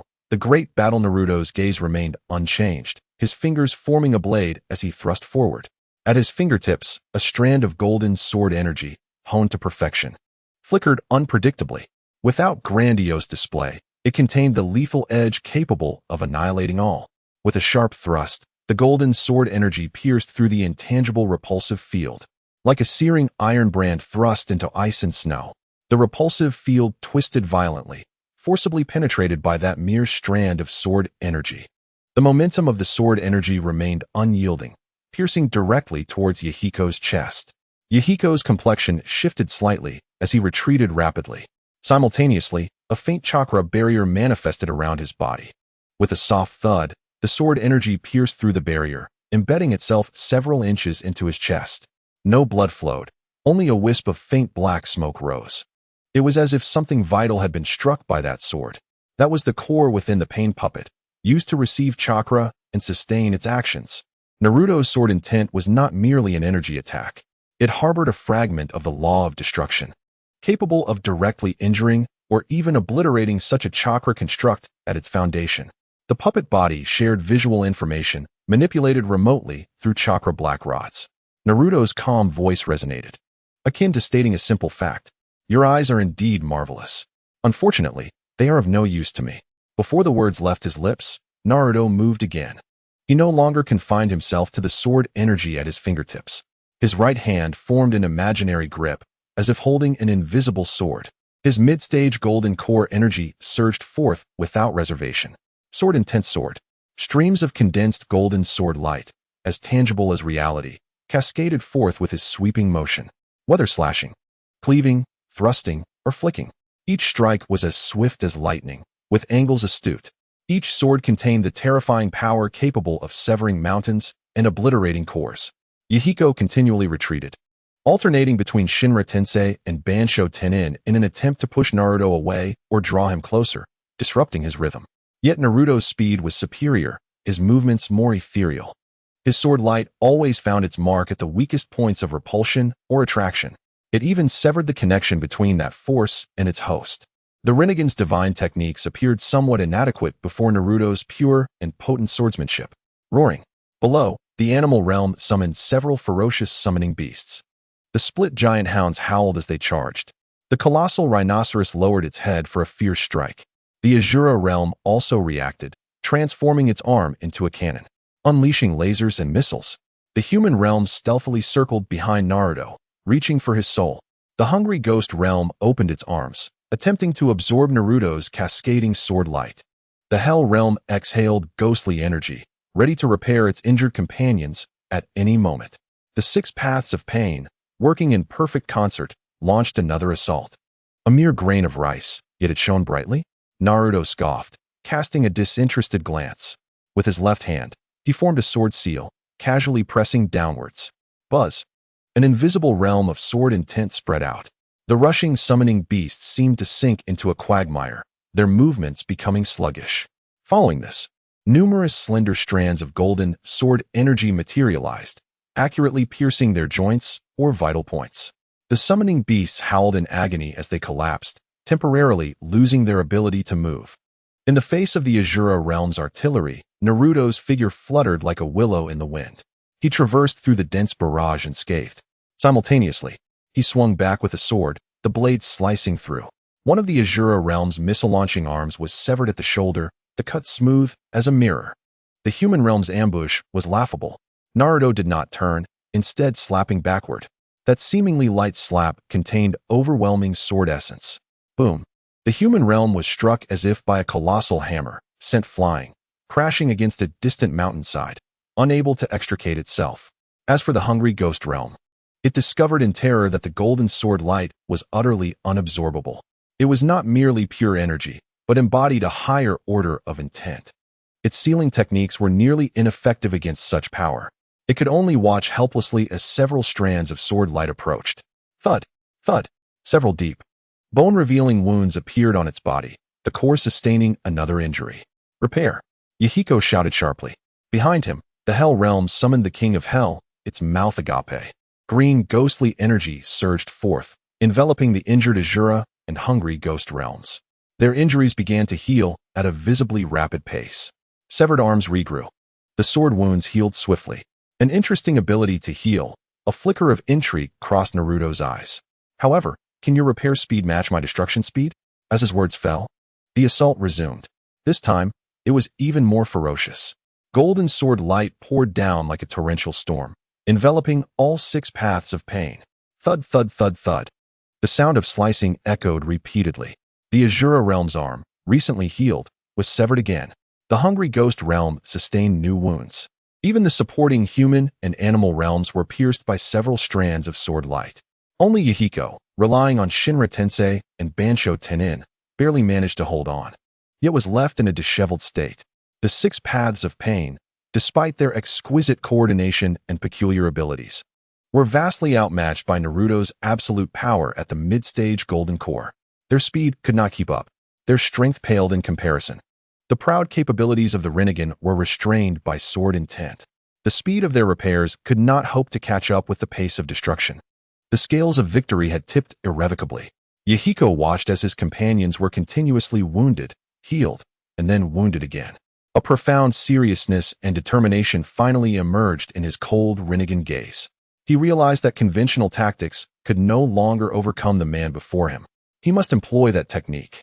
A technique capable of leveling the entire area to the ground. He suddenly broke free from Naruto's sword light suppression and soared into the sky, both hands raised high above his head. A terrifying repulsive force, far exceeding before, began to gather frantically.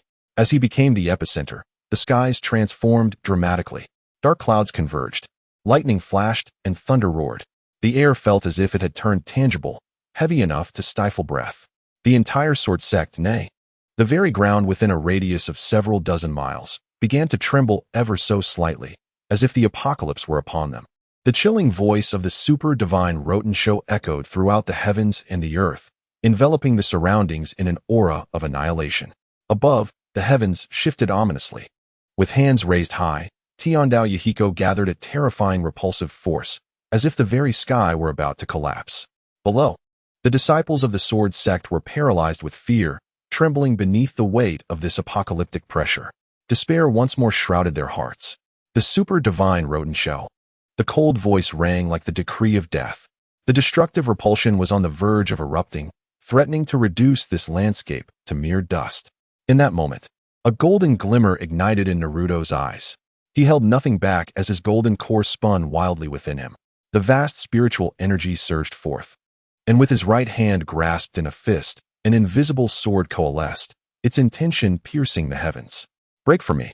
A clarion call resonated through the clouds as Naruto unleashed his most powerful strike against the epicenter of the refined repulsive force. A golden sword light, indescribable in its brilliance. suddenly flared to life. Though not particularly thick, it had been distilled to perfection, as if it had gathered all the sharpness of the universe. As the sword light emerged, it seemed to rend the very fabric of space, becoming a golden ribbon that pierced through the heavens, exuding an unstoppable momentum that sought to obliterate all in its path. Surging against the impending cataclysmic repulsion, everyone below held their breath. Sasuke's Sharingan fixed intently on the golden sword light. Gaara's sand ceased its flow. Hinata, Neji, and Sakura, countless eyes converged on this moment. Was this the sect master's full-force strike? The golden ribbon collided with the invisible repulsion. There was no earth-shattering explosion, only a sight more harrowing. The terrifying repulsion, capable of flattening mountains and annihilating all, upon contact with the golden sword light, was torn apart as if it were fragile fabric, bifurcated. The repulsive domain was forcibly rent asunder. Its amassed destructive energy lost its guidance, instantly descending into chaos and fury, spilling outwards in all directions. The stormy clouds above were shredded, lightning striking haphazardly. Yet the core power that could have obliterated the sword sect was interrupted by Naruto's strike. In midair, Tiandao Yahiko's body convulsed violently. His technique was forcibly disrupted, and the backlash surged upon him. He grunted, a wisp of dark smoke escaping from his lips. In his Rinnegan, disbelief flashed for the first time. The super divine Rotensho had been cleaved in two. How could this be possible? He had blocked it? The sect master had shattered that technique. He was too powerful. Below, the sword sect disciples, having narrowly escaped death, erupted in joyous cheers. Their gazes towards Naruto were filled with fervent admiration. However, Tiandao Yahiko did not relent. A glimmer of madness flashed in his eyes as he clasped his hands together with fervor.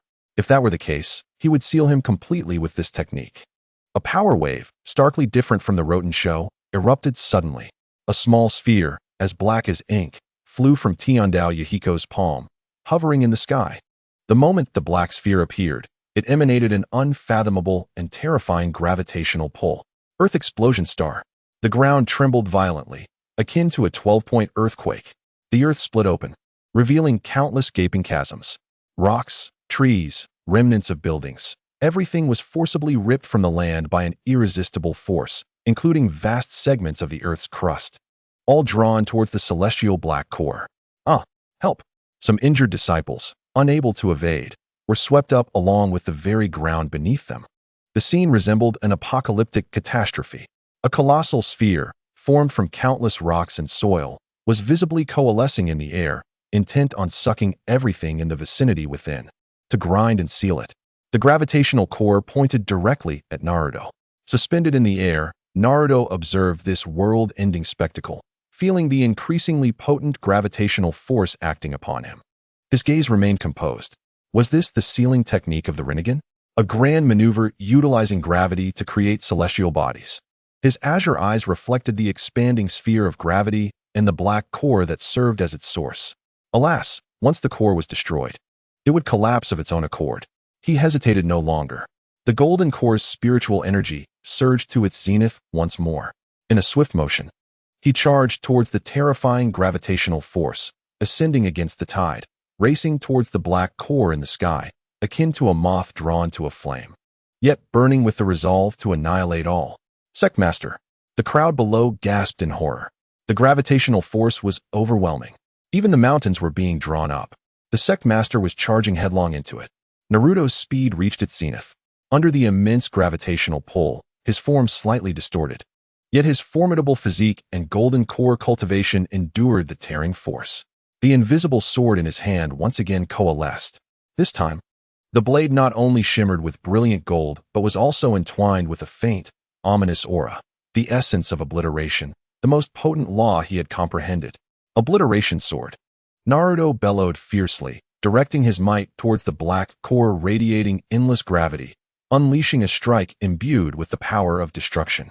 Slicing through, the gold-gray sword light resembled divine retribution, instantaneously tearing through the layers of gravitational fields, striking precisely upon the pitch-black core. With a crack, a crisp sound of shattering echoed through the sky. The black core, the source of the gravitational pull, was cleaved by Naruto's strike, creating a profound fissure. Almost immediately, the crack spread like a web. The gravitational force of the Earth explosion star faltered. The once frenzied attraction began to destabilize. "Shatter for me," Naruto roared once more, his sword intent surging. The light of the sword that had pierced the core erupted violently. Boom! A thunderous explosion resounded. The black core, the source of the Earth explosion star's gravity, finally could not withstand Naruto's sword imbued with the essence of obliteration and shattered into fragments. Shattered into countless black fragments. They scattered in all directions. The core was broken. The celestial explosion instantaneously collapsed. That immense sphere, composed of innumerable rocks and earth, lost the tether of gravity and thunderously disintegrated. Countless gigantic stones, ablaze with flames, plummeted from the heavens like a meteor shower. They struck the ground with a resounding crash.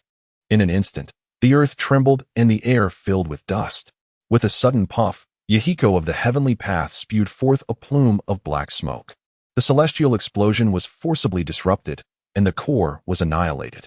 He experienced an unprecedented and violent backlash. His aura instantly waned. His body staggered mid-air, his movements noticeably faltering. Within his Rinnegan, there was an unmistakable expression of shock and horror. High above, the core of the celestial explosion was ruthlessly cleaved asunder by Naruto's sword. Imbued with the laws of annihilation, gravity collapsed, and the stars disintegrated.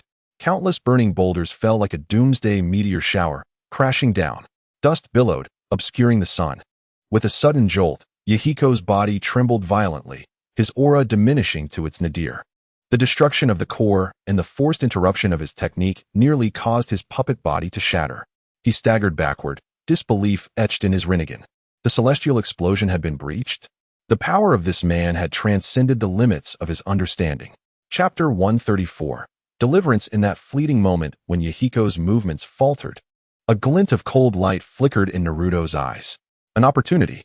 He pointed his fingers like a sword, striking at the void. Several streams of condensed golden sword energy shot forth, not aimed at vital points, but precisely piercing the joints of Yahiko's limbs and several crucial chakra nodes within his body.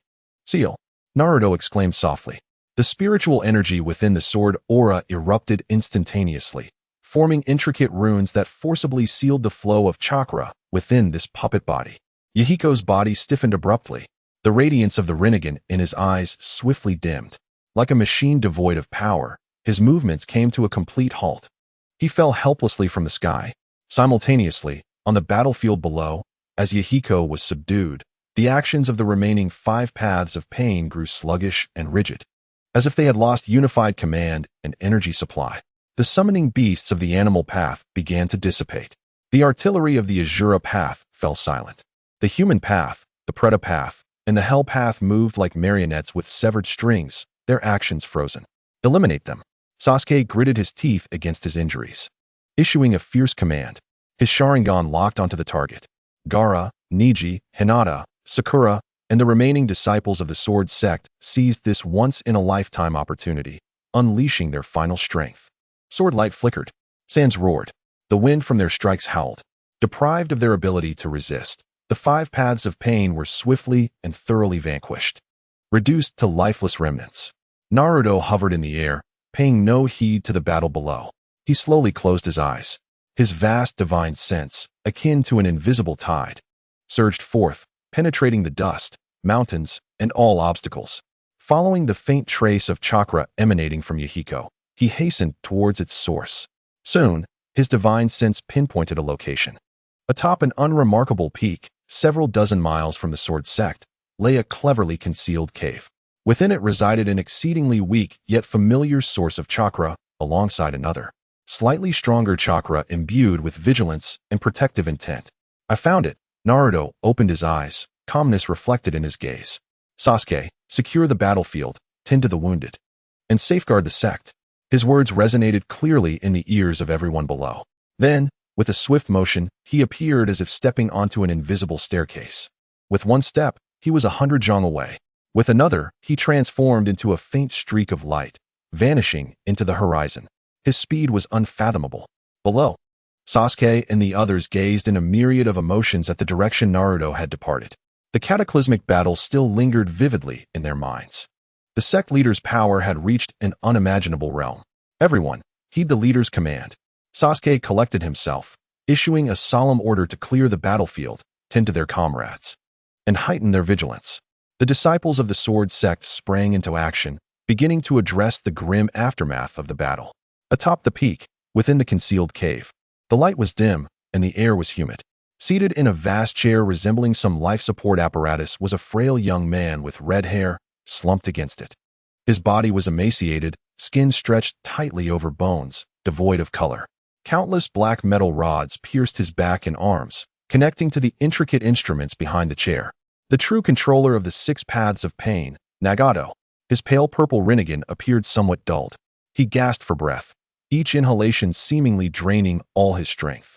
The recent forceful deployment of the Almighty Push and the Celestial Explosion, followed by Naruto's successive counterattacks, had inflicted unimaginable strain on his body. Konan stood beside him, her face etched with worry and vigilance. Her cerulean eyes were fixed intently on the entrance of the cave. Moments earlier, she had clearly sensed the connection between the 6 paths of pain and Naruto being severed. This signified a resounding defeat for pain, a defeat of utter completeness. The power of that sect leader, Naruto Uzumaki, had far exceeded her expectations. Would he find his way here? As Conan's mind raced with unease, a white figure, appearing like a specter, materialized at the entrance of the cave without warning. Silent, and seemingly as if he had always been there. He was clad in a flowing white robe, immaculate and unblemished. It was none other than Naruto. Conan's pupils constricted, her body tensing instantaneously. Countless paper shurikens materialized around her. Poised for action, she swiftly positioned herself before Naruto, her voice sharp and demanding. How did you find this place? Naruto disregarded her, his gaze calmly passing over her. He fixed his eyes on the frail red-haired youth seated in the chair. He spoke slowly, his voice resonating clearly within the cave. The possessor of the Rinnegan.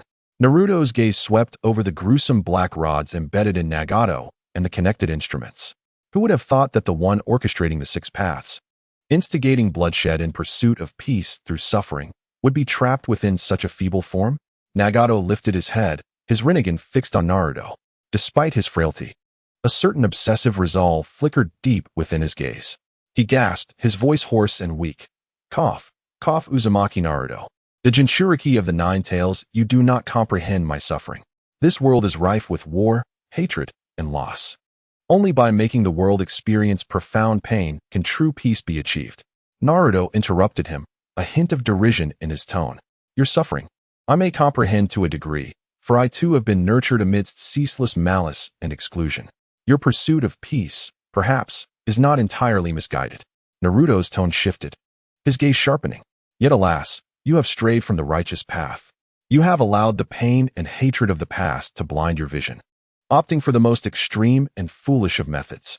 In the name of so-called peace, to eradicate all obstacles may not be inherently wrong. It is your choice, and none can cast blame upon you for it. Today, I am not here to engage in philosophical debate with you, but rather to demand the surrender of a certain individual. Yet you have been manipulated by treacherous souls, harboring those who should not be welcomed, becoming a mere instrument for the ambitions of others. Naruto's gaze pierced through Naruto like a sword. Where is that masked man, the one with the Sharingan? His voice thundered, reverberating throughout the space. The instigator of war, the one who toyed with human hearts and caused the demise of my parents. Where is he? Nagato's pupils constricted slightly. The masked man with the Sharingan remained silent, a complex emotion flickering momentarily within his Rinnegan, soon replaced by a frigid resolve. He raised his head with difficulty. Meeting Naruto's stare, his voice hoarse, my path requires no commentary from you. You will never comprehend the peace I seek. Chapter 135, The Appearance of Toby. It seems that gentle persuasion is futile. You people are simply incapable of dialogue. Naruto's expression gradually turned cold. An invisible pressure began to permeate the air. I have thoroughly defeated all your pain's 6 paths, and your divine plan has come crashing down. Reveal to me the whereabouts of the masked man, and perhaps I might allow you to retain a shred of dignity. A glint of icy determination flickered in his azure eyes. Since you refuse to speak, I shall resort to my own methods to unearth the truth. Naruto slowly raised his right hand, a faint light shimmering from his palm. The soul-searching technique, although it may disturb the heavens and inflict irreversible harm upon the soul, poses no concerns for one as obstinate as you. Do not As Naruto appeared poised to unleash that terrifying soul-searching technique upon Nagato, Konan could no longer restrain her fear and fury. Nagato was everything to her. He represented the continuation of her and Yahiko's dreams. No one must harm him. You shall not harm Nagato, she screamed, her emotions erupting. In an instant, her body disintegrated into a flurry of paper. Yet this time, the papers were no longer pristine. Countless explosive tags mingled within, shimmering with a dangerous glow. Like a tempest of furious paper waves, they surged toward Naruto, intent on obliterating the enemy who dared to threaten Nagato. Inside the cave, the wind howled. The flames of the explosive tags illuminated Konan's face, contorted by rage and despair. Naruto stood resolute, facing the onslaught of countless paper pieces as if a deathly storm were upon him. His gaze remained unperturbed, as though the chaos before him was merely a farcical dance of moths drawn to a flame. Within the cavern, the tide of paper surged. Millions of explosive tags, akin to vengeful white reapers, charged forth, imbued with the resolve of mutual destruction, swallowing towards Naruto. The flickering flames and the explosive energy coiled, poised to level the mountain and everything within. Konan's beautiful visage twisted, her eyes filled with a frenzied protectiveness. Nagato must not be harmed. However, Naruto stood unmoving. Even as the impending deluge of paper threatened to annihilate all, he did not even raise a hand. Instead, his azure gaze sharpened slightly. A resonating force, intangible yet immensely powerful, emanated from him, swiftly expanding outward. Like a stone cast into a tranquil lake, ripples cascaded outward. Yet these ripples bore the edge capable of severing all. Every piece of paper entering this realm of influence froze in midair.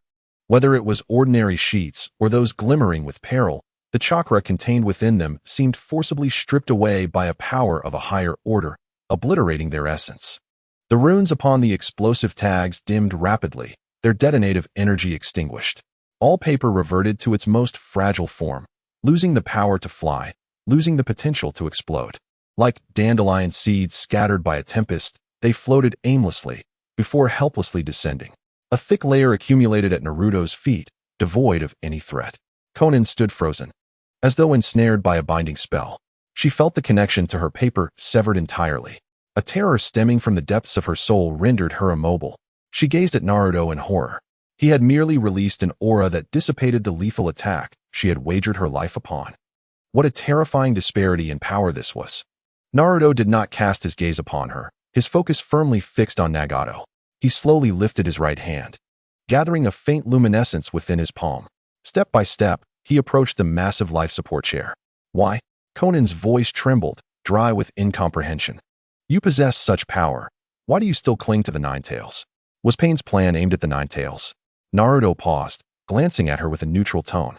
I have never cared for the Nine-Tails. If you desire it, take it. The power of the tailed beasts is not but an externality to me. He paused again, his gaze returning to Nagato, his tone suddenly turning frigid. Your only mistake was harboring those who should not have been sheltered. Your error lies in the presence of that masked man within your organization. Konan's mind reeled, not for the sake of the Nine-Tails, merely due to Toby, that masked man who, despite appearing frivolous, always guided them to make certain decisions at pivotal moments. Before she could ponder further, Naruto's hand gently pressed against Nagato's head. Soul-searching, he whispered, his palm aglow with light. An intangible force of mental energy, akin to fine threads, began to infiltrate the depths of Nagato's consciousness, probing every corner of his memories. Nagato let out a muffled groan of anguish. The lights in his Rinnegan flickered violently, filled with struggle. The torment of having his soul forcibly examined surpassed any physical agony. Nagato! Konan cried out, yearning to rush forward. Yet the invisible sword intent radiating from Naruto acted as an impenetrable barrier, binding her in place, preventing her from drawing closer. She could only watch helplessly as Nagato endured his suffering, her heart racked with pain. After a moment, Naruto slowly withdrew his hand. The soul-searching was complete. He had gleaned the information he sought. Although Nagato's knowledge of the masked man's core secrets was limited, Naruto now understood his identity, his connection to the Akatsuki, and some of his movements. That was sufficient. Naruto gazed at Nagato, whose breath had grown faint, nearly unconscious in the chair. His pale purple Rinnegan still emanated an unusual resonance. These eyes harbor a unique power of law, possessing considerable research value, Naruto murmured. Ultimately, he refrained from delivering a lethal blow. Destroying the Rinnegan or erasing it entirely would indeed be simple. However, for an immortal seeker of the great Tao, exploring the laws of the universe, the Rinnegan itself stands as a worthy subject of study. Perhaps it could unveil a glimpse of a different mystical power. Just then, the space within the cave twisted abruptly, rippling like water. A figure donning an orange spiral mask emerged from the void without warning, none other than Obito. He had been lurking nearby, observing the battle. Seeing Pain's 6 paths defeated and Nagato captured, he knew the tide had turned against him.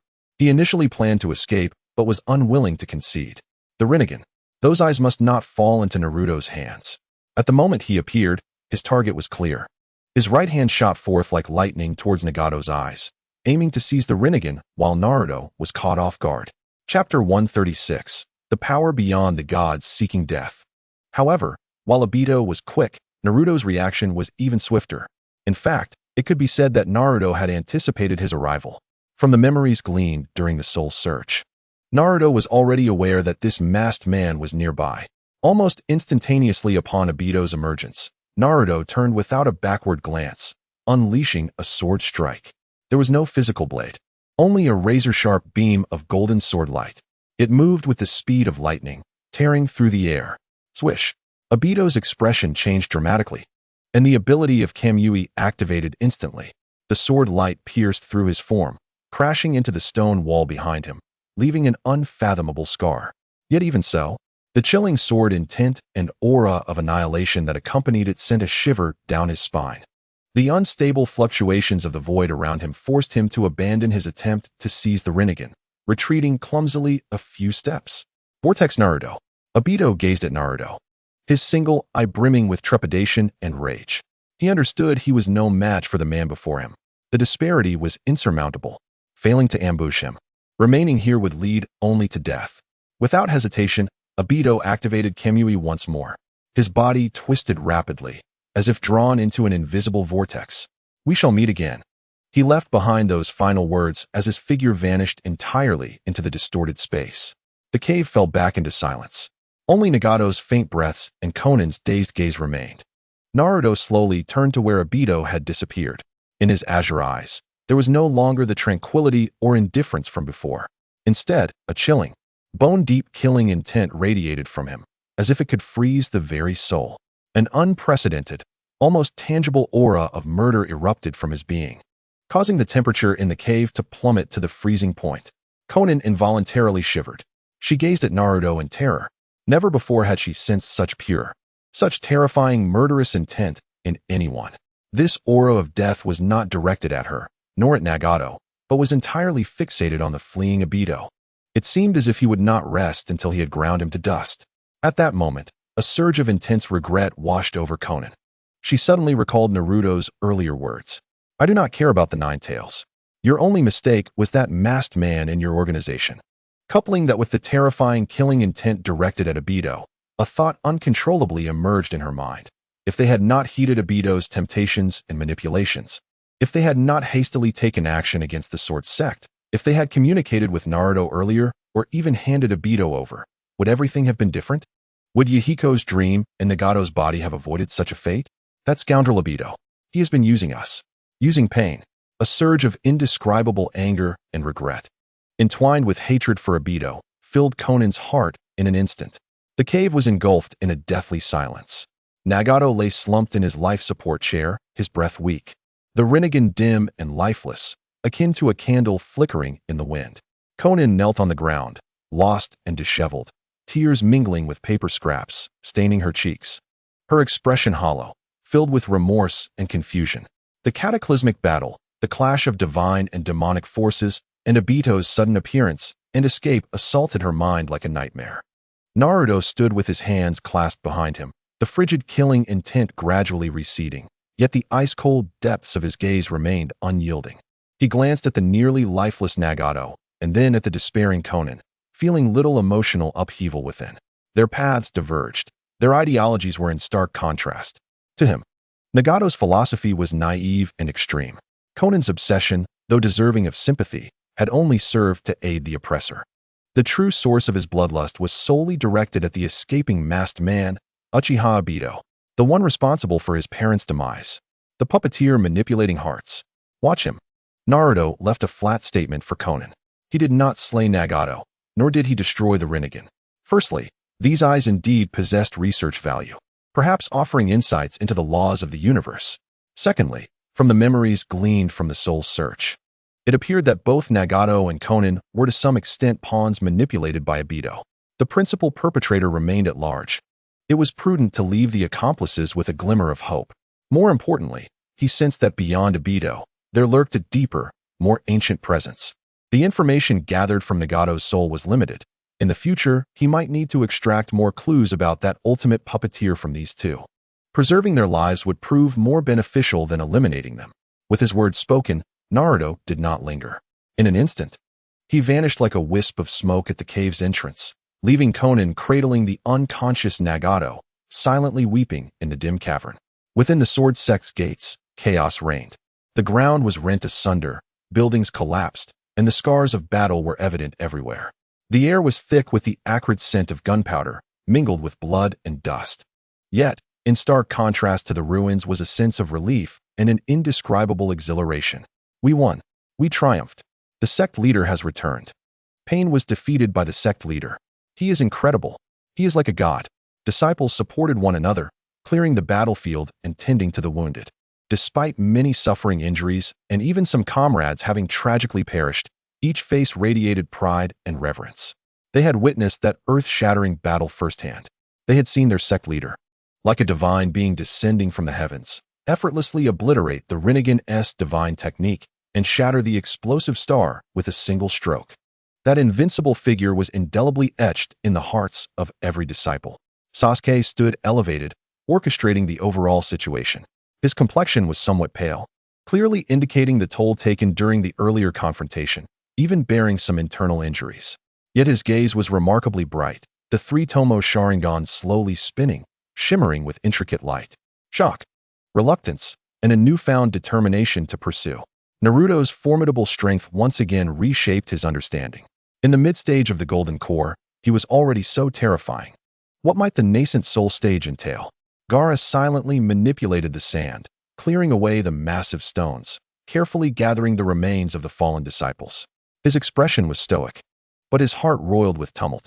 He had personally experienced the prowess of the 6 paths of pain, each one exceedingly difficult to contend with, especially the Deva path, whose Shinra Tensei and Chibaku Tensei were nothing short of divine power. Yet before Naruto, they crumbled like mere straw. Was this the power of a cultivator? He glanced at the heavy sword in his hand, feeling the surge of spiritual energy within him, and his gaze grew more resolute. Chapter 137. The Destruction of the Akatsuki Organization. Although the Akatsuki had launched a joint assault, Itachi was notably absent. Sasuke had yet to avenge his kin. He still had a chance. One day, he would confront his enemies like Naruto, personally exacting revenge. Sakura led a group of disciples knowledgeable in medical ninjutsu and herbal medicine, busily weaving through the injured. Beads of sweat adorned her forehead, and her attire was stained with blood. Yet her movements were meticulous, skillfully tending to wounds and concocting potions. Recalling the scene moments ago where the sect leader had effortlessly vanquished formidable foes, she felt a surge of security and pride. Simultaneously, her resolve to grow stronger solidified. Not only did she aspire to wield great power, but she also sought the skills to save lives, enabling her to better assist the leader and her comrades. Hinata and Neji utilized their Byakugan to meticulously survey every corner of the battlefield, searching for potential hidden enemies or buried injured. Their faces bore expressions of relief and reverence for Naruto. At that moment, a flash of white light appeared. Naruto's figure silently emerged in the plaza before the main hall. He surveyed the disarray of the sect, observing the disciples who were either busy, exhausted, or filled with awe. His brow furrowed imperceptibly. What were the casualties? He turned to Sasuke, who approached. Sasuke solemnly stated, "Preliminary statistics indicate 37 fallen disciples, over 100 severely injured, and countless others with minor wounds. The mountain protection formation has been breached, and numerous buildings are severely damaged." This was a grave figure. Although it could be deemed a miraculous victory compared to the devastation wrought by pain, it still represented a significant loss for the newly established and developing sword sect. Naruto nodded, his face betraying no visible emotion. The fallen disciples would receive a proper burial, and their families compensated. All participating disciples would be rewarded with pills, spiritual stones, and techniques based on merit. Those injured would receive all necessary medical attention, with unlimited supplies of required materials from the sect's treasury. His voice was calm, yet carried an undeniable authority. With just a few simple words, he assuaged the hearts of those present, stabilizing the situation. He then turned to Sasuke. Gaara, Neji, Hinata, and Sakura. You all performed admirably in this battle, remaining composed and valiantly fighting the enemy. However, many issues have been uncovered. Our strength is still far from sufficient. Naruto's gaze sharpened. The 6 paths of pain were merely puppets controlled by another. The true threat lay with the masked man, Obito Uchiha, and that enigmatic figure, Zetsu, lurking in the shadows. Their schemes were far from over. Today's battle was merely the beginning. Upon hearing this, the expressions of the group grew solemn. They understood the leader's words were not to be taken lightly. That mysterious masked man and the bizarre Zetsu were the real dangers. Naruto took a deep breath and continued. From this day forth, the sect will enter a state of heightened alert. We will repair the formations and enhance our patrols. All disciples must intensify their training and not slack off. Next time, the enemy will be stronger and more cunning. We must be fully prepared. Yes, sect leader. They responded in unison, their voices filled with determination. Naruto nodded slightly, yet his mind was occupied with thoughts. In the mid-stage of the Golden Core, he could easily crush the 6 paths of pain. But against Obito, who possessed divine might and possibly other hidden trump cards, as well as the more enigmatic Zetsu, he was still lacking. He sensed a greater crisis lurking beneath the surface. Obito might just be a piece in a much larger scheme. He must elevate his strength swiftly. At the very least, he needed to reach the nascent soul stage. Only by coalescing the nascent soul and undergoing a transformation of the spirit could he truly step into the profound realms of cultivation, acquiring the power to better protect himself and control the situation. It seemed the time had come to prepare for the ascent to the nascent soul stage. Simultaneously, the news of the sword sect's overwhelming defeat of the 6 paths of pain spread through the ninja world like wildfire. In the Hokage office of Konoha, Sarutobi Hiruzen stared at the urgent report in his hand, his grip on the cup trembling slightly. Pain, the one who had devastated half of Konoha, was defeated by Naruto alone. His face reflected shock, disbelief, and a tinge of complex emotions. That child, once ostracized and deemed ominous by the village, had grown to such heights? So powerful that even the legendary Rinnegan could not subdue him? Was this a blessing or a curse? Beside him, Shizun's mouth hung open, unable to close for a long time. Kakashi leaned against the window, his gaze distant and contemplative. Naruto, have you truly come this far? He recalled the blonde boy who always shouted his desire to become Hokage and protect everyone. Now, he wielded power far surpassing that of the Hokage, yet stood in opposition to the village. In Sunagakure, within the office of the Kazekage, Kankuro and Temari exchanged glances while reading the intelligence reports from the front lines. So, Pain was defeated by Naruto? Kankuro set down the puppet parts in his hand, his tone dry. That's what the report states. And it seems Gaara also participated in the battle on Naruto's side. Temari's brow furrowed tightly. Gaara's stance complicates Sunagekyure's situation. The rise of the sword sect hangs like a sword over all the ninja villages. How should we navigate this? In Kumogakure, Reikage AI slammed his hand on the table, causing the solid surface to crack instantly. Damn it, that guy from the Akatsuki was actually defeated by that traitor from Konoha. He raged, his body crackling with lightning. Just how powerful has that Nine-Tails brat become? Beside him, his secretary, Mabui, calmly analyzed. Reikage, according to the intelligence, Naruto Uzumaki did not employ traditional ninjutsu, but rather a system called cultivation, with power levels far exceeding that of ordinary ninjas. The strength of the sword sect must be reassessed. Is that cultivation of theirs truly effective? In a Wagakure, Tsuchikage Inoki floated in the air, a grave expression etched on his aged face. The Rinnegan user Pain was defeated by a mere teenager? He murmured to himself, a tempest of thoughts swirling within him. Having lived for so long, he had never witnessed anything so absurd. That lad named Naruto had become a colossal variable, more unpredictable than any tailed beast. Kuratsuchi Akatsuki. Disseminate the orders to enhance our vigilance and closely monitor the movements of the sword sect until we uncover the true nature of that young rascal. We must not engage him.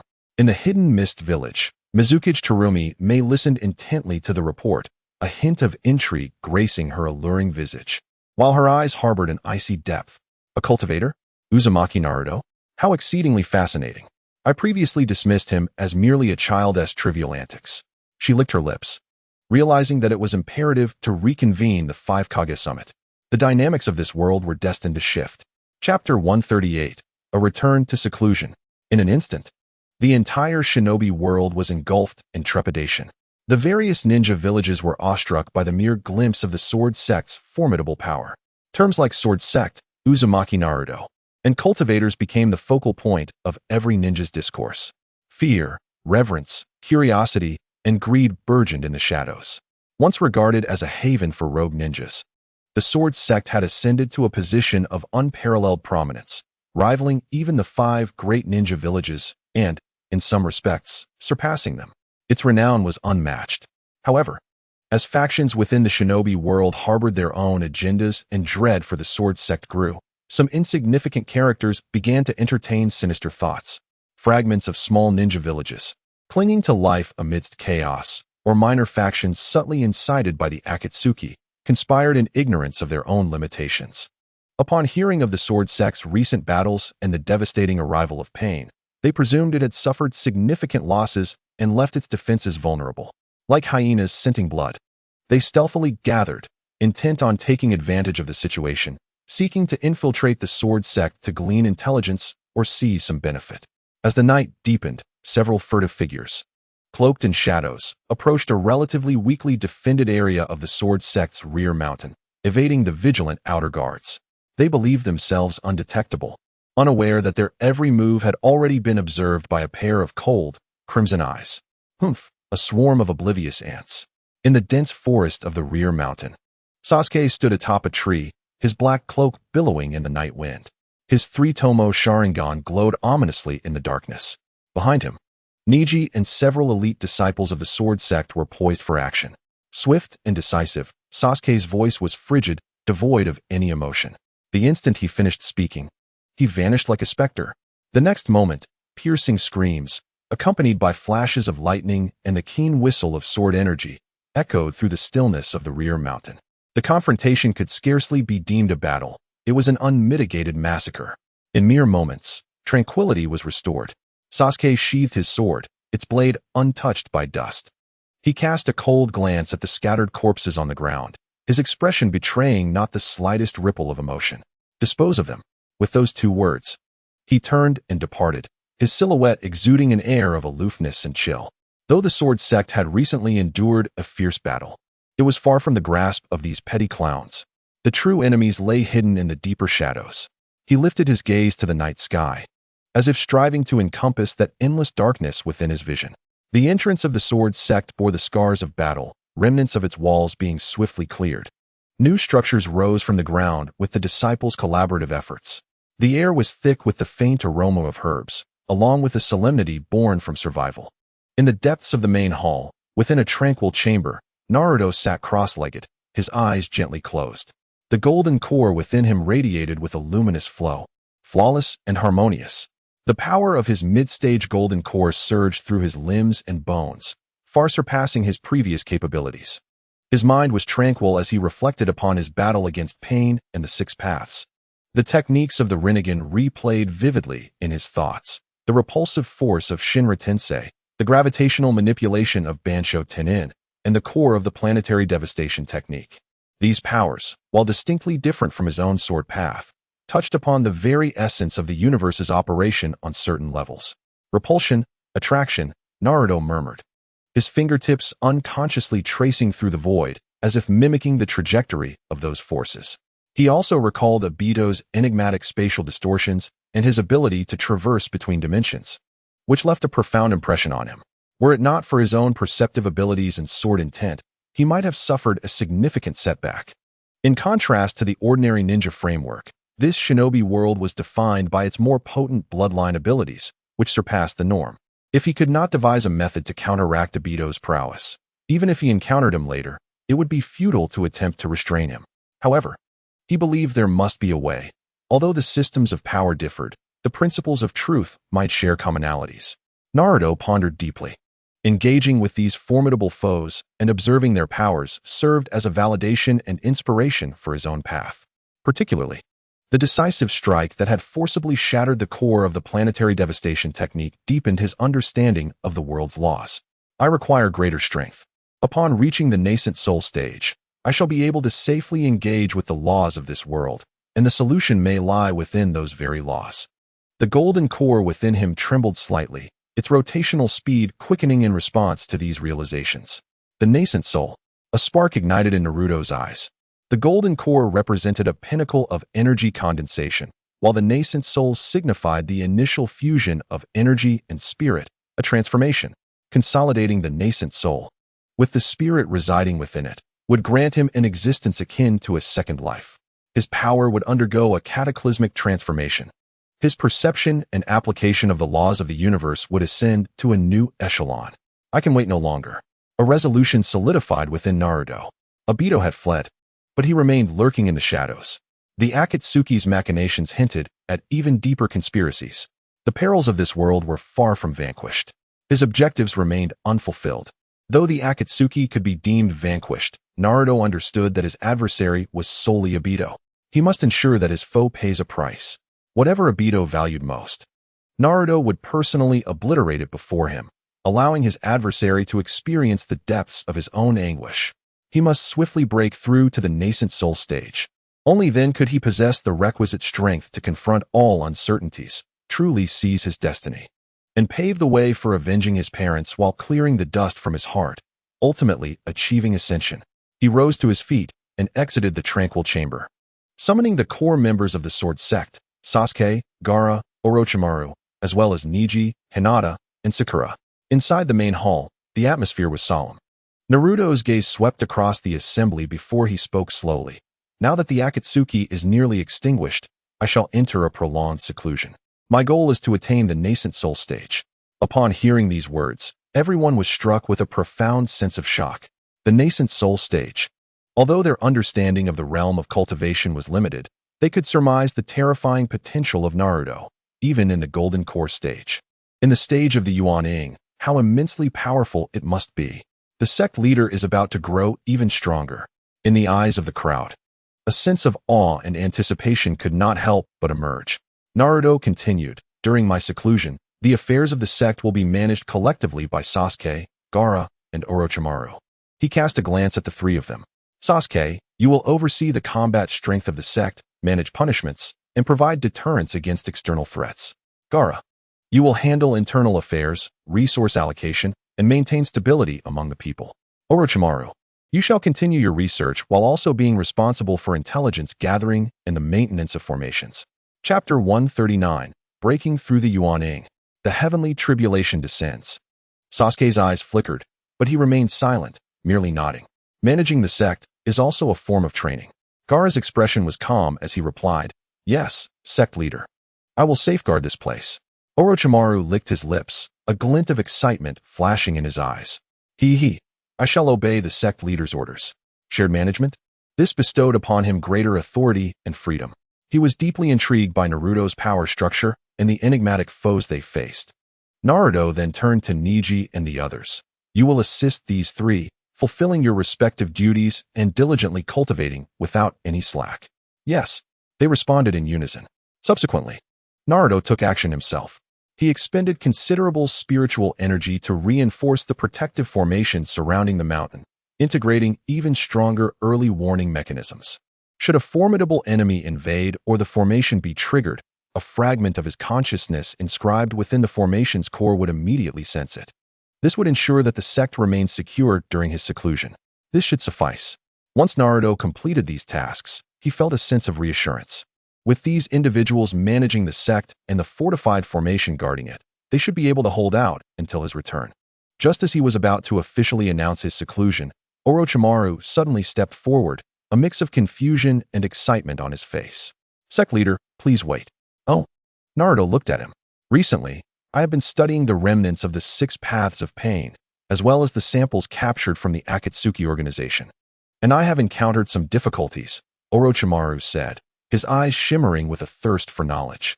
Especially the Rinnegan, which seems to harbor a unique energy fluctuation beyond the realm of chakra, seemingly related to the power of the soul, yet its essence remains elusive. Additionally, the cells of Ju exhibit a life form and energy transmission method that is exceedingly bizarre, seemingly not of this realm. He unfurled a scroll filled with dense research notes and diagrams. I have attempted various methods to conduct an in-depth analysis, but it seems I lack a crucial key. I humbly request the sect leader's guidance. Naruto was slightly taken aback upon hearing this. Orochimaru's research had indeed touched upon the essence of the Rinnegan and Ju. This individual's scientific talent was truly remarkable. He stepped forward, took the scroll, and, with a sweep of his consciousness, quickly discerned the underlying issues. The power of the Rinnegan pertains to the pinnacle of yin-yang release. Analyzing it solely from the perspective of chakra and energy is merely a limited view, Naruto remarked, pointing to a particular diagram on the scroll. You need to approach it from the aspect of mental will and the essence of the soul, attempting to guide it with your spiritual energy to observe the subtle changes in its energy flow. He then glanced at the records regarding Ju's cells. As for Ju, its existence is indeed peculiar. A serious glint passed through Naruto's eyes. Its cells resemble a vessel of will, an extension of an ancient consciousness. Its energy transmission does not rely on meridians, but rather resonates similarly to a spiritual network. You might try employing spiritual techniques to isolate its cellular activity, studying the will imprint hidden within. In a few days, I will provide you with a book that should assist you. Naruto's concise words were akin to dispelling the clouds to reveal the sun. Orochimaru trembled all over, his eyes suddenly ablaze with fervor. So it is, mental will, the essence of the soul, will imprint, he murmured, as if a door to a new world had been opened. Many previously perplexing problems suddenly became clear. Thank you for your guidance, sect leader. I understand now.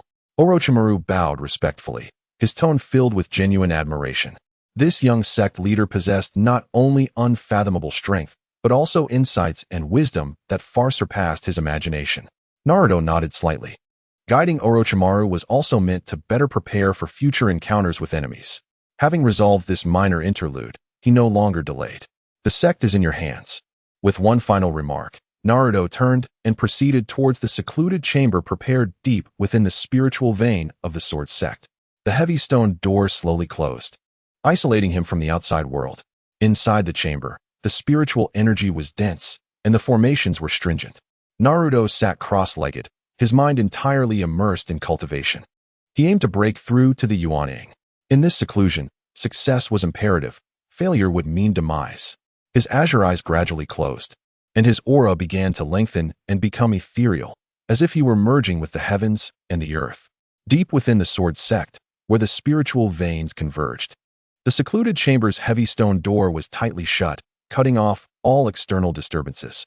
Naruto sat cross-legged, his mind clear and tranquil. The dense spiritual energy around him felt almost tangible, being drawn into his body like a whale swallowing the sea. Within his dantian, the resplendent golden core spun ever faster, its radiance growing ever more brilliant. The surface of the golden core began to manifest tiny, intricate cracks, reminiscent of an egg on the verge of hatching. This was a sign that the energy had accumulated to its peak, poised for a qualitative transformation. The breakthrough to Yuan-ing was imminent. Yet, the path to transcendence was anything but smooth. Cultivators defy the heavens, and every step forward is fraught with trials, especially the transition from golden core to Yuan-ing. This not only necessitated a vast reservoir of spiritual energy, but also required facing the heavenly tribulation imposed by the laws of nature. Boom. Without warning, the once clear skies above the sword sect were suddenly engulfed in dark clouds, swirling like ink. The heavy, oppressive atmosphere was suffocating. A tremendous heavenly might descended, enveloping the entire sword sect and extending for miles around. What is happening? Such a terrifying pressure. The disciples of the sword sect, whether clearing debris or healing from injuries, all looked up in shock at the sky. The overwhelming pressure made their souls tremble. It felt as if doomsday had arrived. In front of the main hall, Sasuke abruptly straightened his posture, his Sharingan activated, intensely fixating on the abnormality in the sky. This power is not ninjutsu. He could distinctly sense that it was not chakra, but rather a purer, more primordial, and awe-inspiring force. The sand manipulated by Gaara trembled slightly. He gazed upward, his expression gravely serious. It is directed at the sect leader. Orochimaru stood atop a high tower, his eyes glimmering with fervent excitement. Heavenly Tribulation. Is this what the legendary Heavenly Tribulation is like? To refine oneself with the power of heaven and earth, to break and then stand anew. How marvelous! He feverishly recorded on the scroll in his hand. They are already disciples of the Sword Sect. Naturally, the concept of heavenly tribulations is well understood. After all, as cultivators, they too must endure these trials. Neji, Hinata, and Sakura gathered together, their faces etched with concern. Will the sect leader be all right? Hinata's voice trembled. Have faith. The sect leader will surely prevail. Neji replied solemnly, though his tightly clenched fist revealed his inner turmoil. Just as uncertainty enveloped the group, the first wave of the heavenly tribulation descended. Chapter 140. The nascent soul emerges. Crack. Amidst the dark clouds, lightning flashed. Yet, this was no ordinary lightning. It was golden, and every bolt took the form of blades and spears, exuding an aura of indomitable sharpness. It poured down like a celestial arsenal. Clang. Whoosh. The piercing sound of air being sliced was akin to metal scraping against metal. Countless golden weapons descended, aimed directly at Naruto's secluded chamber. The golden heavenly tribulation. Within the chamber, Naruto abruptly opened his eyes, a gleam of determination shining within them. A golden tribulation? A test of sharpness and resilience? He scoffed, refusing to evade. The golden elixir within him spun rapidly, unleashing a torrent of sword essence. With fingers poised like a sword, he pointed upward, unleashing a stream of refined golden sword energy that surged upward. Each strike collided precisely with the descending golden weapons, meeting force with force, sharpness with sharpness. Clang. The crisp sounds of impact resonated like rain upon banana leaves. Countless golden weapons were shattered mid-air by Naruto's sword energy, dissipating into flecks of golden light. The first trial was merely a trifle. Naruto's gaze remained calm, though he did not dare to lower his guard. Heavenly tribulations grew increasingly formidable with each layer. Indeed, as the golden tribulation subsided, the clouds overhead shifted to an eerie emerald hue, releasing a potent vitality intertwined with a decaying aura. With a whoosh, countless robust, thorn-laden emerald vines emerged from the clouds, writhing like living entities, obscuring the sky as they spiraled downward. Wherever the vines passed, the air seemed to lose all vitality. The wood heavenly tribulation. Do you wish to bind me? To drain my life force? A glint of coldness flashed in Naruto's eyes. Cut. He formed a sword gesture with his hand, transforming his formless sword intent into a razor-sharp cutting force. The seemingly resilient emerald vines were severed effortlessly beneath Naruto's sword intent, oozing a dark, foul liquid, yet unable to approach him in the slightest. The second trial commenced. The sect leader has withstood it. The disciples below felt a mix of trepidation and exhilaration, witnessing a spectacle of cataclysmic proportions they had never encountered, while their sect leader navigated it with grace. In the distance, atop a concealed mountain peak, two figures stood silently, Obito and Kagaya. A wave of formidable energy emanated from Obito's single eye behind his mask, filled with trepidation. Is this the heavenly tribulation of his world? More terrifying than Pain's techniques. This is merely the beginning, Kagaya rasped. The elemental cycles grow increasingly potent. If he truly survives and condenses a nascent soul, his power will be formidable. Obito's companion trembled in fear. This is terrifying. We should leave. Silence. Obito snapped, his gaze fixed on the horizon. I must witness this with my own eyes. Can he endure? His heart was a tumult of dread and a secret anticipation, hoping for Naruto's failure. Boom. The sky changed once more. The clouds morphed into a profound black. With a torrential downpour, the rain fell like ink, releasing a nauseating stench.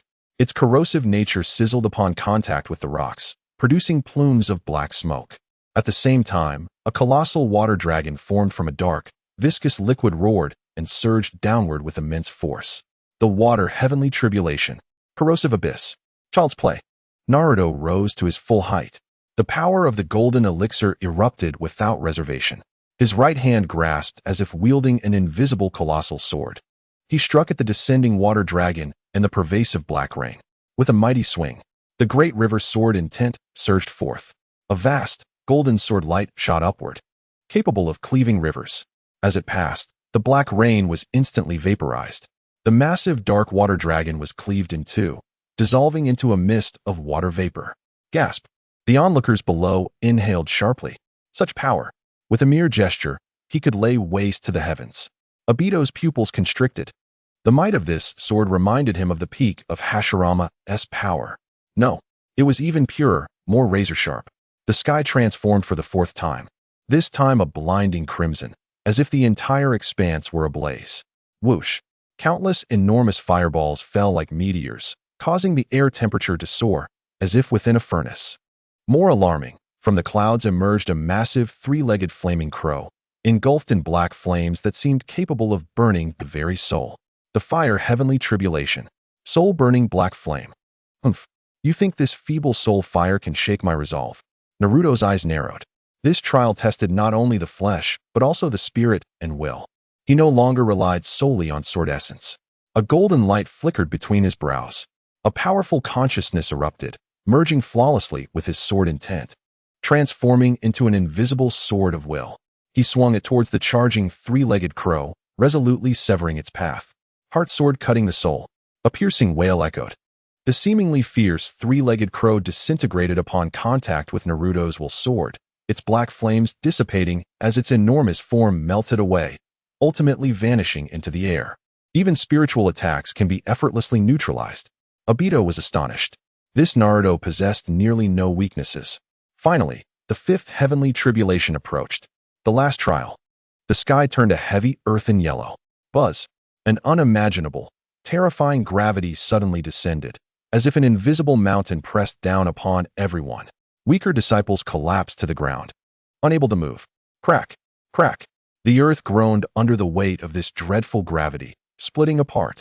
Next, the sky coalesced into numerous colossal meteors, gleaming with metallic luster, cascading down like falling stars with a momentum capable of annihilating everything.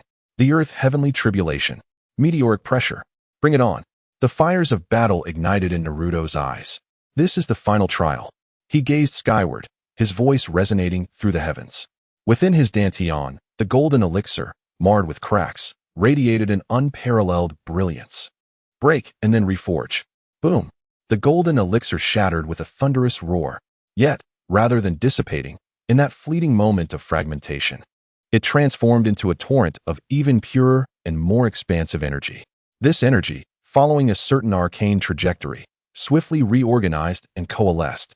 A miniature figure, identical to Naruto. Approximately 3 inches tall, crystal clear, and exuding a resplendent aura, gradually formed within Naruto's dantian. The nascent soul. It was complete. Chapter 141. A celebration of heaven and earth as the nascent soul took shape. An unprecedented surge of formidable power coursed through Naruto's entire being. His comprehension of the laws of the universe instantly ascended several levels. Open wide. Naruto's eyes widened, the power of the nascent soul erupting without reservation. The invisible sword in his hand blazed with brilliance. He swung it against the myriad falling meteors and the omnipresent, terrifying gravity. He unleashed a sword strike that encapsulated the essence of his lifelong swordsmanship. With a single sword, he cleaved the heavens. Swish! A dazzling golden sword arc, indescribably radiant. Sword skyward. Wherever the sword arc passed, the very fabric of space trembled. The laws retreated. That overwhelming pressure was forcefully torn apart. The raining meteors, as fragile as paper, were effortlessly sliced and annihilated. The 5 elements' heavenly tribulation was wholly overcome. The calamity clouds in the sky, stripped of their power, began to slowly dissipate. The oppressive weight of heaven and earth gradually receded. However, at that very moment, Naruto abruptly lifted his gaze towards the fading calamity clouds. A flicker of defiance and resilience flashed in his eyes. Damn the heavens! Last time, you triumphed, but this time, I shall surely succeed in transcending the tribulation and ascend to the celestial realm. He shouted with fervor, the light of his nascent soul radiating even brighter. An even sharper and more domineering sword intent surged skyward. With another strike aimed at the dissipating calamity clouds, he swung his sword once more. Whoosh! A breathtaking sword light traversed the sky. It cleaved a colossal gash through the thick clouds, as if the very sky had been torn asunder. Sunlight cascaded through the breach. illuminating countless astonished faces below. The heavens have been cleaved open. The sect master has struck against the heavenly tribulation. Oh my goodness! Whether it was the disciples of the sword sect or the distant figures of Obito and Jutsu, all who witnessed this scene were utterly dumbfounded. Surviving the heavenly tribulation was already an extraordinary feat. Yet, after overcoming it, to audaciously strike against the might of heaven and earth. What audacity! What arrogance! This vortex Naruto is simply a madman, a monster. Below, within the sword sect, a profound silence reigned. All heads were tilted upwards, mouths agape, as if witnessing a divine miracle. The sect master truly wielded a defiant sword against the might of heaven and earth. Moreover, the sky had been cleaved open. The residual sword intent lingered like an invisible brand, etched upon the firmament, refusing to dissipate.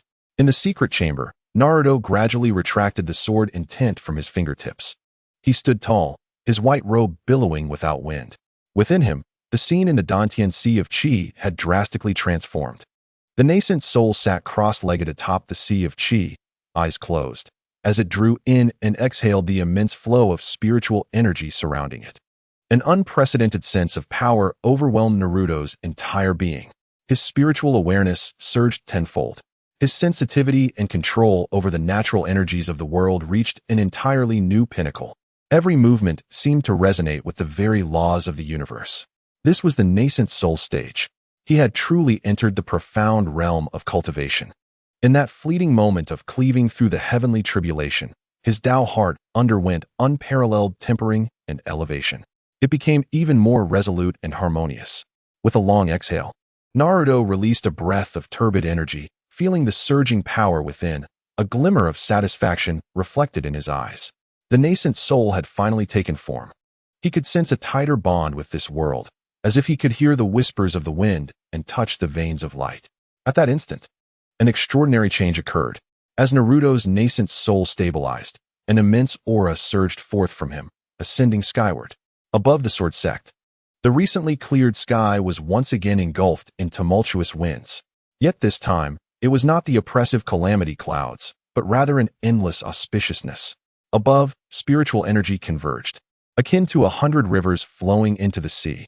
It formed a colossal, slowly rotating vortex of 7-colored spiritual energy.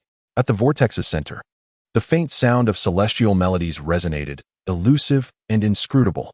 From the sky, myriad rays of auspicious light descended, paving a path like a rainbow. The air was suffused with an indescribable fragrance, intoxicating and delightful. Even some disciples of lesser cultivation, under the influence of this phenomenon, felt their bottlenecks loosen, their cultivation subtly advancing. This was the resonance of the laws of heaven and earth, the birth of a nascent soul practitioner, celebrated by heaven and earth. What is this? Such a delightful sensation. Auspiciousness has descended. The sect master has succeeded. The disciples of the sword sect were once again astounded by the spectacle before them.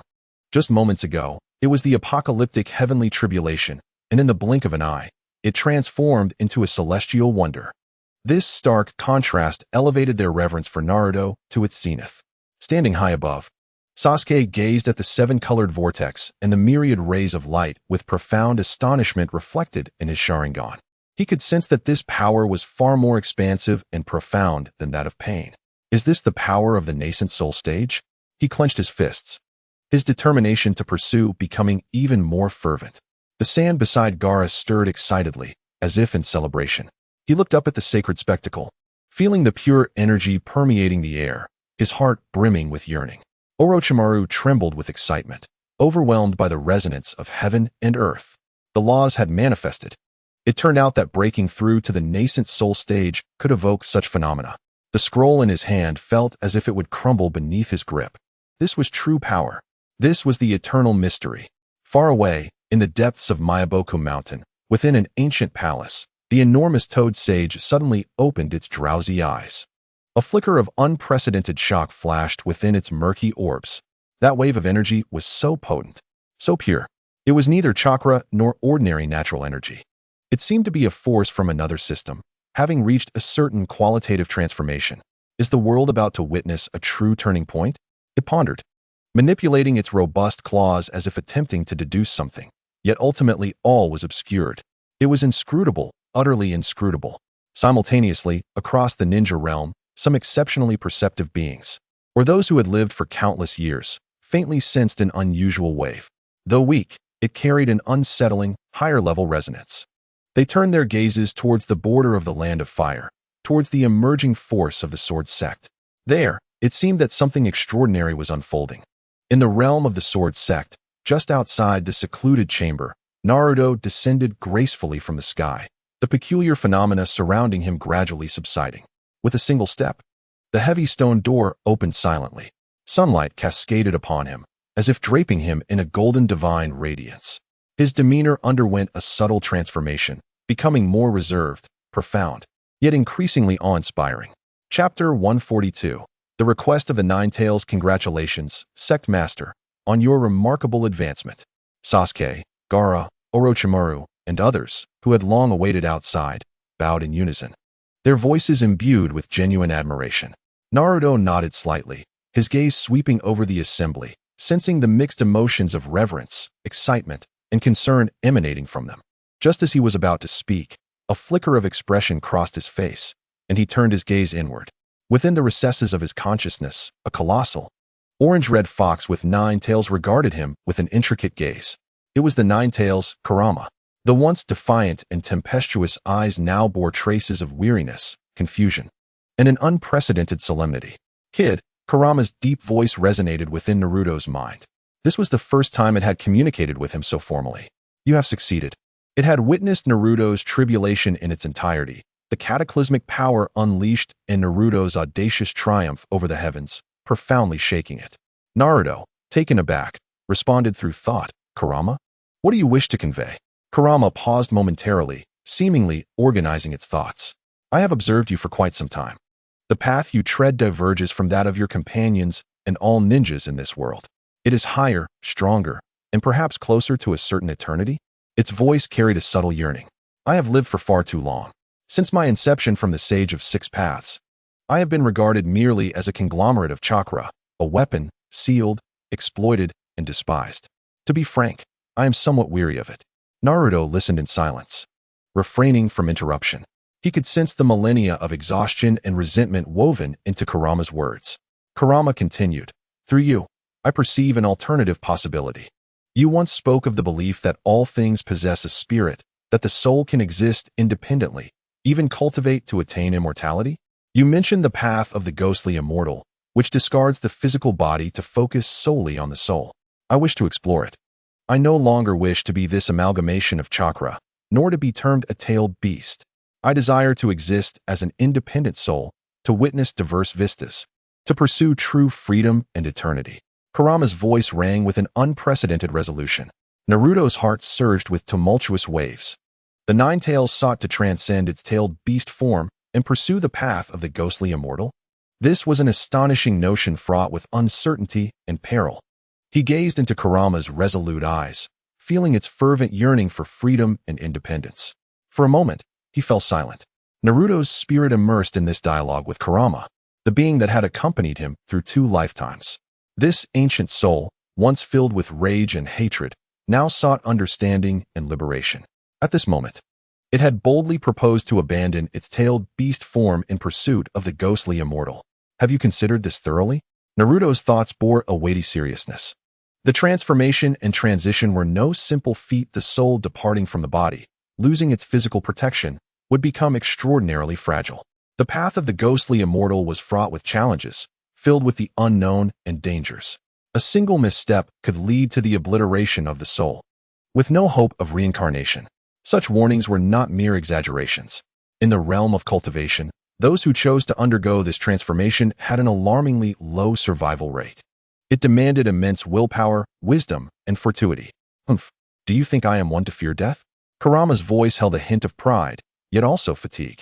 Rather than remain eternally confined within this chakra prison, used as a tool, I would rather take a gamble. A gamble for true freedom. A gamble for a different future. Its massive head tilted slightly, the determination blazing in its eyes. Kid, you need only tell me if it is possible. Naruto fell into contemplation. He sensed Kurama's unwavering resolve. Indeed, freedom was a profound yearning for the 9-Tails, imprisoned for a millennium. His own past failures and transcending tribulations were also in pursuit of breaking free from earthly constraints, seeking ultimate liberation. In a sense, he and Kurama were kindred spirits. Very well. Naruto's thoughts responded decisively. Since your mind is resolute, I shall lend you my assistance. However, this endeavor is fraught with peril and demands meticulous preparation. As their mental exchange concluded, Naruto opened his eyes and faced the gathered crowd. Sasuke Gaara, matters concerning the sect shall remain your responsibility. I require a period of seclusion to attend to a personal matter, though he did not specify the nature of this matter. The gravity in his tone rendered the others hesitant to dismiss it lightly. Subsequently, Naruto sought out Orochimaru, revealing Kurama's desire for transformation. Even Orochimaru, with his vast knowledge, was momentarily rendered speechless upon hearing this audacious proposition. The Nine-Tails, to abandon its tailed beast form? To pursue the path of the ghostly immortal? Orochimaru's eyes ignited with fervor, far surpassing his previous enthusiasm for researching the Rinnegan. This is an unprecedented achievement. The soul of a tailed beast is nearly inseparable from its chakra. To extricate its core consciousness while maintaining its integrity is beyond imagination. He rubbed his hands together excitedly, as though envisioning the most exquisite experimental material. Sectmaster, please allow me to participate. I possess some knowledge in the realm of souls, and perhaps I can offer some assistance. Naruto nodded in agreement. His intent in seeking out Orochimaru was precisely this. Orochimaru's profound understanding of spiritual techniques within the ninja world, including impure world reincarnation and the reanimation jutsu, could potentially aid in crafting a more reliable method for this transformation. In the days that followed, Naruto and Orochimaru delved into the depths of a concealed chamber within the spiritual veins. They immersed themselves in relentless study, combining their knowledge day and night. Naruto contributed insights regarding soul cultivation, soul separation, and energy guidance from the cultivation system, while Orochimaru supplied knowledge on the essence of souls, chakra properties, and the manipulation of spiritual energy from the ninja realm. Countless scrolls lay open, intricate formations sketched out. They engaged in fervent debates and deep contemplation. At last, a specialized method for Kurama's soul-body separation transformation began to take shape. Chapter 143, Success. This method was exceedingly complex and perilous, necessitating execution within a specific formation. Under Naruto's leadership, with the formidable consciousness and spiritual power of the nascent soul stage, he meticulously detached the core essence of the Nine-Tails consciousness.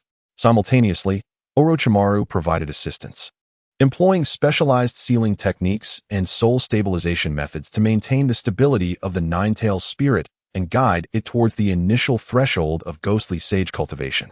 The vast chakra shell, stripped of its soul, required a more potent sealing technique for temporary containment to prevent its energy from spiraling out of control or dissipating. With everything prepared, on a moonlit night within a specially designed chamber at the heart of the Sword Sect's spiritual vein, adorned with intricate mystical patterns, Naruto sat cross-legged, his expression solemn. Orochimaru stood beside him, visibly anxious yet exhilarated.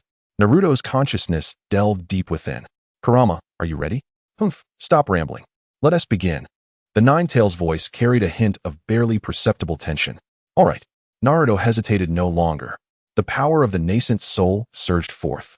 His vast consciousness, like invisible tendrils, cautiously probed into the tumultuous sea of fiery orange chakra, seeking the hidden essence of the Nine-Tails core will buried deep within. The process proved far more arduous than anticipated. The Nine-Tails spirit was inextricably intertwined with the enormous chakra energy, akin to flesh and blood, inseparable. With each strand of soul he detached, Naruto faced immense energy backlash. A slight misstep could jeopardize the Nine-Tails essence or trigger a chakra surge. Time ticked away. Inside the chamber, the atmosphere grew increasingly oppressive. Beads of sweat formed on Naruto's forehead, his complexion pale. He focused intently, maneuvering his consciousness with the precision of a dancer on the edge of a blade. Finally, after a prolonged struggle, a fist-sized orb of pure, blazing orange light, embodying the unadulterated will of the Nine-Tails, was slowly extracted from the boundless chakra ocean. However, just as the soul was completely severed from the body, an unexpected upheaval occurred. Boom! The colossal Nine-Tails chakra shell, bereft of its guiding and restraining core, erupted into chaos. Like a dormant volcano suddenly awakening, A tempest of energy raged violently within Naruto, nearly breaking free from his corporeal confines. Simultaneously, the chamber's space distorted dramatically. Countless formations inscribed on the walls and floor flickered erratically, their stability wavering. The powerful energy shockwaves crashed against the array barriers like tumultuous waves. Crack, crack. Some formations, unable to withstand the pressure, began to fracture. The entire chamber quaked violently, threatening to collapse at any moment. More alarmingly, at the center of this chaotic chakra energy, a pure, destructive force began to coalesce uncontrollably, compressing, further compressing.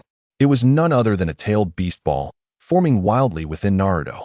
If it were to detonate, not only would this chamber be obliterated, but the entire sword sect could be reduced to rubble. Not good. Orochimaru's face paled dramatically, uttering a panicked cry. At this critical juncture, the Nine-Tails spirit orb, recently severed and hovering midair, also underwent a transformation. Within the orb, a violently bloodthirsty red energy surged forth, brimming with a primal desire for destruction, an essence rooted deep within the Nine-Tails spirit. It resisted this betrayal, yearning to reclaim its body and annihilate everything. The negative red will clashed violently against the orange soul essence, attempting to devour and assimilate it. A roar, filled with unwillingness and fury, resonated from the depths of Naruto's mind. It was the Nine-Tails core will fiercely battling against its own negative impulses. You shall not prevail. The Nine-Tails roared defiantly. It yearned for freedom. It would not submit. The orange light erupted fiercely, forcefully suppressing that violent red will. Its massive eyes, manifested within the soul orb, radiated determination and resolve as they fixed intently on Naruto, as if imploring, act. Trust me. Witnessing the intense struggle within the Nine-Tails spirit, feeling the impending chaos of the tailed beast ball within him, and the precarious state of the chamber's formations, Naruto's gaze hardened. I will suppress it. The power of the nascent soul erupted without reservation. His vast spiritual energy surged forth like a torrential river.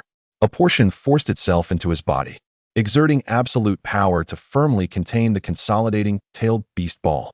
Another portion burst forth, desperately reinforcing the faltering array barriers. Simultaneously, he carefully extended a thread of the purest consciousness, enveloping the fiercely contending Nine-Tails spirit orb, attempting to stabilize it and guide it towards the predetermined path of ghostly sage cultivation. This singular effort faced three formidable crises. It was the ultimate test of Naruto's nascent soul cultivation.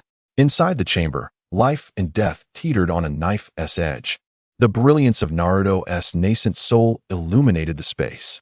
His vast spiritual energy flowed like a flood, with one part firmly containing the volatile tailed beast ball and another fiercely bolstering the array. At the same time, his pure consciousness carefully enveloped the Nine-Tails spirit.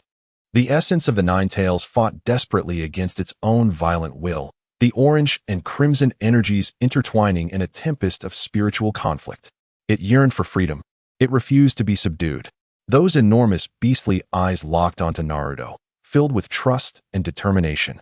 Kurama, trust me, Naruto shouted, guiding his consciousness. The ghostly sage technique, like a gentle stream, flowed into the Nine-Tails spirit, soothing, guiding, and organizing. Buzz, as if responding to a call, the Nine-Tails essence unleashed its final surge of power. The orange glow blazed forth like the rising sun, instantly overpowering the violent crimson. The crimson will emitted a reluctant wail, gradually dissipating. The spirit orb finally stabilized. No longer wild or struggling, it transformed into a pure, solid entity radiating warm orange light. Amidst it, the faint outline of a miniature nine-tailed fox could be discerned, peacefully curled up as if in a deep slumber. With a sigh of relief, Naruto withdrew his forces, suppressing the tailed beast ball and reinforcing the array. That moment had been perilously fraught. Had he not achieved the nascent soul stage, with consciousness and spiritual power far surpassing before, he might have succumbed to this unforeseen upheaval, leading to utter failure or even death. Thank you, kid. A weak yet relieved voice resonated in Naruto's mind. This sensation is unprecedented. The heavy corporeal form has vanished, and the endless chakra is no more. My soul feels remarkably light, and my voice gradually diminishes. I require a period of repose to acclimatize to this new state. Thus, I entrust the path of the ghostly immortal to you. As the words fell, the orange-red soul orb withdrew its brilliance, plunging into a profound state of meditation. The ghostly immortal is beginning to take shape. Though I have merely crossed the threshold, my soul remains fragile. Yet, the Nine-Tails has ultimately taken this pivotal step, liberating itself from the fate of being a tailed beast. Naruto gazes at the slumbering soul orb, feeling a mix of emotions. He cautiously envelopes it with gentle spiritual energy, temporarily storing it in his dantian to nurture it with the power of his nascent soul. Once it stabilizes, he will seek a suitable place for its cultivation. Having resolved the issue of the Nine-Tails soul, Naruto's gaze shifts to the center of the chamber. There, a colossal mass of tangible orange-red chakra energy hovers. It is the Nine-Tails' corporeal form, now devoid of its soul core. It floats quietly, no longer violent, yet still emanating a chilling aura of terrifying energy. It resembles a treasure mountain brimming with boundless energy, akin to a ticking time bomb ready to explode. This entity must not remain exposed. Naruto's expression turns grave. Should this immense chakra conglomerate spiral out of control or fall into the hands of those with ulterior motives, the consequences would be dire. It must be sealed away completely. He takes a deep breath, and his hands begin to weave intricate seals, not through ninjutsu, but through more complex and esoteric sealing techniques of cultivation. Glimmering runes burst forth from his fingertips, merging into the void to outline an extraordinarily intricate three-dimensional array.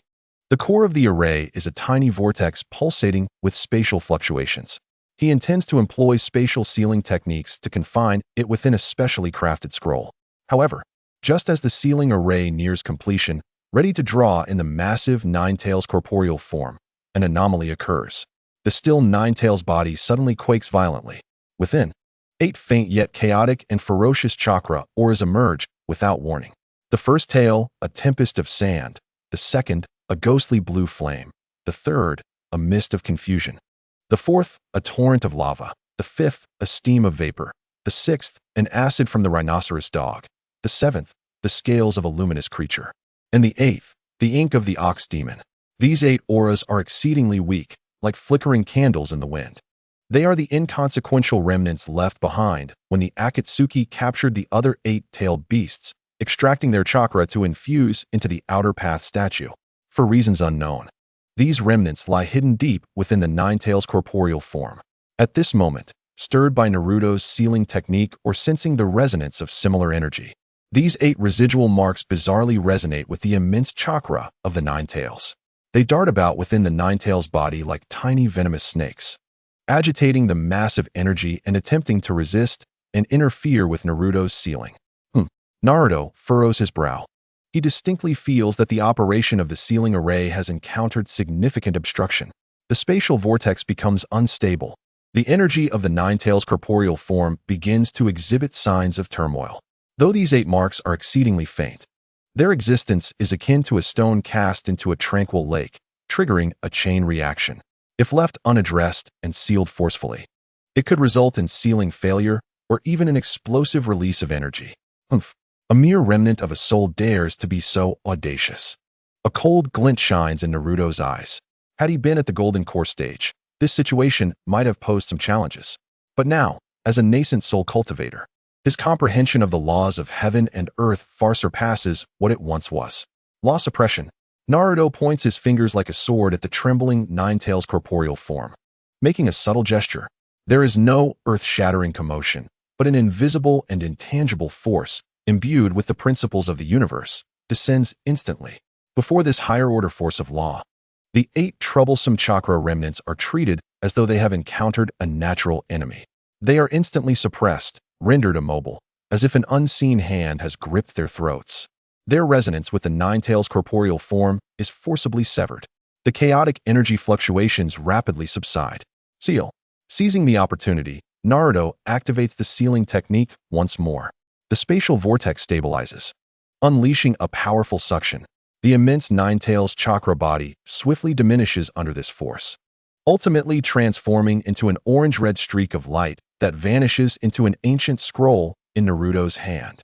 The surface of the scroll is adorned with countless mysterious runes that thoroughly seal it away. Having completed this task, Naruto exhales a long sigh, beads of sweat forming on his forehead. The separation of the Nine-Tails and the sealing of its remnants, though fraught with challenges, has been accomplished without calamity. He weighs the sealing scroll in his hand, sensing the boundless energy within, and his gaze deepens. This Nine-Tails remnant is a vast source of energy, potentially significant in the future. Yet, it also presents a considerable risk. It must be safeguarded diligently, lest it fall into malevolent hands, especially those of the ever-present shadow. A flicker of vigilance crosses Naruto's mind as he holds the sealing scroll, feeling the immense yet silent energy contained within. He must ensure its proper safeguarding. Exiting the chamber, Naruto solemnly places the sealing scroll in the safest core treasury, deep within the spiritual veins of the sword sect, fortified by his own intricate barriers. He further reinforces the surrounding protective array to ensure absolute security.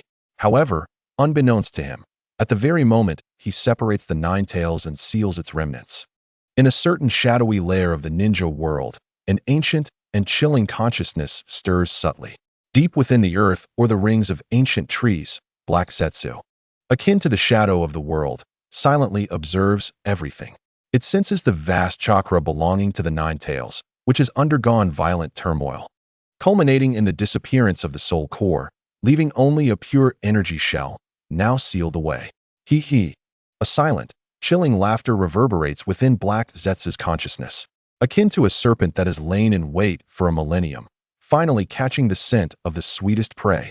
Its consciousness surges with unprecedented excitement. Chapter 145, Testing the Nine-Tails Corporeal Form. Free from the shackles of soul and will. This is indeed a fortuitous opportunity, the most crucial step towards resurrecting Mother.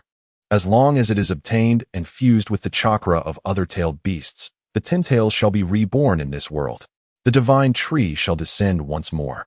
The brilliance of infinite Tsukuyomi will envelop the earth. The era of the Mother is on the verge of returning. The consciousness of Kurizetsu trembles at this splendid prospect. However, the excitement of that vortex Naruto slightly cools. A sense of gravity rises to the forefront of his mind. This variable has grown too rapidly. Has he already attained the nascent soul stage? Even Pain's 6 paths were easily crushed by him. The ultimate technique of the Rinnegan, the planetary devastation, was severed by his sword. This level of power has exceeded all expectations. The seal left by Naruto is far from ordinary. The restrictions he has laid down at his current nascent soul cultivation, combined with the layered protective formations of the sword sect, make it nearly impossible to breach and steal the remnants. Even Kurizetsu lacks complete confidence.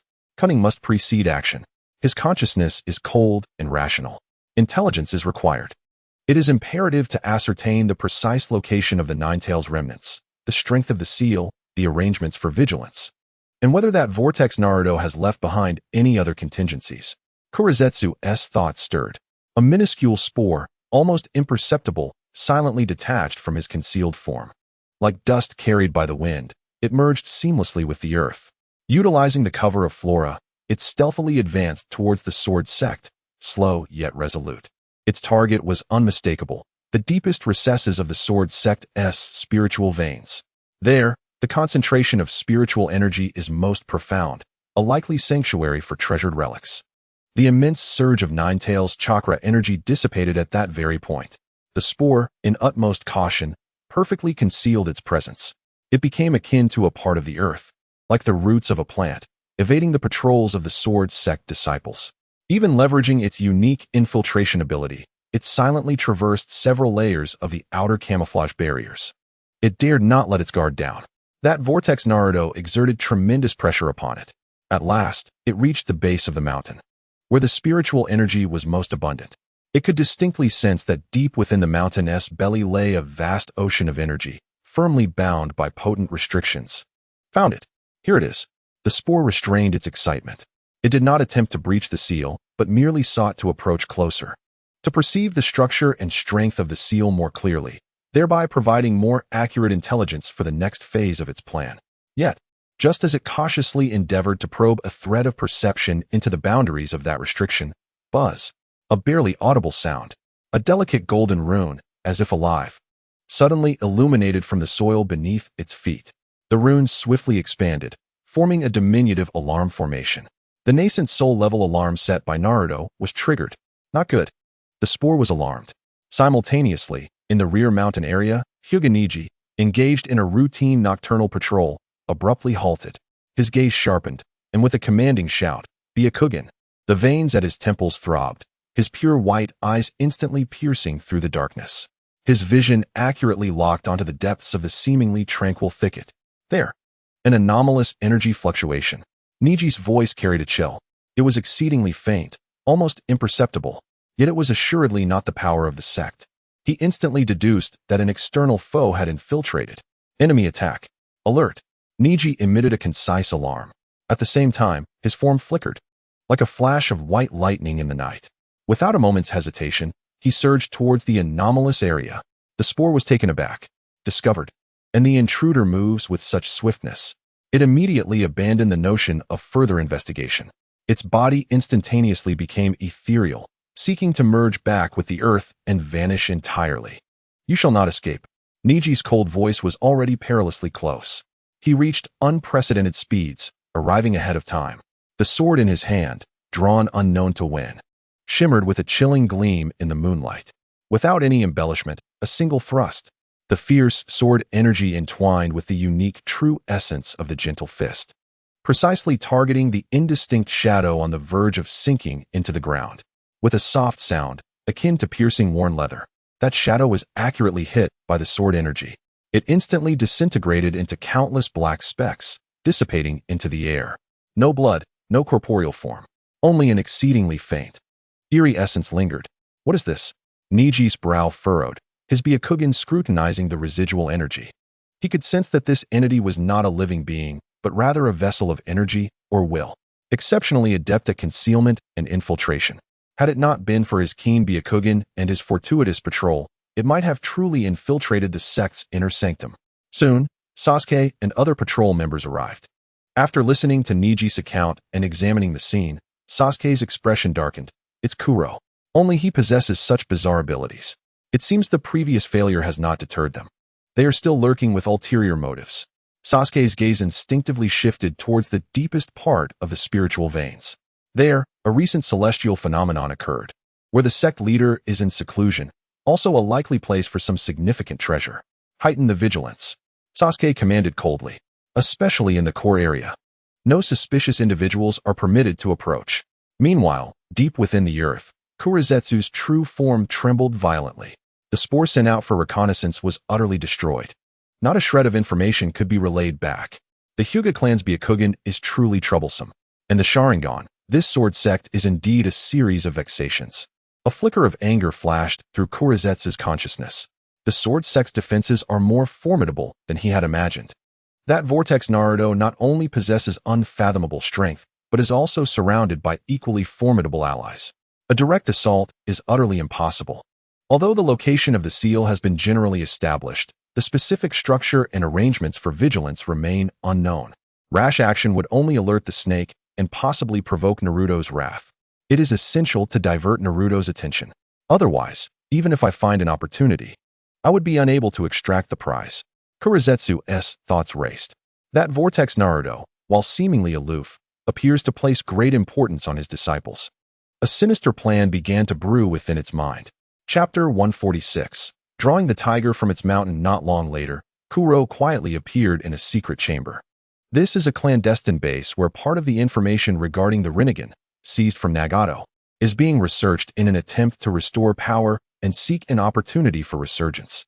Obito, shrouded in darkness, hears the ghostly voice of Kagaya echoing in his consciousness. He suddenly raises his head, a flicker of caution passing through his single eye hidden beneath the mask. "Kagaya, what do you want with me?" He has always maintained a wariness towards this ancient being that has lived for millennia. Collaboration, Kagaya states directly. "I know you harbor a deep-seated hatred for Naruto Uzumaki and yearn to reclaim the power that belongs to the Uchiha clan. I, too, require something located within the sword sect. However, that Naruto Uzumaki has now attained a formidable level of strength, making a direct assault tantamount to suicide." Obito snorts coldly. "You wish to use me?" "It is a mutual utilization," Kagaya replies flatly. "We can orchestrate chaos, sufficient to lure Naruto Uzumaki and that Jinchuriki of the sand, who he holds dear, out of the sword sect. Once they depart, I am confident I can infiltrate the sword sect and obtain what I desire.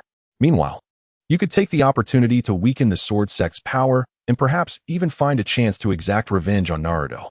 Obito falls silent. Kagaya's proposal is indeed enticing. The overwhelming strength of Naruto has instilled within him a sense of unprecedented pressure and fear. Engaging directly offers no chance of victory. Diverting his attention, followed by a careful plan, is undoubtedly the wisest choice. Moreover, Kagaya seems well-versed in the intricacies of the sword sect, possibly possessing a genuine method to acquire what she seeks. As for Kagaya's desires, he remains indifferent. How do you propose we proceed? Obito inquires. Kagaya's cold smile resonates. It is quite simple. Draw the tiger from its mountain lair. The target is the Land of Wind, specifically Sunagakure. Days later, at the border of the Land of Wind, a desolate desert stretches out. The once tranquil yellow sands suddenly begin to churn violently. The earth quakes. From the ground emerge monstrous entities of colossal size. Grotesque forms seemingly conjured from a mixture of white clay and wood. They roar, exuding an ominous aura. Leading them is a towering white giant, possessing multiple arms and terrifying strength. These are the temporary war machines birthed from Obito's manipulation of white Zetsu cells and the power of the outer path. Kill accompanies a hoarse command. The white monstrosities surge toward the border's outposts and towns like a relentless tide. They possess unimaginable strength, fearlessly charging forth. Spewing corrosive substances and brandishing enormous limbs, they instantaneously dismantle the fragile defensive structures. Houses collapse, sand erupts into the air. The cries of the wounded and despairing echo across the desert. Enemy attack. It's monsters. Hurry. Request reinforcements. The station sand shinobi rise in resistance. Kunai and sand shuriken fly. Wind-style ninjutsu howls. Yet, against these pain-immune, powerful monsters, their attacks appear futile. Sand shinobi continue to fall, suffering heavy casualties. The border is on the brink of collapse. Urgent intelligence, like snowflakes, flies towards Sunagakure via the swiftest communication ninja hawks. Simultaneously, it travels through special channels to the sword sect, far beyond the borders of the Land of Fire. Within the sword sect's main hall, tension thickens. A weary communication hawk alights upon Gaara's shoulder. He retrieves the message tube, unfurling the scroll to scan its contents rapidly. His previously calm demeanor darkens into a grim expression. In his turquoise eyes, shock and incredulous fury ignite. The border of the Land of Wind has suffered a large-scale attack by unidentified monsters. The outposts have fallen. Towns are in ruins. Casualties are severe. Urgent reinforcements are requested. Gaara's voice carries a barely perceptible tremor. That is his country. His people. What? Sasuke, Neji, Sakura, and the others exclaim in astonishment. The border of the Land of Wind has been attacked? By unidentified monsters? Could it be remnants of the Akatsuki? Just then, an even swifter communication sword exclusive to the sword sect pierces through the air, hovering before Sasuke. It bears urgent intelligence from Orochimaru, relayed through a network of spies. The attackers' identities remain unknown, with a bizarre power structure suspected to be linked to Kagaya and Obito. Their leader possesses immense strength, making it difficult for regular jonin to contend. The border's defending forces have suffered significant losses, and Sunagakure's higher-ups have urgently requested the sword sect's swift assistance. This intelligence corroborates Gaara's message. Moreover, it explicitly indicates the enemy's potential connection to Kagaya and Obito. The situation is far more dire than anticipated. I must return. Gaara stands abruptly, without hesitation. His red hair billows without wind, and the heavy sword behind him emits a low hum. Bloodlust uncontrollably radiates. Sunagakure cannot suffer harm. Gaara, calm down. Sasuke grips his shoulder. This could very well be a trap by the enemy. Their intention is to lure us away. He recalls the strange spores that Neji discovered days prior. Everything seems too coincidental. I know. Gaara's eyes blaze crimson, yet a hint of pain and resolve flickers within. But that is my village. My people. I cannot sit idly by. Even if it is a trap, I must return. Sasuke remains silent. He comprehends Gaara's sentiments. If it were Konoha in peril, he would also return without a second thought. At that moment, a calm but undeniably authoritative voice resonates. There is no need for such contention. Naruto steps forth from the back hall. He has just concluded his initial nurturing of the Nine-Tails spirit when he received the news. The Land of Wind is an ally of the sword sect. Gaara's homeland is our homeland. He gazes at Gaara, his expression gentle yet resolute. I will accompany you. A flicker of coldness passes through his azure eyes. Obito and Kagaya. Again, is it you? Just right. I wish to see what schemes you are concocting. Simultaneously, he possesses absolute confidence in the sect's defenses. The barriers he has established, combined with the strength of Sasuke and others, should suffice for most situations. A swift trip should pose no issue. Besides, Obito and Kagaya have concealed themselves too deeply. If this opportunity could reveal their presence, it would be fortuitous. It would also serve as a chance to test his own nascent abilities. Master. Sasuke and the others express concern. Naruto waves his hand dismissively. Do not fret. With you here, I feel secure. Orochimaru, continue to monitor all movements. Sasuke, safeguard the sect. Should anything arise, relay the message immediately. He turns to Gaara. Time is of the essence. We depart at once. Yes. Gaara nods firmly, gratitude shining in his eyes. Without further delay, the two blur into motion, transforming into streaks of light as they soar toward the land of wind. Watching their vanishing figures, Sasuke furrows his brow, an escalating sense of unease gnawing at him. Perhaps he is merely overthinking this. Chapter 147, The Seizure. At the border of the land of wind, amidst swirling yellow sands, the silhouettes of Naruto and Gaara have transformed into distant streaks of light. Within the sword sect, an appearance of tranquility seems to have returned. The patrolling disciples remained diligent. The repaired formation shimmered with radiant light. Sasuke sat in the main hall, his demeanor austere as he dealt with the aftermath of the battle. Nijis Byakugan was constantly surveying the surroundings, ensuring that everything remained under control. Yet, unbeknownst to them, in the depths of the spiritual veins, beneath the soil and between the cracks of the rocks, a shadow, dark as night, moved silently, as if endowed with life. Kagaya's black essence. It had not departed, or rather, it had never truly left. The departure of Naruto and Gaara was precisely the moment it had long awaited, luring the tiger away from its mountain. The plan had succeeded. Now, the time for its action had come. The form of Kagaya's black essence seemed almost ethereal, effortlessly merging with the earth and traversing through matter. The outer layer of Naruto's vigilance formation was, to it, utterly insignificant. It glided through the layers of runic nodes, undetected, keenly sensing the presence of the vast, sealed chakra of the Nine-Tails not far ahead. Closer, ever closer. The essence was filled with greed and excitement, for the key to resurrecting its mother lay within reach. It stealthily approached the periphery of the core area, where the spiritual energy was so dense it felt almost tangible. An invisible pressure permeated the air, a deeper layer of sealing left behind by Naruto. The ground, walls, and even the air were inscribed with golden runes, intricate and interconnected, forming an impenetrable web. Kagaya's black essence paused, becoming increasingly cautious. It sensed that the power contained within these runes far exceeded those it had encountered before. The consequences of a misstep were unthinkable. It began to observe meticulously, like the most patient of hunters, analyzing the flow of the runes and searching for potential weaknesses. Time trickled by, and finally, it found it. In a remarkably concealed corner, a faint gap existed among the connections of several runes, an oversight made by Naruto in haste. It was minuscule, nearly imperceptible, yet sufficient for Kagaya's black essence. Once more, it became intangible, transforming into a thread thinner than a hair, cautiously attempting to slip through the gap between the runes. However, just as its form was on the brink of complete passage through the crevice, a sudden disturbance erupted. Before it lay the core of the sealed Nine-Tails remnants, where a dazzling, exquisitely condensed golden sword shadow materialized without warning. It was not a physical entity, but rather a pure imprint of sword intent, embodying Naruto's will and power from his primordial stage. Like a slumbering guardian, it had been awakened. Panic surged within Kagaya's black essence. It attempted to retreat, but it was already too late. The golden sword shadow unleashed an unparalleled brilliance, seemingly transcending space, and in an instant, it struck the black thread attempting to infiltrate. The fierce sword intent, imbued with the laws of obliteration, severed not only matter but also targeted the very soul and will.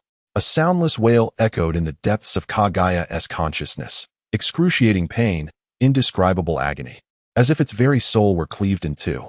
It sensed a portion of its original will being utterly extinguished by that sword intent. This was an unprecedented blow. Yet, Kagaya's black essence, having lived for millennia, possessed a resilience far beyond that of ordinary beings. Amidst the torment, it did not shatter. Instead, it awakened its most profound ferocity, along with the primal power inherited from Kagaya. Mother, grant me strength. Its consciousness roared in madness. The dark substance enveloping its form deepened, akin to a black hole consuming all light. An ancient, ominous force, tinged with a hint of sanctity, erupted from within it. It was neither chakra nor sage arts, but the primordial power of Kagaya Akatsuki, the essence of creation and destruction. This force manifested as a grayish barrier, forcibly halting the subsequent onslaught of the golden sword intent. Simultaneously, it opened its mouth and expelled a viscous, ink-black liquid, exuding a foul and corrupting aura, directly splattering upon the golden imprint of sword intent. The sound of sizzling echoed, as if concentrated sulfuric acid were poured onto iron. The radiant golden imprint dimmed rapidly, as Naruto's pure intent appeared obscured and eroded by this tainted substance. Its perception dulled, and its operation became sluggish. This was a hidden technique of Kagaya's black essence, designed specifically to corrupt and obscure pure energy and will. The cost was immense, but the effect was striking. Now was the moment. Seizing this fleeting opportunity, Kagaya's black essence disregarded the excruciating pain inflicted upon its soul. With its remaining form, it lunged forward, forcefully breaking through the temporarily obscured imprint of sword intent, akin to piercing through a viscous web. The final barrier sealing the core was shattered. Before it lay the immense, unmasked remnants of the Nine-Tails, radiating boundless energy. Success. Elation flooded Kagaya's consciousness, as it wasted no time, its body swelling like an open black pouch, engulfing the vast remnants of the Nine-Tails in one gulp. Immediately, it dared not linger, merging once more with the earth and vanishing at the utmost speed, leaving behind the shattered seal and the dimming, tainted imprint of sword intent quivering in place. Darkness enveloped the atmosphere, cold and damp. In an undisclosed underground cavity within the ninja world lay one of Obito's hidden secret bases, the resting place of the Outer Path Golem.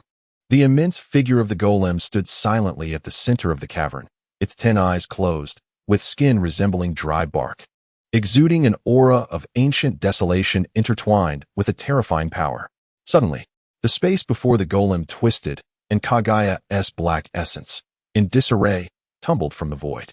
A portion of its form was visibly missing, and its aura was feeble, indicating significant injury. Yet, its consciousness was exhilarated beyond measure. Obito, I have obtained the item. Kagaya's black essence rasped, its voice tinged with uncontrollable excitement. From the shadows, Obito stepped forward, observing the disheveled appearance of Kagaya's black essence and its noticeably swollen form. The single eye behind his mask flickered with a hint of intrigue.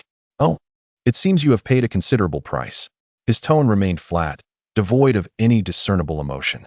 Naruto, the embodiment of tenacity, proves to be a formidable adversary. Even after his departure, he has left you in such a precarious predicament. Chapter 148, The Ten-Tails. Were it not for the remnants he left behind, I would not find myself in such a dire situation. Black Zetsu scoffed, clearly haunted by the recent encounter. Nevertheless, every hardship was worth it. It ceased its idle chatter and began to writhe. With a sudden motion, it opened its mouth wide and expelled the devoured remnants of the Nine-Tails. Boom! A massive, resplendent orange chakra energy surged forth, instantly filling half the cavern. The vast energy waves spread like a tangible tide, causing the entire base to tremble slightly. Obito's pupils constricted as he instinctively took a half-step back. What astounding energy! Is this the complete chakra of the Nine-Tails? Let the ritual commence. Black Zetsu hissed impatiently. Merge all the tailed beast chakras. Revive the Ten-Tails. The era of Mother Kagaya is about to dawn. Obito's gaze flickered. He hesitated to respond immediately. He studied the colossal remnants of the Nine-Tails and glanced at the Outer Path Golem. A surge of ambition rose within him. The Ten-Tails' eye of the moon plan. If this power could be harnessed for his own. Yet ultimately, reason prevailed over impulse. He recognized that with his current strength, he could not fully control the Ten-Tails. Collaborating with Black Zetsu was his only recourse. Very well, Obito nodded. Black Zetsu wasted no time and once more began to writhe. Like a tide of darkness, it enveloped the massive remnants of the Nine-Tails. Then, With a forceful push, it thrust them into the body of the outer path golem. Boom. It was as if a sun had been crammed into a minuscule vessel. The outer path golem trembled violently. Within it, the chakra that had been stored from the other 8-tailed beasts was suddenly activated upon sensing the Nine-Tails equivalent, yet more immense and complete energy. Chaos erupted. The 1-tail sandstorm. The 2-tails blue flames. The 3-tails mist. The 4-tails lava. The 5-tails steam. The 6-tails acid. The 7-tails scale powder. The 8-tails ink. 8 distinct attributes, each with its own will, clashed violently with the vast energy of the 9-tails. It was as if 8 raging dragons were tearing at a colossal beast. A tempest of energy erupted within the golem, sweeping outward with ferocity. The entire underground base felt as if it were at the eye of a Category 12 hurricane. Rock shattered. The ground collapsed. Energy currents rampaged, emitting piercing shrieks. It seemed poised to obliterate this place entirely. The surface of the outer path golem was marred with countless grotesque cracks. Chakras of varying hues gushed frantically from the fissures. Its body began to twist and swell uncontrollably, as though it were on the verge of exploding. This is bad. The energy conflict is too intense. Obito's expression changed dramatically. The fusion process was proving to be more perilous than he had anticipated. Without hesitation, he sprang into action. Sharingan. The crimson 3-tomo spun rapidly. His powerful ocular prowess transformed into invisible shackles, attempting to restrain the tumultuous energy within the golem. Simultaneously, he slammed his hands onto the ground. Wood release. Birth of the trees technique. Boom. Dozens of enormous pillars, thick and inscribed with runes, shot up from the earth. Like a cage, they firmly pinned the violently thrashing outer path golem in place. The power of wood release inherently countered the tailed beast chakra, trying to absorb and suppress the rampaging energy. Even so, Obito felt immensely strained. His chakra was depleting rapidly. The wooden pillars birthed from the wood release groaned under the relentless energy onslaught. Veins bulged on his forehead as he gasped for breath. I must hold on. Should I fail, not only would all efforts be in vain, but both of us might be obliterated by this terrifying energy. Black Zetsu was also exerting itself to the utmost. It merged its essence into the outer path golem, attempting to guide and harmonize the conflicting tailed beast chakras using Kagaya's primordial power. The process was arduous and prolonged. Time passed, though it felt interminable. At last, the raging energy storm began to subside gradually. The conflict among the different tailed beast chakras seemed to reach a delicate equilibrium. Or rather, they were forcibly amalgamated. The golem's tremors gradually ceased. Yet, its form had undergone a dramatic transformation. No longer did it resemble its former desiccated state, but had become more bloated and distorted. Its surface was covered with a substance resembling a blend of muscle and mucus. On its back, several robust protrusions, reminiscent of tails, could be seen slowly writhing. 10 eyes remained tightly shut. Yet beneath the eyelids, something seemed to be awakening. The fusion was preliminarily complete, though the process was violent and the energies chaotic. The chakra of the 9-tailed beasts had ultimately been forcibly crammed into one vessel. Just then, a roar beyond description erupted from the golem's tightly closed maw. The sound, neither human nor beast, was filled with chaos, rage, and the most primal desire for destruction. It resonated like the roar of an ancient demon from the primordial wilderness. The sound waves transformed into a tangible shockwave, shaking the entire underground base once more. Even Obito and Black Zetsu felt their souls tingle with pain. The golem's abdomen swelled violently. Like a heart, it beat with ferocious intensity. An overwhelming aura of despair, far beyond anything felt before, began to emanate. The 10 Tails, the legendary beast of creation, the destroyer of worlds. Its embryonic form was about to break free. The calamity of the ninja world was truly commencing. In the subterranean hollow, the golem's roar, reminiscent of an ancient demon's bellow, caused the entire base to quake.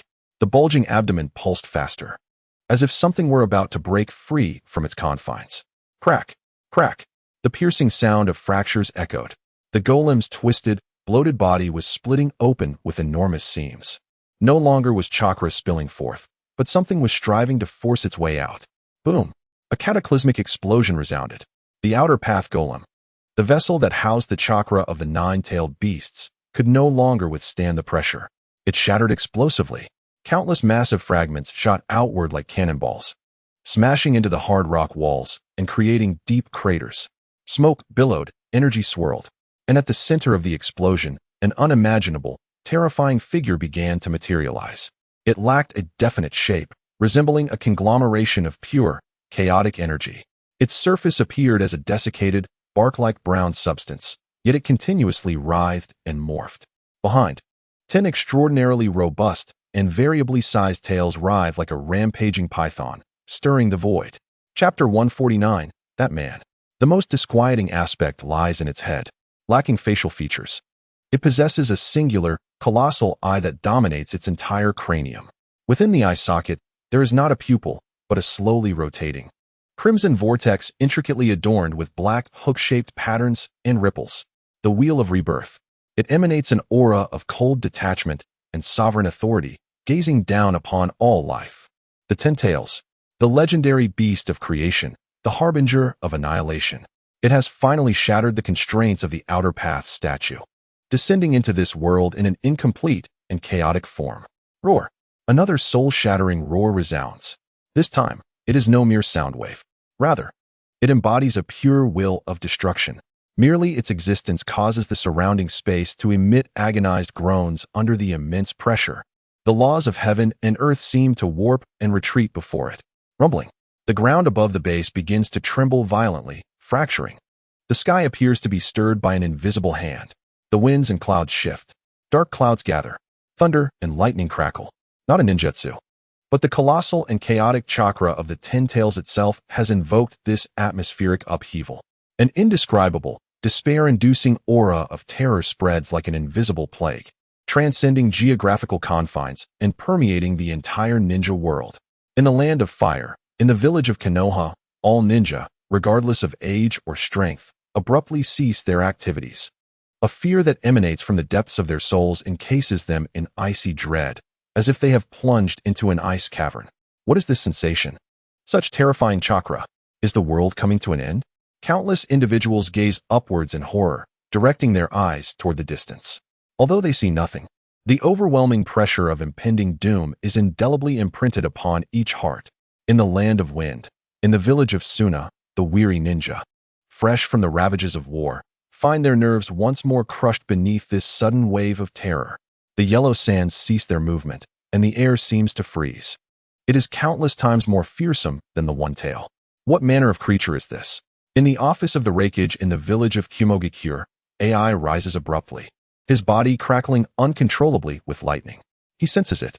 That power exceeds any existence he has ever known. Could it be the legendary? In the village of Awagakure, the aging Tsuchikage, Anoki, nearly falters from the sky.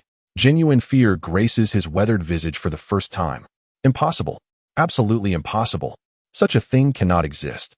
In the village of Kirigakure, the smile of Mizukage Terumi may vanishes completely, replaced by unprecedented gravity. This is troublesome. We are in real trouble now. In the Sword Sect, Sasuke, who is directing his disciples to bolster defenses, suddenly looks up. His Sharingan activates to its utmost potential. He senses it. That power. Chaotic, frenzied, and unfathomably immense. Amongst it, there is a faint trace of a familiar chakra belonging to the Nine Tails. Could it be that remnant? A sense of foreboding engulfs Sasuke, enveloping him in a shroud of dread. The apocalypse of the ninja world seems to have truly commenced at this very moment. Meanwhile, at the source of the calamity, within the underground base, the newly arrived 10 Tails appears not to have fully awakened. Its massive singular eye spins in confusion, seemingly acclimating to this world. Yet the turbulent and chaotic energy within it has begun to uncontrollably surge forth. Roar. It bellows again, opening its amorphous maw. Tails of differing chakra attributes frantically converge and compress within its mouth. The balance of yin and yang energy is disrupted, rendering the energy highly unstable. Black energy spheres of varying sizes and distorted shapes, exuding a sense of annihilation, are recklessly spewed forth like hail. Tailed beast balls, moreover, in a state of chaos, indiscriminately bombarding friend and foe alike. Boom, boom, boom. The violent explosions instantaneously transform the already ravaged underground base into a scene of utter devastation. The tremendous shockwave sends Obito and Black Zetsu flying. Damn it. Control it. Obito rolls on the ground, narrowly avoiding a tailed beast ball that whizzes past him, and shouts at Black Zetsu in fury. He never anticipated that the freshly birthed 10 tails would be so difficult to control. I am devising a plan. Black Zetsu, equally beleaguered, bears injuries from the explosive shockwaves, rendering it even more damaged. It attempts to merge once more with the 10 tails, seeking to guide it using Kagaya's power. However, the 10 tails' energy is too turbulent at this moment, akin to boiling magma. Approach is impossible. Roar. The 10 tails seems incensed by the explosions, becoming even more frenzied. Its colossal form quakes violently. The 10 enormous tails lash out like divine whips, wreaking havoc. Each swing effortlessly tears apart the earth and shatters rocks. The turmoil in heaven and earth intensifies. Lightning, gale force winds, earthquakes. It is as if a natural disaster has descended. Damn it. If this continues, we too shall be annihilated. Obito gazes at the 10 tails, now resembling a mad beast, and for the first time, regret wells up within him. This is not the power he desired. This is an uncontrollable beast of destruction. He desperately activates Kamui, attempting to shift himself and Black Zetsu away. Yet the space surrounding the 10 tails has become exceedingly unstable due to its immense energy. Even Kamui's transmission is disrupted, becoming intermittent. Just as Obito and Black Zetsu are on the verge of being completely consumed by the very catastrophe they orchestrated. A will of equal might, yet imbued with an aura of superiority, suddenly descends. Humph, how pitiful, Obito. A deep, somewhat mocking voice resonates. Accompanying this voice, a figure appears on the periphery of the tumultuous battlefield, as if through instant transmission. With long black hair, crimson armor, and a pair of pale purple eyes adorned with mysterious ripples, Uchiha Madara has arrived. He glances at the rampaging 10 tails, which threatens to obliterate everything. And in his eyes, there is not a trace of fear, but rather a flicker of excitement and fervor. Has it finally appeared? Obito watches Madara, the single eye behind the mask filled with complex emotions. Shock, wariness, and a hint of unwillingness. This man seems to have grown even stronger. Roar. The 10 tails bellows once more, its massive tail sweeping through the air. The target is the suddenly appearing Madara. The violent energy is capable of rending mountains asunder. Yet Madara does not even flinch. He slowly forms hand seals with his hands. His movements are unhurried, yet possess a rhythm that commands the very heavens. Would release, the jutsu of the Buddha's palm. Rumbling. The ground shakes violently. Countless colossal wooden hands, resembling those of a Buddha, rise from the earth. Each palm obscures the sky and blots out the sun. They emanate a majestic might that suppresses all. They extend from all directions simultaneously, with unparalleled precision. The colossal tail of the 10 tails was firmly grasped, along with its massive, twisted form. Chapter 150, Resurrection. A fearsome roar erupted from the 10 tails, filled with fury. It thrashed wildly, its terrifying strength causing the enormous wooden hand to tremble incessantly, emitting creaks and groans. The ground itself began to fracture. Yet, it was ultimately bound and rendered immobile. This scene caused Obito, who stood nearby, to narrow his eyes in disbelief. The same would-release technique, wielded by Madara, exhibited a power that surpassed his own by several magnitudes. With effortless ease, he managed to temporarily subdue the rampaging 10 tails. Was this truly the might of Uchiha Madara? Madara's actions did not cease. While restraining the 10 tails, his pale purple Rinnegan shone brightly. An intangible, yet overwhelming force of ocular power surged forth like a tidal wave, directly connecting with the 10 tails' enormous, crimson eye, attempting to forcefully intervene and suppress its chaotic, violent consciousness. Madara's brow furrowed slightly. He sensed that the 10 tails' mind resembled a tumultuous whirlpool, filled with primal desires for destruction. To gain complete control over it was no simple task. It required time, and above all, absolute power. This chaotic force needed a true master. With a cold snort, Madara intensified his ocular power.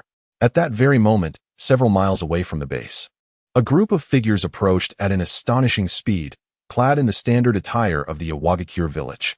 Leading them was the elite Jonin, Inoki. They were the closest reconnaissance team, having detected the cataclysmic energy fluctuations and immediately rushing to investigate. "What an appalling chakra!" exclaimed a young IWA ninja, his complexion pale and voice trembling. "What on earth is that?" Inoki's expression grew grave as he halted in his tracks. He could feel the terrifying force ahead, far surpassing any tailed beast he had ever known. It was even more dreadful than the Nine-Tails attack on Konoha years ago. Be cautious.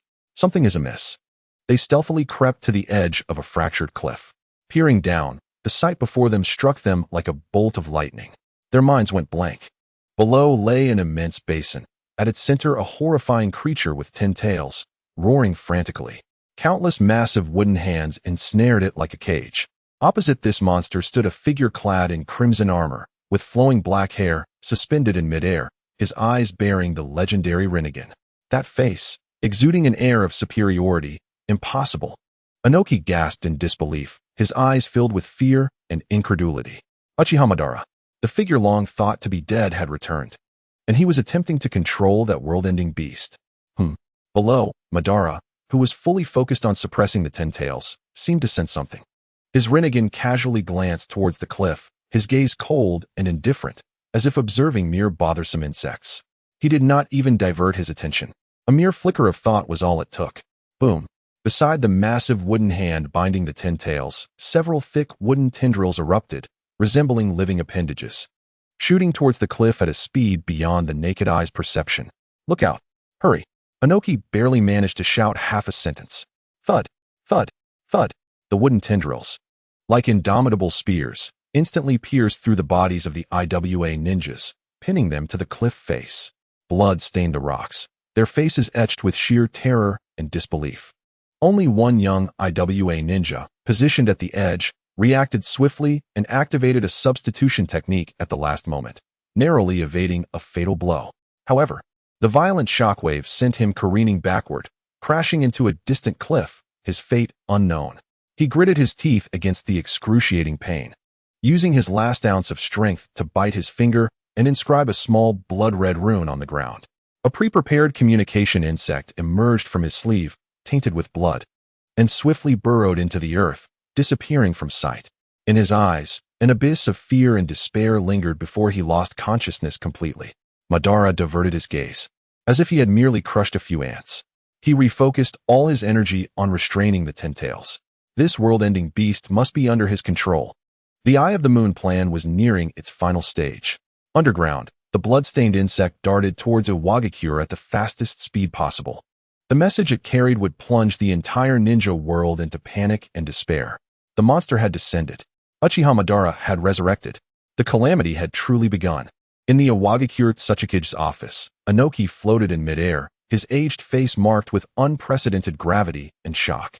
The intelligence in his hands felt as heavy as lead. Madara had returned? And that legendary 10 tails monster? Having experienced the era of Madara, he understood better than anyone what this signified. It was a shadow capable of overturning the entire ninja world. A true apocalyptic crisis. Immediately summon all high-ranking officials. Maximum alert. Notify Konoha, Kumogakure, Kirigakure, and Sunagakure. This could spell disaster for the entire ninja world. Outside the office, the ninjas of Iwagakure, though unaware of the details, felt a looming sense of dread from Inoki's unprecedented seriousness and the sudden tension enveloping the village. In Kumogakure, in the Reikage office, smashed the table before him with a fist, lightning crackling around him. Uchiha Madara, that old bastard. How can he still be alive? And the 10 tails? What a joke. His furious roar threatened to bring the roof down. Yet beneath the rage lay a profound sense of apprehension. He had faced the power of the Uchiha before, and Madara was the pinnacle of that power. Secretary, immediately analyze the intelligence. Confirm its authenticity. At the same time, notify the entire village to enter battle readiness. In Konoha, in the Hokage's office, Sarutobi Hiruzen trembled as he held the confidential letter, his hand shaking around the sake cup. His teacher's nemesis had returned. He felt dizzy. The devastation brought by pain had yet to fully subside, and now an even more terrifying enemy emerged. What on earth was happening in this world? Beside him, Kakashi's expression was equally grave. The 10 tails, it seemed, posed a threat far more terrifying than they had imagined. In an instant, the high-ranking officials of various ninja villages were thoroughly shaken by this sudden news. Panic spread like a plague among them. Although the news was strictly suppressed, an undeniable sense of impending doom permeated the atmosphere. The entire shinobi world was shrouded in a heavy and oppressive gloom. In the midst of this panic and chaos, a dark current began to stir quietly. Kagaya, akin to a venomous serpent lurking in the shadows, commenced its machinations. It utilized the numerous white Zetsu clones scattered across the land, along with its long-standing spies, to secretly disseminate a carefully woven narrative throughout the shinobi world. Have you heard? The resurrection of the 10 tails was due to the chakra of the 9 tails. The 9 tails? Isn't that in the possession of that Naruto Uzumaki from the Sword Sect? It is he. Indeed, it is he. To practice some sinister technique, he forcibly extracted the 9 tails. What was the result? He failed to keep watch. The empty shell left by the 9 tails, harboring earth-shattering power, was stolen by the enemy. This allowed the adversaries to gather all the tailed beast chakra and resurrect the 10 tails. Ultimately, this catastrophe was summoned by that Naruto Uzumaki. This assertion, a blend of truth and falsehood, was exceptionally deceptive. Naruto did indeed separate the 9 tails, albeit with the beast's consent. The husk was indeed stolen, though it was taken by Kagaya. However, Kagaya skillfully concealed its own existence, directing the blame squarely at Naruto and the Sword Sect. This revelation ignited the long-simmering emotions of various shinobi villages like a spark in a pot of oil. Fear of the Sword Sect's rise, trepidation at Naruto's formidable power, innate hostility towards the rogue shinobi of Konoha. Moreover, in the face of an apocalyptic crisis, there was a desperate need to find an outlet and scapegoat. In an instant, rumors and slanders erupted. The Sword Sect must be held accountable. Naruto Uzumaki is the root of this calamity. The power of the Sword Sect must be curtailed. The already wary shinobi villages now turned their collective ire towards Naruto. At the border of the Land of Wind, Naruto and Gaara had just vanquished the creatures spawned from white Zetsu cells. Despite their overwhelming numbers and considerable strength, they were utterly powerless before Naruto, who was at the nascent soul stage. With a mere wave, he obliterated them all. Upon returning to the Sword Sect, they had no time to catch their breath before sensing an unusual atmosphere outside the gates. Several ninjas, clad in varied attire and exuding formidable auras, awaited them at the mountain gate. Leading them was an elder from Awagakure, accompanied by a senior diplomat from Kumogakure. Behind them trailed representatives from other minor shinobi villages, each bearing unmistakable expressions of inquiry and hostility. Uzumaki Naruto, you have finally returned. The elder from Awagakure stepped forward, his tone stern. We represent the various shinobi villages and have come to hold you accountable. Why did you unilaterally separate the 9 tails? The Kumogakure diplomat interjected sharply. Now that the 10 tails has resurrected and Madara has returned to this world, the root of all this calamity lies in your negligent guardianship, resulting in the loss of the 9 tails husk. You and your Sword Sect must bear full responsibility. Immediately provide a solution. Otherwise, do not blame us if the allied shinobi forces take action. Before they could finish, a cold, indifferent voice interrupted them. Naruto walked past them without even a glance. Although his nascent soul aura was restrained, it exuded an invisible pressure that seemed to freeze the very air around them. The envoys felt a sudden constriction in their breath, their words caught in their throats. Naruto halted, slowly turning around. His azure eyes were calm, yet devoid of warmth, penetrating through the indignation of the envoys before him, as if he were observing a troop of foolish clowns. Foolish, he uttered, his lips barely parting, yet his words resonated clearly in the ears of all present, laced with an innate scorn. With the 10 tails and Madara now in existence, instead of contemplating how to confront this calamity, you squander time assigning blame? A sardonic smile graced his lips. A collection of short-sighted fools. The envoys' faces flushed crimson with shock and anger. What is this attitude? Are you declaring war against the entire shinobi world? Naruto's gaze turned icy, and an invisible pressure erupted. Several representatives from weaker minor villages buckled under the weight, collapsing to the ground.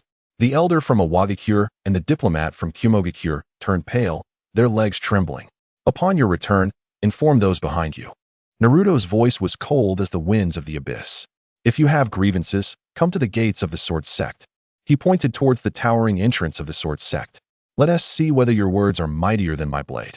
With the final word, a chilling intent permeated the air. The envoys fell silent, no longer daring to utter another word. They had no doubt that should they persist in their clamor, this man would indeed unsheath his sword. Leave. Naruto dismissed them, turning his back and walking towards the inner sanctum of the sect. The envoys remained in place, trembling with rage yet paralyzed by Naruto's formidable presence. ultimately retreating in disgrace. News of this confrontation traveled back to the various shinobi villages, further exacerbating tensions. The sword sect found itself politically isolated within the entire shinobi world. Internally, however, there were no issues. The sword sect held unwavering trust in Naruto. Externally, the major shinobi villages loomed with predatory intent, amplifying the pressure. Meanwhile, the true threats, the Ten-Tails and Uchiha Madara, hung over them like a sword of annihilation. Kagaya and Obito lurked in deeper shadows, plotting their next scheme. In this tempestuous climate, the shinobi world was on the brink of upheaval. With the resurrection of the Ten-Tails and the resurgence of Madara, the accountability and hostility from various shinobi villages loomed like a dark cloud. Yet, at the eye of the storm, Naruto chose to find a moment of stillness. In the depths of the sword sect's still chamber, ethereal energy enveloped him. Naruto sat cross-legged, his eyes gently closed. He required time to solidify his nascent soul stage, to digest the insights gained from his battle with pain and the trials he faced. Moreover, he needed to contemplate how to confront the watchful Uchiha Madara, the elusive Obito, and the cataclysmic Ten-Tails. Turning inward, he perceived his nascent soul, a small figure seated within his chi-sea, inhaling and exhaling spiritual energy. Each breath resonated as if in harmony with the universe. The profundity of the nascent soul stage far surpassed that of the golden core stage. His comprehension of the laws and mastery over power had reached unprecedented heights. Just as he delved into the depths of his consciousness, with the departure of the Nine-Tails, a vacant spiritual space emerged. Utilizing the formidable perception of his nascent soul, Naruto keenly detected two faint yet profoundly familiar auras. They were the chakra imprints left by his parents when they sealed the Nine-Tails, embedded deep within his soul and the very essence of his being. Previously, he could vaguely sense them but was unable to reach them. Now, with his nascent soul fully formed and his consciousness vast, he had the ability to manifest them. Chapter 152. The Ten-Tails. Jinchuriki. Naruto's heart trembled at the thought of his parents. This was one of his greatest obsessions across 2 lifetimes. No longer hesitating, he summoned the power of his spiritual consciousness, akin to a gentle tide, flowing towards the 2 faint marks, guiding with his own awareness. He meticulously constructed an illusory yet astonishingly vivid sealing space, cautiously drawing the 2 weak chakra imprints within. A hum resonated as the space shimmered. 2 figures materialized from the void, gradually becoming clearer. The golden-haired, gentle smile of Minato Namikaze, the 4th Hokage, adorned in his ceremonial cloak, and the fiery red-haired Kushina Uzumaki, her bright face exuding a spirited aura. They had appeared. Although merely remnants of chakra, they were vividly lifelike. Minato and Kushina gazed at their son, now grown, with an unfathomable presence yet a hint of weariness in his brow. Their eyes reflected a complex tapestry of emotions, pride, deep-seated pain, and profound concern. "You've grown, Naruto." Kushina's voice trembled with emotion, longing to embrace him, only to realize she was but a phantom. "You have suffered," Minato observed his son, his tone heavy with guilt. Naruto, gazing at the cherished figures before him, felt tears welling in his eyes despite knowing they were mere shadows.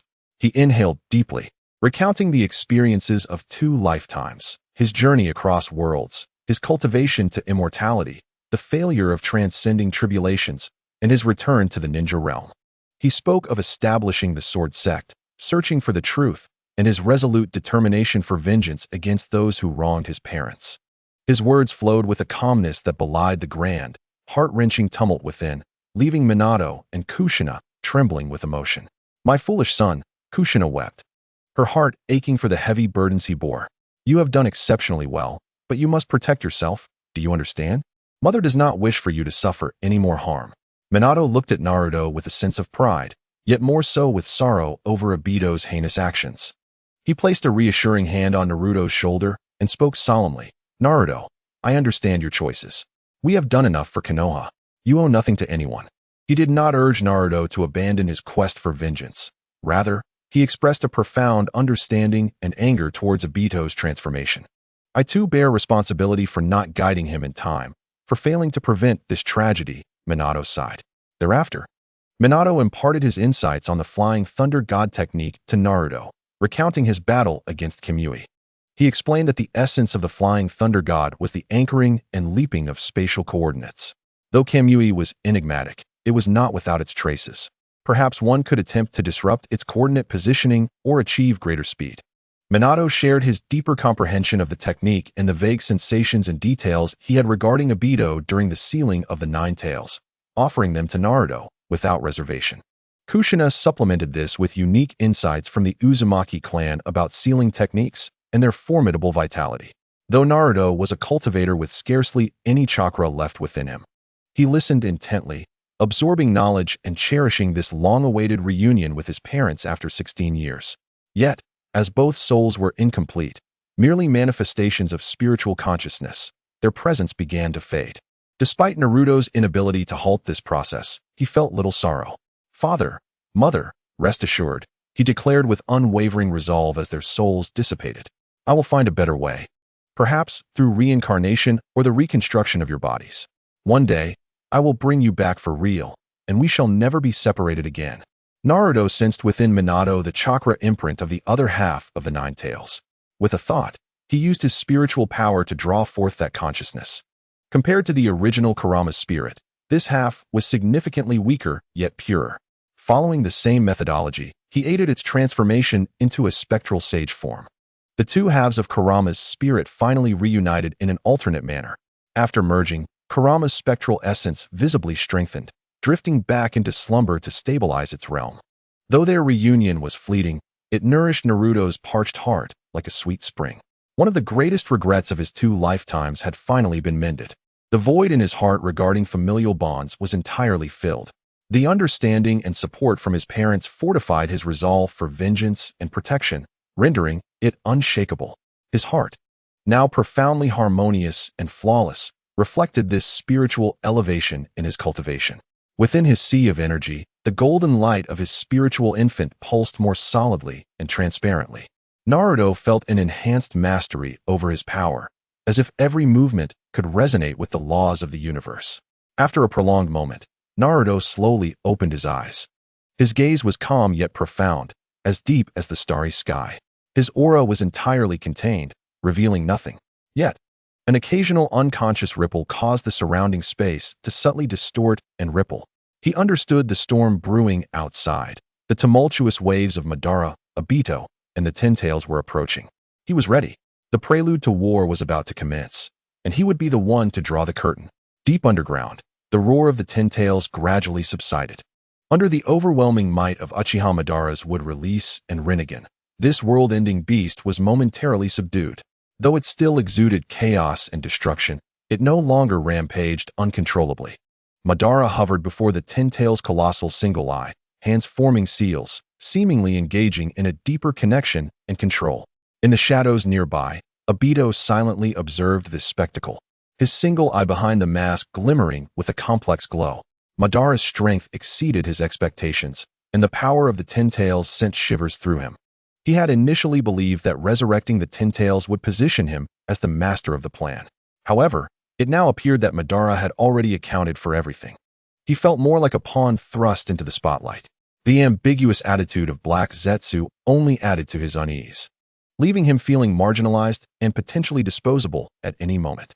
"This cannot continue," Obito silently vowed, clenching his fists. "I need greater power. Enough to balance Madara and even control the Ten-Tails." His gaze shifted towards a darker corner of the base. Chapter 153. Set up and framed there, a figure wearing glasses, radiating a chilling aura, lurked like a venomous serpent. It was Kabuto Yakushi. Ever since Orochimaru defected to join the Sword Sect, Kabuto had chosen not to follow. His obsessive fascination with ninjutsu and the chakra system left him unable to accept the Sword Sect's cultivation theories. Recalling their past connection, Naruto, reluctant to spill innocent blood, had not killed Orochimaru but merely exiled him. Yet, unexpectedly, during his journey of wandering, he caught the attention of Uchiha Obito and was taken under his wing. With his remarkable research abilities and mastery of forbidden techniques, his strength surged rapidly, becoming a crucial piece on Obito's chessboard. Now was the time to employ this piece. At this moment, he was the sharpest blade in Obito's hand. Obito's voice was low and commanding. The medic adjusted his glasses, the lenses reflecting a ghostly light, and stepped forward. "Lord Obito, what are your orders?" His tone was respectful, yet it could not conceal a hint of excitement. "Are you ready?" Obito inquired. "Ready at any moment," Du replied, licking his lips, his eyes glimmering with fervor. The sacrifices and mediums were already prepared. He pointed to the side, where several specially treated corpses lay, along with containers filled with hair, blood, and other DNA samples. Most of these were collected over the years by the Akatsuki using its unique abilities or remnants of research left behind when Orochimaru defected. "Let us begin," Obito commanded. His tone icy. He required formidable combat strength to bolster his authority. Those legends, slumbering in history, were undoubtedly the finest choice. "Yes, Lord Obito." Du slightly bowed, his eyes sparkling with excitement and fervor. He was more than ready. On the eerie altar lay several lifeless corpses, serving as offerings for the impure world reincarnation. In the center of the altar were complex and eerie sigils inscribed. Du carefully retrieved several vials containing DNA samples from his robe. These samples were painstakingly collected over time from various hidden villages. Some were remnants of research left by Orochimaru when he fled Konoha. The genetic fragments of the first Hokage, Hashirama Senju, the second Hokage, Tobirama Senju, and the fourth Hokage, Minato Namikaze, now lay quietly within the vials. Du delicately dripped the DNA samples onto the corresponding offerings. His hands began to form seals rapidly. An array of obscure syllables escaped his lips, resonating throughout the cold base. Impure world reincarnation. With his final incantation, a thunderous roar erupted. The sigils on the altar suddenly burst forth with a blinding white light. A chilling chakra surged forth like a tidal wave. The ground trembled slightly. 3 enormous coffins slowly rose from the earth. The lids bore the ancient markings of 1, 2, and 4. Dust swirled, carrying with it an air of death. Crack, crack, crack. The lids flew open simultaneously. Amidst the swirling dust, 3 figures gradually emerged, clad in deep red samurai armor, with long black hair and a resolute countenance. Stood Hashirama Senju. Dressed in blue robes, with silver hair and sharp eyes, was Tobirama Senju, and adorned in the golden cloak of the fourth Hokage. With a gentle demeanor and short blonde hair, was Minato Namikaze. The 3 legendary Hokage had returned to life. Initially, they appeared bewildered, surveying their surroundings, trying to grasp the reality of their dust-formed bodies. "Where's this?" Hashirama furrowed his brow, attempting to move his body. "Impure world reincarnation?" A flicker of severity crossed Tobirama's eyes. As the developer of this technique, he instantly comprehended his predicament. Who dares to desecrate the deceased? Minato gazed at his 2 elder brothers, then lowered his gaze to his own half-alive body, a mix of shock and bitterness crossing his face. "Am I dead too?" His heart brimmed with confusion and unease. The memories of death were a blank slate. He only recalled what transpired after sealing the Nine-Tails to protect the village and his newborn son. What happened to Naruto? What about Kushina? Because he was reincarnated without contacting Naruto or reclaiming the chakra within him, those memories were lost to Minato. As the 3 Hokage stood in shock and confusion, a figure adorned with an orange spiral mask emerged slowly from the shadows. It was Obito. He decided to temporarily present himself as Tobi to enhance his persuasive power.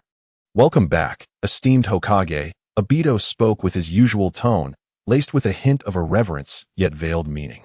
"It is regrettable to meet you all in this manner, for the Konoha you once protected has been utterly transformed." "What?" Hashirama's expression shifted dramatically as he stepped forward. "What happened to Konoha?" Tobirama's eyes turned icy, fixated on Obito. "Who are you? What is your purpose?" Instead of responding directly, Obito waved his hand, utilizing the illusionary capabilities of the Sharingan. He projected several carefully selected images into the air. The images were blurred, processed to display the ravaged scenes of parts of Konoha, along with the deaths of Danzo, Konohamaru, and others. It also included scenes of Naruto in action, alongside Sasuke's silhouette against the backdrop of the Sword Sect's gate. Vortex Naruto, the son of the fourth Hokage, Obito's voice was heavy with sorrow. He did not become the hero you envisioned. Instead, he succumbed to the power of the Nine-Tails and a malevolent technique from another world, plunging into darkness. He gestured towards the images. He conspired with the remnants of the Uchiha clan, Uchiha Sasuke. They killed the advisors who supported the Hokage. Konoha now lies in ruins. Moreover, Obito's tone shifted to one of deeper anguish. In pursuit of greater power, he forcibly separated himself from the Nine-Tails. This led to the chaotic theft of the massive energy contained within, ultimately awakening the legendary beast, the Nine-Tails. Now, he and his sword sect have amassed a group of rogue ninjas and ambitious individuals, becoming the greatest threat to peace in the shinobi world. He seeks to annihilate everything we hold dear. Obito paused, seemingly sensing their disbelief, and added, "Should you not believe me, you may inquire directly with Konoha, the third Hokage. Sarutobi Hiruzen, though gravely injured by Naruto, still lives. He will reveal the truth to you." Chapter 154. Journey to Konoha. Hashirama gazed at the images, hearing Obito's description. His face contorted in disbelief, pain, and fury. How could he betray the village? For Hashirama, who viewed the village as everything, this was an unforgivable sin. The remnants of the Uchiha clan. Truly a scourge.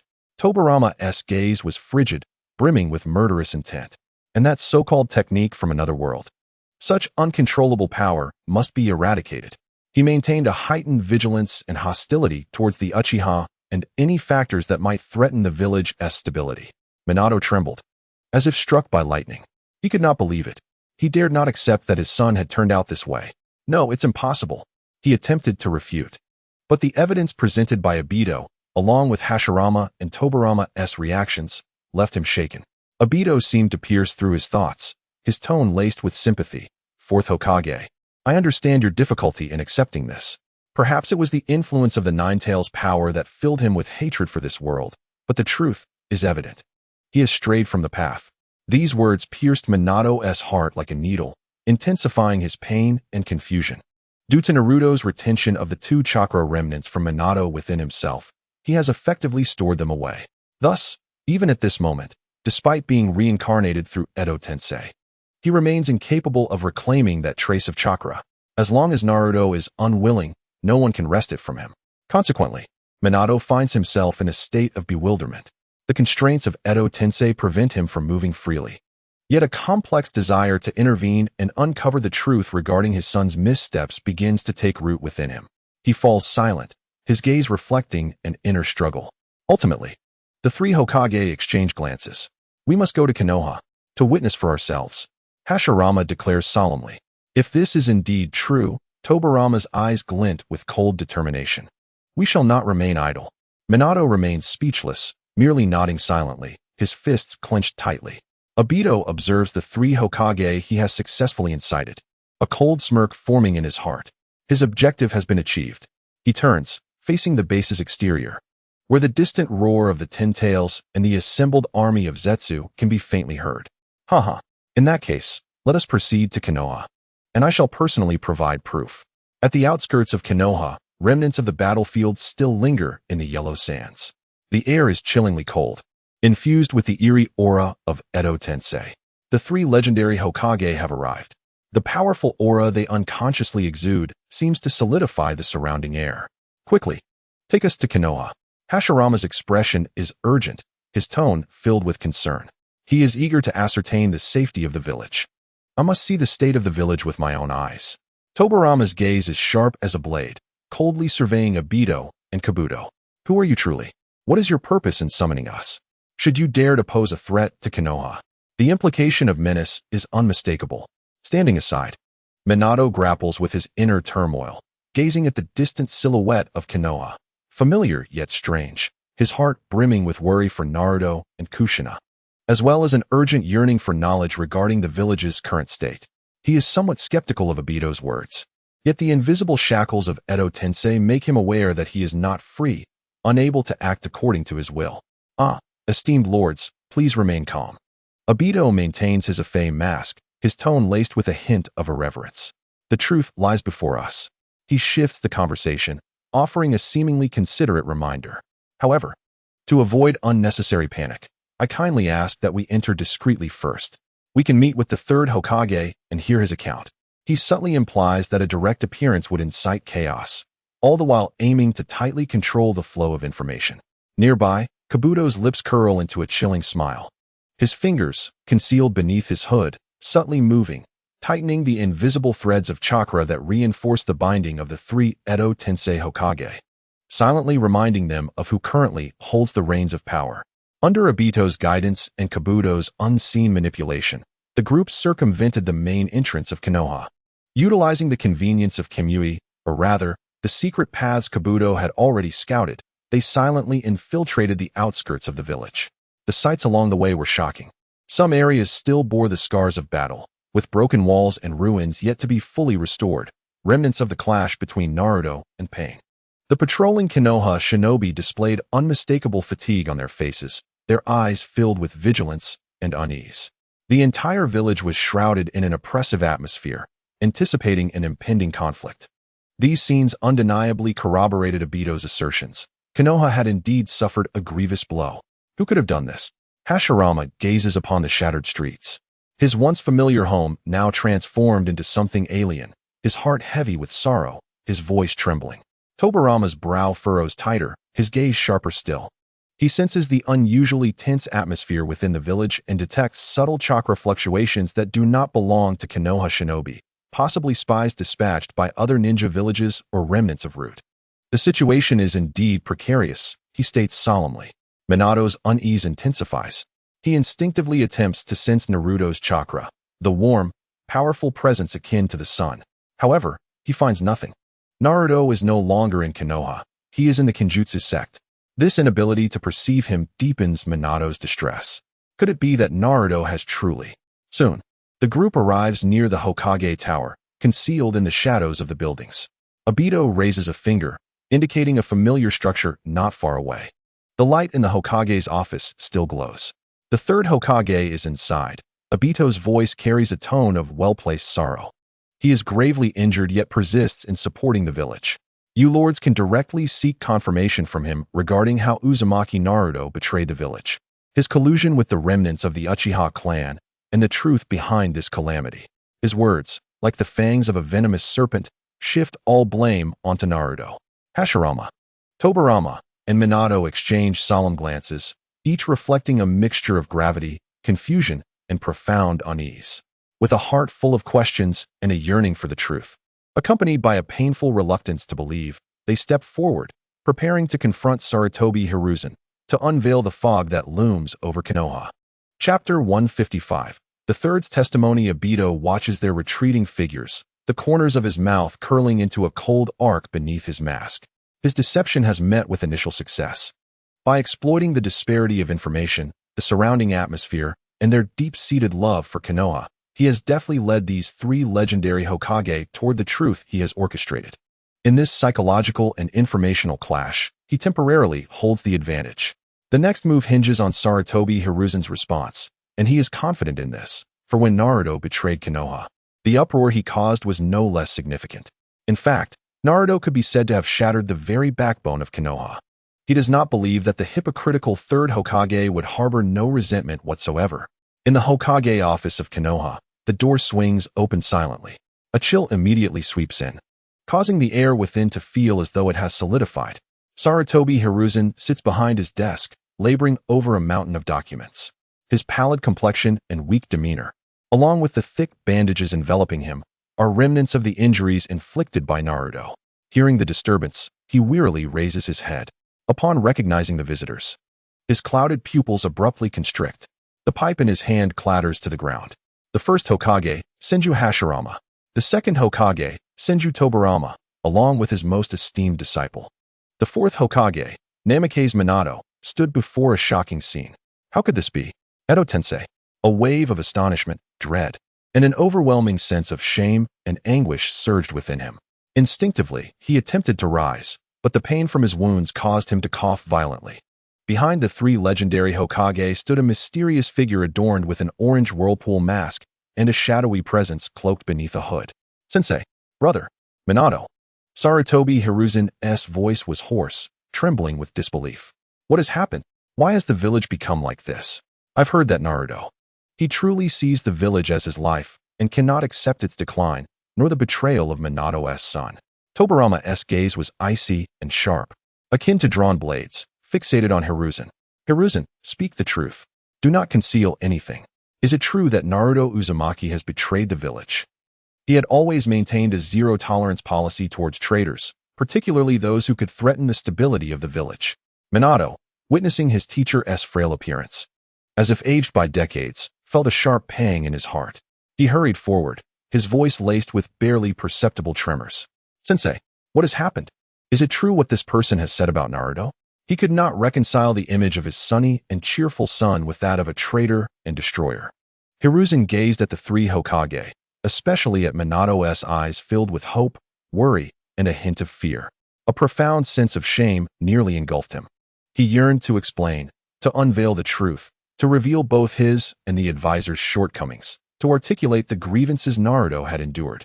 Yet, the words faltered at his lips, becoming a painfully arduous declaration. He opened his mouth, his throat parched, and eventually, under the scrutiny of 3 pairs of eyes, he painfully nodded. "Naruto has indeed left the village." His voice rasped like sandpaper. "He killed Danzo, Konohamaru, and brought Sasuke Uchiha away, along with a group of exceptional young ninjas. He has established a force called the Sword Sect at the borders of the Land of Fire. He chose to disclose only part of the truth, concealing the negligence and scheming of himself and the advisors, and the deeper reasons behind the cataclysmic conflict before Naruto's departure, framing everything as a mere betrayal." "What?" Hashirama staggered back, his face drained of color. How could he dare?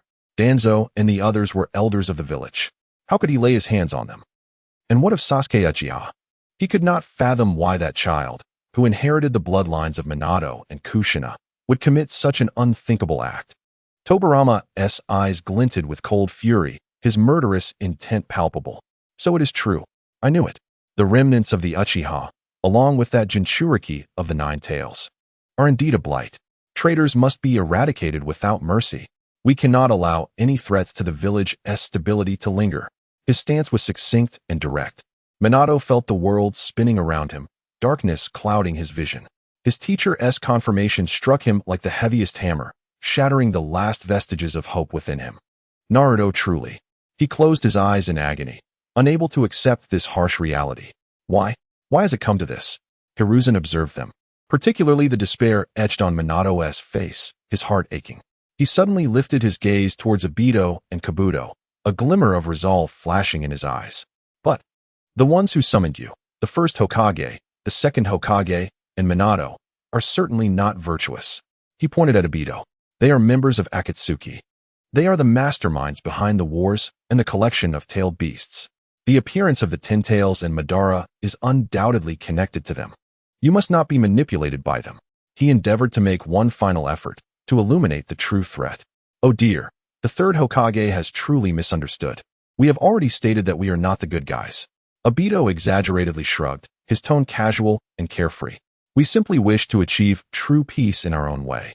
Unlike some who, under the guise of peace, engage in despicable acts." He deftly shifted the focus away from his own identity and redirected it towards Naruto. "But, respected leaders, please see clearly. The greatest threat now is Naruto Uzumaki, who possesses powers from another realm that led to the resurrection of the Ten-Tails." His voice rose sharply, charged with incitement. "It is he who has disrupted the balance of the ninja world. It is his uncontrollable power that has summoned the apocalyptic beasts and legendary Asura. It is he who has driven the entire world to the brink of annihilation. Until we resolve this greatest variable, we cannot confront the Ten-Tails and Madara." He reiterated the urgency and threat posed by Naruto, painting him as an obstacle to resolving the ultimate crisis. Hashirama wrestled internally. On one hand, he felt immense pain and anger at Naruto's betrayal. On the other, he sensed that the words of the masked man could not be entirely trusted. Chapter 156. In front of the Sword Sect, the terms Ten-Tails and Madara weighed heavily upon him like twin mountains, rendering him breathless. Yet, to safeguard the peace of the ninja world and prevent a greater catastrophe, it seemed imperative to first address Naruto as this unstable factor. Furthermore, the binding sensation of Edo Tensei reminded him that he was not entirely free.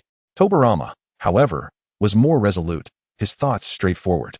No matter the circumstances, traitors must be eliminated. Any factor that threatens the stability of the village and the world must be utterly eradicated. First, we address internal strife, then confront external foes. Minato's heart was in torment, racked with pain. Yet, as Hokage, the responsibility to protect the village and the world was ingrained in his very being. Amidst the complex emotions surrounding the village's safety, world peace, and the desire to prevent his son from further erring, he ultimately, painfully, acquiesced to this decision. Perhaps stopping Naruto and discovering the truth was the only course of action left. Obito, observing the reactions of the three Hokage, felt a smirk of triumph curling beneath his mask. His objective had finally been achieved. He raised his arm, his voice amplified through chakra, reaching the assembled forces outside the base. Thus, there is no time to lose. We must head to the sword sect immediately and thwart Naruto Uzumaki's ambitions. We will quell the calamity he has unleashed.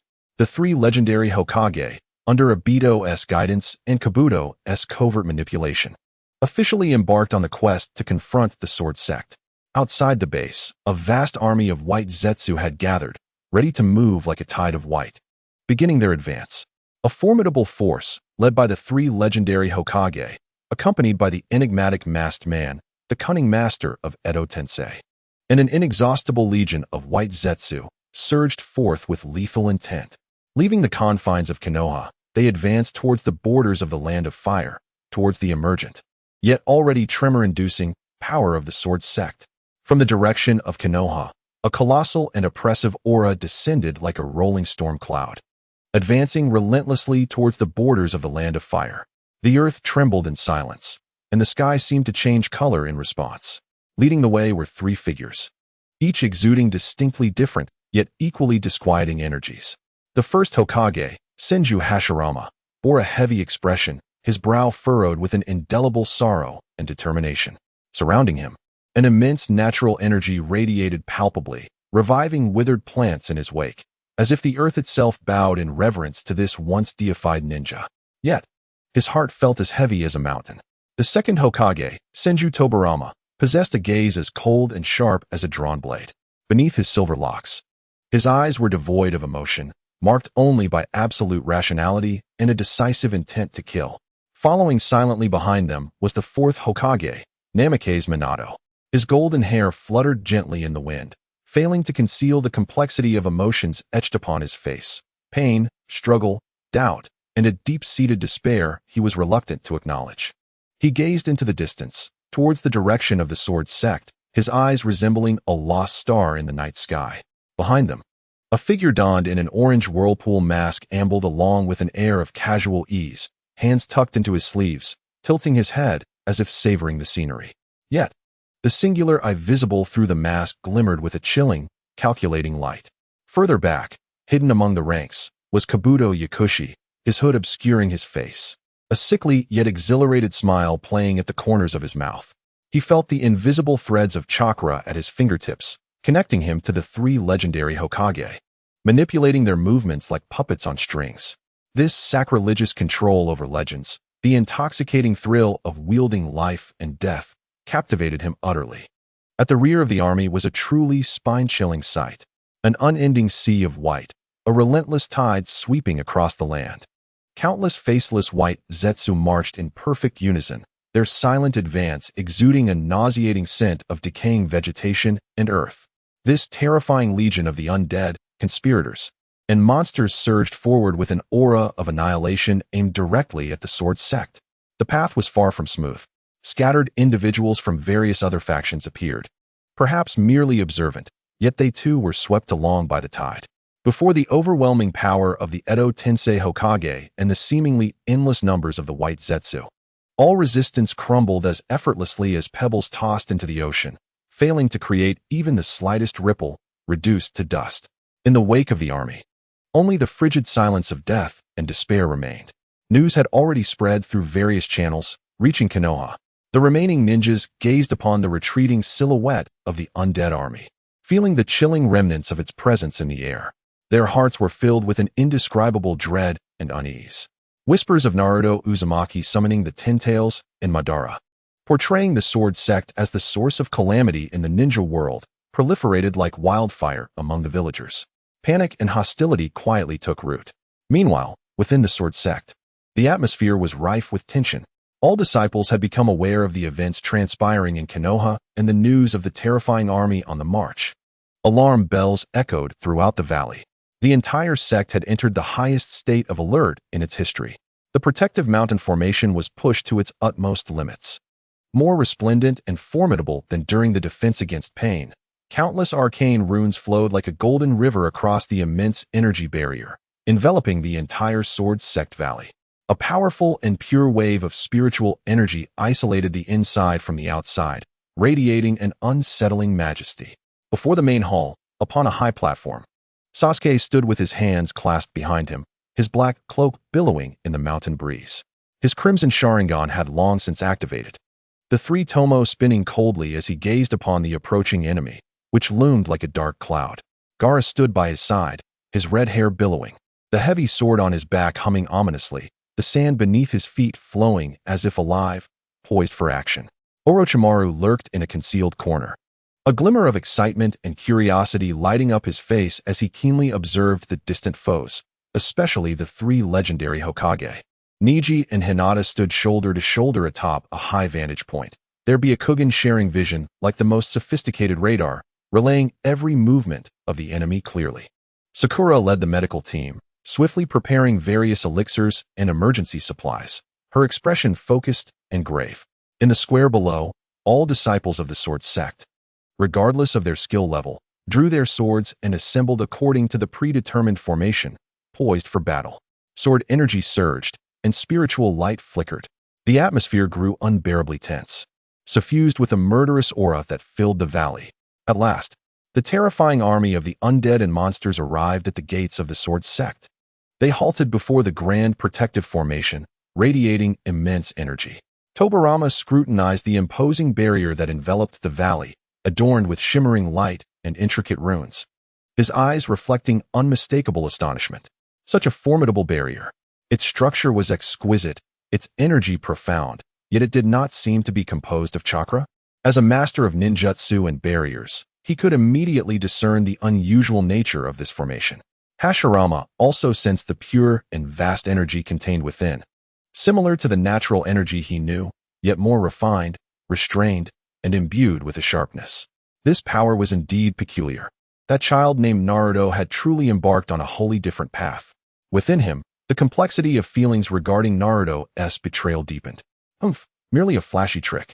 Obito stood behind, scoffing derisively, attempting to undermine the Edo Tensei Hokage's judgment. This was the so-called cultivation technique brought by the Uzumaki Naruto from another world. Seemingly powerful, yet ultimately fragile. Though he spoke with disdain, a quiet vigilance lingered in his heart. The last encounter with pain had proven the might of this formation, and Naruto, he would not let his guard down. What an interesting structure. Kabuto, hidden within the ranks, licked his dry lips, his eyes glinting with a sickly excitement. Just the opportunity to test the quality of my new creations. He swiftly formed hand seals. Buzz. On the ground, several pre-prepared Edo Tensei puppets abruptly opened their eyes. They were not mighty warriors, merely a collection of disposable ninjas with special abilities gathered from past battles. Some were sound ninja adept at earth manipulation, while others were Takigakure ninjas capable of releasing corrosive acid. Under Kabuto's control, they charged forward like emotionless machines, roaring and fearlessly assailing the protective formation. Boom, bang, hiss. However, the outcome was inevitable. The Edo Tensei puppets disintegrated upon contact with the shimmering barrier of the mountain formation, as if colliding with an invisible wall of bronze and iron. The formidable backlash force instantaneously shattered their bones. Following that, the runes on the luminous screen swirled, unleashing a torrent of razor-sharp golden sword energy. Like a meat grinder, it utterly tore them apart. Not a shred of effective resistance was mounted before they transformed into a cloud of dust. The protective mountain array radiated with resplendent light, the speed of the rune's flow accelerating, showcasing a terrifying defensive capability far surpassing its previous state. Tobirama's gaze sharpened. The defensive strength was indeed astonishing. Moreover, it harbored a potent counterattack capability. His keen eyes scanned the colossal light screen, akin to a hawk searching for weaknesses in its prey. However, no formation can be flawless. There must exist nodes of energy flow, which serve as weak points. He swiftly pinpointed an area where the rune flow appeared relatively obscure. His hands formed seals with lightning speed. The chakra within him coalesced intensely. Water release, water cutting wave. With a low shout, a slender, yet supremely refined water line, seemingly capable of slicing through steel, surged forth, accompanied by a piercing sound of breaking air.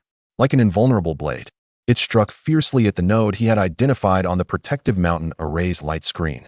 Simultaneously, within the sword sect, atop the high platform, Sasuke's Sharingan clearly captured Tobarama's movements, as well as the rapidly approaching waterline. His cold voice instantly resonated throughout the arena. Here they come. Everyone, prepare for battle. Boom. Tobarama's water-cutting wave accurately struck the array's node, erupting with a deafening roar. The entire protective mountain array's light screen trembled as if struck by a colossal hammer. It shook violently, its brilliance flickering. At the node that was struck, the runes began to flicker wildly, their brightness fluctuating erratically. The great battle was on the verge of igniting. Outside the sword sect's protective mountain array, energy surged. Tobarama's water-cutting wave, like the sharpest scalpel, precisely struck the light screen's node. Amidst the thunderous noise, the array's light screen shook violently, the runes flashing like an enraged behemoth. However, after the brilliance flickered, although the struck node appeared slightly dimmed, it remained unbroken. The array stood resolute. There are indeed some intricacies to it. Upon witnessing this, Tobarama displayed no surprise. Rather, a cold glint of battle intent flashed in his eyes.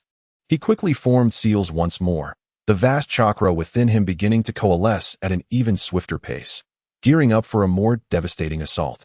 Simultaneously, his chilling voice rang out, carrying an undeniable command.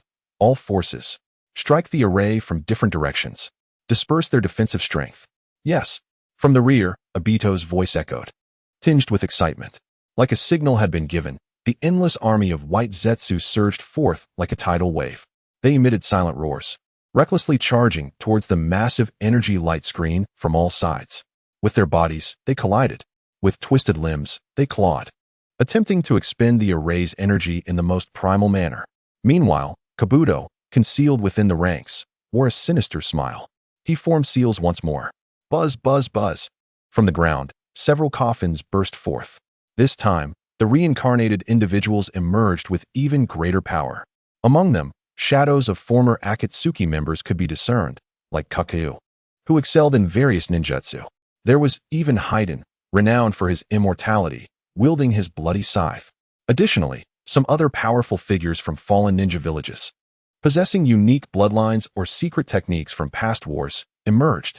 Under Kabuto's control, they acted as emotionless killing machines, coordinating with the white Zetsu army to launch fierce assaults on the protective mountain array from various unconventional angles.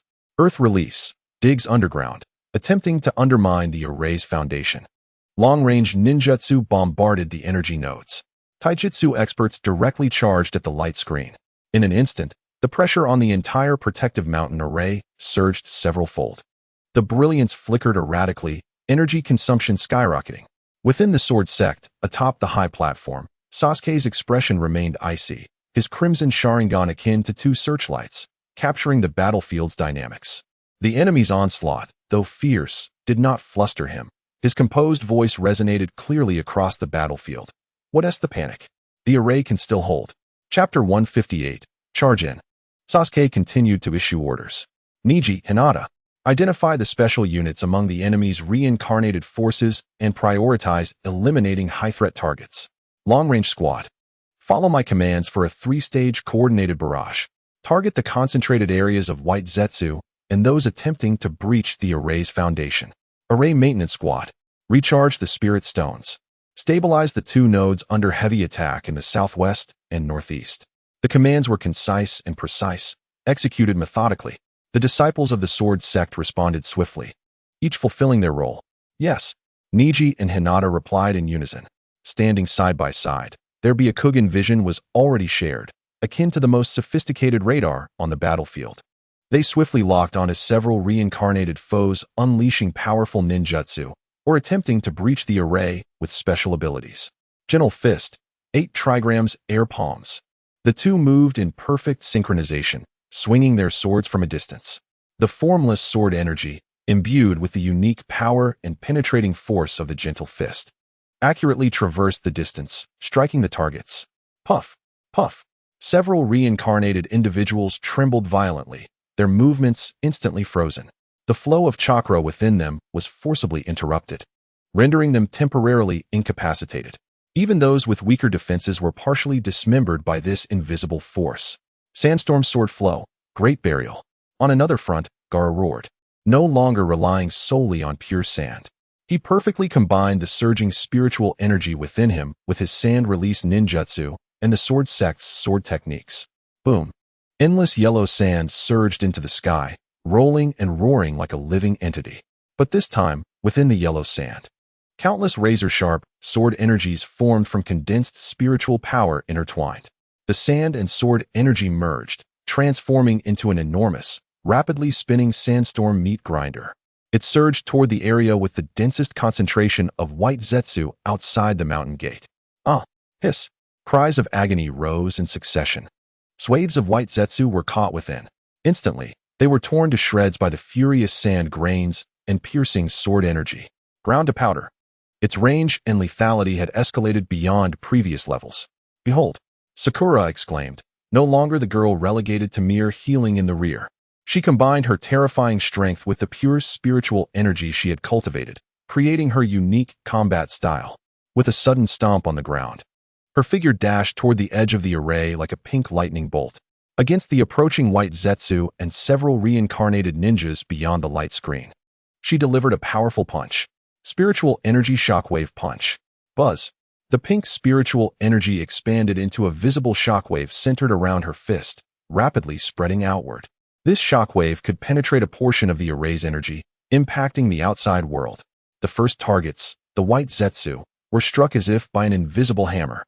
They instantly burst apart, turning to a cloud of fragments. Even the few summoned ninjas from the dirt were forced to retreat, their bodies shedding dust. Clearly affected by a considerable impact, the might of a single punch was indeed formidable. After unleashing her attack, Sakura swiftly darted back. Retrieving a medicinal pill to treat a disciple injured during the earlier shock, her movements exhibiting remarkable skill and efficiency. Above, Sasuke observed the battlefield with a cold gaze. His Sharingan spun slowly, scrutinizing every detail and the trajectory of each energy flow. He refrained from acting impulsively, resembling a composed chess master controlling the entire game. Yet, on occasion, when a powerful reincarnated ninja threatened to breach the defenses or a key enemy commander was about to issue a command, he would strike with sudden ferocity. A flash of red lightning, akin to a sword capable of cleaving through anything, surged forth. It struck its target with pinpoint accuracy. Whether to eliminate it entirely or to interrupt its actions, each of his strikes was precise and decisive, showcasing his unparalleled combat prowess and burgeoning leadership qualities. In a concealed laboratory at the rear, Orochimaru, through a special monitoring crystal, observed the battlefield with keen interest. His fingers danced rapidly across various instruments, recording data. The unique activity of the white zetsu cells within the energy composition of the reincarnation was intriguing, indeed. He licked his lips, his eyes glimmering with an insatiable thirst for knowledge. Occasionally, he would subtly disrupt the chakra of a particular reincarnated ninja through a hidden summoning snake, creating minor chaos among the white zetsu, executing his plans with utmost discretion, as though it were merely a coincidence on the battlefield. For him, this war was more akin to a splendid opportunity for experimentation and observation. Under Sasuke's command, the disciples of the sword sect fought valiantly. Their displayed strength and growth were astounding. A myriad of unique attacks, merging spiritual energy and ninjutsu, emerged in rapid succession. For a time, they managed to withstand the relentless assaults of the dirt reincarnated Hokage and the seemingly endless army of white zetsu, achieving a temporary stalemate. However, this impasse did not persist for long. The enemy commander, the seasoned and battle-hardened second Hokage, Tobirama Senju, cast a cold gaze over the entire formation. His eyes, sharp as a hawk's, quickly identified the southwestern corner, the most battered node from his earlier water assault. Although the sword sect disciples were exerting their utmost efforts to maintain their ground, the energy flow in that area displayed signs of stagnation.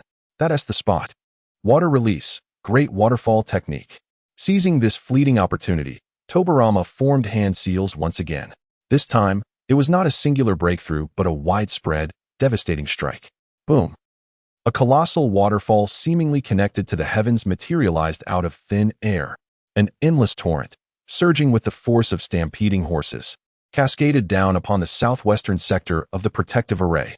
Simultaneously, he covertly commanded several of the strongest reincarnated ninjas to coordinate with his water technique, unleashing a fierce attack on the most vulnerable node. Boom! Like the last straw that broke the camel's back. Under Tobirama's meticulously planned full-force strike and the collaboration of several formidable dirt reincarnated warriors, the southwestern node of the protective array could no longer withstand the pressure. Crack! A deafening sound of shattering erupted. The sturdy energy barrier fractured like a broken mirror, violently torn open to reveal a massive breach. Chaotic energy surged forth from the opening. Now's the time. Charge in. Obito, who had been waiting for this moment, immediately let out a hoarse roar. The long-prepared army of white Zetsu and the remaining dirt reincarnated forces surged towards the gaping hole like a flood unleashed. Caution! On the high platform, Sasuke's expression suddenly shifted. The worst-case scenario he feared had come to pass. The breach in the formation could not be repaired instantly. Activate the secondary defense nodes. All melee squads, prepare for combat. His cold voice, tinged with urgency, echoed throughout the Sword Sect. Within the Sword Sect, at the southwestern breach, the white torrent surged in like a broken dam. Countless expressionless white Zetsu waved their twisted limbs, emitting silent howls. Among them were the dirt reincarnated forces with varying auras and hollow gazes. They charged towards the Sword Sect disciples, who stood ready for battle. Kill! Hold the line! The battle cries resounded like thunder. Sword lights clashed with various ninjutsu and bizarre abilities. The sounds of explosions, slicing, and screams intertwined, creating a cacophony. Spiritual energy and chakra intertwined, wreaking havoc. Blood immediately soaked the earth. The brutal close-quarters combat far exceeded the earlier clashes of the formation. Amidst this chaotic battlefield, a blue figure darted through the fray like a wraith.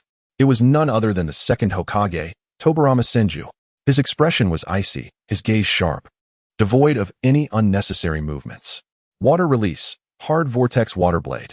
He swiftly formed hand seals, and the rapidly spinning compressed water blades acted like lethal saws, effortlessly tearing through the defensive sword formations hastily erected by the Sword Sect disciples. Splurt! Blood sprayed forth. Simultaneously, he flickered, moving as if teleporting, though he could not perfectly replicate the flying thunder god technique of his past life. The combination of his dirt reincarnated body and profound understanding of space-time ninjutsu rendered him astonishingly swift. Each flicker was accompanied by a glimmer of cold light, striking precisely at the vital points of the Sword Sect disciples. Like the most efficient killing machine, he continued to harvest lives. On the other side, Sarutobi Hiruzen, although still recovering from his injuries and weakened in breath, was nonetheless a seasoned ninja and master of combat. Summoning technique, Monkey King Enma. Boom. As the massive smoke cleared, the staff-wielding Enma appeared. Although unable to unleash his full strength, he still provided formidable close combat support for Sarutobi. At the same time, Sarutobi formed hand seals. Fire release, Fire Dragon Flame Bullet. Earth release, Earth Flow Wall. Wind release, Great Breakthrough. 5 elemental ninjutsu flowed seamlessly from his hands, whether attacking, defending, or providing cover. They were perfectly coordinated with Tobirama's advance, causing immense trouble and casualties among the Sword Sect disciples. On the high platform, Sasuke's gaze remained icy, lightning crackling along the Kusanagi sword.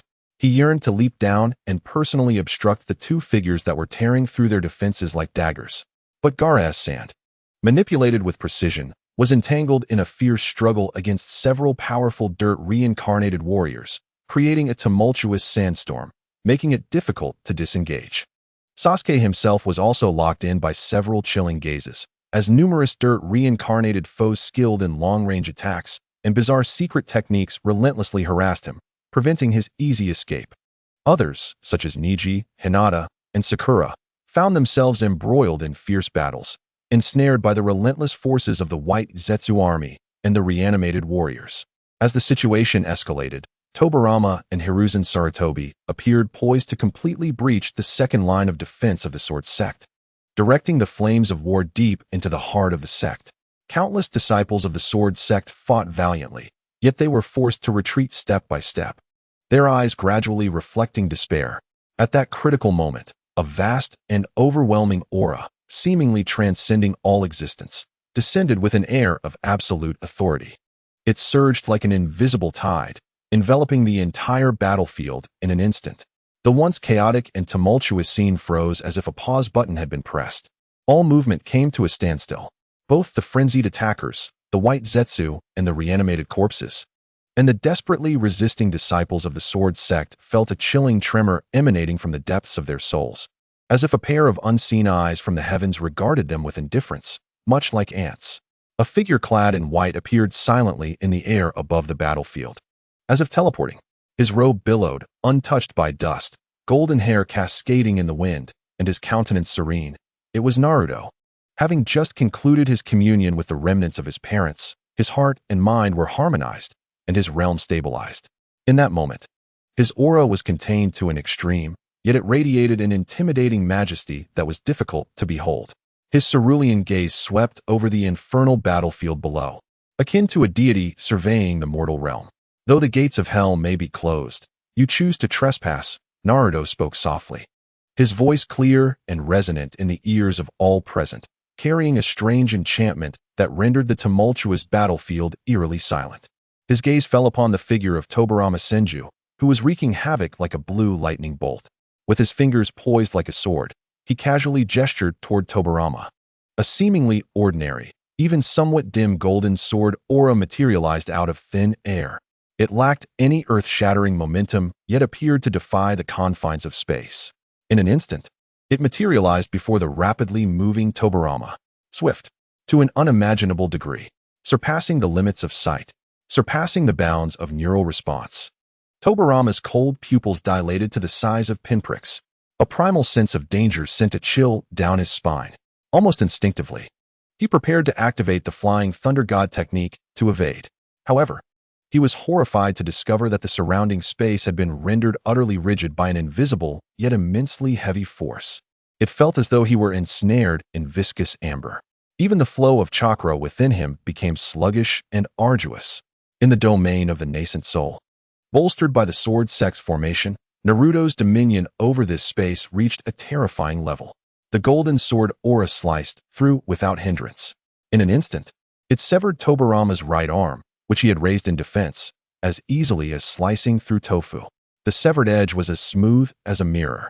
The body of the reanimated Tobirama began to stir amidst the rising dust, attempting to recover. Yet, within that golden sword aura lay an essence of destruction that infiltrated his very soul, bringing forth an indescribable agony. The pace of his recovery slowed to an excruciating crawl. With a single strike, merely a single strike, the legendary second Hokage, renowned for his speed and space-time ninjutsu, was easily grievously wounded. Immediately thereafter, Naruto's gaze shifted to the other side, where Hiruzen Sarutobi was coordinating with the Monkey King to unleash ninjutsu. He gestured with his fingers towards Hiruzen, lightly flicking them. A razor-sharp gust of wind shot forth.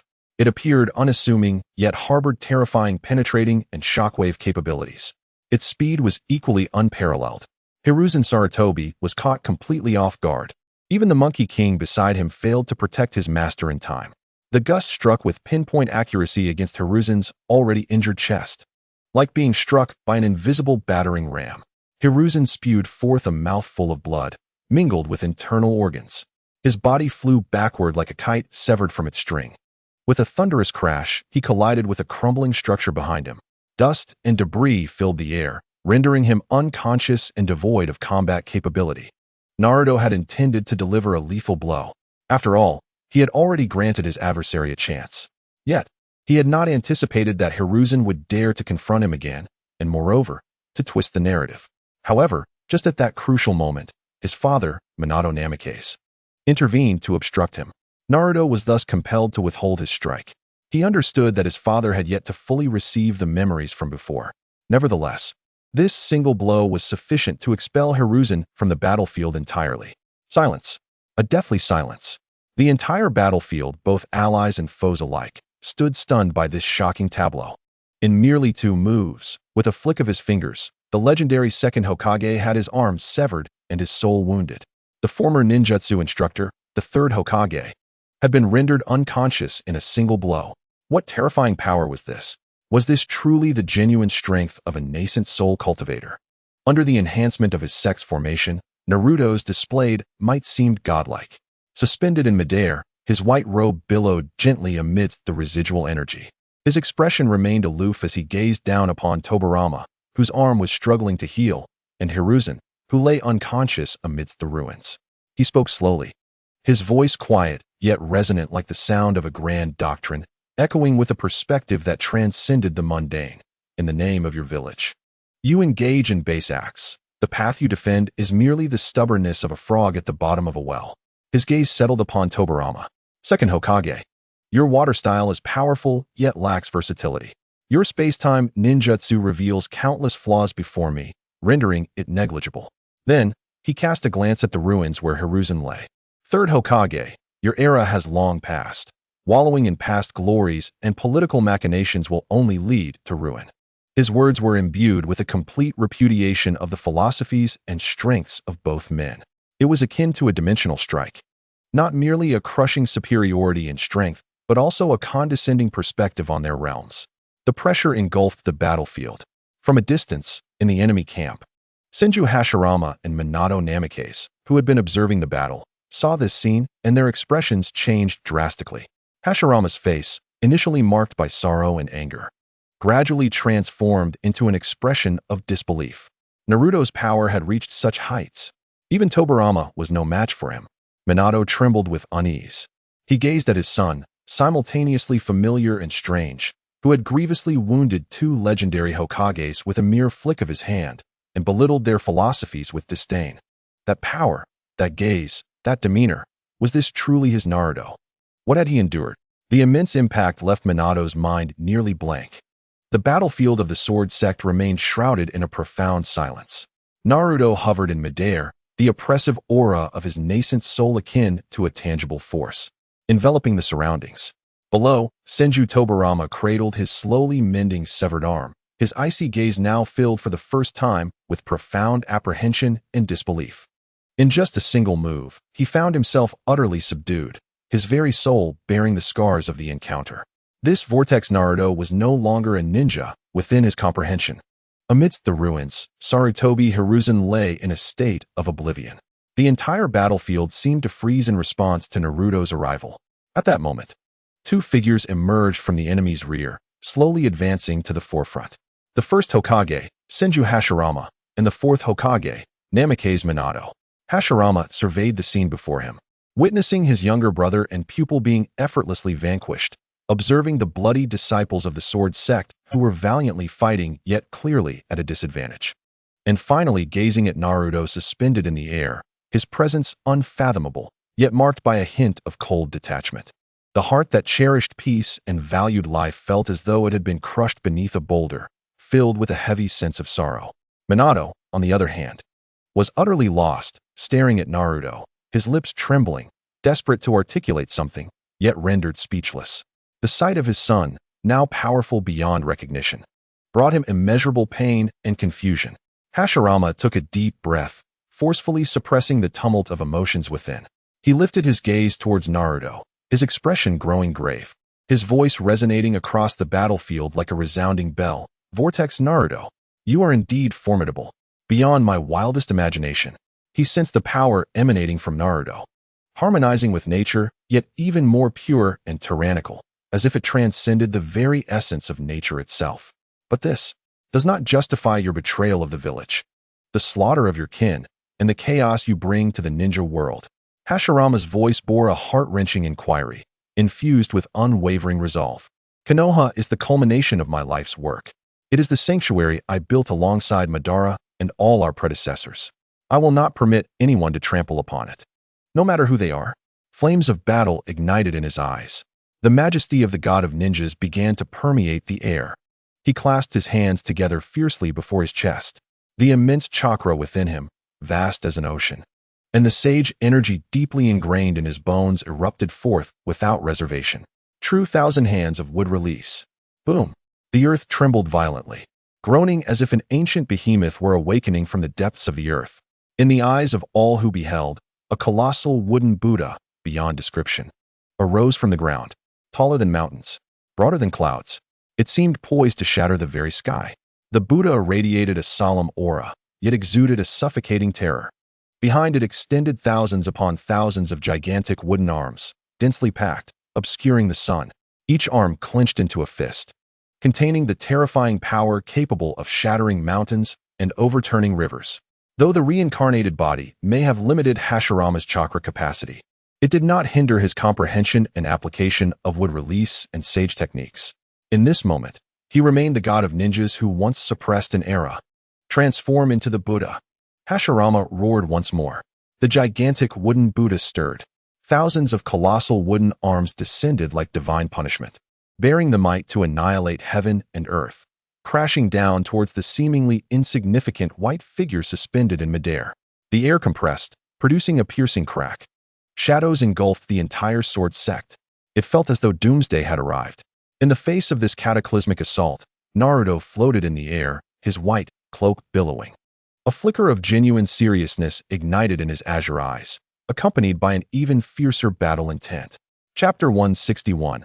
Hashirama vs. Naruto 2. The God of Ninjas? Senju Hashirama? A smirk curled at the corner of his mouth, defiant. Let me see. What qualifications does your path have to be deemed divine? The moment his words fell, within Naruto's dantian, the crystalline nascent soul abruptly opened its eyes. Two radiant golden beams pierced through the void. Boundless and pure spiritual power, far exceeding the typical nascent soul stage, surged forth like a volcanic eruption. It filled every inch of Naruto's being, leaving no corner untouched. He held nothing back. The power of the nascent soul was fully unleashed.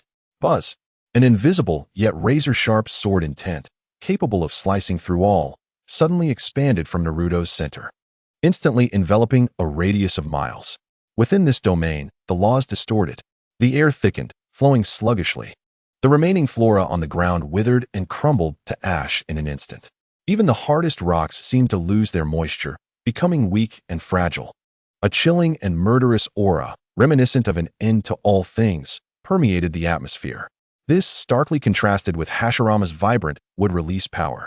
The enormous wooden arms of the true Thousand Hands began to exhibit signs of withering, the flow of vitality evidently suppressed. What manner of domain is this? Tobirama's pupils constricted in the distance, sensing the terrifying sharpness and the heaviness in the space, his heart filled with awe. However, this was merely the beginning. Naruto pointed his finger like a sword, gesturing towards the heavens. His movement was graceful, yet carried an authoritative weight that commanded the universe. All swords returned to their origin. In an instant, the skies above transformed, not with dark clouds, but with boundless golden light. Tens of thousands, hundreds of thousands, even millions of golden flying swords, forged from the purest sword essence, materialized out of thin air. They varied in shape and length, yet all radiated a piercing brilliance. Dense and numerous, they obscured the sun. Like a celestial river of swords hanging in the sky, the spectacle was breathtakingly magnificent and terrifying in equal measure. Those below who witnessed this scene felt their skin crawl, their souls tremble. Go! With Naruto's command and the sweep of his finger, the myriad golden flying swords suspended in the heavens surged forth. Like receiving an imperial decree, they transformed into brilliant streaks of golden light. Accompanied by a sharp, ear-piercing whistle, they descended from the skies like a golden deluge. Like countless stars falling to the mortal realm. Unstoppable, they surged forth to meet the countless enormous wooden hands descending from above. The sharpness of the sword met the divine might of wood release. The nascent soul sword cultivator clashed head-on with the god of ninjas. A peak confrontation beyond imagination erupted in this moment. The golden rain of swords and the colossal brown hands were on the verge of colliding. The entire world seemed to hold its breath in that instant. Beneath the firmament, upon the earth, the colossal thousand-handed wooden Buddha, poised as if to split heaven and earth, radiated a solemn presence while emanating a despairing aura of destruction. Thousands of colossal fists, akin to divine retribution, blotted out the sky, exuding an overwhelming force poised to obliterate everything in their path as they descended mercilessly upon the seemingly diminutive white figure suspended in midair. The air was compressed, producing a piercing explosion. A terrifying pressure, as substantial as a mountain, enveloped the entire battlefield. Below, whether it was the vigilant disciples of the sword sect, the fearless army of white absolute, or the battle-hardened reincarnated warriors, all felt a profound suffocation and tremor emanating from the depths of their souls. It was as if the apocalypse had arrived. Yet, in the face of this cataclysmic onslaught, Naruto floated in the air, his white robe billowing in the gale. His azure eyes were devoid of fear. Instead, they ignited with an unprecedented fervor for battle. The god of ninjas? Hashirama Senju?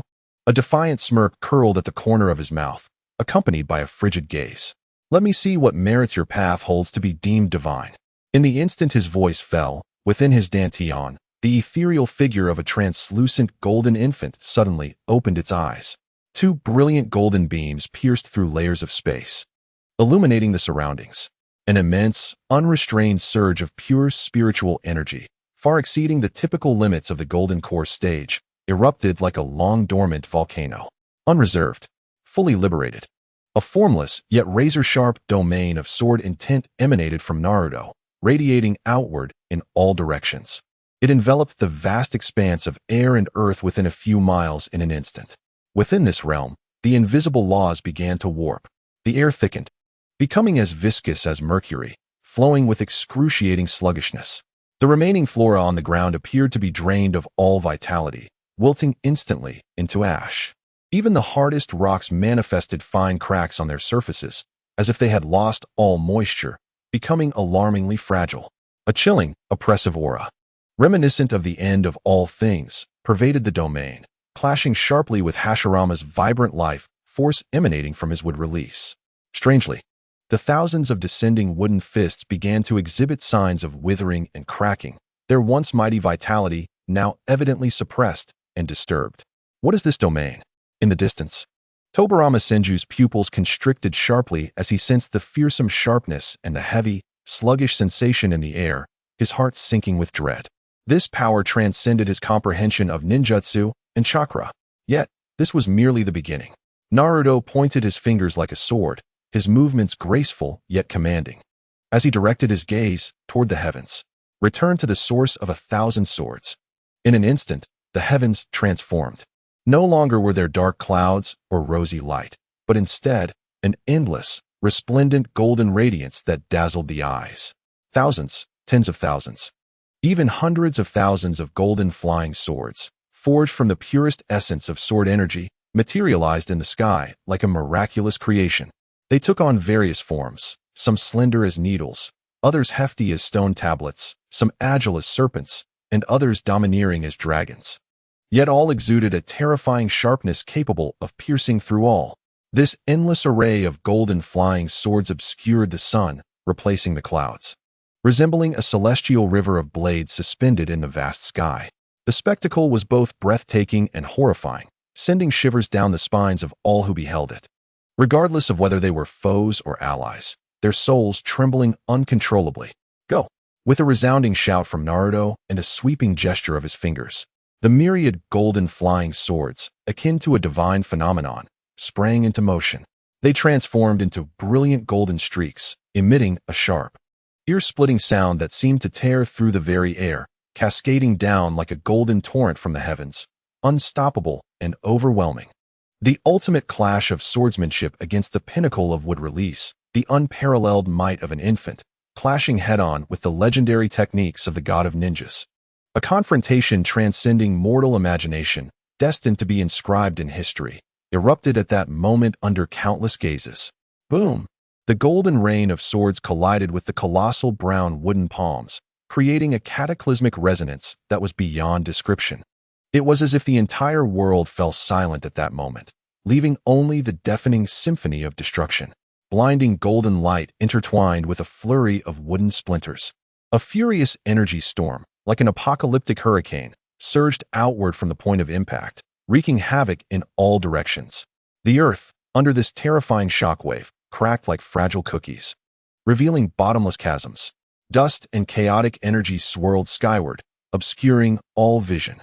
The battlefield transformed into a veritable purgatory of energy. After a long while, as the echoes of the terrifying energy shockwaves began to subside and the dust gradually settled, the sky revealed its visage once more. The golden river of swords, once majestic, now appeared significantly sparser, its brilliance dimmed. Clearly, it had suffered immense depletion in the clash with the true Senju.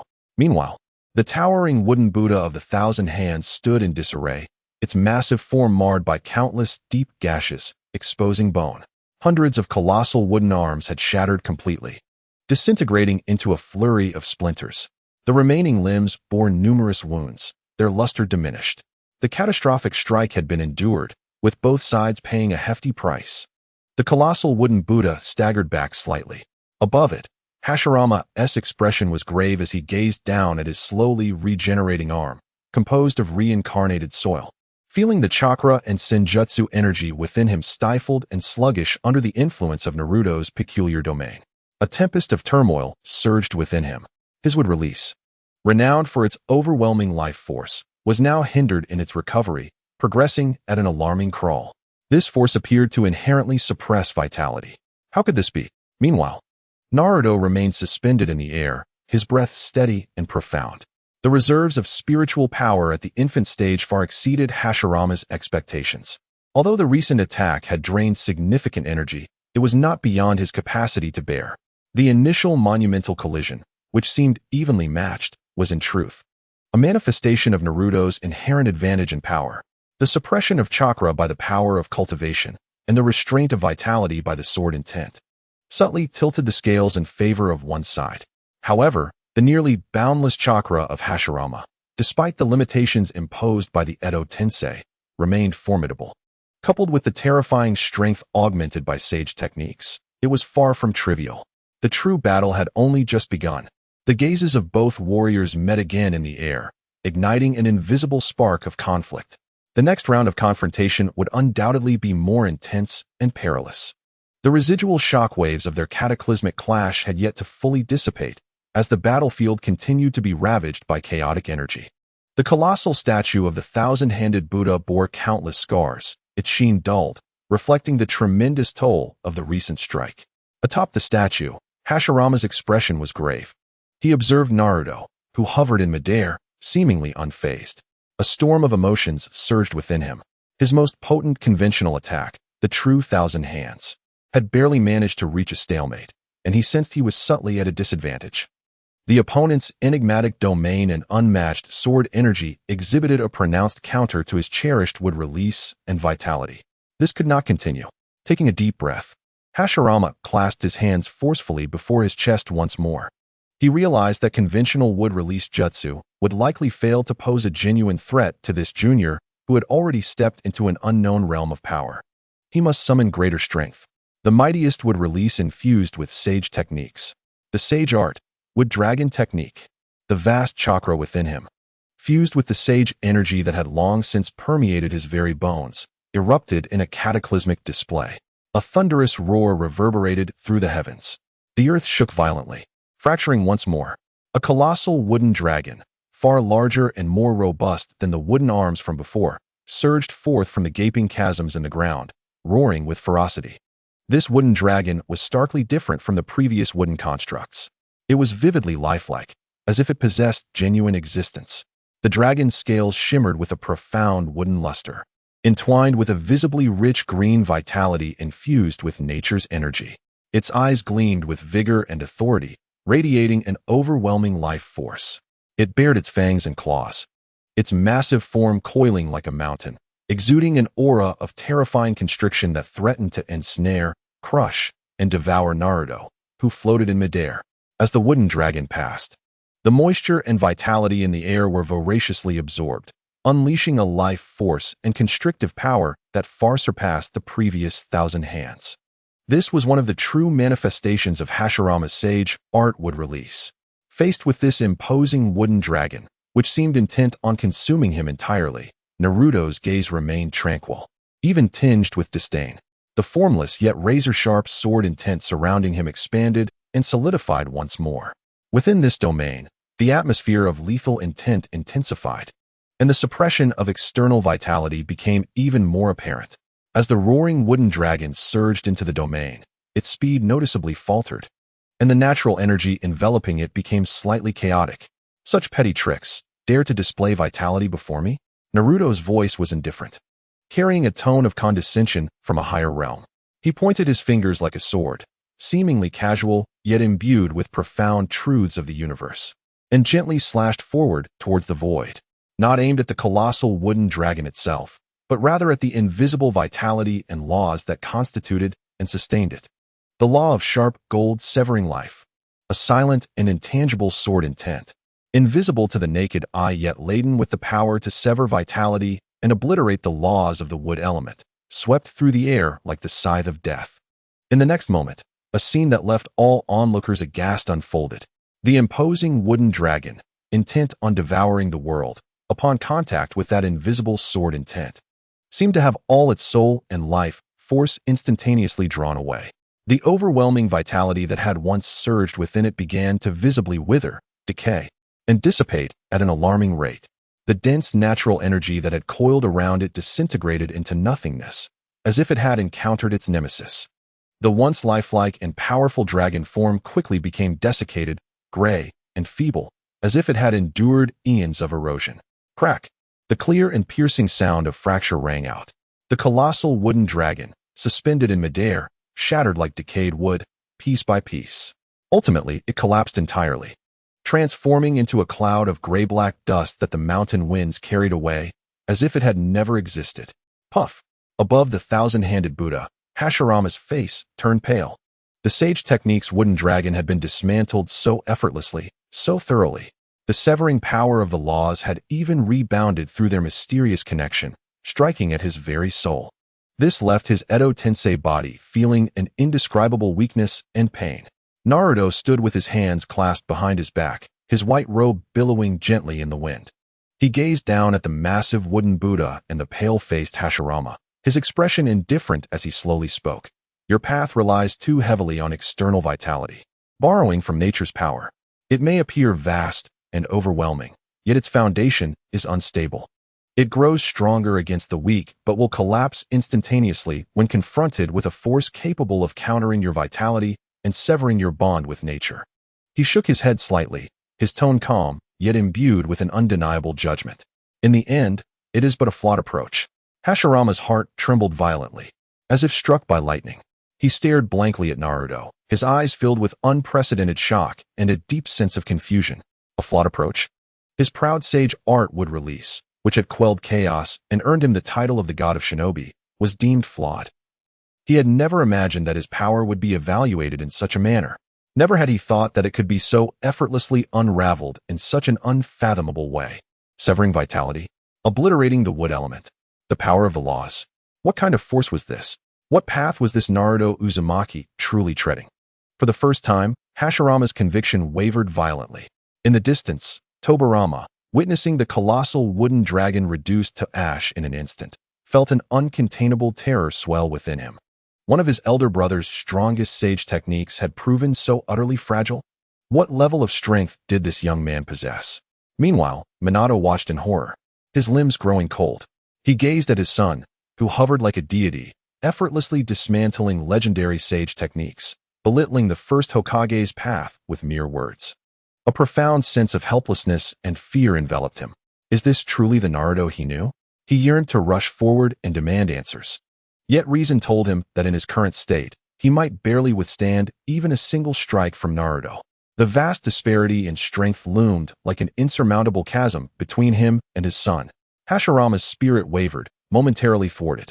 On the battlefield, the cataclysmic echoes of the collision have yet to fully subside. The once silent Minato, seemingly devoid of his spirit, can no longer endure the torment within his heart. He gazes at the familiar yet alien figure suspended in the air, observing the brutal scene below and the grave expressions of the first and second Hokage. Pain, struggle, doubt, and despair gnawed his soul like venomous serpents. Naruto.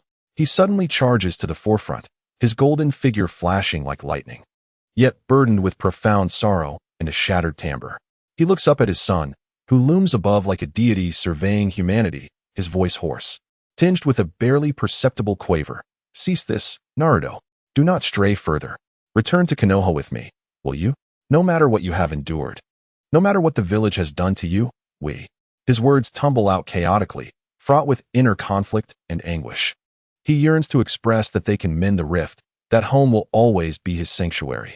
Yet, bound by the constraints of Edo Tensei and ensnared by Tobi's deceptive influences, he can only utter this pale and desperate plea. Naruto gazes at the figure before him. Manipulated by Edo Tensei, his memories obscured like a puppet on strings. An uncontrollable rage surges within him, directed at the hidden Tobi and Obito. How dare they toy with his father's very soul? Unforgivable.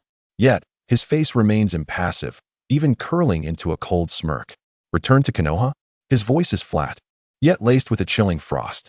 Return to the village that regarded me as a demon fox, that cornered you all, and even after my demise, sought to use your souls against their own son? He pauses, his gaze piercing like a blade, striking at the depths of Minato's soul. Father, it seems you have forgotten something. He resolves to cease this futile dialogue. First, he must awaken his father's true memories. He must illuminate the reality of who the true enemy is. Behold the truth, Naruto exclaims.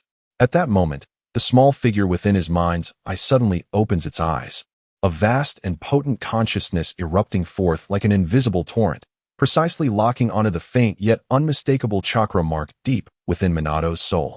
It is the safeguard he left when sealing the Nine-Tails, the key to awakening his memories. Guided by his own spiritual essence, Naruto forcibly connects with that mark. Channeling all their past conversations regarding Obito's truth, Naruto's own experiences, and his feelings towards Konoha during the sealing process. Like enlightenment bestowed upon him, he forcibly injects these memories into Minato's soul, which has been shackled by Edo Tensei and clouded by falsehoods. Buzz. Minato's body trembles violently. It is as though struck by an invisible bolt of lightning. Countless forgotten, authentic memories surge into his mind like a flood breaking through a dam. Chapter 164. Breaking free from bonds. Minato sees it. Within the sealing space, there stands his son, weary yet resolute. He hears it. Naruto recounts the agony and struggles of his 2 lifetimes, his disappointment and hatred for the higher-ups of Konoha. He recalls his own shock, guilt, and the concerns he harbored for his son. He remembers more vividly the masked figure who instigated the Nine-Tails chaos, leading to his and Kushina's demise. It turns out to be his once beloved disciple, Uchiha Obito, who should have perished at the Kanabi Bridge. The truth strikes like a thunderbolt from the heavens. It detonates deep within his soul, shattering all the lies woven by Obito into a million fragments. Obito.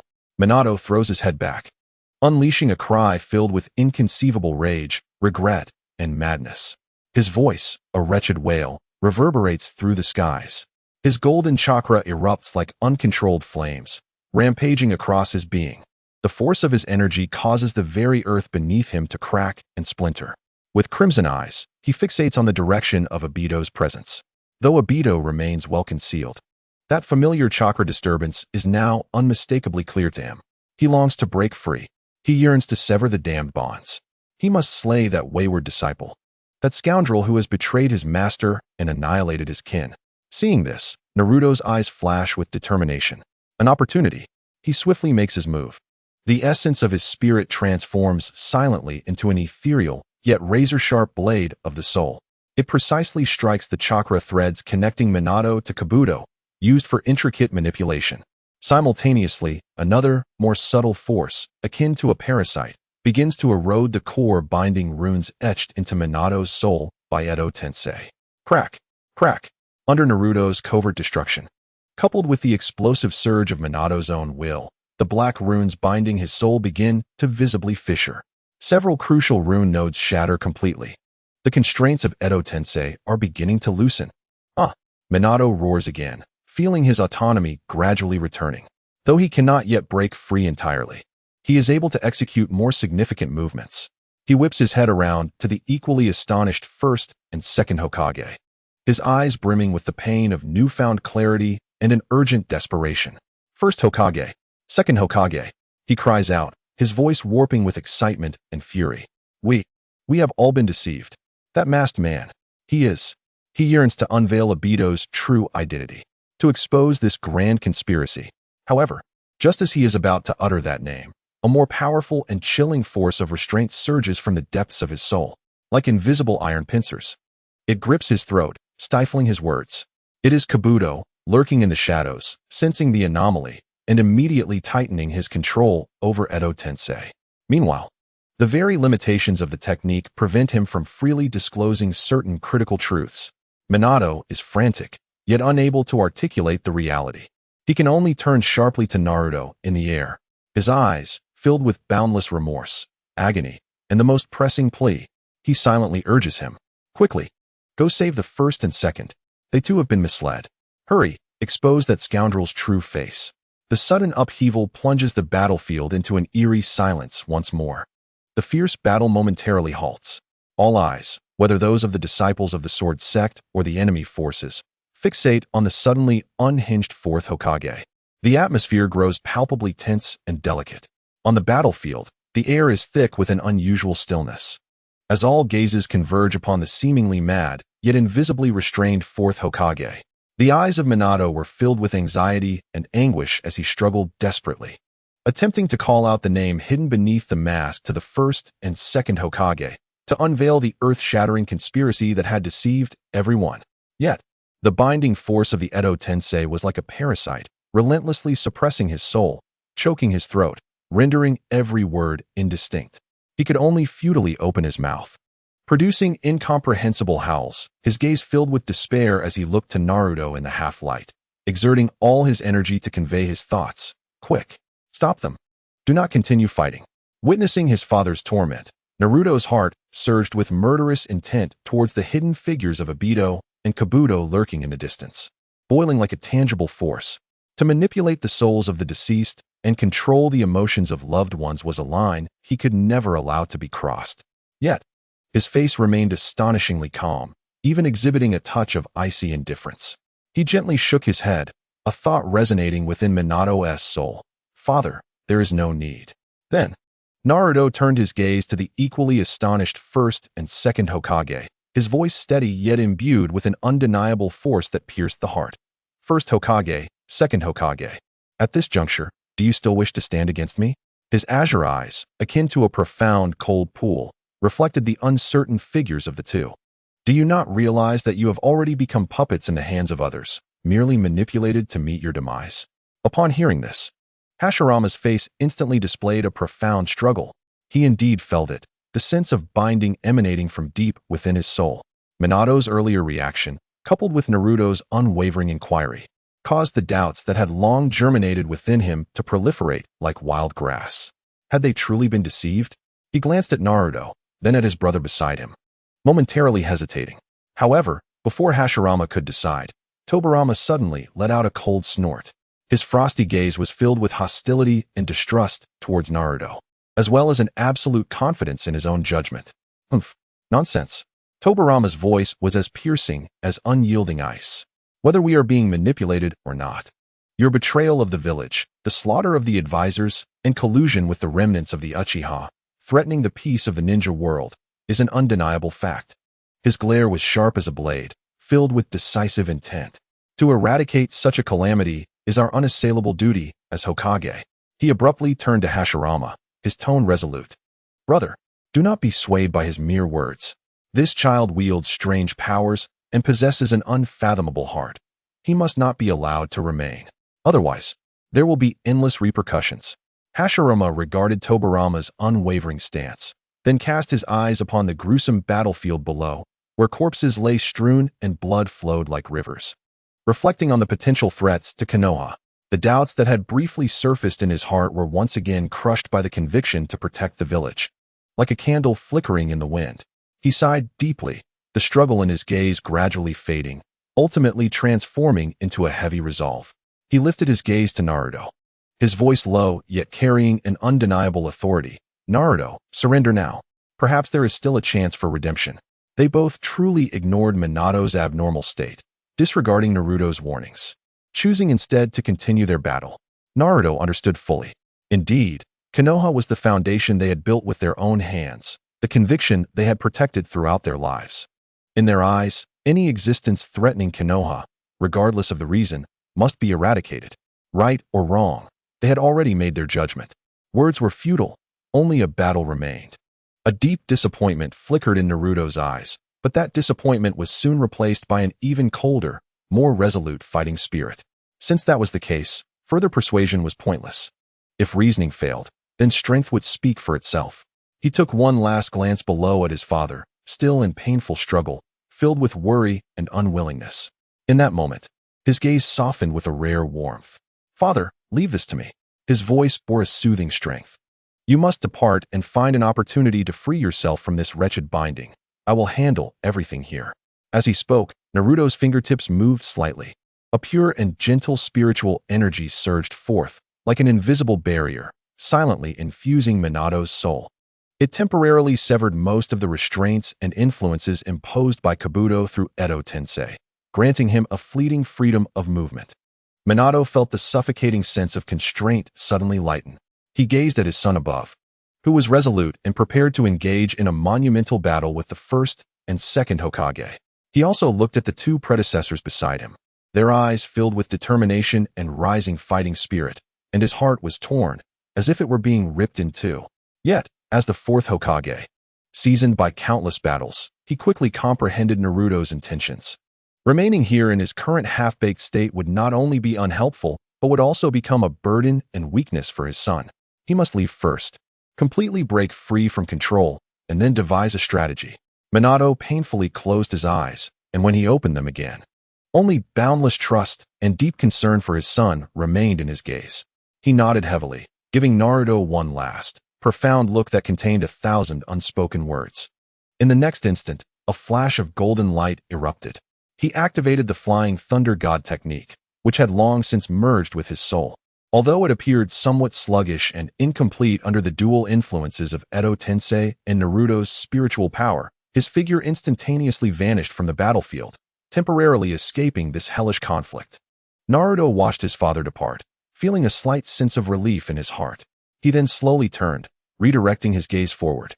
There stood the two legendary figures of the ninja world, the first Hokage Hashirama Senju and the second Hokage Tobirama Senju. Furthermore, in the distance, lurking within the enemy ranks, were Obito and Kabuto, their gazes as menacing as that of a coiled serpent. The atmosphere grew heavy once more. The tension of impending battle was taut, like a drawn bowstring, ready to snap. This time, he would face this unprecedented powerful assembly alone. As the golden light faded, Minato's figure had already departed. On the battlefield, Naruto hovered alone in midair, confronting the storied first and second Hokage. The air felt as though it had solidified, oppressive to the point of suffocation. The battle seemed on the verge of erupting.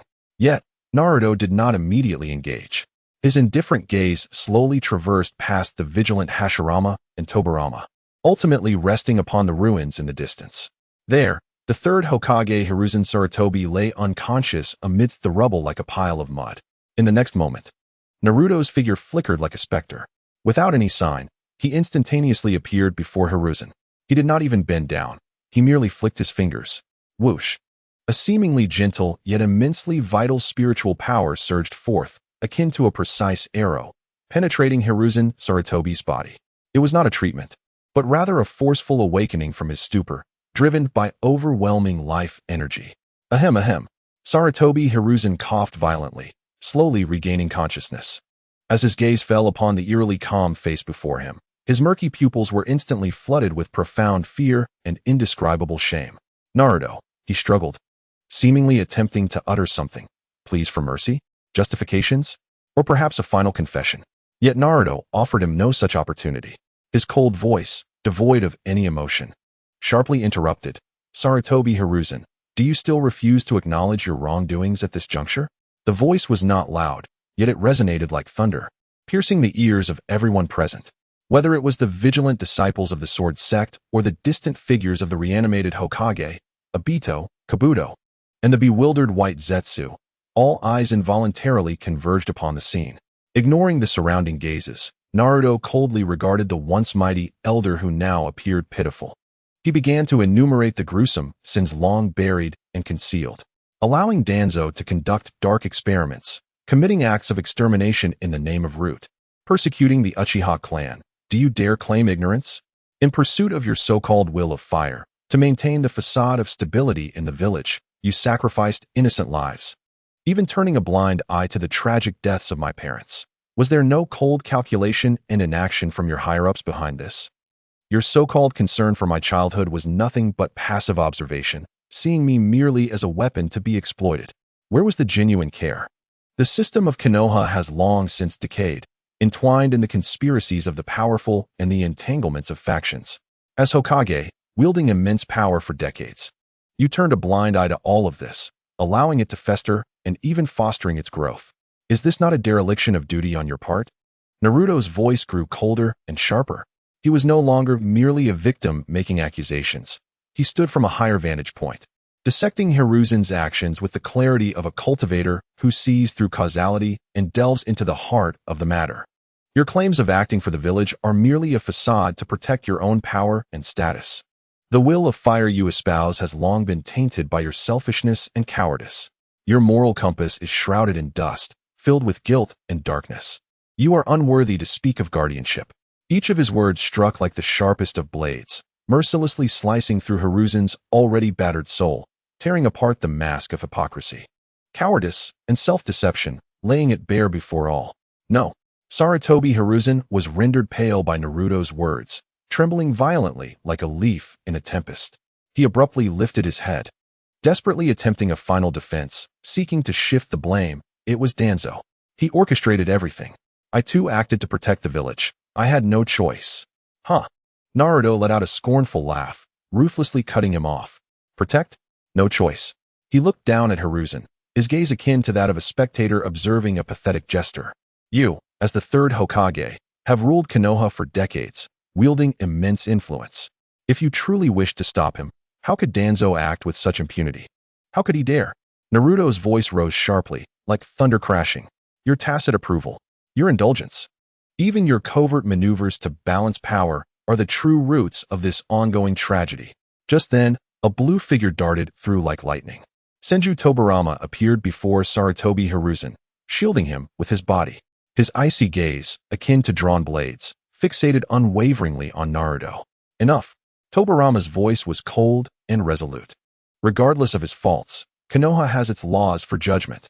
It is not for you, a traitor to the village, to dictate terms here. Following this, Senju Hashirama approached with a grave expression. He surveyed the once proud disciple, now nearly broken by Naruto's words, and then regarded his sharp-tongued junior. His heart was filled with an indescribable complexity and sorrow. He turned to Sarutobi Hiruzen, his voice low and tinged with disbelief. Is what Naruto said true? Under the scrutiny of the first and second Hokage, amidst the focus of countless gazes, Sarutobi Hiruzen opened his mouth, wishing to refute, to argue, to uphold his last shred of dignity. Yet ultimately, all words morphed into powerless whimpers. Overcome with shame, he could only lower his head in anguish. Like a sinner awaiting judgment, Naruto looked upon his pitiful state with a deep-seated revulsion, lacking even the courage to admit his mistakes. Do you still deem yourself worthy of the title Hokage? He ceased his idle talk, a murderous intent brimming within him.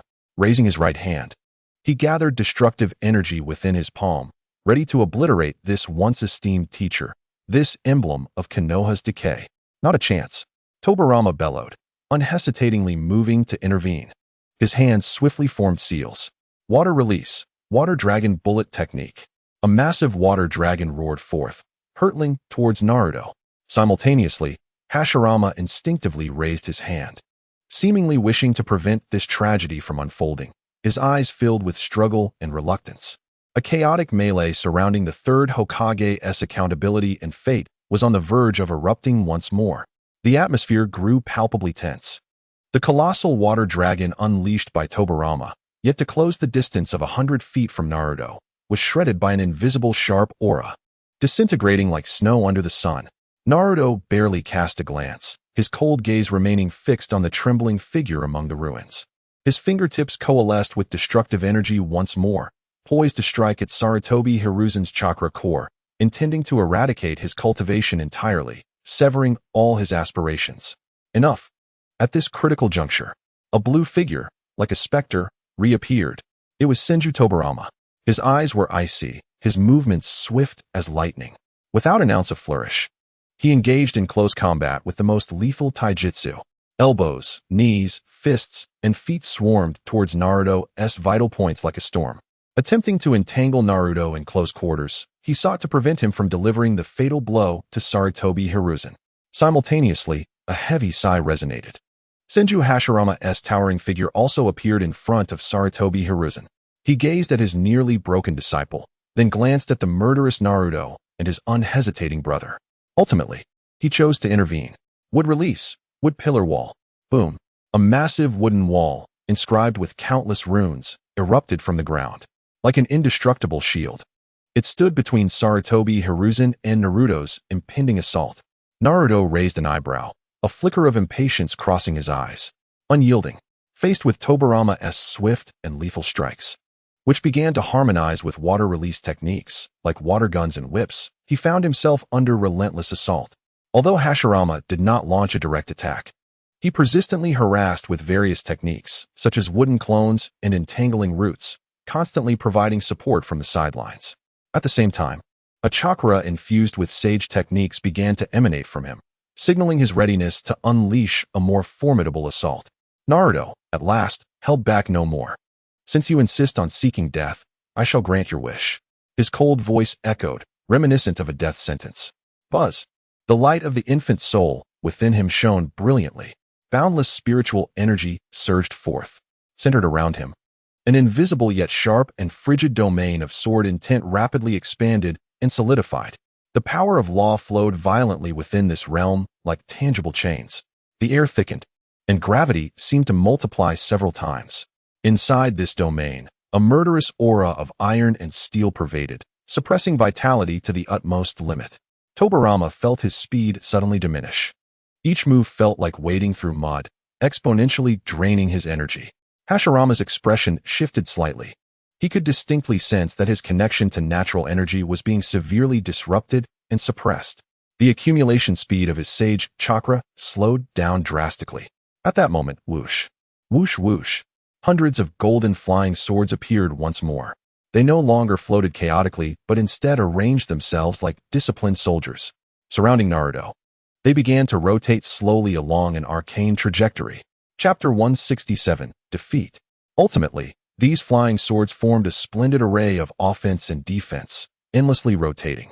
As the array operated, the sword aura crisscrossed, its sharpness glaringly apparent. All of Tobirama's close-range attacks were effortlessly blocked and shattered. Positioned at the core of the sword array, Naruto, clad in a flowing white robe, remained unblemished. His figure glided like a gentle breeze, seeming at ease amidst the assault of two legendary figures. Faced with Tobirama's lightning-fast taijutsu strikes, he did not even need to intervene personally. The surrounding sword array would automatically unleash sword energy to repel him.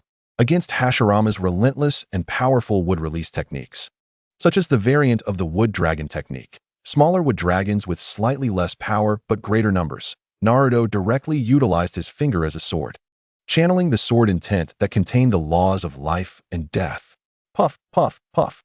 The roaring wood dragons, upon contact with the law-infused sword intent, withered and collapsed as if encountering their bane, turning to ash in the wind. How infuriating! Tobirama grew increasingly alarmed. His speed advantage, under the peculiar domain suppression, had nearly vanished. His proud water release techniques were torn asunder before the unmatched sharpness of the golden swords, as if they were made of paper. In close combat, he could not even graze the opponent's attire. Hashirama's expression also turned grave. His wood release, especially the life-infused aspects, was firmly restrained by the opponent's peculiar domain and the power of law. The operation of Sage Chakra was significantly affected. His overall strength was suppressed by over 30%. Together, the two found themselves utterly at a disadvantage. This could not continue. They must shatter his domain. Hashirama and Tobirama exchanged a glance, instantly comprehending each other's thoughts. They coordinated perfectly, launching their strongest combined assault almost simultaneously. Sage Art would release Flower Tree World. Hashirama roared again, slamming his hands onto the ground. Boom. This time, it was not merely a singular wood dragon or wood Buddha. The entire battlefield became the focus. Countless massive trees erupted from the earth, growing wildly. In the blink of an eye, a vast, boundless, sun-blocking primordial forest materialized. Within the forest, enormous flowers bloomed, exuding strange pollen. This pollen not only possessed a potent paralyzing effect, but also continuously absorbed the enemy's energy. The entire flower tree world resembled a colossal life prison, ensnaring Naruto and incessantly draining his spiritual power, restricting his movements. Water release, water barrier. Just as Naruto found himself trapped within the flower tree world, Immobilized and having his energy siphoned away, Tobarama's cold voice, like a ghostly whisper, resonated from all directions. Crash! Hidden within the shadows of the dense forest, numerous sturdy walls made of high-pressure water suddenly rose. These water walls were not merely defensive. Their edges spun at high speeds, resembling countless lethal water saws. They converged rapidly from all directions toward the center of the pollen-infused area, slicing through. Combined with the absorption and paralysis effects of the flower tree world, they aimed to completely annihilate Naruto, cutting off all escape routes. This was the ultimate combined attack of the first and second Hokage, two legendary powerhouses, perfectly coordinated, wagering everything. In an instant, Naruto found himself ensnared within a sea of flowers, his movements hindered, his energy continually drained, all while facing the lethal water walls that converged like a net from all sides. It seemed as though he had fallen into a dire predicament, fraught with peril. However, in this seemingly hopeless moment, Naruto, trapped at the center of the flower tree world, slowly raised his head. His azure eyes revealed no hint of panic. Instead, they glimmered with a chilling intensity. "Do you think this can bind me?" A smirk of utmost derision crept across his lips. "Break!" His voice resounded like thunder from the heavens, echoing throughout the flower tree world. The crystalline infant soul within him erupted in a blinding radiance. An even more terrifying, pure, and domineering sword intent surged forth, as if to cleave through the very fabric of reality. Breakthrough of all laws. Naruto pointed his finger like a sword at the vast, vibrant flower tree world beneath him, as well as the slicing water walls approaching from all sides. He resolutely struck down. Whoosh! The hundreds of golden flying swords surrounding him, at that moment, seemed to respond to a final command. They merged into one in an instant, transforming into an enormous, resplendent golden sword shadow. It seemed poised to split the very world asunder. The flow of laws revolved around this sword shadow. An aura of destruction permeated the air. Boom! An indescribably terrifying roar erupted once more. The colossal golden sword shadow, imbued with the power to annihilate all, descended relentlessly. It cleaved through the seemingly indestructible, vibrant flower tree world. As though it were made of paper, massive trees were instantly reduced to powder, and the extraordinary flowers were obliterated. The overwhelming life force was utterly severed and erased. Even the water walls slicing in from all directions could not withstand even a moment's resistance. Upon contact with the gigantic sword shadow, they shattered like bubbles, evaporating into nothingness. A colossal shockwave, akin to a cataclysmic tide, surged outward in all directions. Tobarama, concealed within the forest and preparing to launch a subsequent attack, had no time to evade. He was directly struck by this horrifying shockwave. Puff! He spewed forth another mouthful of blood mixed with dirt, his body flying backward like a kite with severed strings. With a heavy crash against the distant mountainside, the body reborn from the impure earth bore even more grotesque cracks. Its breath was utterly diminished, evidently having sustained yet another devastating blow. As the dust slowly settled, Naruto stood proudly atop the ruins of the shattered flower tree world, the golden sword shadows surrounding him gradually dissipating. His white robe remained unblemished, his aura not only undiminished but intensified, exuding a more formidable presence due to the full force release of energy from his recent strike. His indifferent gaze swept past the disheveled Tobarama in the distance, and the pale-faced Hashirama, whose eyes were filled with disbelief and profound defeat. 1 against 2, a hard-fought legend, ultimately, with absolute and overwhelming strength. The conclusion of this battle was declared. Hashirama and Tobarama looked upon Naruto, who was unscathed and even more terrifying in presence, and a deep sense of helplessness surged within them. They had lost. They had lost so thoroughly. The man before them was no longer a being they could hope to defeat. Chapter 168. A new era has truly dawned amidst the ruins of the flower tree world.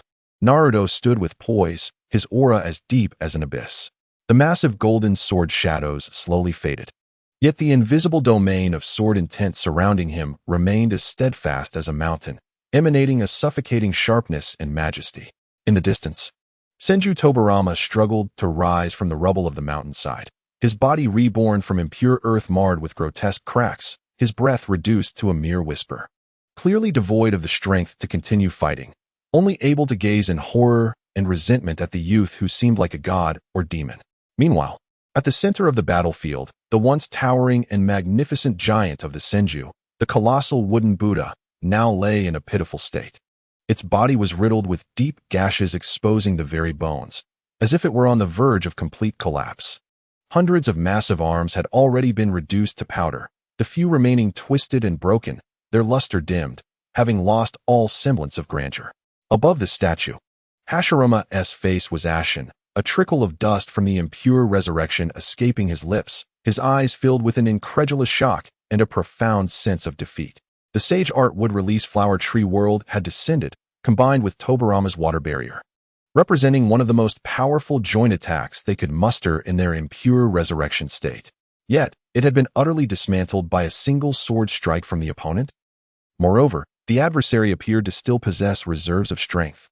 "You monster," Hashirama murmured, his voice trembling with a realization he himself had not fully grasped. He looked at Naruto, into those eerily calm azure eyes, and for the first time, the convictions he had upheld throughout his life began to waver. Life, nature, peace. In the face of absolute power, in the presence of a force capable of severing life and shattering the very fabric of rules, was the path he had adhered to truly the right one? However, despite the profound turmoil within him and the grievous state of his being, Senju Hashirama was, after all, the man revered as the god of shinobi who had quelled an era of chaos. His will, his pride, would not allow him to surrender. Moreover, behind him stood Konoha, which he cherished as his own life, a belief he must protect. This was not the end. Hashirama suddenly lifted his head, unleashing a roar akin to that of an injured lion. The fire of unwavering determination ignited once more in his eyes. Even knowing he was outmatched, he would fight until the very last moment. This was the realization of his identity as the first Hokage. He forcibly drew upon the remnants of chakra and sage energy within him. His hands came together once again. Would release. Would golem technique. Boom. The battered giant wooden Buddha did not strike again. Instead, under Hashirama's command, it began to dissolve and reassemble like a melting wax figure. All power, all essence, converged upon the core of the statue. In an instant, a figure, though far smaller than the giant wooden Buddha, emerged, more solid, more robust. Seemingly forged from the hardest wood and compressed sage energy, a colossal wooden warrior. This warrior wielded a massive long sword, also composed of wood release, enveloped in a dense aura of sage chakra, emanating a terrifying pressure that felt as though it could suppress all. This was the culmination of all Hashirama's strength, a final form forged in desperation. "Receive this, Naruto Uzumaki," Hashirama roared, commanding the giant wooden warrior to charge, wielding the immense wooden sword as he launched his final, desperate assault. Faced with this ultimate strike, infused with Hashirama's last remnants of strength and will, Naruto's eyes finally flickered with genuine admiration. Truly, the first Hokage's resolve was worthy of respect. Yet, his tone shifted, growing colder and more domineering. "Alas, willpower cannot bridge the chasm of power. Let me make the gap between us unequivocally clear." Naruto held nothing back. The power of the primordial spirit surged forth without reservation. The invisible and intangible domain of sword and tint around him seemed to solidify at that moment. Countless fine golden runes swirled chaotically at the edges of the domain, glowing brilliantly. The power of the laws surged like boiling lava within the domain, roaring fiercely. His fingers, poised like a sword, moved with a semblance of slowness yet approached a speed that was almost unfathomable, as if imbued with some secret of time and space. He pointed gently at the charging wooden giant and its colossal blade. It was not merely a sword strike. Rather, it contained the ultimate assault, infused with the laws of space and destruction. Space-shattering oblivion finger. Swoosh. There was no thunderous explosion, nor dazzling brilliance. Only a sound reminiscent of fabric being torn. A minuscule, almost imperceptible gray-golden beam, exuding a horrifying aura that could freeze souls, instantaneously appeared at the wooden giant's forehead. In the next moment, time seemed to halt. The wooden giant's forward motion abruptly froze mid-air. Then, from the point where the gray-golden beam struck, an intricate web of gray-black cracks began to spread at an unimaginable speed, enveloping the entire figure in an instant. Crack! A crisp, resounding shatter echoed, reverberating as if capable of fracturing souls. The colossal wooden warrior, which had embodied Hashirama's last strength and was thought to be indestructible, along with the massive sword it wielded, collapsed as if dismantled by the most intricate of devices from within. In an instant, it shattered into the finest gray-black dust, swept away by the wind, leaving no trace behind, as if it had never existed. Puff! At the moment of the wooden warrior's disintegration, Hashirama could no longer sustain himself. He violently expelled a mouthful of impure resurrection dust, his body plummeting like a lifeless kite from the sky. He crashed heavily onto the ruins. His body, formed of dust, was now marred with even more grotesque cracks, as if it would completely collapse at any moment. His breath was utterly extinguished. He had lost. So thoroughly, so decisively. With great difficulty, Hashirama lifted his head, gazing at the white figure hovering above, standing proud as if it had never moved. His eyes were filled with an indescribable complexity, shock, defeat, and confusion, ultimately coalescing into a long sigh. He slowly closed his eyes, relinquishing all resistance. He understood. The era had indeed changed. The remnants of their old world could no longer keep pace with the rhythm of this new reality. Perhaps the path that Naruto walked was the true future of this world? Though he did not agree with Naruto's methods, in this moment, he chose to let go. Chapter 169. Come forth. Naruto observed Hashirama below, who had surrendered, and cast a glance at Tobirama, gravely injured in the distance. Within him, there was little joy in victory. Defeating two manipulated souls was not his objective. He slowly raised his head, his cold gaze piercing through the chaotic battlefield, penetrating layers of obstruction. Ultimately, it fell upon the area concealed in shadows behind the enemy lines. There, two presences ignited a fierce desire to kill within him. The true battle was only just beginning. On the remnants of the battlefield, the outcome was already determined. Hashirama had ceased his resistance. His massive wooden Buddha form began to collapse slowly, as if it had lost its soul, disintegrating into a flurry of wooden fragments. His body, composed of impure reincarnation, grew increasingly ethereal, as if it might vanish into the wind at any moment. He gazed at the white figure above, his eyes complex, finally transforming into a long sigh, tinged with a sense of relief, as the light of his soul began to dim, seemingly on the verge of complete departure. Brother! At that moment, a voice filled with unwillingness and fury resounded. From afar, the heavily injured Tobirama forcibly squeezed the remaining chakra within him and activated the body flicker technique once more. Like a final, desperate bolt of blue lightning, he materialized a razor-sharp water blade, resolutely thrusting it towards Naruto's back in an attempt for a last surprise attack. Humph! An ant shaking a tree. Naruto did not even turn around. He simply waved his hand dismissively. Buzz! An invisible wave of sword intent rippled outward. Uft! Tobirama's lightning-fast figure collided with an invisible wall, instantly freezing in place. Immediately after, the water blade in his hand, along with his cracked impure body, was utterly shredded by the intangible sword intent. Annihilated, reduced to swirling dust, carried away by the wind.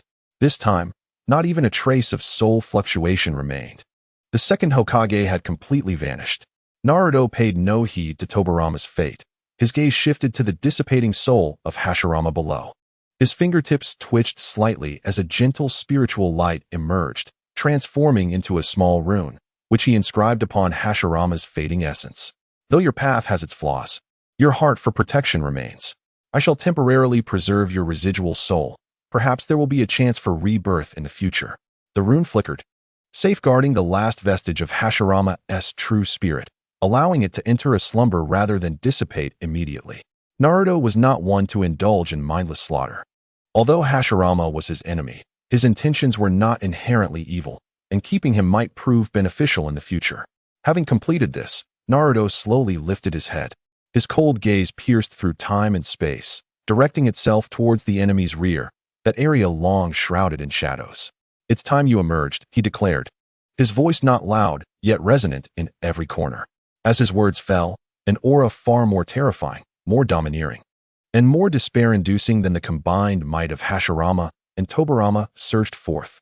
It was as if an ancient monstrous beast, long dormant, had awakened. Boom! The entire battlefield, no, the very earth spanning dozens of miles trembled violently beneath this presence, wailing in agony. The sky darkened ominously. The ground split open into deeper chasms. All remaining white Zetsu, under this oppressive force, trembled as if faced with a natural enemy, cowering in submission. Even Obito and Orochimaru in the distance felt their breath catch, their minds shaken. A figure slowly emerged from the shadows, clad in ancient crimson battle armor, with wild black hair dancing in the wind. His expression was stern, exuding an unparalleled aura of supremacy. Most striking were his eyes, pale purple, adorned with mysterious ripples of the Rinnegan. They glimmered with a cold light that disregarded all life, commanding absolute control. Around him, tendrils of dark, inky chakra coiled, infused with an unnerving vitality, perhaps having absorbed part of the Ten-Tails chakra, making his aura even more formidable and sinister. Uchiha Madara, the legendary Azura of lore. Finally, he descended upon the battlefield. He cast a glance at Hashirama's soul, sealed below, and then at Tobirama, now completely dissipated, his expression betraying no emotion, as if he were merely observing two inconsequential stones. Ultimately, his gaze fixated on the white figure suspended in midair, Naruto Uzumaki. In his Rinnegan, there was no trace of fear or tension, only an unprecedented, fervent battle intent igniting within him, as if he had found the most coveted opponent of his life. Ha ha ha! Madara suddenly laughed a wild, unrestrained sound filled with excitement and delight. Hashirama, you have grown old. You cannot even best a younger generation. He shook his head, his tone laced with a hint of regret for an old rival, yet brimming with anticipation for this new challenger before him. But that is well. Naruto Uzumaki, is it? Excellent. Very good. You are far more interesting than Hashirama. You possess greater qualifications to be my opponent. This decaying, tedious era, rife with hypocrisy and false peace, should have ended long ago. Madara's voice thundered, filled with a vehement denial of the old era and an obsessive pursuit of absolute power. Let me see what strength this so-called new era possesses. He directly challenged Naruto, his words laden with unshakable confidence and dominance. Naruto regarded the imposing, audacious Uchiha Madara before him, his gaze remaining cold and unperturbed. Uchiha Madara, he began, his tone measured yet sharp, cutting to the essence. Your era has long since concluded. Indulging in the phantoms of the past and chasing after a false peace is merely self-deception. His eyes swept over Madara's Rinnegan and the strange chakra entwined around him. Your power does not stem from yourself. You steal the eyes of others, merge their cells, and even draw upon the power of that ominous beast. A smirk curled at the corner of his lips. It is nothing but a patchwork of imitations. Your path has been wrong from the very beginning. What did you say? Madara's laughter abruptly ceased. A terrifying cold glint erupted from his Rinnegan. Naruto's words struck deep, piercing the core of his pride and hidden pain. You little brat. You seek death. With a fierce shout, Ban ceased to engage in idle chatter. The Rinnegan suddenly erupted with an eerie radiance, invoking the power of the Wheel of Rebirth. Chapter 170, Battle with Ban. Buzz. The space surrounding Naruto instantaneously became suffused with numerous invisible, undetectable distortions. These were shadows existing in another dimension, visible only to the Rinnegan. Like phantoms, they silently launched a lethal assault from various angles towards Naruto, their speed reaching an unimaginable peak. Their power terrifying enough to effortlessly shred the defenses of even the strongest shinobi. This was Ban's test, a trial of Naruto's perception abilities. However, in the face of this formless and extraordinary attack, Naruto did not even furrow his brow. His azure gaze seemed to penetrate the barriers of space, clearly perceiving the shadows emanating from the Wheel of Rebirth. His vast consciousness, akin to a nascent soul, had already encompassed everything around him. Trivial techniques, Naruto spoke lightly, his lips barely moving to utter those four words. He did not even make a deliberate effort to defend himself. He merely allowed the intangible sword intent surrounding him to quiver slightly. Buzz. A surge of even sharper, more domineering power rippled forth like a tidal wave. Puff, puff, puff, puff. The invisible shadows from the Wheel of Rebirth were instantly obliterated upon contact with the sword intent, as if they were ice and snow exposed to the blazing sun. Completely torn apart and annihilated without even stirring a ripple. Uchiha Ban's pupils constricted sharply. The Wheel of Rebirth had been so easily neutralized. The opponent could directly perceive and destroy the shadows existing in another dimension. How could this be possible? Unless the opponent's perception abilities, or soul power, had reached an unfathomable level. Naruto effortlessly dispelled Ban's probing attack, his expression remaining indifferent. He gazed at the Uchiha Ban, whose eyes finally revealed a hint of astonishment. Gradually, he raised his right hand, pointing like a sword. The warm-up was over. His voice was calm, yet it bore an aura of impending cataclysm. Next, it is my turn.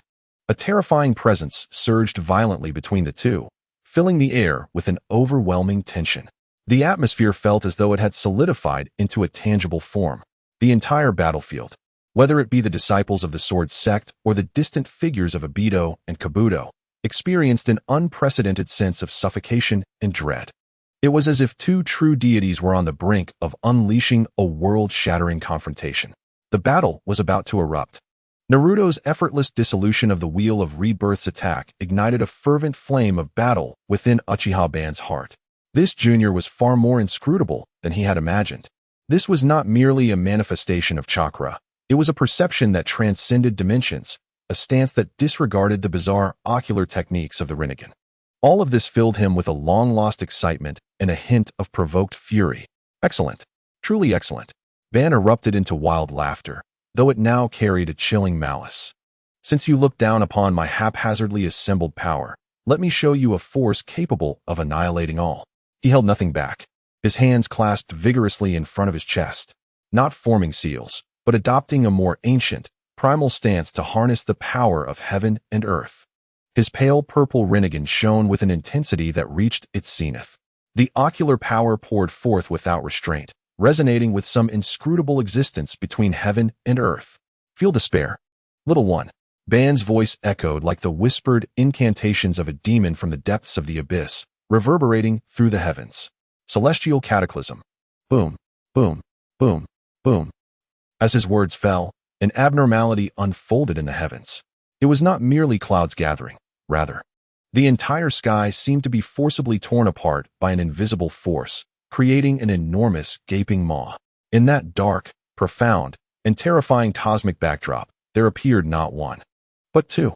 Two colossal meteors, so immense that they seemed poised to engulf the entire sky, ablaze with fierce flames.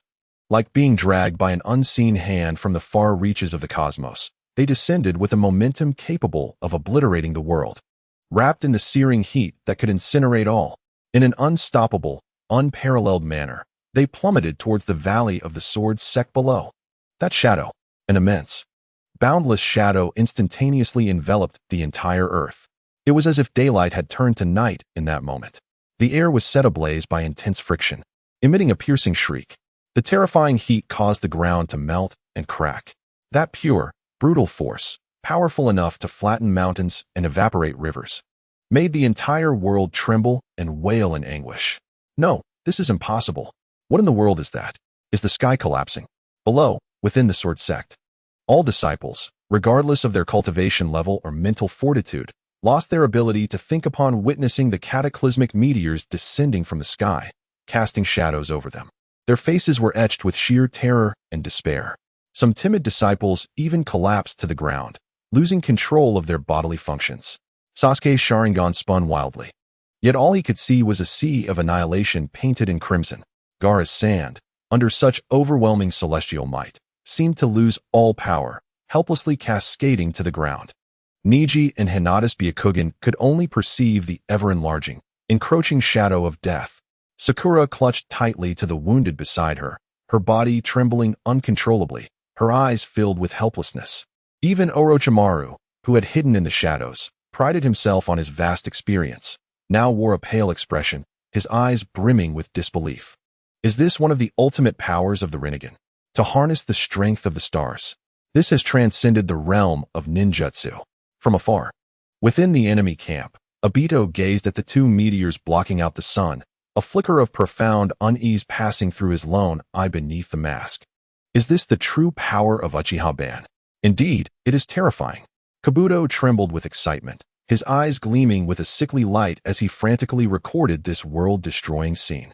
Yet, just as everyone sank into despair, as if the apocalypse had descended upon them, Naruto, at the eye of the storm, stood proudly in place.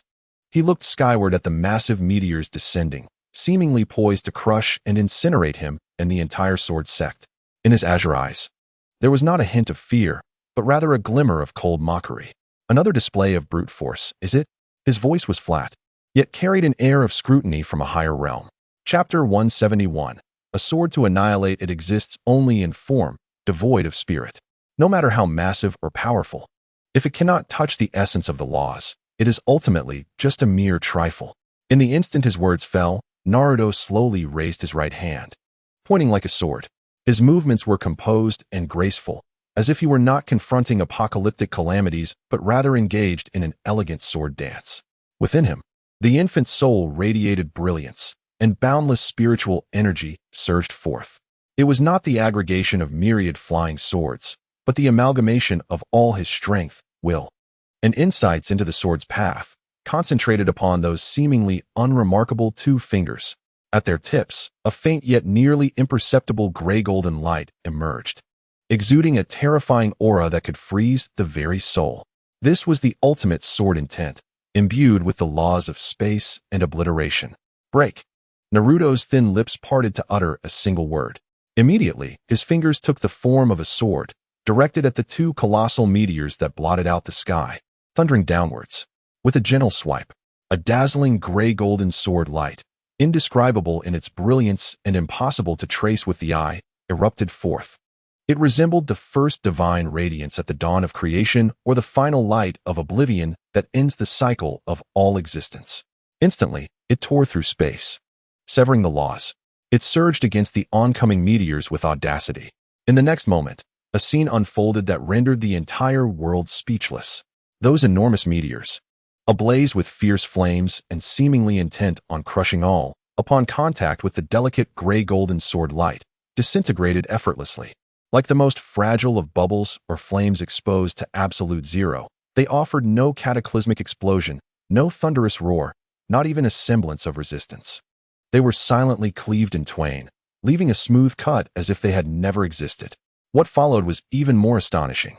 The severed halves of the meteors did not continue their descent. Rather, they were erased from this world as if by an invisible eraser. They rapidly disintegrated in the air, dissolving into the most primal and minuscule particles, ultimately vanishing without a trace. The sky resumed its previous gloom, as if the cataclysmic meteors had merely been a figment of imagination, a nightmare. Silence. A deathly stillness enveloped the battlefield. The sound of a falling pin could be heard. Everyone stood frozen, as if ensnared by a spell, mouths agape and eyes wide, witnessing a scene reminiscent of the most unfathomable myths. Their minds went blank, devoid of thought. In the enemy ranks, Uchiha Madara's eyes, piercing and all-seeing, narrowed to their utmost. For the first time, his face betrayed genuine, unmasked horror and shock. The heavenly decree was one of the most formidable techniques of his Rinnegan, yet it had been effortlessly obliterated by a single, nonchalant stroke of the sword from his adversary. How could this be possible? What manner of power was this? It was certainly not chakra, nor any energy he recognized. It was a force of a higher order, seemingly capable of directly intervening in and erasing the very existence of matter itself. In that moment, Madara's steadfast confidence wavered for the first time, as he truly sensed the terror of the man before him. It was not merely a matter of chakra quantity or the strength of ninjutsu. It was a crushing superiority on the level of existence itself. The warm-up was over. Just as Madara's mind reeled in disbelief, Naruto's cold and indifferent voice resonated once more. Now it's my turn. Before the words had fully escaped his lips, his figure abruptly vanished from sight. Without a trace of forewarning, it was as though he had teleported. His speed was so extraordinary that even Madara's Rinnegan could only catch a fleeting shadow. In the next instant, Naruto materialized before Uchiha Madara, mere inches apart. His fingers, still poised like a sword, glimmered with that faint gray-golden light, reminiscent of the gaze of death. Without hesitation, he aimed for the vital point at Madara's brow. In a heartbeat, Naruto's hand, with its shimmering gray-golden light, pierced toward Madara's mind with the swiftness of death's scythe. The velocity was staggering and the momentum terrifying, as though intending to erase this legendary warrior along with his very soul from existence. Not a chance. Uchiha Madara, a battle-hardened titan who had stood at the pinnacle of the ninja world for countless years, despite his shock, reacted with astonishing speed. Almost instantaneously, as Naruto's figure appeared, his Rinnegan erupted with unprecedented brilliance. Shinra Tensei, a force powerful enough to warp space and repel all matter, exploded forth from him, centered on his being. attempting to forcibly cast Naruto away. Simultaneously, azure chakra enveloped him, blazing like fire, coalescing into a massive ribcage-like energy shell. Susanoo. First form. Not only that, but the shadows of the limbo technique, existing in another dimension, materialized once more. Like the most loyal guardians, they charged toward Naruto from all directions, fearless in their attempt to disrupt and obstruct his assault. He even instinctively activated the Hungry Ghost Path's ability, seeking to absorb the energy-concentrated attack emanating from Naruto's fingertip. Defense. Counterattack. Disruption. In this life-and-death moment, Uchiha Madara unleashed the full potential of his Rinnegan combined with his instinct for combat. Yet, all of it appeared utterly insignificant in the face of the current Naruto. Can a mere grain of rice shine? Naruto's expression remained indifferent, a cold smirk gracing his lips. His fingertip, aimed at Madara's brow, showed no sign of hesitation. In fact, it accelerated, as the formidable repulsive force of Shinra Tensei met Naruto's gray-golden light. It burst like a bubble, effortlessly pierced through, and was obliterated. No resistance was offered. Then, the invisible shadows of Limbo were crushed to shreds as they neared Naruto's domain of sword intent, disintegrating without leaving a single ripple. As for the absorption ability of the Hungry Ghost Path, it was laughable. The energy Naruto wielded was not chakra, but the supreme sword intent infused with the laws of existence, far beyond anything it could absorb. Crack! A sharp, piercing sound echoed as Naruto's seemingly unremarkable fingertip finally struck the layer of blue Susanoo ribs. There was no pause. It was as if a red-hot iron had pierced through butter. Immovable and steadfast, the first form of Susanoo, capable of withstanding the full force of even the mightiest of foes, crumbled like fragile glass before the sword tip imbued with the essence of annihilation.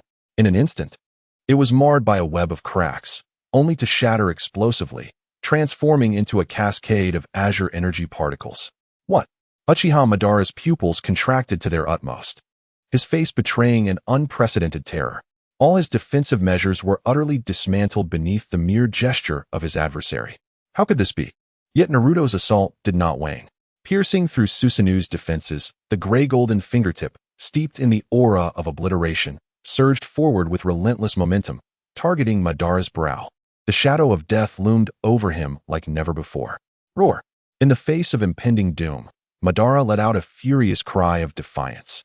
Within him, the colossal chakra fused with Hashirama's cells, along with the absorbed power of the 10 tails, erupted with unbridled ferocity. Buzz! It grew more formidable and dense. Even cloaked in a grotesque armor, wielding a massive chakra blade, the complete manifestation of Susanoo. Like a true demonic deity descending upon the earth, it enveloped Madara in an instant. Simultaneously, he clasped his hands together with fervor. Would release. Birth of the trees. Boom! On the shattered earth, countless sturdy trees surged forth, entwining around Naruto like a raging serpent, attempting to restrain his movements. Planetary devastation. He even dared to activate the Rinnegan once more, conjuring a small black gravitational core in his palm, preparing to launch it in a desperate bid to seal Naruto. This was his final struggle, his last counterattack, a futile endeavor. Naruto's gaze was frigid as he regarded the re-emergent complete Susanoo and the trees that grew wildly around him, his expression betraying no emotion. The gray-golden radiance at his fingertip swelled dramatically, no longer a mere point, but a slash. The sword intent of annihilation severed the cycle of reincarnation. Swish! A terrifying and refined gray-golden sword light erupted from Naruto's fingertip, sweeping across the battlefield. Thud, thud, thud. The enormous trees, in contact with the gray-golden blade, withered, fractured, and disintegrated into dust in an instant. Following this boom, the gray-golden sword light struck down upon the gargantuan, seemingly indestructible complete Susanoo. Crack! Crack, crack. This time, it was not mere fragmentation. It was a complete disintegration, an annihilation. The colossal blue demonic form, along with its weapons, melted like ice thrown into a furnace, evaporating into nothingness without leaving a trace of energy residue. Even the gravitational core of planetary devastation, which Madara had just formed and was preparing to hurl, was swept away by this sword light. Bang! Like a balloon bursting, it shattered explosively into oblivion. No. Uchiha Madara released a howl filled with unwillingness, fury, and profound terror. All his power, all his pride, all his trump cards. Before this man, they were rendered utterly ineffectual. His Rinnegan, his would release, his Susanoo. Everything he held dear was obliterated by his opponent with an overwhelming force. Your power does not stem from within. Naruto's cold voice echoed in his ears like a cursed incantation. Stealing another's eyes, merging another's cells. Merely illusions, a facade of strength. Your path has long since twisted. Your dreams will inevitably shatter. Naruto's figure reappeared before Madara like a specter. This time, Madara had no strength left to resist. He gazed into Naruto's eerily calm azure eyes, watching as that right hand slowly lifted once more. His heart brimmed with infinite regret and despair. He would not accept this. After all his scheming, after all his sacrifices, how could he fail here? Yet he knew everything had come to an end. Before this godlike youth, all he once took pride in appeared laughable. Naruto regarded the utterly defeated Uchiha Madara, now resembling a vanquished rooster, with no hint of pity in his eyes. To kill him? That would be too merciful. To let him languish in despair for eternity, witnessing the complete annihilation of his so-called dreams, would be the ultimate punishment. Naruto's right hand curled into a fist, light flickering within his palm as countless profound golden runes emerged, intertwining in a mesmerizing dance. An ancient and vast sealing power radiated outward. By my name, I decree the seal. Eternal soul lock. Path to obliteration. Naruto intoned forcefully, thrusting his palm forward, not directed at Madara's body, but straight toward his very soul. Buzz. Golden chains of runes, as if alive, swiftly coiled around Madara's soul, ensnaring his cracked and decaying form tightly. Madara felt an irresistible, terrifying force dragging his consciousness into an abyss of endless darkness. In his final moments of awareness, he saw himself compressed into a point of light, drawn into a transparent crystal pulsating with strange luminescence, as though containing a miniature world. Upon the surface of the crystal, countless golden runes flowed, exuding an aura of eternal permanence. Uchiha Madara was irrevocably sealed, condemned to eternal despair. In the distant enemy camp, Obito, who had been lurking in the shadows, observing the battle, witnessed this scene, and his single eye behind the mask widened in astonishment. His pupils were filled with sheer terror. That mythic figure, Uchiha Madara, had been sealed just like that, by that Uzumaki Naruto, so effortlessly subdued. A chilling dread surged from his very soles to the crown of his head. He had no doubt, had that previous strike been aimed at him, he would have had no hope of survival. Chapter 173, Heart's Destruction. Flee. I must escape immediately. This Uzumaki Naruto is no longer a being he can contend with. He is an absolute monster. This thought consumed Obito's mind. He could no longer concern himself with the Eye of the Moon plan or the Ten Tails. Without hesitation, he prepared to activate Kamui to vanish into the void. However, just as he was about to unleash his technique, a piercing gaze, as frigid as ice and seemingly capable of freezing the very soul, locked onto him like two tangible blades. Naruto slowly turned his head, directing his gaze towards Obito's concealed position, a cruel and chilling smile curling at the corners of his mouth. Attempting to flee? Uchiha Obito, do you believe you can escape? That icy gaze, akin to the Reaper's stare, pierced through the barriers of space, firmly locking onto the hidden Uchiha Obito. The murderous intent and absolute confidence inherent in that gaze sent a shiver through Obito's entire being, as if his blood were freezing. Attempting to flee? Naruto's calm yet chilling voice resonated like thunder in the depths of Obito's soul. Uchiha Obito, do you believe you can escape? Run. It was the singular thought consuming Obito's mind at that moment. He could no longer afford to conceal himself, nor could he consider the equally horrified Kabuto beside him. Beneath the mask, his Sharingan spun wildly. The power of Kamui erupted without reservation. The space around him began to twist rapidly, like a vortex poised to engulf everything, drawing him into a safe, alternate dimension. However, just as the spatial vortex was on the verge of taking shape, and Obito's form was about to completely dissipate, Naruto made his move. He did not pursue, but remained suspended in place.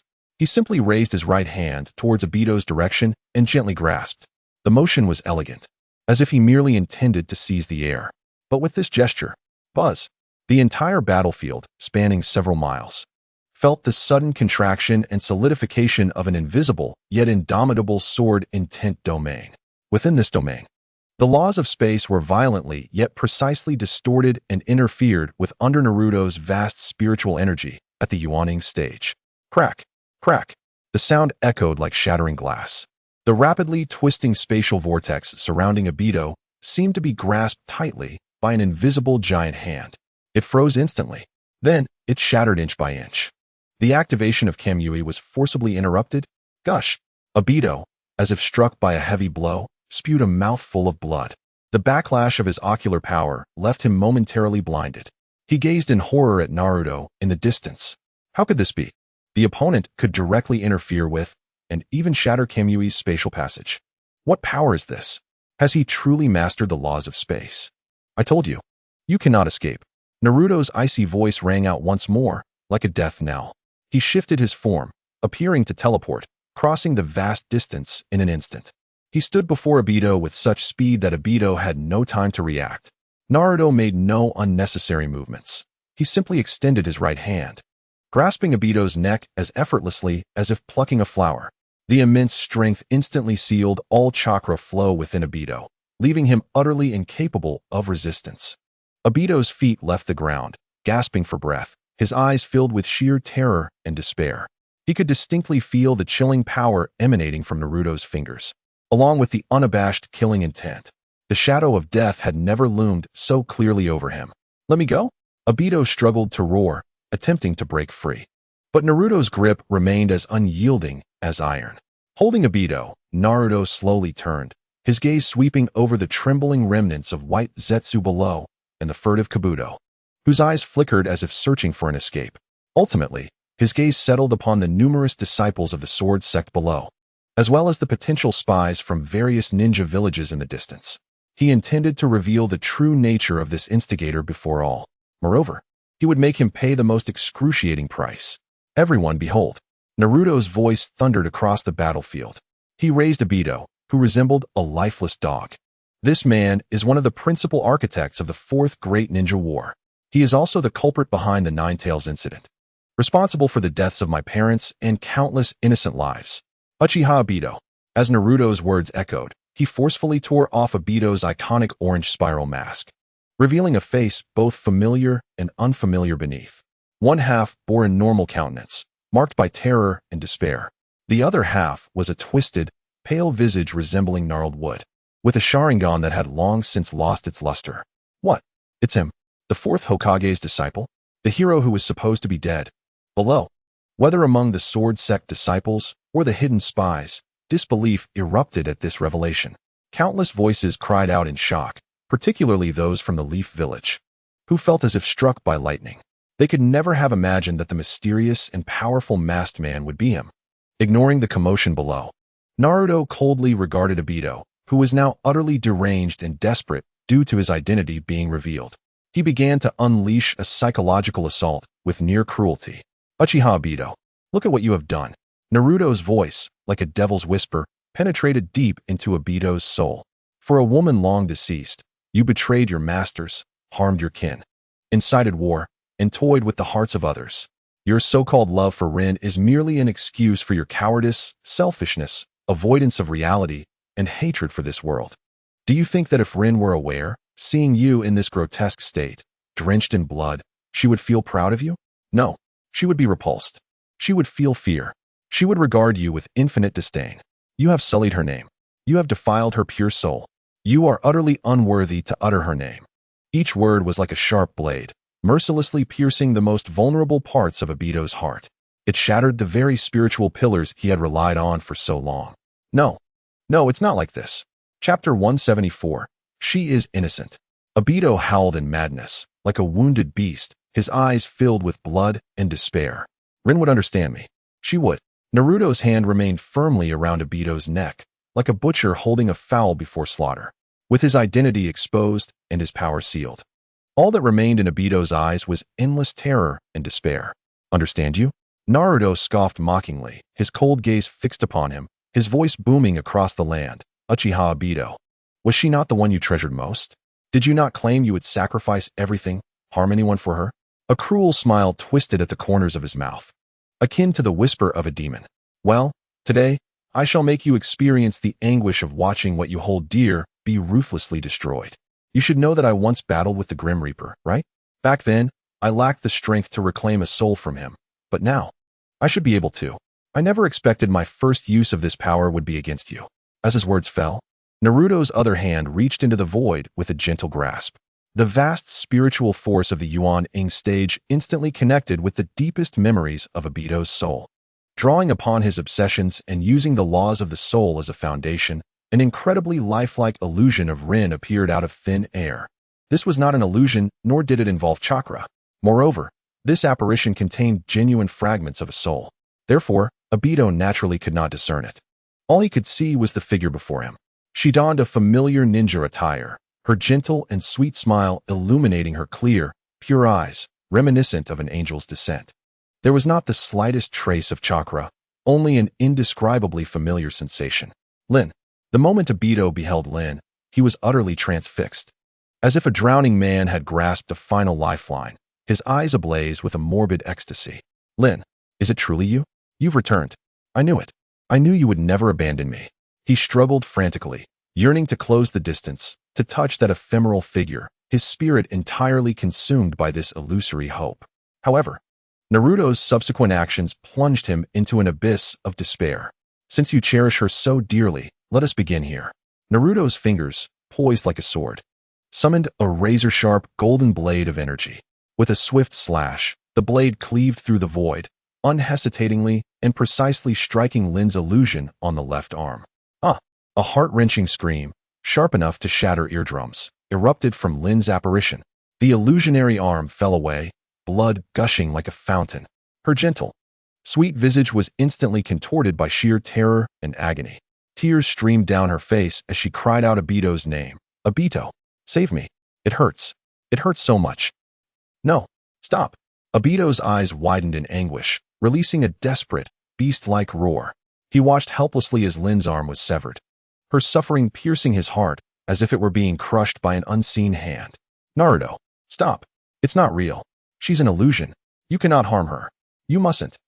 He fought desperately, trying to extricate himself from Naruto's iron grip, but the chasm of power between his infant soul and Naruto was insurmountable, rendering his struggles futile. He felt like a mere insect pinned to the ground, powerless to witness the destruction of his most cherished apparition. Ignoring Obito's anguished cries, Naruto's cold smile twisted into something even more frigid and cruel. Not real?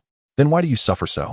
His voice, akin to a chilling wind from the depths of hell, raked at Obito's already fragile psyche. Since you believe that for your Lin, harming others is inconsequential, then what is the harm in inflicting pain upon this illusion of Lin to atone for your sins? No sooner had he spoken than a flicker of golden flames ignited at his fingertips. This was a searing flame, simulated with pure spiritual energy, capable of deceiving the senses. Without mercy, he pressed the flame directly onto Lin's remaining right arm. Sizzle. The sound of flesh burning filled the air, accompanied by the acrid scent of charred skin. The illusion's right arm blackened and twisted, revealing stark, white bones. Ah! Lin's illusion let out an even more piteous, despairing wail. Her body trembled violently, her eyes filled with helpless pleading and the terror of impending collapse. That gaze pierced Obito's heart like the sharpest dagger, inflicting relentless torment. No, no. Obito's voice had become hoarse and distorted, tears of blood streaming down his face.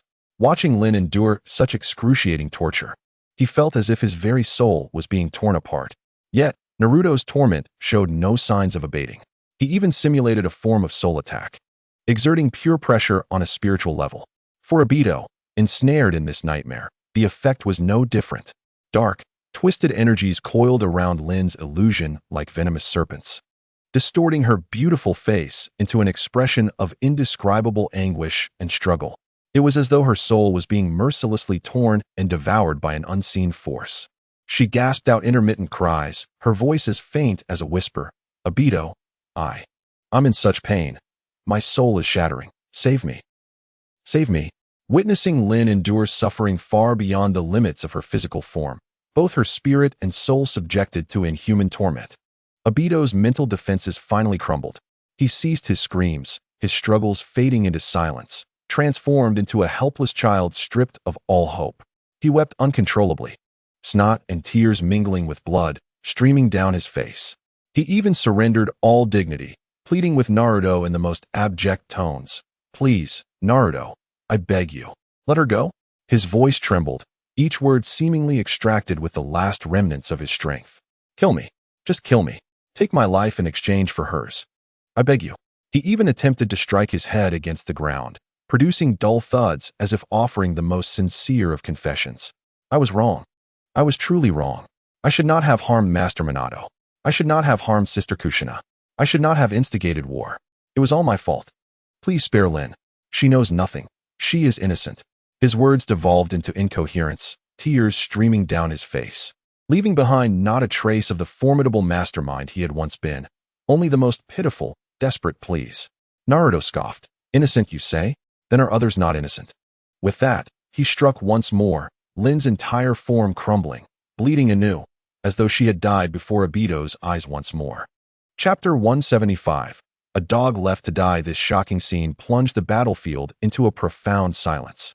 The disciples of the Sword Sect, witnessing their typically gentle and sunny leader exhibit such a cold, even cruel demeanor, felt an inexplicable chill and discomfort creep into their hearts. Yet, when they recalled the heinous crimes Obito had committed, the comrades and family members who had perished because of him, and the chaos he had wrought upon the shinobi world, that discomfort gradually morphed into a twisted sense of satisfaction and vengeance. The leader is avenging all the victims.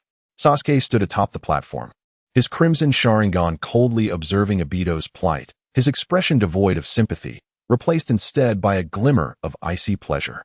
This is far from enough. The suffering he endures does not even amount to 1/10,000th of my own. Gaara's face remained impassive, yet a flicker of emotion danced in the depths of his emerald eyes, as if he were reminded of his own past torments. Hidden in the shadows, Orochimaru's eyes gleamed with excitement, as if he had discovered a new world. He fervently recorded Naruto's unprecedented methods of direct mental and spiritual torment, murmuring to himself, "Fascinating. Absolutely fascinating. So this is how spiritual power can be wielded." Meanwhile, the spies from various shinobi villages, concealed deeper within the shadows, were utterly terrified, their souls nearly fleeing their bodies. They recalibrated Naruto's threat level in their minds to an unfathomable height. This man is not only unfathomably powerful, but his methods are merciless and ruthless. He is a demon, an adversary not to be trifled with. Just as Obito was on the brink of complete collapse, his mental defenses crumbling like a dam giving way, his soul nearing obliteration from excruciating torment, Naruto's icy gaze fell upon Lin's illusion, still enduring the mental anguish. Her expression twisted in pain. Slowly, he raised his hand, his fingertips gathering a devastating golden blade of energy once more. This blade was cold and devoid of emotion. "Since you suffer so greatly, let her be granted complete liberation." Naruto's voice resonated like the final judgment. "No." Obito let out a heart-wrenching scream, filled with despair to the extreme. He watched helplessly as that golden sword aura, akin to a grim reaper's invitation, unhesitatingly pierced the heart of Rin's illusion.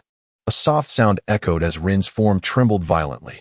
The twisted expression of agony on her face froze momentarily before gradually dissipating, replaced by an emptiness of bewilderment. All the light in her eyes faded swiftly, like an extinguished candle flame. A trickle of vivid blood flowed from her lips. Her body began to grow ethereal and transparent, resembling a fleeting shadow in the wind, as if she were about to disappear entirely into the air. "Rin." Obito gazed at Rin before him, slowly succumbing to death, feeling the complete withdrawal of her life force. He emitted the most mournful, desperate wail of his life, as if his very soul were being shattered. In that instant, his spirit was utterly crushed. His world collapsed entirely. His gaze lost all focus, becoming hollow and silent, like two bottomless, desolate wells. He ceased to struggle, to plead, to weep. His entire being lay limp in Naruto's hands, as though all his bones and spirit had been extracted, reduced to a formless mass. Only the unconscious whimpers remained, akin to a dying beast, alongside an overwhelming, inescapable agony and despair that threatened to drag everything around into the abyss. Like a living corpse, he was merely a vessel filled with boundless suffering. In the heart of the battlefield, an oppressive silence reigned. Obito, as if bereft of his soul, lay limp in Naruto's grasp, reduced to an unconscious, despairing whimper.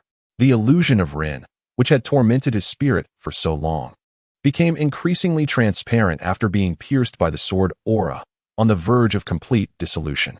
Naruto looked at the mud like Obito, his eyes cold, devoid of any compassion. With a casual wave, a gentle spiritual force brushed over, and the vanishing illusion of Rin scattered like bubbles in the wind, transformed into specks of light, dissipating into the air. A dead dog, speaking of righteousness, how is it that when this tragedy befalls you, you cannot endure it? Naruto's icy voice, like the final judgment, clearly reached Obito's numbed ears. If you cannot bear even this slight pain, how can you expect others to endure the true agony of losing loved ones and witnessing their families torn apart? And you dare claim you were innocent? Truly, like a foul insect. This statement struck Obito's already shattered heart like the most venomous curse, deepening his despair beyond any hope of redemption. Just as all seemed lost, and the flame of his soul was about to extinguish, Naruto did not immediately deliver the final blow. He slowly lifted his gaze, penetrating the chaotic battlefield, fixing it upon the distant figure of Orochimaru, hidden away. Orochimaru, are you ready? Naruto's voice resonated through the mind, clear and commanding. From the shadows, Orochimaru's iconic hissing laughter emerged, brimming with uncontainable excitement and fervor. He licked his dry lips, his eyes gleaming with madness. Everything is prepared. He had already appeared atop a concealed temporary altar, inscribed with countless bizarre runes. This altar was evidently prearranged. With rapidity that dazzled the eye, he began to form hand seals. Not the traditional ninja hand seals, but a complex, even defying convention. Secret technique created by amalgamating the knowledge of soul laws imparted by Naruto and his profound understanding of forbidden techniques such as the impure world reincarnation. Its target was aimed directly at the taboo domain of the Shinigami, which imprisoned countless souls. Buzz!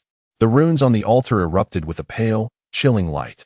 A howling wind surged, and the wails of the damned echoed as if from the depths of hell.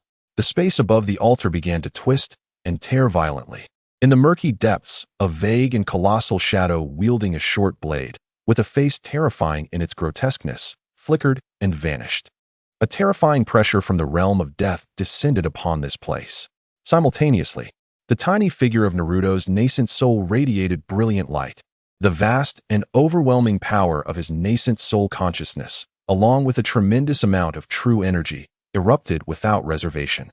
Like an invisible giant hand, it forcibly tore open the distorted spatial fissure, directly intervening in the Shinigami's forbidden domain. Chapter 176, Self-Destruction. This was akin to extracting teeth from a tigress' mouth. A breathtaking soul retrieval within the belly of the Shinigami. The process was perilously extreme. Naruto could distinctly feel his consciousness being rapidly consumed and eroded in the Shinigami's cold, chaotic realm filled with death's laws. A moment's carelessness could result not only in failure, but possibly provoke the Shinigami's wrath, with unimaginable consequences. This not only showcased Naruto's formidable strength at the nascent soul stage, but also reflected his budding mastery over the laws of the soul and his audacity to challenge the forbidden. Time seemed to elongate infinitely in that moment. The light on the altar flickered erratically, and Orochimaru's face turned pale, clearly under immense strain. Beads of sweat formed on Naruto's forehead. Finally, just as everyone held their breath, tension at its peak, Naruto abruptly retracted his consciousness from the distorted spatial fissure. He successfully retrieved a translucent soul sphere, exuding a soft white light, roughly the size of a fist. Within the sphere, the outline of a gentle and serene girl in a ninja outfit could be faintly discerned. Her gaze held a hint of confusion and weakness, yet remained pure as water. It was indeed the true fragment of Naobira Rin's soul. Rin, on the brink of collapse, resembling a living corpse, Obito, upon seeing that softly glowing soul sphere and feeling that familiar and authentic soul aura, suddenly ignited a sickly, frenzied flicker of hope in his vacant, dead eyes. It really is you, Rin. You have truly returned. How wonderful. How wonderful. I knew you would not abandon me. In an instant, he seemed to forget all the pain and despair he had just endured. As if clinging to the last straw of salvation, he screamed madly, yearning to break free and leap toward that sphere of soul light. However, Naruto afforded him no opportunity for proximity or fantasies.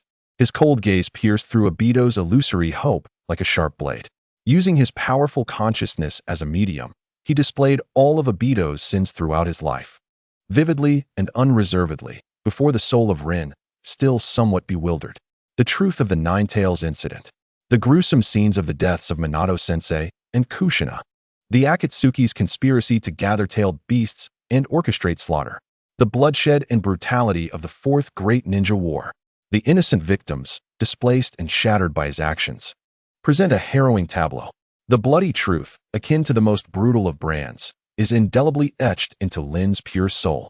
After witnessing this horrifying reality, Lin's soul begins to tremble violently. Her once gentle and bewildered gaze is instantly replaced by boundless shock, incredulous terror, and ultimately, a palpable sense of disgust and disdain. As she slowly rotates the orb, her eyes, once clear as water, now resemble two icy blades, fixated on the boy who once stirred her heart. Now transformed into a stranger, a terrifying monster. Gone is any trace of tenderness. Only a chilling resolve remains. Obito, what have you done? Lin's voice, no longer a mere phantom's wail, resonates within Obito's consciousness, infused with the tremors of her very soul and profound revulsion. You murdered Kakashi-sensei and Kushina-san. You instigated war. You caused so many innocent lives to be shattered and displaced. Her voice is laden with incredulous pain and accusation. Was it all for me? She shakes her head vehemently, the soul orb oscillating violently, as if it might shatter entirely. No, this is not for me. You are merely making excuses for your cowardice, for your hatred, for your madness. Her voice crescendos, infused with unprecedented fury and disdain, akin to the harshest of judgments. You have sullied my name, defiled all our cherished memories. You make me feel sick. Uchiha Obito, I will never, ever forgive you. Her words, especially the final two phrases, pierce through Obito's soul like twin swords imbued with the most venomous curses. They obliterate the last flicker of light within him. All of his motivations, all of his spiritual anchors, all of his self-deceptions. In this moment, they are utterly negated by that which he holds most dear and pure. In the most complete and resolute manner, Obito's gaze instantly loses all its brilliance, becoming even more hollow and lifeless than before, as if at the end of the universe, only endless void remains. He emits an incomprehensible whimper, as though his soul has shattered completely. Everything he has done has lost its meaning. His existence itself has become devoid of purpose. Perhaps death is the only true liberation. A fleeting glimmer of madness and relief flashes in his eyes. He abruptly channels the last vestiges of his fading power, not to assault anyone, but to direct it inward. Kamui, he rasps in a hoarse roar. Instead of phasing out his body, he forces the spatial power of Kamui to collapse inward upon himself, like a self-destructive black hole. There is no earth-shattering explosion, only a dull, chilling implosion. Obito's body, along with his shattered soul, is instantly consumed and obliterated by the self-collapsing Kamui space, leaving not a trace behind, as if he had never existed in this world. Uchiha Obito, the mastermind behind countless bloodshed in the shinobi world, ultimately chooses self-termination in the depths of despair and self-denial. However, just as Obito self-destructs, dispersing energy, all present, including Naruto, who has just undergone a taxing soul retrieval, are captivated by this astonishing transformation. An anomaly. Regeneration. The Black Zetsu, which had been lurking in the depths of the battlefield, patiently awaiting the opportune moment like a venomous serpent, springs into action. Seizing this rare opportunity when everyone's focus momentarily falters, it emerges from the dissipating energy of Obito, or rather, from deep within the earth. In its grasp lies the sealing scroll of the Nine-Tails remnants, radiating immense energy, which it had previously stolen. Chapter 177. Kagaya Akatsuki descends it directly, serves as a conduit to forcibly connect with some existence beyond. The time has come. Mother. Black Zetsu shrieks in a sharp, fervent cry. It violently merges the Nine-Tails remnants, along with other prepared tailed beast chakra, with its own special will derived from Kagaya. The hidden key, to execute the final ritual it has prepared for over 1,000 years, regardless of the cost. Its goal, to resurrect its creator, its mother, the progenitor of chakra, Kagaya Akatsuki. Boom. The very earth of the battlefield rips open, creating an unfathomable chasm. An ancient, overwhelming, and despair-inducing aura, far more terrifying than that of the Ten Tails, surges forth, as if from the dawn of creation itself. Like a slumbering deity awakening after eons, it ascends from the depths. The sky is instantly painted a bizarre, ominous crimson, as if the world itself were bleeding. In the depths of the fissure, amidst boundless radiance, a blurred female figure, exuding both divine and sinister energies, begins to coalesce. Her hair flows like a waterfall, and the contours of the Rinnegan faintly appear upon her forehead. Black Zetsu, like a fledgling returning to its nest, melds into the light, emitting a fervent cry. Mother, welcome back.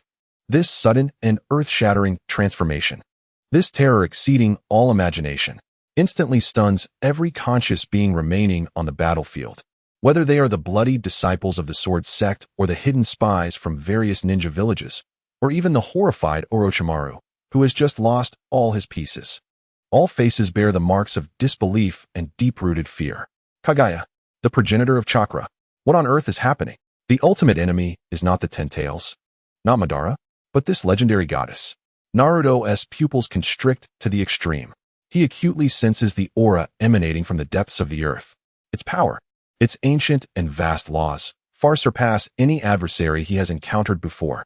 It even vaguely touches upon the divine pressure he faced during his past trials. Though not nearly as formidable, it feels fundamentally closer. Black Zetsu, this shadow lurking in the dark. Its true objective is this. A chilling wave of dread envelopes Naruto completely. He realizes that the true catastrophe has only just begun.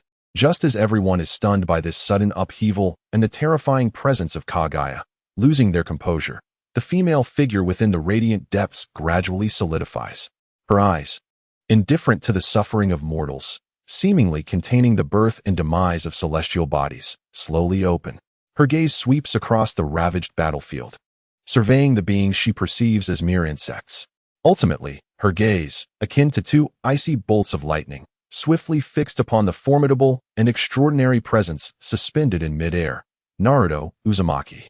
Beneath the blood-red firmament, the earth split open into a chasm. Bathed in the radiance of endless light, the silhouette of Kagaya Akatsuki, the progenitor of chakra, finally solidified. She floated serenely above the abyss, her white robe billowing as if woven from moonlight, pure and ethereal. A cascade of snow-white hair cascaded down to her ankles, seemingly imbued with an enigmatic power. Upon her forehead, a singular eye adorned with 9 tomo and mysterious ripples of the Rinnegan slowly rotated, emanating a haunting red light that seemed capable of piercing through past and future, unraveling the world's every illusion. Moreover, her palms bore an eye each, not the Rinnegan, but pure and flawless, resembling pearl-like Byakugan.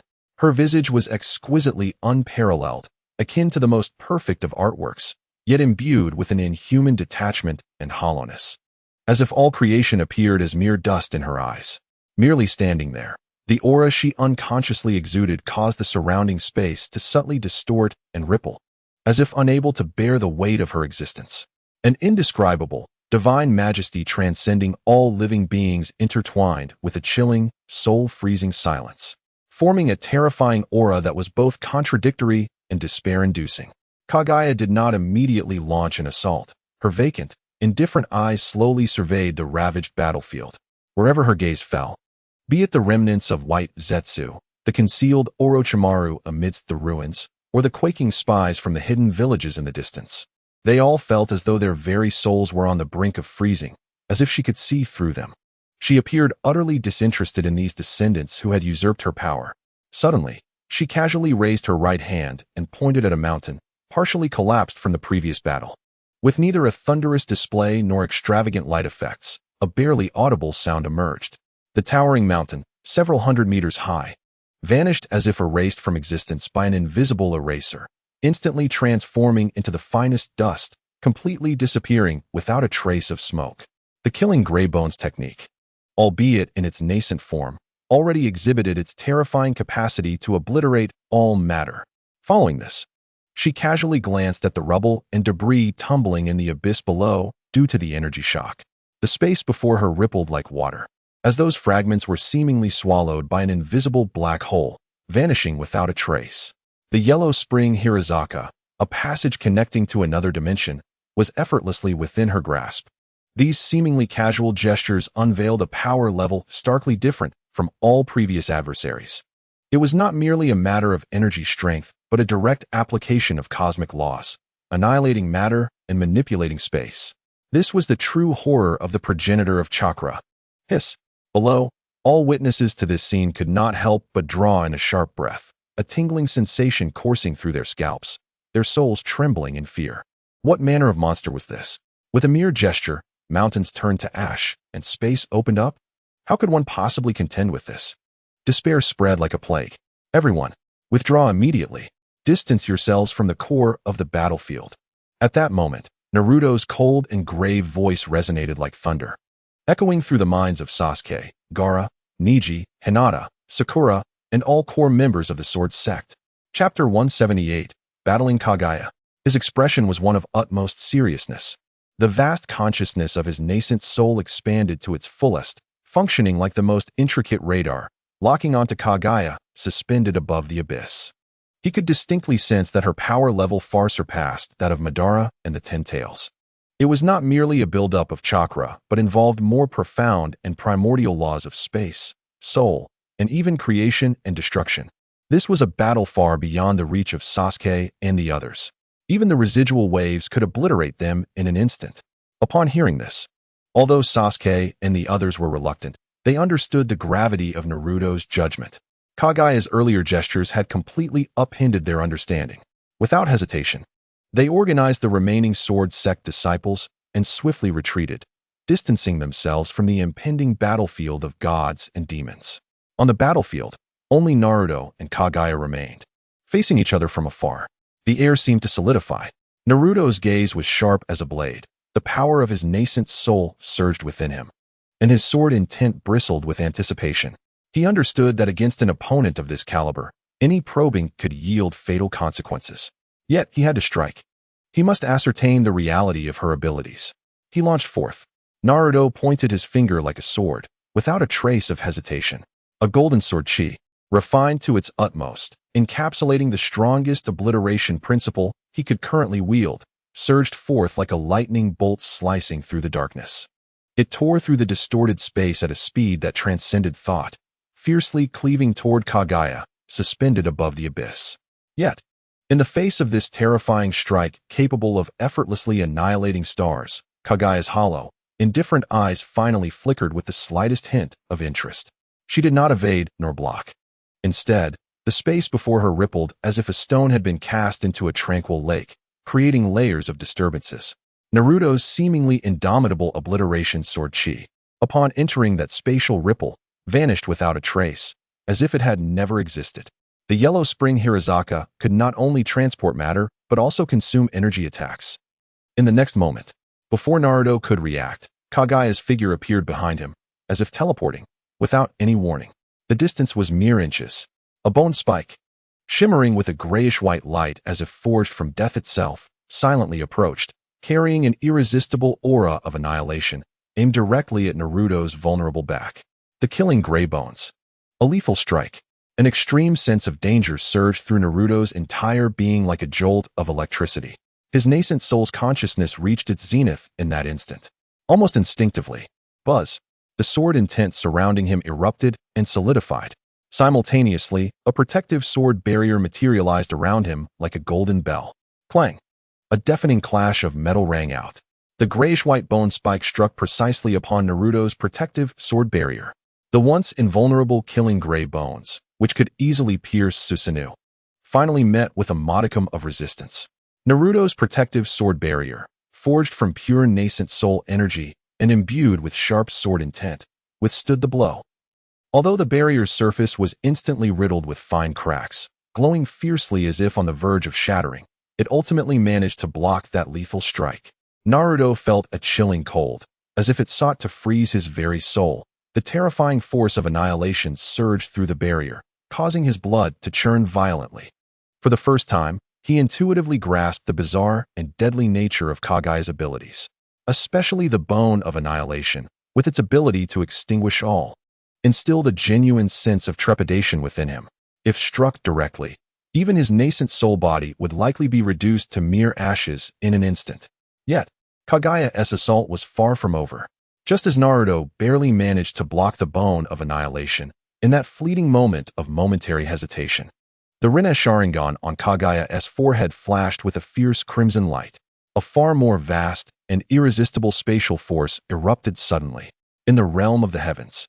In an instant, Naruto felt the surroundings shatter like glass, twisting and transforming before his eyes. The heavens spun and the earth trembled. Time and space were inverted. When he finally regained his footing and restored his senses, he was horrified to discover that he, along with Sasuke and the others retreating in the distance. Even the remnants of White Zetsu and Kabuto had been forcefully drawn into an entirely new and unfamiliar dimension. As he gazed around, the sky appeared a dark crimson, as if aflame with an everlasting fire. The ground was a cracked black wasteland, with rivers of magma flowing like veins, emanating a searing heat. The air was thick with the acrid scent of sulfur and stifling high temperatures. In the distance, massive active volcanoes continuously spewed forth billowing smoke and molten rock. It was, unmistakably, a realm of lava hell. At the very center of this molten inferno, Kagaya Akatsuki remained, the sole sovereign of this world. She floated serenely above the turbulent rivers of magma, her white robe billowing gently in the scorching air, untouched by the heat. Her hollow, indifferent eyes slowly surveyed the struggling ants below, who were desperately exerting their energy to combat the extreme temperatures and evade the lava in this harsh environment. Ultimately, her gaze settled on the one figure who still maintained composure, hovering in the air, confronting her from afar, a white silhouette. It seemed to convey, "Welcome to my world." With the dark crimson sky, the flowing magma, the sweltering air, and the suffocating volcanic ash, this was one of the forcibly created primordial spaces by Kagaya, the lava domain. The disciples of the Sword Sect, abruptly thrust into this domain, found themselves engulfed in chaos and disarray. The searing heat rapidly drained their spiritual energy, which they desperately used to resist the omnipresent erosion. The cracked ground beneath them threatened to erupt with lethal flows of lava at any moment. The pervasive volcanic ash made breathing an arduous task. Even Sasuke, Gaara, Neji, Hinata, and Sakura had to divert considerable effort to protect themselves and the surrounding disciples, their expressions growing increasingly grave. Hidden afar, Kabuto lamented his plight. Unlike the Sword Sect disciples, he lacked robust spiritual energy for protection and could only rely on potions and scrolls to barely sustain himself, clumsily dodging the torrents of lava. Chapter 179, Collaboration. Only Kagaya, the dominator of this space, remained unperturbed. She floated calmly above the roiling rivers of magma, her white robe swaying in the searing currents, utterly unblemished. Her hollow, indifferent eyes surveyed the ants struggling in the world she had created. Her gaze swiftly honed in on two targets. The first was Naruto Uzumaki, suspended midair, exuding an invisible sword intent that kept the heat at bay, the most formidable presence among them. The second was Sasuke Uchiha, radiating a trace of a familiar essence that intrigued her. Without warning, Kagaya's form vanished like a wraith.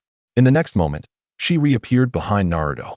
A bone spike, shimmering with a deathly gray-white light, silently lunged toward Naruto's temple, embodying an aura of annihilation, the bone of annihilation. Clang! Naruto's reflexes were lightning fast. His nascent soul consciousness had already enveloped the area. Almost as soon as Kagaya disappeared, his sword intent field activated autonomously in defense. A protective sword barrier manifested like a golden bell. The gray-white bone spike struck precisely against the sword barrier, producing a piercing clash of metal.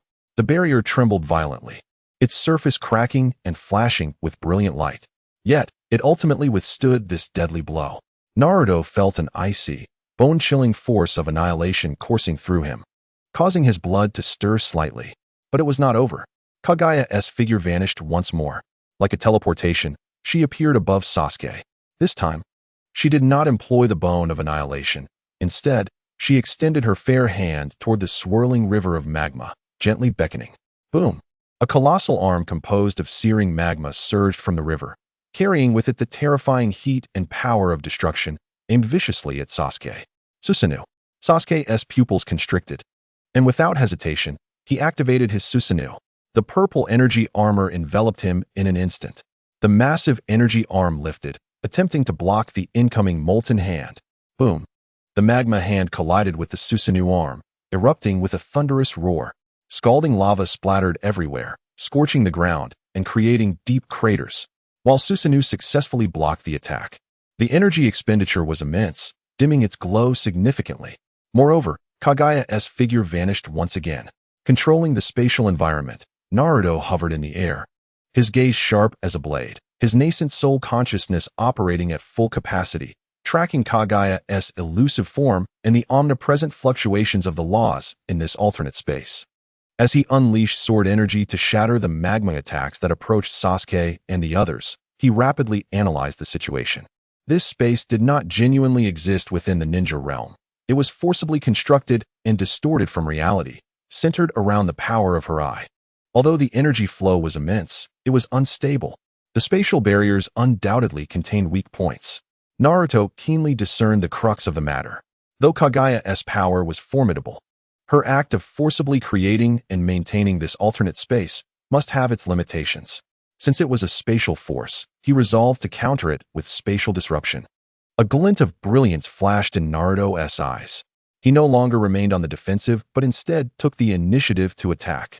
Pointing his fingers like a blade, he made a feigned slash at a spatial node where Kagaya was about to appear, not aiming to unleash sword energy.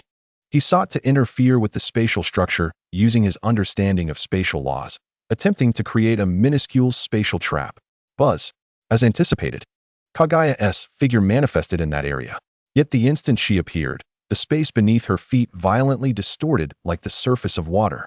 Though it was merely a momentary hesitation, it was sufficient to disrupt her original rhythm of attack. A flicker of barely perceptible surprise flashed through Kagaya's hollow eyes. This visitor from the alternate world could actually interfere with space. Sasuke, 3 feet to your left. Heavenly hand power. At that moment of Kagaya's momentary stall, Naruto's mental transmission resonated like thunder in Sasuke's mind. Although Sasuke was astonished that Naruto could disrupt Kagaya's spatial movement, his instincts honed through years of battle propelled him into action without hesitation. With a flash of his Rinnegan, he activated the heavenly hand power, instantly exchanging his position with a floating, charred rock 3 zhang to his left. Kagaya's instinctive strike, the bone of death, narrowly missed Sasuke's previous location, obliterating the rock into nothingness. A cold sweat broke out on Sasuke's back. What a close call. Yet, it was not over. The command from Naruto resounded once more. With a swift movement, he transformed into a phantom, charging towards Kagaya.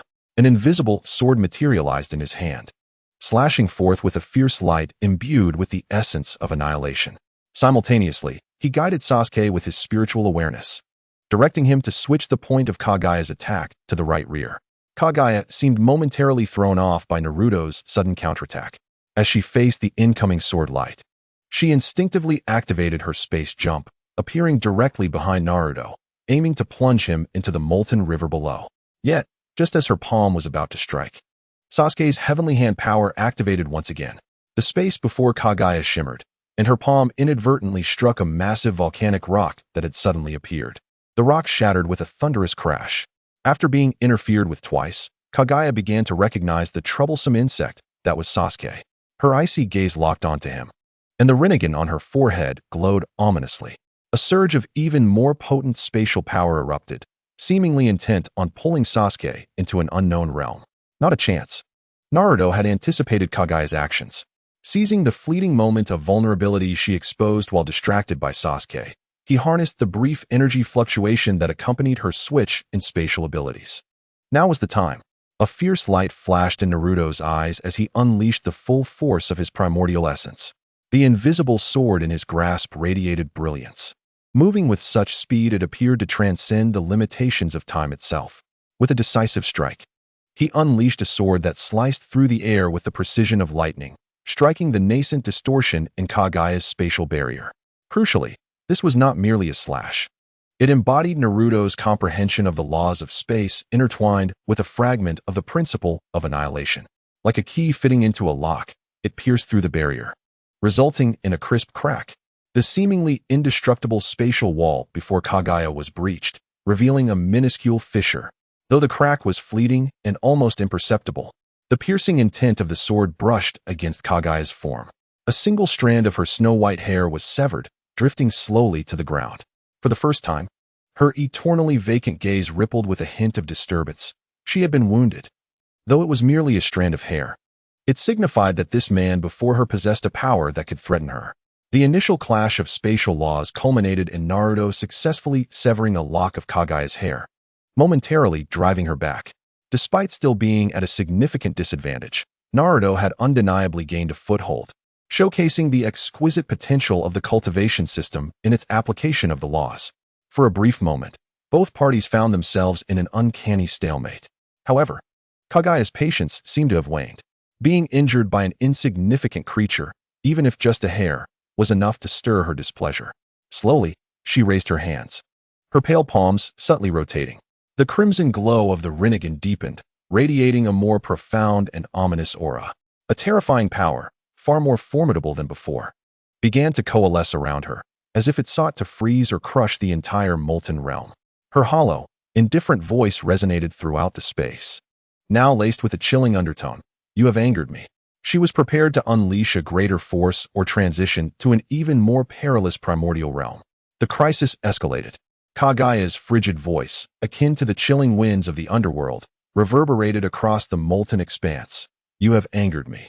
As her words faded, the surrounding space underwent a violent, suffocating transformation. This was not a shift to a new realm. Rather, the molten domain itself became unbearably heavy. A profound and unimaginable gravitational force descended like an invisible mountain, pressing down upon everyone. Thud, thud. In the distance, the disciples of the sword sect, already struggling, were suddenly crushed to the ground, rendered immobile under the unexpected onslaught of overwhelming gravity. Bones groaned under the unbearable strain. Even Sasuke felt his body plummet under the weight. The light of his Susanoo dimmed drastically, as if it might collapse entirely under this terrifying gravitational force. Gritting his teeth, he pushed his Rinnegan and Sharingan to their utmost limits, barely managing to maintain his standing posture, though movement became exceedingly arduous. Yao Shidu was reduced to a puddle of mud, sprawled on the ground, unable to lift a single finger, his eyes filled with horror. Only Naruto, relying on his formidable cultivation at the primordial stage and his resilient physique, coupled with the solid domain of his sword intent, managed to mitigate most of the gravitational effects, remaining suspended in midair.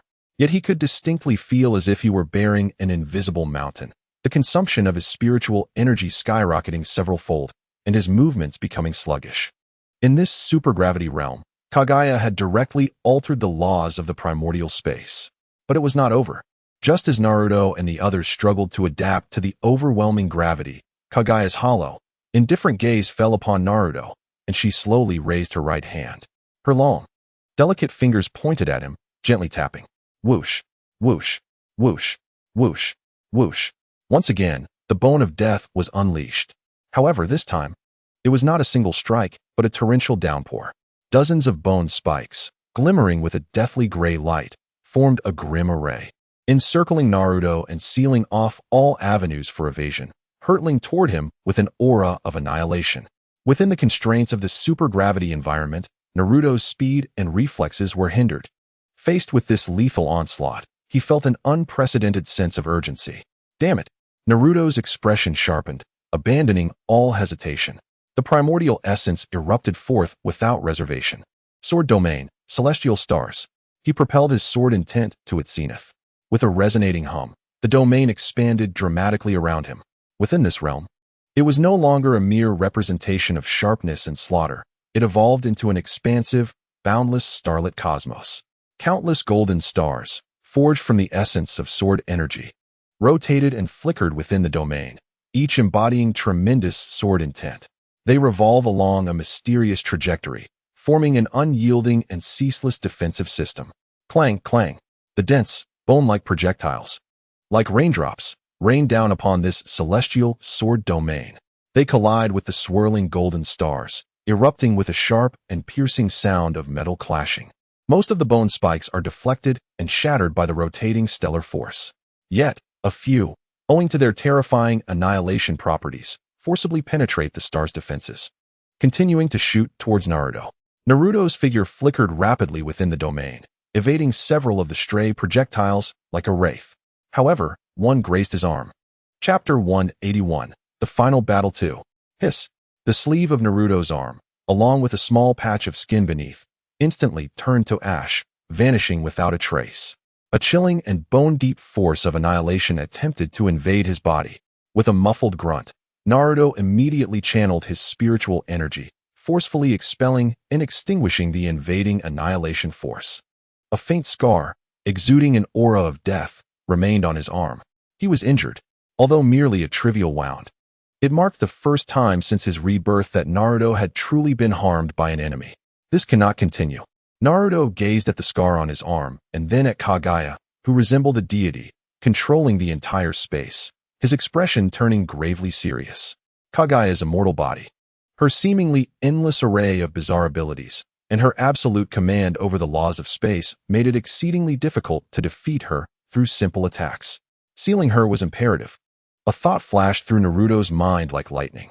He recalled the information left by his parents deep within his soul, though fragmented.